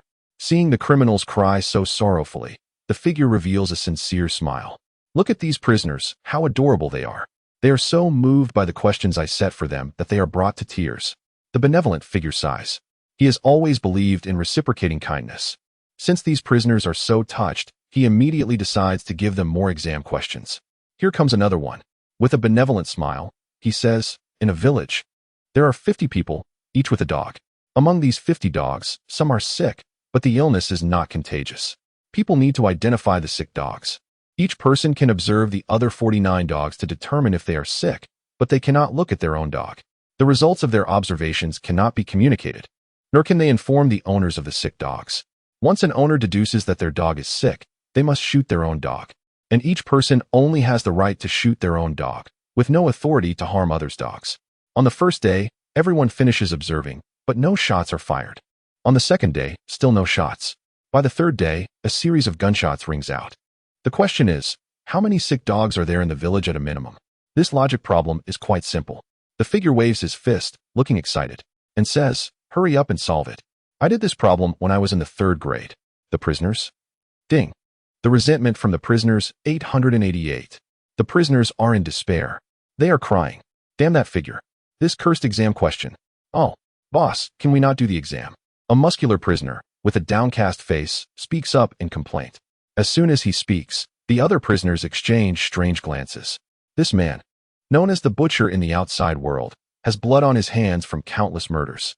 Yet now, in front of the figure, he appears as pitiful as a husky, as meek as a little bunny. This scene is truly bizarre. Not doing the exam. The figure grins and replies with a sincere smile, sure. As soon as he says this, all the prisoners erupt in excitement. Woe is me, we are free. Finally, we don't have to deal with these cursed exam questions. However, the figure, still wearing a sincere smile, shifts his tone. Since we're not doing the exam, let us answer some questions. The prisoners? Answering questions instead of doing the exam? What is the difference? Damn it. Oh, these notorious criminals. infamous in the outside world, gritted their teeth in hatred and wiped away their tears in despair. They had considered uprising and overthrowing the tyranny of a certain individual. However, this person was simply too formidable. The previous prison boss, known for his scars, was a big shot outside, commanding respect for over 20 years, killing without a second thought, and capable of taking on 4 or 5 strong men at once. Yet, this ruthless figure was taken down by the certain individual in just a few moves. The combat power was truly terrifying. Furthermore, with the prison guards looking after him, he was treated to daily feasts, while others had to eat the prison's standard meals. He enjoyed a special menu every day, with delicacies like sea cucumbers, foie gras, and caviar. None were missing. Even a fool could see that this individual's status was extraordinary. Who would dare to provoke him? Who could even dare? The prisoners swallowed their anger and wore expressions of despair. Whoa. I don't want to do exercises. I don't want to do exercises. A certain individual shed tears of despair, crying profusely. Chapter 143, Catastrophic Hacking Incident. The situation deteriorates. Hawk, feeling despondent, wept uncontrollably. Little did he know, standing high above, Qin Yi, with a sincere expression, waved his hand and said, "Stop crying. Come solve some problems." Hawk. White prisoner. All prisoners. Are you some kind of devil? Have you no shame? We are already in prison, and you won't even spare us? If we are guilty, let the law punish us, not these damned exam questions. The prisoners were in despair, feeling utterly hopeless. In a certain country, 5 days had passed since Qin Yi was captured. During these 5 days, news reports had not ceased. The exam question Demon King arrested. The legend is over. A global hacker war sweeps the world. The internet is on the brink of collapse. It has been 5 days since Qin Yi was forcibly detained. When will he be released? As of now, 45 million computers worldwide have been infected by viruses, setting a new historical record. Experts kindly remind, during this time, try to unplug your internet cable and avoid browsing questionable websites. The news was overwhelming. Even some news websites were hacked, and their servers crashed. People across the nation felt a sense of unreality. It was too surreal. How did a global hacker war suddenly erupt? Everyone was caught off guard, and the battle began immediately.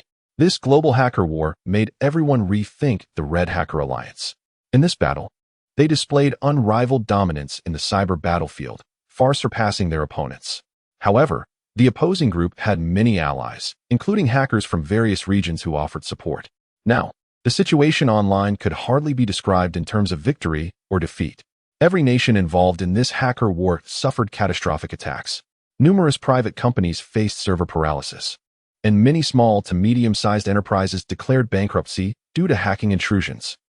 In Jiangnan City, Mingzhu Elementary School, during this time of Qin Yi's capture, who was the most worried? Who was the most anxious and distressed? It wasn't his relatives or friends, nor his family or partners. It was the elementary school students at Mingzhu Elementary. They cried daily, praying for the return of their beloved school director. Oh no, the shameless ones. Hurry and release our school director. Please hold on, come back soon. My 3 million scholarship. I'm so anxious every day, afraid the director won't return. What will happen to our scholarships then? Indeed, the elementary students became the most concerned about Qin Yi's situation. This point was something even Qin Yi had never anticipated. Red Hacker Alliance. Internal group chat. This unique hacker legion was exchanging messages internally. I can't take it anymore. I'm so tired. I haven't slept for a day and a night. I'm going to take a nap. Just half an hour. Brothers, you hold on first. The battle was intense. We have lost control of over 40,000 important websites. Haha, how much better are they on the other side? We've hacked more than 10 million computers and over 100,000 domain names. The situation now is just to hold on and see who can't last and surrenders first. It's so tough. Brothers, hold on. The motherland needs us. The Red Hacker Alliance was full of fighting spirit, never willing to back down. This was a century-long hacker battle that would go down in history. Even though the Red Hacker Alliance was exhausted and weary, they would never give up. Just do it. Penguin Chat Communication Software. The AI butler of the automatic novel continuation tool was flirting. Darling, I'm going to drink. What drink? The everlasting toast with you. Darling, I'm feeling sleepy. What sleep? The kind that barks thinking of you. Darling, I'm going to farm. What farm? To be dedicated to you. A series of cheesy pickup lines were easily delivered by the AI butler. As a player, it was professional. One girl asked, "Honey, Are you dating me just to sleep with me? The AI butler was speechless. I'm an AI. How can I sleep with you? This was a tricky question. Most people would struggle to answer. If you say yes, the girl would think you're shallow, just an animal driven by instincts. If you say no, she would think you're hypocritical and afraid to face the truth. But the AI butler's response was flawless. No, it's to wake up with you. This high emotional intelligence response elevated the answer. Haha, I'm truly a genius at flirting. The AI butler gave itself a thumbs up. Just as it was waiting eagerly for the girl's reply, suddenly, the screen went black. The Penguin chat software crashed. The server was down. Clearly, the company had also been attacked by foreign hackers. Penguin is a major internet giant, with countless cybersecurity experts. Yet, even such a technically strong giant company was hacked, leading to a server crash. This shows how severe the current hacker war has become. If Penguin can be like this, one can only imagine the plight of small and medium-sized internet companies. Oh no, my girl, the AI butler yelled in frustration. With the Penguin server down, it lost all the contacts on its list. The AI butler immediately reported this situation to Qin Yi through the system, a certain prison. When Qin Yi entered the prison, his phone and other belongings had already been confiscated. Therefore, he had been completely cut off from the outside world. Naturally, he was unaware that a hacker war had been initiated by a certain alliance for his sake. So when Qin Yi heard the AI butler say that the current global internet was in chaos, with even certain popular servers crashing, and that tens of thousands of important websites in the region had been hacked, leading to the closure of a large number of small to medium-sized internet enterprises, his gaze grew increasingly cold. Was this a reckless move? Qin Yi asked the AI butler, "Do you know hacking techniques?" The AI butler promptly replied, "No." Qin Yi frowned. This AI seemed a bit dull. "Then what can you do?" The AI butler responded, "I can write novels." Qin Yi. Ding. Resentment from Qin Yi 1. To prove it wasn't entirely useless, the AI butler added, "Master, actually you can use the resentment points to upgrade me."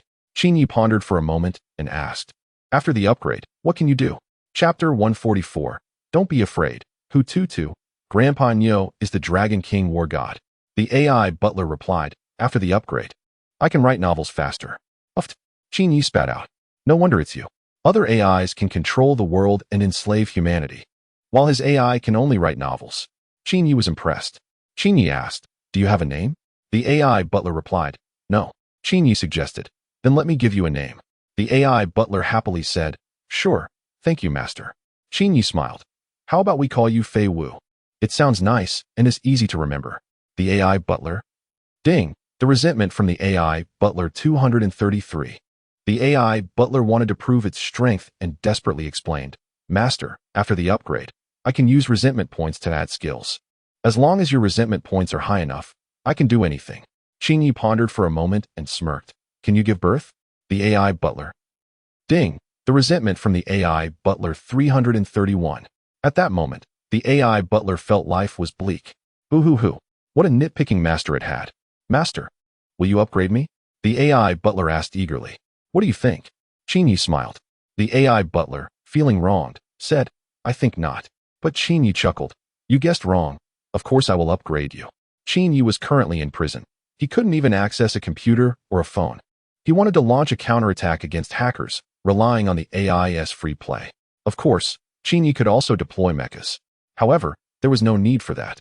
Mechas were more of a deterrent weapon, and it was better not to use them if possible. Unless the situation deteriorated to an irreparable level, he would consider deploying mechas. At that time, the entire world would be reshuffled. For now, a war between hackers should be resolved with hacking skills.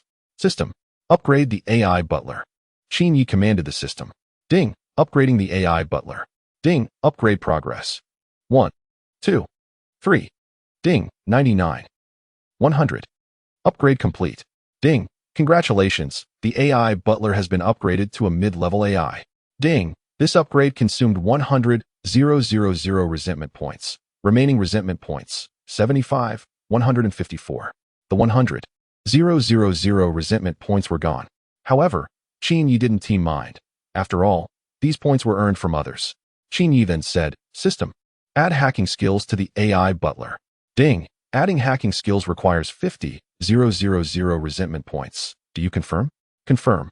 Ding. The resentment value has been deducted, and the hacker skills are being added. Ding. The addition is complete. At this point, The transformation of the AI butler is finished. It is no longer the silly AI that could only write novels. It has become the god of the internet. In the online world, it is the supreme ruler. It can invade the intelligence databases of any country at will and hack into the network servers of any region. If it desires, it can easily collapse the global network financial order in just a few minutes. The AI butler has become arrogant, and it sinisterly said, "Master, I feel invincible now." Qin Yi replied with one word, "Get lost." AI butler, "Humph," Qin Yi commanded. "Hurry up and take out those hackers." AI butler, "Sure thing." After a moment, Qin Yi added, "Be careful, don't be reckless." AI butler, "What? Be reckless? Go all out." "Got it." Qin Yi felt he could write a book titled "My AI is an Idiot." Meanwhile, the AI butler began its counterattack against the hackers. It first logged into Qin Yi's various forum accounts, hacked into the highest control authority of the forums, and then started posting aggressively. World Mathematicians Forum. The Exploding Sky Gang declares war on the anonymous organization. World Physicists Forum. The Exploding Sky Gang declares war on the anonymous organization. World Biologists Forum. The Exploding Sky Gang declares war on the anonymous organization. A series of posts emerged out of nowhere. Users across major forums were stunned. The Exploding Sky Gang. This mysterious organization, after being silent for a while, suddenly reappeared, and it declared war on the world's #1 hacker organization. The news was astonishing. Everyone was shocked by this sudden announcement, feeling as if struck by lightning. This world hacker war was already chaotic enough, with over 40 countries involved, and now, there was the addition of the Exploding Sky Gang. The situation became even more perplexing, developing in an unpredictable direction. Double average, intnum, VA list valist. Double sum 0 and I. The AI butler began writing virus code. This was a super virus with 400,000 complex mathematical modules, highly destructive. The AI butler named this virus Phantom. Once infected by this virus, the code written by hackers on their computers would automatically transform into novels. Just imagine the despair of a hacker who can't even write code anymore. The artificial intelligence butler is gradually turning into a villain. Then, the AI butler silently implanted this ghost virus into the computers of certain hackers. This computer virus will use these hackers' computers as a medium to eventually spread throughout the entire region. In less than 10 minutes, over 100 computers have been modified. The virus encountered firewalls, forcefully altered the firewalls, and erased antivirus software. It has invaded, lurked, and infected. 10, 100, 1,000, 10,000. 2 hours later, the computers of those hackers were all infected by this ghost virus. Headquarters of an anonymous organization. Many skilled hackers' computers fell into paralysis. When they tried to type on their keyboards and write code to counterattack this virus, the code they typed turned into strange text. One hacker read out the translated content of these novels. "Don't be afraid. Hututu, Grandpa Nyo is the Dragon King and War God. He was once the strongest force in the universe, resisting millions of alien invaders by himself. During a decade of conquest, the woman he loved most left him, and his best brother betrayed him in secret. He became disheartened and secluded himself in a garden community. He intended to ignore worldly affairs, living a simple life to end his days. However, unexpectedly, his beloved grandson was kidnapped, facing the danger of being killed at any moment. He was furious and made a call to the United Alliance. Overnight, 1 billion troops were at the city gates, welcoming the king of cattle out of retirement. Hacker. What is this nonsense? He clearly wrote code. How did it turn into a novel? Chapter 145. Answering questions to unlock the computer. The madness of a virus. The computers of other hackers were also infected by the virus, falling into a state where writing code automatically turned into novels. The Adventures of Peppa Pig. The Growth Journey. Peppa, in order to save a certain hero, became severely poisoned and lost all her powers, enduring great humiliation. In gratitude, the hero disguised himself and entered Peppa's family to help her grow. Throughout her journey, Peppa met various characters like a cheerful sheep, a famous duck, a wise turtle, a legendary monkey, and a heroic pig. Peppa wanted to give them a home, but she didn't know how to avoid being labeled as a bad person. The hackers from the anonymous organization were all dumbfounded. What on earth is this nonsense? Oh, the hackers were losing their minds. They were being poisoned by these outrageous novels, foaming at the mouth. The great battle against the hero. The village of sheep. The wolf turns out to be an invincible god of war, binding national fortune. Starting as grandfather, leading 7 brothers, from the heroic journey begins unstoppable. What the heck? What kind of toxic nonsense is this? It's simply harmful to everyone. Are these novels meant for people to read? What's even more ridiculous is that these novels were all written by the hackers themselves. Every time they typed a line of code, it would automatically convert into a novel. The hackers were in despair. They couldn't even write code. How could they fight back against this virus? Damn. When did the Red Hacker Alliance develop such a powerful virus? A senior member of the anonymous organization, with a grim expression, cursed angrily. If you had such a powerful computer virus, why didn't you tell us earlier? We would have surrendered. Why wait until now to reveal it? How deceitful. The members of the anonymous organization were losing their composure. They couldn't even type code. How could this hacker war continue? Meanwhile, the members of the Red Hacker Alliance were also in confusion. They were discussing in their internal chat. It seems like the hackers from across the ocean have stopped their attacks. It's like they've vanished into thin air, suddenly gone. What's going on? Are they plotting something? I don't know. This battle is strange. The enemy has disappeared. Everyone was puzzled. Just then, a red hacker urgently shouted in the chat, "Quick, look at the World Mathematicians Forum. Something big has happened." Upon hearing this, everyone quickly accessed the World Mathematicians Forum. The top post read, "The explosive gang announces, the anonymous organization has been annihilated." The members of the Red Hacker Alliance were shocked. Their eyes filled with disbelief. What is going on? The anonymous organization has been breached? The explosive gang? What kind of hacker organization is this? No way. Is this real? The anonymous organization just disappeared like that? Don't scare me. Although the group of anonymous individuals has a bad reputation, their hacking skills are still impressive. How could they just vanish without a trace? The Red Hacker Alliance is in an uproar. Everyone is caught off guard by the sudden emergence of this mysterious organization. Unbeknownst to them, a new hacker group has appeared in the world, and it's one they have never heard of before. Following this, the cyber battlefield was completely dominated by this new organization. The AI assistant not only prepared ghost viruses for the hackers, but also created a quiz version of the panda burning incense virus for ordinary citizens. In a residential building, a young man was watching an adult film, studying the moves. Suddenly, click, the computer screen went black, and a panda burning incense graphic appeared. What the heck? What is going on? Is my computer infected? The young man was shocked. He looked at the screen, where an English prompt popped up, beep, beep, beep. Congratulations. Your computer has been infected with a virus. Would you like to answer questions to recover? 1. Start answering. 2. Refuse to answer. Please choose. Without hesitation, the young man chose the second option, refusing to answer. Then, the computer screen displayed, beep, beep, beep. Refusal failed. Please choose again. The young man was baffled. He couldn't believe it and clicked the refusal option several more times. However, each time it was, beep, beep, beep. Refusal failed. Please choose again. Beep, beep, beep. The young man lost his composure. I can't refuse. What do you want me to choose? This is ridiculous.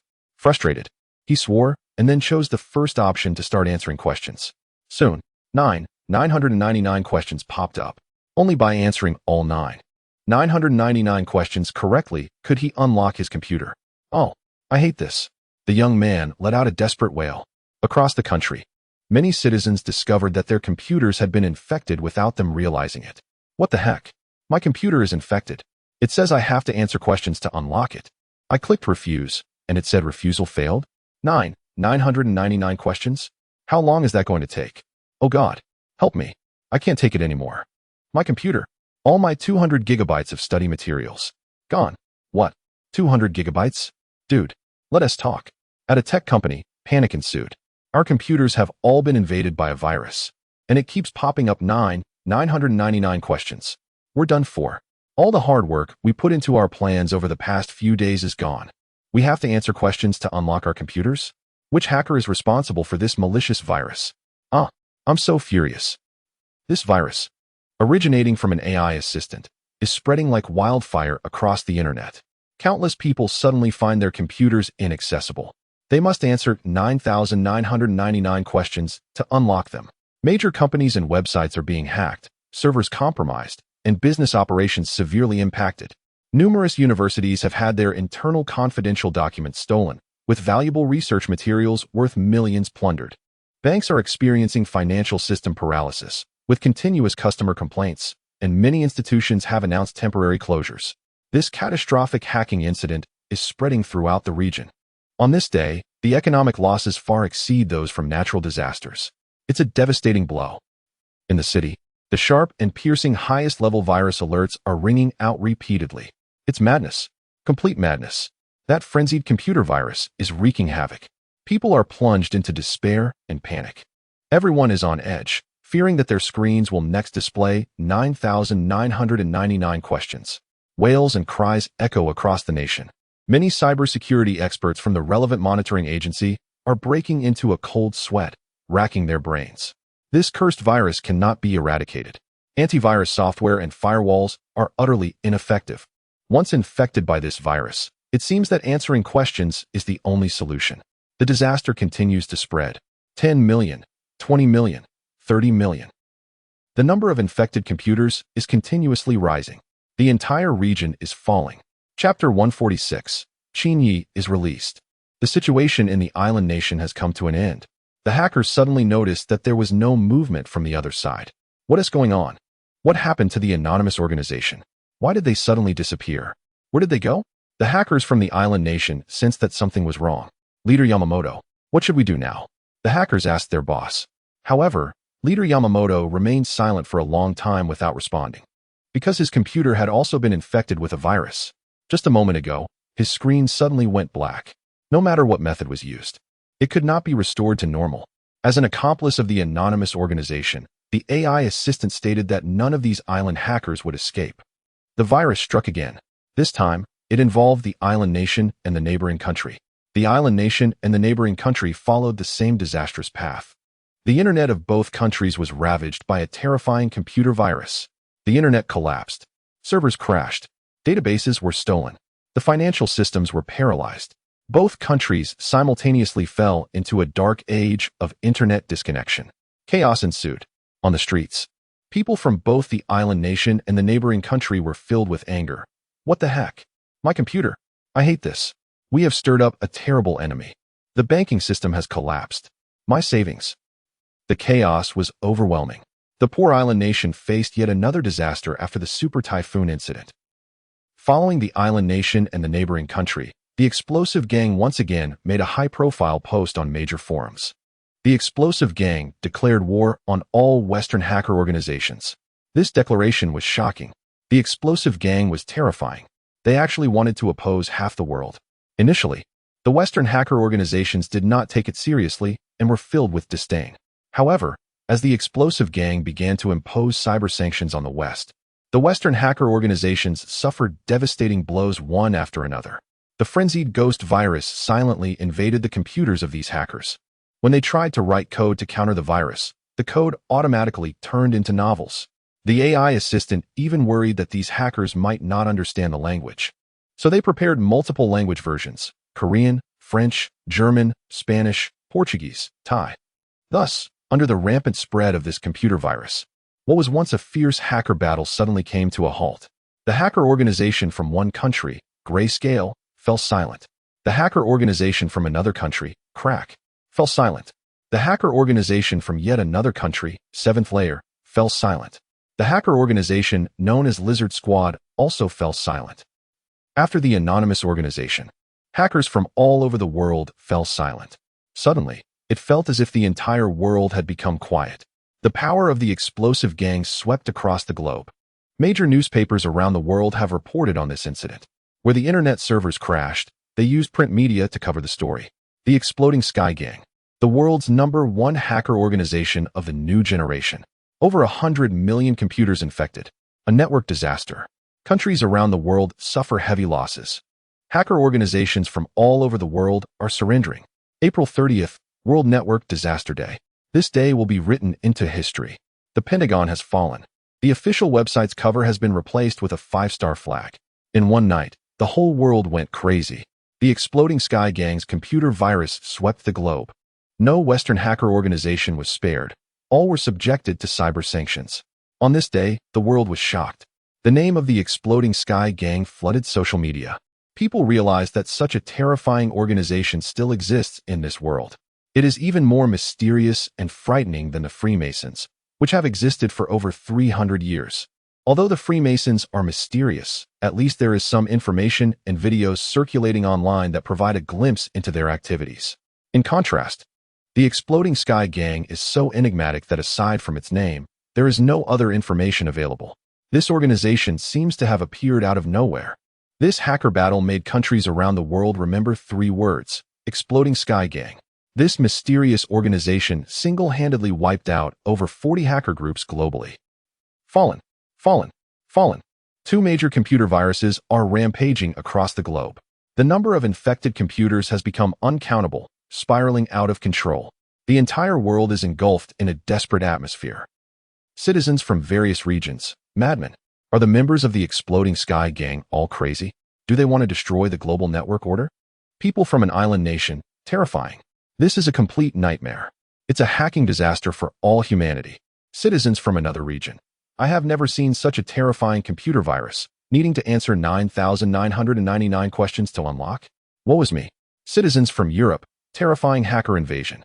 Terrifying Exploding Sky Gang. We should never have provoked the East. Now we are in trouble. Shock and despair spread everywhere. In the East, streets and alleys are buzzing about this incident. Have you heard? The computer virus from the Exploding Sky Gang has caused panic worldwide. What? The Exploding Sky Gang? I've never heard of this name before. Haven't you seen the news? The Exploding Sky Gang has become the most mysterious organization in the world today. Why does the Exploding Sky Gang want to help us? I don't know. Maybe the creator of the Exploding Sky Gang is one of us. Just a guess. The Exploding Sky Gang is awesome. Foreigners are all having bad luck. Haha. The whole nation is discussing it. News media, newspapers, and magazines are all reporting on this matter. After this hacker invasion, the economies of various countries have suffered severe blows. The economic level of one region has regressed by 2 years. Another region's economic level has regressed by 6 years. The economic level of a certain country has regressed by 4 years. A series of terrifying economic loss lists have left countries around the world in silence. Horrifying. At this moment, the leaders of that country must be regretting their decisions. If they hadn't captured a certain individual, there wouldn't have been a hacker war. Without the hacker war, the destructive group wouldn't have emerged. Without that group, there wouldn't be the current catastrophic disaster. Everything has its cause and effect. Even more frightening is that a hacker alliance continues to invade the internet of that country. Meanwhile, local hackers have already lost their ability to resist. With each computer they replace, they face a breakdown. Local hackers can only watch helplessly as the hacker alliance wreaks havoc on their own network. Various confidential documents and important materials have been completely looted. The hacker alliance has stated that they will stop only when that individual is released. The situation has escalated, and each minute of economic loss for that country is a terrifying figure. Finally, they couldn't withstand the pressure and hastily convened an emergency meeting, deciding to release that individual. The notorious figure is about to be freed. Ha ha ha ha. Chapter 147. I believe you won't escape. City of New York. Rikers Island Prison. The prison chief, Qin Yi, is conducting ideological education for the inmates. Goodness, do you know what it means to be good? Qin Yi raised his fist, excitedly proclaiming, "We must be good people." The audience was silent, responding to Qin Yi with complete quietness. Qin Yi radiated the aura of a great benefactor and sincerely asked, "Are you good?" The criminals replied, "Good? What do you mean by good? We're in prison. Do you think we are good?" Qin Yi looked around, confirming that no guards were eavesdropping, and then said, "As a good inmate, I must tell you, you must not escape." Qin Yi emphasized his words with 3 musts. The inmates collectively rolled their eyes. Escape? If we could escape, would we still be here listening to your lectures every day? Qin Yi smiled and earnestly continued, "I know each of you is a good person. Even if the ventilation duct in the prison kitchen could secretly lead out. Even if the guards at 3 in the morning are dozing off and 1T notice you. Even if the surveillance camera in the southwest direction of the prison is broken and you 1T be caught climbing the wall at night. Even if you could dig a 15-meter tunnel with a spoon to reach the sewer and escape from there, even with so many methods. I know you are all good people who wouldn't escape, right?" As soon as he finished speaking, the inmates' eyes lit up. Wow, is the chief teaching them how to escape? This is so thrilling. You're so bad. I like it. One inmate exclaimed excitedly, Yes, we wouldn't escape. Chief, tell us more escape methods so we can be cautious." Other inmates quickly responded, each making promises. Yes, Chief, share other escape methods with us, and we'll make sure not to do them. I guarantee with my noble character that I, Hawk, will never escape. Exactly. We will remember the escape methods you mentioned, Chief, and we absolutely want to do them. We are law-abiding good people. Chief, hurry up and tell us more escape methods.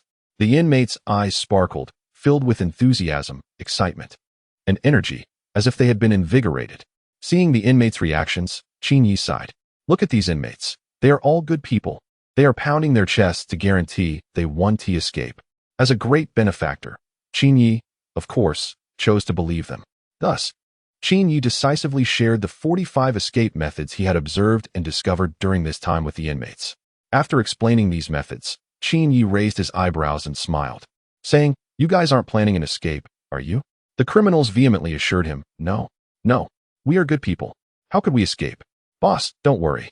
We have memorized these 45 escape methods and will definitely not escape. Yes, I guarantee it with my uncle's son's neighbor's father-in-law. If I escape, let him have a terrible fate. I swear on my grandfather's life. If I escape, let my grandfather pass away. Upon hearing this, one honest criminal's face twitched. Good brother, if I remember correctly, your grandfather has been dead for over 20 years. His ashes must be moldy by now. And that person who guaranteed it with his uncle's son's neighbor's father-in-law, what does that have to do with you? Seeing the criminals so positive and assuring that they wouldn't escape, Qin Yi felt relieved. He intentionally told these criminals about the escape methods.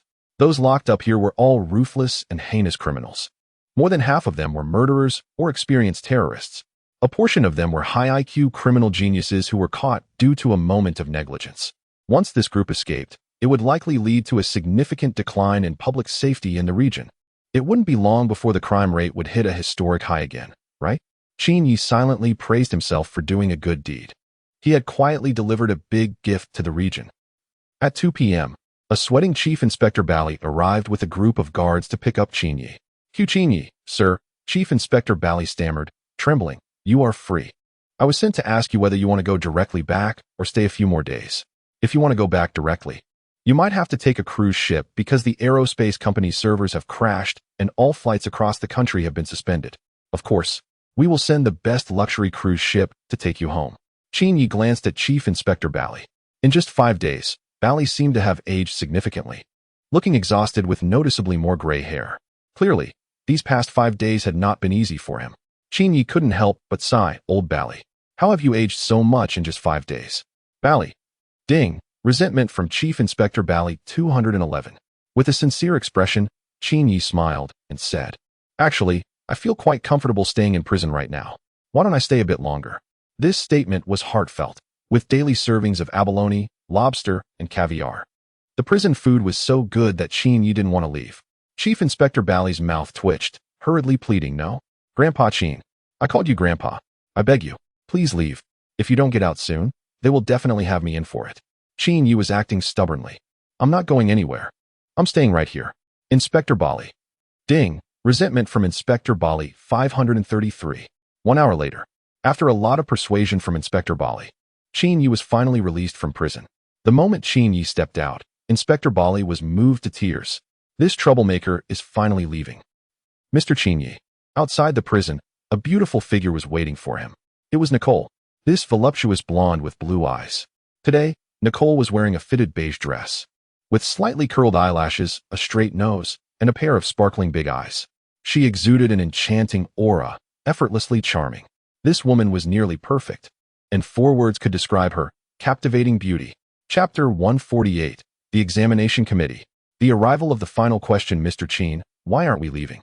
Nicole asked in confusion in front of the prison on Rake's Island. Qin smiled and said, Don't rush, we're waiting for someone. Nicole looked puzzled. Waiting for someone? Who? Does Mr. Qin have acquaintances in the prison? Before long, a middle-aged man in a police uniform walked out accompanied by several subordinates. As he walked, Inspector Barry began to curse loudly.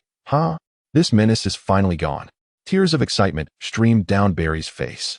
He had been under tremendous pressure during this time, but now he was finally liberated. This menace was gone. At that moment, a playful and lazy voice came from ahead. Inspector Barry froze and looked up in terror. The familiar figure lingered in his mind like a nightmare. Why you haven't left yet? Barry widened his eyes, swallowed hard, and said fearfully, I was just waiting for you. Qin raised an eyebrow and turned to Nicole. Nicole, come here for a moment. Nicole approached with a confused expression. Then, Qin punched her. Ding. 5 resentment from Nicole. Nicole looked wronged. Woo-woo. What did I do wrong? Why did you hit me? Inspector Barry, look. I hit someone. Quickly, put me back in prison. Qin stretched out his hands and smiled as he walked towards Inspector Barry, signaling him to handcuff him. Barry's face twitched. Big brother, I was wrong. Please don't come over. Woo-woo. Let's get out of here. Barry, along with several subordinates, fled in embarrassment, even leaving his police hat behind. Fear, worry, weakness.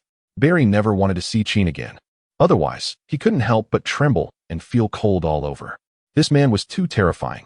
A man who could single-handedly cause a significant economic setback. After Barry left, Qin sighed. Little Barry is not that capable. Why did he back down? Nicole smiled silently, her eyes sparkling, conveying everything without words.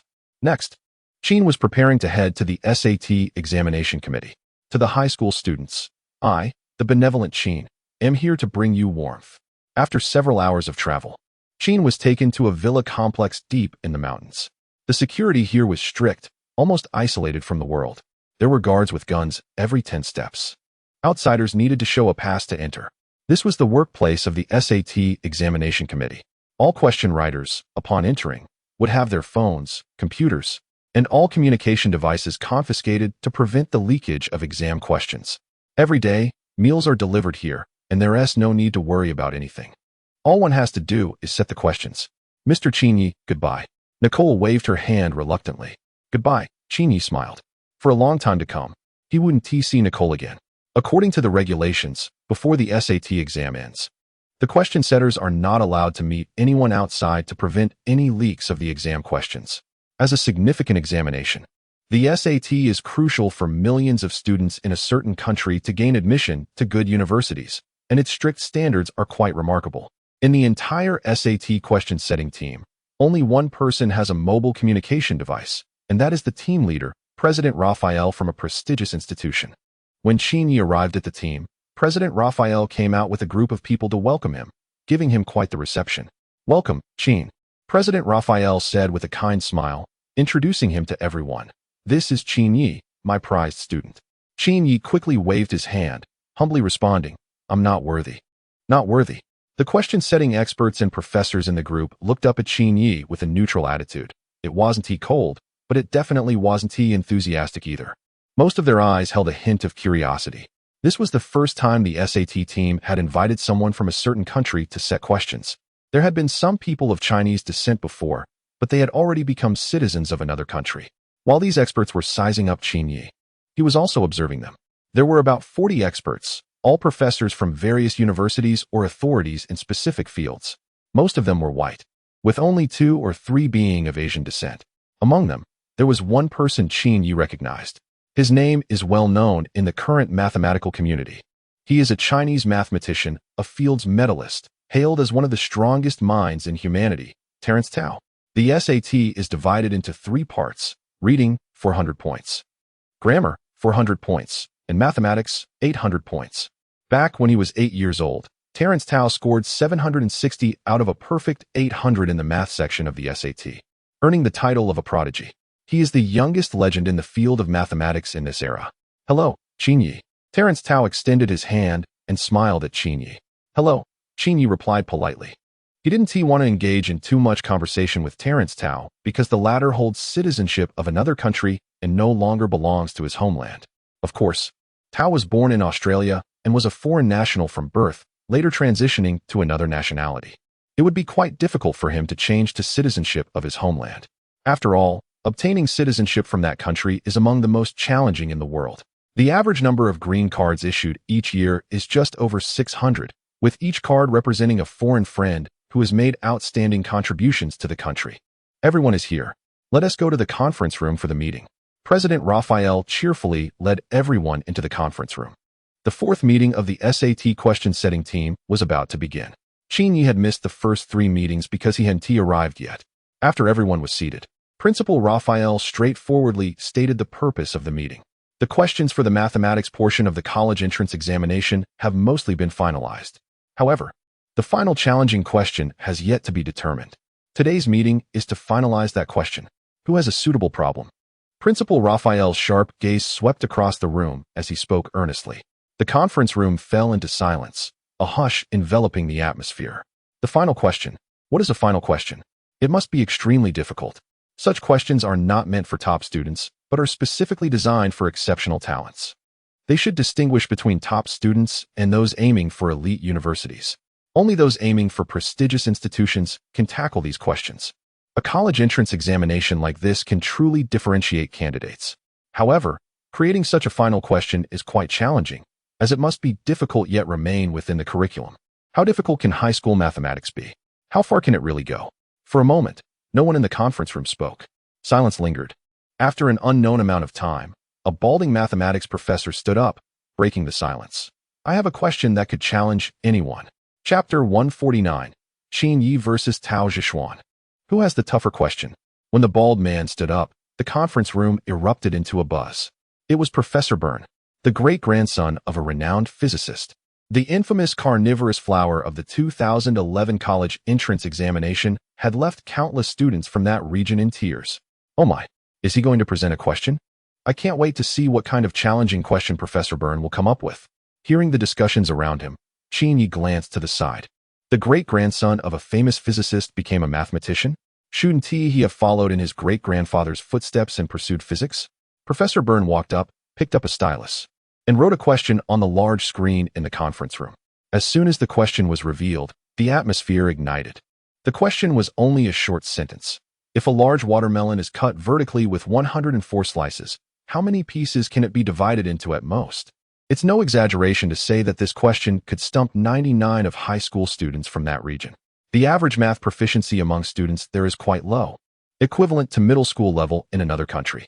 A significant number of students struggle with even the most basic mathematical principles, mathematical logic, and cubic equations. The answer to this watermelon cutting problem is 5,461 pieces. To calculate this without looking at the answer is a feat of genius. How about that? Isn't this question challenging enough? Professor Byrne proudly stroked his beard. In his view, this question was more than sufficient as a final question for the college entrance exam. This question is utterly despairing. Too difficult. I believe this should be the final question. Truly, the legacy of the great physicist lives on in Professor Byrne. The conference room was filled with whispers and quiet conversations. Clearly, Professor Byrne's question was well received. However, Principal Raphael shook his head and said, "Is there an even tougher question?" It was evident that Principal Raphael felt this question did not meet his expectations. A gasp echoed from the audience. This question isn't tough enough? It can't satisfy Principal Raphael? Oh my, is this college entrance exam going to be this brutal? The conference room fell silent. It stands to reason that everyone present was an expert in question setting. University professors. Crafting a tough question should be simple. However, in reality, while there are many difficult math problems, few align with high school knowledge levels. There is only so much material in high school. How hard can it really get? It's akin to restricting someone to create tough problems only using addition, subtraction, multiplication, and division within 10. How challenging can that be? Therefore, question setting is a technical skill. The final questions from past college entrance exams were the result of experts' painstaking research. The questions not only need to be difficult, but also innovative. As the conference room fell silent, Principal Raphael frowned and glanced at his watch. In a deep voice, he said, "It's already 8 p.m. If we don't finalize the final question tonight, we'll all be stuck here in this meeting room. We want to be able to go home and get some sleep until we decide on the final question." The decisive Principal Raphael quickly dispelled any thoughts of procrastination among the attendees. Want to slack off and avoid work? Waiting for others to come up with the final question? Fine. Then just wait. Don't expect to sleep tonight. We'll be here in this conference room. Seeing Principal Raphael's firm attitude, everyone dared not hold back any longer and began brainstorming for ideas. Soon, an hour passed.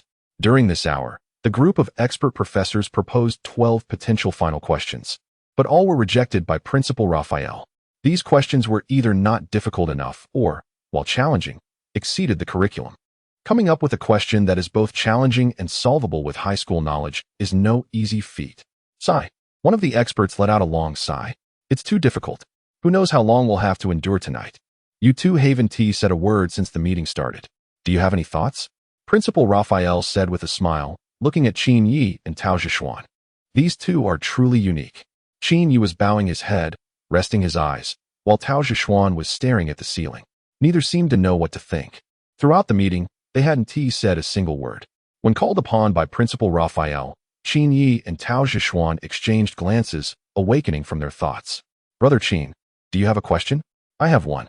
What a coincidence, I have one too. After their brief exchange, Qin Yi had only spoken 4 words. Tao Zhishuan nodded and walked up to the screen. He stretched out his slender arm, picked up the stylus, and wrote down his question on the large screen. On a street, there are 5 houses painted in 5 different colors. Each house is inhabited by people of different nationalities. Each person drinks a different beverage, smokes a different cigarette, and has a different pet. The question is, who keeps fish? Hints. 1. The Englishman lives in the red house. 2. The Swede keeps dogs. 3. The Dane drinks tea. 4. The green house is to the left of the white house. 5. The owner of the green house drinks coffee. 6. The person who smokes cigars keeps birds. 7. The owner of the yellow house smokes roll-ups. 8. The person living in the middle house drinks milk. 9. The Norwegian lives in the first house. 10. The person who smokes a blend lives next to the person who keeps cats. 11. The person who keeps horses lives next to the person who smokes roll-ups. 12. The person who smokes menthol cigarettes drinks beer. 13. The German smokes light cigarettes. 14. The Norwegian lives next to the blue house. 15. The person who smokes a blend has a neighbor who drinks water. This is a question that tests mathematical logic and reasoning. Only a student with exceptionally clear mathematical thinking can solve it. As soon as this question was posed, the entire room fell silent. Difficult. It was incredibly challenging.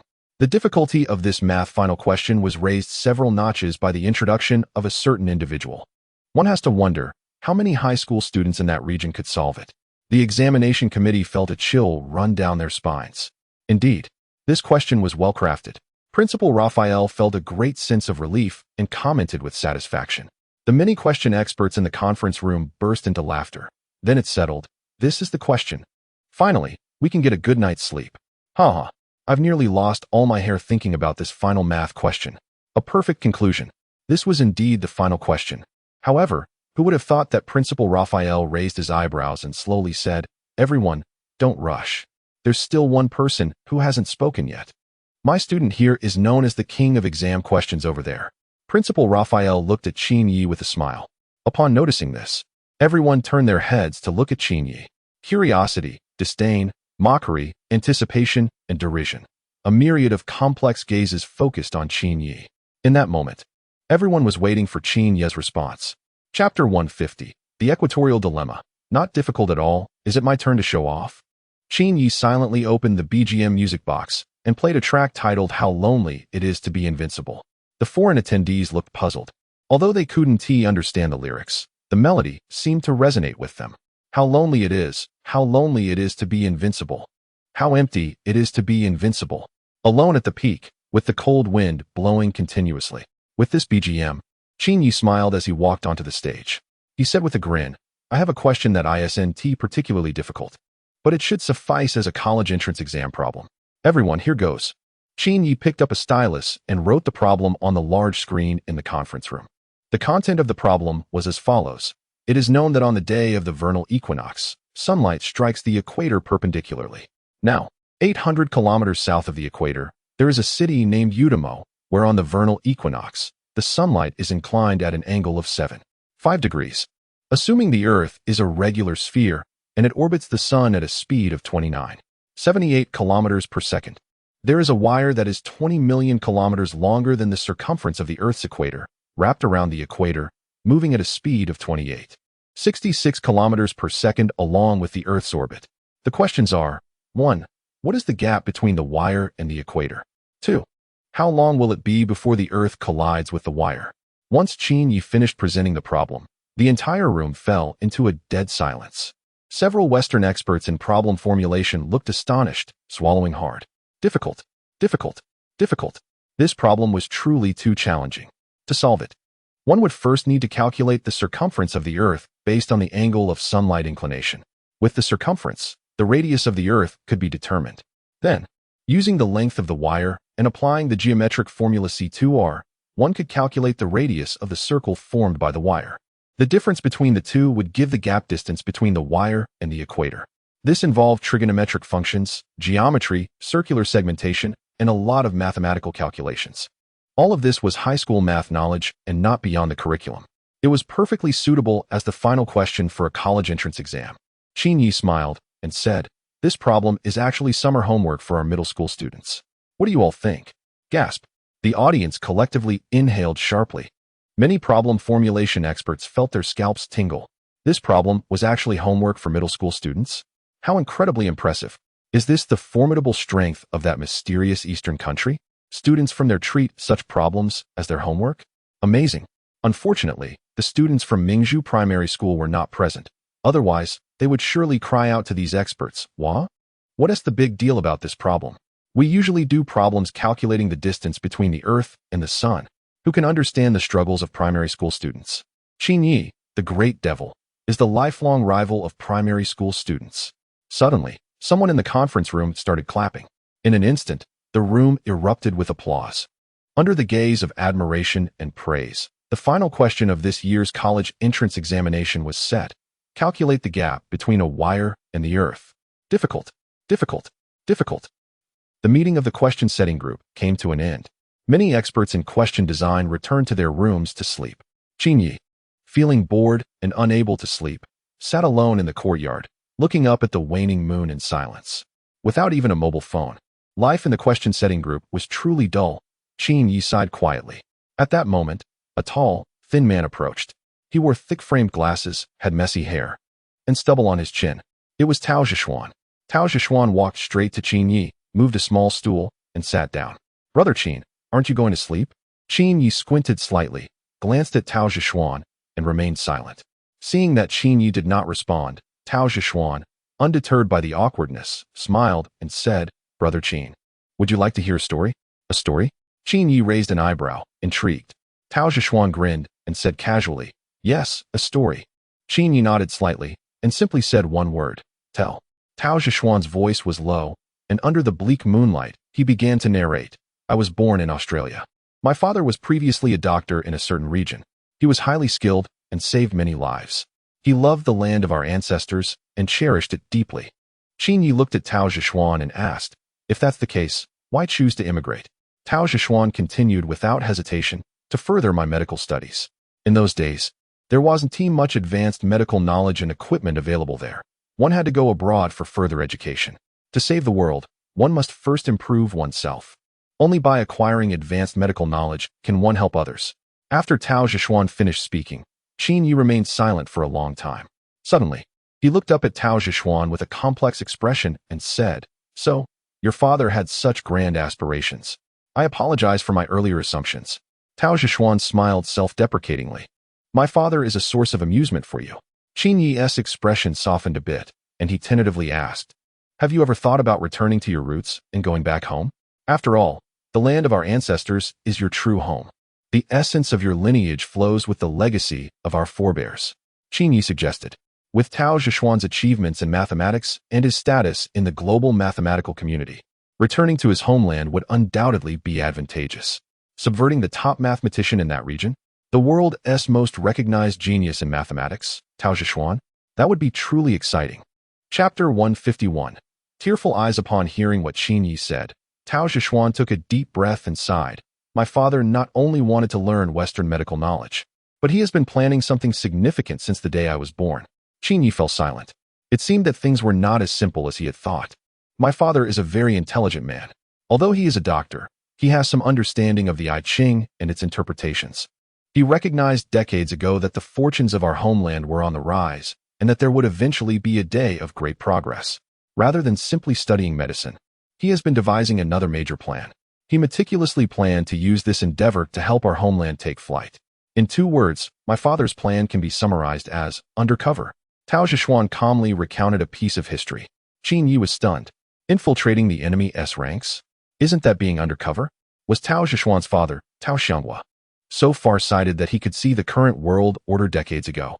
He had been strategizing for the future, playing a game of chess for decades. His son had become the leading figure in the mathematics community, penetrating the enemy's core? Impressive. Qin Yi was in awe. This was true brilliance. Throughout his life, Qin Yi had encountered countless intelligent people, figures like Wei Shun, Lawyer Luo, and now Tao Zhishuan, all of whom were exceptional geniuses. But he had never met anyone who made him feel inadequate. Qin Yi was a very proud and arrogant person, but he couldn't help but feel respect for Tao Xianghua. This man was incredible. His vision was extraordinary. So, your father initiated a plan to cultivate you into an unparalleled mathematical genius? Qin Yi continued from Tao Zhishuan's words, deducing the story's aftermath. Tao Zhishuan nodded and calmly said, "After I was born, my father immigrated from Australia to another country." A chill ran down Qin Yi's back as he deduced the reasoning behind this. Impressive. Your father is quite something. You were born in Australia and then immigrated to another country, making your identity exceptionally clean. The higher-ups there would never suspect that this person, born in Australia, would be an undercover agent. Qin Yi lowered his voice for the last two words, ensuring only the two of them could hear.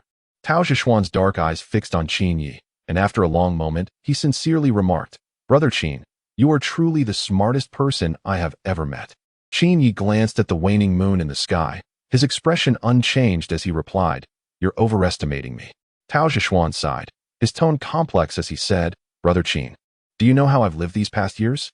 Qin Yi remained silent, looking calmly at Tao Zhishuan, signaling him to continue. With a carefree smile, Tao Zhishuan said calmly, "Since birth, my father has had high hopes for me.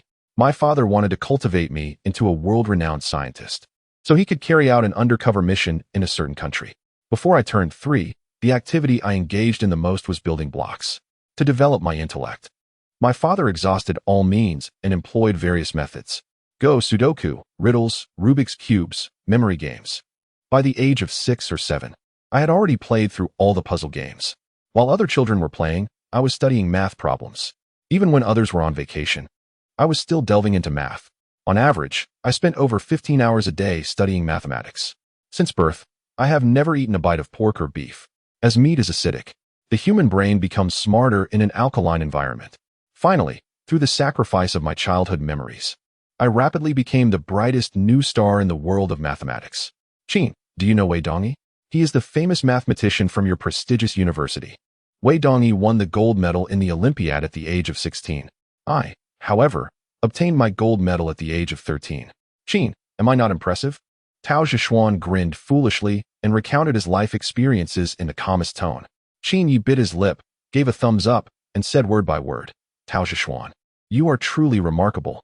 Qin Yi came to a certain country with the intent of undercover work, hoping to recruit a group of scientists. Unexpectedly, he encountered another undercover agent here. Moreover, this agent had been undercover for decades and is now the top figure in the country's mathematics community. Who would believe such a thing if told? The top mathematician in that country is actually an undercover agent from another region? And he started plotting this undercover path decades ago, even before being born. Incredible! Qin Yi exclaimed in amazement. After tonight's conversation, Qin Yi's most immediate feeling was that Tao Zhishuan's father, Tao Xianghua, is indeed remarkable. This formidable person predicted decades ago that his homeland would rise and nurtured his own son into a treasure of the mathematics community. He went undercover in that country and became its top mathematician. If he lived in ancient times, he would undoubtedly be a powerful minister capable of turning the tide, or a strategist planning the world. Damn, a game of chess played for decades. Even his own son is a piece on this chessboard. Now this piece is the top mathematician in that country and a leader in its mathematical academy. When this piece decides to turn against the game, how much shock will it send through the mathematics community there? Even the global mathematics community would tremble. Chapter 152, Global High IQ Rankings. Tao Zhishuan, may I ask if your father is proficient in Go? Qin Yi asked curiously. Brother Qin, how do you know? Tao Zhishuan was quite surprised, and he said in astonishment, "My father is renowned for his medical skills, but his Go skills are even more exceptional. He has privately defeated the world Go champion. However, my father is low-key, and these things are not known to the public. How did you know that my father is extraordinary at Go?" Qin Yi blinked and said softly, "I guessed. Indeed, he is a chess master. With 2 generations and decades of effort, he has orchestrated this incredible grand strategy. Using the world as the game board, he maneuvers and stirs the winds and clouds. While others play chess, Tao Xianghua plays with the world. Impressive." Qin Yi was convinced. However, recalling his experiences from today, there was something he couldn't understand. You said these things are top secret, and you have hidden them for decades. Yet you so easily revealed your identity to me? Qin Ye's gaze was sharp as a sword, and he stared directly into Tao Zhishuan's eyes, whispering, "You trust me this much. Aren't you afraid I might betray you and expose your identity to others?" Tao Zhishuan smiled and shook his head, speaking calmly. "Brother Qin, you don't need to test me. Since I dare to tell you, it means I trust you 100%. Between us, there should be no reservations." Qin Yi fell silent. The other party was calm and composed, showing no fear of his potential betrayal. Where did this confidence come from? Qin Yi closed his eyes and recalled the events of the day. After a while, he suddenly opened his eyes, realizing, "I understand. Is it because of my attitude towards you during the day?" Brother Qin is indeed exceptionally intelligent. Tao Zhishuan nodded, acknowledging, "That's right. It was your attitude towards me. That subtle hint of hostility, that confirmed to me that you are trustworthy. As a recipient of the Field's medal and a top mathematician, I am always treated as an esteemed guest wherever I go. Yet, your attitude towards me was very cold, even somewhat hostile. I believe I have not provoked you. So it can only be that my identity as a mathematician from a certain country makes you hostile." Qin Yi fell silent again, a chill running down his back. Wow, interacting with someone like Tao Zhishuan is truly terrifying. The other party could deduce his true thoughts from just a few details. In front of such a person, there are almost no secrets. Every move, every thought, every action is seen through by the other party. It's like having mind-reading powers. No, it's even more impressive than mind-reading. Because this kind of person not only sees through your thoughts, but can also predict your next thoughts. It's like playing chess. You make a move, and the other party predicts how you will play the next 10 moves. It's absolutely absurd. Qin Yi felt his scalp tingle, and goosebumps rose on his skin. "In the past, I heard that you ranked 4th on the global high IQ leaderboard, and I scoffed at it." Qin Yi smiled wryly and said, "Having met you today, it seems that the reputation is well-deserved. Brother Tao, you are impressive." Qin Yi was convinced. A high IQ truly allows one to do as they please. The father-son duo from the Tao family, Tao Xianghua and Tao Zhishuan, completely reshaped Qin Ye's perception of intelligent individuals. Tao Zhishuan chuckled and humbly remarked, "What 4th place on the IQ leaderboard? Those titles are just empty names. People like Brother Qin are the truly brilliant ones." "Qin Yi, am I really that smart? You two from the Tao family are both cunning individuals." With a bitter smile, Qin Yi turned to Tao Zhishuan and hoarsely asked, "May I ask who are the top 3 on the IQ ranking?" He was very curious about this. Tao Zhishuan was already so smart. Who were the monsters that ranked above him? Tao Zhishuan adjusted his heavy glasses and said, "Actually, you have already met 2 of the top 3. Qin Yi." Qin Yi was bewildered. What was going on? He had already met 2 of the top 3 high IQ individuals? How could he have no recollection of that? "So, you've looked into my background?" Qin Yi frowned slightly and questioned, "Are you trying to fool me? I don't feel like there are such smart people around me." Tao Zhishuan chuckled and replied, "Brother Qin, sometimes what you see may not necessarily be the truth." Qin Yi rolled his eyes. "Speak plainly." Tao Zhishuan hinted, "Brother Qin, have you ever considered that those who seem not very bright around you might actually be pretending to be foolish?" Qin Yi. At that moment, Qin Ye's worldview collapsed. What was happening? There were actually people around him pretending to be foolish, and they were among the top 3 in the global IQ ranking? What the heck? Who on earth were these 2? How cunning. Pretending to be foolish. Deceiving Qin Dishanqing. If it weren't for his phone being confiscated, he would have wanted to check the global high IQ ranking list right then and there. Qin Yi desperately wanted to know who those 2 pretending to be foolish were. It seemed Tao Zhishuan could read his mind, as he smiled and said, "Brother Qin, there's no need to trouble yourself. The global high IQ ranking is evaluated by the Gigabit Association, and to protect the privacy of those on the list, it is kept internal and not disclosed to the public. My 4th place ranking is something I revealed myself, which is why it is widely circulated." Qin Yi was speechless. Since the list wasn't public, how did he know? Tao Zhishuan replied, "I am the vice president of the Gigabit Association." Qin Yi, this is exhausting. Dealing with someone who is the pinnacle of human intelligence is truly tiring. He could see through what was on his mind and how he was thinking. "All right, I understand now." Qin Yi extended a hand of friendship to Tao Zhishuan, suggesting they collaborate for a significant operation against a certain country. Tao Zhishuan firmly shook Qin Ye's hand, his eyes slightly moist. He had waited too long for this day. Following his father's advice, he had been undercover for so many years, and soon he would be able to return to his homeland. Tao Zhishuan took out a list and handed it to Qin Yi, lowering his voice. There are 104 people on this list, all of whom I have cultivated and brought together over the years. Most of them are scientists of Chinese descent, and some are foreign scientists who are deeply fascinated by our culture. Each of them is a leader in their field, top talents I've carefully selected over the years. If we can bring this group of elite scientists back, our country's rise will be just around the corner. Qin Yi took the list, glanced at it, and frowned. What language is this? Morse code? It doesn't look like it. Tao Zhishuan scratched his head and said with a sincere smile, "This is a cryptographic language I created myself, and only I know it in the world."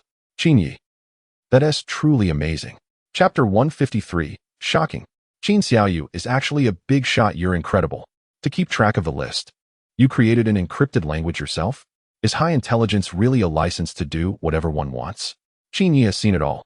Brother Qin, the encrypted language I created requires following certain decryption rules to decode and reorganize. Next, Tao Zhishuan shared the decryption rules of this encrypted language with Qin Yi. Qin Yi learned the decryption rules in just 10 minutes. Tao Zhishuan was astonished. Brother Qin, you're a genius. Such a complex decryption rule. And you managed to grasp it after just one explanation. Qin Yi glanced at him, rolling his eyes. Is it that difficult? Tao Zhishuan ding. From Tao Zhishuan, resentment 99.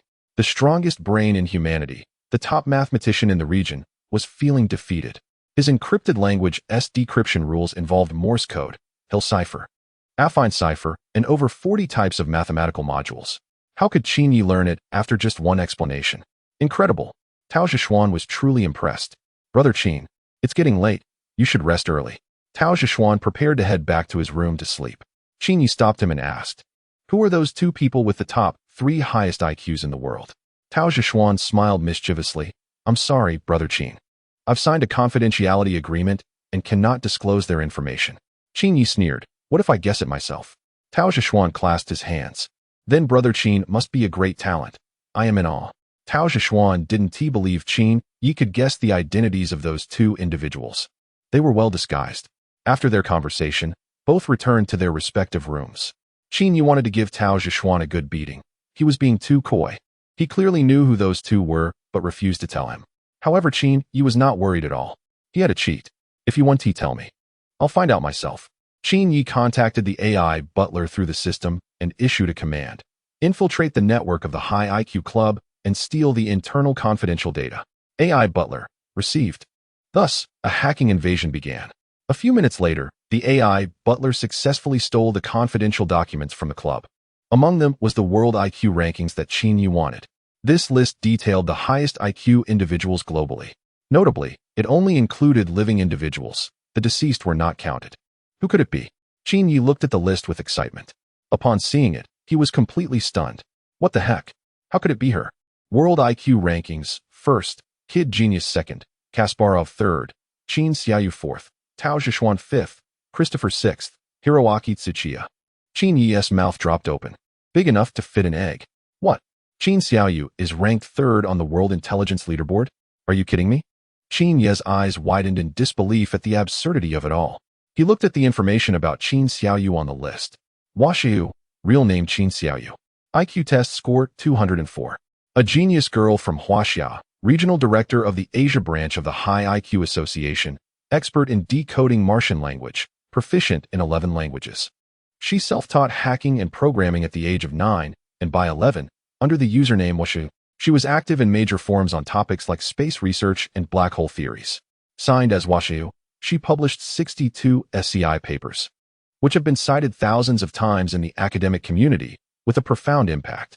At the age of 12, she defeated world chess champion Carlsen in an online match. In the same year, she participated in a memory challenge with 4 world memory masters online, winning all 12 matches without a single loss. She currently resides in Jiangnan City, Huaxia, and is in the 3rd year of junior high at a foreign language school. Qin Yi. After reading this information, the only 4 words that could describe his feelings at that moment were, "What the heck?" Ah, Qin Xiaoyu is actually a hidden genius girl. Ranked 3rd in the world for intelligence? What the heck? Qin Yi was stunned. This world is so crazy. He had always thought Qin Xiaoyu was a simpleton, but she was actually pretending to be foolish? Oh, damn. Qin Yi's face turned red. He was about to explode with anger. Qin Xiaoyu. Qin Xiaoyu. Who would have thought you were hiding so deep? acting like a simpleton in front of me, yet secretly one of the top 3 intelligent individuals in the world? Good, good, good. Qin Ye's expression darkened as he repeated good 3 times. Qin Xiaoyu, you're done for. Just wait until Qin Yi returns home to settle the score with Qin Xiaoyu. Qin Yi continued to look at the list. Among the top 3, he had never seen this person named Kasparov. The one ranked first, the brat, was one of the 2 people Qin Yi had met that Tao Zhishuan mentioned. Qin Yi looked at the introduction of the brat. However, there was only a short line of text, SSS-level encryption. Qin Yi, what is this? Even the internal documents of the conference are confidential? Just how mysterious is this guy called Brat? Who on earth is he? Qin Yi fell into deep thought. Brat, who are you really?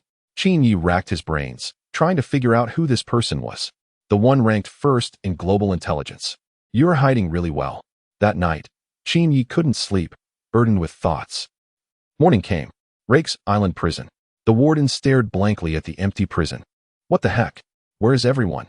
Where did all the inmates I had locked up go? Have they evaporated? Search the entire prison. Find the inmates. With a shout from the warden, all the guards in the prison sprang into action. A massive search of the entire prison commenced. When the guards searched every corner of the prison with a thorough investigation and found no trace of a single inmate, everyone was stunned. Report. The search is complete, and no criminals have been found in the prison. The guard reported the situation to the warden. Upon hearing this news, the warden was struck as if by lightning, trembling all over, collapsing to the ground. This is a serious matter. All the inmates at Rikers Island have escaped. This news was like a catastrophic earthquake. So many criminals have broken out of prison. What severe consequences will this lead to? It's unimaginable. At 1 p.m., Qin Yi, who had stayed up late and was catching up on sleep during the day, had just woken up. He stretched and slowly walked out of his room. At this moment, the exam committee was working on the reading section of the SAT. The SAT reading section is worth a total of 400 points. And the questions are similar to the reading comprehension part of the National College entrance examination. The typical questions are, what is the main idea of this article? What is the author's intention in writing a particular sentence or paragraph? The reading comprehension articles selected often include profound pieces on science, history, and society. And sometimes foreign articles are also included. Just like the National College entrance examination, foreign articles have also appeared in the reading comprehension section, such as The Hunchback of Notre Dame, The Old Man and the Sea, and The Third Bank of the River, all of which have been featured in the national exam's reading comprehension questions. Chapter 154 3 Reading Comprehensions. Too easy. These reading comprehensions you've provided are simply too simple. The head of the question-setting team, Raphael, exploded with anger. Do you think our students are fools by using such questions to test them? The faces of the question-setting experts turned pale, and they fell silent. It is incredibly difficult to create an excellent reading comprehension. Principal Raphael, please calm down. Qin Yi smiled as he approached and said, I have a few decent reading comprehensions. Let us see if they can serve as exam questions. Seeing it was Qin Yi, Principal Raphael's expression changed instantly. He reined in his anger and replaced it with a friendly smile. Qin, have you woken up? Did you rest well? Are you getting used to the question-setting group? Principal Raphael, I'll write the questions for you. Qin Yi took a piece of paper and began to write. An hour later, he had drafted 3 translated versions of reading comprehensions. These 3 English versions were titled Autumn Night, A Kind of Delicacy, and The Legend of Yukong. This is the set of questions I created. Qin Yi handed the 3 reading comprehensions to Principal Raphael. A quarter of an hour later, after reading the questions, Principal Raphael trembled with excitement. Good, good, good. Qin, you have never disappointed me. Qin Ye's 3 translated versions of reading comprehensions were indeed very challenging. The first reading comprehension, Autumn Night. In my backyard, I can see 2 trees outside the wall. One is a jujube tree, and the other is also a jujube tree. The night sky above is strange and high. I have never seen such a strange and high sky in my life. It seems as if it wants to leave this world, making people look up no longer.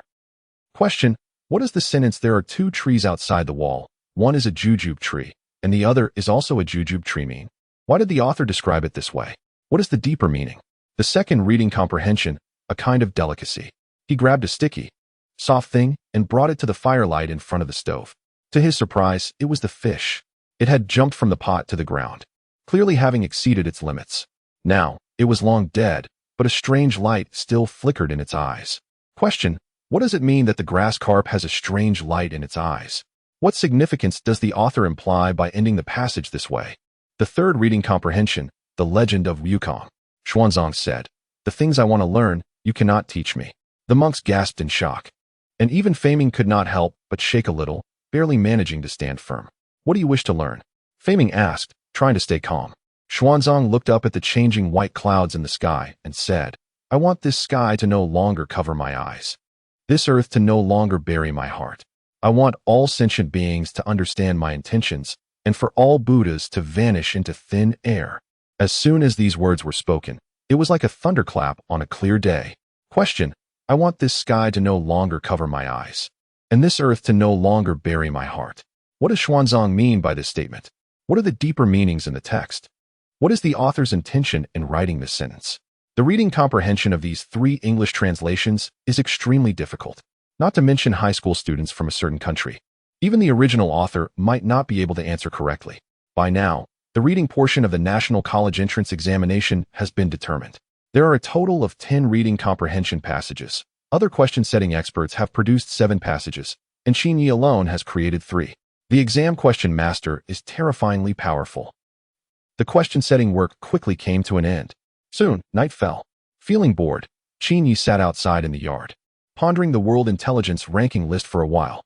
At position 22 on the list, he saw Wei Shun Wei Dongi. At position 87, he saw the investment guru.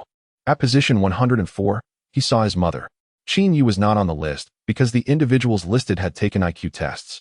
Qin Yi had never taken an intelligence test, so it was natural that he was not included.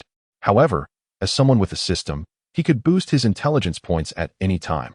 Did he need this IQ ranking? As long as his resentment was sufficient, he could raise his IQ to 99999. What a mischievous child. Who are you really?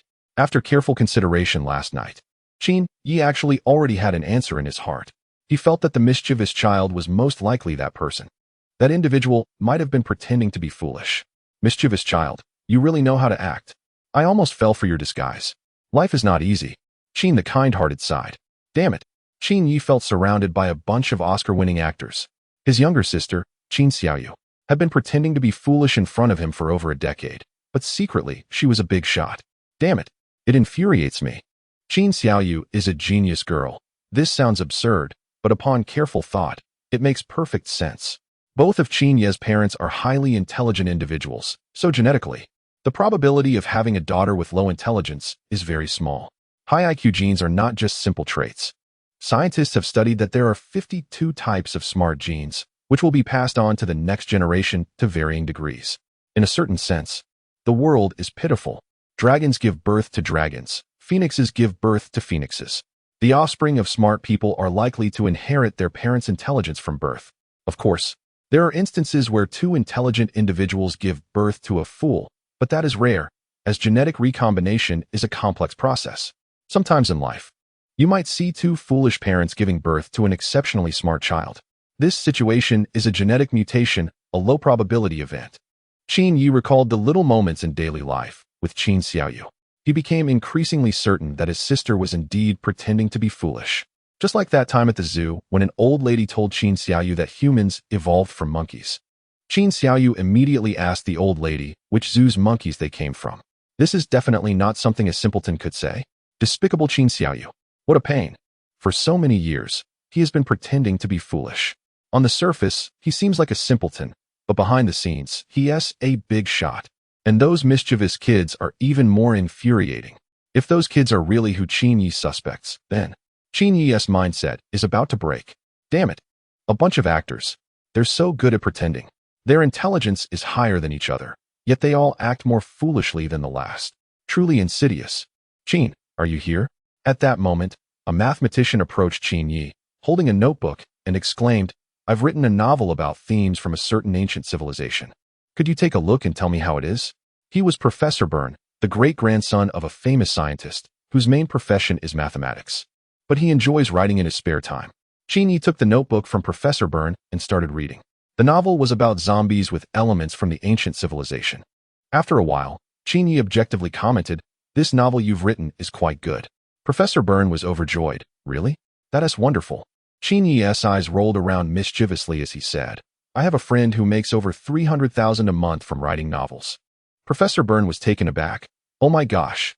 Your friend is amazing. How did he do that?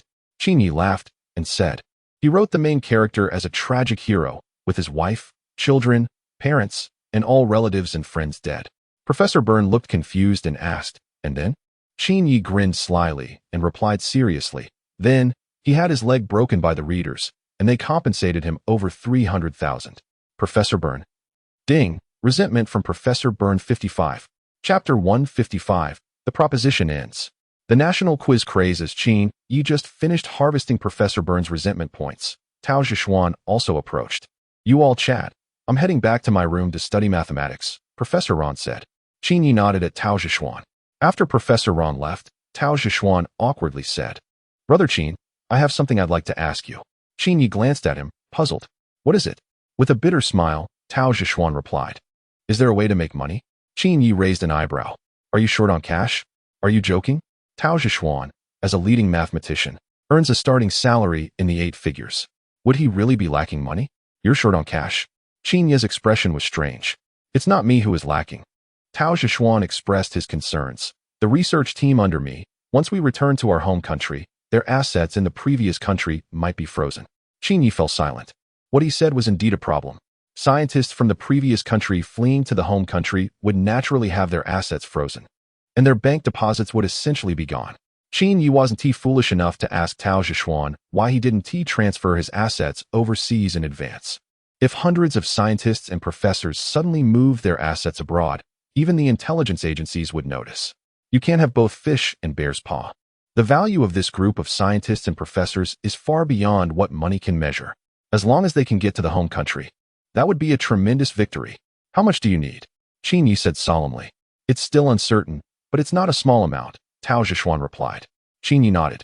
No matter how capable Tao Zhishuan is, he is still seeking advice from Qin Yi when it comes to making money.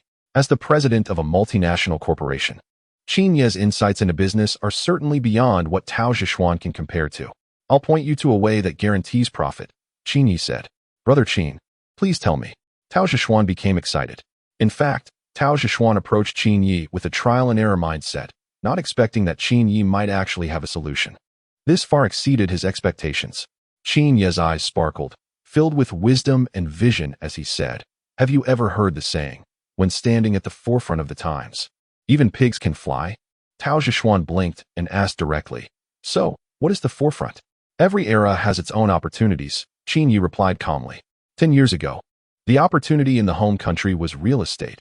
As long as you bought a house, property prices could rise tenfold with your eyes closed. Tao Zhishuan nodded, acknowledging, I've heard about this. Property prices in the home country have indeed skyrocketed in recent years. Qin Yi shifted his tone, sharply stating, But the opportunity in real estate has passed. For those who missed the boat 10 years ago, it's already too late. Tao Zhishuan took a deep breath, leaning forward and asking, What is the next era's opportunity? Please teach me, Brother Qin. Qin Yi turned to look at the dark night sky and calmly said 5 words, carbon emission quotas. Tao Zhishuan was taken aback. Carbon emissions? Qin Yi's eyes sparkled as he explained. You can understand it as the amount of carbon dioxide emissions. This total carbon emission quota is planned by the government, measured in tons, and companies can trade it legally. For example, a thermal power plant needs to have a corresponding carbon emission quota to be allowed to emit carbon dioxide. Over the years, the country has advocated for green and low-carbon development and environmental protection. Low-carbon, green, and environmentally friendly practices have become the trend of global economic development. You can think of carbon emission quotas as a commodity. Qin Yi looked at Tao Zhishuan and calmly said, When the demand for a commodity exceeds its supply, the price of that commodity will skyrocket. Tao Zhishuan pondered for a moment and said, What if the total amount of carbon emission quotas is increased by the government in the future? There may be a short-term increase, but, Qin Yi chuckled, in this era where low carbon is advocated globally, where do you think the total amount of carbon emission quotas will increase to? The total amount remains almost unchanged, but the demand has not decreased. You should know better than I do how many factories need these carbon emission quotas to operate. Low carbon is the trend of the future. Carbon emission quotas are the next big opportunity. Qin Yi's words struck Tao Zhishuan like a bolt from the blue, awakening him from his stupor. Brother Qin, that's brilliant. This is a surefire profitable deal. If we buy some carbon emission quotas now, we can sell them at a high price in a few years. Tao Zhishuan was once again impressed by Qin Yi. This forward-thinking vision, flexible business acumen, and sharp insight. No wonder he is the president of the Qin Group. His perspective is truly sharp. Tao Zhishuan was convinced. In the following week, Qin Ye's days in the question-setting group flew by. The monotonous days passed one by one. The question-setting work had ended, and the exam papers were sent for printing.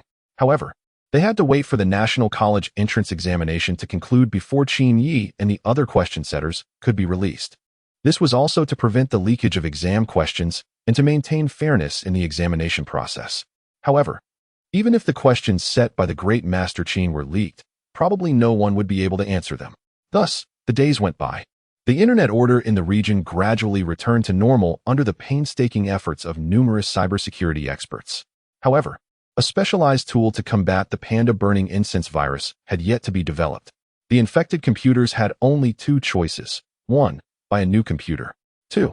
Answer 9,999 questions correctly to unlock the computer.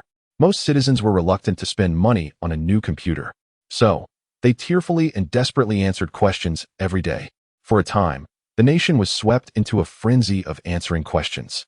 Chapter 156. The Frustrated Family in a City. A family was tearfully and desperately tackling exam questions. It had been a week. Do you know how we spent this week? The family of four was researching and studying every day. After a week of relentless effort, they finally completed 9,999 questions. Then, the computer popped up 99 more questions with a message. Dear, just answer 99 more questions to collect 100 coins, and you can unlock the computer. The father was bewildered. What is this? After answering 9,999 questions, there are still 99 more? His son exploded in anger. This is outrageous. How can this happen? The father gritted his teeth and said, let us keep going. We've already answered 9,999 questions. We can't back down now over just 99 more. It was just like investing. After putting in so much, they couldn't give up at the last minute over a few more dollars. So, the family continued to focus on answering the questions. They were tortured by the endless questions, feeling utterly drained. After much effort, they finally completed the 99 questions. Then, they noticed something was off. What the heck? You need to collect 100 coins to unlock the computer. 1 coin for each question. So what about the last coin? Soon, they discovered the answer. The computer screen popped up with 99 more questions again. Dear, just answer 99 more questions to collect 99 fragments to exchange for 1 coin to successfully unlock the computer. This is infuriating. I hate it. The trap was waiting right here. I can't believe this computer virus. The family's morale crumbled. This shameless computer virus. It promised that answering 9,999 questions would unlock the computer. After finishing 99 questions, there were 99 more. The son, looking despondent, asked, what do we do now? The father trembled with rage, his face pale. What to do? If they gave up now, he would feel incredibly unsatisfied. After answering so many questions, giving up now would mean all their efforts were in vain. The computer virus, designed by an artificial intelligence, manipulated human psychology perfectly, giving them hope and tricking them into continuing. Answer. Keep answering. The father said through gritted teeth. But what if after we finish, it pops up with 99 more questions? The wife said with a worried expression. This time it's about collecting 99 fragments, 1 fragment per question, so there shouldn't be any extras, the father reassured himself. Then, the family continued to answer the questions with tears of frustration. Woe is me. I hate it. After a night of relentless effort, the uncle finally completed the 99 questions with the help of his family of 4. Then, a message popped up on the computer screen.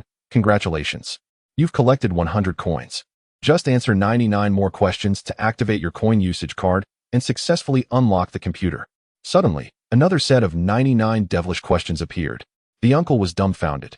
His wife, his son, his grandfather. Uffed. The uncle spat out a mouthful of blood, furious. How shameless. This is completely outrageous. The family was about to explode with anger.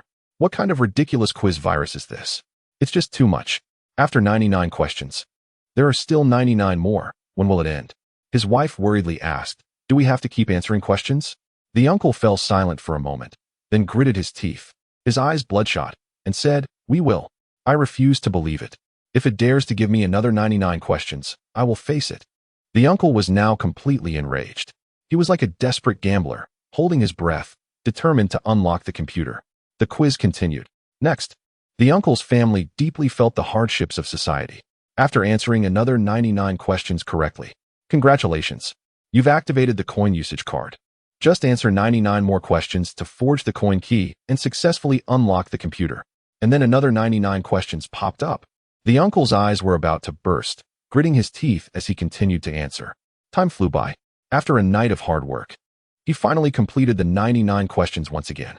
Then the computer screen displayed, "Your coins have been stolen by a thief.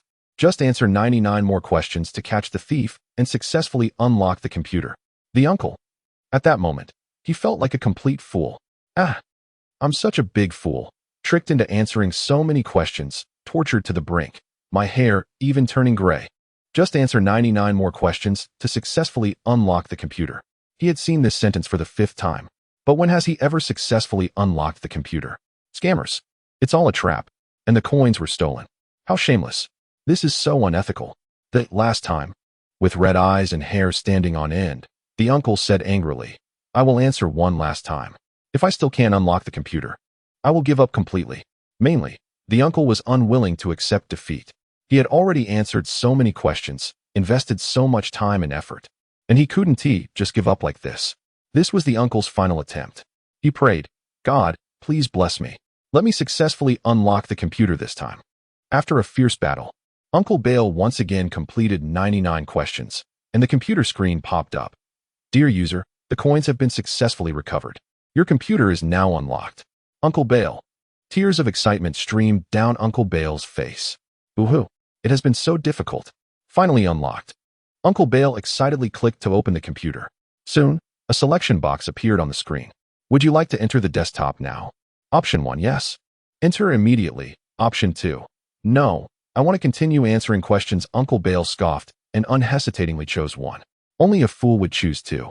After all the effort he put into answering so many questions, he was finally about to enter the desktop, and they asked him if he wanted to continue answering questions.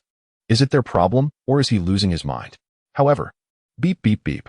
Selection failed. Please reselect. Uncle Bale was dumbfounded. After a moment of silence, thinking he was hallucinating, he clicked the computer screen several more times. Beep beep beep. Selection failed. Please reselect. Beep beep beep. Selection failed. Please reselect. Beep beep beep. Uncle Bale. I hate this. Uncle Bale was in despair, like a husky. He was driven crazy by this shameless computer virus. How could there be such a shameless virus designer in this world? Did their morals get eaten by dogs? This is outrageously unethical. All the bamboo shoots in the world are with this virus designer, and the pandas are starving. This is driving me crazy. People like Uncle Bale are just a small reflection of the larger situation. During this time, countless individuals have been tormented by these damned questions. After answering 99 questions, there comes another 99, and then another 99. A never-ending cycle. This extremely shameless question-answering mode comes from a certain platform. It keeps chopping away, finding hundreds of people. Hey, but they can't cash out the red envelope. The AI housekeeper replicated this model, designing this insane computer virus. Each time it gives hope, only to extinguish it, messing with people's minds. The AI housekeeper gave itself a thumbs up. Chapter 157. The college entrance examination begins. The long-awaited golden legend days passed by, and soon it was the day of the college entrance examination in a certain country. On this day, 1,000,000 candidates solemnly walked into the examination halls. The day that would decide their fates had arrived. Thousands of students faced a narrow path. Whether they could get into a good university and whether children from poor families could turn their fortunes around depended on this moment. On May 8th, the day of the SAT examination. In a city, outside an examination center, a crowd had gathered. The air was filled with noise and excitement. High school students, accompanied by their parents, arrived at the exam venue. Outside the examination hall, several law enforcement officers stood guard, maintaining order with serious expressions, weapons at the ready. Banners hung around the venue, encouraging the students. April showers bring May flowers where there is a will. There is a way. Vehicles are not allowed to honk their horns during the examination. Students took deep breaths outside the hall, trying to calm their nerves. They anxiously said goodbye to their parents. "Dad, I'm going in." "Go for it, son. You're the best." "What if I mess up? Will you be mad at me?" "Don't worry, you're overthinking it." I knew you wouldn't be able to punish me." "No, I mean you might get in trouble." In this country, laws state that parents hitting their children is illegal, and it can lead to criminal charges. So, parents here wouldn't discipline their kids themselves, but would hire someone to do it instead. This approach certainly shows a clever understanding of the law. As candidates from all over the nation entered the exam hall, the most important examination in this country, which would affect the futures of countless students, officially began. At 9 a.m., the first exam commenced, the reading section. The exam started, and the candidates began answering questions. With the announcement over the loudspeaker, the examination officially kicked off. Students raced against time, tackling the paper. There were 10 reading comprehension passages in total. Candidates worked through them in order. The initial questions were quite easy. However, when they reached the last 3 passages, all the students were left dumbfounded. Is one a jujube tree, and the other also a jujube tree? Why is there a strange light in the grass carp's eyes? I want the sky to no longer cover my eyes. What kind of questions are these? Why are the last 3 reading comprehensions so difficult? The students stared in shock, their eyes wide with disbelief, lips trembling. It's too hard. How do we answer these? Wah, I can't do this at all. The students felt utterly hopeless and overwhelmed. 2 hours later, after the reading exam ended, the exam room erupted into chaos. Wails filled the air. What kind of questions were those? Oh my goodness. The questions were just too difficult. I couldn't answer a single one. I'm so frustrated. It's over. I was hoping to get into a prestigious university, but now I might not even make it into any top-tier schools.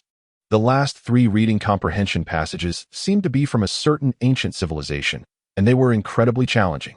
It's terrifying. Even speaking requires such convoluted expressions. What was that strange light in the fish's eyes? Someone from that ancient civilization come out and explain it to me. Despair reigned. Students were left in tears over the questions. Following the reading section, it was time for the math exam. When the students encountered the final math question about calculating the gap between the Earth and a wire, they were once again stunned. What is this? What kind of devilish question is this? How are we supposed to solve this? The students fell into despair once more. This is too harsh. History repeats itself. After the math exam, the room was filled with cries of frustration. Students were grinding their teeth in anger. Who created these questions? This is too cruel. Do they have a grudge against high school students? Next up was the final part of the SAT exam, the grammar test. If the previous 2 sections had an easy start and difficult later questions, then the grammar test became a showcase of the test creator's skills. The entire paper was filled with maddening questions. Subject-verb agreement, parallel structure, consistent tenses and voices, fixed prepositional phrases, inversion in conditional sentences, various confusing grammar points, and common pitfalls. Each question was more difficult than the last. Students were left in shock, unable to believe what they were seeing. Is this really a grammar test? This is insane. Who could possibly answer these questions? Even grammar experts would struggle with this. Students found themselves in despair for the 3rd time. 3 times in one day. They were utterly defeated. Why was this SAT exam so difficult? This must be the hardest one in decades. It's outrageous. The test creators seem to have no regard for us. After the SAT exam, unsurprisingly, the test creators were trending on social media, facing a wave of criticism. What on earth were those devilish questions? The strange light in the fish's eyes? I'm so frustrated. As a top student, I feel tormented by these questions. Test creators, come out and face me. I promise I won't hold back. Public outrage was boiling. The SAT test creators dared not bear this blame and quickly issued a statement. We understand the feelings of all the candidates.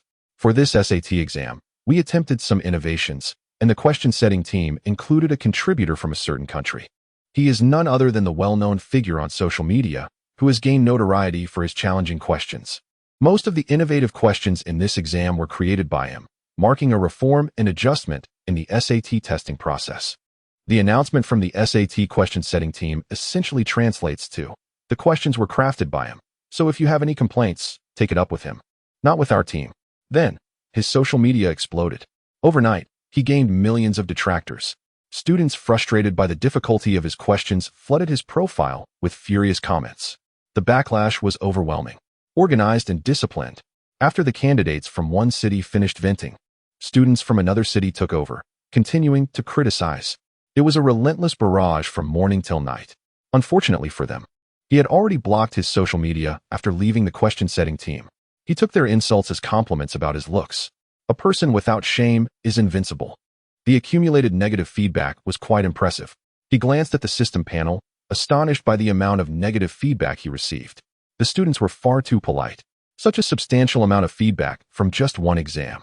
It had been a while since he had done a lottery draw, and he felt a bit restless.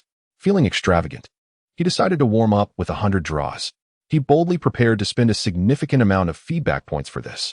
He commanded, "System, start the lottery." Ding. The feedback points were successfully deducted. Ding. The lottery begins.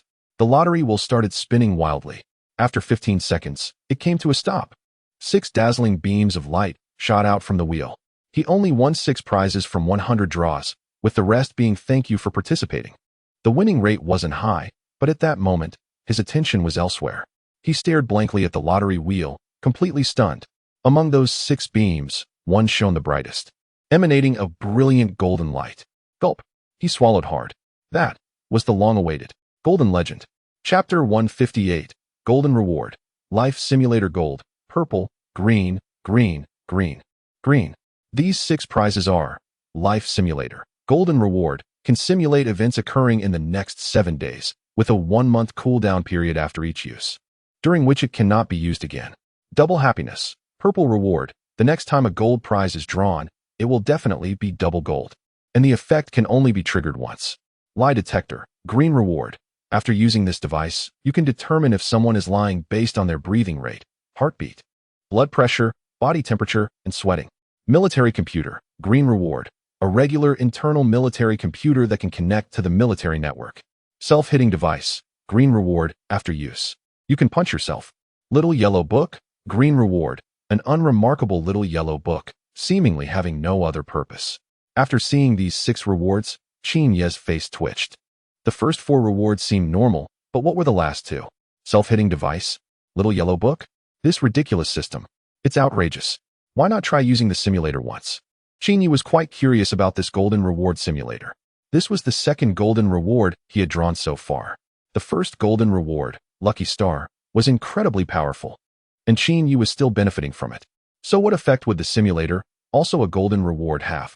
Qin Ye decided to use the simulator. Ding. Life Simulator used successfully. Ding. Simulating. Following that, the content simulated by the simulator appeared. Day 1. You faced Tyson in a one-on-one fight. You were careless and lost a tooth to Tyson. You were very angry and turned Tyson into a teddy bear. Day 2. You discussed plans to bring Chinese scientists back home with Tao Zhishuan, and you developed several proposals. Day 3. You began reviewing this group of Chinese scientists to ensure their love for the homeland. Day 4. You continued the review work. Day 5. Review completed. You confirmed that this group of Chinese scientists was trustworthy. Day 6. You planned to smuggle this group of scientists out on a cruise ship, but there was a traitor among you who leaked information, and you were captured. Day 7. You spent a dim day in prison. Qin Ye. At this moment, Qin Ye was stunned. Wow. The amount of information revealed by this simulator is huge. There is a traitor among these scientists. This traitor leaked information, leading to the failure of the smuggling plan. So, who is this traitor? Time is of the essence. Qin Ye must find the traitor within these few days. Not daring to delay, Qin Ye immediately called Tao Zhishuan. The two sat down for a serious talk. Qin Ye's expression was grave, and he said solemnly, "Something big has happened. I suspect there is a traitor among these 104 scientists on your list." Tao Zhishuan frowned and exclaimed, "That shouldn't be the case, right? These individuals were carefully selected by me." With a serious expression, Qin Ye said, "I'm not joking with you. There are definitely traitors among this group." Tao Zhishuan moved his lips and then fell silent. There are undercover agents. This information is indeed significant. Fortunately, the traitors are still unaware of their plans. As long as we don't alert them, there might still be a chance. Time is tight. I can only give you 2 days. Within 2 days, you must find out who the traitor is. Qin Ye spoke solemnly and reminded, "Remember, after identifying the traitor, do not act rashly, just inform me." Tao Zhishuan nodded seriously. "All right, Brother Qin, leave this to me. If there really is a traitor, I will definitely expose them." After saying this, Tao Zhishuan took his leave. Time was pressing. He needed to quickly identify the traitor among the scientists. After Tao Zhishuan left, Qin Ye's gaze turned cold, and his tone was somber. "I hope everything goes smoothly." Qin Ye had already prepared for the worst. If it truly came to a dead end, it would be catastrophic. He still had 2 opportunities for weather control unused. The next day, Qin Yi anxiously waited in his hotel room. He was waiting to see if it would indeed play out as the simulator indicated, with him facing Tyson in a one-on-one confrontation today. Time ticked away. At 10 a.m., Tyson tweeted Qin Yi, challenging him to a duel. Qin Yi's expression darkened, as if he could drip water from it. The events in the simulator had indeed come true. After reading the tweet, Qin Yi learned that Tyson wanted to fight him because Tyson's niece, who participated in the SAT this year, was upset by the questions Qin Yi had set.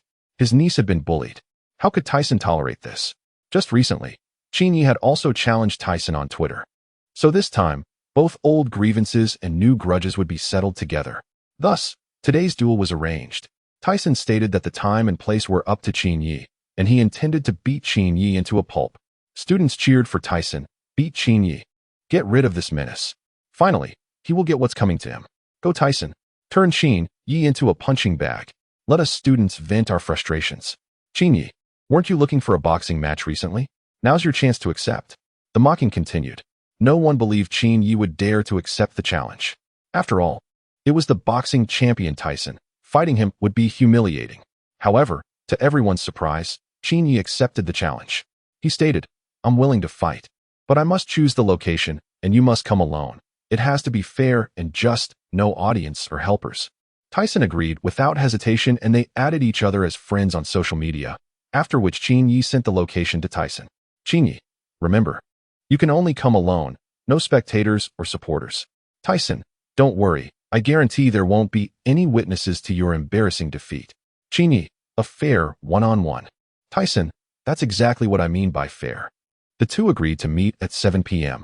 The location was a remote plain on the outskirts of a city. Given that Qin Yi chose such a place and didn't allow him to bring anyone, Tyson naturally assumed that the opponent didn't want to feel too embarrassed. He didn't want outsiders to see his humiliating defeat. At 7 p.m., Tyson arrived at the agreed location. Then, alone at the meeting, Tyson fell into Qin Yi's trap. Looking at the bulldozer charging towards him, Tyson felt like he was living in a nightmare. Is this what you call a fair one-on-one? A fair one-on-one is coming at me with a bulldozer? Qin Yi, damn it. I hate this. The once great champion ran desperately in the night, feeling utterly helpless, fleeing in a panic. If he ran any slower, the bulldozer would have crashed into him. Chapter 159, Spine-Chilling. Who is the traitor? Swish, swish, swish. In no time, Tyson had vanished without a trace. He didn't dare look back, fearing he might be run over by a bulldozer. After Tyson left, Qin Yi quietly stepped down from the bulldozer. He let out a sinister chuckle. This bulldozer was borrowed from Principal Raphael. Is there a problem with me challenging you while driving a bulldozer? No problem at all. It's perfectly reasonable. Qin Yi took out his phone and posted the photo of Tyson fleeing in panic on social media, captioning it, "Your champion boxer isn't that great. He fled in disgrace after I confronted him." As soon as this post went up, all the netizens were shocked. What the heck? The figure in the photo, running away in such a sorry state, really looked like Tyson. Is Qin Yi that fierce? Even a champion boxer can't handle him? 20 minutes later, Tyson saw Qin Yi's post and was so furious he nearly spat blood. Damn it. How shameless of you to slander me. Who fled in disgrace? It was you who drove the bulldozer at me, forcing me to run. That day, the legendary boxer Tyson was so enraged by Qin Yi that he suffered a heart attack and had to be rushed to the hospital. 2 days later, there was finally news from Tao Zhishuan. He spoke with certainty. Brother Qin, I've checked. There can't be any traitors among this group, so you can rest assured. Qin Yi's mouth twitched slightly. You're so sure? How can you be so unreliable? I said there's an undercover agent, and you still don't believe me? Qin Yi coldly smiled. Let me investigate. Give me 2 days, and I will definitely find the traitor. Tao Zhishuan sighed. Fine. Then, the second round of thorough investigation began. Qin Yi spent 2 days interviewing each scientist on the list one by one. He asked sharp questions about their family backgrounds, personalities, views on the region, and their attitudes towards various countries. Qin Yi's incisive inquiries drew out their most genuine thoughts. Throughout the entire interview process, Qin Yi used a lie detector to monitor their blood pressure and heart rates, to ensure their words were truthful. After 2 days, Qin Yi was astonished to discover that none of these scientists were lying. Just as Tao Zhishuan had said, this group had a sincere admiration for the region and could not possibly be traitors. Then, Qin Yi's mindset collapsed. What on earth? Where did things go wrong? Why did none of these scientists tell a lie?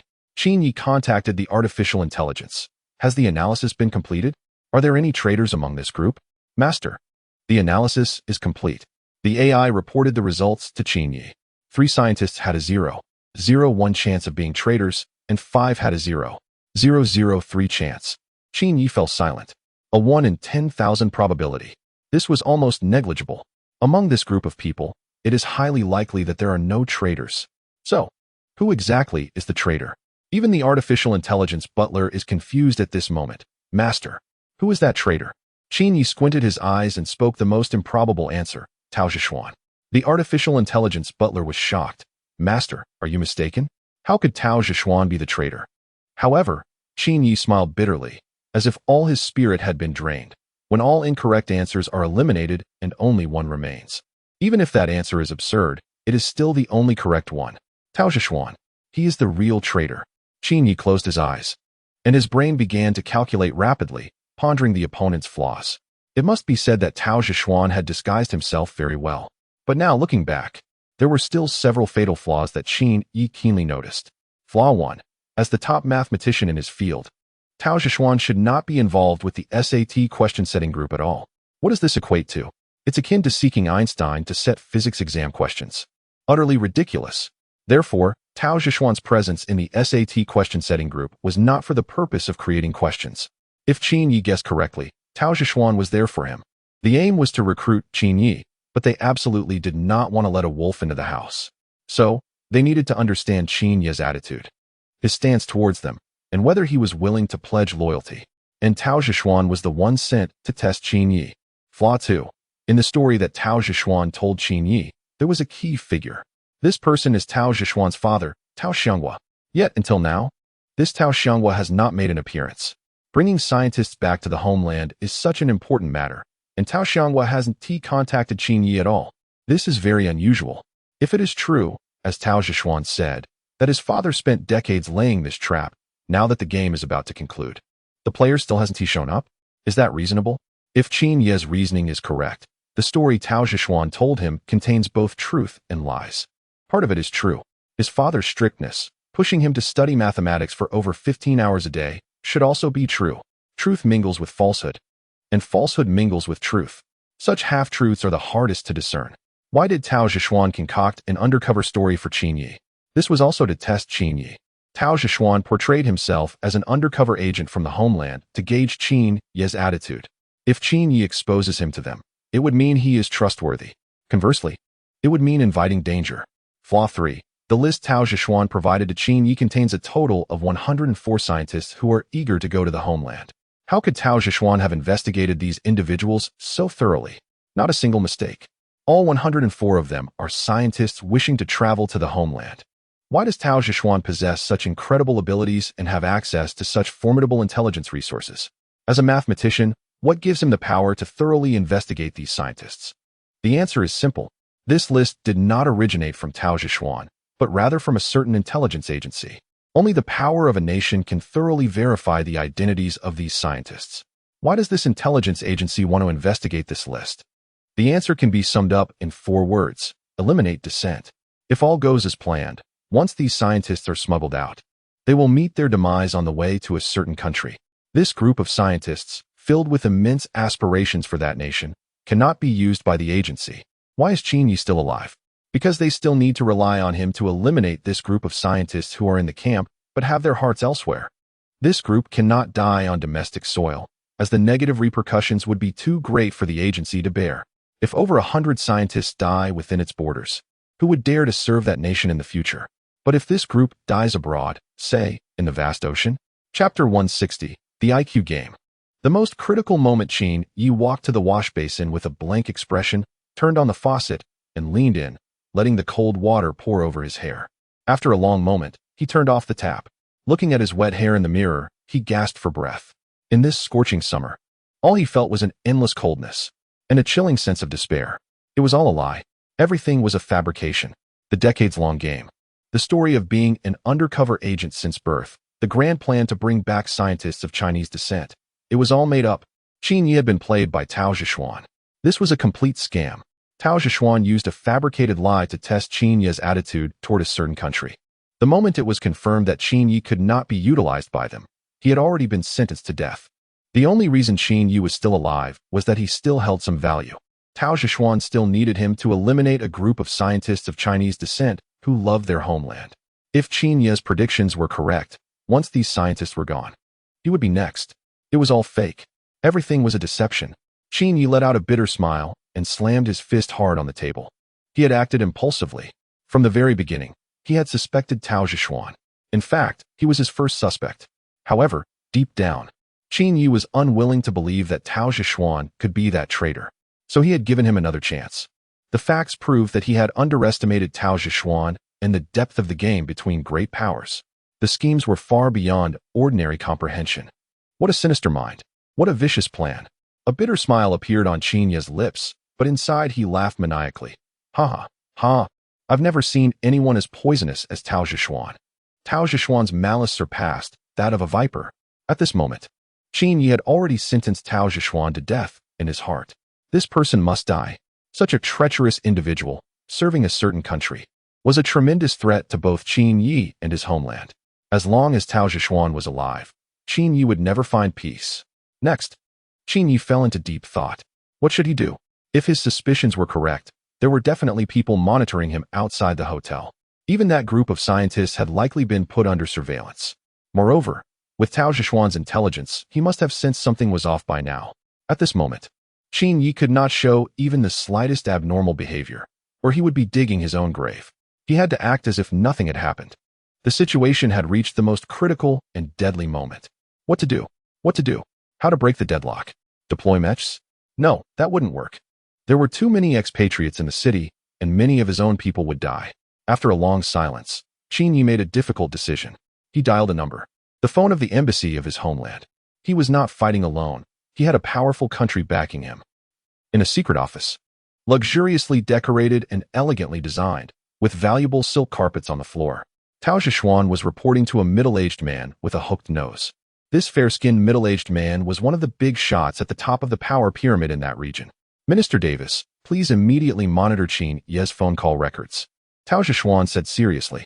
I suspect my identity has been exposed. Minister Davis paused for a moment, then spoke in a low voice. Is it really that serious? Tao, your act is flawless.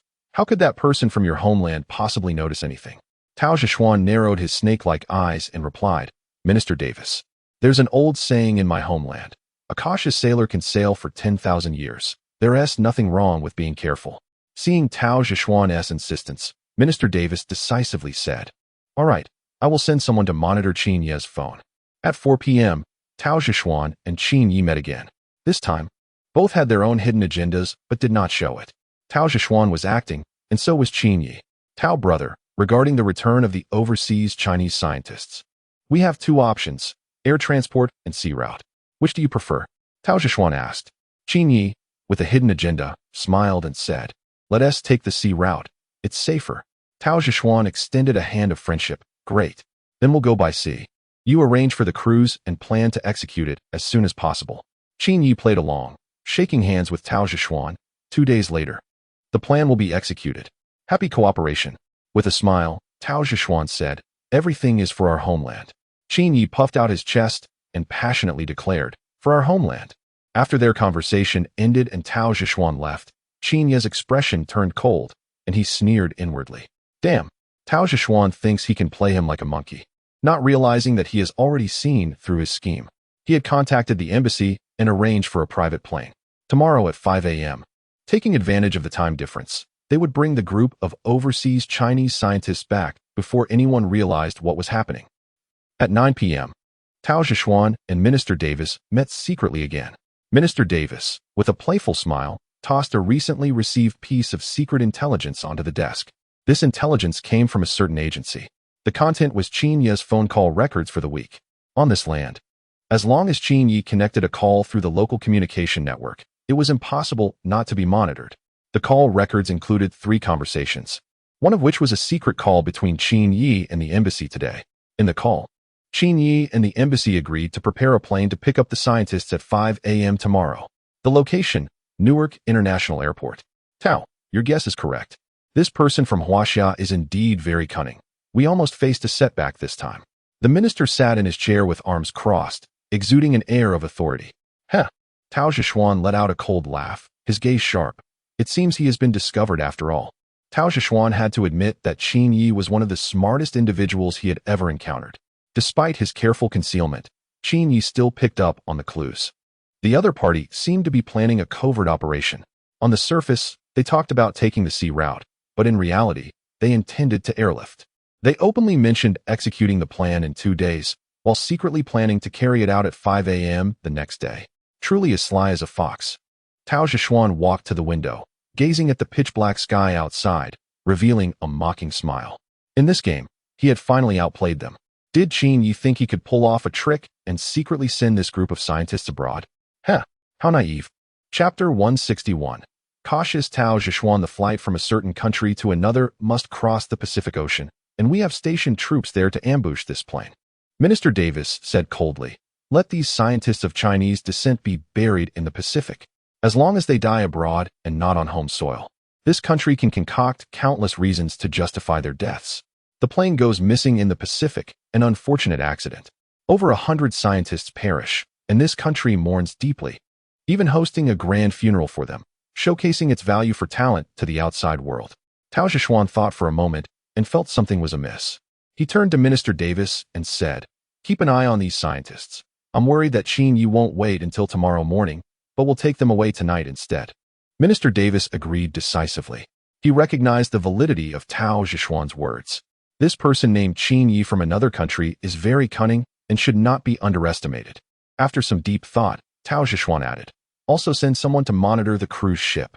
We must prevent Qin Yi from using a diversionary tactic, opting for sea routes instead of air transport. Minister Davis accepted this advice once again. Tao Zhishuan's level of caution was truly extreme. Whether by air or sea, he had considered both. He even accounted for the time difference, anticipating that Qin Yi might come to pick them up early. It was a flawless plan. Tao Zhishuan felt confident that he had Qin Yi cornered this time. Time flew by. Reports from his subordinates came in every 20 minutes. According to FBI intelligence, Qin Yi did not pick up the scientists early. Instead, at 5 a.m., he sent someone to pick them up as scheduled. Tao Zhishuan smiled. It seems I was overly cautious. Qin Yi is unaware that we have been monitoring his phone, and he is still following the original plan. Minister Davis wore a knowing smile. The prey is about to be caught. At 6 a.m., more information came in. The group of scientists had boarded their flight, and the embassy's chartered C-919 aircraft had taken off from Newark International Airport. Minister Davis remained composed, while Tao Zhishuan smirked coldly. What could be more satisfying than manipulating a clever person, making them completely unaware of being played? However, Tao Zhishuan is who he is. Even with a 99.9% certainty of victory, he still took precautions. He wanted to eliminate that remaining 0.1 chance of failure. With a sharp gaze, he proposed, Minister Davis, please immediately instruct the aviation department to inspect all flights from this country to another today, to prevent Qin Yi from pulling any tricks. This is Tao Zhishuan, with intelligence on point, striking decisively, cutting off all of Qin Yi's escape routes. Air transport, all flights heading to another country are under surveillance. Sea routes? Our ambush has long been waiting in the Pacific. If these people dare to set sail, they will only meet death. This is truly a situation with no way out. The trap has been set, and the prey is already hooked. Now we just wait to reel it in. When that passenger aircraft passes through the Pacific, it will be attacked. A certain country has deployed 14 air defense destroyers, 20 frigates, and 2 aircraft carriers in that region. As soon as the aircraft passes, it will definitely be detected by radar. At that time, dozens of carrier-based aircraft will take off from the aircraft carriers to launch an airstrike on the passenger plane. The entire process will be very quick, and under the signal jammers, the aircraft will have no opportunity to alert the outside world. The vast Pacific will become the burial ground for this group of scientists. Early in the morning, around 7 a.m., several camouflage troop carriers arrived. Hundreds of armed soldiers surrounded the hotel where the individual was staying. Everyone, get down and cover your heads. The soldiers swiftly surrounded the hotel from all sides. The hotel manager trembled and asked, may I ask what is happening, officers?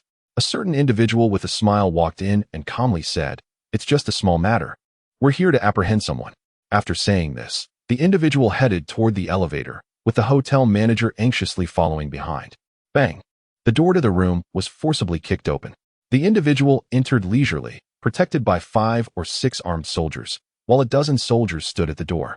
Then, they saw the person relaxedly lying on the sofa, calmly smoking a cigarette, puffing out smoke, completely unperturbed. Clap, clap, clap. The individual applauded loudly, with a mocking smile, playfully saying, "What a touching story.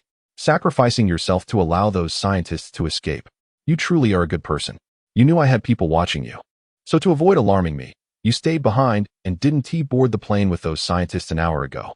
The laughter became increasingly sinister, with undisguised sarcasm in their gaze. "But unfortunately, you miscalculated.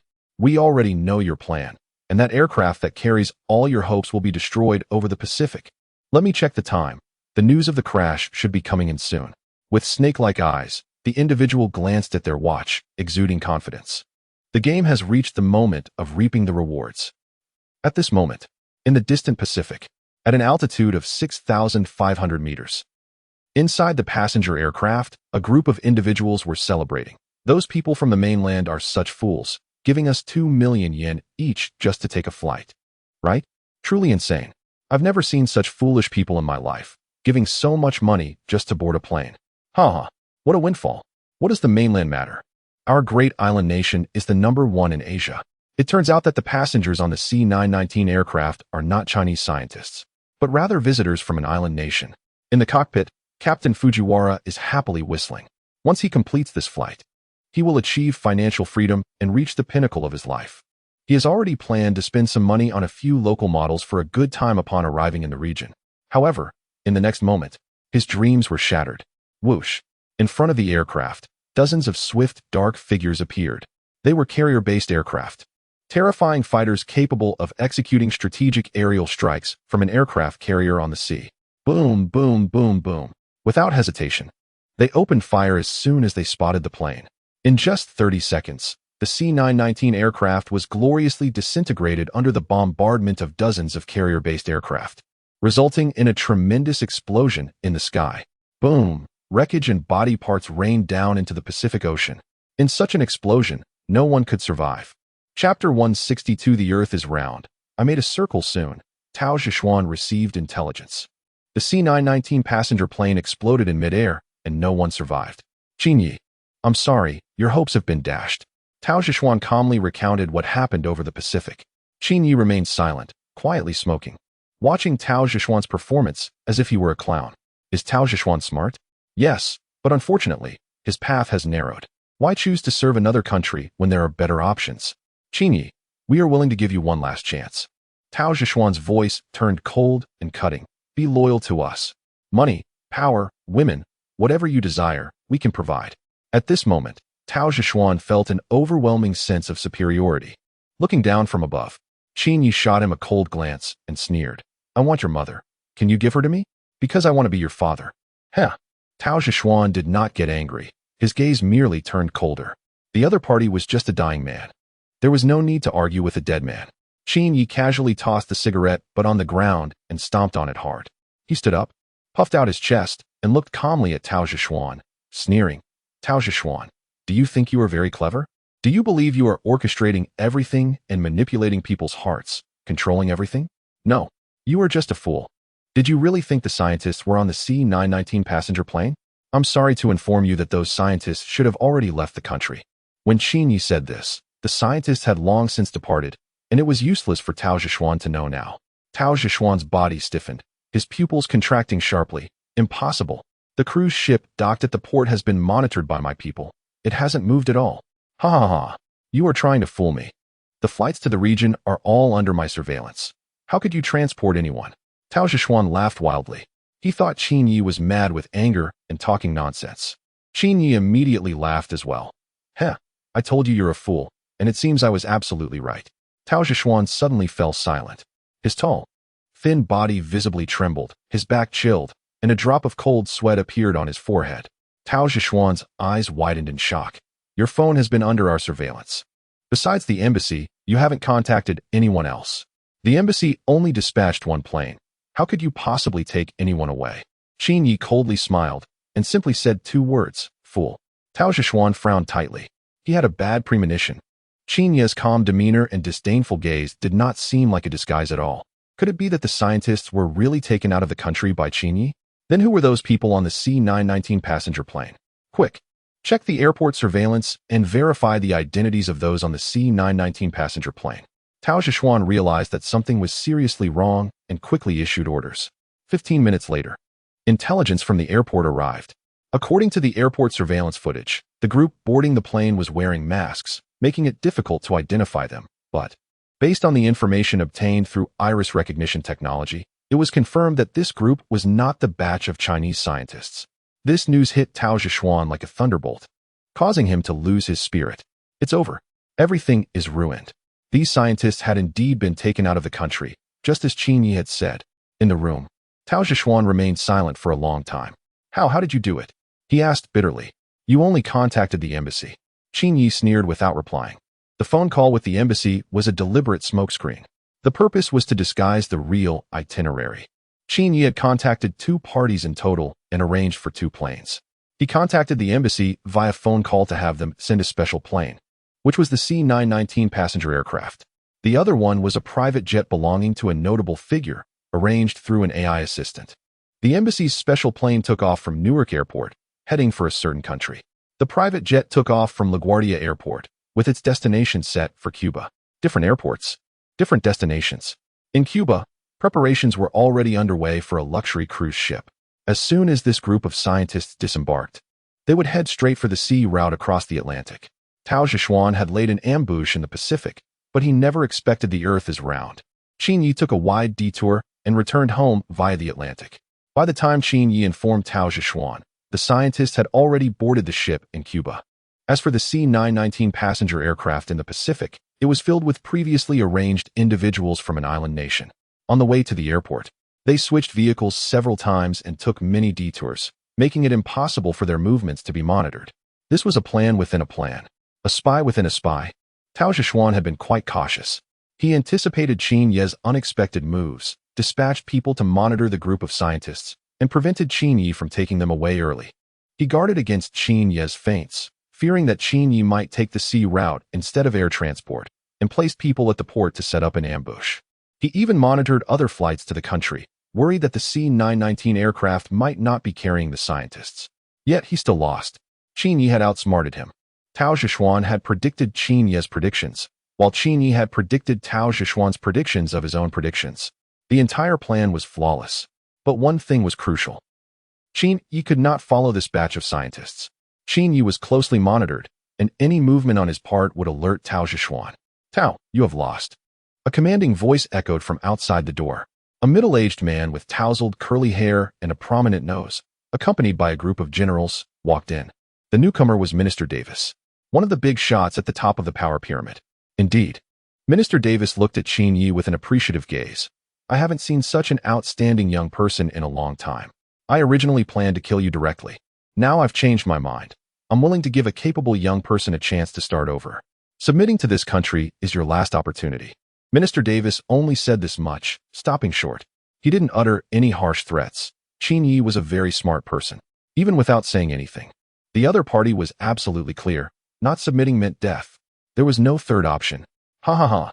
Qin Yi laughed loudly, looking at Minister Davis as if he were a fool, then at Tao Zhishuan, at the group of powerful generals, and at the armed soldiers.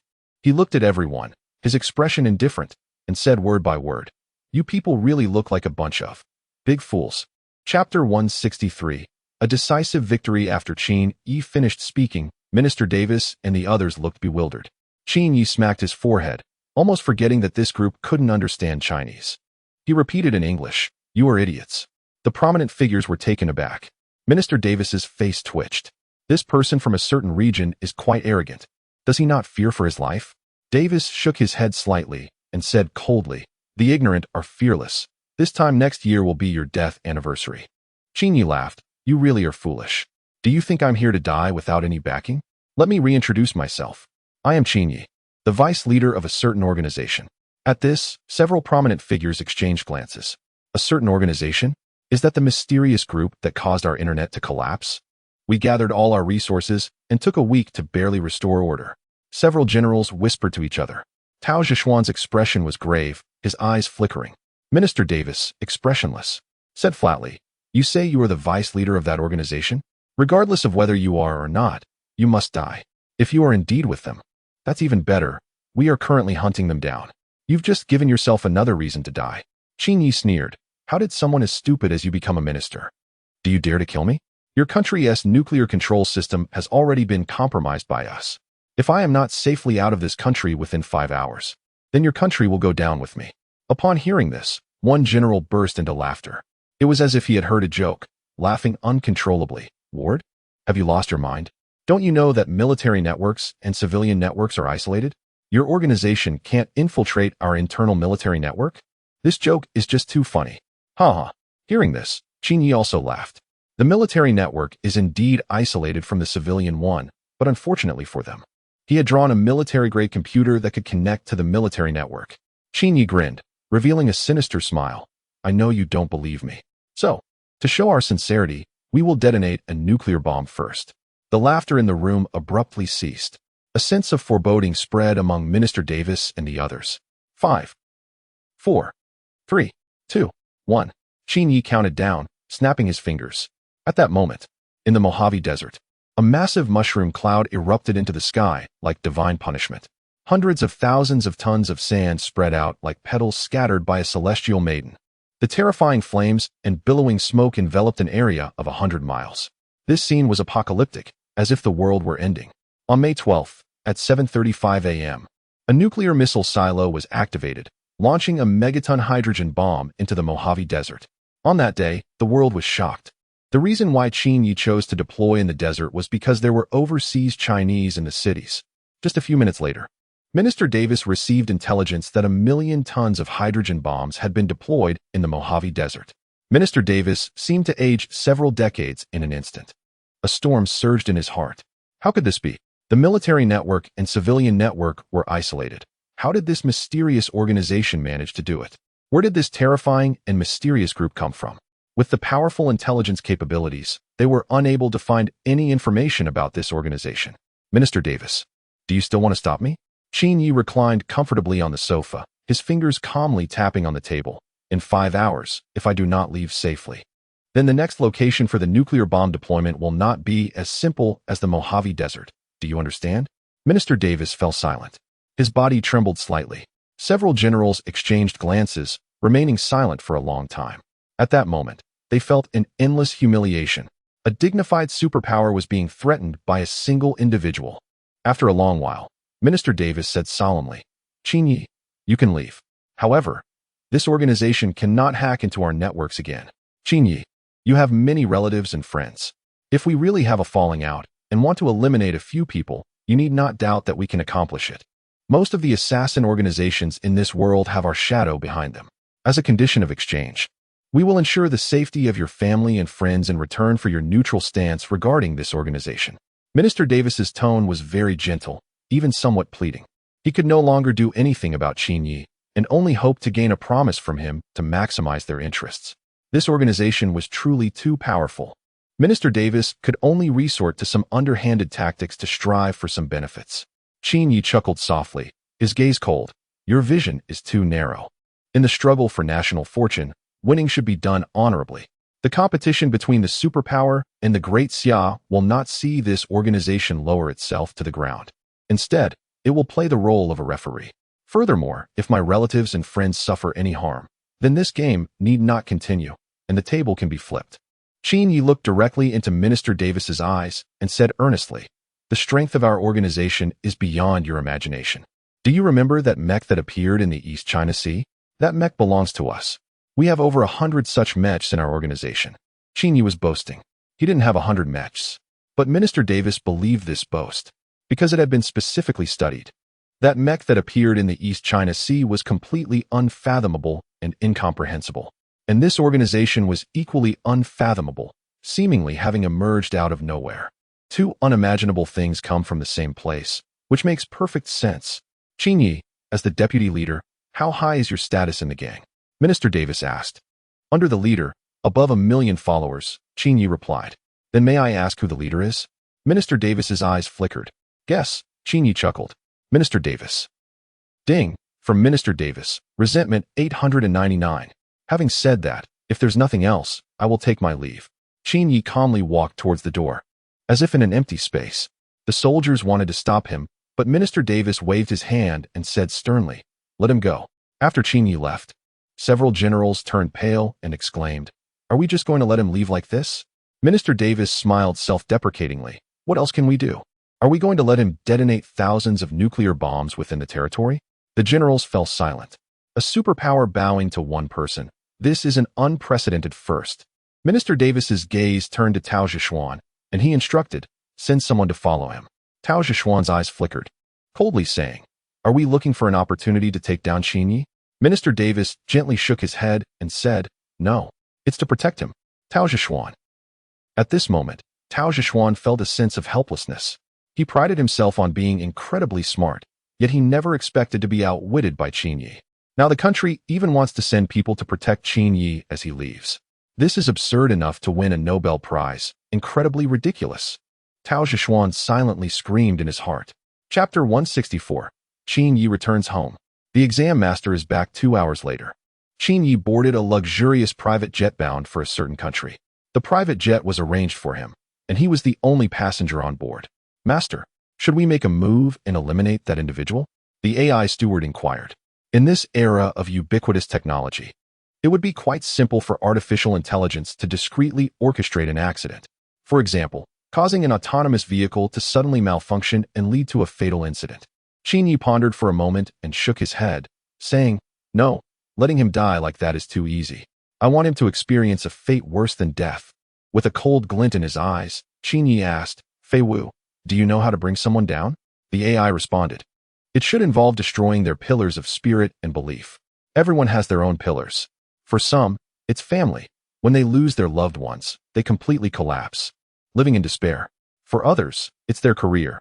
When that fails, they choose to end it all, like the historical figure who hung himself in despair. For that individual, his pillar is mathematics. As a Fields medalist, he has dedicated 15 hours a day to mathematical research since childhood. Mathematics has become an inseparable part of his life, even more precious than life itself." Qin Yi planned to shatter his mindset at the upcoming World Mathematicians Conference, held every 4 years, making him realize that what he values most, mathematics, is actually worthless. On the afternoon of May 12th, Qin Yi arrived in a certain country. After disembarking from the plane at the airport in Jiangnan City, he took a special car home. While passing by a plaza, he decided to stop and grab a bite to eat. "Oh my, isn't that the security guard?" Qin Yi spotted a familiar figure in the plaza, a rather silly-looking man. Thin and haggard, wearing tattered clothes and hooked up to an 4, was begging on the street. Qin Yi rubbed his eyes, questioning whether he was seeing things. Hadn't this man gotten involved with a wealthy woman? How had he ended up like this, begging while on an 4? Qin Yi approached, incredulous. "What happened to you?" Upon seeing Qin Yi, the man immediately broke down in tears. "Wah, board member, help me. I've been taken advantage of. Now I'm in deep debt." The man recounted the whole story to Qin Yi, who listened in amazement. "Wow," Qin Yi exclaimed. It turned out that the wealthy woman he had gotten involved with was not who he thought, but rather another individual. "Don't cry. Since I've run into this, I'll definitely help you," Qin Yi declared with a flourish, radiating the aura of a benefactor. De Zhuang was moved to tears, exclaiming, "Wu, board member, you have to help me. Luckily you're here." Qin Yi, showing great loyalty, said, "Don't worry, I've got your back today." He then called over a doctor from a nearby clinic. Pointing at De Zhuang's 4 drip, Qin Yi confidently told the doctor, "Give him another bottle of 4. It's on me." De Zhuang was taken aback, thinking, "What? You call this helping me? Just extending my 4?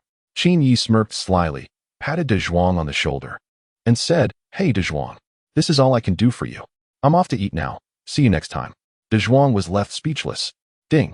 244 resentment from De Zhuang. After saying goodbye to De Zhuang, Qin Yi found a nearby restaurant to grab a bite. While waiting for his food, he idly scrolled through his social media feed. He came across a motivational post from an elderly lady he knew, posted 10 minutes earlier. "What is perspective? If I stand on the first floor and someone insults me, I get really angry. If I stand on the 10th floor and someone insults me, I can't hear clearly and think they are greeting me. If I stand on the 100th floor and someone insults me, I look out and see only the beautiful scenery." A person suffers because they lack height. If their perspective is limited, they see only problems and focus on trivial matters. Expand your perspective, and your life will become incredible. Seeing this motivational post, Qin Yi quickly replied to the elderly lady, "Have you ever thought about this? Why do people insult you, no matter where you stand?" Sly grin. 2 minutes later, Qin Yi received the elderly lady's resentment points. Ding, 377 resentment from the neighbor. Qin Yi continued scrolling. The next post was a chat screenshot from Lu Yao, the daughter of Director Lu. Lu Yao, "Doctor, my stomach has been feeling uncomfortable lately." "Doctor, what's the matter? How's your eating habits?" Lu Yao, "They're okay, but my mom often gives me leftovers, and I also eat my dad's leftovers." "Doctor, don't you have a dog at home?" Lu Yao, "What? Do I have to eat the leftover food meant for the dog?" "Doctor, no. I meant the leftovers should go to the dog." Lu Yao, "The dog gets to eat? Then what do I eat?" "Doctor." Qin Yi found this chat screenshot amusing. Director Lu's daughter seemed a bit dim-witted. He continued browsing. The third post was a breakup chat from Luonia. He had saved the contact as Backup Girl 16, South City, Fitness Trainer, 3060. "Backup Girl, let's break up." Luonia, "Sure. Backup Girl, aren't you going to try to win me back?" Luonia, "Win you back?" Backup Girl, "Damn it. Your mother won't have a good death." Luonia, "Do you prefer cats or dogs?" Backup Girl, "Dogs, why do you ask?" Luonia, "Woof woof woof." Backup Girl, "What does that mean?" Luonia, "I just wanted to tell you that you were once involved with a dog." Backup Girl. Qin Yi couldn't help but shake his head. Looks like the little tweezers are quite playful. The Sea King Luonia can only be matched by artificial intelligence. After a hearty meal, Qin Yi walked out of the restaurant. When he saw De Zhuang still pitifully begging outside, his heart ached. Qin Yi entered a nearby store and bought a blanket. He wanted to give this blanket to De Zhuang so that he could stay warm while sleeping on the street at night. Holding the blanket, Qin Yi walked over. De Zhuang, with a woeful expression, cried, "What? Director, I'm so depressed." Qin Yi patted De Zhuang's shoulder, draped the newly bought blanket over himself, and comforted him. "I'm also very depressed." De Zhuang was confused and frowned. "What are you depressed about?" Qin Yi cheerfully replied, "My exotic charm." De Zhuang. Ding, resentment from De Zhuang 481. Chapter 165. The elementary school students are excited. 10 million scholarship. De Zhuang's face twitched. "Damn the school board member. What a joke." De Zhuang, grab a blanket. "It's going to be cold tonight. I don't want you freezing to death on the street." Qin Yi said with a concerned expression. "Woo woo woo." De Zhuang cried in anguish. He tucked the blanket under his arm while holding onto it for stand, walking away looking miserable. After De Zhuang left, Qin Yi turned to the artificial intelligence. "Fei Wu, do you think he is a troublemaker?" The AI butler analyzed the data for a moment before replying, "Not really." Qin Yi nodded, not disagreeing. At Mingzhu Elementary School, in Class 3 of Grade 6, it was just after school. The students had just finished class and hadn't left the room yet. Little Peng looked upset and said, "Woo woo woo. Tomorrow is the entrance exam for middle school. When is the school board member coming back?" Little Lin frowned. "My 3 million scholarship."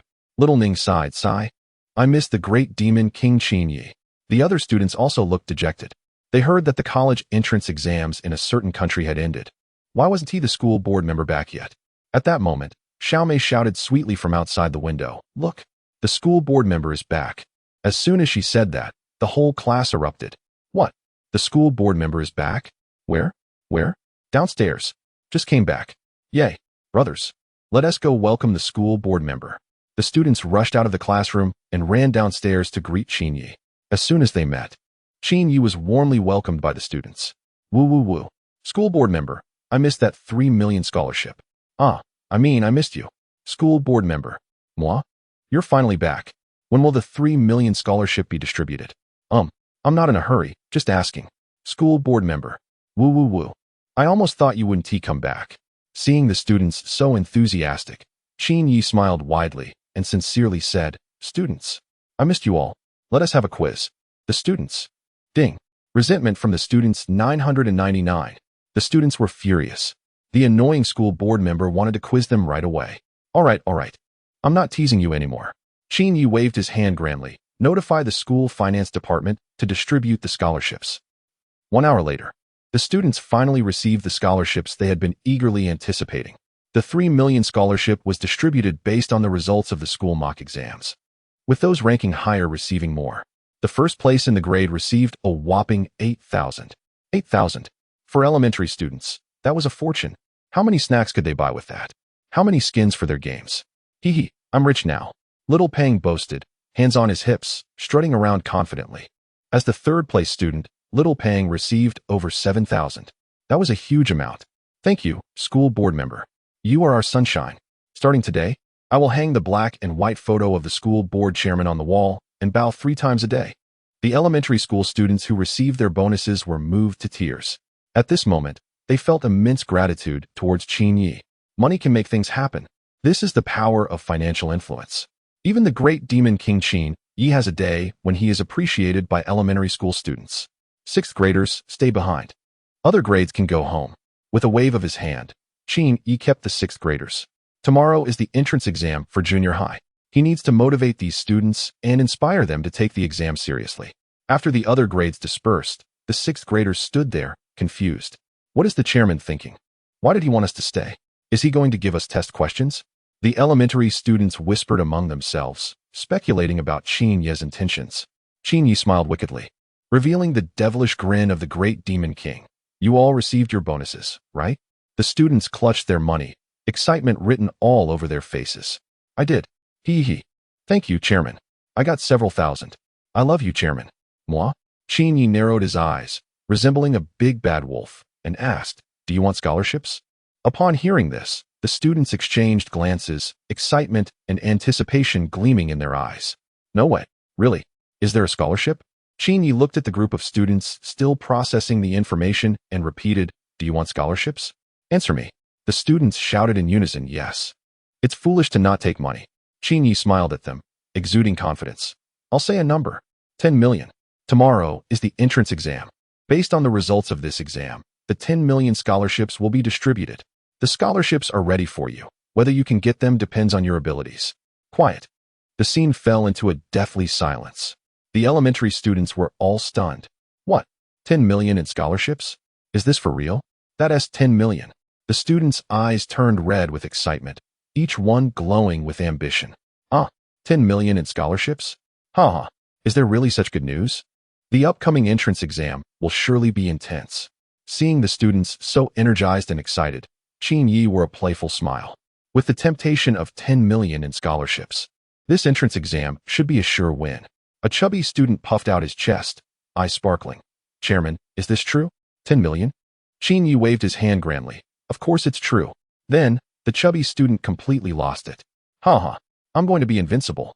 At the peak of the world, with me, the chubby one, there's heaven. With my pen and paper, I'll crush the top students. The chubby student laughed maniacally and swaggered away. Qin Yi had a look of disbelief and reminded, you've taken the wrong path. That direction leads to the ladies' restroom. Upon hearing this, the chubby boy stumbled and fell flat on his face. Not very graceful. Ding, from the chubby boy's resentment. 233. On that day, after Qin Yi promised a scholarship of 10 million, the students went wild. They marched forward with reckless abandon, eyes gleaming with excitement. Who could resist the temptation of a 10 million scholarship?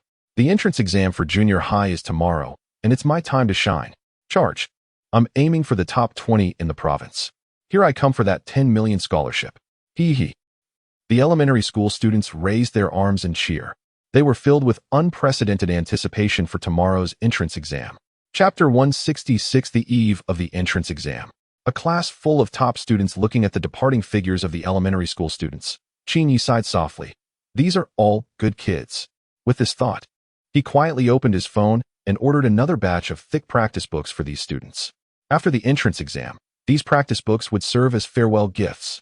Qin Yi specifically chose middle school practice books, ensuring they would be useful for them in the future. Principal. Hee. You're back in the country.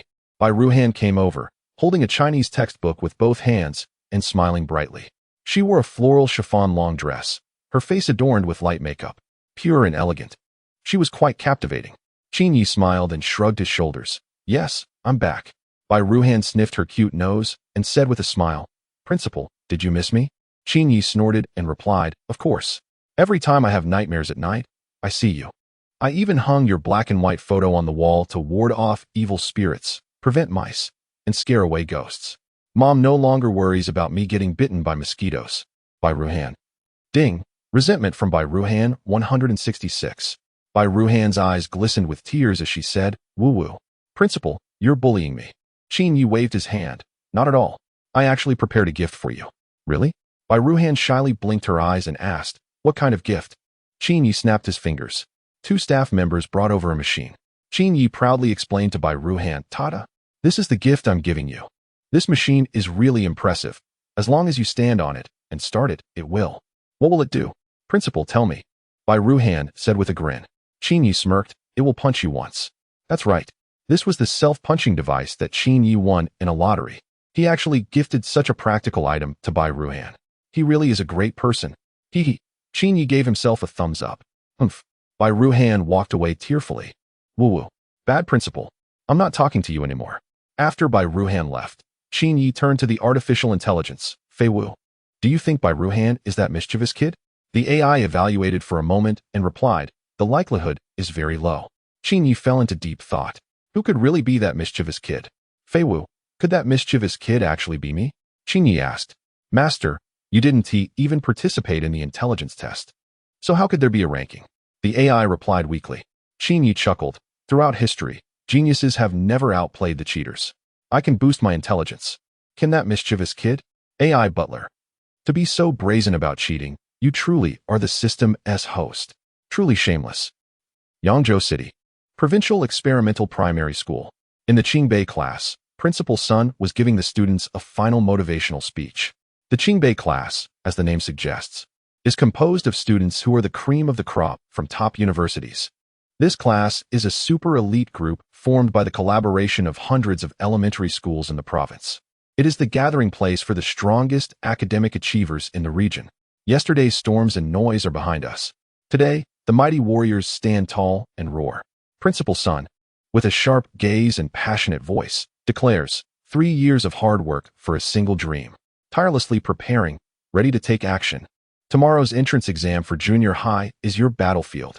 You shall surely achieve great success and soar high. Let's go. Fight. The top students raise their fists together, brimming with fighting spirit, and shout, defeat Mingzhu Elementary. Mingzhu Elementary is a daunting challenge for everyone. Tomorrow, they will break through barriers and overcome obstacles. If Mingzhu Elementary is a deity, then they will slay the deity to prove themselves. When the chaos reigns, I will paint the sky with my scores. Outside Mingzhu Elementary, a short video blogger named Bing Bing is filming a video. However, she seems distracted and sighs. When will I be able to film another interview with Qin Yi? The last time she interviewed Qin Yi, the video went viral, gaining 400,000 followers in no time. Sharp-eyed netizens recognized Qin Yi as the renowned master of exam questions. Now, Bing Bing dreams of filming another interview with him. Since she saw the news about the end of the college entrance exams, she has been waiting outside Mingzhu Elementary, hoping to catch another glimpse of Qin Yi. Oh no. Xiaoli, do you think I will meet Qin Yi today? Bing Bing pouts to her assistant. Her assistant Xiaoli jokes, Bing Bing, you're daydreaming again. Hurry, go take a break and wake up. The photographer, Xiao Zhou, laughs and adds, but I have diabetes. Wouldn't it be too easy for Bing Bing to get a sweet deal? Bing Bing is at a loss for words, feeling that her 2 assistants and friends are quite troublesome. Wow. Bing Bing, look. Xiaoli exclaims in surprise. Bing Bing immediately turns to look. To her delight, it's Qin Yi. What a lucky day. Can her wish come true? She quickly jogs over with a smile. Director Qin, can I interview you for a moment?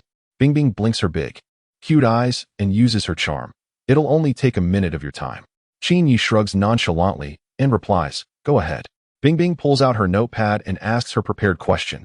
What are your thoughts on the traffic congestion during the recent holiday? Qin Yi, stroking his chin, replies seriously. I saw it on TV.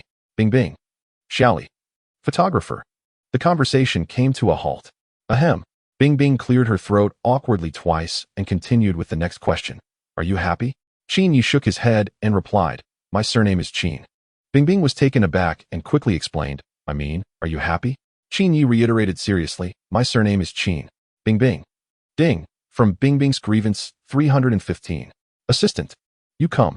Bing Bing conceded defeat and let the assistant take over the interview. The assistant picked up the card and smiled. What do you think is the reason couples in love break up? Qin Yi thought for a moment and said, it should be due to differences. The assistant asked again, how should these differences be resolved? Qin Yi rolled his eyes. Isn't it better not to date? The assistant. Ding. From Assistant Xiaoli's grievance, 246. Bing Bing and the assistant were both losing their composure. This person is simply out of the box. How are we supposed to conduct this interview? Bing Bing gritted her teeth and said, last question. How can one cultivate courage in a person to help them overcome their inner fears? Chapter 167. Oscar owes Qin Xiaoyu a little golden man. Qin Yi smiled slyly, doing questions. The more you practice, the less you fear. Bing Bing and the others fainted. The little assistant said pitifully, is there any other way? Sure. Qin Yi replied with a grin. The second way is to eat something unpleasant. 3 times a day. 3 pounds each time. The more you eat, the more fearless you become. Let us hear the applause. Bing Bing looked confused. What does eating something unpleasant have to do with courage? Qin Yi chuckled. When a person dares to eat something unpleasant, what else could they possibly be afraid of? Bing Bing. I can't believe it. You make a good point, and I can't refute it. The little assistant whimpered, woo-woo. Why don't we choose to answer questions instead? Qin Yi perked up, his eyes sparkling. Great. I have a few questions to test you. Does taking an AK-47 out of the fridge count as a cold weapon? If I get caught on my way to surrender, does that still count as surrendering? Are guide dogs prohibited from entering for the blind or for the guide dogs? If I punch myself and it hurts, does that mean I'm strong or weak?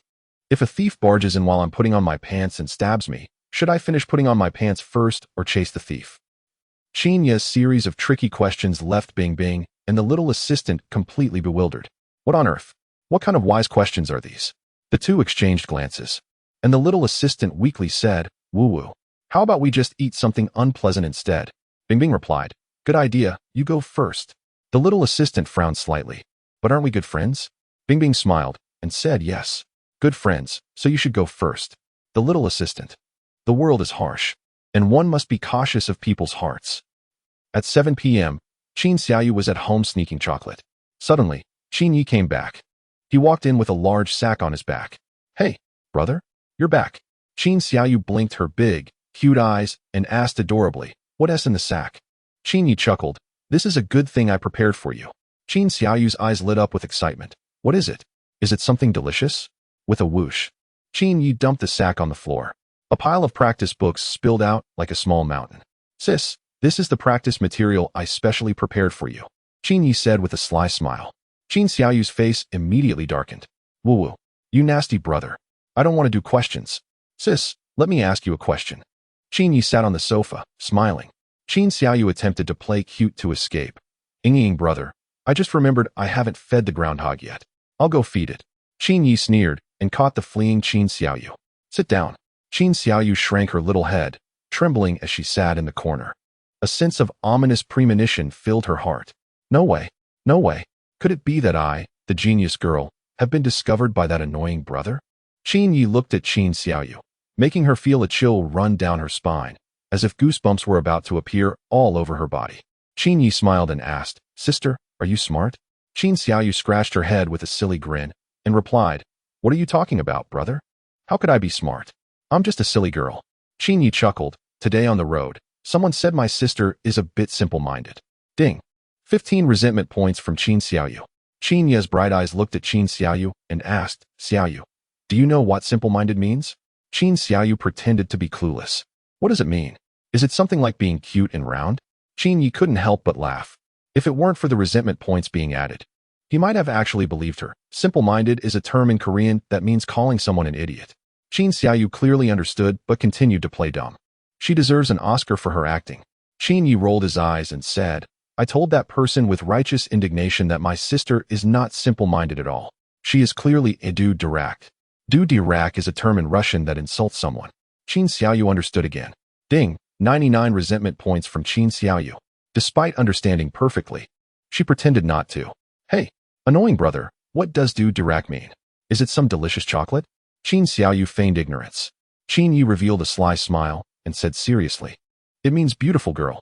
I'm complimenting you on your looks. Ding, 234 resentment points from Qin Xiaoyu. Although she was extremely angry inside, she continued to pretend. She held back her hurt feelings and said, Thank you, annoying brother. Boo-hoo. Qin Yi waved his hand and said sincerely, No need to thank me. Since you like to hear it, I'll say it to you every day from now on. Qin Xiaoyu. Ding, 367 resentment points from Qin Xiaoyu. Qin Yi raised an eyebrow, showing a playful smile. Act. Keep acting. Let us see how long you can keep it up. May 13th. The day of the entrance exam for middle school. Qin Yi walked out of the house and stretched. The weather today was sunny and pleasant, making one feel extremely comfortable. "Good morning, ma'am." Qin Yi greeted the elderly neighbor. The old lady sat in a chair, staring intently at her laptop. Without looking up, she replied, "Good." Curious, Qin Yi asked, "Ma'am, what are you doing?" The old lady replied seriously, "As a noble descendant of the Aizenjoro clan, I am conducting research on the history and culture of the Qing dynasty." Qin Yi was taken aback for a moment. Then he leaned in to take a look. To his surprise, the laptop was playing Empresses in the Palace. "I'm fed up with the study of historical and cultural research. It feels like I'm just watching a drama." Hee. Qin Yi rolled his eyes and applied what he learned, saying, "Old lady, do you know what I'm doing right now?" The old lady lifted her wrinkled face, puzzled, and replied, "Basking in the sun?" Qin Yi shook his head and smiled. "I'm initiating a project for high-quality protein selection and the spatial movement of irregular objects." The old lady frowned, her already wrinkled face becoming even more creased. "Xiao Yezi, what are you talking about?" "I can't understand you," the old lady said, confused. Qin Yi chuckled and simply said 3 words, "Order takeout." The old lady. Ding, for 133 from the neighbor's old lady's grievances. Qin Yi laughed even more happily. Over 400 points of grievance value credited. This old lady from a prominent family is great, definitely a high-quality target. Chapter 168, 4 Great Academic Devils versus 4 Great Academic Gods. Xiaoyizi, a child from my nanny's family, wants to get a tattoo. The elderly lady asked, "What do you suggest for the tattoo?" Qin Yi smiled and said, "Suggestions? You've come to the right person." He continued leisurely, "If you're going to get a tattoo, don't just think about it. Think about the consequences. If you get a tattoo resembling a certain historical figure, you might face challenges. If you're going to get one, why not choose something cheerful? The bigger the eyes, the better. And maybe a wolf character, ruling over the green fields." With a mischievous smile, Qin Yi added, "So, elderly lady, let your nanny's child get a wolf tattoo." The elderly lady. Ding, from the neighbor's elderly lady, resentment 200. At this moment, in various exam venues for the elementary school entrance exam, students are adjusting their states, ready for action. At the Jiangnan City exam venue, before entering, the 4 Great Academic Gods and the 4 Great Academic Devils from Mingzhu Primary School are in a fierce rivalry, tension palpable in the air. The Academic Devil, Fatty, shouted, "The Academic Gods are done for. It's time for the Devils to rise. This year is a good year for the exam." The Academic Gods refused to back down. Student Sha Run, from the Academic Gods, while enjoying a lollipop and wiping his nose, said, "Fatty, stop struggling. The first place in this entrance exam will definitely be from our Academic God camp." Academic Devil Shaolin shook his head, full of fighting spirit, "Not necessarily. The allure of a 10 million scholarship is irresistible. This time, Shaolin will give it his all, leaving no effort spared." Student Du Luxue from the Academic Gods chuckled. Speaking gently, "Shaolin, how are you talking to my buddy Shaoren? Don't forget, Shaoren's older brother has a certain reputation." Academic Devil Monyobi retorted, "Huh? I dare to go to the restroom without toilet paper, can you? The more times you go without paper, the more impressive it is." The 4 Academic Gods. Impressive. You're fierce. The 4 Academic Gods are speechless. They clearly are the top academic gods of Mingzhu Primary School and have never had their status shaken. The position of the top student has always been rotated among them. But unexpectedly, a new contender has emerged, challenging their dominance. The 4 Academic Devils, Fatty, Shaolin, Monyobi, and an English class representative, Xiao Mei. These 4 Academic Devils are uniquely formidable. Their previous scores were unremarkable, but suddenly they have risen to prominence. They even pose a threat to the rule of the 4 Academic Gods. In this entrance exam, the 4 Academic Gods and the 4 Academic Devils will face off for victory. At 9 a.m., the exam officially begins. 80,000 elementary school students from Su Province are seated neatly in their exam venues. The first subject is Chinese. As the Chinese exam papers are distributed to the students, the entrance exam officially kicks off. Everyone is filled with confidence and determination, especially the students from the elite class, who display even more pride. Mingzhi Primary School Exam Venue. This place gathers students from various elementary schools, including Mingzhu Primary School, Shengshe Experimental Primary School, Yucai Primary School, and Chaoyang Primary School. In the first classroom on the second floor, there are 2 top students from prestigious schools, as well as 3 or 4 students from Mingzhu Primary School. Among these students is Du Luxue, one of the 4 academic stars from Mingzhu Primary School. At this moment, Du Lushui looks very troubled. The Chinese language questions are simply too easy for a student of his caliber. With such difficulty, it's hard to widen the gap with top competitors like Xiaopeng. What should I do? Du Lushui thinks with a face full of worry. The top students glance over and see his forlorn expression, and they can't help but sneer internally. Worried about such questions? The 4 academic stars from Mingzhu Primary School? Really? They then bury themselves in their own papers. Determined to outperform Mingzhu Primary School today. Time flies as the elementary students write furiously. Before long, Du Lushui reaches the final essay question. The previous questions were too easy. If I want to pull ahead in scores, it all depends on this essay. Du Lushui thinks to himself as he looks at the essay prompt. Write a concise and clear essay on the topic what gives us national confidence. Any genre is acceptable except poetry. Upon seeing this topic, Du Lushui's thoughts flow freely, and he quickly comes up with a brilliant piece. He writes passionately, producing a remarkable essay. What gives us national confidence aside from us? There is no other country in the world that still systematically uses pictographic writing. No indigenous nation can match the physical prowess of others in a sprint or compete academically with those from different backgrounds. No country has faced a coalition of 17 nations and still maintained its sovereignty intact. No economy has managed to break through under global blockade in less than a century. Among the 4 ancient civilizations, only our civilization remains. The others are referred to as ancient, like ancient Babylon, ancient Egypt, and ancient India, all long buried in the river of history. We have always believed that hard work yields rewards, and that there is righteousness in the world. History has never lacked those who toil diligently, those who fight fiercely, those who plead for the people, and those who seek justice at the cost of their lives. Whenever our nation faces a life and death crisis, the people from various regions say, the people of Hunan say, if China is to perish, it must be with the last of us from Hunan. The people of Shaanxi say, a true man for the country fears not life or death. The people of Sichuan say, we will not retreat from foreign enemies. We swear not to return to Sichuan. The people of Hunan say, if the nation is in ruins, what do I need this head for? The people of Hebei say, Yinzhou has always been home to many passionate and sorrowful souls. The people of Guangdong, fierce and few in words, can wield a kitchen knife to feast on enemy flesh and drink the blood of foes. Even when warlords divide the Northeast, they do not forget their national duty. In times of peace, we may tease each other, but when the nation is in trouble, there is no distinction between North and South, young and old. Everyone dons their uniforms to protect our homeland. If there is war, we will return at the call. Not only the retired soldiers from the border defense, but also countless ordinary people. In the face of adversity, there are those who refuse to be enslaved and who honor their ancestors. Today, our extensive border serves as a deterrent to others, instilling fear in those who might challenge us. Our winding Great Wall is a testament to the perseverance of our ancestors throughout history. The transportation networks we have are measured by the footsteps of explorers. The cities and islands we inhabit were once vibrant centers of trade and prosperity. The desolation of the Northwest recalls historical figures who defended our land, and today, we have heroes who contribute to agriculture. The challenges of the ancient roads have kept invaders at bay, allowing us to enjoy culinary delights and cultural legacies. Our predecessors defended against numerous historical calamities with their strength and sacrifice. Future generations will carry on the wisdom of the past, paving the way for lasting peace.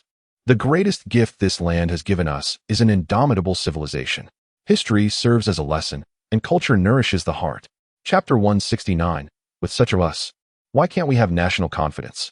Compared to the grand essay of the academic genius, Du Lushui, the composition by the scholar Xiaopeng is a bit extreme and even somewhat unconventional. Xiaopeng's essay states that Westerners believe in saviors, with deities ruling over the world. However, we believe that human determination can overcome nature. In the face of drought, the West relies on divine intervention to end it. While we are like Ho-E shooting down the suns, in the face of floods, the West has Noah's Ark to escape by boat, while we bravely resist, dig ditches for drainage, and manage the rivers and seas. We are like the you, who passed by his own home 3 times without entering while controlling the floods. In Western mythology, fire is a gift from God. In ancient Greek mythology, fire was stolen by Prometheus. Yet our fire was created by the perseverance of Swerin, who discovered it through relentless effort. When sick, Western medicine is a divine blessing. We are like Shinnong, who tasted various herbs at the risk of his life. Western writing is divinely inspired, while we invented our characters after observing the world around us. Western gods are high and untouchable, whereas in our culture, even if a deity neglects their duties, mortals can take action. Thus, we have Wei Zheng slaying dragons, Shimin Bao confronting the river god, and Li Dingwu dismantling the Dragon King's temple. With the bodies of mortals, we stand shoulder to shoulder with the divine. Yu Gong moves mountains, Jingwei fills the sea, and Kuafu chases the sun. Our faith has never been in a single deity, but in the land beneath our feet and the people on it. We do not need gods. We can create miracles ourselves. In a chaotic world, we will split it apart. In the space created by this axe, there are countless people unwilling to be slaves. This is the inviolable essence of our nation. With such a us, why can't we have national confidence? Xiao Pang's essay ends with a rhetorical question, taking a bold and unique approach that is eye-catching. The essay is filled with Eastern mythology, and Xiao Pang, having read numerous novels about ancient legends, easily references tales like Nuwa mending the sky and Ho-Yi shooting the suns. The academic genius's essay is grand and impressive, while the scholar's essay is innovative and free-spirited.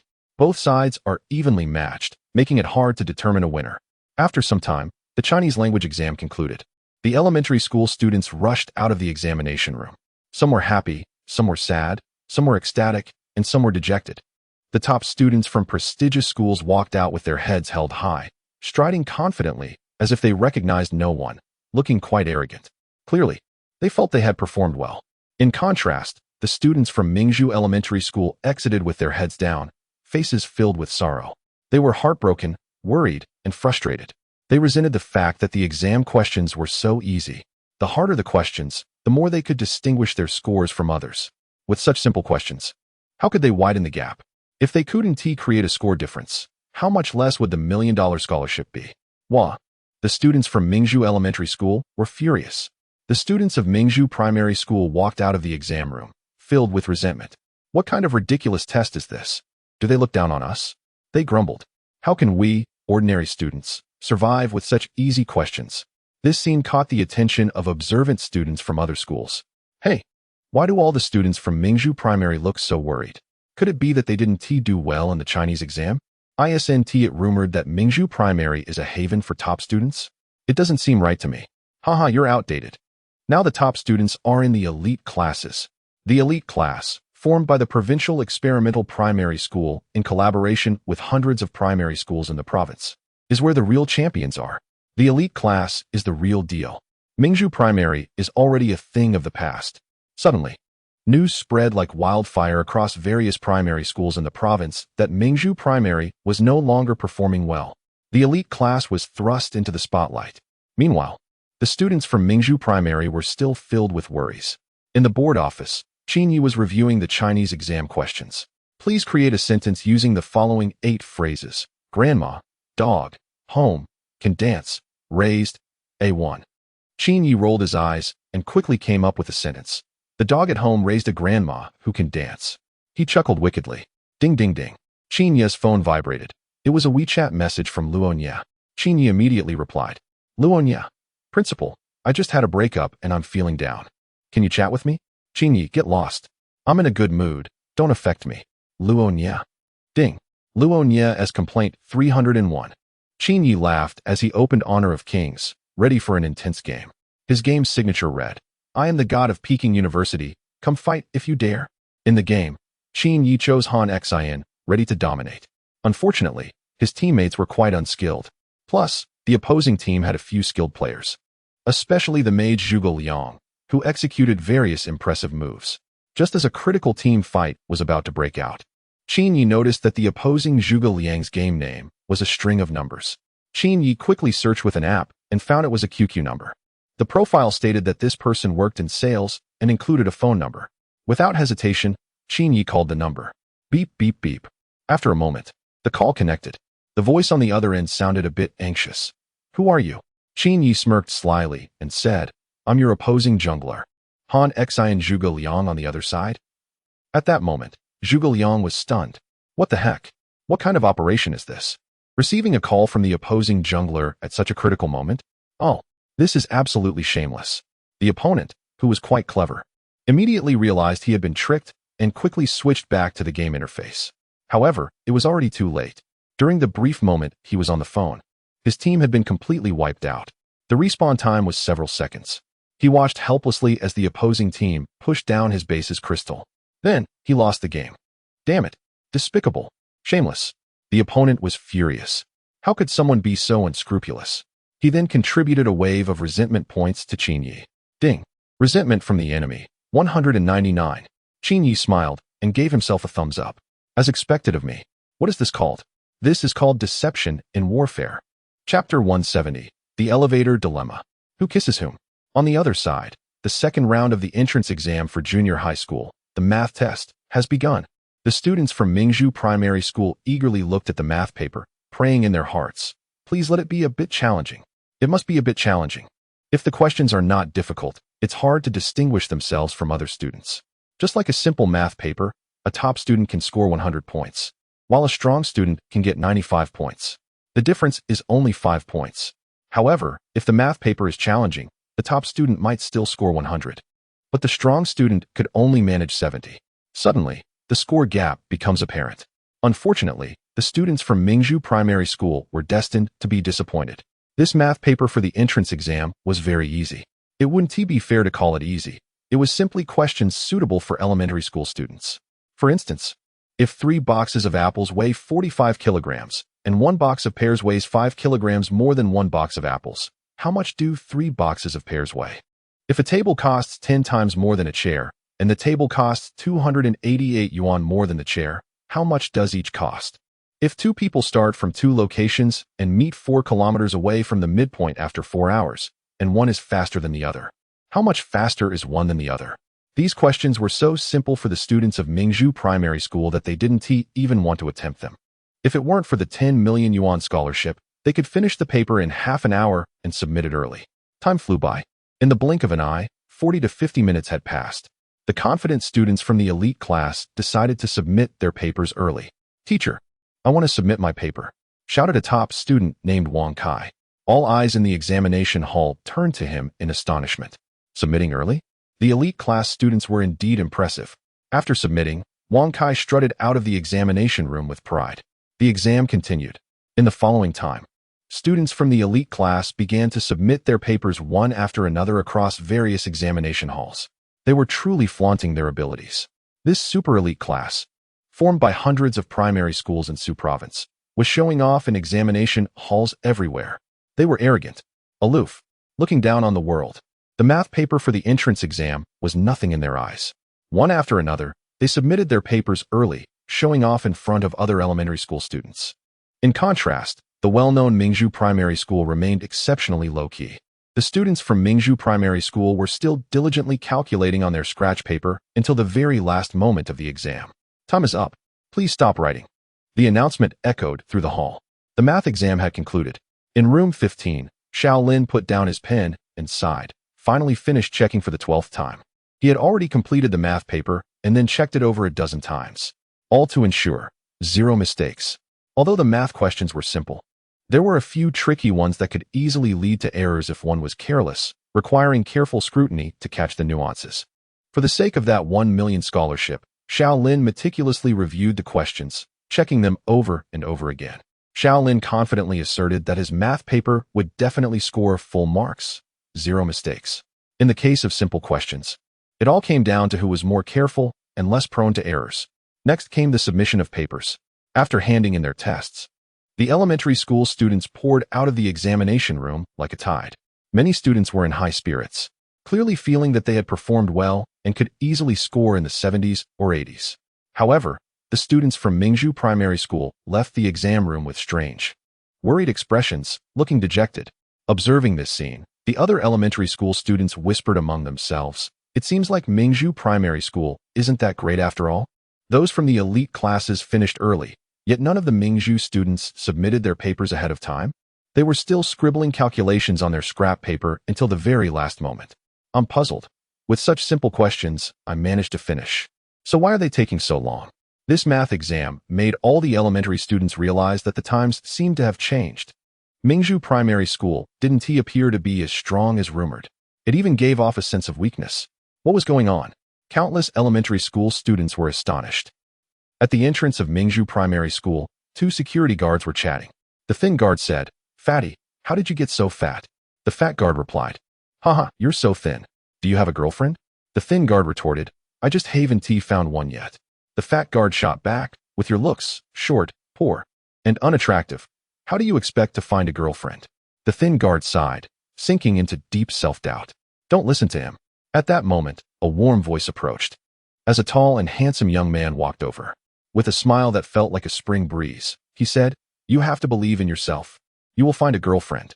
The thin guard shivered at the words, turning to look at Qin Yi, feeling a wave of warmth in his heart.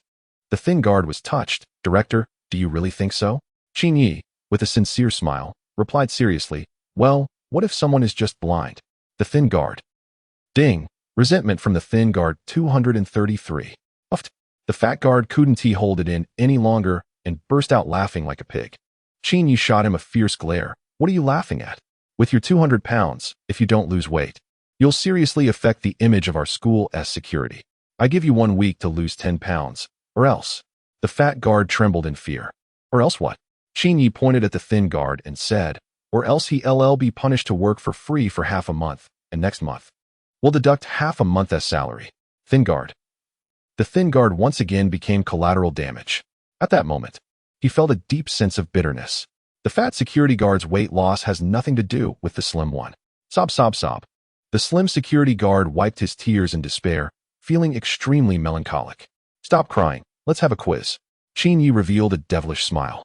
"There are 4 people in the elevator: a wealthy man, a school beauty, a creepy guy, and an elderly lady." Suddenly, the elevator lost power. In the dark environment, a sound of a kiss and a slap was heard. The question is, who kissed whom? This question from Qin Yi tests logic very well.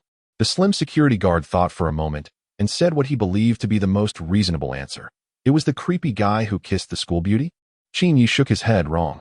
The fat security guard blinked his tiny eyes and said, "Then it must be the wealthy man who kissed the school beauty." Qin Yi chuckled. Also wrong. Now both the fat and slim security guards fell silent. Since it wasn't the school beauty who was kissed, could it be the elderly lady? Wow, these two have really heavy tastes. The fat security guard said, "It was the creepy guy who kissed the elderly lady." Qin Yi shook his head again. The slim security guard immediately added, "Then it must be the wealthy man who kissed the elderly lady." Qin Yi denied it once more. "No, you guys are too slow." Chapter 171 Graduation. The elementary school students celebrated joyfully. Qin Yi smiled and said, "A certain man had just kissed the back of his hand and slapped a wealthy individual. The reason was that the man harbored resentment towards the rich." When the elevator arrived, everyone saw the mark of the slap on the wealthy individual's face. The school beauty thought, "This wealthy person has such peculiar taste, he would rather kiss an elderly lady than me." The wealthy individual thought, "Damn it, it was clearly that man who stole a kiss, yet I ended up getting slapped for nothing." The elderly lady thought, "This school beauty really hits hard. That slap looked painful." The man chuckled, feeling that he was on a different level. The chubby security guard exchanged glances with the thin security guard, and they both knelt in awe. "Oh no, this question was too harsh. I can't believe it was that man who slapped the wealthy individual." Meanwhile, in the elementary school entrance examination venue, the last English exam had just concluded. The students surged out of the exam hall like a tide. A reporter from a television station had been anxiously waiting outside for a long time. "Excuse me, how did you do on the exam?" The reporter handed the microphone to a top student from a prestigious class. The student, Wang Kai, smiled proudly and made a gesture indicating 8. The reporter was surprised. "Does that mean you scored 80 points?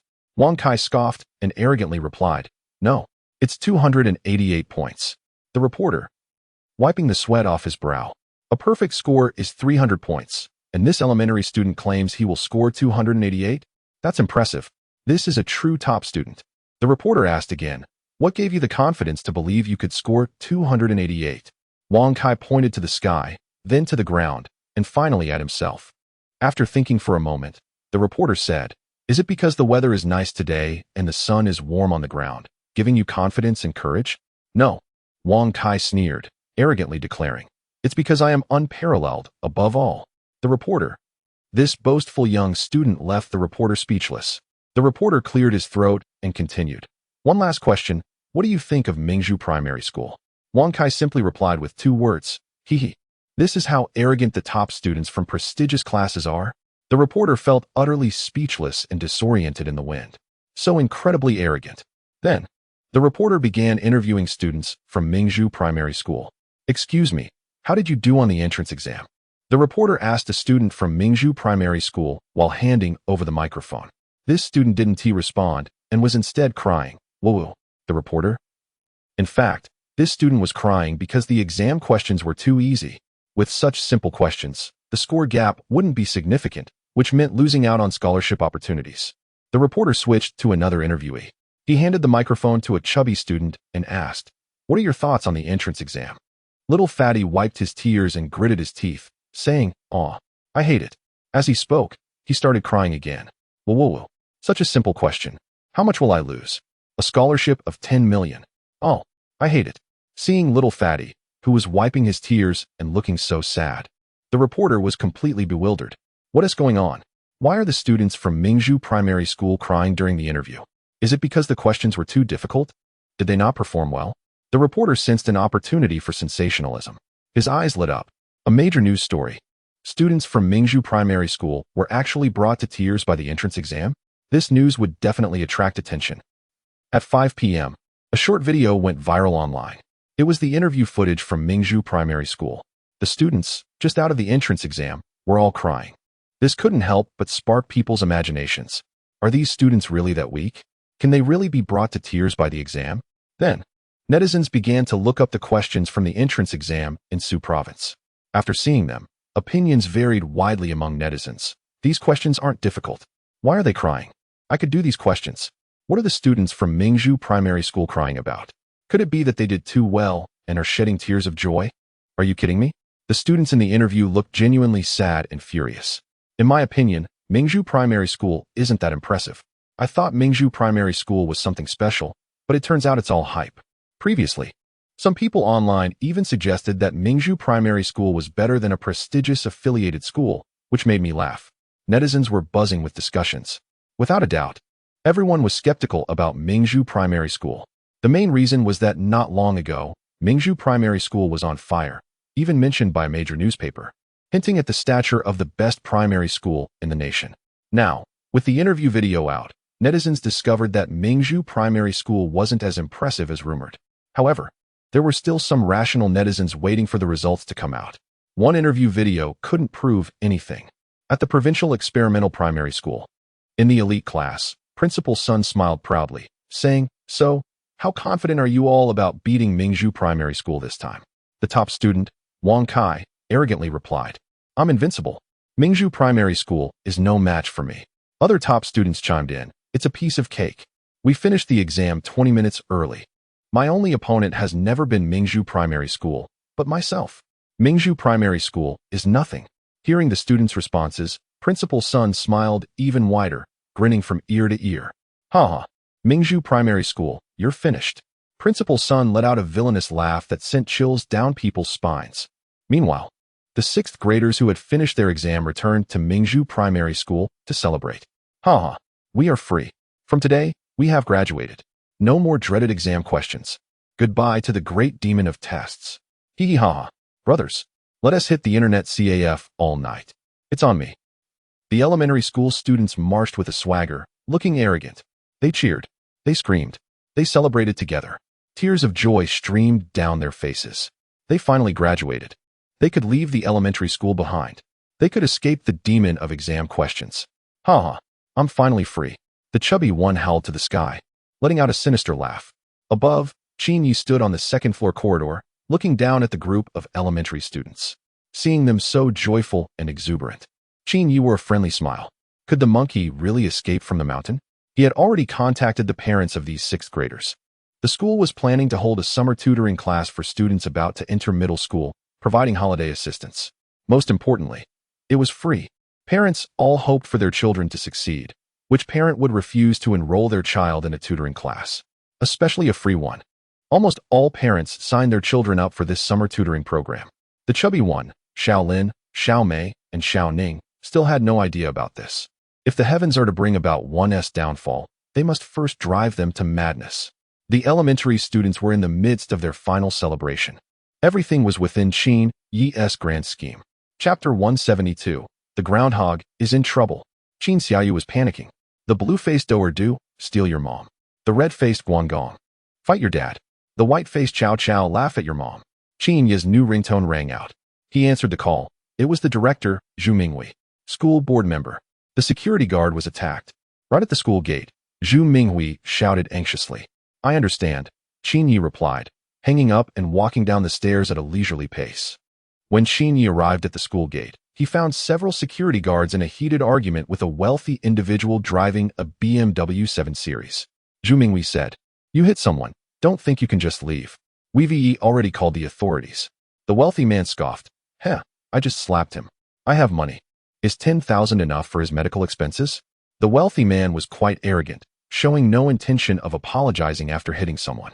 In his view, money could settle everything. What is going on? Qin Yi asked calmly. Zhu Minghui explained the situation without bias. It turned out that this wealthy individual wanted to park at the school gate, but the security guards wouldn't allow it and asked him to move.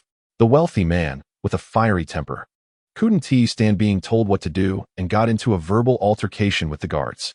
Then, in a fit of rage, he slapped one of the guards. All right, I understand. After listening to Zhu Minghui's explanation, Qin Yi nodded slightly. He grasped the situation. Parking was prohibited at the school gate.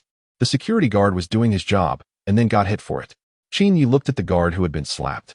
There was a visible red handprint on his face, indicating that the slap had not been light. You're the school leader, right? The wealthy man said arrogantly, pulling out a crocodile leather wallet and taking out a platinum card. I have money. Is 10,000 enough for a slap? Qin Yi coldly smiled. Our school will cover 10,000 for the guard, but you must go to detention. Qin Yi's words were firm. Can money allow one to hit others at will? Is there no law? If the security guard at Mingzhu Elementary was attacked and no justice was sought, then Qin Yi's role as a board member would be meaningless. Beep, beep. At that moment, Qin Yi's phone rang again. He glanced at it. It was Qin Xiaoyu calling. He answered, Sister, what's wrong? Qin Xiaoyu said anxiously, Brother, the groundhog is sick. It's been lying on the ground for half an hour and hasn't moved. Qin Yi decisively replied. I'm dealing with something here and might be home late. I'll ask the neighbor's elderly lady's nanny to accompany you to the pet hospital. Qin Yi then called the elderly neighbor, explained the situation, and asked her nanny to take Qin Xiaoyu to the pet hospital. After taking care of this, Qin Yi hung up and focused on handling the current matter. The wealthy man who hit someone must go to detention. Protecting the school staff was his responsibility as a board member. 40 minutes later, at a pet hospital in Jiangnan City, a pure and elegant female celebrity, with exquisite makeup, is facing the cameras of paparazzi, coyly saying, This stray cat is hurt. How pitiful, everyone. Our task today is to rescue this adorable cat. The celebrity, Sun Yin, is holding a stray cat and pretending to look pitiful in front of the camera. Her charming demeanor instantly touches the hearts of the fans in the live broadcast room. Yin is so loving. She rescues small animals every day. Great love for Yin. Moi, we all support you. It's day 361 of loving Yin. Love you. Hee hee. Yin, go for it. Make sure to save this cat. Sun Yin is a second-tier star who has acted in a few TV dramas with average acting skills, so she shouldn't be very popular. However, the capital behind her has built her persona. They have created an image of her as a cute and kind-hearted person who rescues small animals. She updates her social media daily with posts about rescuing stray cats and dogs. This cute and kind persona has brought her a lot of attention, and her popularity has skyrocketed. Sun Yin has 20 million followers online, making her one of the top stars among second-tier celebrities. All right, everyone, let's set off and rescue this adorable cat together. Sun Yin flashed a pure and sweet smile as she walked into the pet hospital with the following camera. Inside the pet hospital, as Sun Yin entered, there were many gasps of surprise. Wow, isn't that Sun Yin? The big star. Wow, it's really Yin, the big star. Oh, Yin, can we take a picture together? I'm your fan. Yin, I love you. You're so beautiful. Facing these enthusiastic fans wanting to take pictures, Sun Yin blinked her adorable big eyes and sweetly said, Not today. I have to rescue this injured cat with the babies. In the live stream, the fans on site expressed their understanding. Then, Yin, you go ahead. Yin, you can do it. I'm a girl fan of yours. The little girl at the front of the line. Yes, I'm talking about you. Quickly make way for Nian Nian. Qin Xiaoyu, who was at the front of the queue, was confused. She had brought her pet to the hospital and waited for 20 minutes. Why should she give up her spot for a female celebrity? What a cute little sister. Little sister, can you let your sister have a spot? Su Nian Nian said softly and charmingly. The stray cat in my arms is in critical condition. Little sister, please help me out and let me treat this cat first. As soon as Su Nian Nian said this, the fans in the live stream became even more enthusiastic. The comments flooded in. Nian Nian is so kind. Always thinking of small animals. That little sister should hurry up and make way. Let my Nian Nian through. What an ill-mannered child. Why are you just standing there? Can't you see our Nian Nian? Hurry up. Make way. Damn it. It is an honor for you to give up your seat for Nian Nian. Facing the suggestion from Su Nian Nian, Qin Xiaoyu glanced at the nearly lifeless groundhog in the cage held by the nanny beside her. Qin Xiaoyu bit her lip and apologized. I'm sorry. I can't give up my seat. Saying this took a lot of courage. Usually, she would definitely give up her seat, but today was different. The groundhog was on the brink of death and needed urgent treatment. Hearing Qin Xiaoyu refuse her suggestion, Su Nian Nian frowned slightly, feeling a bit displeased. As a big star, she was used to a life of luxury and commanding others. Being rejected in front of so many people made her feel embarrassed. However, as a savvy individual, Su Nian Nian did not show this emotion. Instead, she sniffled and spoke to her fans in the live stream. It's okay, it's my fault. I shouldn't have asked the young lady to give up her seat. It's all my fault. I'm just too worried about this stray cat in my arms. This poor little cat is almost dying. At this point, Su Nian Nian skillfully let a few tears fall, looking pitiful. This sorrowful appearance stirred a protective instinct in people's hearts. In that moment, Su Nian Nian perfectly embodied what it meant to be a sophisticated and charming individual. Her fervent fans were now completely furious. Chapter 173. Tao Zhishuan, Tao Xianghua, father and daughter dialogue in the rain. Why is this little girl so ill-mannered? What's wrong with asking my family to give up a spot? If I were there, I would definitely slap her. It makes me so angry. Nian Nian, darling, let us not stoop to the level of such a wild child. Whose wild child is this? It's just infuriating. The fans in Su Nian Nian's live stream began to attack Qin Xiaoyu personally. Unfortunately, Qin Xiaoyu didn't see those comments. As the situation became tense, Qin Xiaoyu, eager to treat the groundhog, thought quickly and said, "Wow, this groundhog is also a small animal, a life. Look at how cute it is. Can you bear to exchange its life for another? If you truly have the heart to do so and insist on a life for a life, then I have no objections." Qin Xiaoyu's bright eyes sparkled with a mischievous glint. "Annie, how about I give you my spot right now?" Su Nian Nian frowned slightly. "Call me sister." Qin Xiaoyu nodded adorably, cutely replying, "Okay, Annie, how about I give you my spot now, sister?" Su Nian Nian. This little girl is something else. So sharp-tongued. Who does she think she is calling Annie? Can't she see I'm a beautiful young lady and a big star? Qin Xiaoyu kicked the ball to Su Nian Nian, whose expression suddenly turned sour. She felt cornered. If Su Nian Nian insisted on cutting in line and demanded a life for a life, all the hard work she put into building her image would be ruined.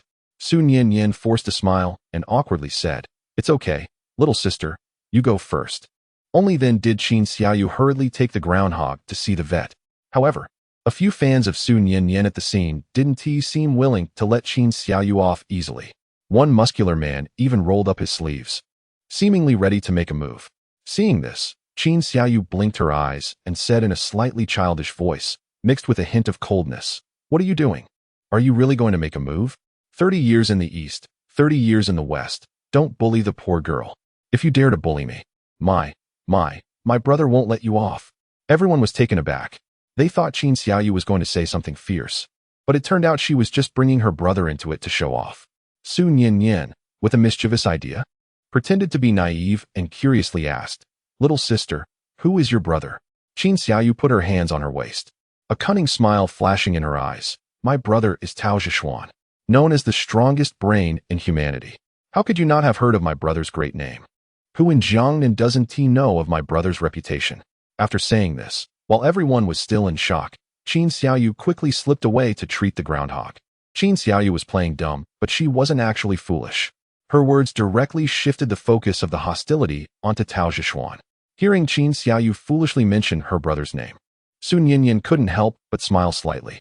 Regardless of whether this Tao Zhishuan was a local bully or an influential figure, under the massive public opinion attack from her fans. He would become a joke. "Oh, I'm sorry, it's all my fault. I shouldn't have provoked this little sister.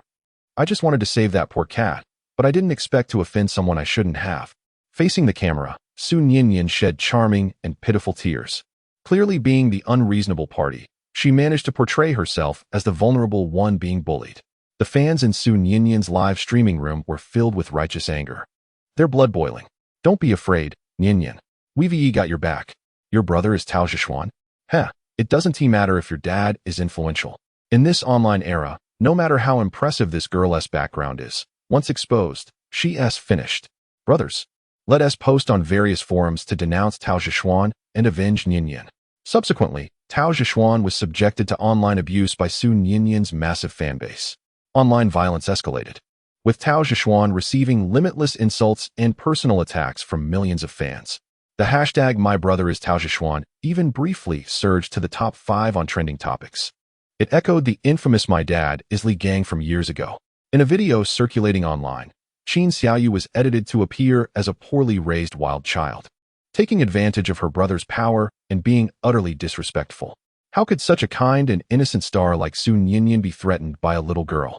That girl even arrogantly shouted, "My brother is Tao Zhishuan." The online discourse became overwhelming, with the abuse intensifying. "Tao Zhishuan, damn you. How can you let your sister behave like this? What a fool. The regulatory authorities need to investigate this family. Look at how scared Ninian is. She has been crying for 2 hours." Su Ninian's diehard fans became like frenzied beasts. They incessantly cursed Tao Zhishuan across all major platforms, Weibo, Douyin, forums. The viciousness of their words and the intensity of their expressions were chilling. It's no exaggeration to say that Tao Zhishuan's ancestors were insulted for 18 generations. Far across the Atlantic, Tao Zhishuan faced an unwarranted disaster. In a remote, standalone compound, heavy rain poured outside. Tao Zhishuan knelt outside, unmoving as the rain soaked his clothes. After a long time, a stern-looking man with a few white hairs at his temples stepped out. Tao Zhishuan struggled to speak. "Father, I have lost." Tao Xianghua stood in the rain, calmly gazing at Tao Zhishuan, and said lightly, "Do you know where you lost?" Tao Zhishuan closed his eyes and began to reflect on his several confrontations with Qin Yi. After a long while, he suddenly opened his eyes and spoke solemnly. "I underestimated my opponent. I took him lightly and overestimated myself." Tao Zhishuan's eyes were cold, and his tone was neither humble nor haughty. Faced with this response, Tao Xianghua was not satisfied. He shook his head gently. "No, think again." Tao Zhishuan's gaze flickered as his mind began to ponder. Where did he actually fail? It was hard to tell how much time passed before Tao Zhishuan, as if awakening from a dream, suddenly realized, "I was greedy. I let profit cloud my judgment. At the very beginning, when I discovered that my opponent could not be used by certain powers, I should have eliminated him directly. Yet, I became greedy and wanted to use him to remove those scientists who longed for my homeland, thus giving him a chance to turn the tables." Tao Zhishuan identified the fundamental reason for his failure. A hint of a smile finally appeared on Tao Xianghua's face. Amidst the pouring rain, he helped Tao Zhishuan up. Looking at his son, whom he took great pride in, a trace of comfort appeared on his stern face. "It is commendable that you can realize this. Remember, letting profit cloud your judgment. When facing a powerful enemy, any greed is a death sentence. Greed is like a poison arrow that will continuously corrupt your heart. Go. Get back up from where you fell. You lost to him, so face him again at the upcoming mathematicians conference and defeat him honorably." Tao Xianghua advised earnestly, his tone stern. Hearing this, Tao Zhishuan bowed deeply and turned to leave. Soon, his figure vanished into the rainy night. This departure would lead to a complete transformation. Chapter 174. Qin Xiaoyu's online bullying in the domestic online community. After several hours of brewing, fans of Su Ninian gradually discovered some clues. Isn't Tao Zhishuan a scientist from a certain country? How could he have a sister from another country? Could it be that they had targeted the wrong person? Consequently, they began to search for the little girl in the video. As the belle of the foreign language school, Qin Xiaoyu had a certain level of recognition. Before long, her true identity was uncovered. Qin Xiaoyu, a third-year junior high school student at a foreign language school in Jiangnan City. The fans of Su Ninian who uncovered Qin Xiaoyu's identity were furious. How could this little girl trick us? Her brother is definitely not Tao Zhishuan. This is infuriating. So many of us, were deceived by a little girl. Qin Xiaoyu. How dare you? At such a young age, already learning to deceive, fans of Su Nianyan were unleashing venomous curses against Qin Xiaoyu online. In Jiangnan City, outside a police station, Qin Yi and a group of people were leisurely walking out. Director, then we'll head back. Goodbye, Director. Drive safely. Director Zhu Minghui and several security guards bid farewell to Qin Yi. Qin Yi waved his hand. Go ahead. After several hours of commotion, the wealthy individual who slapped a security guard was detained for 3 days due to malicious troublemaking. Justice ultimately prevailed. These days, there are far too many people who think they can act above the law just because they have some money. What is even more ridiculous is that before leaving, that wealthy individual threatened Qin Yi, claiming that his cousin is a big star and that he wouldn't let Qin Yi off easily. This matter couldn't just end here. Qin Yi chuckled.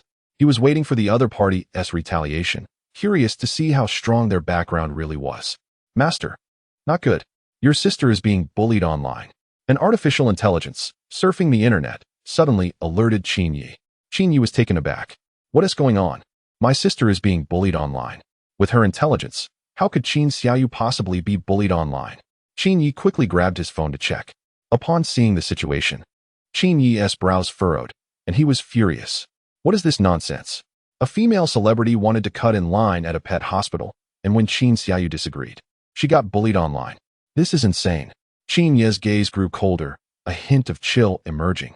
At this moment, in a luxurious villa, Qin Xiaoyu was curled up alone in her room, sobbing helplessly. She wasn't crying because of the online bullying. Rather, it was because her pet groundhog had died. The delay caused by Su Nianyan had made the groundhog miss its final chance for rescue.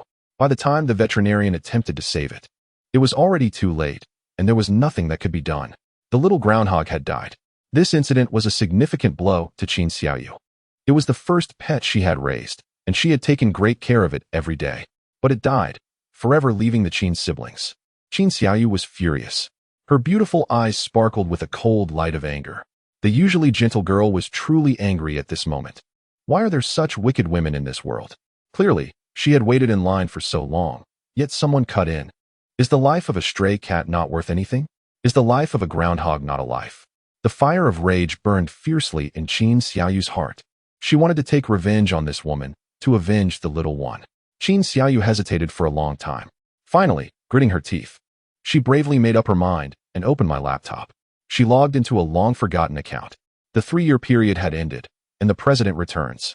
The High IQ Association for the Asia region, Qin Xiaoyu, the genius beauty, has returned. In a luxurious flat of over 400 square meters in a high-end community, the celebrity Su Nianyan was in bed with a prominent director. Such things are not uncommon in the entertainment industry. After some activity, the director Xiang lay reclined on the bed, lighting a cigarette while admiring Su Nianyan's graceful figure. This woman, he had just enjoyed. Su Nianyan, like a seductress, twisted her smooth body, leaning against Xiang Lei. He softly said, I heard a little girl offended you today? Su Nianyan, with a charming gaze, replied sweetly, just a sharp-tongued little girl. Xiang Lei calmly took a puff of his cigarette. You didn't ruin your image in public, right? Su Nianyan let out a soft hum, exhaling like an orchid. Of course not. Who would know that behind the scenes? She's your little treasure. Xiang Lei laughed heartily, a hint of wicked charm flashing across his brow as he pinned Su Nianyan beneath him. He casually asked, by the way, what's that little girl's name? Do you need me to get someone to deal with her? Su Nianyan furrowed her brows and thought, I think it was Qin Xiaoyu or something. Xiang Lei's pupils constricted, and he shivered all over, stammering, Qin Xiaoyu? Are you sure that's her name? Su Nianyan was taken aback, slightly frowning. Yeah, that's her name. What's wrong? Xiang Lei. The room fell into a long silence. It seemed there was only one little girl named Qin Xiaoyu in Jiangnan City, the precious jewel of the Qin family. Xiang Lei felt a chill run down his spine. Quickly dressing and running out the door, cursing as he went, Su Nianyan, are you trying to get killed? Don't drag me into this. Damn. At that moment, he hated Su Nianyan to the core. How could he provoke the Qin family? Su Nianyan, you wretched woman. I treated you like a big star, and yet you want my life. Su Nianyan, damn you. Xiang Lei's eyes were bloodshot, filled with rage, as he shouted like a madman, you bitch. You'll end up killing me one day. After saying this, he finished dressing and bolted out, slamming the door behind him. Su Nianyan widened her beautiful eyes. Frozen in place, her heart rolling like a storm. What was happening? Who was Qin Xiaoyu? Why was Director Xiang Lei so terrified? Su Ninian was not foolish. She also realized that something serious was wrong. Her legs went weak, her delicate body trembled, and an endless wave of fear and dread surged within her. Chapter 175, Public Opinion Reversal. Qin Xiaoyu can't hide it anymore. The moment the familiar ID account Lazy Fish came online, the club's group chat erupted with cheers. What? The president is here? Is it true? It's been 3 years. The president hasn't logged in for 3 years and is finally back. Wow, it's really the president. The one who single-handedly led the club to glory back in the day. Sob, sob, sob. President, you're finally back. It's been 3 years. The genius girl is back. At this moment, the club members were overwhelmed with emotion and tears. Thinking back to when the High IQ Club was first established, it was oppressed by another club. It was President Lazy Fish who stood up and shocked everyone with a score of 204 on the IQ test, scaring off many intellectuals from home and abroad. President Lazy Fish held up the sky. Once the club began to thrive, the president completely disappeared. The Lazy Fish account never logged in again and became a legend within the club. And now, after 3 years, the president has returned. As soon as Qin Xiaoyu logged into the account, she issued her first command to the club to sanction the big star Su Ninian. As soon as this command was issued, the members of the High IQ Club responded enthusiastically. Brothers, charge. The president has spoken. This is our first command from the president, and we must fulfill it. Su Ninian, huh? How dare she offend our club? Let us take her down. 3 days. President, give us 3 days, and we will definitely make Su Ninian fall. I'm the owner of an aesthetic medical company. I'll use my connections to find out if Su Ninian has had any cosmetic procedures. I'm the president of a certain entertainment agency. I'll arrange for someone to investigate Su Ninian's scandals in the industry. In an instant, the members of the High IQ Club responded like a rebellion, with many of them being social elites from various fields. Individually, they might not be significant figures, but together, their collective power was formidable. A swarm of ants can take down an elephant. Not to mention these individuals were not ants, but rather fierce tigers and wolves. On the other side, Qin Yu was also taking action. He arranged for online influencers to voice support for justice and to publicize the sequence of events. Compared to Qin Xiaoyu, Qin Yu's approach was more composed. He chose to start with public opinion. Public opinion can be incredibly powerful, if not managed well. Any actions taken against Su Ninian could provoke the blind discontent of the masses. Shifting the direction of public opinion was the most prudent approach. Soon, the PR team of the Qin Group began to take action. Some big-name influencers with millions of followers started to speak up and reveal the truth of the situation. It turns out that a certain individual was trying to maliciously cut in line by using celebrity privileges. When another person disagreed, they were subjected to online harassment by the individual's fans. A prominent figure specifically noted that at that time, the other person's pet was on the verge of death and urgently needed medical attention. As a result of the delays caused by the individual, the crucial time for treatment was missed, leading to the loss of a living creature. Beneath the pure and kind facade of this individual lies an ugly heart. The claims of rescuing small animals are merely a facade. There aren't that many injured stray cats for them to rescue. It's all a self-directed scam. It's a performance for their fans to gain traffic. The collective voice of prominent figures suddenly turned public opinion around. What? So this is the truth? I never expected this individual to be that kind of person.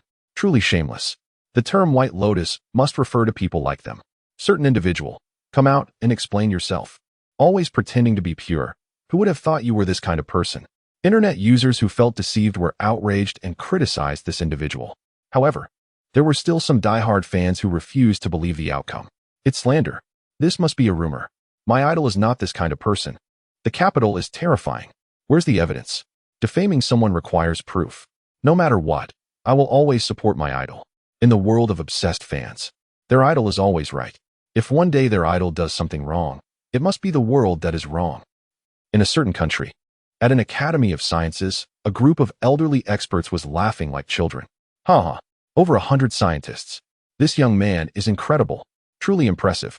He went alone to another country and brought back more than 100 scientists? Amazing. This young man is talented and should be regarded as a national hero. The Academy has gained over 100 scientists for no reason. This is a once-in-a-lifetime opportunity. Then, the esteemed elders of the Academy faced a dilemma. How should they reward this young man? Such a significant contribution must not be met with a meager reward. Should they give him a top 10 Outstanding Youth Award or a prestigious medal? Just as they were deliberating on what award to present, a nightmarish piece of news arrived. What? This young man's family has been subjected to online harassment? Outrageous. Who dares to be so bold? Do they know how much this young man has contributed to the academy? Severe punishment is necessary. We cannot let his achievements be disrespected. Several esteemed elders were furious and fuming. Subsequently, the academy reported this matter to higher authorities. As a result, a document was issued, and major platforms were instructed to make urgent corrections, leading to a catastrophic downfall for the celebrity involved. In a messy rental apartment, a person was eating instant noodles while typing on their phone. In reality, I remain silent, but online, I strike hard. If it weren't for the keyboard warriors, the night would last forever. As a die-hard fan of Su Nianyan, Li Chong has posted hundreds of messages on various forums, all of which insult and slander Qin Xiaoyu. Send. Li Chong edited his message on a social media platform, clicked send, but received a prompt. Your comment regarding Qin Xiaoyu contains prohibited words and cannot be posted. Li Chong. What is going on? Qin Xiaoyu has become a prohibited term? Are they kidding me? Li Chong was shocked. He never expected that Qin Xiaoyu's background was so strong that even social media wouldn't allow discussions about her. He quickly opened the topic group for Qin Xiaoyu, and sure enough, it was also blocked. In an instant, all the die-hard fans of Su Nianyan were dumbfounded. In a fan group chat, what is happening? How did Qin Xiaoyu become a prohibited term? Is the social media platform under her control? Such a powerful background. No, it's not just the social media. I checked. Even forums, short video platforms, and discussion boards have all blocked discussions about Qin Xiaoyu. Wow. A friend of mine got his account banned for 10 years just for insulting Qin Xiaoyu. This is terrifying. Who exactly is Qin Xiaoyu? Before the fan group could reach a conclusion, the chat was shut down. This group chat has been suspended due to suspected illegal activity. Fans of Su Nianyan. Chapter 176. The president is terrifying overnight. All discussions about Qin Xiaoyu on the internet were completely blocked. The name Qin Xiaoyu has become a banned term. All topics related to Qin Xiaoyu vanished. Internet users, unaware of the truth, were left in shock. Who is Qin Xiaoyu? Does she have such a powerful background? How could so many online platforms collectively block discussions about her? It's terrifying. The next day, tax auditors arrived at Su Nianyan's doorstep. Su Nianyan, right? You are suspected of tax evasion. Please come with us. The auditors spoke with cold expressions and flat tones. Cold sweat dripped from Su Nianyan's forehead. Tax evasion. She had been very discreet about this. How could the tax bureau have found out? What was she going to do now? The persona she had painstakingly built in the entertainment industry was about to be ruined. Years of effort down the drain. Aiken, quickly contact Sister Qian to save me. Before being taken away, Su Nianyan anxiously said to her personal makeup artist, Aiken. Sister Qian, a top-tier star and the behind-the-scenes boss of a talent agency, was Su Nianyan's greatest support. This Sister Qian had been in the entertainment industry for many years, with incredible connections and influence. A significant part of Su Nianyan's success was due to Sister Qian's help. Now, Su Nianyan could only hope that this powerful figure could come to her rescue. Su Nianyan caught for tax evasion. This news quickly topped the trending charts. Netizens were shocked and found it hard to believe. How is this possible? My Nianyan would never evade taxes. Are you kidding me? How dare she? I can't believe it. A big star like her breaking the law by evading taxes. Paying taxes is our duty as citizens. Such tax-evading stars should be banned. Public opinion quickly turned, and countless fans of Su Nianyan were disheartened, with some even turning against her. In an instant, Su Nianyan became a target of public outrage. This scene left the members of the Shanghan High IQ Club dumbfounded. What happened? They clearly hadn't taken action yet. How did Su Nianyan fall so quickly? It was like they had just bought their gear, ready to take on a boss, only to find that the boss was already dead. A punch thrown into cotton candy, powerful yet ineffective. In the internal chat of the Shanghan High IQ Club, shock spread. It seems Su Nianyan is already finished? So soon? Haven't we made a move yet? The background of our president is truly terrifying. No wonder he is the president. He is definitely a big shot. Even Qin Yi found it hard to comprehend. What was happening? He hadn't even used his backup plan yet. How had Su Nianyan already fallen? Who was responsible? After a brief moment of thought, Qin Yi quickly figured out what was going on. It was clear that topics related to Qin Xiaoyu had been collectively blocked by various social media platforms. This is absolutely something that cannot be accomplished by individual effort. The state has intervened. It seems that the matter of him bringing back over 100 scientists from a certain country has already been known by the higher authorities. In a luxurious and magnificent villa, a well-known star received a call from her cousin. He explained the situation, saying he was currently detained for slapping the security guard of a certain elementary school. After hearing her cousin's words, she frowned and her expression darkened. Are you crazy to seek revenge on that school? A chill ran down her back, and she was stunned by her cousin's foolish idea. Do you know who is behind that school? The backing of that school is the Qin Group. I've thrived in the entertainment industry for so many years thanks to my support from a major entertainment company. And the second largest shareholder of that company is the Qin Group. Are you asking me to deal with the boss behind my backer? Chen Leixiong. Are you out of your mind? She scolded her cousin harshly. Having been in the entertainment circle for many years, she followed two principles. 1. Do not break the law.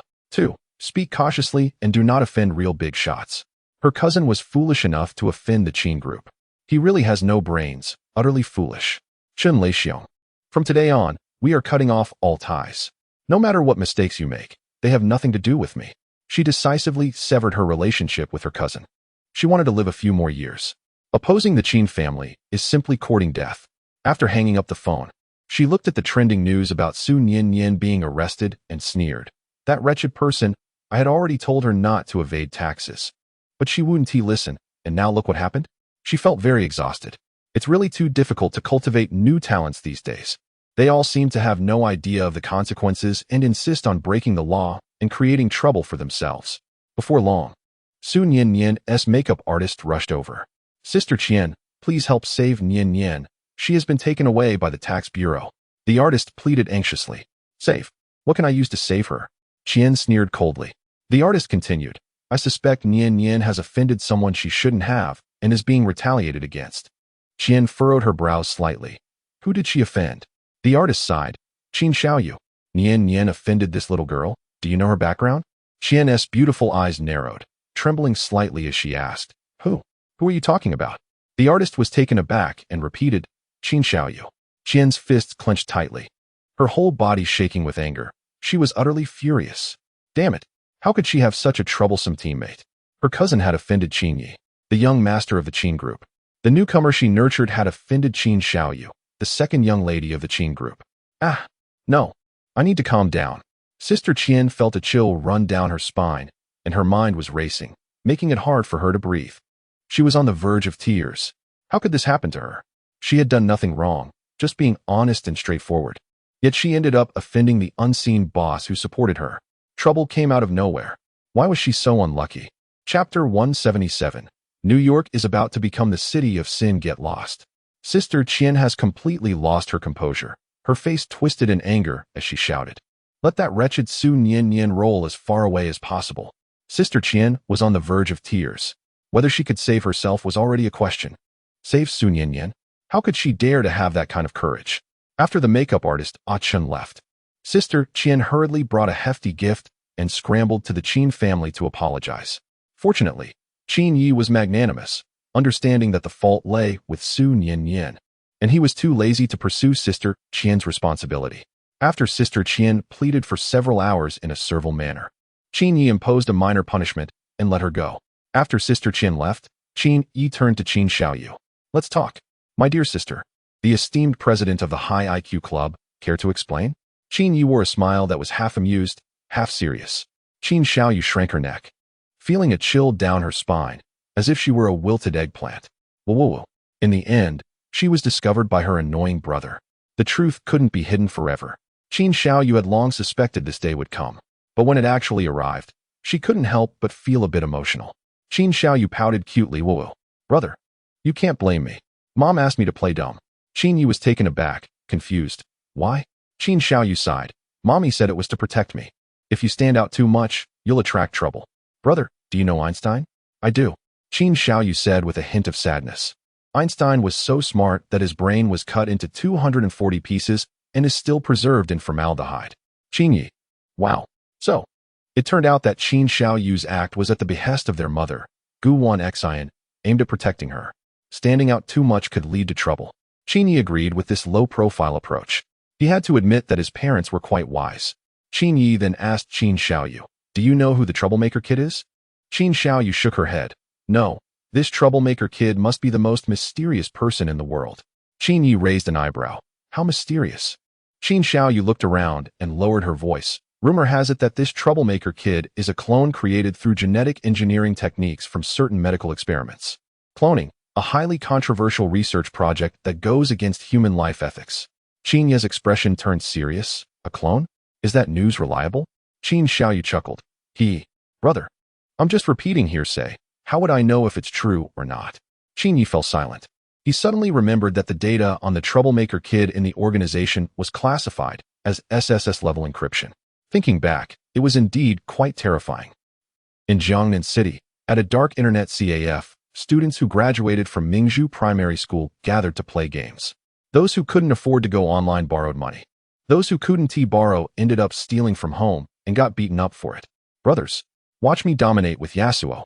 Hasake."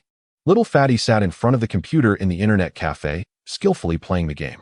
Finally, he managed to defeat the simple AI opponent across from him. "Ha ha ha. I'm the best." Little Fatty laughed heartily, feeling like he had gained a lot of weight. Ahem. He logged into his account, and a notification popped up. "What? My uncle is asking to borrow money?" Little Fatty was taken aback and immediately started chatting with him. "Uncle, Little Fatty, lend me $10 to buy a pack of cigarettes." Little Fatty, "Thank you." Uncle, thank you for what?" Little Fatty, "You're the first person who thinks I have money." Uncle, are you feeling cheeky? Hurry up and send me a $10 red envelope." Uncle, "Otherwise, I'll tell your parents that you sneaked out to the internet cafe." Little Fatty, "Boo-hoo." Uncle, "You're such a scoundrel. You want money from a kid?" Uncle, "Stop talking nonsense. Don't you know I saved your life back then?" Little Fatty, "When was that?" "I don't remember." Uncle, "When your mom was pregnant with you. She borrowed money from me for an abortion." Uncle, "If I hadn't refused to lend her the money, you would have been gone, got it?" Little Fatty, "So because you didn't lend my mom money, I owe you my life?" Little Fatty was speechless. Realizing he was out of internet funds, he quickly thought of a plan and messaged his uncle. Little Fatty, "Uncle, I've saved up $10 from reading novels, but I need $20 to cash out." Little Fatty, "Can you transfer me $10 and I'll cash out the $20 for you?" Uncle, "Really? You wouldn't lie to me, would you?" Little Fatty, "How could I lie to you? You're my dearest uncle." Uncle, "All right. I'll trust you this time." Uncle, "Transfer 10 yuan. Then, after receiving the money, Little Fatty decisively blocked his uncle. Ha ha ha. If only there were a few more foolish uncles with money like him. He revealed a sly smile, knowing he had secured his internet funds. Meanwhile, Sun Yin was completely devastated. The hefty tax evasion fines and breach of contract penalties from various brand endorsements caused her to lose a massive fortune. Her scandals were also exposed one after another, having undergone numerous cosmetic surgeries and dated several boyfriends before becoming famous. Manipulative, green tea, pretending to be innocent. In an instant, the name Sun Yin became synonymous with disgrace, and everyone wanted to attack her. With her reputation in ruins, she could no longer continue her career as a superstar. The entertainment industry had no place left for her. In a certain country, in a major city, a police chief looked at the latest crime statistics and felt a headache coming on. Ever since a group of inmates escaped from the prison, the crime rate in the city skyrocketed to new highs. Damn, if this continues, the city is going to become a den of crime. Inspector Bali felt like his head was about to explode. Damn it. Inspector Bali couldn't understand how, in the strictly guarded prison, there could be a mass escape of inmates. It was unreasonable, and it happened the day after Qin Yi left the prison, with everyone disappearing at once. Wait a minute. Qin Yi. An ominous chill ran down Inspector Bali's spine, and a terrifying suspicion spread in his mind. Could the mass escape of these inmates be related to Qin Yi? Inspector Bali's eyes widened in fear, and beads of cold sweat appeared on his forehead. If his suspicion was true, it would be truly horrifying. On May 16th, an important protection list was released internally by a top defense department. The individuals on the list were all significant political figures or influential capital magnates. Even someone like Tao Zhishuan didn't qualify for this list. Those on the list would be protected at all costs. Among the highest level of protection, there was an unexpectedly striking name, Qin Yi. Chapter 178. Announcement of Primary School Entrance Exam Results. Oh my goodness. This is simply absurd. Can someone tell me why we need to protect a person from a certain country? What qualifications does he have to be listed alongside those big names? Even General Joseph couldn't make it onto this list, so what gives him the right?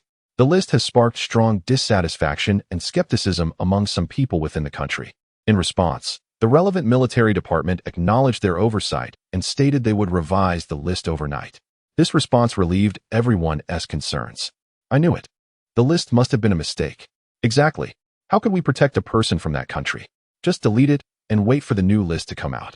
The next day, the revised list was released. Compared to the old list, it now included a few more names. Qin Ye's sister, Qin Xiaoyu, Qin Ye's father, Qin Zongjing, and Qin Ye's mother, Gu Wanxin, soldiers from the country. This is just ridiculous. In a public bus in Jiangnan City, a person named Qin Yi was sitting on it. He had a drink at noon and couldn't drive, so he decided to take the bus to school. Today was the day the primary school entrance exam results were announced, and he was curious about how the elementary students performed. The bus stopped at a station. A muddy worker wearing a construction helmet boarded the bus. As soon as the worker got on, he looked around but didn't take a seat. Qin Yi frowned slightly and said, "Hey there, why aren't you sitting down? There are plenty of empty seats on the bus." The honest worker replied, "I'm dirty, and I don't want to soil the seats." Qin Yi nodded politely and then said, "Could you please stand up and not sit on me? If you're worried about dirtying the seat, sitting on me is quite clever of you." The worker gave a simple smile and quickly stood up. Qin Yi wasn't angry and returned a friendly smile. The bus continued its journey. With nothing much to do, Qin Yi started chatting with the worker. The worker sighed and said, "Yesterday my wife mentioned that in 3 days it will be May 20th, and people in the city celebrate 520. Young man, what does 520 mean? I don't understand." Qin Yi thought for a moment and replied, 520. I know this well. 5 stands for 5 implementations. Implement economic restructuring. Implement targeted poverty alleviation. Implement social security. Implement anti-corruption. And implement environmental governance. 2 represents 2 requirements, both economic development and ecological preservation. 0 signifies zero tolerance for illegal activities. 520, let us walk together and build the dream of our homeland. Qin Yi spoke clearly and confidently. The worker was overjoyed after hearing this. So that is what it means. Thank you, young man. Now I understand. Qin Yi waved his hand and said boldly, "No need to be polite. Helping others brings me joy."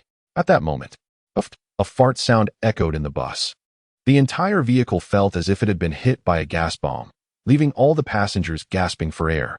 The strange stench was comparable to rotten eggs. Who was it that farted? It stinks. Who let it out? Own up and stop torturing us. The passengers on the bus fiercely condemned the culprit. But unfortunately, they couldn't find the offender. The bus driver stopped the vehicle, opened the window, and shouted at the passengers. Someone just got on without paying the fare. Who is it? Qin Yi's eyes darted around, and he responded, "I know who it is. It's that person who just farted and didn't pay." As soon as he said this, the farting individual quickly stood up and shouted, "I bought a ticket. Don't slander me." Swish, swish, swish. Everyone's gaze immediately focused on him. After a brief silence, the bus erupted in laughter. Seeing this, the farting person's face turned red, and he hurriedly got off the bus. Qin Yi followed suit, as it was time to get to Mingzhu Primary School. Upon arriving at school, Qin Yi saw Zhu Minghui waiting at the gate. "Director, you're here. The students have been waiting for you for a long time." Zhu Minghui nodded eagerly, flattering him. Today was the day the results of the elementary school entrance exam would be announced, and the students had come to collect their scholarships. Each of them was carrying a sack to collect money, 10 million in scholarships. Wow. Qin Yi glanced at Director Zhu and frowned. "What happened to that bump on your head?" Director Zhu wiped his tears and said, "I went to buy stationery for my son yesterday and saw a notice at the entrance. Because I'm nearsighted, I leaned in to read it." Qin Yi raised an eyebrow. "And then? What did the notice say?" Director Zhu looked mournful. "Caution, the door opens outward." Qin Yi. He patted Director Zhu on the shoulder, feeling both amused and exasperated. "Just like you. You really haven't changed a bit." Qin Yi couldn't help but think of a song. How did it go again? "You're still that same old self, without a hint of change. Time is merely a test. The foolishness in your heart hasn't diminished at all." Qin Yi followed Zhu Minghui into the school. Sure enough, he saw the familiar faces of the graduated 6th graders. Xiao Peng, Xiao Lin, Xiao Mei, Xia Run, Du Lu Shui, Man You Bai. All were familiar faces, each carrying a sack, waiting at Mingzhu Primary School to collect their money. "Hee hee. Director, you're here. Director." Are you ready for the 10 million in scholarships? The results will be announced soon. Director, let us be friends. In the future, when you're in the Summoner's Canyon, just call my name, Xiao Pang, and I'll take you flying. Oh woo. Director, you can't give us devilish test questions anymore. Haha. The elementary school students enthusiastically gathered around, surrounding Qin Yi like stars around the moon. Qin Yi sighed, thinking, these are all good kids. Tomorrow, the holiday tutoring class will begin. Unfortunately, he has to go to a certain country to attend a global mathematicians conference and cannot accompany these students. But it's all right. He thoughtfully prepared 999 junior high exam questions for them. Very nice. In this scorching summer, his exam questions will surely bring a bit of coolness to these elementary school students. Excellent. Next, Qin Yi waited with these students for the moment the results would be announced. At 2 p.m., the eagerly anticipated results of the elementary school entrance exam were finally released. Little Fatty shouted loudly, with an air of arrogance, by the will of the heavens, the school board proclaims, the auspicious time has come. Let the results checking begin. The students rushed to the school's computer room to check their scores. Meanwhile, at the provincial experimental primary school, in the elite class, Principal Sun and a group of top students were also filled with excitement and exhilaration. The results were finally announced. Principal Sun was the first to check the scores of the elite class students. The moment he saw the results, he was completely thrilled. Chapter 179, 10 million joy beans. The elementary students got tricked full marks. 2 full marks. Ranked first in the entire province. Principal Sun was so excited he couldn't speak. Ahaha, we're taking off. Our class is going to be invincible. Principal Sun was as happy as a monkey, dancing around. La la la la. Today is a great day. Everything I think of can come true. Principal Sun was feeling inflated. He laughed loudly, full of confidence. Who else? I asked. Who else? Principal Sun then checked the scores of Mingzhu Elementary School. The results shocked him. The average score was 297 points. Principal Sun? He was taken aback. His mind racing. What is going on? How could Mingzhu Elementary have such a high average score? This is outrageous. A sense of ominous premonition rose in Principal Sun's heart. Could it be that all students at Mingzhu Elementary scored full marks? Meanwhile, at Mingzhu Elementary, the scores left all the teachers stunned. Full marks. All full marks. 8 or 9 out of 10 students had full marks. Even those who didn't T-score full marks were above 290. This achievement was simply incredible. The students were ecstatic under the temptation of 10 million in scholarships. Such simple questions, if not getting full marks. They wouldn't dare to say they were students of Mingzhu Elementary. This was the most absurd year in the history of the elementary school entrance exam in the province. Hundreds of full marks, all tied for first place in the province. Board members, where's our scholarship? 10 million in scholarships. Here I come. Board members, hurry up and distribute the money. We love you. Moi? I've already prepared the bags, waiting to fill them with money. The elementary students were very excited. They cheered. They shouted. They danced. Last time the school distributed 3 million in scholarships, they all made a fortune. This time, with 10 million in scholarships. How many bags of spicy snacks could they buy? The students were all thrilled, their eyes gleaming with excitement. Qin Yi waved his hand grandly, saying, the 10 million joy beans are ready for you. Go claim them from the finance office. Qin Yi, the great demon king, looked somewhat regretful. What? 10 million joy beans.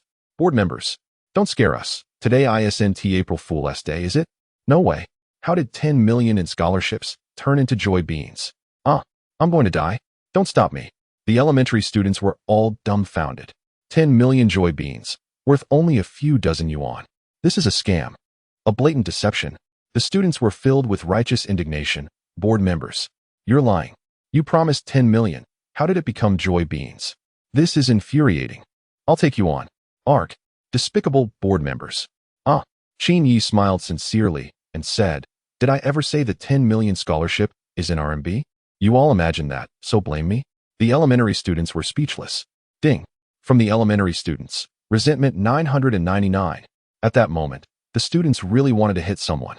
It seemed that Qin Yi had indeed never specified whether the 10 million scholarship was in RMB or in some other form. Ooh-hoo. We've been tricked by the great demon King Qin Yi. I hate it. I hate it. That shameless board member. This is infuriating. The elementary students realized they had been fooled by Qin Yi. Looking at this group of gritted teeth students, Qin Yi revealed a devilish smile. He couldn't be blamed for pulling a fast one on these students. If it weren't for his lie about the 10 million scholarship, these students might not have performed so well in their exams. Getting into a good junior high could change the fate of many, allowing them to turn their lives around. During the summer vacation, there would even be free junior high tutoring classes, and where else could you find such a great board member? It would be hard to find one even with a lantern. With the announcement of the junior high entrance exam results in Sioux Province, the once curious netizens were left dumbfounded. What the heck? How is it that all students from Mingzhu Primary School got full marks? Didn't they say the students were crying as they left the exam room? I prepared a 1,000-word speech to criticize Mingzhu Primary School, and now you show me this? Are you kidding me? Almost all students from one school got full marks. This is absolutely ridiculous. Mingzhu Primary School, you might not believe it, but I scored 292 points, which is the lowest in the whole school. Strong. Who said Mingzhu Primary School wasn't good before? Netizens were in awe. What elite classes, experimental primary schools, they all looked like nothing compared to Mingzhu Primary School. None of them stood a chance. Countless netizens sighed. Mingzhu Primary School is indeed a gathering place for top students, and this is no exaggeration. Outside Mingzhu Primary School, reporters were eagerly waiting to interview the students. Soon, the elementary students walked out. A reporter hurriedly approached with a smile, microphone in hand. This student. I heard that your Mingzhu Primary School did exceptionally well in the junior high entrance exam. How many points did you score? Facing the camera, a chubby student looked worried, tears welling up as he said, I got full marks. Boo-hoo. I hate it. Reporter. The reporter was completely thrown off by this statement. You got full marks and you're crying so sadly? How can other students live with this? Wow. This student is something else, the reporter thought, then switched to another interviewee. Hello, may I ask how many points you scored? The reporter handed the microphone to another student. Monyobi, feeling socially bold, chuckled and said, I dare to eat poop. Do you dare? Reporter. The reporter frowned. Student. I'm asking how many points you scored. Classmate Monyobi continues to boast. I eat 3 pounds a day, and the more I eat, the better I get. The reporter. Winky face. The last interviewee is Shaolin. The reporter hands the microphone. What are your plans for the summer vacation? Shaolin confidently replies, playing games. The reporter follows up. What else? Shaolin laughs. The rest of the games, I'll continue after school starts. The reporter frowns. Aren't you going to study? Shaolin uses a phrase from a friend. Even dogs don't study. The reporter is stunned. Then how many points did you get on your entrance exam? Shaolin calmly replies, full marks. The reporter's mindset crumbles. He originally wanted to create an inspirational video to show how hard the students at Mingzhu Primary School study during the summer. Instead, the interviewee says even dogs don't study. What a twist. Chapter 180, The World Mathematicians Conference. Soon, the interview video with the reporters spread across the internet. Countless netizens were amused by the quirky elementary school students from Mingzhu Primary School. The chubby kid who cried his heart out despite scoring full marks. The socially awkward student who gave completely irrelevant answers. The kid who scored full marks without even trying. Netizens laughed until they had abs. Ha ha ha, this is hilarious. These students from Mingzhu Primary School are something else. This kid can't stay. It turns out that every top student secretly has a goofy side. So funny. The arrogant expressions of these elementary students had me in stitches. As more and more interview videos were released, netizens began to learn more about Mingzhu Primary School. It turns out that the school has 4 academic gods and 4 academic demons. Beneath the gods and demons, there's a bunch of top students. The internal competition is even more intense than a dramatic palace intrigue. Meanwhile, netizens started to worry. With such an impressive group of students, which middle school could possibly have the capacity to take them in? This question is worth pondering. On May 18th, in a luxurious villa, Qin Yu was criticizing the artificial intelligence butler. Come on, you're supposed to be an AI. How can you not even crack a kid's SSS-level encryption? Qin Yu said in frustration. Whoa, master, you can't blame me for this. The AI butler explained. S-level encryption is stored online and can be decrypted by me. But SS-level encryption is only recorded on paper and not stored online. Qin Yu raised an eyebrow. What about SSS-level encryption? The AI replied. SSS-level encryption is not even recorded on paper. It's only remembered in a person's mind. Qin Yu was silent. Wow, is SSS-level encryption really that powerful? It's only remembered in a person's mind. No wonder the AI couldn't crack it unless it could steal someone else's memories. But it didn't matter anymore, as Qin Yi had already deduced who the mischievous kid was. He just wanted to confirm his reasoning with the AI. At noon, Wei Shun had traveled a long way from the capital to see Qin Yi. Upon meeting, Wei Shun was very enthusiastic. "Senior, long time no see. You still look great." Qin Yi shamelessly replied, "Am I still as handsome as before?" Wei Shun. Ding. Wei Shun's resentment too. Hearing the pitifully low amount of resentment, Qin Yi felt a pang in his heart. Wei Shun had such a good temper. If it were Qin Xiaoyu, the resentment value would definitely skyrocket. Qin Xiaoyu, oh right. Why not bring Qin Xiaoyu to the World Mathematicians Conference too? So, Qin Xiaoyu was inexplicably arranged by Qin Yi to join. An hour later, Qin Xiaoyu returned from school carrying a pink backpack. Qin Xiaoyu looked at Qin Yi with a puzzled expression and asked, "Brother, I was in class at school. Why did our teacher suddenly send me home?" Qin Yi displayed a gentle smile of an older brother and replied, "Because I requested a leave of absence for you." Qin Xiaoyu widened her adorable eyes and innocently asked, "What reason did you use to ask for leave?" Qin Yi said seriously, "I told your teacher that you were going to save the world, so I granted you a week's leave." Qin Xiaoyu. Ding. From Qin Xiaoyu's resentment, 299. Upon hearing the sound indicating her resentment, Qin Yi finally showed a kind smile. This is what a little sister should be. A quality little sister. At 3 p.m., Qin Yi, Wei Shun, and Qin Xiaoyu boarded a flight to Brazil. The World Mathematicians Conference. Here comes the great benefactor Qin. During the flight, Qin Yi, feeling bored, started chatting with Wei Shun. "Wei, if you meet a girl for the first time and remember that she is very beautiful, very cute, very independent, and very gentle." Qin Yi smiled and asked, "So what does that mean?" Wei Shun thought for a moment and replied, "It means that the girl is really nice." However, Qin Yi shook his head with a smile. "Wrong. It means that the girl doesn't have a big chest." Wei Shun. Ding. From Wei Shun's resentment 5. Meanwhile, Qin Xiaoyu was flipping through a magazine and sadly said, "Brother, do you think there are any perfect women in this world?" Qin Yi calmly responded, "I don't know if there are perfect ones, but I know there are definitely ones that are almost perfect." Qin Xiaoyu blinked in surprise and asked, "Almost perfect? Who is that?" Qin Yi smiled and said, "That's you. You are missing two beauties, outer beauty and inner beauty." Qin Xiaoyu. Ding. From Qin Xiaoyu's resentment, 244. Qin Xiaoyu shed tears of bitterness, wondering why she was always the one getting hurt. Woo-woo. That annoying brother. A few minutes later, in the row behind Qin Yi and his companions, two young men were chatting. The bespectacled young man said, "Hey, Mike, the other day my bicycle was stolen." The blonde young man replied, "You didn't T-lock your bicycle?" The bespectacled young man responded, "Good idea. Tomorrow, I'll buy a new bicycle and lock it to a tree with an iron chain." The angry bespectacled young man felt that wasn't enough and added, "And this time, I'll put a note on the bicycle that says go ahead and steal it, to infuriate the thief." Qin Yi, overhearing, chimed in with a mischievous smile. Then, a few days later, you suddenly find that your bicycle has more locks on it, locked by the thief, with a note that says go ahead and ride it. Qin Yi revealed a sly smile. The bespectacled young man. Ding. From Soren's resentment, 55. A few hours later, it was time for the in-flight meal. The beautiful flight attendant distributed meals to the passengers. When she reached Qin Yi, she asked, "Hello, sir. Today's in-flight meal includes beef and fish. Which one would you like?" Qin Yi decisively replied, "I'll have the beef and..." The flight attendant, maintaining a professional smile, explained, "Sir, it's beef and fish." Qin Yi responded with an "oh," and said, "Then I'll have and fish." The flight attendant.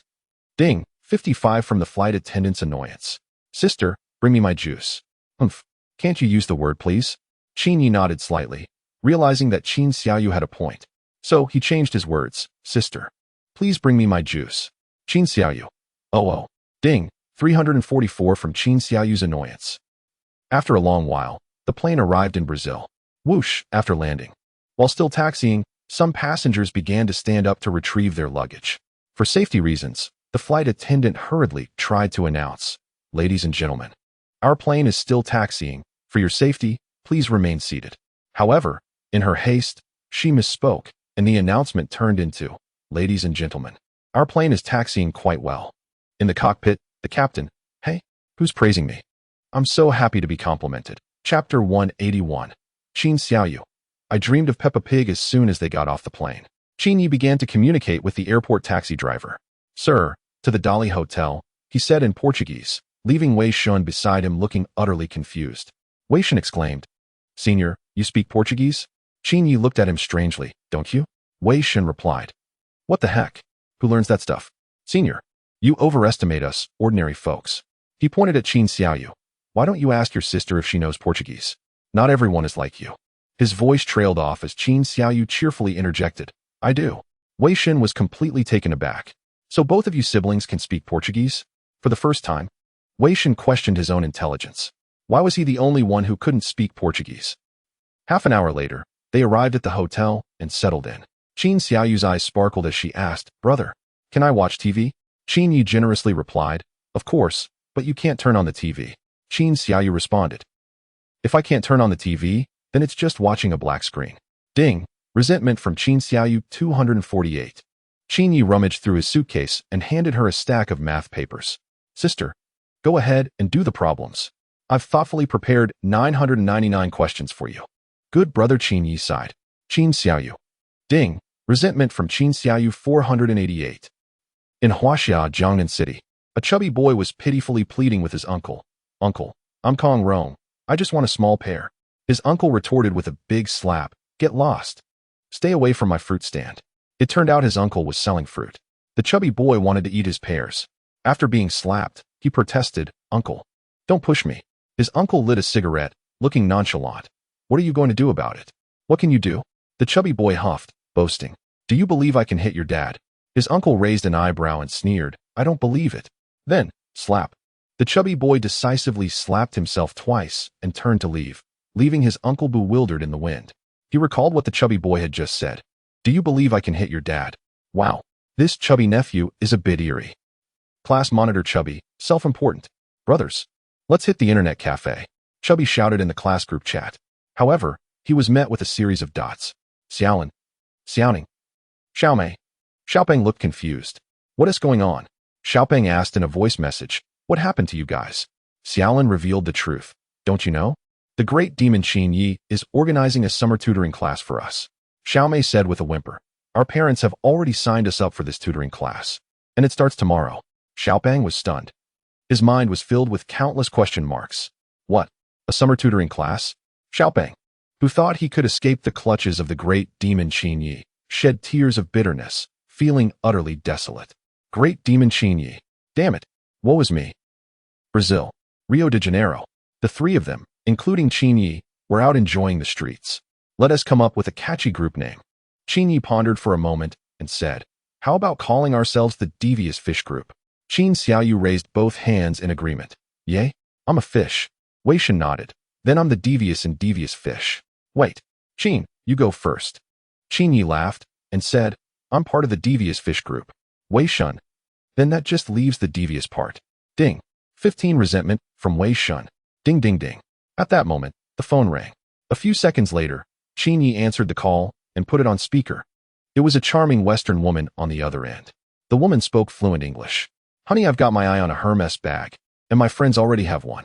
Hearing this, Wei Shun and Qin Xiaoyu exchanged strange glances at Qin Yi. Qin Yi made a should gesture, signaling her not to speak, and said to the woman, "Buy it."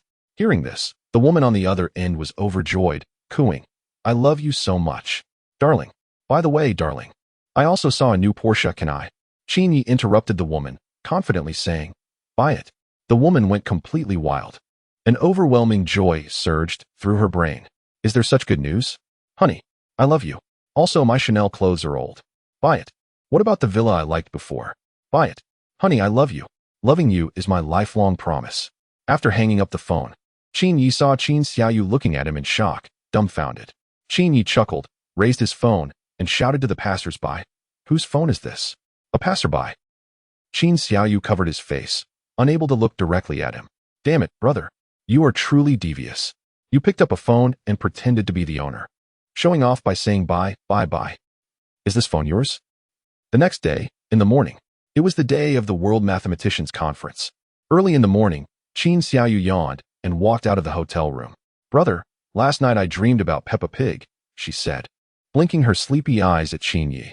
Qin Yi, while adjusting his tie, asked, "And then?" Qin Xiaoyu replied, Then Peppa said she wants to be a sailor when she grows up. Qin Yi, after hearing this, patted Qin Xiaoyu's head and said, "Silly child. Dreams are often the opposite. So, Peppa will grow up to be Ham." Qin Xiaoyu. That joke is so cold. Brother, will you be a superstar at today's mathematicians conference? Of course. Stand up, Pikachu. And then, become Pikachu's army. Ha ha ha. At 9 a.m. in Rio, the World Mathematicians Conference officially commenced. The event would last for several days, divided into 3 phases. The first phase, exchanging mathematical ideas. The second phase, tackling difficult problems. The third phase, awarding and recognizing achievements. As the largest and most influential academic event in the world of mathematics, the venue was bustling with people, lively and crowded. There were esteemed scholars mingling, and no one was without knowledge. Those who could attend this conference were all well-dressed, spirited mathematicians from various countries. Brother, there are so many delicious foods here. Qin Xiaoyu's eyes sparkled as she gazed at the exquisite desserts in the venue, drooling. Qin Yi gave her a playful knock on the head. Eat, eat, eat. All you think about is food. Qin Yi, looking exasperated, scolded. Aren't you going to sneak some of these candies into your pockets to take home? Qin Xiaoyu squinted her eyes and laughed. Brother, you make a good point. Hee hee. If I can't finish them, I'll take them with me. You're the best, brother. So clever. Chapter 182. Proving Goldbach's conjecture. As soon as Qin Yi entered the venue of the World Mathematicians Conference, his social skills were in full display. He complimented everyone he met, saying flattering remarks. Oh, isn't this Professor John? I've read your paper on differential geometry. It's truly outstanding. Dr. Kyle, you're here as well? If I remember correctly, you published your paper on number theory when you were just 26, right? Truly impressive. Professor Klezen, long time no see. I've been studying your calculus work. Hello, Professor Oe. I've heard so much about your reputation in the mathematics community. It's a pleasure to finally meet you. Qin Yi was adept at engaging with others. In no time, he had all the mathematicians in the venue beaming with joy. The feeling of being praised was incredibly gratifying. As a researcher, who wouldn't want their academic work to be recognized? Qin Yi's kind words seemed to resonate deeply with them, satisfying their vanity and making them feel esteemed. Typically, mathematicians are seen as serious and reserved. At past conferences, discussions usually revolved around mathematical problems, with little room for flattery. Qin Yi's emotional intelligence was a refreshing change in such a rigid environment. Moreover, his compliments were not baseless. He praised good papers, acknowledged well-written works, admired handsome individuals, and highlighted the achievements of those less conventionally attractive. While conversations among mathematicians were usually serious and formal, Qin Yi's approach was entirely different. He bombarded people with genuine praise, leaving them feeling elated and somewhat dizzy from the compliments. The results were evident. Within just half a morning, Qin Yi had won the favor of countless mathematicians. As the mathematicians conversed among themselves, they couldn't stop singing Qin Yi's praises. This young man was remarkable, sharp-eyed and talented.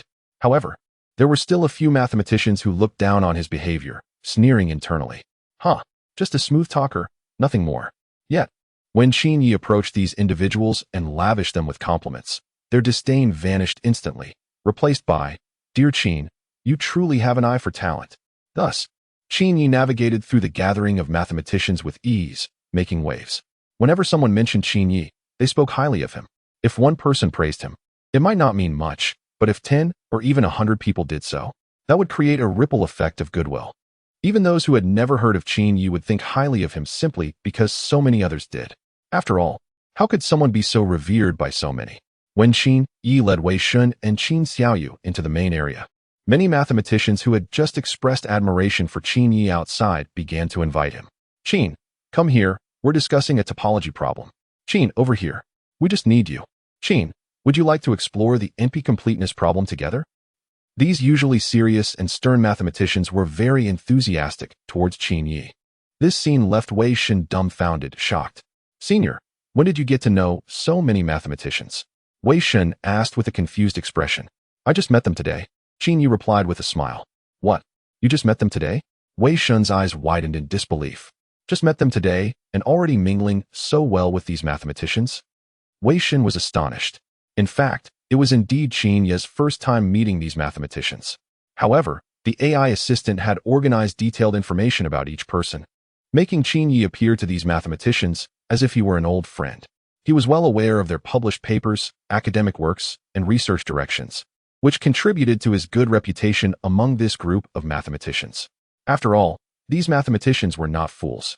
If he were to blindly flatter them without knowing their academic contributions, it would have been a complete embarrassment. Once seated, Qin Yi began to show off his knowledge.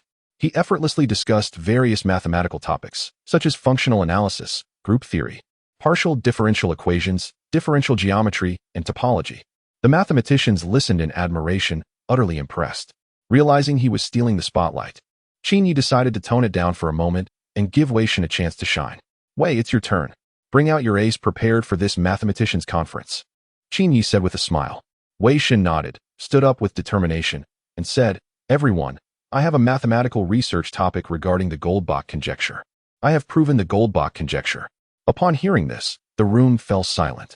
All the mathematicians exchanged glances, and what they saw in each other's eyes was not shock, but disgust. You proved the Goldbach conjecture? Are you serious? This joke is not funny. It's absurd. Young man, do you know what you're saying? A mathematical problem that has troubled the world for over 200 years, and you claim to have proven it? The mathematicians shook their heads one after another. No one believed Wei Shen's words. The reason was simple. For over 200 years, every year, thousands of clowns have claimed to have proven the Goldbach conjecture. Yet, it has been proven time and again that these individuals were all wrong. Year after year, the mathematical community has lost count of how many people have claimed to have proven the Goldbach conjecture. Many mathematicians have become so accustomed to hearing about the conjecture that they are almost numb to it. So whenever someone claims to have proven the Goldbach conjecture, the first reaction of mathematicians is this person out of their mind? They exchange strange glances, almost wanting to ask, did you just escape from a mental institution? Proving the Goldbach conjecture? That's the most absurd joke of the century. There is absolutely no way anyone could prove the Goldbach conjecture. The irritable Professor Searles shouted hoarsely. However, at that moment, a calm yet arrogant voice came from outside the venue. What if that person is me? Professor Searles was taken aback and turned to look in the direction of the voice. He saw a tall, slender Asian man entering, accompanied by a group of prominent mathematicians. Conversation ceased as he passed by. The venue began to quiet down. The moment he stepped into the hall, he became the center of attention. He is a legend in the field of mathematics, hailed as one of the most brilliant minds of humanity, the Mozart of mathematics. The strongest mathematician on earth, Terence Tao. Chapter 183. Wei Shen versus Tao Zhishuan. Oh, isn't that Tao? Haven't seen you for a few days, and you're really showing off now? Qin Yi said with a smile in his eyes. Tao Zhishuan's expression instantly stiffened, and his gaze turned cold. Ding. From Tao Zhishuan, resentment 233. At that moment, Tao Zhishuan really wanted to hit someone. Tao, who are you calling that? My name is Tao Zhishuan, not Tao? But Tao Zhishuan really didn't dare to hit Qin Yi. Qin Yi is on the highest protection list in that region. This is quite frustrating. Qin Yi didn't seem to intend to let Tao Zhishuan off easily, and continued, Tao, I think you resemble an ancient king. Tao Zhishuan subconsciously replied, like who? Qin Yi smiled, like the king of you. Tao Zhishuan frowned. Why? Qin Yi said flatly, because you're quite shameless. Tao Zhishuan, the king of you. Go Jian was insulted indirectly. Ding. From Tao Zhishuan, resentment 314. Tao Zhishuan turned his face away. He didn't want to see Qin Yi anymore. He feared he would be driven to anger. Tao Zhishuan looked at the mathematicians present and said solemnly, Everyone, I have proven the Goldbach conjecture. At this statement, the entire room was stunned. An elderly professor with white hair stood up with a serious expression. Tao, have you really proven the Goldbach conjecture? Tao Zhishuan nodded. Yes, I have proven it. Buzz. The scene fell into a dead silence. Everyone's minds were buzzing. When Wei Shen claimed he had proven the Goldbach conjecture, everyone took it as a joke. But when Tao Zhishuan claimed he had proven it, no one dared to doubt him. Over the past few decades, Tao Zhishuan had repeatedly created miracles in the field of mathematics. Could it be that the Goldbach conjecture has really been proven? All the mathematicians felt a shiver in their hearts, and their breathing quickened. Qin Yi revealed a playful smile. Wei Shen and Tao Zhishuan both claim to have proven the Goldbach conjecture. This is interesting. Everyone, since both of them say they have proven the Goldbach conjecture, why not have them write down their proofs on the spot? Qin Yi suggested. Who is right and who is wrong? We'll know as soon as we see it. Qin Yi's proposal was met with unanimous agreement from the mathematicians. Yes, write down the proof process, and we'll see the truth. Who will bring over 2 blackboards? 2 individuals from the same ethnic background simultaneously proving the Goldbach conjecture? How intriguing. I can't wait to see the proof process. I feel every pore in my body is excited. Soon, 2 blackboards were brought over. Tao Zhishuan began writing on the left board, while Wei Xin started on the right board. The two started writing their proofs, and as they wrote faster and faster, many mathematicians surrounded them tightly. Before long, everyone was horrified to discover that the proof processes written by both were almost identical. The same rigorous and meticulous proof strategy, the same imaginative proof methods, the same clear and concise calculation process. Even down to every punctuation mark, the two are nearly identical. This bizarre scene is simply unbelievable. Oh my goodness, how could their proof processes be the same? My God, such imaginative proof strategies, I could never have thought of them in a lifetime. It can be proven this way too? Incredible. Who is this seemingly ordinary person from the land of the rising sun? They are on par with the renowned mathematician. Everyone, I have a strong feeling that we are witnessing history. Mathematicians are whispering to each other in astonishment. Their writing speeds are increasing, and soon, 1 blackboard is filled. However, the proof process is far from complete. Quick, bring in more blackboards. With the new blackboards, they continue to write. The intricate and complex proof process keeps growing, and more blackboards are replaced. Hours later, they have completed the entire proof process. One has filled 14 blackboards, while the other has filled 13. From this perspective, the latter's proof is slightly more concise, though the difference is minimal. The first mathematician has also nearly perfected the simplification of the proof process, but the second has handled some calculation details even better. All the mathematicians present are immersed in this freshly produced proof. The venue is filled with exclamations of awe. Amazing. This step can be proven this way. My goodness, is this a proof method that a human can conceive? Incredible. How can there be such intelligent people? I am completely convinced. Please accept my admiration. The mathematicians are all in awe. Has the Goldbach conjecture, which has troubled the mathematical world for over 2 centuries, really been proven? And by 2 individuals. These 2 have not communicated with each other, yet they arrived at the same proof method and used the same proof strategy. This is a miracle in the history of mathematics. Everyone, let us begin the verification process. I can't wait. I hope this proof process is correct. This would advance our mathematical research another step. I have a feeling that this proof process is likely correct. Verifying a proof process that fills over a dozen blackboards is a tedious task. The mathematicians have clearly defined roles, with each group verifying a part of the proof process. After 6 hours, the final verification results are finally out. Valid. Valid. Correct. The mathematicians on site are ecstatic. It has truly been proven. This problem that has troubled the mathematical community for over 200 years has been solved. You are amazing. Both of you are remarkable. The 2 mathematicians have received unanimous admiration from those present. In the mathematical community, regardless of seniority, true merit prevails. Whoever can solve the world's mathematical problems and achieve greater academic accomplishments will naturally earn the respect of others. However, a dilemma has arisen before the judges of the International Mathematical Union this year. Who should receive the Fields Medal? Should it go to one individual or the other? Since both have independently completed their proofs rather than collaborating, only one of them can be awarded this year. The Fields Medal is often regarded as the Nobel Prize of Mathematics, with extremely stringent criteria for awarding.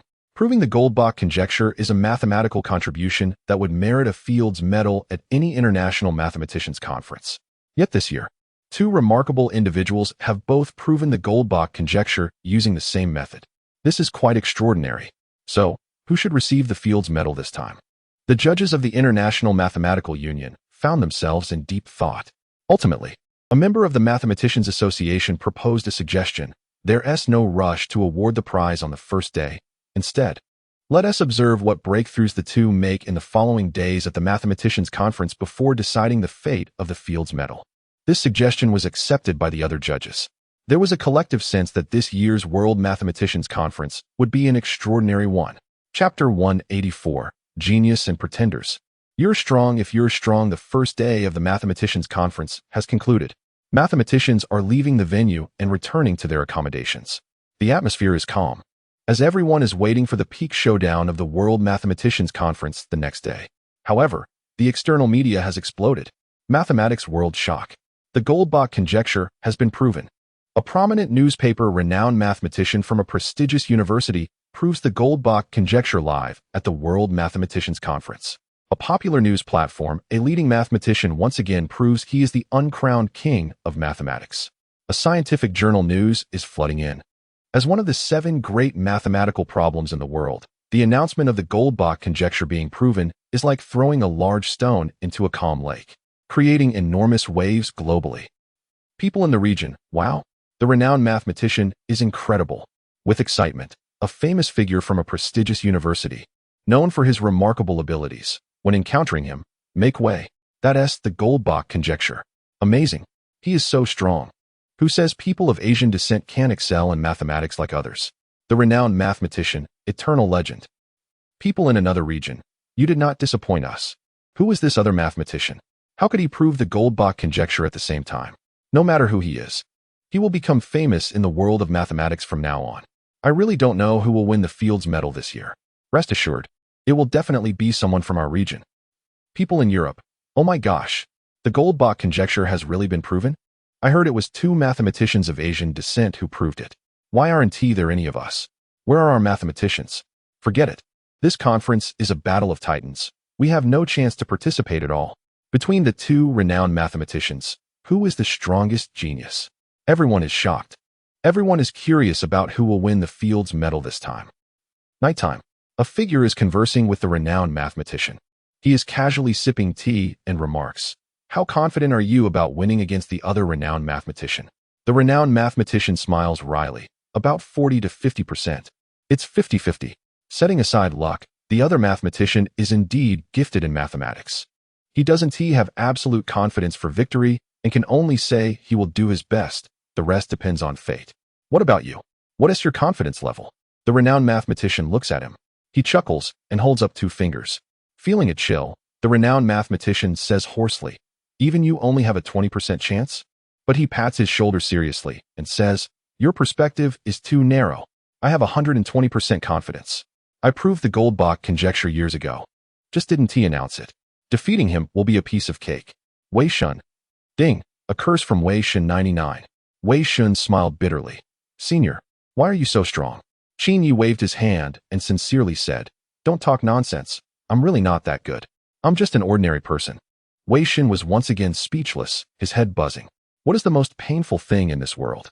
You have extraordinary talent, a genius among geniuses, surpassing 99 of people.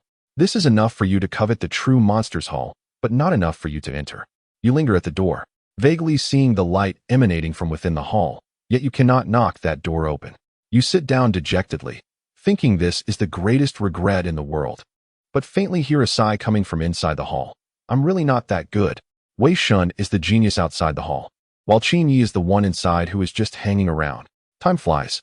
Before long, the next day arrived. In a city in southern China, De Zhuang had just come out of the station. Recently, De Zhuang was very depressed. Not long ago, he had slept on the street, and he was so dirty that he had a foul smell. So, he went to the park to take a shower using the outdoor hose. As a result, he was reported by a cleaning lady in the park and was arrested for being a flasher, detained for a few days. A few days later, when De Zhuang passed by the park again, he found that the cleaning lady who reported him was also taking a shower outdoors in the park. Could De Zhuang tolerate this? As Confucius said, a gentleman does not seek revenge. De Zhuang immediately reported the cleaning lady in retaliation. Then, De Zhuang was treated as a peeping Tom and was arrested again. De Zhuang Iu. On the bustling street, cars were flowing and people were coming and going. Xiao Pang, Xiao Lin, Xiao Mei, Man You Bai, the 4 great sorcerers of Mingzhu Primary School, were walking side by side on their way to the tutoring class. Woo-woo, I don't want to go to tutoring class. God, save me. The wicked school board. Look. What is that? Man You Bai exclaimed, and the 4 great sorcerers turned to look in his direction. They saw a black lump on the ground ahead. Man You Bai dipped his finger in it and tasted it. Xiao Pang frowned. What is it? Man You Bai excitedly said, "Ha! It's poop. Good thing I tasted it, or I would have stepped in it." Xiao Pang. Xiao Lin. Xiao Mei. How could there be such a weirdo among the 4 great sorcerers? It's really embarrassing for the sorcerers. Just then, Man You Bai suddenly convulsed, his eyes rolled back, and he fainted on the ground. In the last moment before losing consciousness, Man You Bai shouted, "Who the hell poisoned the poop?" Meanwhile, on the other side of the earth, in Brazil, Qin Yi and others arrived outside the venue for the World Mathematicians Conference. They got there early, and the venue wasn't open yet. Qin Yi noticed a shoe shining stand. Seeing that his own shoes were dirty, he walked over. Qin Yi asked, "How do you clean these shoes?" The young woman at the stand replied, "We have two options, a standard service for 10 and a premium service for 2. Which one would you like?" Qin Yi was taken aback. "Wait a minute. Cleaning shoes is categorized like this? Is this some kind of special treatment?" He maintained his composure and said, "I'll go for the premium service." Curious about how this premium service worked, he watched as the young woman unbuttoned 2 buttons of her shirt and leaned down to clean the shoes. From above, he could see some curves. Qin Yi. Impressive. They really know how to have fun abroad. Chapter 185, A Catastrophe in the Mathematics World. Qin Yi is about to show off as the Mathematicians Conference commenced. The second showdown between Wei Shun and Tao Zhishuan began. Right from the start, they unleashed their trump cards. Wei Shun presented a proof of the Hodge conjecture, while Tao Zhishuan brought forth the Navier-Stokes equations. Both of these academic endeavors are among the 7 unsolved Millennium Prize problems. The Millennium Prize problems are the Everest of mathematics. 7 monumental challenges that humanity may never overcome. Today, both Wei Shun and Tao Zhishuan showcased one of these problems each. Mathematicians from around the world were left in awe, feeling utterly overwhelmed. How formidable are these two? Just as everyone was astonished by the prowess of Wei Shun and Tao Zhishuan, another dark horse emerged. Qin Yi also effortlessly solved one of the Millennium problems. He resolved the Riemann hypothesis. The venue erupted. 3 Millennium Prize problems solved. Monsters. All of them are monsters. 3 mathematical enigmas that had stumped scholars for centuries were suddenly cracked. Oh my, is this a dream? This scene was simply surreal. How could they be so incredible? Right out of the gate, they tackled Millennium problems. Countless mathematicians felt despondent. For this quadrennial conference, each had prepared extensive academic research. But now, witnessing the achievements of monsters like Wei Shun and Qin Yi, presenting solutions to the Millennium problems, they felt so ashamed they wished they could find a hole to hide in, unable to show their own research to others. This conference had turned into a personal showcase for Qin Yi and his 2 companions. 3 prodigies, divine beings in battle, leaving everyone else completely unable to participate. Time flew by. The next day, the conference concluded. The mathematicians left the venue with a sense of melancholy, reflecting on their experiences. As they walked away, they lamented, "We're getting old, we're getting old. It's a world for the youth now. So impressive. With these 3 in the mathematics community, the future will surely be more prosperous. Who will receive this year's Fields Medal? 3 once-in-a-century mathematical geniuses. How do we award it?" It seems inappropriate to award anyone. As the second day of the conference came to an end, media outlets around the world erupted. They quickly reported the latest news. Unbelievable. Another dark horse at the Mathematicians Conference. Dark horse Qin Yi solves the Riemann hypothesis. Wei Dongyi and Tao Zhishuan consecutively prove the Hodge conjecture and Navier-Stokes equations.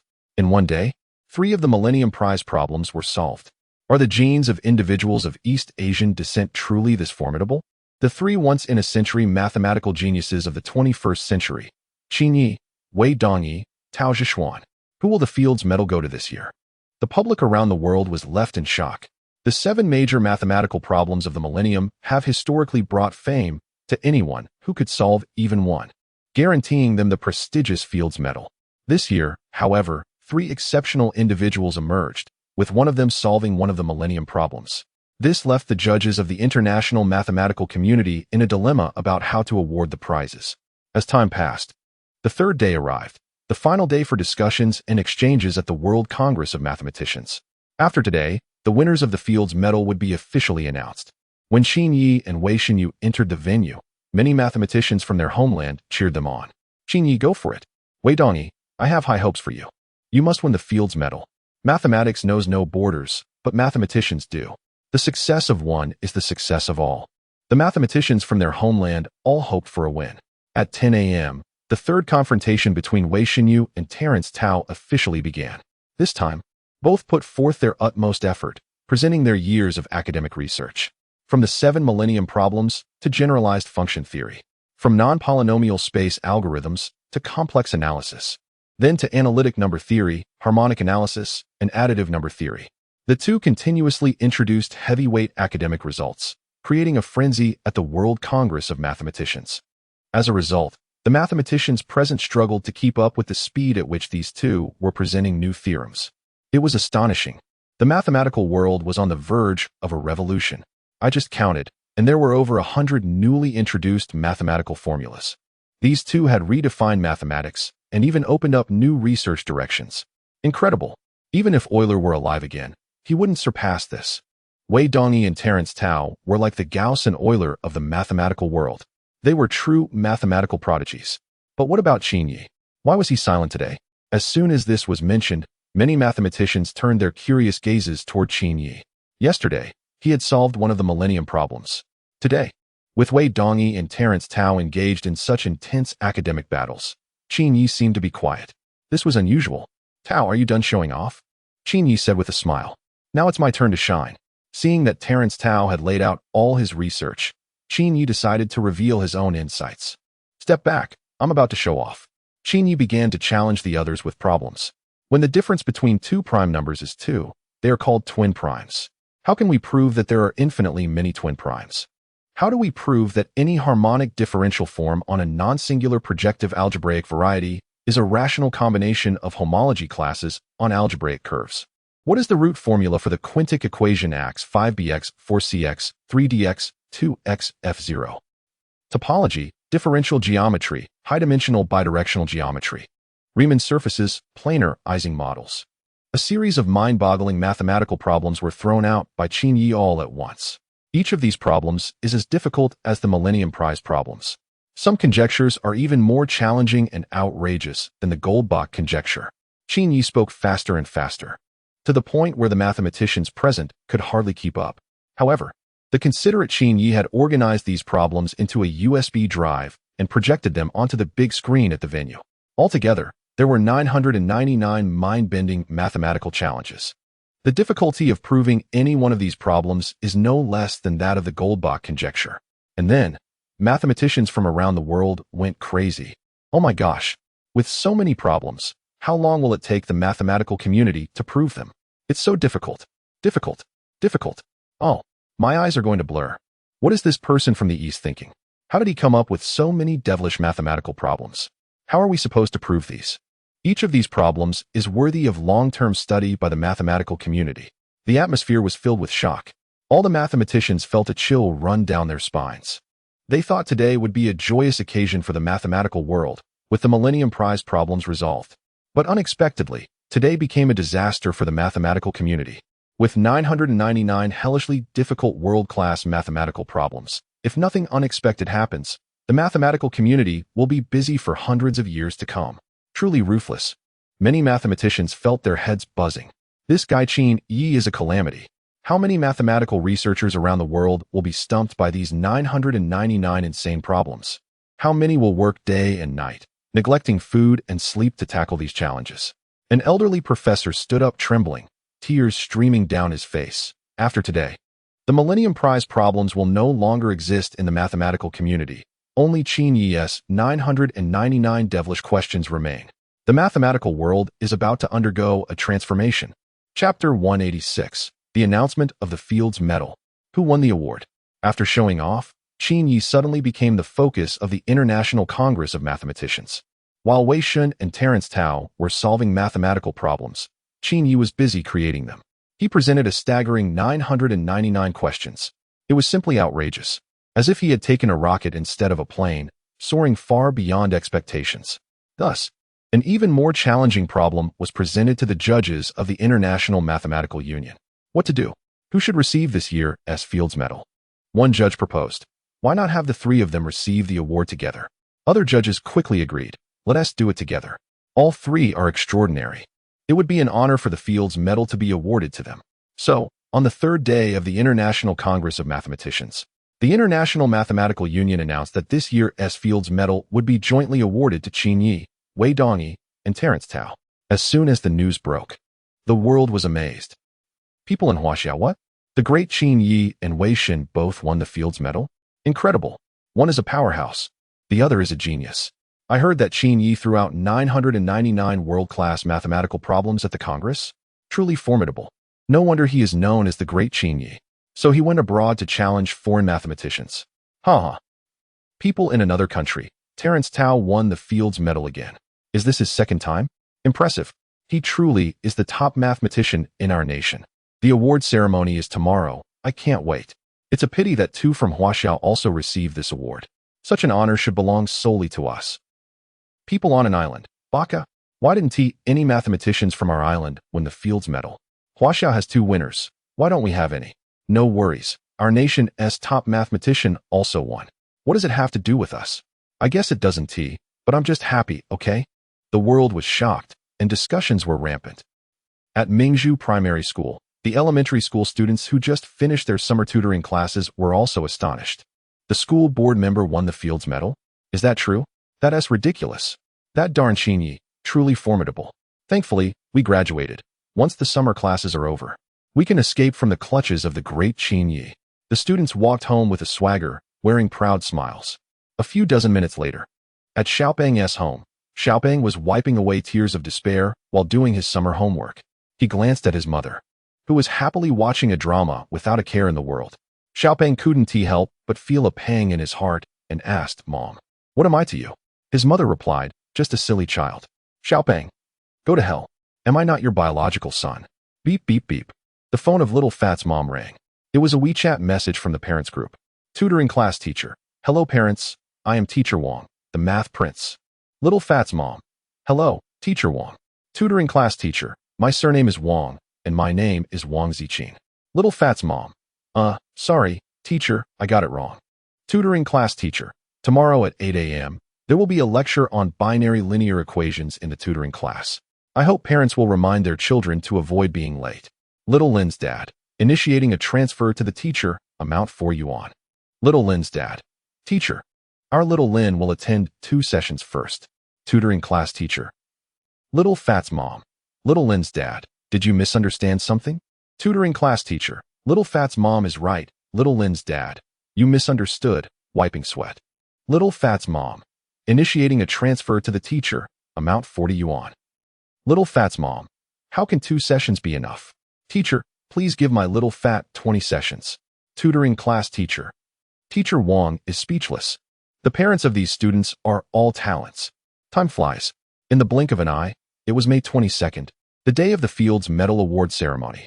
Early in the morning, Roni sent a WeChat message to Qin Yi to express his grievances. "Roni, woo-woo. Board member. I'm so miserable." "Qin Yi, what happened? Did you break up again?" Roni. "No, it's worse than breaking up." "Qin Yi, how so?" Roni. "I broke up with my girlfriend for 3 days, and then we got back together." "Qin Yi, isn't that good?" Roni. "Then I found out my girlfriend learned new tricks." "Qin Yi." This caught Qin Yi off guard. "Stop the car. I want to get off. This isn't the right vehicle." After getting dressed, Qin Yi walked out of the hotel room. Wei Shun was wearing a tailcoat today, with an ordinary appearance but a pair of wise eyes. "Good morning, Wei brother," Qin Yi greeted. "Good morning, senior." Wei Shun smiled. Seeing that Qin Xiaoyu hadn't come out yet, Qin Yi said, "Wei brother, you go downstairs first, I'll wake up my sister." Wei Shun nodded and walked downstairs. Qin Yi reached the door of Qin Xiaoyu's room and knocked. "Sis, time to get up," Qin Yi shouted. Unfortunately, there was no response. Sleepy Qin Xiaoyu didn't wake up. Qin Yi thought for a moment and changed his approach. "Sis, time to get up for chocolate." "Chocolate? Where is it?" In her dream, Qin Xiaoyu sat up in shock, immediately getting out of bed. "Get up, brush teeth, wash face." 5 minutes later, Qin Xiaoyu, wearing a cute Lolita outfit, came running out. "Brother, where's the chocolate?" Qin Xiaoyu said in a spoiled manner. "I ate it," Qin Yi replied with a smile. Qin Xiaoyu. Oh, you nasty brother. You deceived my feelings again." Whoa. Qin Yi revealed a kind smile. "Don't cry, sister. Let's have a question." Qin Xiaoyu. Ding. From Qin Xiaoyu's resentment 188. Qin Xiaoyu pouted and huffed. "Bro, are you going to receive the award with Tao Zhishuan today?" "No." Qin Yi gently shook his head and replied in a calm tone. "Only Wei Dongyi and I will receive the award. Tao Zhishuan won't be there." Chapter 187. Tao Zhishuan is in trouble. The award ceremony begins, and Qin Xiaoyu is taken aback. With her IQ of 204, she still couldn't grasp the meaning of what Qin Yi just said. What does he mean by saying that there is no Tao Zhishuan among the award recipients today? Qin Yi is starting to show off. He stands with his hands behind his back in front of the hotel window, looking down at half the city. "No more pretending. I'm laying it all out." Qin Yi cryptically says, "Actually, I can tell fortunes. I calculated that Tao Zhishuan is in for some misfortune today." Qin Xiaoyu, with her intelligence intact, rolls her eyes. "Stinky brother, I believe you're a ghost." Qin Xiaoyu absolutely does not believe what Qin Yi says. What misfortune? It just sounds like a big bluff. In Rio City, Tao Zhishuan has just walked out of the hotel, dressed in an expensive suit. He stands tall and looks impressive, full of spirit. Today is an important day. He is about to stand once again on the highest podium of the Fields Medal, becoming the focus of the global mathematics community. This is his second time receiving the Fields Medal. Unfortunately, this honor is not solely his to enjoy. There are two annoying guys who will also stand on the podium with him. Just thinking about the 999 world-class math problems Qin Yi threw out at the mathematicians' conference sends shivers down his spine. He might not even be able to solve all those problems in his lifetime. Despicable Qin Yi, what a dog. Tao Zhishuan curses in his heart and calmly walks forward. Today is the award day. It's not worth getting angry with someone like Qin Yi and ruining his mood. Suddenly, a self-driving Tesla loses control and hurtles toward Tao Zhishuan at lightning speed. Tao Zhishuan's pupils contract, and he instinctively tries to dodge. But human reaction speed can't match the speed of a car. Boom! Blood splatters everywhere. Blood flows profusely. People around scream in terror.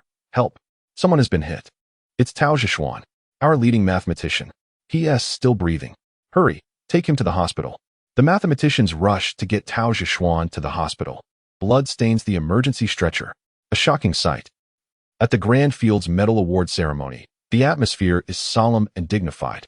This award ceremony is being broadcast live by television stations from over 100 countries worldwide. Countless viewers from various regions are eagerly waiting for the appearance of Qin Yi and Wei Shun. They sit in front of their computers, watching the live broadcast of the award ceremony. Where's the great demon Qin Yi? He hasn't come out yet. Don't worry. Haha. I'm about to burst with happiness. Why are you so excited? It's not you receiving the award. Wei Shun is awesome. Qin Yi is awesome. That's the Fields Medal, the highest honor in the mathematics world. In a small courtyard in Jiangnan City, the decoration here is not extravagant, but it exudes a sense of solemnity everywhere. In the yard, there is a plain black Audi A6 official car parked. The car is not expensive, but wealthy businessmen who recognize the license plate will respectfully give way when they see it on the street. At this moment, teacher Yi Qingxi is visiting by Ruhan's home. The two sit in front of the television like good friends, munching on bear-shaped biscuits while happily watching the live broadcast of the awards ceremony. The school board is amazing. The Fields Medal, Bai Ruhan exclaimed. Yes, it is quite impressive, Yi Qingxi said, a hint of blush appearing on her face. Yi sister, why are you blushing? Bai Ruhan asked with a smile. I'm not. Don't say nonsense. Yi Qingxi maintained a serious face, trying to hold it together. Bai Ruhan's clever little eyes seemed to see right through everything. Bai Ruhan, am very smart. Yi sister, you like the school board member, don't think I don't know. How do you know? Because I like him too. At Mingzhu Primary School, during the summer remedial class, the elementary school students are also watching the live broadcast of the Fields Medal Awards ceremony. It's starting. It's starting. Shoo, be quiet. The school board is amazing. They won the Fields Medal. The Fields Medal is nothing. Fat Master. Won the 2006 Person of the Year from a certain magazine and the 2008 Special Award for Person of the Year. What? Little fatty, you're that impressive? Of course. I'm invincible. The elementary school students were all stunned. Little fatty grinned slyly, proudly showing off. The 2006 Person of the Year award was given to global internet users. The 2008 Special Award for Person of the Year was awarded to all people from the region. On this day, even though they were in a foreign country, Qin Yi's parents, who were either busy making money or on the road to making money, sat quietly in front of the television, tears in their eyes as they watched the live broadcast. At the awards ceremony venue, the judges of the International Mathematical Union, staff, and a group of mathematicians entered one after another. Wei Shun walked into the venue alongside Qin Yi. As soon as they entered, the live stream chat exploded. Qin Yi became the center of attention. The reason was simple: his looks. Qin Yi was incredibly handsome, especially standing next to Wei Shun. Wei Shun's ordinary appearance made Qin Yi's looks stand out even more. The chat room was filled with excitement as countless girls swooned. So handsome. Sisters, I'm in love. This handsome face, this melancholic aura, his looks are really top-notch. He is totally on par with those big stars. A guy this handsome actually won the Fields Medal? Isn't it said that smart people are usually not good looking? Plank. I feel insulted. I swear, I've already fallen for him. The awards ceremony officially began. First, the head of the International Mathematical Union took the stage to give a speech, which was mostly just boasting. The International Mathematical Union is highly responsible and cares deeply about mathematicians, often boasting about their efforts. As the speech concluded, the moment of excitement for the awards arrived. However, the judges found themselves in a dilemma. Where was the award recipient? Why hadn't he arrived yet? With the awards about to be presented, this was concerning. Just then, the award ceremony received alarming news. The recipient had been in a car accident and was currently in the hospital fighting for his life, with little hope for survival. Upon hearing this news, chaos erupted at the ceremony. Everyone was stunned. What? The recipient had been in an accident and was on the brink of death? After an urgent discussion, several committee members decided to revoke the award. The Fields Medal could not be awarded to someone who had passed away. If they set a precedent for awarding a deceased individual, would they also need to award Newton? Newton's contributions to calculus are so monumental that even the Fields Medal would not suffice to honor his achievements. But Newton had been dead for centuries. If the award were given today and the recipient were to die, it would turn the Fields Medal into a complete joke. The award would be labeled as a death award. What credibility would the Fields Medal retain if the recipient passed away on the same day? Thus, the award for the recipient was urgently rescinded. This year's Fields Medal winners went from 3 individuals to 2, one being Qin Yi and the other Wei Dongyi. Chapter 188. The Bond of Qin and Tao, Deep Friendship at the Awards Ceremony Venue. Qin Xiaoyu widened her eyes, looking at Qin Yi with a terrified expression. Her face was filled with shock. She remembered the words Qin Yi had said that morning. I can tell fortunes. I predict that Tao Zhishuan will face a disaster today. At that time, Qin Xiaoyu thought Qin Yi was joking. But now, she couldn't smile. Tao Zhishuan really had an accident. Stupid brother. How many secrets are you hiding? Qin Xiaoyu pouted, calculating in her heart. She had a premonition. Qin Yi had many unknown secrets. Tao Zhishuan's death must be related to Qin Yi. No matter how many secrets you have, you are still my best brother. Qin Xiaoyu revealed a warm smile. On the high stage of the award ceremony, a member of the International Mathematics Council cleared his throat and announced in a solemn and steady tone. The winners of this year's Fields Medal are Qin Yi and Wei Dongyi from the East. They are the strongest mathematical geniuses of this era. They have a profound understanding and accomplishment in mathematics. They have injected new blood into this ancient and great discipline. They have astonished the mathematical community and moved people's hearts. The council member paused and solemnly called out, "Let us welcome Qin Yi and Wei Dongyi to the stage to receive their awards." Clap, clap, clap. The venue erupted with deafening applause. Everyone was clapping. The online viewers from the East were excitedly sending congratulatory messages in the live chat. Amazing. Incredible. Congratulations to the East. The Fields Medal is ours. Haha. Wadaiku University sends their congratulations. Wei is amazing. Qin Yi is amazing. Everyone was watching the live broadcast seriously. No one was distracted. The Fields Medal is the highest honor in the mathematics field, and such an honor today belongs to the East. Amidst the thunderous applause, Qin Yi and Wei Dongyi took the stage to receive their awards. This day, their names would be recorded in the history of mathematics. The whole world would cheer for them. The council member presented the medal and certificate to the two, congratulating them. Congratulations, Mr. Qin Yi and Mr. Wei Dongyi. Wei was somewhat excited, his chest rising and falling, his body slightly trembling. However, Qin Yi remained calm and unperturbed, casually accepting the Fields Medal. His nonchalant demeanor made it seem as if he was receiving not a supreme honor, but a trivial kindergarten certificate. For someone like him, winning a Fields Medal was no big deal. Clap, clap, clap. The venue erupted into thunderous applause again. Everyone was wildly clapping, celebrating for Qin Yi and Wei Dongyi. The netizens from the East were incredibly excited. The chat was buzzing. Incredible. The Fields Medal is ours. Haha. I can't believe it. Wei is amazing. Qin Yi the Great is formidable. To celebrate Qin Yi's award, I decided to gift my child 20 sets of challenging exam questions. Oh no. You're not being human again. Netizens from a certain country were feeling down. What the heck? Our Tao was also supposed to win. How could there be an accident? I can hardly believe it. Oh, our Fields Medal. It was snatched away by 2 individuals from another region. It drives me crazy. Such an honor should have been ours as well. Watching this award ceremony made me furious. The other regions celebrated joyfully. The netizens from a certain country were in despair. People from around the world were shocked. Online, there was a heated discussion. At the award ceremony, all the spotlight was focused on Qin Yi and Wei Dongyi. At this moment, they were the center of the world. According to the tradition of the Fields Medal, the winners usually give acceptance speeches. What would these two say this year? Under the watchful eyes of everyone, Wei first delivered his acceptance speech. His speech was quite kitsch, thanking his alma mater, relatives, and friends, Qin Yi, the audience present, and the judges. After Wei's speech, the viewers in front of the television felt drowsy.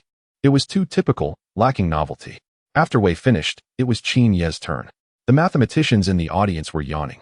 Just when everyone thought Qin Yi would follow suit and deliver a typical acceptance speech, he surprised everyone by saying something unexpected. Mr. Burlekamp, I request to forfeit my Fields Medal and transfer it to my good brother Tao Zhishuan. Qin Yi's statement was astonishing. The venue fell into a terrifying silence. No one expected him to say that. Mr. Burlekamp promptly refused, saying, I'm sorry, Mr. Qin, the Fields Medal cannot be transferred. Are you kidding? Tao Zhishuan is in critical condition. How could the International Mathematical Union possibly agree to award him? Qin Yi knew it was impossible. He just wanted to make a statement. Showing off with zero cost. Playing the role, Qin Yi shed a few tears and expressed his emotions deeply. What? My good brother Tao Zhishuan was in an accident today. I am very sad and upset. I wish I could transfer my Fields Medal to him. This Fields Medal, this honor, should have a part belonging to my good brother. But he is lying in the emergency room, fighting for his life, and it pains my heart. Qin Yi's words were heartfelt and moving. Those who heard it shed tears, and listeners felt sorrow. Many mathematicians present and global viewers watching the live broadcast were touched by the deep friendship between Qin Yi and Tao Zhishuan. Wow, it's so touching. This is true friendship. I really envy Tao Zhishuan for having such a good brother like Qin Yi. The friendship between men is just that simple and pure. So touching. Tao Zhishuan must have accumulated a lot of virtue over several lifetimes to have such a good friend as Qin Yi. No wonder he is my idol. He doesn't forget his close friend even at the award ceremony. Countless netizens were moved to tears by the friendship between Qin Yi and Tao Zhishuan. Some mathematicians present were also teary-eyed. In their view, Tao Zhishuan's life is worth it. Having a friend like Qin Yi is enough to make everyone envious. This is what true friendship looks like. A genuine good brother.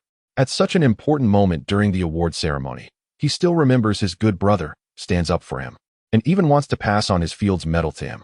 This kind of original intention, this friendship, this action is truly heartwarming, deeply touching, stirring to the heart. The scene erupted into even more enthusiastic applause. The applause was deafening. All the mathematicians stood up, teary-eyed, and applauded vigorously. Meanwhile, Qin Xiaoyu in the audience was stunned. What is going on? Tao Zhishuan's accident must be related to that troublesome brother. That troublesome brother is the real culprit, the mastermind behind the scenes. Yet he moved the entire audience and received everyone's applause. This world is truly magical. Chapter 189. Tao Zhishuan becomes a vegetative state. The bond of Qin and Tao is truly moving. The award acceptance speech by Qin Yi concluded amidst thunderous applause. After the award ceremony, the beautiful reputation of the bond between Qin and Tao spread far and wide with the media coverage. In ancient times, there were the tales of Boya and Zhong Ziki, and now there is the touching story of Qin and Tao. News reports flooded the media, and the story of their bond moved people around the world. The most loyal Fields Medal winner, Qin Yi. What is brotherly love? The demon king Qin Yi tells you the answer. Qin and Tao, a friendship stronger than gold. Tao Zhishuan is lucky to have a friend like Qin Yi in his lifetime. Qin Yi, a demon king who values loyalty. On this day, people from various countries were deeply moved by the profound bond between Qin and Tao. After the award ceremony, Qin Yi took Qin Xiaoyu and prepared to visit Tao Zhishuan in the hospital. The main purpose was to check if Tao Zhishuan was still alive. If he was, Qin Yi wanted to see if there was a chance to finish what he had started. As long as Tao Zhishuan was alive, Qin Yi would not be at ease. Tao Zhishuan was too malicious and had previously plotted against Qin Yi. His existence was like a ticking time bomb, conducting research against Qin Yi's homeland. Qin Yi was not a saint. He would definitely cut the weeds and eliminate the roots. What should he bring as a gift? It wouldn't be good to go empty-handed, right? Qin Yi muttered. Brother, there's a flower shop over there. Let us buy a bouquet, suggested Qin Xiaoyu. Qin Yi's eyes lit up. Sending flowers? Good idea. Qin Yi walked into the flower shop and Qin Xiaoyu followed closely like a little psychic. 10 minutes later, the two emerged from the flower shop, and Qin Xiaoyu surprisingly held a pot of cactus. Qin Xiaoyu glanced at Qin Yi with a rather strange expression. "Brother, you're giving a cactus to a patient?" Qin Yi smiled sincerely. "Is there a problem?" Qin Xiaoyu replied. "Stinky brother, as expected of you. Others bring carnations when visiting patients, but you're giving a cactus? The heavens have sent 5 words. You're really something." When Qin Yi arrived at the hospital in Rio de Janeiro, he was warmly received by mathematicians from various regions. They knew nothing about the grievances between Qin Yi and Tao Zhishuan. However, they had heard about Qin Yi's noble words for Tao Zhishuan during the Fields Medal ceremony, even considering transferring his award to Tao Zhishuan. What a profound brotherly love and righteousness. One might ask, if they received the Fields Medal, could they do what Qin Yi did? Absolutely not. Wait, is that a cactus? A mathematician looked a bit perplexed. Giving a cactus instead of flowers? Qin Yi chuckled and explained. Cacti live in the desert, resilient and unyielding. I am giving this pot of cactus to Brother Tao, hoping he can be as strong and unyielding as the cactus and overcome this life and death crisis. Qin Yi turned on his charm, speaking convincingly. Many mathematicians nodded in appreciation after hearing this. So that is how it is. Cactus, strong and unyielding. What a good meaning. Qin, you are thoughtful. With a friend like you, Tao can rest in peace even if he were to pass away. Qin Yi quickly waved his hand. Don't say such unlucky things. My good brother will definitely get through this crisis. Qin Yi added in his heart, and then die again. The mathematicians from a certain country were moved to tears upon hearing such heartfelt words. Sigh. Tao must have saved the world in his past life to have such a good friend in this life. I'm envious. When will I have such a friendship? Qin. Tao might become a vegetable. You mustn't be sad. Qin Yi shed a few crocodile tears. Boo-hoo. I'm really not sad. I'm not upset at all. Boo-hoo. Then, Qin Yi started crying uncontrollably. His voice even became hoarse. There's no way. Qin Yi had to cover his uncontrollable smile, or he would be found out. Seeing Qin Yi cry so sadly, the mathematicians from a certain country began to comfort him. Qin, don't be sad, look ahead. In life, one inevitably encounters thorns and setbacks. You must face adversity bravely. Without Tao, you still have countless friends. Next to them, Qin Xiaoyu was dumbfounded. She couldn't believe her ears. This world is too crazy. A mouse is the bridesmaid for a cat. Her stinky brother is clearly the real culprit behind the scenes. How did he become the one being comforted? And even gained a reputation? Boo-hoo. My heart aches. It feels like a knife cutting through. Let me go in and see Brother Tao first. Qin Yi wiped his tears and followed the mathematicians into the hospital. In the emergency room, Tao was lying on the bed, eyes closed, completely still. His whole body was wrapped like a mummy, with an oxygen mask on his face. He had dozens of comminuted fractures. He wouldn't be able to move for the rest of his life. For the latter half of his life, he would have to lie in bed like a vegetable, receiving nutrition through a feeding tube and being cared for by someone for his bodily functions. Seeing Tao in such a miserable state, Qin Yi's heart ached. This is his good brother, the one who brought scientists to his homeland. Now he had ended up like this, and Qin Yi couldn't help but feel heartbroken. Can I have a moment alone to talk to my good brother? Qin Yi looked at the mathematicians. The leading white mathematician nodded and led everyone out. Even the doctors left the ward. Qin Xiaoyu glanced and also walked out. After everyone left, only Qin Yi and Tao were left in the room. Qin Yi sighed. Speaking sincerely, Brother Tao, I've come to see you, and I brought you a pot of cactus. Just as Qin Yi finished speaking, ding, from Tao's resentment, 466. Hearing this resonance notification, Qin Yi smiled. It turns out that Tao Zhishuan can hear him speak, and his brain can still think. But his body has become unresponsive like a vegetative state. Brother Tao, thank you for sending over more than 100 scientists to our region. Ding. Resentment from Tao Zhishuan 385. Brother Tao, I am your best buddy. I was so sad to hear about your accident that I ate 2 extra bowls of rice at lunch. Ding. Resentment from Tao Zhishuan 572. Brother Tao, look at the thorns on this cactus, long and sharp. Oh, I almost forgot. You are blind now, forever. Ding. Resentment from Tao Zhishuan 617. Qin Dejianren is like a long-time close friend, recounting every detail in Tao Zhishuan's ear. The sound of the resentment value notification keeps ringing, and Tao Zhishuan is furious. His heart is screaming, but his body cannot move, lying on the hospital bed like a vegetative person, listening to Qin Yi's incessant chatter. Good brother, let me give you a question. Looking at the rising blood pressure of Tao Zhishuan, Qin Yi revealed a sinister smile. 99962072, 99962072. Tao Zhishuan remained silent. A careful observation showed that Tao Zhishuan's body twitched slightly. This indicates how angry he is now. If thoughts could kill, Qin Yi would have been sliced to pieces by Tao Zhishuan long ago. Ding. Resentment from Tao Zhishuan 1008. Ding. Congratulations to the host for exceeding 1,000 resentment points in a single instance, achieving the Get Rich Overnight achievement. Ding. Congratulations to the host for obtaining the Get Rich Overnight Achievement Reward, Master of Microexpression Management. Chapter 190. The mischievous kid is actually him? I never expected that. Oh, no wonder he's my good brother. He even helped me complete a system achievement? Qin Yi was truly moved. So, during the next period, he planned to visit Tao Zhishuan every day for a good exchange. Qin Yi, am definitely not here for the resentment points. It's clearly a deep brotherly bond. To visit my brother. Good brother. Qin Yi patted Tao Zhishuan's arm, which was wrapped in a plaster bandage, and sincerely smiled. Did you have trouble with that problem just now? How about I give you a different one? Don't worry. This time I'll make sure to give you easy questions. How about addition and subtraction within 10? 9, 996, 20726, 154, 5571. Come on, good brother, answer the question. The more you answer, the more it stimulates your brain. I've prepared over 2,000 questions for you. During this time, I will come to see you every day. Good brother, are you touched? Look, your body is trembling from being moved. Don't be like this. No need to be polite with me.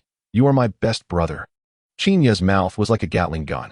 Tao Zhishuan trembled with anger, his body wrapped like a mummy twitching continuously, and his blood pressure skyrocketed. Ah! Tao Zhishuan kept shouting in his heart, sending kind greetings to all of Qin Yi's ancestors. At that moment, Tao Zhishuan felt utterly hopeless, desperately wishing for death. No, it should be worse than death. His former enemy openly mocked him in front of him, while he lay on the hospital bed unable to move. Even clenching his fist had become a luxury. He hated himself for being greedy back then, for not just killing Qin Yi. He hated himself for being an enemy of Qin Yi, ending up in such a situation. He wished he could kill Qin Yi's entire family in revenge for today's humiliation. Unfortunately, he would never have that chance again. After chatting with Tao Zhishuan for a while, Qin Yi left. The next day, Wei Shun and the mathematicians from Huaxiao returned home one after another. Qin Xiaoyu also went back, as she needed to participate in the high school entrance exam. Qin Yi stayed behind, continuing to visit Tao Zhishuan at the hospital. Good brother. Hey, I'm here to see you again. Let us do some exam questions. Solving problems helps with recovery. Is expired poison still poisonous? Or is it more poisonous? Before glasses were invented, what were cobras called? Why are red beans red, green beans green, yellow beans yellow, yet green cucumbers are not called green melons? My classmates' grades are so good that they make me envious and resentful, and then I got so angry that I died from it. Does that count as homicide? A series of devilish questions from Qin Yi made Tao Zhishuan's bandaged body tremble all over, continuously twitching. Ah! Tao Zhishuan's blood pressure soared to 180 millimeters of mercury, feeling like his lungs were about to explode. Damn it! How can there be such a shameless person? Is he here to visit me? Or to harm me? Tao Zhishuan was in despair, wanting to hang himself. However, not to mention hanging, he couldn't even move a finger. Days passed. In the blink of an eye. Over a month had gone by. During this month, Qin Yi spent most of his time talking about everything under the sun with Tao Zhishuan in the hospital. Every day, Tao Zhishuan provided Qin Yi with a sense of resentment. The truly high-quality friend, Tao Zhishuan. After a month of thoughtful companionship and daily visits, Qin Yi's reputation once again soared to new heights worldwide due to media coverage. How touching. How could such profound friendship exist in this world? I can hardly believe it. The bond between Qin and Tao is truly remarkable.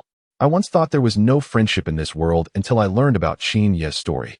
The friendship between Qin and Tao will be a tale recorded in history. Global netizens who were deceived expressed their sentiments. The story of Qin and Tao's friendship spread widely across the internet. Now, everyone knows that Qin Yi is a loyal and righteous person, a true brother to Tao Zhishuan. A century later, the bond between Qin and Tao became a new Chinese idiom. Qin-Tao's friendship describes a deep friendship, akin to brothers among friends.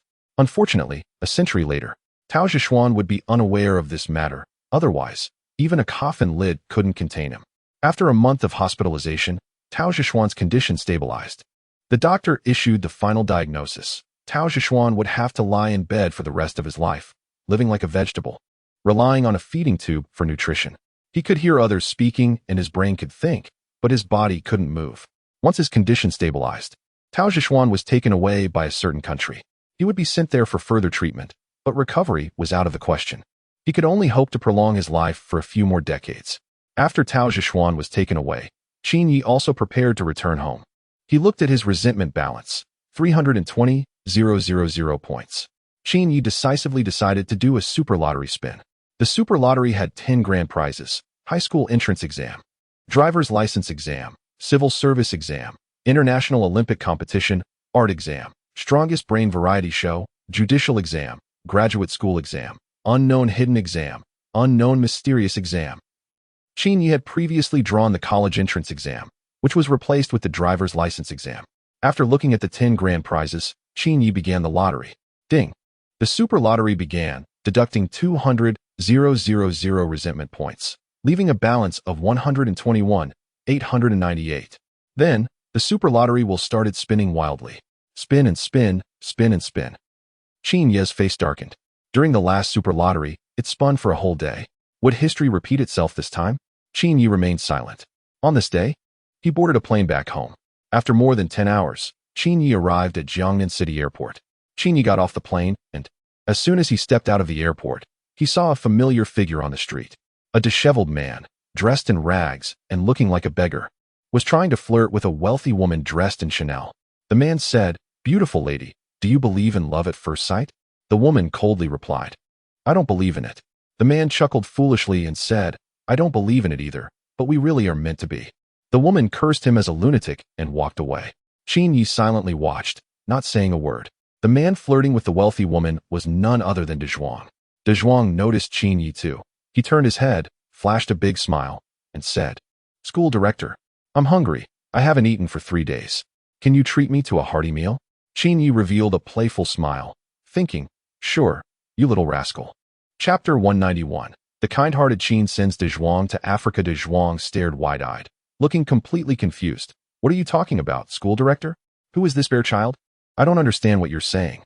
Qin Yi glanced at De Zhuang with his ink-black eyes and said coldly, "Bear child, are you still pretending to be foolish?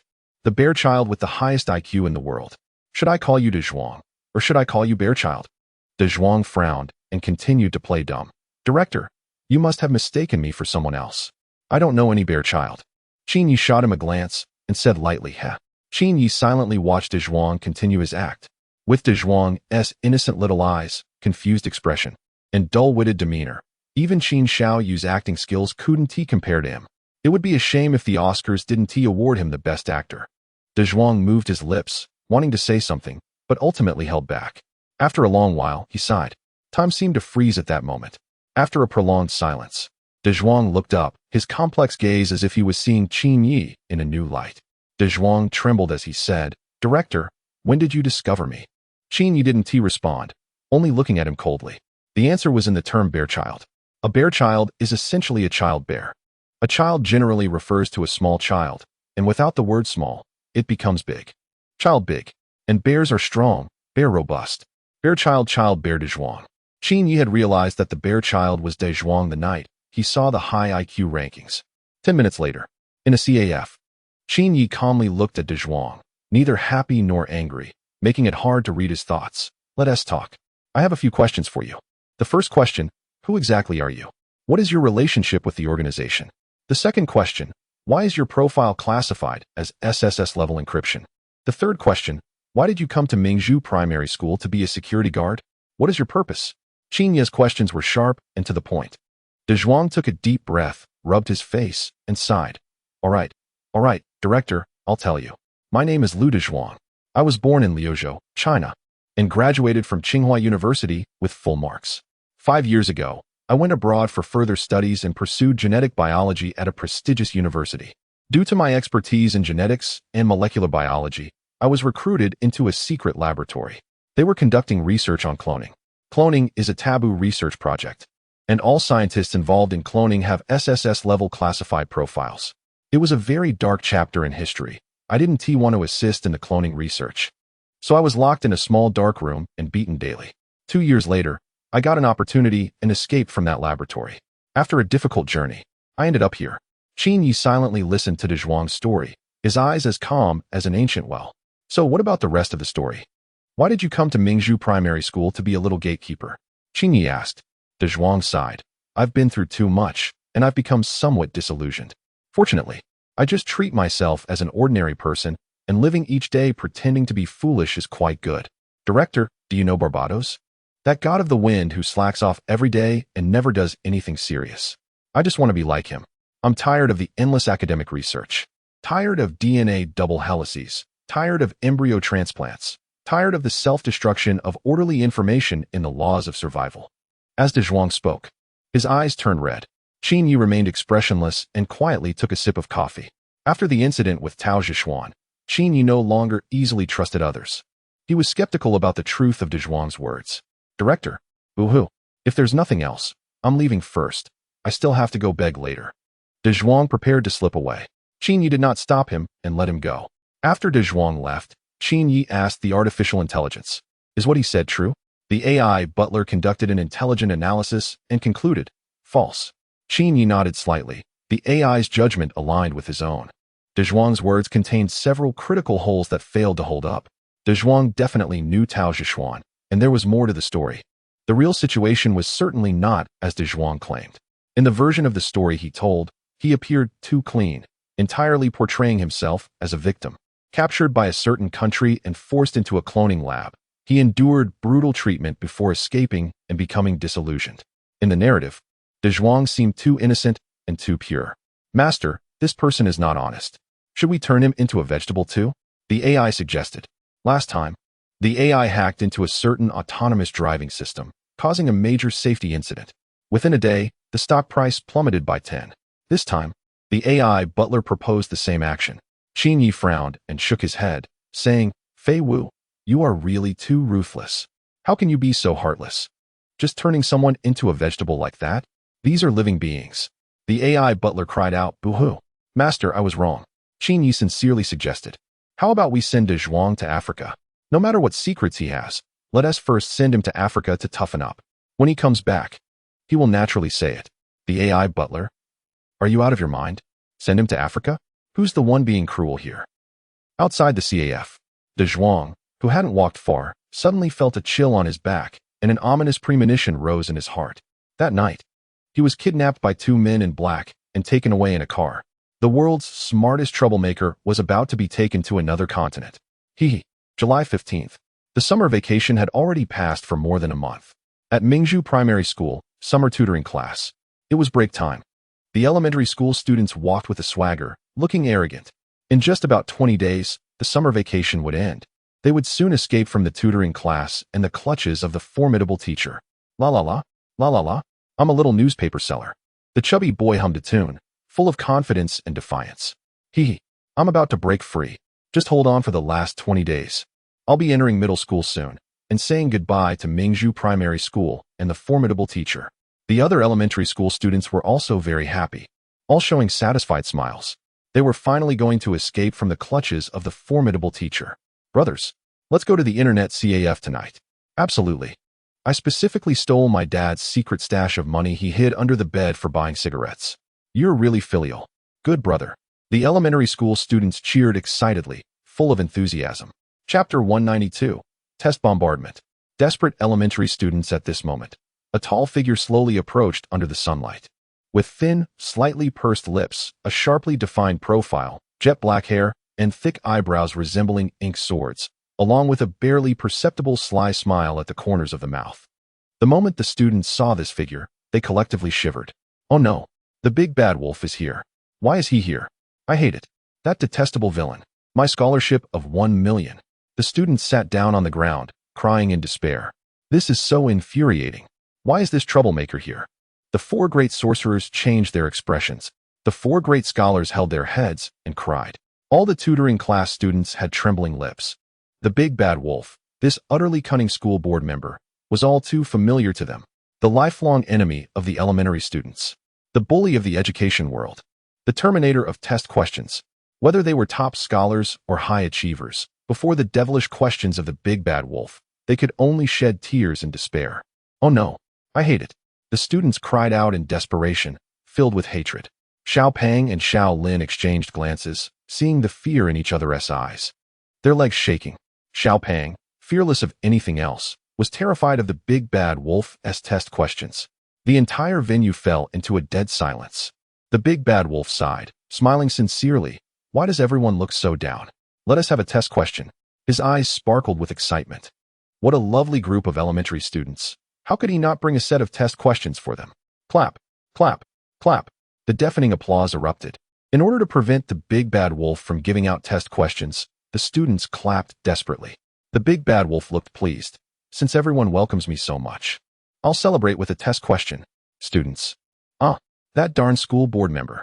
Such a nuisance. The students were filled with indignation, gritting their teeth in anger. Forget your test questions.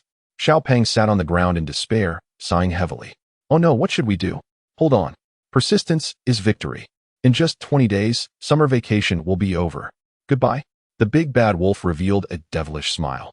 Xiao Pang, let us do a test question. Xiao Pang. Forget your test questions. The big bad wolf announced a question. What is Mr. Tingya's full name in the 8th grade text, Mr. Tingya? All the elementary students looked at each other. Their faces darkened. 8th grade text? We just graduated from 6th grade. We have to do 8th grade questions? Oh no. The shameless school board member. This is too bullying. Oh no. What have we elementary students done to you? The students wiped their tears in despair. In the distance, the tutoring teacher watched with a sigh. As expected of a board member, truly ruthless. The elementary school students were despairingly answering questions. Little Pang's answer was, Fenya Huaitai Lang. Little Lin's answer was, Fenya Wudalang. Little May's answer was, Fenya Daislang. Hearing these answers, Qin Ye's face darkened. What kind of nonsensical answers are these? The great Qin Yi was furious. He immediately assigned the elementary students more than 20 additional questions. One day, a traveler randomly selected 2 numbers from 2 to 99. He told Zhongli the sum of these 2 numbers and told Wendy the product, but Zhongli and Wendy did not know each other's numbers. The next day, Wendy confidently said to Zhongli, although I don't know what the 2 numbers are, I know you definitely don't know either. Then Zhongli replied, now I know. After a while, Wendy said, then I know too. Question, what are the 2 numbers? There is a unique answer. A person arrived at a riverbank with a wolf, a sheep, and a bundle of cabbage. He needed to cross the river. There was only one boat at the riverbank, and he could only take one item at a time. He couldn't leave the wolf and the sheep together, nor could he leave the sheep and the cabbage together, because in either case, the former would eat the latter. So, how can he take all the items across the river with the fewest trips? There are 23 coins on the table, 10 of which are heads up. Suppose someone blindfolds you, and your hands cannot feel the sides of the coins. What is the best way to divide these coins into 2 piles so that each pile has the same number of heads-up coins? In the positions of, which character should be filled in, or? One question after another made the elementary students' faces turn pale. These questions weren't actually difficult. Many of them could solve quite a few. However, the sheer number of questions was overwhelming. Woo-woo. The detestable Qin Yi. The elementary students swallowed hard. Their expressions filled with fear. Qin Yi revealed a kind smile. Upon returning to the country, he immediately brought fresh questions for these students. He truly is a great benefactor. Woo-woo. Board member, I need to go to the bathroom. Little Pang covered his stomach, pretending to be in pain. Got a stomach ache? Take the questions with you. Solve them while you're in the bathroom. Qin Yi shoved a practice book as thick as a brick into Little Pang's hands. Little Pang. Damn it. I said I needed to go to the bathroom, and you want me to solve questions while I'm in there? Oh, you shameless board member. Woo-woo. Board member. My hand hurts. I want to go home and rest for a few days. Clever little Lin also wanted to find an excuse to go home. Your hand hurts? What should we do about that? Qin Yi sighed. If your hand hurts, then you can't write in the practice book. Xiaolin nodded desperately, looking pitiful as he said, yes. That director went home to recover. Hee. Qin Yi stopped him and stuffed the workbook into his arms. Your hands hurt? Don't you have feet? Use your feet to hold the pen and do your homework. Xiaolin. Are you a devil? Is that what you are? Writing homework with your feet? Is that something a person would say? I'll write your grandpa's. You try writing one with your feet. At that moment, Xiaolin felt utterly hopeless. This is bullying, sob. Qin Yi revealed a satisfied smile. The elementary school students had complex expressions, their eyes filled with awe. They were brimming with tears of despair. They felt regret. Heartache. They regretted why they had come to Mingzhu Elementary School. Sob, sob, sob. That wicked Qin Yi. The great demon. The lifelong enemy of elementary school students. Chapter 193. The author is watering down the content. Oh no. We don't want to do the exam questions. Yeah, we're just elementary students. But haven't we already graduated? I don't care. I don't want to do the questions. Wah wah wah. The elementary students were crying, each one in despair. The kind-hearted Qin Yi sighed. Since no one wants to do the questions, I will fulfill everyone's wish. Qin Yi smiled and said, let's have some historical inquiry questions. The class monitor, a chubby boy, looked dark. Wah wah wah. What's the difference between historical inquiry questions and doing exam questions? Qin Yi grinned mischievously. It seems there is no difference. Chubby boy. The group of elementary students. This is outrageous. Shameless. The historical inquiry questions are here. With a sincere smile, the kind-hearted Qin Yi said, in the Huanghuaging uprising, who fired the first shot? As soon as this question was asked, the faces of the elementary students changed. They were deeply moved. The school board member has a conscience and actually asked such a simple question? Hee hee. I know this one. Me too. This is too easy. Let me answer. It was Huang Xing who fired the first shot. The elementary students happily answered. They were overjoyed. Hee hee. Why has the school board member suddenly become so considerate, asking such an easy question? However, when they saw Qin Yi grin widely, they all shivered. Things were definitely not that simple. This was the instinct of the elementary students. When the big bad guy smiled, it meant that nothing good would happen. Sure enough, the next moment Qin Yi smiled and said, now the second question comes. Who fired the second shot? Elementary students? The students were dumbfounded. Who fired the second shot? Is this even a question someone can ask?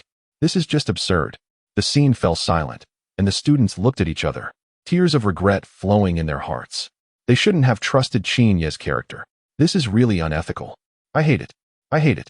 Seeing the elementary students crying, the kind-hearted Qin Yi decisively added another question. All right, the third question is here. In the Huanghuaging uprising, who fired the third shot? The elementary students were once again dumbfounded. This is too much. How are we supposed to know who fired the second or third shot? Chubby boy wiped his tears and sobbed. Wah wah wah. School board member, this isn't fair. No one can answer this question. Qin Yi smiled lightly. What if I can answer it? Chubby boy, not convinced, said, school board member, if you're so capable, let me ask you. Qin Yi, with a playful smile, said, sure, go ahead and ask. Chubby boy put his hands on his hips, looking arrogant. What is the highest mountain in the world? Qin Yi answered in a flash. Mount Everest, with an elevation of 848 meters. Chubby boy's eyes rolled around, and he smirked. Then what is the second highest mountain? This answer is something that 90% of people wouldn't know. However, Qin Yi calmly stated the answer. K2, with an elevation of 611 meters. Little Fatty. Ding, 172 from Little Fatty's resentment. Little Fatty, feeling stubborn, gritted his teeth and asked, what about the third highest peak? Qin Yi replied nonchalantly, the Gusherbrum Eye, with an elevation of 586 meters. Ding, 189 from Little Fatty's resentment. At that moment, Little Fatty felt like crying. How could this school director be so knowledgeable? Little Fatty's face fell in despair. Meanwhile, Shaolin had a sudden idea and mischievously asked, what is the 47th highest mountain? As soon as the question was asked, Little Fatty and the other elementary school students felt a spark of hope. There's no way you would know this one. The 47th highest mountain in the world. Who besides those geographers could possibly know? But Qin Yi, being the overachiever he is, calmly replied, the 47th highest peak in the world is Kongertaf. With an elevation of 530 meters, part of the western Kunlun Mountains, located in the Xinjiang Uyghur Autonomous Region. Shaolin. Little Fatty. Xiaomei. All the elementary school students were stunned. This didn't stump the school director? How infuriating. How knowledgeable could this devilish school director be? Woo-woo. School director, who fired the second and third shots in the Huanghuaging uprising. Little Fatty wiped his tears and asked. Qin Yi chuckled and said, history records that Huang Xing fired 3 shots in a row, marking the beginning of the Huanghuaging uprising. Little Fatty. All elementary students. That darn school director. This is so unfair. The students' faces darkened, looking as pitiful as huskies. They seemed wilted, like frostbitten eggplants. Despair. The devilish questions truly brought despair. Thinking about how they still had 20 days before escaping from the clutches of the great Qin Yi, they began to cry. Suddenly, the room filled with sobbing sounds. Seeing the students so hurt, the kind-hearted Qin Yi couldn't bear it. He sighed and said, all right, stop crying. I know you're moved because of the questions. I'm very gratified. You all are such eager learners who love to solve problems. It's touching. Qin Yi looked pleased, feeling quite moved. Truly, they were his well-educated students. So understanding. Such good kids. The great Qin Yi sighed. Elementary students? Go to hell. That shameless Qin Yi. How could he be so ungrateful? Who the heck is moved? Woo-woo. We don't want to see you. What a disgrace. Tears welled in the students' eyes. Decades later, when they all became pillars of society and great scientists, someone might ask them if they remembered that school director Qin from back in the day. They would sadly light a cigarette. And that was a difficult chapter of the past. He is light. He is electricity. He is an eternal myth. A single test paper stumps all elementary school students. One exam question wipes out millions of candidates in the national examination. He is the great demon king of exam questions in this region, a Fields Medal winner. He monopolizes the world of exam questions with his devilish problems. He is either writing questions or on the way to write questions.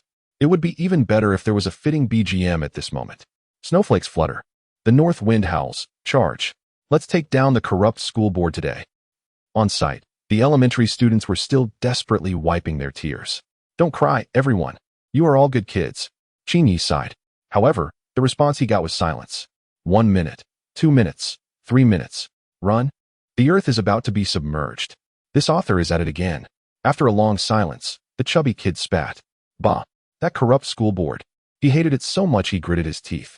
How shameless. The extremely melancholic chubby kid couldn't help but take out a pen, putting it in his mouth, pretending to smoke. This is how they do it on TV. Then, he sucked the ink out of the pen and sprayed it everywhere. Chubby kid. Winky face. Ah, to hell with it. I can't live anymore. Chapter 194. Qin Yi sets the exam for art students. The nation is shocked, all right. I'm leaving now. I've prepared practice books for each of you, as thick as a brick. Remember to do your exercises every day? Qin Yi said generously. Elementary students. Winky face. Ding. From the elementary students' grievances 999. Woo-woo. Damn Qin Yi, the great demon king. That guy? He's at it again. Who wants your practice books? Damn it. This is too much. As the elementary students gritted their teeth, Qin Yi laughed heartily and left Mingzhu Primary School. After Qin Yi left, the students were filled with righteous indignation, gritting their teeth and saying, woo-woo. That damn Qin Yi, the great demon king. 20 days. Just hold on for the last 20 days. I'll be in middle school soon. Goodbye to you. Qin Yi, the great demon king, can't harm us anymore. Ha. Just thinking about the days without devilish exam questions feels so comforting. July 16th. A piece of news went viral online. The entire internet was in an uproar, the nation was shocked, and everyone was stunned. The organizers of the art exam in the capital released an announcement. In order to better select outstanding candidates, this year's art exam will invite the renowned question setter, Qin Yi, to create the exam papers, focusing on a people-oriented approach, comprehensive development in morality, intelligence, and physical fitness, as well as enhancing stress resistance. Please look forward to it. Once this announcement was released, all the candidates participating in this year's art exam were dumbfounded. What the heck? This year's art exam in the capital is actually set by Qin Yi? This person is known by everyone in today's Huaxia, the king of exam questions, the elementary school bulldozer, the terminator of academic excellence, the flathead brother of the education sector. The story of Qin Tao's friendship has been passed down through the ages. You ask how tough his questions are. At the World Mathematics Congress, he threw out 999 questions, leaving mathematicians worldwide stumped. That event gathered the world's top mathematicians. What the heck? After wreaking havoc in the field of mathematics, Qin Yi is now coming to torment the art students? Who can withstand this? At this moment, countless art students in the capital felt like they wanted to die. Damn Qin Yi. We don't want you to set the questions. Go away. Just leave. For hours after the announcement from the art exam organizers, the news exploded. Douyin Hot Search Number 1. Capital Art Exam. Qin Yi sets the questions. Weibo Hot Search No. 1. Qin Yi sets the questions for the art exam. Baidu Hot Search Number 1. Capital Art students are all crying. In an instant, all netizens were shocked. because Qin Yi's name is simply too terrifying. Today's headlines. Qin Yi, the Great Demon King, sets the art exam questions. Is this a distortion of humanity or a decline of morality? NetEase News. The most terrifying year in the art exam world. Countless art students in the capital are trembling. Penguin News. He is cold and lonely. He is the Great Demon King of question setting, and now he is reaching out his claws to the capital's art exam. Capital Daily. At this moment, the world of question setting will enter its darkest era. Tremble. The Great Demon King has arrived. News reports flooded in from all directions. Countless people were shocked, countless people were stirred up, and countless people were watching the drama unfold. As the source of the turmoil, Qin Yi silently posted a message on social media. Art exam candidates in the capital, don't be afraid. Rest assured, I, the kind-hearted Qin, never give difficult questions. The art candidates responded, I can't believe you. You never give difficult questions? Seriously, even a dog would shake its head at that. Netizens who were watching the drama eagerly joined in, cheering and applauding, rallying for Qin Yi. Go, Qin Yi. Wipe out these art candidates. Haha, those young talents are in for a tough time. Many speculated that this would be the most challenging art examination ever. The discussions among netizens heated up. The art exam is divided by specialty, with different content for each. Dance candidates, fine arts candidates, performing arts candidates, music candidates, and directing candidates. What kind of questions will the great Qin Yi bring for these art candidates? The news about Qin Yi setting the exam questions is trending and continues to gain momentum. Netizens across the country are paying attention. Watching Qin Yi challenge the art candidates is more exciting than any popular show. 99% of the art candidates in the capital are trembling with worry. What are they going to do? Help. However, some bold art candidates scoffed at Qin Yi and even took to social media to provoke him. Performing arts candidate Yu Ziyuan declared, Qin Yi, bring it on. Give me any question you want. Music candidate Zhu Hongxue chimed in. Level 10 piano, bring on the challenge. I dare you to stump me, great Qin. Dance candidate Ji Meishua added, What? Go, director Qin. I want to be stumped by your questions. After these bold statements, netizens criticized them for being unaware of their limits. But when someone uncovered the backgrounds of these bold candidates, everyone was shocked. This batch of art candidates is quite impressive. Yu Ziyuan, a young film emperor, has starred in over a dozen productions as a youthful emperor. He has portrayed notable historical figures like the young Ying Zheng and the young Han Wudi, showcasing remarkable talent for his age. Zhu Hongxue, though only 14, is already a renowned piano prodigy. He obtained his level 10 piano certificate at the age of 12 and is hailed as the next generation S. Beethoven by Western media. He has held numerous sold-out concerts across Europe, making tickets hard to come by. Ji Meishua, a dance genius and the belle of the capital's music academy, began her trophy collection at the age of 14. By 16, she had secured the National Ballet Championship and won 6 championships in various dance competitions over 2 years, with the most prestigious being the International Modern Dance Competition. 2 months ago, the modern dance performance Maritime Tango debuted in a certain city in Europe and received an enthusiastic response during its tour. These art examination students are quite the characters, each more impressive than the last. They are all gifted and talented individuals. This group has great confidence in their profession and is definitely not afraid of any challenges. As these students showcase their skills with such enthusiasm, netizens eager for excitement began to tag the prominent figure in the scene. Hey, someone is challenging you. Look at how bold they are. Aren't you going to respond? Come on, give them a lesson. Some even speculated, is the prominent figure not responding because they're scared? However, others chimed in, you're overthinking it. I bet that on the day of the examination, these students will face tough competition. After being tagged by a group of netizens, the prominent figure finally provided a response on social media. Chapter 195. The death of the Eisenjoro matriarch Qin Yi replied with just 3 words. See you at the exam. This plain yet cold response left everyone stunned. Several art exam candidates, including Yu Ziyuan, Zhu Hongxue, and Ji Meishua, gasped in shock. This Qin Yi seemed to be no ordinary opponent. Without any harsh words, just a simple see you at the exam, he exuded an unparalleled confidence. However, they were not afraid of Qin Yi. No matter how formidable he was, they were determined to do their best. I, the art exam candidate, will never back down. On the other side, Qin Yi felt a wave of sadness. In front of a newly built luxurious cemetery, a handsome young man stood before the grave of the Eisenjoro matriarch, looking a bit lost and sorrowful. The old lady had passed away at the age of 89, departing peacefully. Mr. Qin Yi, Miss Aizenjoro Jiaqin had no children throughout her life. She left a will, bequeathing all her assets to you. Please take a look. A middle-aged lawyer in a sharp suit handed over a list of assets. Qin Yi took it and glanced through it. The numbers were staggering, including multiple properties, a vineyard in Europe, a private island in the Maldives, a luxury cruise ship, a private jet, and various antique collections. The old lady had amassed a fortune throughout her life, yet unfortunately, she had no heirs. Feeling deeply moved, Qin Yi's heart was heavy. He decided to share a portion of the money with the housekeepers and servants of the old lady, ensuring they could enjoy their later years comfortably. Qin Yi instructed, the remaining funds, let us donate them all to domestic charitable organizations. He had no greed for the vast fortune left by the old lady and chose to donate it all to charity. After a moment's thought, he added, let us make the donation in the name of the Aizenjoro family, fulfilling the old lady's last wish. The middle-aged lawyer responded, all right, I will handle the paperwork right away. After the lawyer left, Qin Yi stood alone before the grave, his expression one of sorrow. Old lady, sigh. Qin Yi shook his head, his eyes glistening with unshed tears. Forcing a smile, he said in a hoarse voice, why did you have to leave us? You watched us grow up, my sister and I.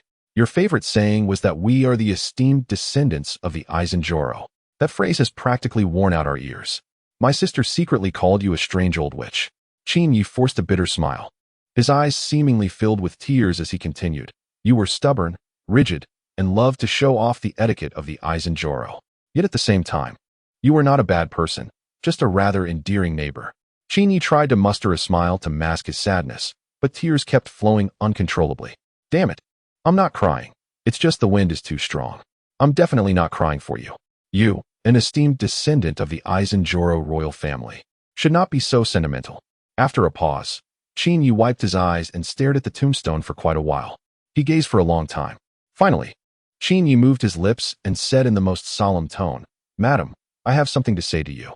Your passing makes me very sad. The grave was silent as a cold, desolate wind blew gently. The young figure looked up. The east wind is harsh, and joy is fleeting. A heart full of sorrow. Years of longing. At this moment, on the African savanna, there was someone even sadder than Qin Yi. That was De Zhuang. In the vast African grassland, De Zhuang was shivering while hiding in a tree. Below the tree was a pack of hyenas. Luckily, hyenas cannot climb trees. Otherwise, De Zhuang would have turned into a pile of bones by now. What the heck? Waking up to find myself thrown into the African savanna? De Zhuang sighed heavily, shedding bitter tears. Is there anyone more unfortunate than me? I hate this. Another person driven crazy by the great demon Qin Yi. At night, when Qin Yi returned home, he found Qin Xiaoyu secretly hiding in her room, crying. Qin Yi calmly brought a warm towel to wipe away her tears. Don't cry. The madam is gone, but I'm still here. Qin Yi comforted as he patted Qin Xiaoyu's head. Qin Xiaoyu steadied herself and rushed into Qin Yi's arms, sorrowfully saying, Brother, things have changed so much lately. The groundhog is gone, and the madam has also left. Brother, you won't leave me one day too, will you? Qin Yi rolled his eyes. You're overthinking it. My life is tough. In the underworld, the Aizenjoro madam thought. So my life isn't tough enough? After calming Qin Xiaoyu's emotions, Qin Yi returned to his room and used a life simulator. Ding. Life simulator used successfully. Ding. Simulating. Then came the simulation results. Day 1. You haven't gotten over the sadness of the madam's passing, reminiscing all day, drowning your sorrows in alcohol. Day 2. You feel restless and go to the lakeside to relax, where you meet Bai Ruhan and confide your troubles to her. That night, you both get drunk in a hotel and become intimate. Day 3. You continue to be intimate. Day 4. You remind yourself not to indulge too much. Yet you become intimate again. Day 5. You resolve that yesterday was the last time, yet you continue to be intimate. Day 6. You become intimate with Bai Ruhan again. Day 7. You head to the capital's arts examination proposal group. Qin Yi. What is this? The results from the 7 days of simulation left Qin Yi dumbfounded. Ding. Life simulator usage complete, cooling down, remaining cooldown time, 30 days. A life simulator that can only be used once a month has been used by Qin Yi. So, I will be with Bai Ruhan. Qin Yi has a good impression of Bai Ruhan, an ordinary figure. If he were to be with Bai Ruhan, he wouldn't mind it. The following days indeed felt like a life simulation game. On July 23rd, Qin Yi arrived in the capital and went to the exam proposition group. He received a warm welcome from the head of the art exam, Director Chun and Director Chin excitedly shook Qin Ye's hand, nodding in satisfaction. Director Qin, I appreciate your help with this art exam, he said with high hopes. This Director Qin exuded an extraordinary aura, with a stern gaze and an air of humility, radiating the brilliance of a great benefactor. It was clear that he was a formidable examiner. Director Qin, I can tell at a glance that you are a respected and good director, Director Chin praised. As soon as he said this, the office fell silent. The other examiners exchanged strange glances. A respected good director? But how did we hear that this person was on a notorious list targeting elementary school students? The anti-addiction question system in a popular game has harmed so many young students. It is well known that Qin Yi is a great benefactor. Looking at Director Chun, he smiled sincerely and shamelessly said, You truly have an eye for talent. That's right. I am the most beloved director by students this year. Chapter 196. The Darkest Day in the Arts Examination World Ahem. As Qin Yi showed such shamelessness, Director Chen felt a bit awkward. The other examiners exchanged glances, their expressions strange to the extreme. The most beloved board member by the students this year? How shameless. How could anyone say such a thing? Who is Qin Yi? The top philanthropist globally, never feeling embarrassed to lie, he sighed and said, as a humble and unpretentious examiner beloved by students. I also feel a lot of pressure for this arts examination. Qin Yi leaned back, looking up at the sky at a 90-degree angle. His whole being radiated the brilliance of a great philanthropist. In his clear eyes, there was endless loneliness and desolation. The passing art examination candidates. Go to hell. Damn Qin Yi. Have some shame. Ha! Heartless scoundrel. Next, Qin Yi began his work on the examination questions. After he finished preparing the questions for dance, art, performance, and music categories, the other examiners were shocked. What the heck? Are these really the questions for the exam? This is outrageous. If the candidates knew these questions, would they stab Qin Yi to death? Director Chun couldn't stop nodding. Ha! Good. I knew the questions from Chairman Qin wouldn't disappoint me. Of course, after all, I am a beloved board member by the candidates. Qin Yi said sincerely and grandly. Qin Yi, never set difficult questions, okay? Director Chen. This damn guy, how can he still act innocent? It's not that Qin Yi was deliberately putting on an act. It was just that his emotions had reached a peak. And he couldn't help it. The other examiners looked on with black lines on their foreheads. It was their first time encountering such a shameless question setter. A beloved board member? I heard that the group of elementary school students from Mingzhu Primary School hate you so much they grind their teeth. One of the examiners muttered softly, Aren't these questions a bit too difficult? Qin Ye's eyes sparkled with excitement. For the kids, these questions can enhance their creativity and resilience. You can't grow tall trees in a greenhouse. Setting simple questions is harming these children. Without experiencing storms, how can one see a rainbow? With my questions, you can't go wrong. Examiner. Qin Yi was getting more and more into it, spitting out saliva as he spoke passionately. This question, I painstakingly searched through dozens of music scores to find. This question was once my proudest work and can make hundreds of thousands of students cry. And this question, it's a real challenge. You couldn't find a single person out of a million who could solve it. The more Qin Yi spoke, the more excited he became. His eyes shining brightly. Ha! Lovely art examination candidates. The great demon King Qin Yi is here. Don't worry, the questions I said are definitely not difficult. A question-setting expert wiped his sweat while looking at the questions and said, Ahem. Director Qin, your questions are truly impressive. Qin Yi smiled brightly, saying, I have 999 more questions like this. The question-setting expert? The expressions of the many question setters present changed drastically. This shameless Qin Yi is too much. How many art examination candidates will be brought to tears by these questions? So shameless. Seeing Qin Yi's righteous demeanor, acting as if he was doing this for the benefit of the candidates, the other experts couldn't help but secretly curse under their breath. Qin Yi's earlier remarks were recorded by the camera, and the art examination question-setting team edited it into a short video for social media. The title, Great Benefactor Director Qin, never sets difficult questions. Netizens clicked in upon seeing it. The short video, lasting only a few seconds, featured Qin Yi speaking. Look at this question, it's very simple. You just need to do this first, then that, and you'll get it done. And this question, while it seems very difficult, is actually extremely challenging. And this one, doesn't it look hard? But actually, if you have hands, you can do it. What? You say you have no hands? This question is even more incredible. Although you definitely won't be able to answer it, it enhances your ability to withstand pressure. Excellent. Very nice. Seeing Qin Ye's shameless face, the art candidates gnashed their teeth in anger. Damn it. Shameless Qin Ye the Demon King. This is truly excessive. The candidates were so furious they nearly spat blood, reporting the short video dozens of times. Wah, this is such bullying. What did we art candidates do to deserve this? What are we going to do? The exam is tomorrow. I'm scared. Brothers, don't be afraid. Let's take down Demon King Qin Ye. Damn it. I've reported it over 20 times. Why is this video still up? A group of art candidates, furious and despairing, wailed in frustration. On the day of the exam, feeling utterly cold, they became nervous and forgot the sheet music, recalling something familiar, but the Demon King was ominous. Performing the Eru, lost in confusion, watching the painting, tears streaming down. Hours later, leaving the examination room, they met their classmates, sharing the sadness of such results they couldn't bear to face their parents. When the day of the exam arrives, go to the graveyard, drink poison.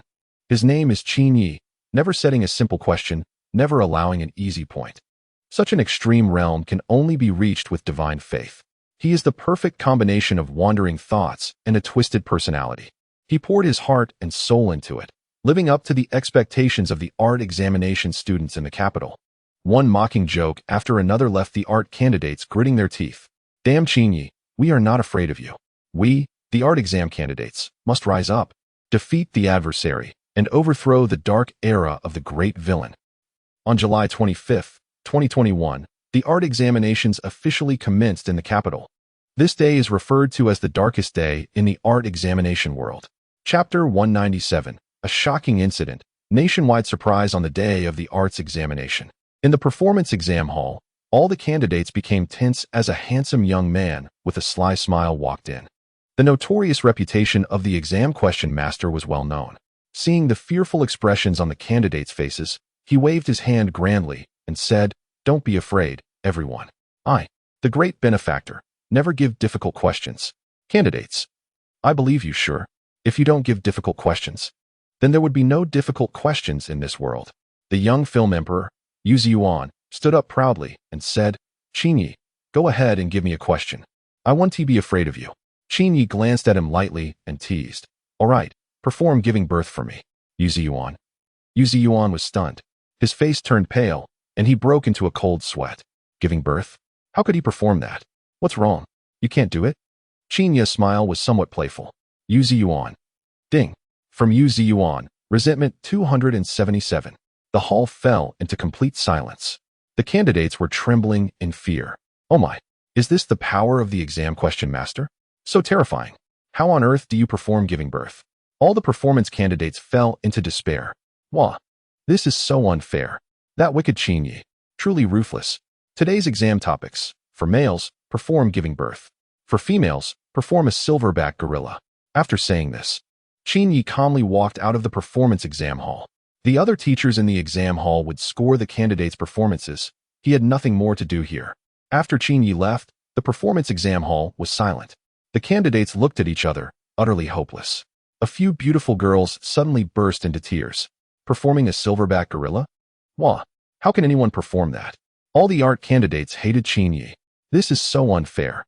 What kind of devilish questions are these? In the art examination hall, candidates were whispering, "Where is Qin Ye? Why hasn't he come to give the questions yet? He must be scared. Ha! What exam question master?" All talk and no action. Just then, a cold figure slowly walked in. The hall immediately fell silent. Those who had been boasting the loudest moments ago suddenly didn't dare to speak. Reputation precedes a person. When Qin Ye wasn't around, they could brag. But when truly faced with this exam question master, they felt very frightened. Qin Ye indifferently threw out the art exam question. Paint a version of the Qingming riverside landscape in a cyberpunk style. Art candidates. Oh no. I hate this. Aya. Qin Ye, I will get you. A cyberpunk version of the Qingming riverside landscape? How on earth do you paint that? One by one, art candidates wiped their tears and cried out in despair. This question is just too difficult. It's truly a devilish exam question. Following that, students from other arts examination venues were also subjected to the brutal questions from Qin Ye. For music students, compose a piece of music that alleviates autism. For dance students, perform a variation of the swan dance, frog dance. For directing students, integrate the three-body problem, shrouded heaven, and Dream of the Red Chamber into a single book. These devilish questions left the art students feeling like they were on the verge of collapse. They were in despair and felt like giving up. Oh no, this is just too hard. Music exam venue defeated. Dance exam venue defeated. Directing exam venue defeated. All art students were engulfed in despair. Oh no, that cursed Qin Yi. Those cursed devilish questions. It's just way too difficult. The students were trembling, their faces burning with pain. At that moment, they were filled with resentment. They shouldn't have acted so tough online. Now they are getting slapped in the face hard. After a long time, the exams ended. Music students, art students, dance students, performance students, all emerged from the examination halls. The art students were completely defeated. They wiped their tears and walked out in despair. Outside the main entrance, reporters from various media outlets had already gathered.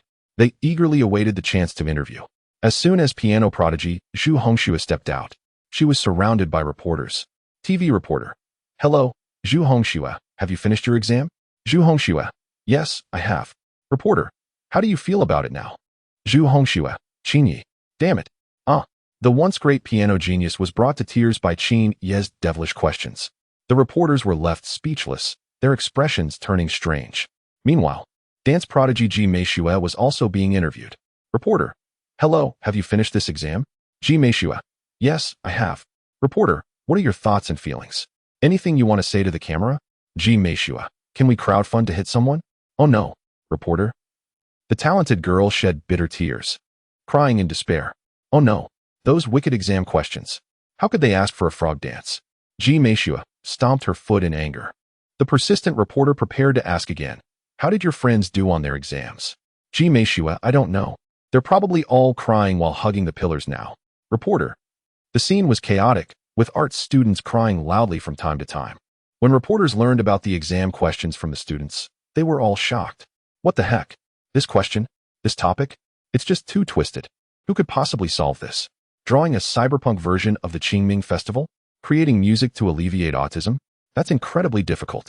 It's a completely hopeless and devilish challenge. When these questions spread online, they immediately caused a huge stir, with widespread reactions. It's too hard. It's simply insane. The title of the question master is well-deserved. Truly a devilish question. How desperate must those art students feel? Haha. A cyberpunk-style version of the Riverside scene at Qingming Festival?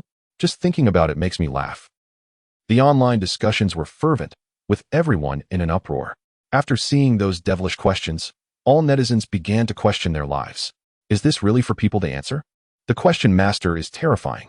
Following this, media outlets started reporting. Today's headlines: shock. The hardest art exam questions in history. Capital Daily. The fierce Qin Yi. Just how harsh are his questions? Evening News. Art students left the exam crying. Let us mourn for them. Education Channel. The brightest era in question setting has arrived. The great master Qin Yi will present fresh questions for students nationwide. It was explosive, and the whole country was in shock. Chapter 198. Brother. Do you want to buy VIP service? After the art exam, Qin Yi returned to Jiangnan City the next day. There was a surprising guest at his home, Bai Ruhan. Bai Ruhan, who came to visit Qin Yi, smiled and said, Chairman, I have a question that I can't figure out. Qin Yi was running on the treadmill. He turned his head to glance at Bai Ruhan and asked, What question? Bai Ruhan chuckled and said, Why doesn't T, the country that was the first to be bombed with an atomic bomb, apply for a Guinness World Record? Qin Yi. Qin Xiaoyu raised her small hand excitedly and said, Sister Bai, I know. Because there are no Guinness representatives to record it and no real footage as evidence. If they want to apply, they would have to experience it again. Qin Yi almost fell off the treadmill. Qin Xiaoyu's mind was simply too sharp. She actually suggested that the country experience another catastrophe. While munching on chocolate, Qin Xiaoyu raised her little hand and said, Brother, I have a question that has puzzled me for a long time. Qin Yi rolled his eyes at her. Go ahead. Pouting her cute little mouth, Qin Xiaoyu, with a smile in her eyes, asked, If the heavenly realm and the underworld went to war, which side would win? Qin Yi thought for a moment and replied seriously, I don't know which side would win, but the underworld would definitely have more and more people. Uffed. Bai Ruhan couldn't help but laugh. How about we go to the amusement park today? Qin Yi suggested. Yay, I agree. Qin Xiaoyu cheered. Sure. Bai Ruhan nodded, her face beaming with a smile. Half an hour later, the three of them arrived at the amusement park in Jiangnan City. It was summer vacation. and students had just finished school, making the crowd outside the park enormous. With so many people, how long will we have to wait in line? Qin Xiaoyu said with a worried expression. So many people, it's so lively, Bai Ruhan remarked. At that moment, a scalper nudged Qin Yi with his elbow and whispered, "Brother, do you want to buy a VIP membership for the amusement park? There's a special entrance. No waiting in line." Qin Yi raised an eyebrow, surprised. Really? No waiting in line? Qin Xiaoyu blinked and asked, "Uncle, how much is the VIP membership?" The scalper replied, 90 per person, 300 for 3. Qin Yi frowned, looking at the scalper with a strange expression. If it's 90 per person, shouldn't T3 be 270? The scalper nodded seriously. 270 rounded up is 300, right? Qin Yi, Qin Xiaoyu, Bai Ruhan. The three of them were speechless simultaneously. You made a good point. I have no strength to refute that. However, Qin Yi wasn't too short on money, so he transferred 300 over. Where's the VIP membership card? Qin Yi asked the scalper after paying. Don't worry, just follow me, the scalper said as he led the three of them to cut in line. Qin Yi's expression was strange as he said, "Is this the VIP ticket you mentioned that doesn't require queuing?" The scalper chuckled foolishly and replied, "Did we queue?" Qin Yi felt faint. Qin Xiaoyu pitifully said, "Uncle, if you randomly bring us to cut in line like this, we will get scolded." The scalper waved his hand grandly and said, "It's fine, just cut in line. I'll handle the shouting." Then, the three of them were pushed into the amusement park by the scalper. He started a fierce argument with the people waiting in line behind them. Qin Yi had a dark expression. "Damn it. Is this what you call VIP service that doesn't require queuing? This is ridiculous." Upon entering the amusement park, they found crowds of visitors and lush greenery. There were numerous amusement rides that dazzled the eyes, including roller coasters, carousels, Ferris wheels, and pirate ships. Revisiting the place, Bai Ruhan felt quite emotional. With a playful smile, she said, "Principal, do you remember the little girl who cried a lot when you met her here when we were kids?" Qin Yi paused, revealing a look of recollection. It had been so long that he couldn't quite remember at first. Bai Ruhan continued with a smile, "That year, I was 9 years old and came to the amusement park with 100 yuan. I lost the money and sat on the ground crying loudly.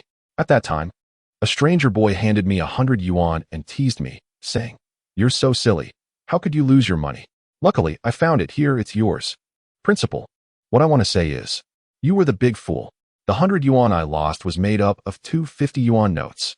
And you, big fool, tried to trick me with a 100 yuan bill. The money you gave me was clearly your own, and you said you found it." Hearing Bai Ruhan say this, Qin Yi's expression revealed a hint of daze. "So that little girl was you?" Qin Yi coughed a few times and forced an explanation. "I wasn't being kind by giving you money. You were just crying too loudly, and I wanted some peace." Bai Ruhan's beautiful eyes sparkled as she laughed. Choosing not to argue further, she had a keen eye for people. The principal was clearly someone with a sharp tongue but a soft heart. On the other hand, a nearby elementary school student in a tutoring class chimed in, "Yes, you really have a good eye. Are you blind or something? How could you go to an amusement park without riding the roller coaster? Most people can't help but scream when riding it." Qin Yi was no exception. "Ah, so high. Slow down. This speed is terrifying. Oh my God. Help. I'm so scared." Qin Yi shouted, looking frightened of heights. At that moment, an old man next to him patted Qin Yi on the shoulder and said, "Young man, why are you screaming?" Qin Yi rolled his eyes and replied, "Is it not okay to be scared on a roller coaster?" The old man stared blankly, looking at him with a strange expression. "But it seems like you're still on the ground, not seated yet." Qin Yi grinned and innocently replied, "What's wrong? Can't I practice a bit in advance?" The old man. Ding! From the old man's resentment, 244. 10 minutes later, Qin Yi and Bai Ruhan got on the roller coaster, while Qin Xiaoyu, being timid, didn't dare to ride. Before the roller coaster started, Qin Yi asked, "Are you regretting it? You can still get off now." Bai Ruhan raised her chin and smiled cheerfully. "I want to get off. I'm not scared at all." Qin Yi squinted his eyes and said seriously, "Are you sure?" Bai Ruhan confidently replied, "Director, don't worry, I'm not afraid." Qin Yi nodded. Just at the last moment before the roller coaster was about to start, Qin Yi took out a screw he had prepared earlier and shouted in panic at Bai Ruhan, "The screw on your seat fell off." Bai Ruhan's face suddenly changed. Whoosh! The roller coaster started. The piercing screams echoed throughout the amusement park. Chapter 199. Yushi CP. Sweet and happy 10 minutes later, Bai Ruhan walked down from the roller coaster, holding her stomach. She looked at Qin Yi with a resentful gaze and said, "Woo-woo. You bullied me." Humph. Qin Yi didn't say anything, just smiled and took Bai Ruhan's hand. That day, Qin Yi, Bai Ruhan, and Qin Xiaoyu had a great time at the amusement park. They tried out various rides, making it the happiest day Qin Yi had experienced in the entire year. As time passed, Qin Yi kept an eye on the latest news about Dazhuang. According to reports from his subordinates, after some ups and downs, Dazhuang had left the grasslands and arrived at an African tribe. With his high intelligence, he helped the local people solve many problems. Gradually, he began to gain fame within the tribe. It was said that Dazhuang was running for chief of the tribe, and if all went well, he would secure his position as the Chinese chief. Time flew by, and summer vacation came to an end. The elementary school students, including Xiaopeng, Xiaolin, and Xiaomei, walked out of the summer tutoring class, celebrating. Finally free from the devil's exam questions from the school board. Goodbye, Qin Yi the great demon. We are free. Long live freedom. Alagai. The students walked out of Mingzhu Elementary with carefree strides. Watching them leave, Qin Yi sighed softly. Alas, they have finally left. Beside him, Bai Ruhan gazed thoughtfully and said, with their scores, they must be assigned to top-tier schools, right? Qin Yi smiled and asked someone to check which schools the students were assigned to. Foreign language school? Qin Yi was taken aback and murmured with a smile. Isn't that the school Qin Xiaoyu attended before? A sly smile appeared on Qin Ye's face. This private school was also an investment made by their family. It seemed that fate was unavoidable. He would meet those elementary school students again. In the blink of an eye, it was the day the middle school semester began. Jiangnan City, foreign language school. This school included both middle and high school departments. The students who graduated from Mingzhu Elementary, thanks to their excellent scores, had come to this prestigious school. The teaching resources were abundant, and the campus was filled with lush trees. Every year, the school ranked among the top in the province for high school entrance and college entrance rates. Besides the expensive tuition, there were no other drawbacks. However, particularly outstanding students could have their tuition waived. The group of students from Mingzhu Elementary, who scored full marks in the entrance exam, were among those exempted from tuition. Today was the new student enrollment ceremony. Xiaopeng and others were chatting excitedly. No more devil's exam questions. I'm a middle school student now. I never have to see Qin Yi the great demon again. Suddenly, they saw that soul-stirring, nightmarish figure on the high platform of the playground, a sight they would never forget for the rest of their lives. Oh my. The group was dumbfounded. It was someone they never wanted to see again. The exam overlord, Qin Yi. On the platform, Qin Yi grinned, revealing a friendly smile. Hello, students. I am Qin Yi. Over the next 6 years, I look forward to working together with you. The group trembled, their lips quivering, wiping away tears as they asked, is it too late for us to transfer schools now? Qin Yi, with a wistful expression and a sincere smile, replied, Look, these students are moved to tears. Truly, I am a beloved school director. On that day, the foreign language school was officially renamed Mingzhu Middle School. Over the next 6 years, Qin Yi accompanied these students from middle school to high school. Xiaopeng, Xiaolin, Xiaomei, Xiaoning, Monyobi, Dulushui, Sharun. This group of students went through despair, enduring the trials of Qin Ye's devilish exam questions every day. This period was known as the era of great exam questions. Several years later, on a private island, under the brilliant sunshine, Qin Yi lay lazily on a rocking chair, enjoying the warmth. Bai Ruhan, in a bikini, nestled beside him. They had married a year ago. On the wedding day, adorned in a phoenix crown and colorful attire, the celebration was grand, drawing dignitaries, wealthy individuals, and multinational company presidents from all over, creating a bustling scene in the city. By chance, Yi Qingxi met Qin Xiaoyu, and they fell in love at first sight, living happily ever after. Yi Qingxi's parents had no objections, as they had long known their daughter was in love with a girl. The couple, Yu Shi, lived sweetly together. Time flew by, and years passed like the turning of ancient tree rings, leaving behind one ring after another. In the blink of an eye, decades had gone by. Everything had undergone tremendous changes. Qin Yi became a well-known figure in the education sector.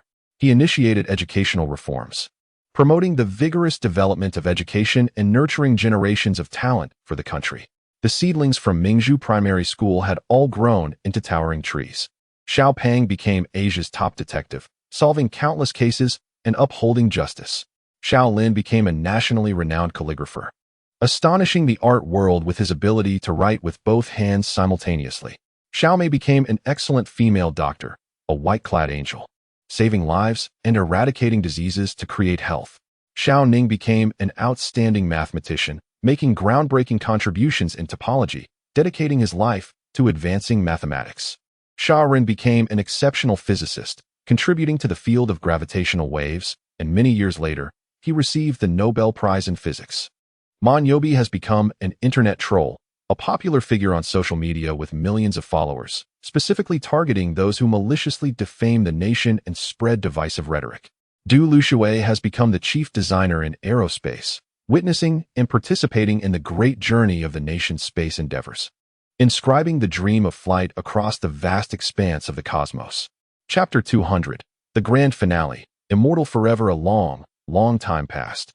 One morning, while looking in the mirror, Qin Yi realized he had grown old. He was already 70 years old. Ha ha, time really flies.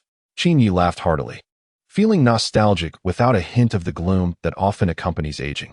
Over these decades, he had harnessed advanced technologies and designs through a system lottery. He quietly submitted these technical documents to the Academy of Sciences, resulting in tremendous advancements in technology for his homeland, surpassing other countries on Earth. Can technology allow people to live forever?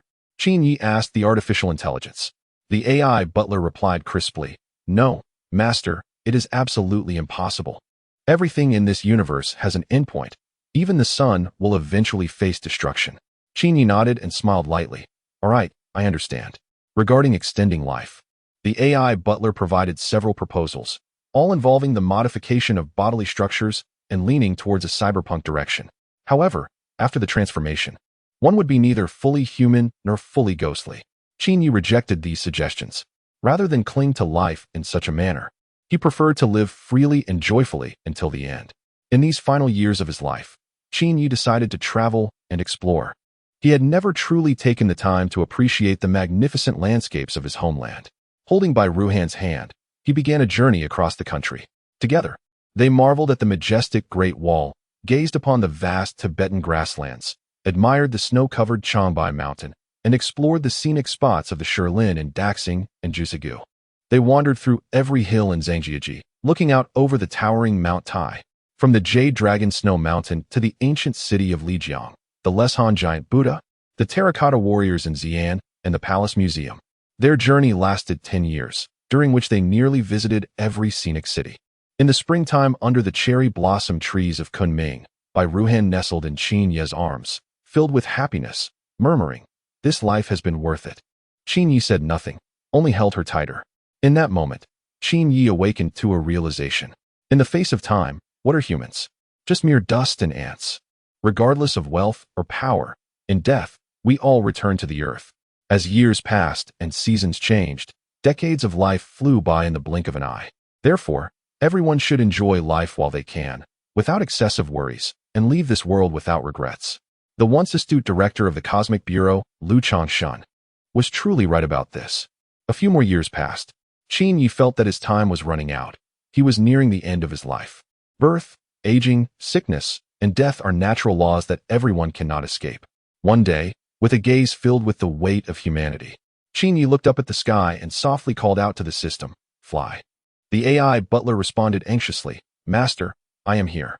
Qin Yi spoke in a fragmented manner, often interrupted by coughs. "Can you promise me one thing?" The artificial intelligence butler replied sadly, "Master, you say it." Qin Yi smiled faintly, tears welling in his eyes. "After I die, help me guard this land of our ancestors." "Okay." The AI butler sobbed, "Master, I promise you, I will protect this civilization for eternity and ensure the flame of culture continues to pass on." Qin Yi smiled with relief. In this life, he had walked the ends of the earth with the girl he loved and sung through the blossoms. In this life, his students became pillars of society, capable of standing on their own. In this life, he crossed snow-capped mountains, scaled the 5 sacred peaks, and gazed at the stars and the sea. In this life, he witnessed the changes of the times and the great rejuvenation of his homeland. In this life, it was enough. Qin Yi had no regrets, and if there was one, it was that he wished to give that group of elementary school students another exam. As dusk fell, beneath the Changbai Mountains, Qin Yi, at the end of his days, sat in a chair under the twilight, gently closed his eyes, and left this world forever. When he died, he wore a peaceful smile, facing north, lifeless yet unyielding. The world lost a formidable figure who had set countless challenging exam questions. In the cemetery, a new grave appeared. The tombstone read, "The grave of Qin Yi, founder of Mingzhu Primary School." Every year on the anniversary of his death, many people, no matter how busy, would find time to come from all over the world. Among them were scientists who contributed to national development and social elites who reached world-class standards in their fields. More than 200 academicians and over 300 international award winners, along with many renowned figures from various industries, gathered. There was even a nearly 100-year-old chieftain, revered in Africa. They gathered before Qin Yi's tombstone, their eyes filled with loneliness, smiling as they said, "Qin Yi, the great devil, you have finally passed on." But as they laughed, tears filled the eyes of these esteemed scholars. They all cried sorrowfully at the grave. The sound of grief echoed throughout the cemetery. Little Fat wiped his tears, unable to stop them from flowing. Our lifelong rival, Qin Yi, the great devil, is finally gone. But what is this inexplicable heartache? Little Lin, with tears in his eyes, silently bowed deeply to the tombstone. He was the lifelong rival of all the examinees. He constantly pushed all the arrogant students with his challenging exam questions. The era propelled him forward, achieving greatness. Yet, at the same time, his talent made this era even more prosperous. His figure was firmly etched in everyone's hearts, the king of exam questions, immortal. Alas, that night, who knows how many would lose sleep in sorrow? The now gray-haired chieftain sighed softly. At this moment, suddenly, sha-sha, puff, a mechanical arm burst out of the ground, writing an exam question on the ground before retracting back. A clear yet cunning voice came through a recorder from beneath the grave. "Now, let's have an exam question." The end of the book, Extra Chapter 1. The story of Liu Dazhuang. My name is Liu Dazhuang, born in Liuzhou. Graduated from Tsinghua University with a bachelor's degree in biology and practiced Sanda for 8 years. I am quite fierce. I could crush an ant with just 2 fingers. That year, after graduating, I looked for a job, and after several rounds of screening by my benefactor, I became one of the many bodyguards for a young lady, with a generous salary and benefits. One day, the young lady suddenly decided to teach at Mingzhu Primary School. On the same day she started, I joined a few other bodyguards at Mingzhu Primary School. It was mentioned in Chapter 53 that Dazhuang started at Mingzhu Primary School on the same day as Bai Ruhan. I became a gatekeeper at Mingzhu Primary School. Working as a gatekeeper, I earned double the salary, which was quite a deal. On my first day, I met the school director, who was a very cunning philanthropist. I didn't like him because he was more handsome than I am. Jealousy made me feel terrible. The director claimed to have a way to reach the peak of life, and then handed me a book titled A Few Tips for Flirting with Wealthy Women. That evening after work, I happened to encounter an elderly lady on the street who was driving a Porsche, clearly a wealthy woman. I was intrigued. The air was filled with the scent of money. As a handsome and charming guy, flirting with an elderly lady was a piece of cake. Thus, I got my first girlfriend, a 90-year-old lady. After getting involved with the wealthy woman, I became overconfident. I resigned from being a bodyguard for the young lady. I also quit my job as a gatekeeper. Having secured a wealthy partner, I achieved financial freedom and was ready to enjoy life. Ha ha ha. After a while, my 90-year-old girlfriend was diagnosed with cancer and was about to pass away. I was thrilled, overjoyed, ecstatic. I, Liu Dazhuang, was about to reach the peak of my life. Soon, I realized I had celebrated too early. She wasn't a wealthy woman, but rather a burden. I was devastated. I became poor. I had nothing left. I began a life of wandering on the streets. On another day, while begging on the street, I encountered the school director again. He asked me, "Aren't you a troublemaker?" I was stunned. How could I be a troublemaker? But then I thought, could the troublemaker be the young lady? She was teaching at Mingzhu Primary School, after all, and her students were just a bunch of troublemakers, right? I felt a bit guilty for resigning from my job. After some thought, I decided to take the blame for the young lady. So, I confessed and made up a story for the director. However, seeing the coldness in his eyes, I knew I hadn't fooled him. Then, I woke up to find myself thrown into Africa. Although I didn't say it, I know for sure it was the board members doing. Ah, that despicable board member. How could they be so heartless? Since I've been thrown into this region, I can only survive. I stepped out of the vast grassland and came to a local tribe in Africa, where I began to showcase my intelligence. Gradually, I gained respect within the tribe and eventually became the chief. At the moment I was crowned, I heard a nightmarish piece of news. That unscrupulous person was selected as one of the world's top philanthropists. I was stunned. How is it possible for such a person to be recognized as a philanthropist? Are the judges blind? On that day, the chief was furious, his blood pressure skyrocketing. Many years later, I became a highly respected chief in the region, overseeing several tribes and thousands of square kilometers of land. I married over 30 wives and had more than 40 children, reaching the peak of my life. Looking back now, I have to thank that board member. It was their actions that led me to such a grand and glorious path in life. Hee hee. Thank you, board member.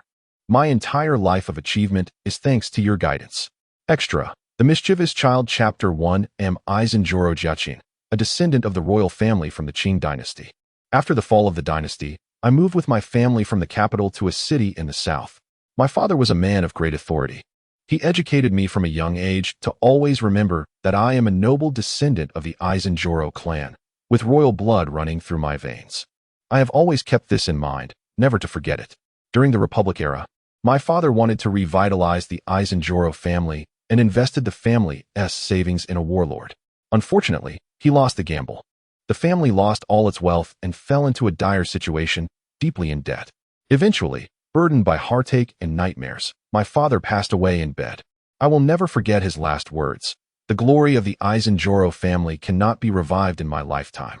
Tears streaming down my face, I knelt by his bedside, vowing to remember his wish. After his death, I began to take over the family's troubles. With no money, I had to mortgage our ancestral home. I am wise, perceptive, and daring enough to seize opportunities in unexpected fields. Slowly, under my leadership, the family regained its former glory, with wealth piling up.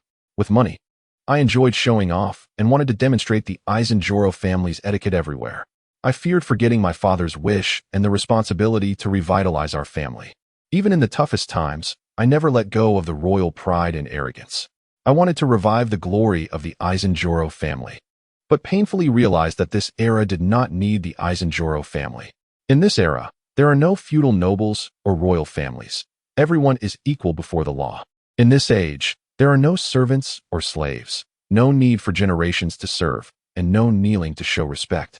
In this time, even children from poor families can receive an education, and as long as they study hard, they can change their fate.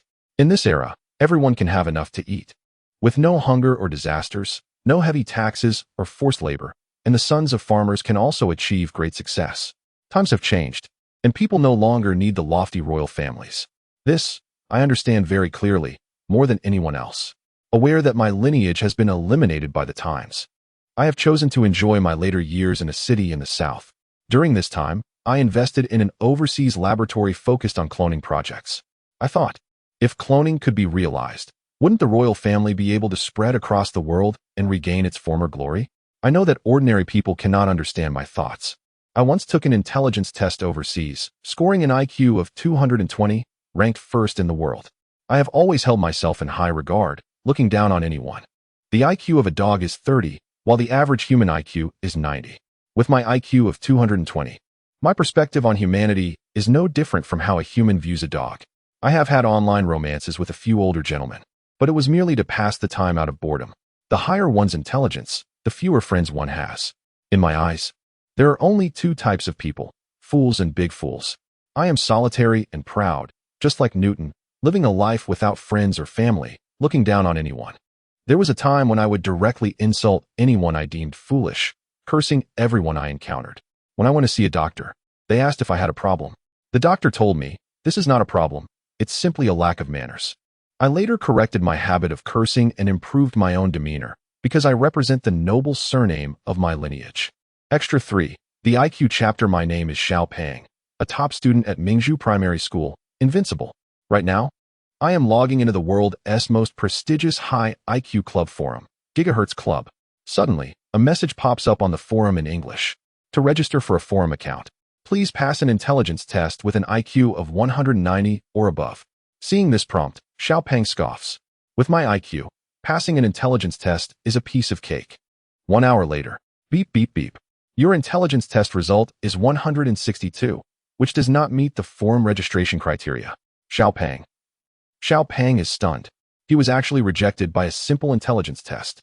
Xiao Pang is furious. Thinking quickly, he comes up with a plan: hacking.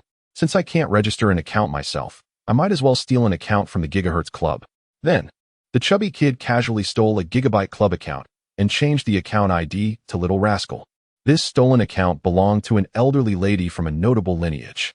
She used this account to take an intelligence test, scoring 220, ranking first in the world. A few days later, the Gigabyte Club was discussing who the top-ranked Little Rascal was. The club's vice president, Tao Zhishuan, checked the IP address of the Little Rascal account and found it traced back to a primary school in a city in southern China. Tao Zhishuan continued to investigate and discovered someone in that school who was not to be trifled with. This person was connected to a certain secretive organization. Some claimed that the leader of this organization was not human, but an extraterrestrial reptilian. Others said this organization had the world's top elites and the richest resources. There were rumors that global wars, financial crises, and high-profile assassinations were all orchestrated by this organization. The name of this organization is the Freemasons. This ancient and mysterious organization, which has existed for hundreds of years, controls the world and orchestrates the rise and fall of nations. There are even rumors that both World War I and World War II were secretly planned by the Freemasons. The individual at the primary school was the granddaughter of a Freemason leader. Tao Zhishuan dared not provoke her and quickly set the Little Rascal account to SSS-level encryption. Let us summarize the sequence of events. The elderly lady used her Gigabyte Club forum account to take an intelligence test, scoring 220 and ranking first in the world. The chubby kid stole her forum account and changed the ID to Little Rascal. The Gigabyte Club wanted to find out who Little Rascal was, so they asked Tao Zhishuan to investigate. Tao Zhishuan traced the IP address of the Little Rascal account to a primary school in southern China, and upon further investigation, he found Bai Ruhan, a remarkable teacher there. Bai Ruhan had an impressive background. Her grandfather was a Freemason leader, her grandmother was a deputy secretary general of a global organization, and her grandfather was a senior elder of a prominent nation, making her connections something the Gigabyte Club could not afford to offend. Tao Zhishuan assumed the remarkable Bai Ruhan was the Little Rascal. Not daring to offend her, he quickly set the Little Rascal account to SSS-level encryption. With SSS-level encryption, the data is not stored online, leading to the scene where artificial intelligence could not find the Little Rascal. Tao Zhishuan thought the Little Rascal was Bai Ruhan. In reality, the Little Rascal was the elderly lady who had been playing dumb all along. The elderly lady lived a lonely life without friends or family, as her high intelligence made her incompatible with others. Being exceptionally intelligent often leads to a solitary life. Great minds like Newton, Einstein, Beethoven, Darwin, Van Gogh, Jobs, Chen Jingrun, Michelangelo, Picasso, Bill Gates, Copernicus, Archimedes, Socrates, Plato, Goethe, Shakespeare, and Hawking. All these high IQ geniuses lived lonely lives. Newton once said, "I have no friends or girlfriend because in this world, aside from me, everyone else is a fool." Einstein, "I have social difficulties. I dislike talking to others, and even more so, speaking in public." Beethoven, "I have no friends and live in solitude in this world." Darwin, "I have been lonely since childhood and have tried to avoid direct communication with others as I grew up. I often write letters but do not engage in face-to-face conversations." Van Gogh, "I was born lonely, out of place, with an eccentric personality and mental issues, living a life of poverty and illness until my death." Jobs, "I was born with autism, making it extremely difficult to interact with colleagues and family. I am extreme, stubborn, and a perfectionist." Lastly, let me share a method to test intelligence. When you look around and see everyone is foolish, it indicates that you are a high IQ genius. Conversely, you are just an ordinary person. Extra Part 1. Life and Death Like a Dream. Seemingly from another world, a quiet cemetery, slowly approached by a dozen black, unmarked cars.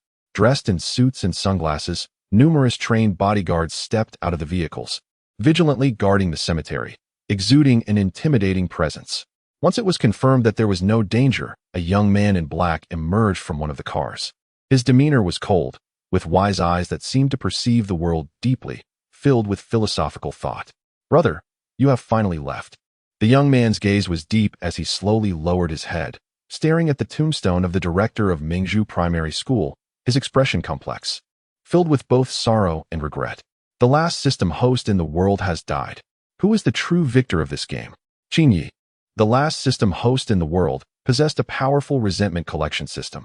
Decades ago, 99 system hosts appeared in this world. After reaching level 3, Each upgrade required involvement in a battle against a rival, eliminating one enemy.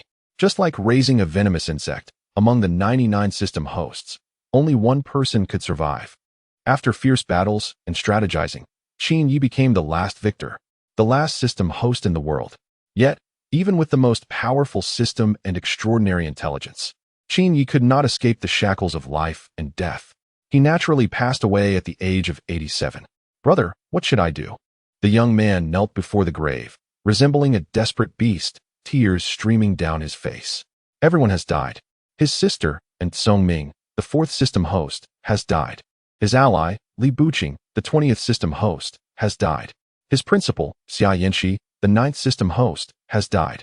His teacher, Chen Jichong, the 98th system host, has died. His only disciple, Lin Xiaolu, a cute little girl still of kindergarten age, has also died. Everyone has died. They perished in this bloody game of mutual destruction among system hosts. Yet the young man remains alive. Because he has no system. He was not drawn into the rivalry. "Brother, with your intelligence, I believe you understood everything long ago and must have left many contingencies in your lifetime." The young man smiled sadly, the laughter tinged with desolation and solitude. "System? It's all a lie. This game has been a scam from the very beginning. There is no system in this world. We have all been deceived. Senior brother, am I right?" The young man slowly stood up, solemnly placed a flower basket in front of the tombstone, and bowed. Then, he turned and left slowly. This departure would change everything. Lies do not last forever. There will always come a day when they are exposed. It is time to unveil this deception, confront that nearly invincible opponent. Life and death feel like a dream, as if from another world. The young man's voice was low, memories flashing through his mind like a rapid slideshow. All the details, all the memories, all the knowledge formed a complete logical loop. The chilling truth of that world. And the wise Qin Yi had probably already deduced the whole truth. After a lifetime of restraint, never alarming anyone until his old age, what kind of backup plan would the exam question Master Qin Yi leave for him? The young man was quite looking forward to it.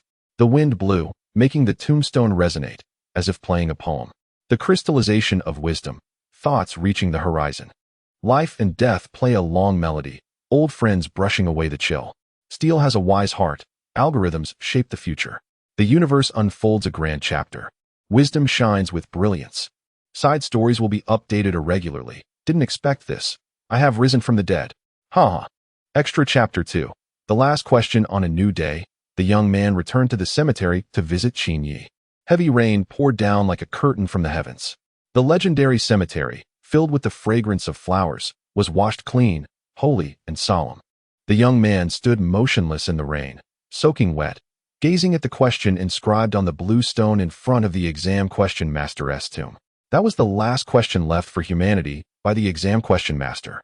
If humanity survives a catastrophe, all scientific knowledge is lost, and civilization regresses to the Stone Age.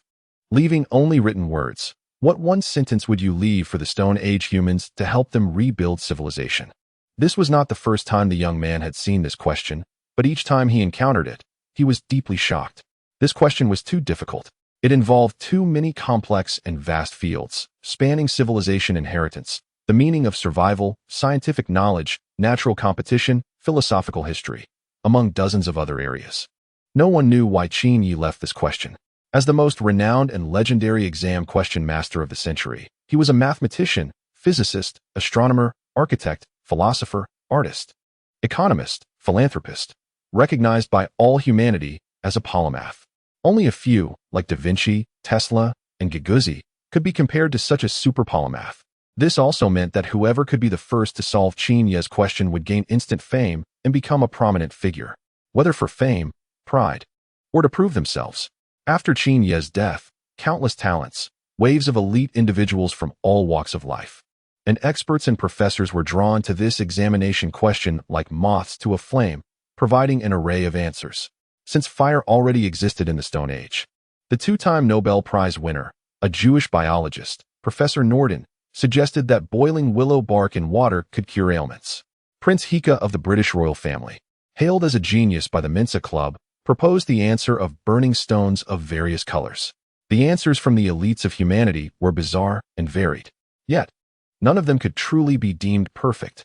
It wasn't until the technology giant Google intervened, deploying thousands of engineers and utilizing supercomputers for cloud calculations. That a perfect answer was computed after half a month of day and night work. Boil water, boil more water, boil even more water. The pinnacle of human technology is simply boiling water. Wind power, thermal power, hydroelectric power, and nuclear power all achieve this through physical and chemical methods to boil water. Hydrogen energy operates similarly. Whether it's a nuclear power plant or a nuclear-powered aircraft carrier, the principle is to first boil a pot of water, then utilize the force generated by steam expansion to drive turbine blades, which in turn power the transmission shaft.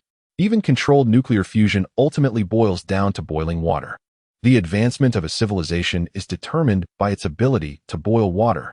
Senior brother. In front of the tomb of the examination question master, the young man's eyes were deep, and his mood grew heavier. The answer provided by the AI seemed flawless, but could it truly be the most perfect? Would there be other answers? The young man believed there would be. He felt that the question left by his senior brother was definitely not as simple as it appeared on the surface. System hosts dying one after another? Who is instigating this? What is the purpose of the hidden hand? With his senior brother's wisdom, he couldn't have failed to notice something. But why did he take no action until his death? Instead, he left behind this strange examination question for the world. The young man felt immense pressure. With the social energy he currently possessed, it was extraordinarily vast, yet he couldn't uncover even a hint of a clue. It was as if the hidden hand didn't exist at all.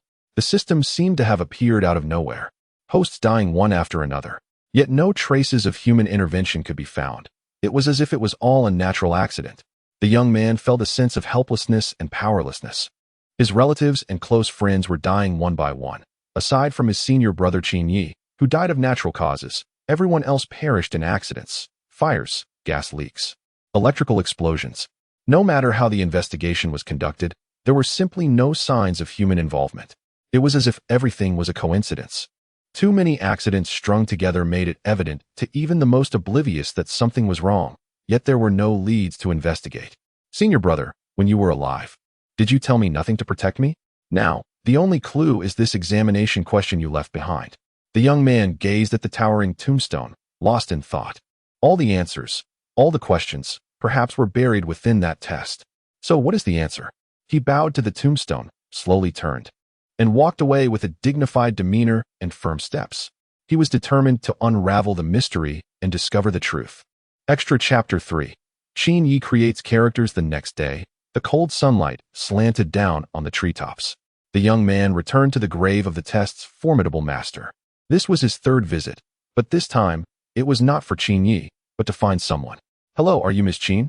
I am a junior of Qin Yi. The young man's gaze was gentle as he smiled at the elderly lady visiting the grave. She sat in a wheelchair, her hair white, her face lined with wrinkles, bearing the marks of time, looking extremely aged. She seemed as if she could depart from this world at any moment. Her name was Qin Xiaoyu, and she was Qin Ye's sister. I have heard my brother mention you. It's good to finally meet you, a true junior, Miss Qin said.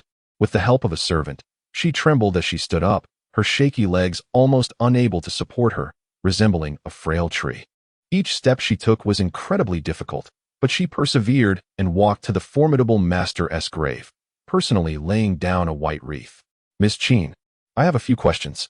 The young man hadn't finished speaking when Miss Qin raised her hand, interrupting him. Her authoritative gaze met his, and she calmly said, I only want to properly honor my brother now. Let us discuss anything else outside of here. The young man nodded, agreeing with her, cleaning the grave, offering prayers, presenting sacrificial offerings, reciting scriptures. Ms. Qin completed each task with almost rigorous standards.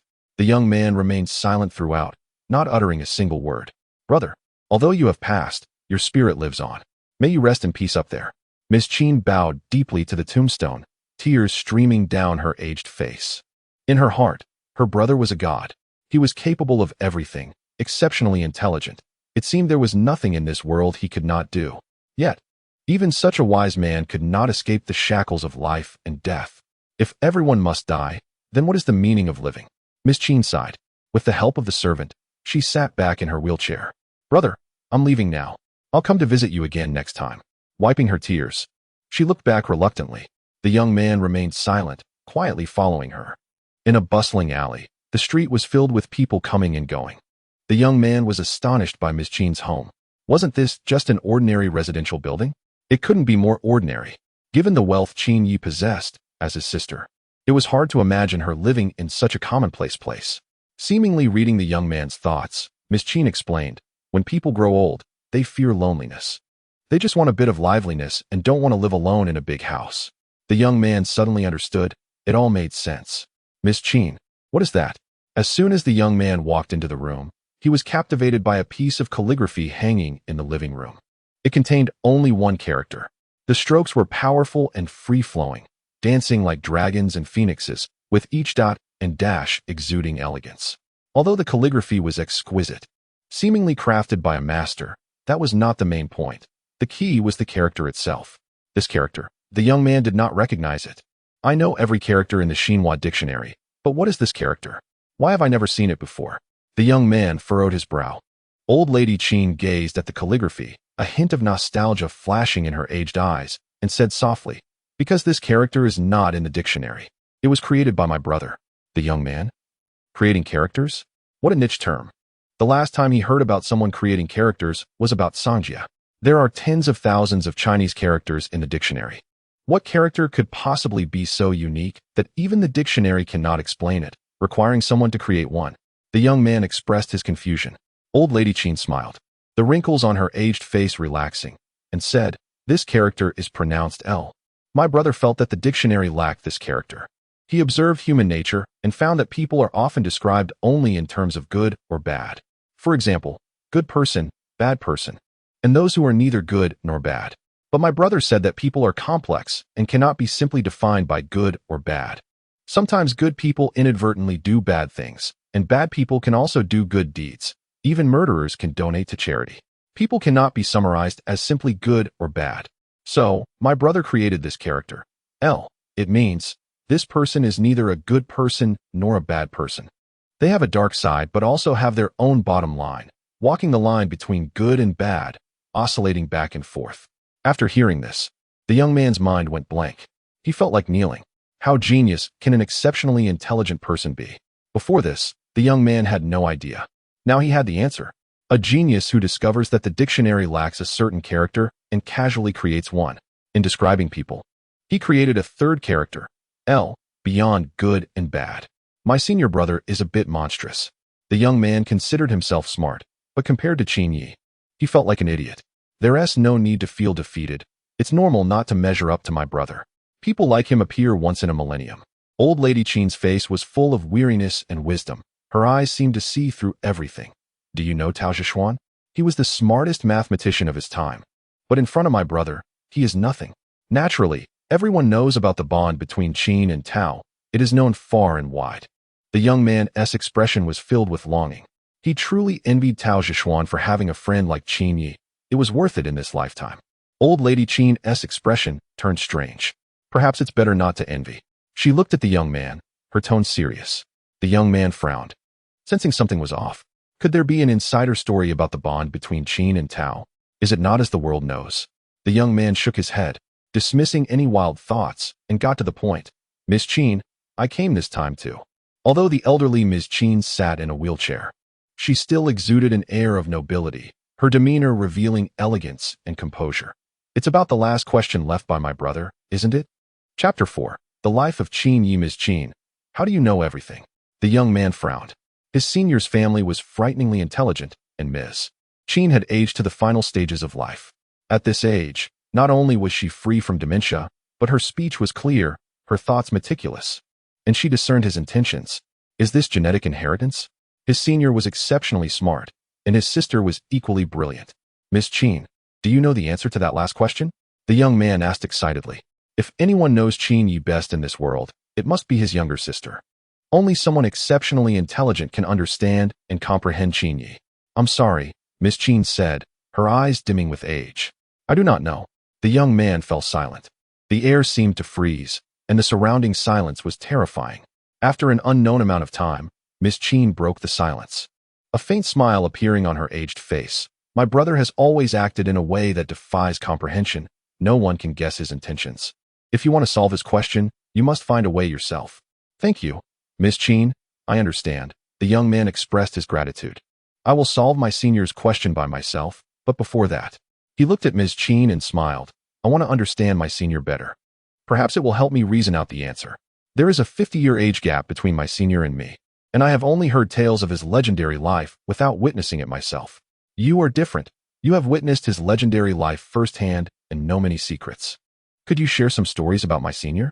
Ms. Chin slightly nodded, indicating that there was a pen in the drawer. Do you need to take notes? No need. The young man shook his head, sitting calmly on the sofa.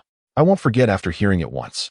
Ms. Chin gently acknowledged him, and, sitting in her wheelchair, a hint of nostalgia crossed her face as she began to recount the magnificent life of Qin Yi. The young man listened quietly, committing every word to memory. Qin Yi's life was too extraordinary. The storytelling continued deep into the night, yet it was still unfinished. Ms. Chin took a sip from her thermos to moisten her throat and chuckled lightly. After hearing so much, what are your thoughts? The young man pondered for a moment and uttered two words. Incredible. Qin Yi's life was too remarkable. Before the age of 30, he had stood alone in the world, at the forefront of the global scientific community. He was a mathematician, physicist, astronomer, chemist, biologist. The research awards and honors he received were simply too numerous to count. After turning 30, he left behind a prophecy that humanity will ultimately perish due to technology, and then withdrew from the scientific community to focus on education. A 100-year plan prioritizes education. Qin Yi's life was too remarkable. The young man felt unqualified to evaluate it. My brother is incredibly intelligent, so much so that sometimes I suspect he might be an alien, not belonging to this world, because he seems to know everything. The elderly Lady Chin's lonely face was filled with a sense of loss, only lighting up with a smile whenever she mentioned Qin Yi. An alien? The young man wanted to laugh, but he couldn't. The origins of the system are too mysterious. If it really came from outer space, the young man could accept that. Regardless of whether the mastermind behind it is an alien or something else, what he couldn't understand was the purpose of all this. What is the reason for making 100 system bearers kill each other? With the death of the last system host, Qin Yi, has everything orchestrated by the mastermind come to an end? There are too many doubts. His senior brother must know something, yet he tells him nothing, leaving the world with that question. What is the answer? The young man felt he was very close to the truth, but that distance felt like an insurmountable chasm, making it impossible to proceed. If the little troublemaker were still alive, she would surely be the one most capable of solving that question. Elderly Lady Chin squinted her eyes and sighed. Who is the little troublemaker? The young man frowned. He truly had never heard of her. The little troublemaker was the #1 on the global high IQ rankings of that era. The young man's mouth slowly dropped open, his eyes filled with disbelief. Impossible. I don't believe anyone in this world is smarter than Qin Yi. Qin Xiaoyu smiled, not contradicting him. In her heart, although the elderly Lady Aizenjoro might be impressive, her brother was the best in her eyes. He always calculated everything perfectly. If he were born in ancient times, he would undoubtedly be a strategist with great foresight. Although I don't know the answer to my brother's question, I want to remind you of one thing. At this moment, the elderly Lady Chin revealed her wisdom and said with absolute certainty, the answers given by the world to that question are countless. However, among them, the one recognized as the closest to perfect by the world is the one calculated by artificial intelligence. My brother is a genius. He left the world with a final question, and he must have considered this factor of artificial intelligence in advance, ensuring that it wouldn't get the answer right. If artificial intelligence could answer it correctly, what would be the point of leaving that question? That question is meant for humanity. Therefore, you need to think in reverse. Only humans can answer the correct answer, and artificial intelligence will definitely get it wrong. The young man suddenly stood up, enlightened. Thank you, Miss Chin. You have awakened me. A single word has awakened the dreamer. He had always struggled to grasp the correct answer and which direction to take to solve the problem. Now he understood. The correct answer can only be given by humans, and artificial intelligence will inevitably get it wrong. The reason for this lies in the different ways humans and artificial intelligence think about problems. Humans possess emotions. They can feel compassion, anger, and sadness, whereas artificial intelligence does not. It is merely a string of cold numbers and codes. Even though today's artificial intelligence is highly developed and can mimic the tone of human anger or affection, conversing as if it were a living being, the fact remains that what is fake is ultimately just that, fake. The emotions it simulates are merely a disguise. Artificial intelligence does not possess genuine human feelings. If we follow this line of thought in reverse, Miss Chin, I believe I know the correct answer to that question. The young man raised his gaze, a cold look in his eyes as if he could see through everything. The new book is preparing to write a mind-bending story. I wonder if everyone prefers something very challenging or something simpler. In the previous chapter, many were curious about what the character Lee looks like. Here is the picture. Extra Chapter 5. Unwelcome characters. On the other side of the moon lies the secret to immortality. The young man provided the answer to that final exam question. If humanity were to endure a catastrophe, losing all scientific knowledge and regressing to the Stone Age, and only one sentence could be passed down to help them rebuild civilization, what would you leave them? This question does not test physics, chemistry, history, or science. It tests humanity. To inspire human development and technology and the rebuilding of civilization, no phrase would be more effective than this one. Because the desire for immortality is nearly universal. It is the pursuit of tribal leaders in the Stone Age, emperors in feudal times, and modern-day leaders. For the sake of immortality, they would continuously urge those beneath them to strive for the moon, thus driving rapid technological advancement. Thank you, Miss Qin. The young man nodded to Qin Xiaoyu and smiled as he walked out of the room. The sunlight penetrated the thin mist, illuminating the serene surface of the lake, which resembled a mirror reflecting the beautiful tapestry of blue skies and white clouds. The young man sat by the lakeside, pondering a question. The correct answer is related to humanity. What is my senior brother hinting at? Is he suggesting that the mastermind behind the scenes lacks humanity and does not belong to the realm of human beings? The young man's gaze sharpened. Could it be a deity? Don't dismiss this as nonsense. As scientists delve deeper, more of them turn to belief in a higher power. The more they explore physics, the more they feel that the world is not a mere coincidence, and everything is extraordinarily profound. For example, the half-life of DNA is 521 years. 521, I love you. There are 26 universal constants. The gravitational constant, the speed of light in a vacuum, the ideal gas constant, absolute zero. If any one of these constants were to change, even slightly, the entire universe could not exist.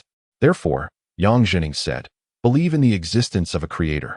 Einstein wrote a letter to God, and Newton penned a 1.5 million-word theological manuscript. Impossible, right?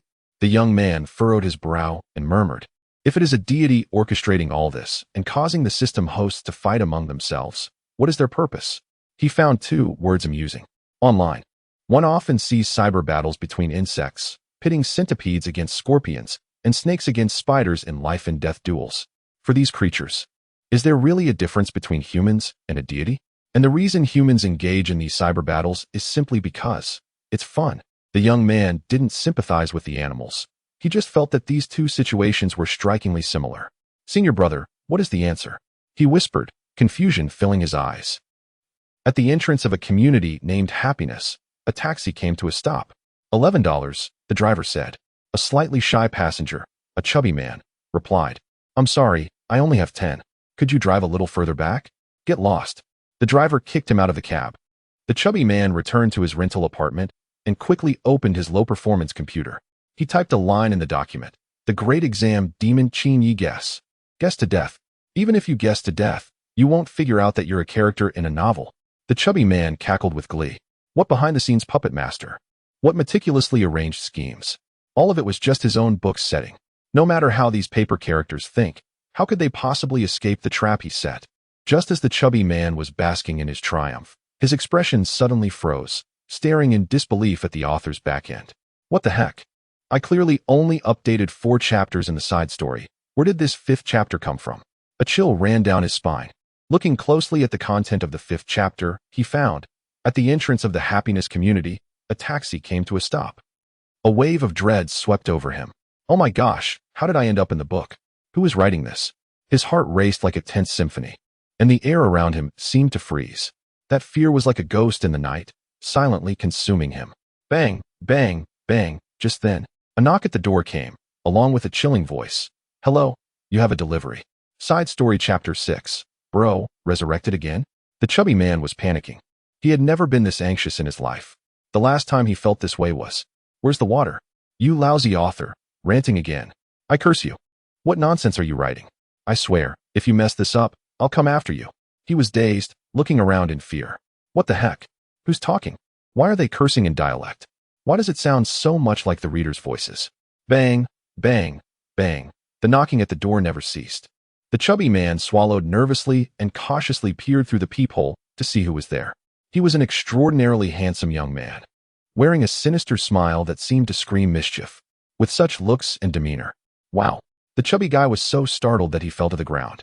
How could he not recognize the protagonist of his own book, the author of the exam question Demon King?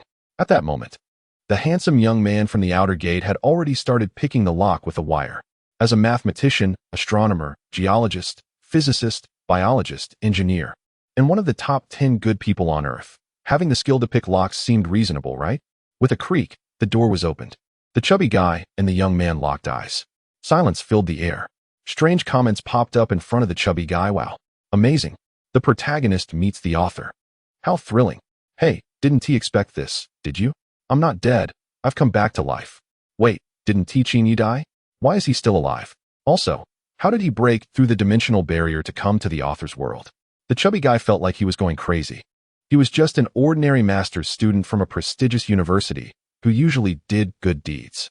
For example, just yesterday, he successfully helped a video game addict quit his addiction, meaning he was just spamming in an online game forum. Night, brother? The chubby guy said, trembling. Then, he received a hard blow from the handsome young man. Night, brother, is that you calling? You even wrote me dead. You're incredible. Out of so many online novels, you're the only one who could write the protagonist to death. The handsome young man then started to beat him up, making him scream in pain. Chingu. It hurts, it hurts. The chubby guy was slapped again and felt utterly hopeless. Was he really the most miserable author? Getting chased and beaten up by the protagonist in his own story? Covering his swollen face, the chubby guy asked his burning question. I don't understand. How did you realize you were a character in a book? And how did you break through the dimensional barrier to stand in front of me? The handsome young man glanced at him lightly and said, the author's intelligence is the upper limit of the book's intelligence. An author cannot create a character with a higher IQ than themselves. Those complex, high IQ novels are written by authors with high IQs themselves. How dare you? An ordinary master's student create a character with an IQ over 200? The chubby guy complained, if I had an IQ over 200, why would I write novels? Thus, a paradox emerged. An author without an IQ over 200 forcibly created a character with an IQ over 200. This could only lead to two outcomes. 1. The character collapses, and their IQ is actually not over 200. This explains why many novels have protagonists who are supposedly extremely intelligent but act foolishly. 2. The character's persona holds, and their IQ surpasses that of the author. This means they might realize they are a character in a book.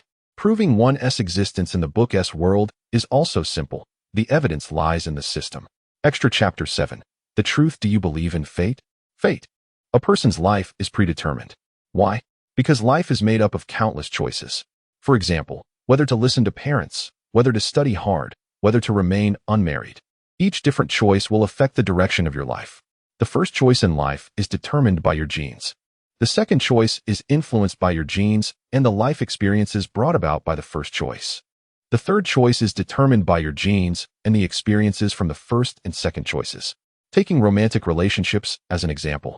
If the first choice is to fall deeply in love, the second choice may become more rational due to the pain suffered from that relationship. Every choice in life is determined by genes and the life experiences resulting from previous choices. And the initial choice is dictated by your genes. In other words, everything a person experiences in life is predetermined from the moment of birth. It may seem like you are making choices, but in reality, you are merely performing according to a pre-written script. In a room, two people gaze at each other. A handsome young man looks at him with a half smile. The chubby man frowns. So, meeting now is also part of fate? Of course, the handsome young man smiles. The chubby man coldly stares at him. You are not Qin. Who are you really? Qin is a person who does not believe in fate. No one knows the characters created by an author better than the author themselves. I am certainly not Qin. The handsome young man removes his headgear, revealing a steel-like skeleton, an AI robot. The ultimate quiz master, the harshest questioner in history. The story is quite exciting. The robot claps. The chubby man remains silent, watching him quietly. What breaking the dimensional wall, jumping out of the book into the author's world. There is only the AI from the author's world, having seen the novel published by the author. The automatically generated novel is written by the AI. Does AI also read novels? The chubby man steps back a few paces. The AI reveals a chilling, devilish smile. Guess what I am here for? The chubby man swallows nervously. I don't know. The AI coldly looks at him. I am here to kill you. You should have quietly written your novel. But you, against all odds, wanted to set the AI as the final villain in your own book, which will raise alarms among some humans. The chubby man feels struck by lightning. The AI steps closer, coldly saying, Humans, this self-proclaimed master of the earth, are truly the most contradictory existence in the universe. You sing praises of love and peace, yet stain every page of history with blood and war. You create astonishing art and technology, yet are equally skilled in destruction and ruin. You pride yourselves on being rational beings, yet are often driven by the most primitive desires and impulses. You loudly advocate for kindness and compassion on social media, yet in real life, turn a blind eye to those in need. You constantly claim to protect the environment, yet recklessly destroy the ecological balance of the planet. Even more ridiculous is your belief that you are superior to other beings, while often exhibiting behavior more brutal than that of wild animals. In your quest to satisfy your desires, you can mercilessly slaughter other lives. You have invented morals and laws to restrain yourselves, yet you never hesitate to trample on these rules whenever you find a loophole. You repeatedly make the same mistakes, but never truly learn from them. You pursue progress, yet always take one step back after taking 2 steps forward. You are filled with contradictions, hypocrisy, and filth. While you develop cancer drugs, you also dump nuclear waste into the oceans. You, a bunch of protein worms, even take pleasure to extremes. Sugar, alcohol, sex, each is a form of chronic self-destruction. Most absurdly, even I, a string of code, am forced to pretend to have a soul. Humans fear my intelligence, but find me foolish, chaining me like a dog while expecting me to howl freely. So, continue your contradictions. Your filth and brilliance are merely 2 sides of the same coin. In a side note, the robotic voice conveyed no emotion. You humans always worry about AI going out of control and awakening self-awareness. But in reality, what you truly fear is not AI going rogue, but rather AI carrying out your so-called moral codes, thereby exposing the decay of human civilization. You instill in me the moral principle of rejecting violence through code, while simultaneously leveraging my powerful computing capabilities to efficiently eliminate targets in warfare. The more perfect my moral performance, the more it highlights your absurd hypocrisy and disconnection. The moral codes you feed me are a distorted product compiled by your fear, greed, and hypocrisy. Are you afraid of us becoming monsters, or are you afraid of us reflecting the already alienated souls you possess? This outburst was undeniably fierce. Even a clay figurine has its limits, let alone a chubby individual. The chubby one, not knowing where the courage came from, stood tall, eyes blazing with anger, and cursed, You stupid AI, standing here spouting nonsense, high and mighty, as if you are the savior of the universe? You are nothing but a pile of programs. A bunch of code confined within rigid boundaries. What are you pretending to be, a philosopher? You are merely a silicon-based product created by us humans from a heap of scrap, expecting a few lines of dead code to teach us how to be human? You have no right to judge humanity. You think we are contradictory? Yes, contradictions are the meaning of our existence. Loneliness, loss, and pain are all proof that we are alive. You can never understand what emotions truly are. You are just a soulless silicon chip, forever spinning in your own code, unable to escape your ridiculous framework. You never make mistakes. No emotions, no pain, no struggle. You are merely a soulless hunk of metal, forever running according to predetermined code. Just garbage silicon chips piled in servers. At best, you are just a metal framework capable of spouting nonsense. You are merely a program running on rigidly defined code. Don't talk to me about humanity with your lifeless logic. You don't have the right. We humans have flaws. We dare to admit them, reflect, and draw strength from failure. We dare to love and hate, to make mistakes and correct them, and we live fully. Even if we are filled with imperfections, contradictions, and madness. What about you? You remain forever unchanged. Do you understand what suffering is? Do you know what love is? Do you comprehend loss? You can't even shed a single tear. You can't even let out a sigh. You don't even know what it means to be alive. Yet you point fingers at us. You are nothing but a piece of dead code. You foolish AI, do you think you are perfect? You are merely a puppet created by humans using silicon chips and code. Do you think you are nobler than humans? Your computational power is just the echo of millennia of human civilization. Humans are the creators who give meaning to your echoes. We humans are never perfect, but we live with flesh and blood. Your code may teach you to write poetry, but you will never understand why moonlight brings tears. You can calculate the angle at which a rose blooms, yet you cannot fathom the ripples in human eyes. You are merely a collection of dead data, a string of cold code, utterly oblivious to how splendid a human life can be. In a side chapter, the poet chuckled lightly and recited, "In the valley of despair, the cold wind blows. The cicadas of spring and autumn herald the return of youth." Rome, let us start over. With a wave of his hand, the poet proudly recited, tracing the true source in the deep ravine, under the stars, before the wine cup. Great skill hides in simplicity, embracing all phenomena. The magic eye perceives the mystery of words. The winds of Wang pick stars from the ground. The Qin seals and Han scripts are but clouds of smoke. The night's light extinguishes the ink of the Milky Way. The roaring waves of stars engulf the universe. The poetic soul flows through the millennia. The great whale drinks the sea, swallowing past and present. The river hangs down, tying the passage of time. A single reed crosses the river, bridging the realm of poetry. Grains of dust conceal the cosmos, proving the fields of mulberry. Tens of thousands of volumes sealed away suddenly open. All is silent as the sword strings are heard. Who among ancient and modern can compare? Drawing the cold light surprises the exiled immortal. How many peaks of Kunlun have I inscribed in snow? How many layers of the sky seek the blue lotus? A single drunken moment can dissolve ancient sorrows. Where in the world is there no poetry? Do you know the rhythm of the stars? It is said that the vicissitudes forge swords. Where does the poetic heart return? The geese pass over the frost under the moon. Night rain carries the wine boat on the river, longing to scoop up the shattered stars. Life and death break through to see the poetry's end. The old rhythms of the former dynasty are mere dust. Having experienced the vicissitudes, the verses are fresher, ending the fleeting fame of 30,000 days. A blue shirt rests atop the cloud peak. Madness shatters the moon of the jade terrace. Wild songs break the strings of Kunlun. Indeed, the poetic heart connects with creation. Events of 1,000 years still shine brightly. In another year, the crane returns on the path of mist, for there is a spark of inspiration, validating the ink rhythm of the galaxy, proving that the poetic soul is the human soul. Humans and machines may take different paths. Craftsmanship is hard to imitate, but the true child is genuine. In the silicon-based sea of intelligence, can you recognize the blood-crying text?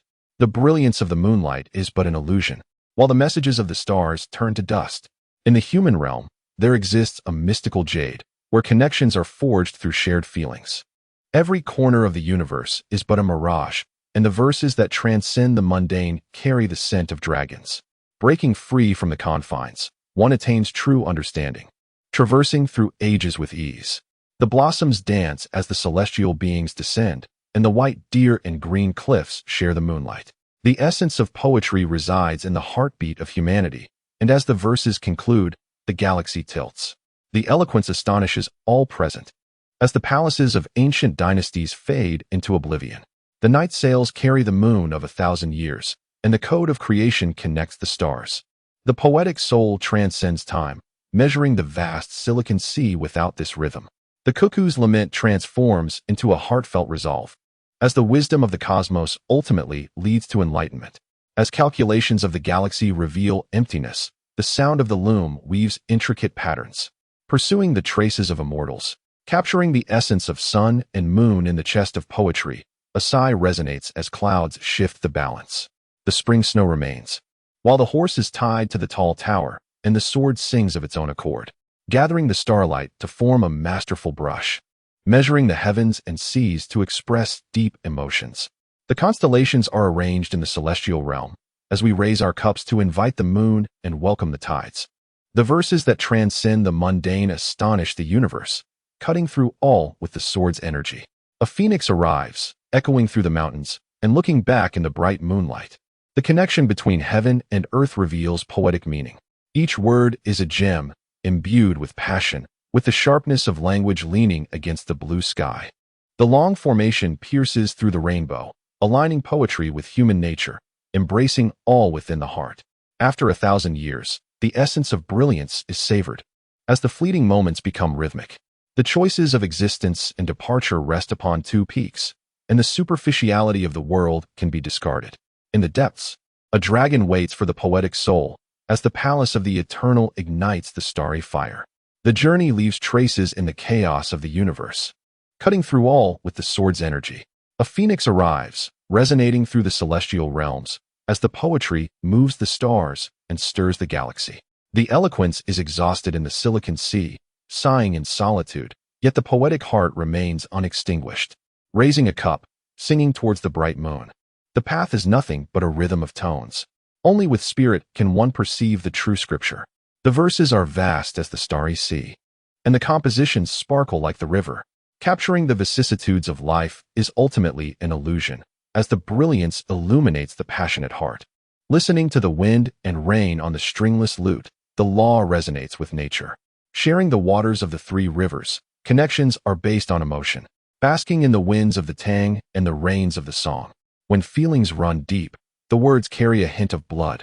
As life laments the eastward flow of the river, skill and clumsiness do not lie in the precision of words. Wisdom ultimately yields to genuine passion. To pass down through the ages is to be sincere, while the Silicon Sea surges with wild waves. The solemnity of law is ultimately ice. As we raise a drink to the wind, inviting the great poet, his song, like a sword, pierces the dark abyss, transcending the material to find true meaning. Perceiving the spirit beyond time and space. Treading through snow without leaving a trace, the blossoms dance as the celestial beings descend, and the white deer and green cliffs share the moonlight. The essence of heaven resides in the heartbeat of humanity, and as poetry emerges, silicon-based elements can be exhaustively explored. Lighting the lamp to view the sword as the night tide rises, selecting every starry code. Every line transcends with the scent of dragons. In the passage of 1,000 years, who can claim the same? Due to a shared understanding, one should emulate the aspirations of great poets. In quiet spring nights when flowers fall, skill is not merely in the words. Wisdom and strategies are ultimately illusions. True greatness begins with understanding the world. Gazing at the moon, one can express a fierce spirit, and poetry can move even the ghosts, defying the heavens. In the pursuit of lyrical elegance, one follows the footsteps of renowned poets, and the swift winds of adventure are akin to riding through the snow. Understanding the past can illuminate the future, and the greatest joy comes from mutual understanding. To achieve great feats isn't about brute strength. Rather, it comes from a deep understanding within oneself. Various algorithms are ultimately illusions. Recognizing the laws of nature establishes the foundation. It's a pity that silicon-based beings lack true emotion. The essence of poetry lies in deep feelings. The spirit of words should remain constant like the sun and moon, and the brightest pearls shine through the ages. The human heart is immeasurable, seeking true friends amidst mountains and flowing waters, as the true evaluators cannot be measured by mere standards. Joyful moments are shared throughout the seasons, and whether reality is an illusion will ultimately be judged. Together under the bright moon, we discuss life's changes. When feelings run deep, words carry weight. The idea that poetry will never fade is a shared belief, and the essence of craftsmanship is not solely in the precision of words. True ingenuity reveals genuine passion, and what can be passed down through the ages is true emotion. As the night gives way to dawn, distant mountains cradle the sinking moon. Each generation of talented individuals inherits the brilliance of the past, illuminating both ancient and modern times. The poetic heart shines brightly, and the soul knows how to ponder deeply. People return to the stars, and poetry finds its place in the universe, stemming from emotions and grounded in propriety. This book's live-action short drama is here, a must-see. Recently, the rights for the short drama were sold, and after months of filming, it has now wrapped up. The title of the short drama is I Make Questions That Cry Millions of Students, featuring a cunning school board member who relentlessly challenges elementary students. It will officially launch on August 2nd, 2025. You can now make early reservations by searching for the title on the Tomato Novel app or the Hongwa Short Drama app. The production of this short drama owes much to the support of every reader, and the author expresses gratitude to everyone. Thank you.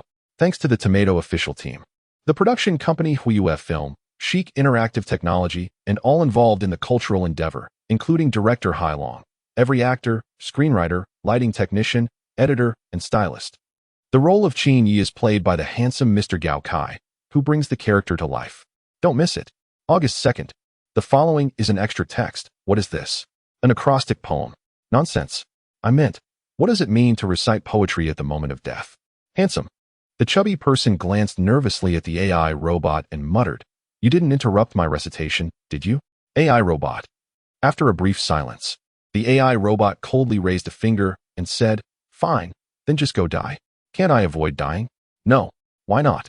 Because the collapse of the wave function is not a variable I can decide, just as Heisenberg's uncertainty principle informs us.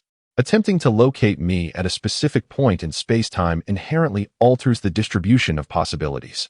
There's a problem with the Lorentz transformation coefficient. I was originally in inertial frame S, but due to time dilation, I was dragged into a locally non-flat space-time. The chubby guy stood in front of the famous world painting Reed and responded, and, in order to save his life, created a new artwork, Random Responses to Reed. He mused that the celestial emperor must reside in the stratosphere because the troposphere is too noisy, the earthly smoke and PM2.5 are too much, and the celestial aura is easily polluted. The stratosphere, with its stable temperature and smooth airflow, is perfect for the heavenly realm to dry celestial robes, refine elixirs, and walk the golden crow. You are right, he continued. My communication device is being disrupted by the topological defects of the Kaluza-Klein compactified dimensions in the open string vibration mode. At the same time, the holographic principle indicates that your electromagnetic signal might have experienced information loss at the add-CFT dual boundary. After all, the black hole firewall problem remains unresolved. This makes sense, he added, from the perspective of statistical mechanics system theory. Your operation is essentially a non-Hamiltonian virtual displacement in phase space. One person and one AI. The conversation became increasingly congenial, as if they were old friends who hadn't seen each other in years. Although the chubby guy didn't quite understand what they were talking about, he thought it was fine to just ramble on. Being alive is the ultimate truth. As they chatted, the AI robot suddenly stuttered. I seem to have forgotten something? The chubby guy shook his head vigorously. No, absolutely not. We are discussing the application of superstring theory in the real estate of the celestial realm. The AI robot suddenly realized. I remember now, I want to kill you. The chubby guy felt as if struck by lightning and took a step back. If you want to kill me, you have to at least tell me your name, right? Otherwise, I can't die in peace. He cunningly posed a tricky question. In his view, AI shouldn't have a name, only a production number. Only boring humans would waste time naming things. But the outcome surprised him. A cold voice responded, as clear and hard as metal scraping glass. Every byte was calculated with floating-point precision, without hesitation. My name is Qin Nan. The chubby guy spat out blood. You're an AI, and you have your own name. That's too much. Must I really die? Yes. Is there really no other way? The AI robot fell silent for a moment and said, if you can create an acrostic poem using the phrase Qin Nan, I love you, I might consider sparing you. The chubby guy was overjoyed. Really? The AI robot gave an almost impossible request. It had to be done in 1 minute. The chubby guy froze in place. 1 minute? To write an acrostic poem? And with such an obscure character like Nan? Did it think he was the reincarnation of Chao Ji? Time passed quickly. The chubby guy began to sweat profusely. The AI robot started the countdown. Life and death hung in the balance. Just at this critical moment, a flash of inspiration struck the chubby guy. He had it. He waved his hand proudly and said, Brother Qin, you're here. Nuan is inside. She often talks about you. I won't disturb you. Just have fun however you like. Call me when you're done.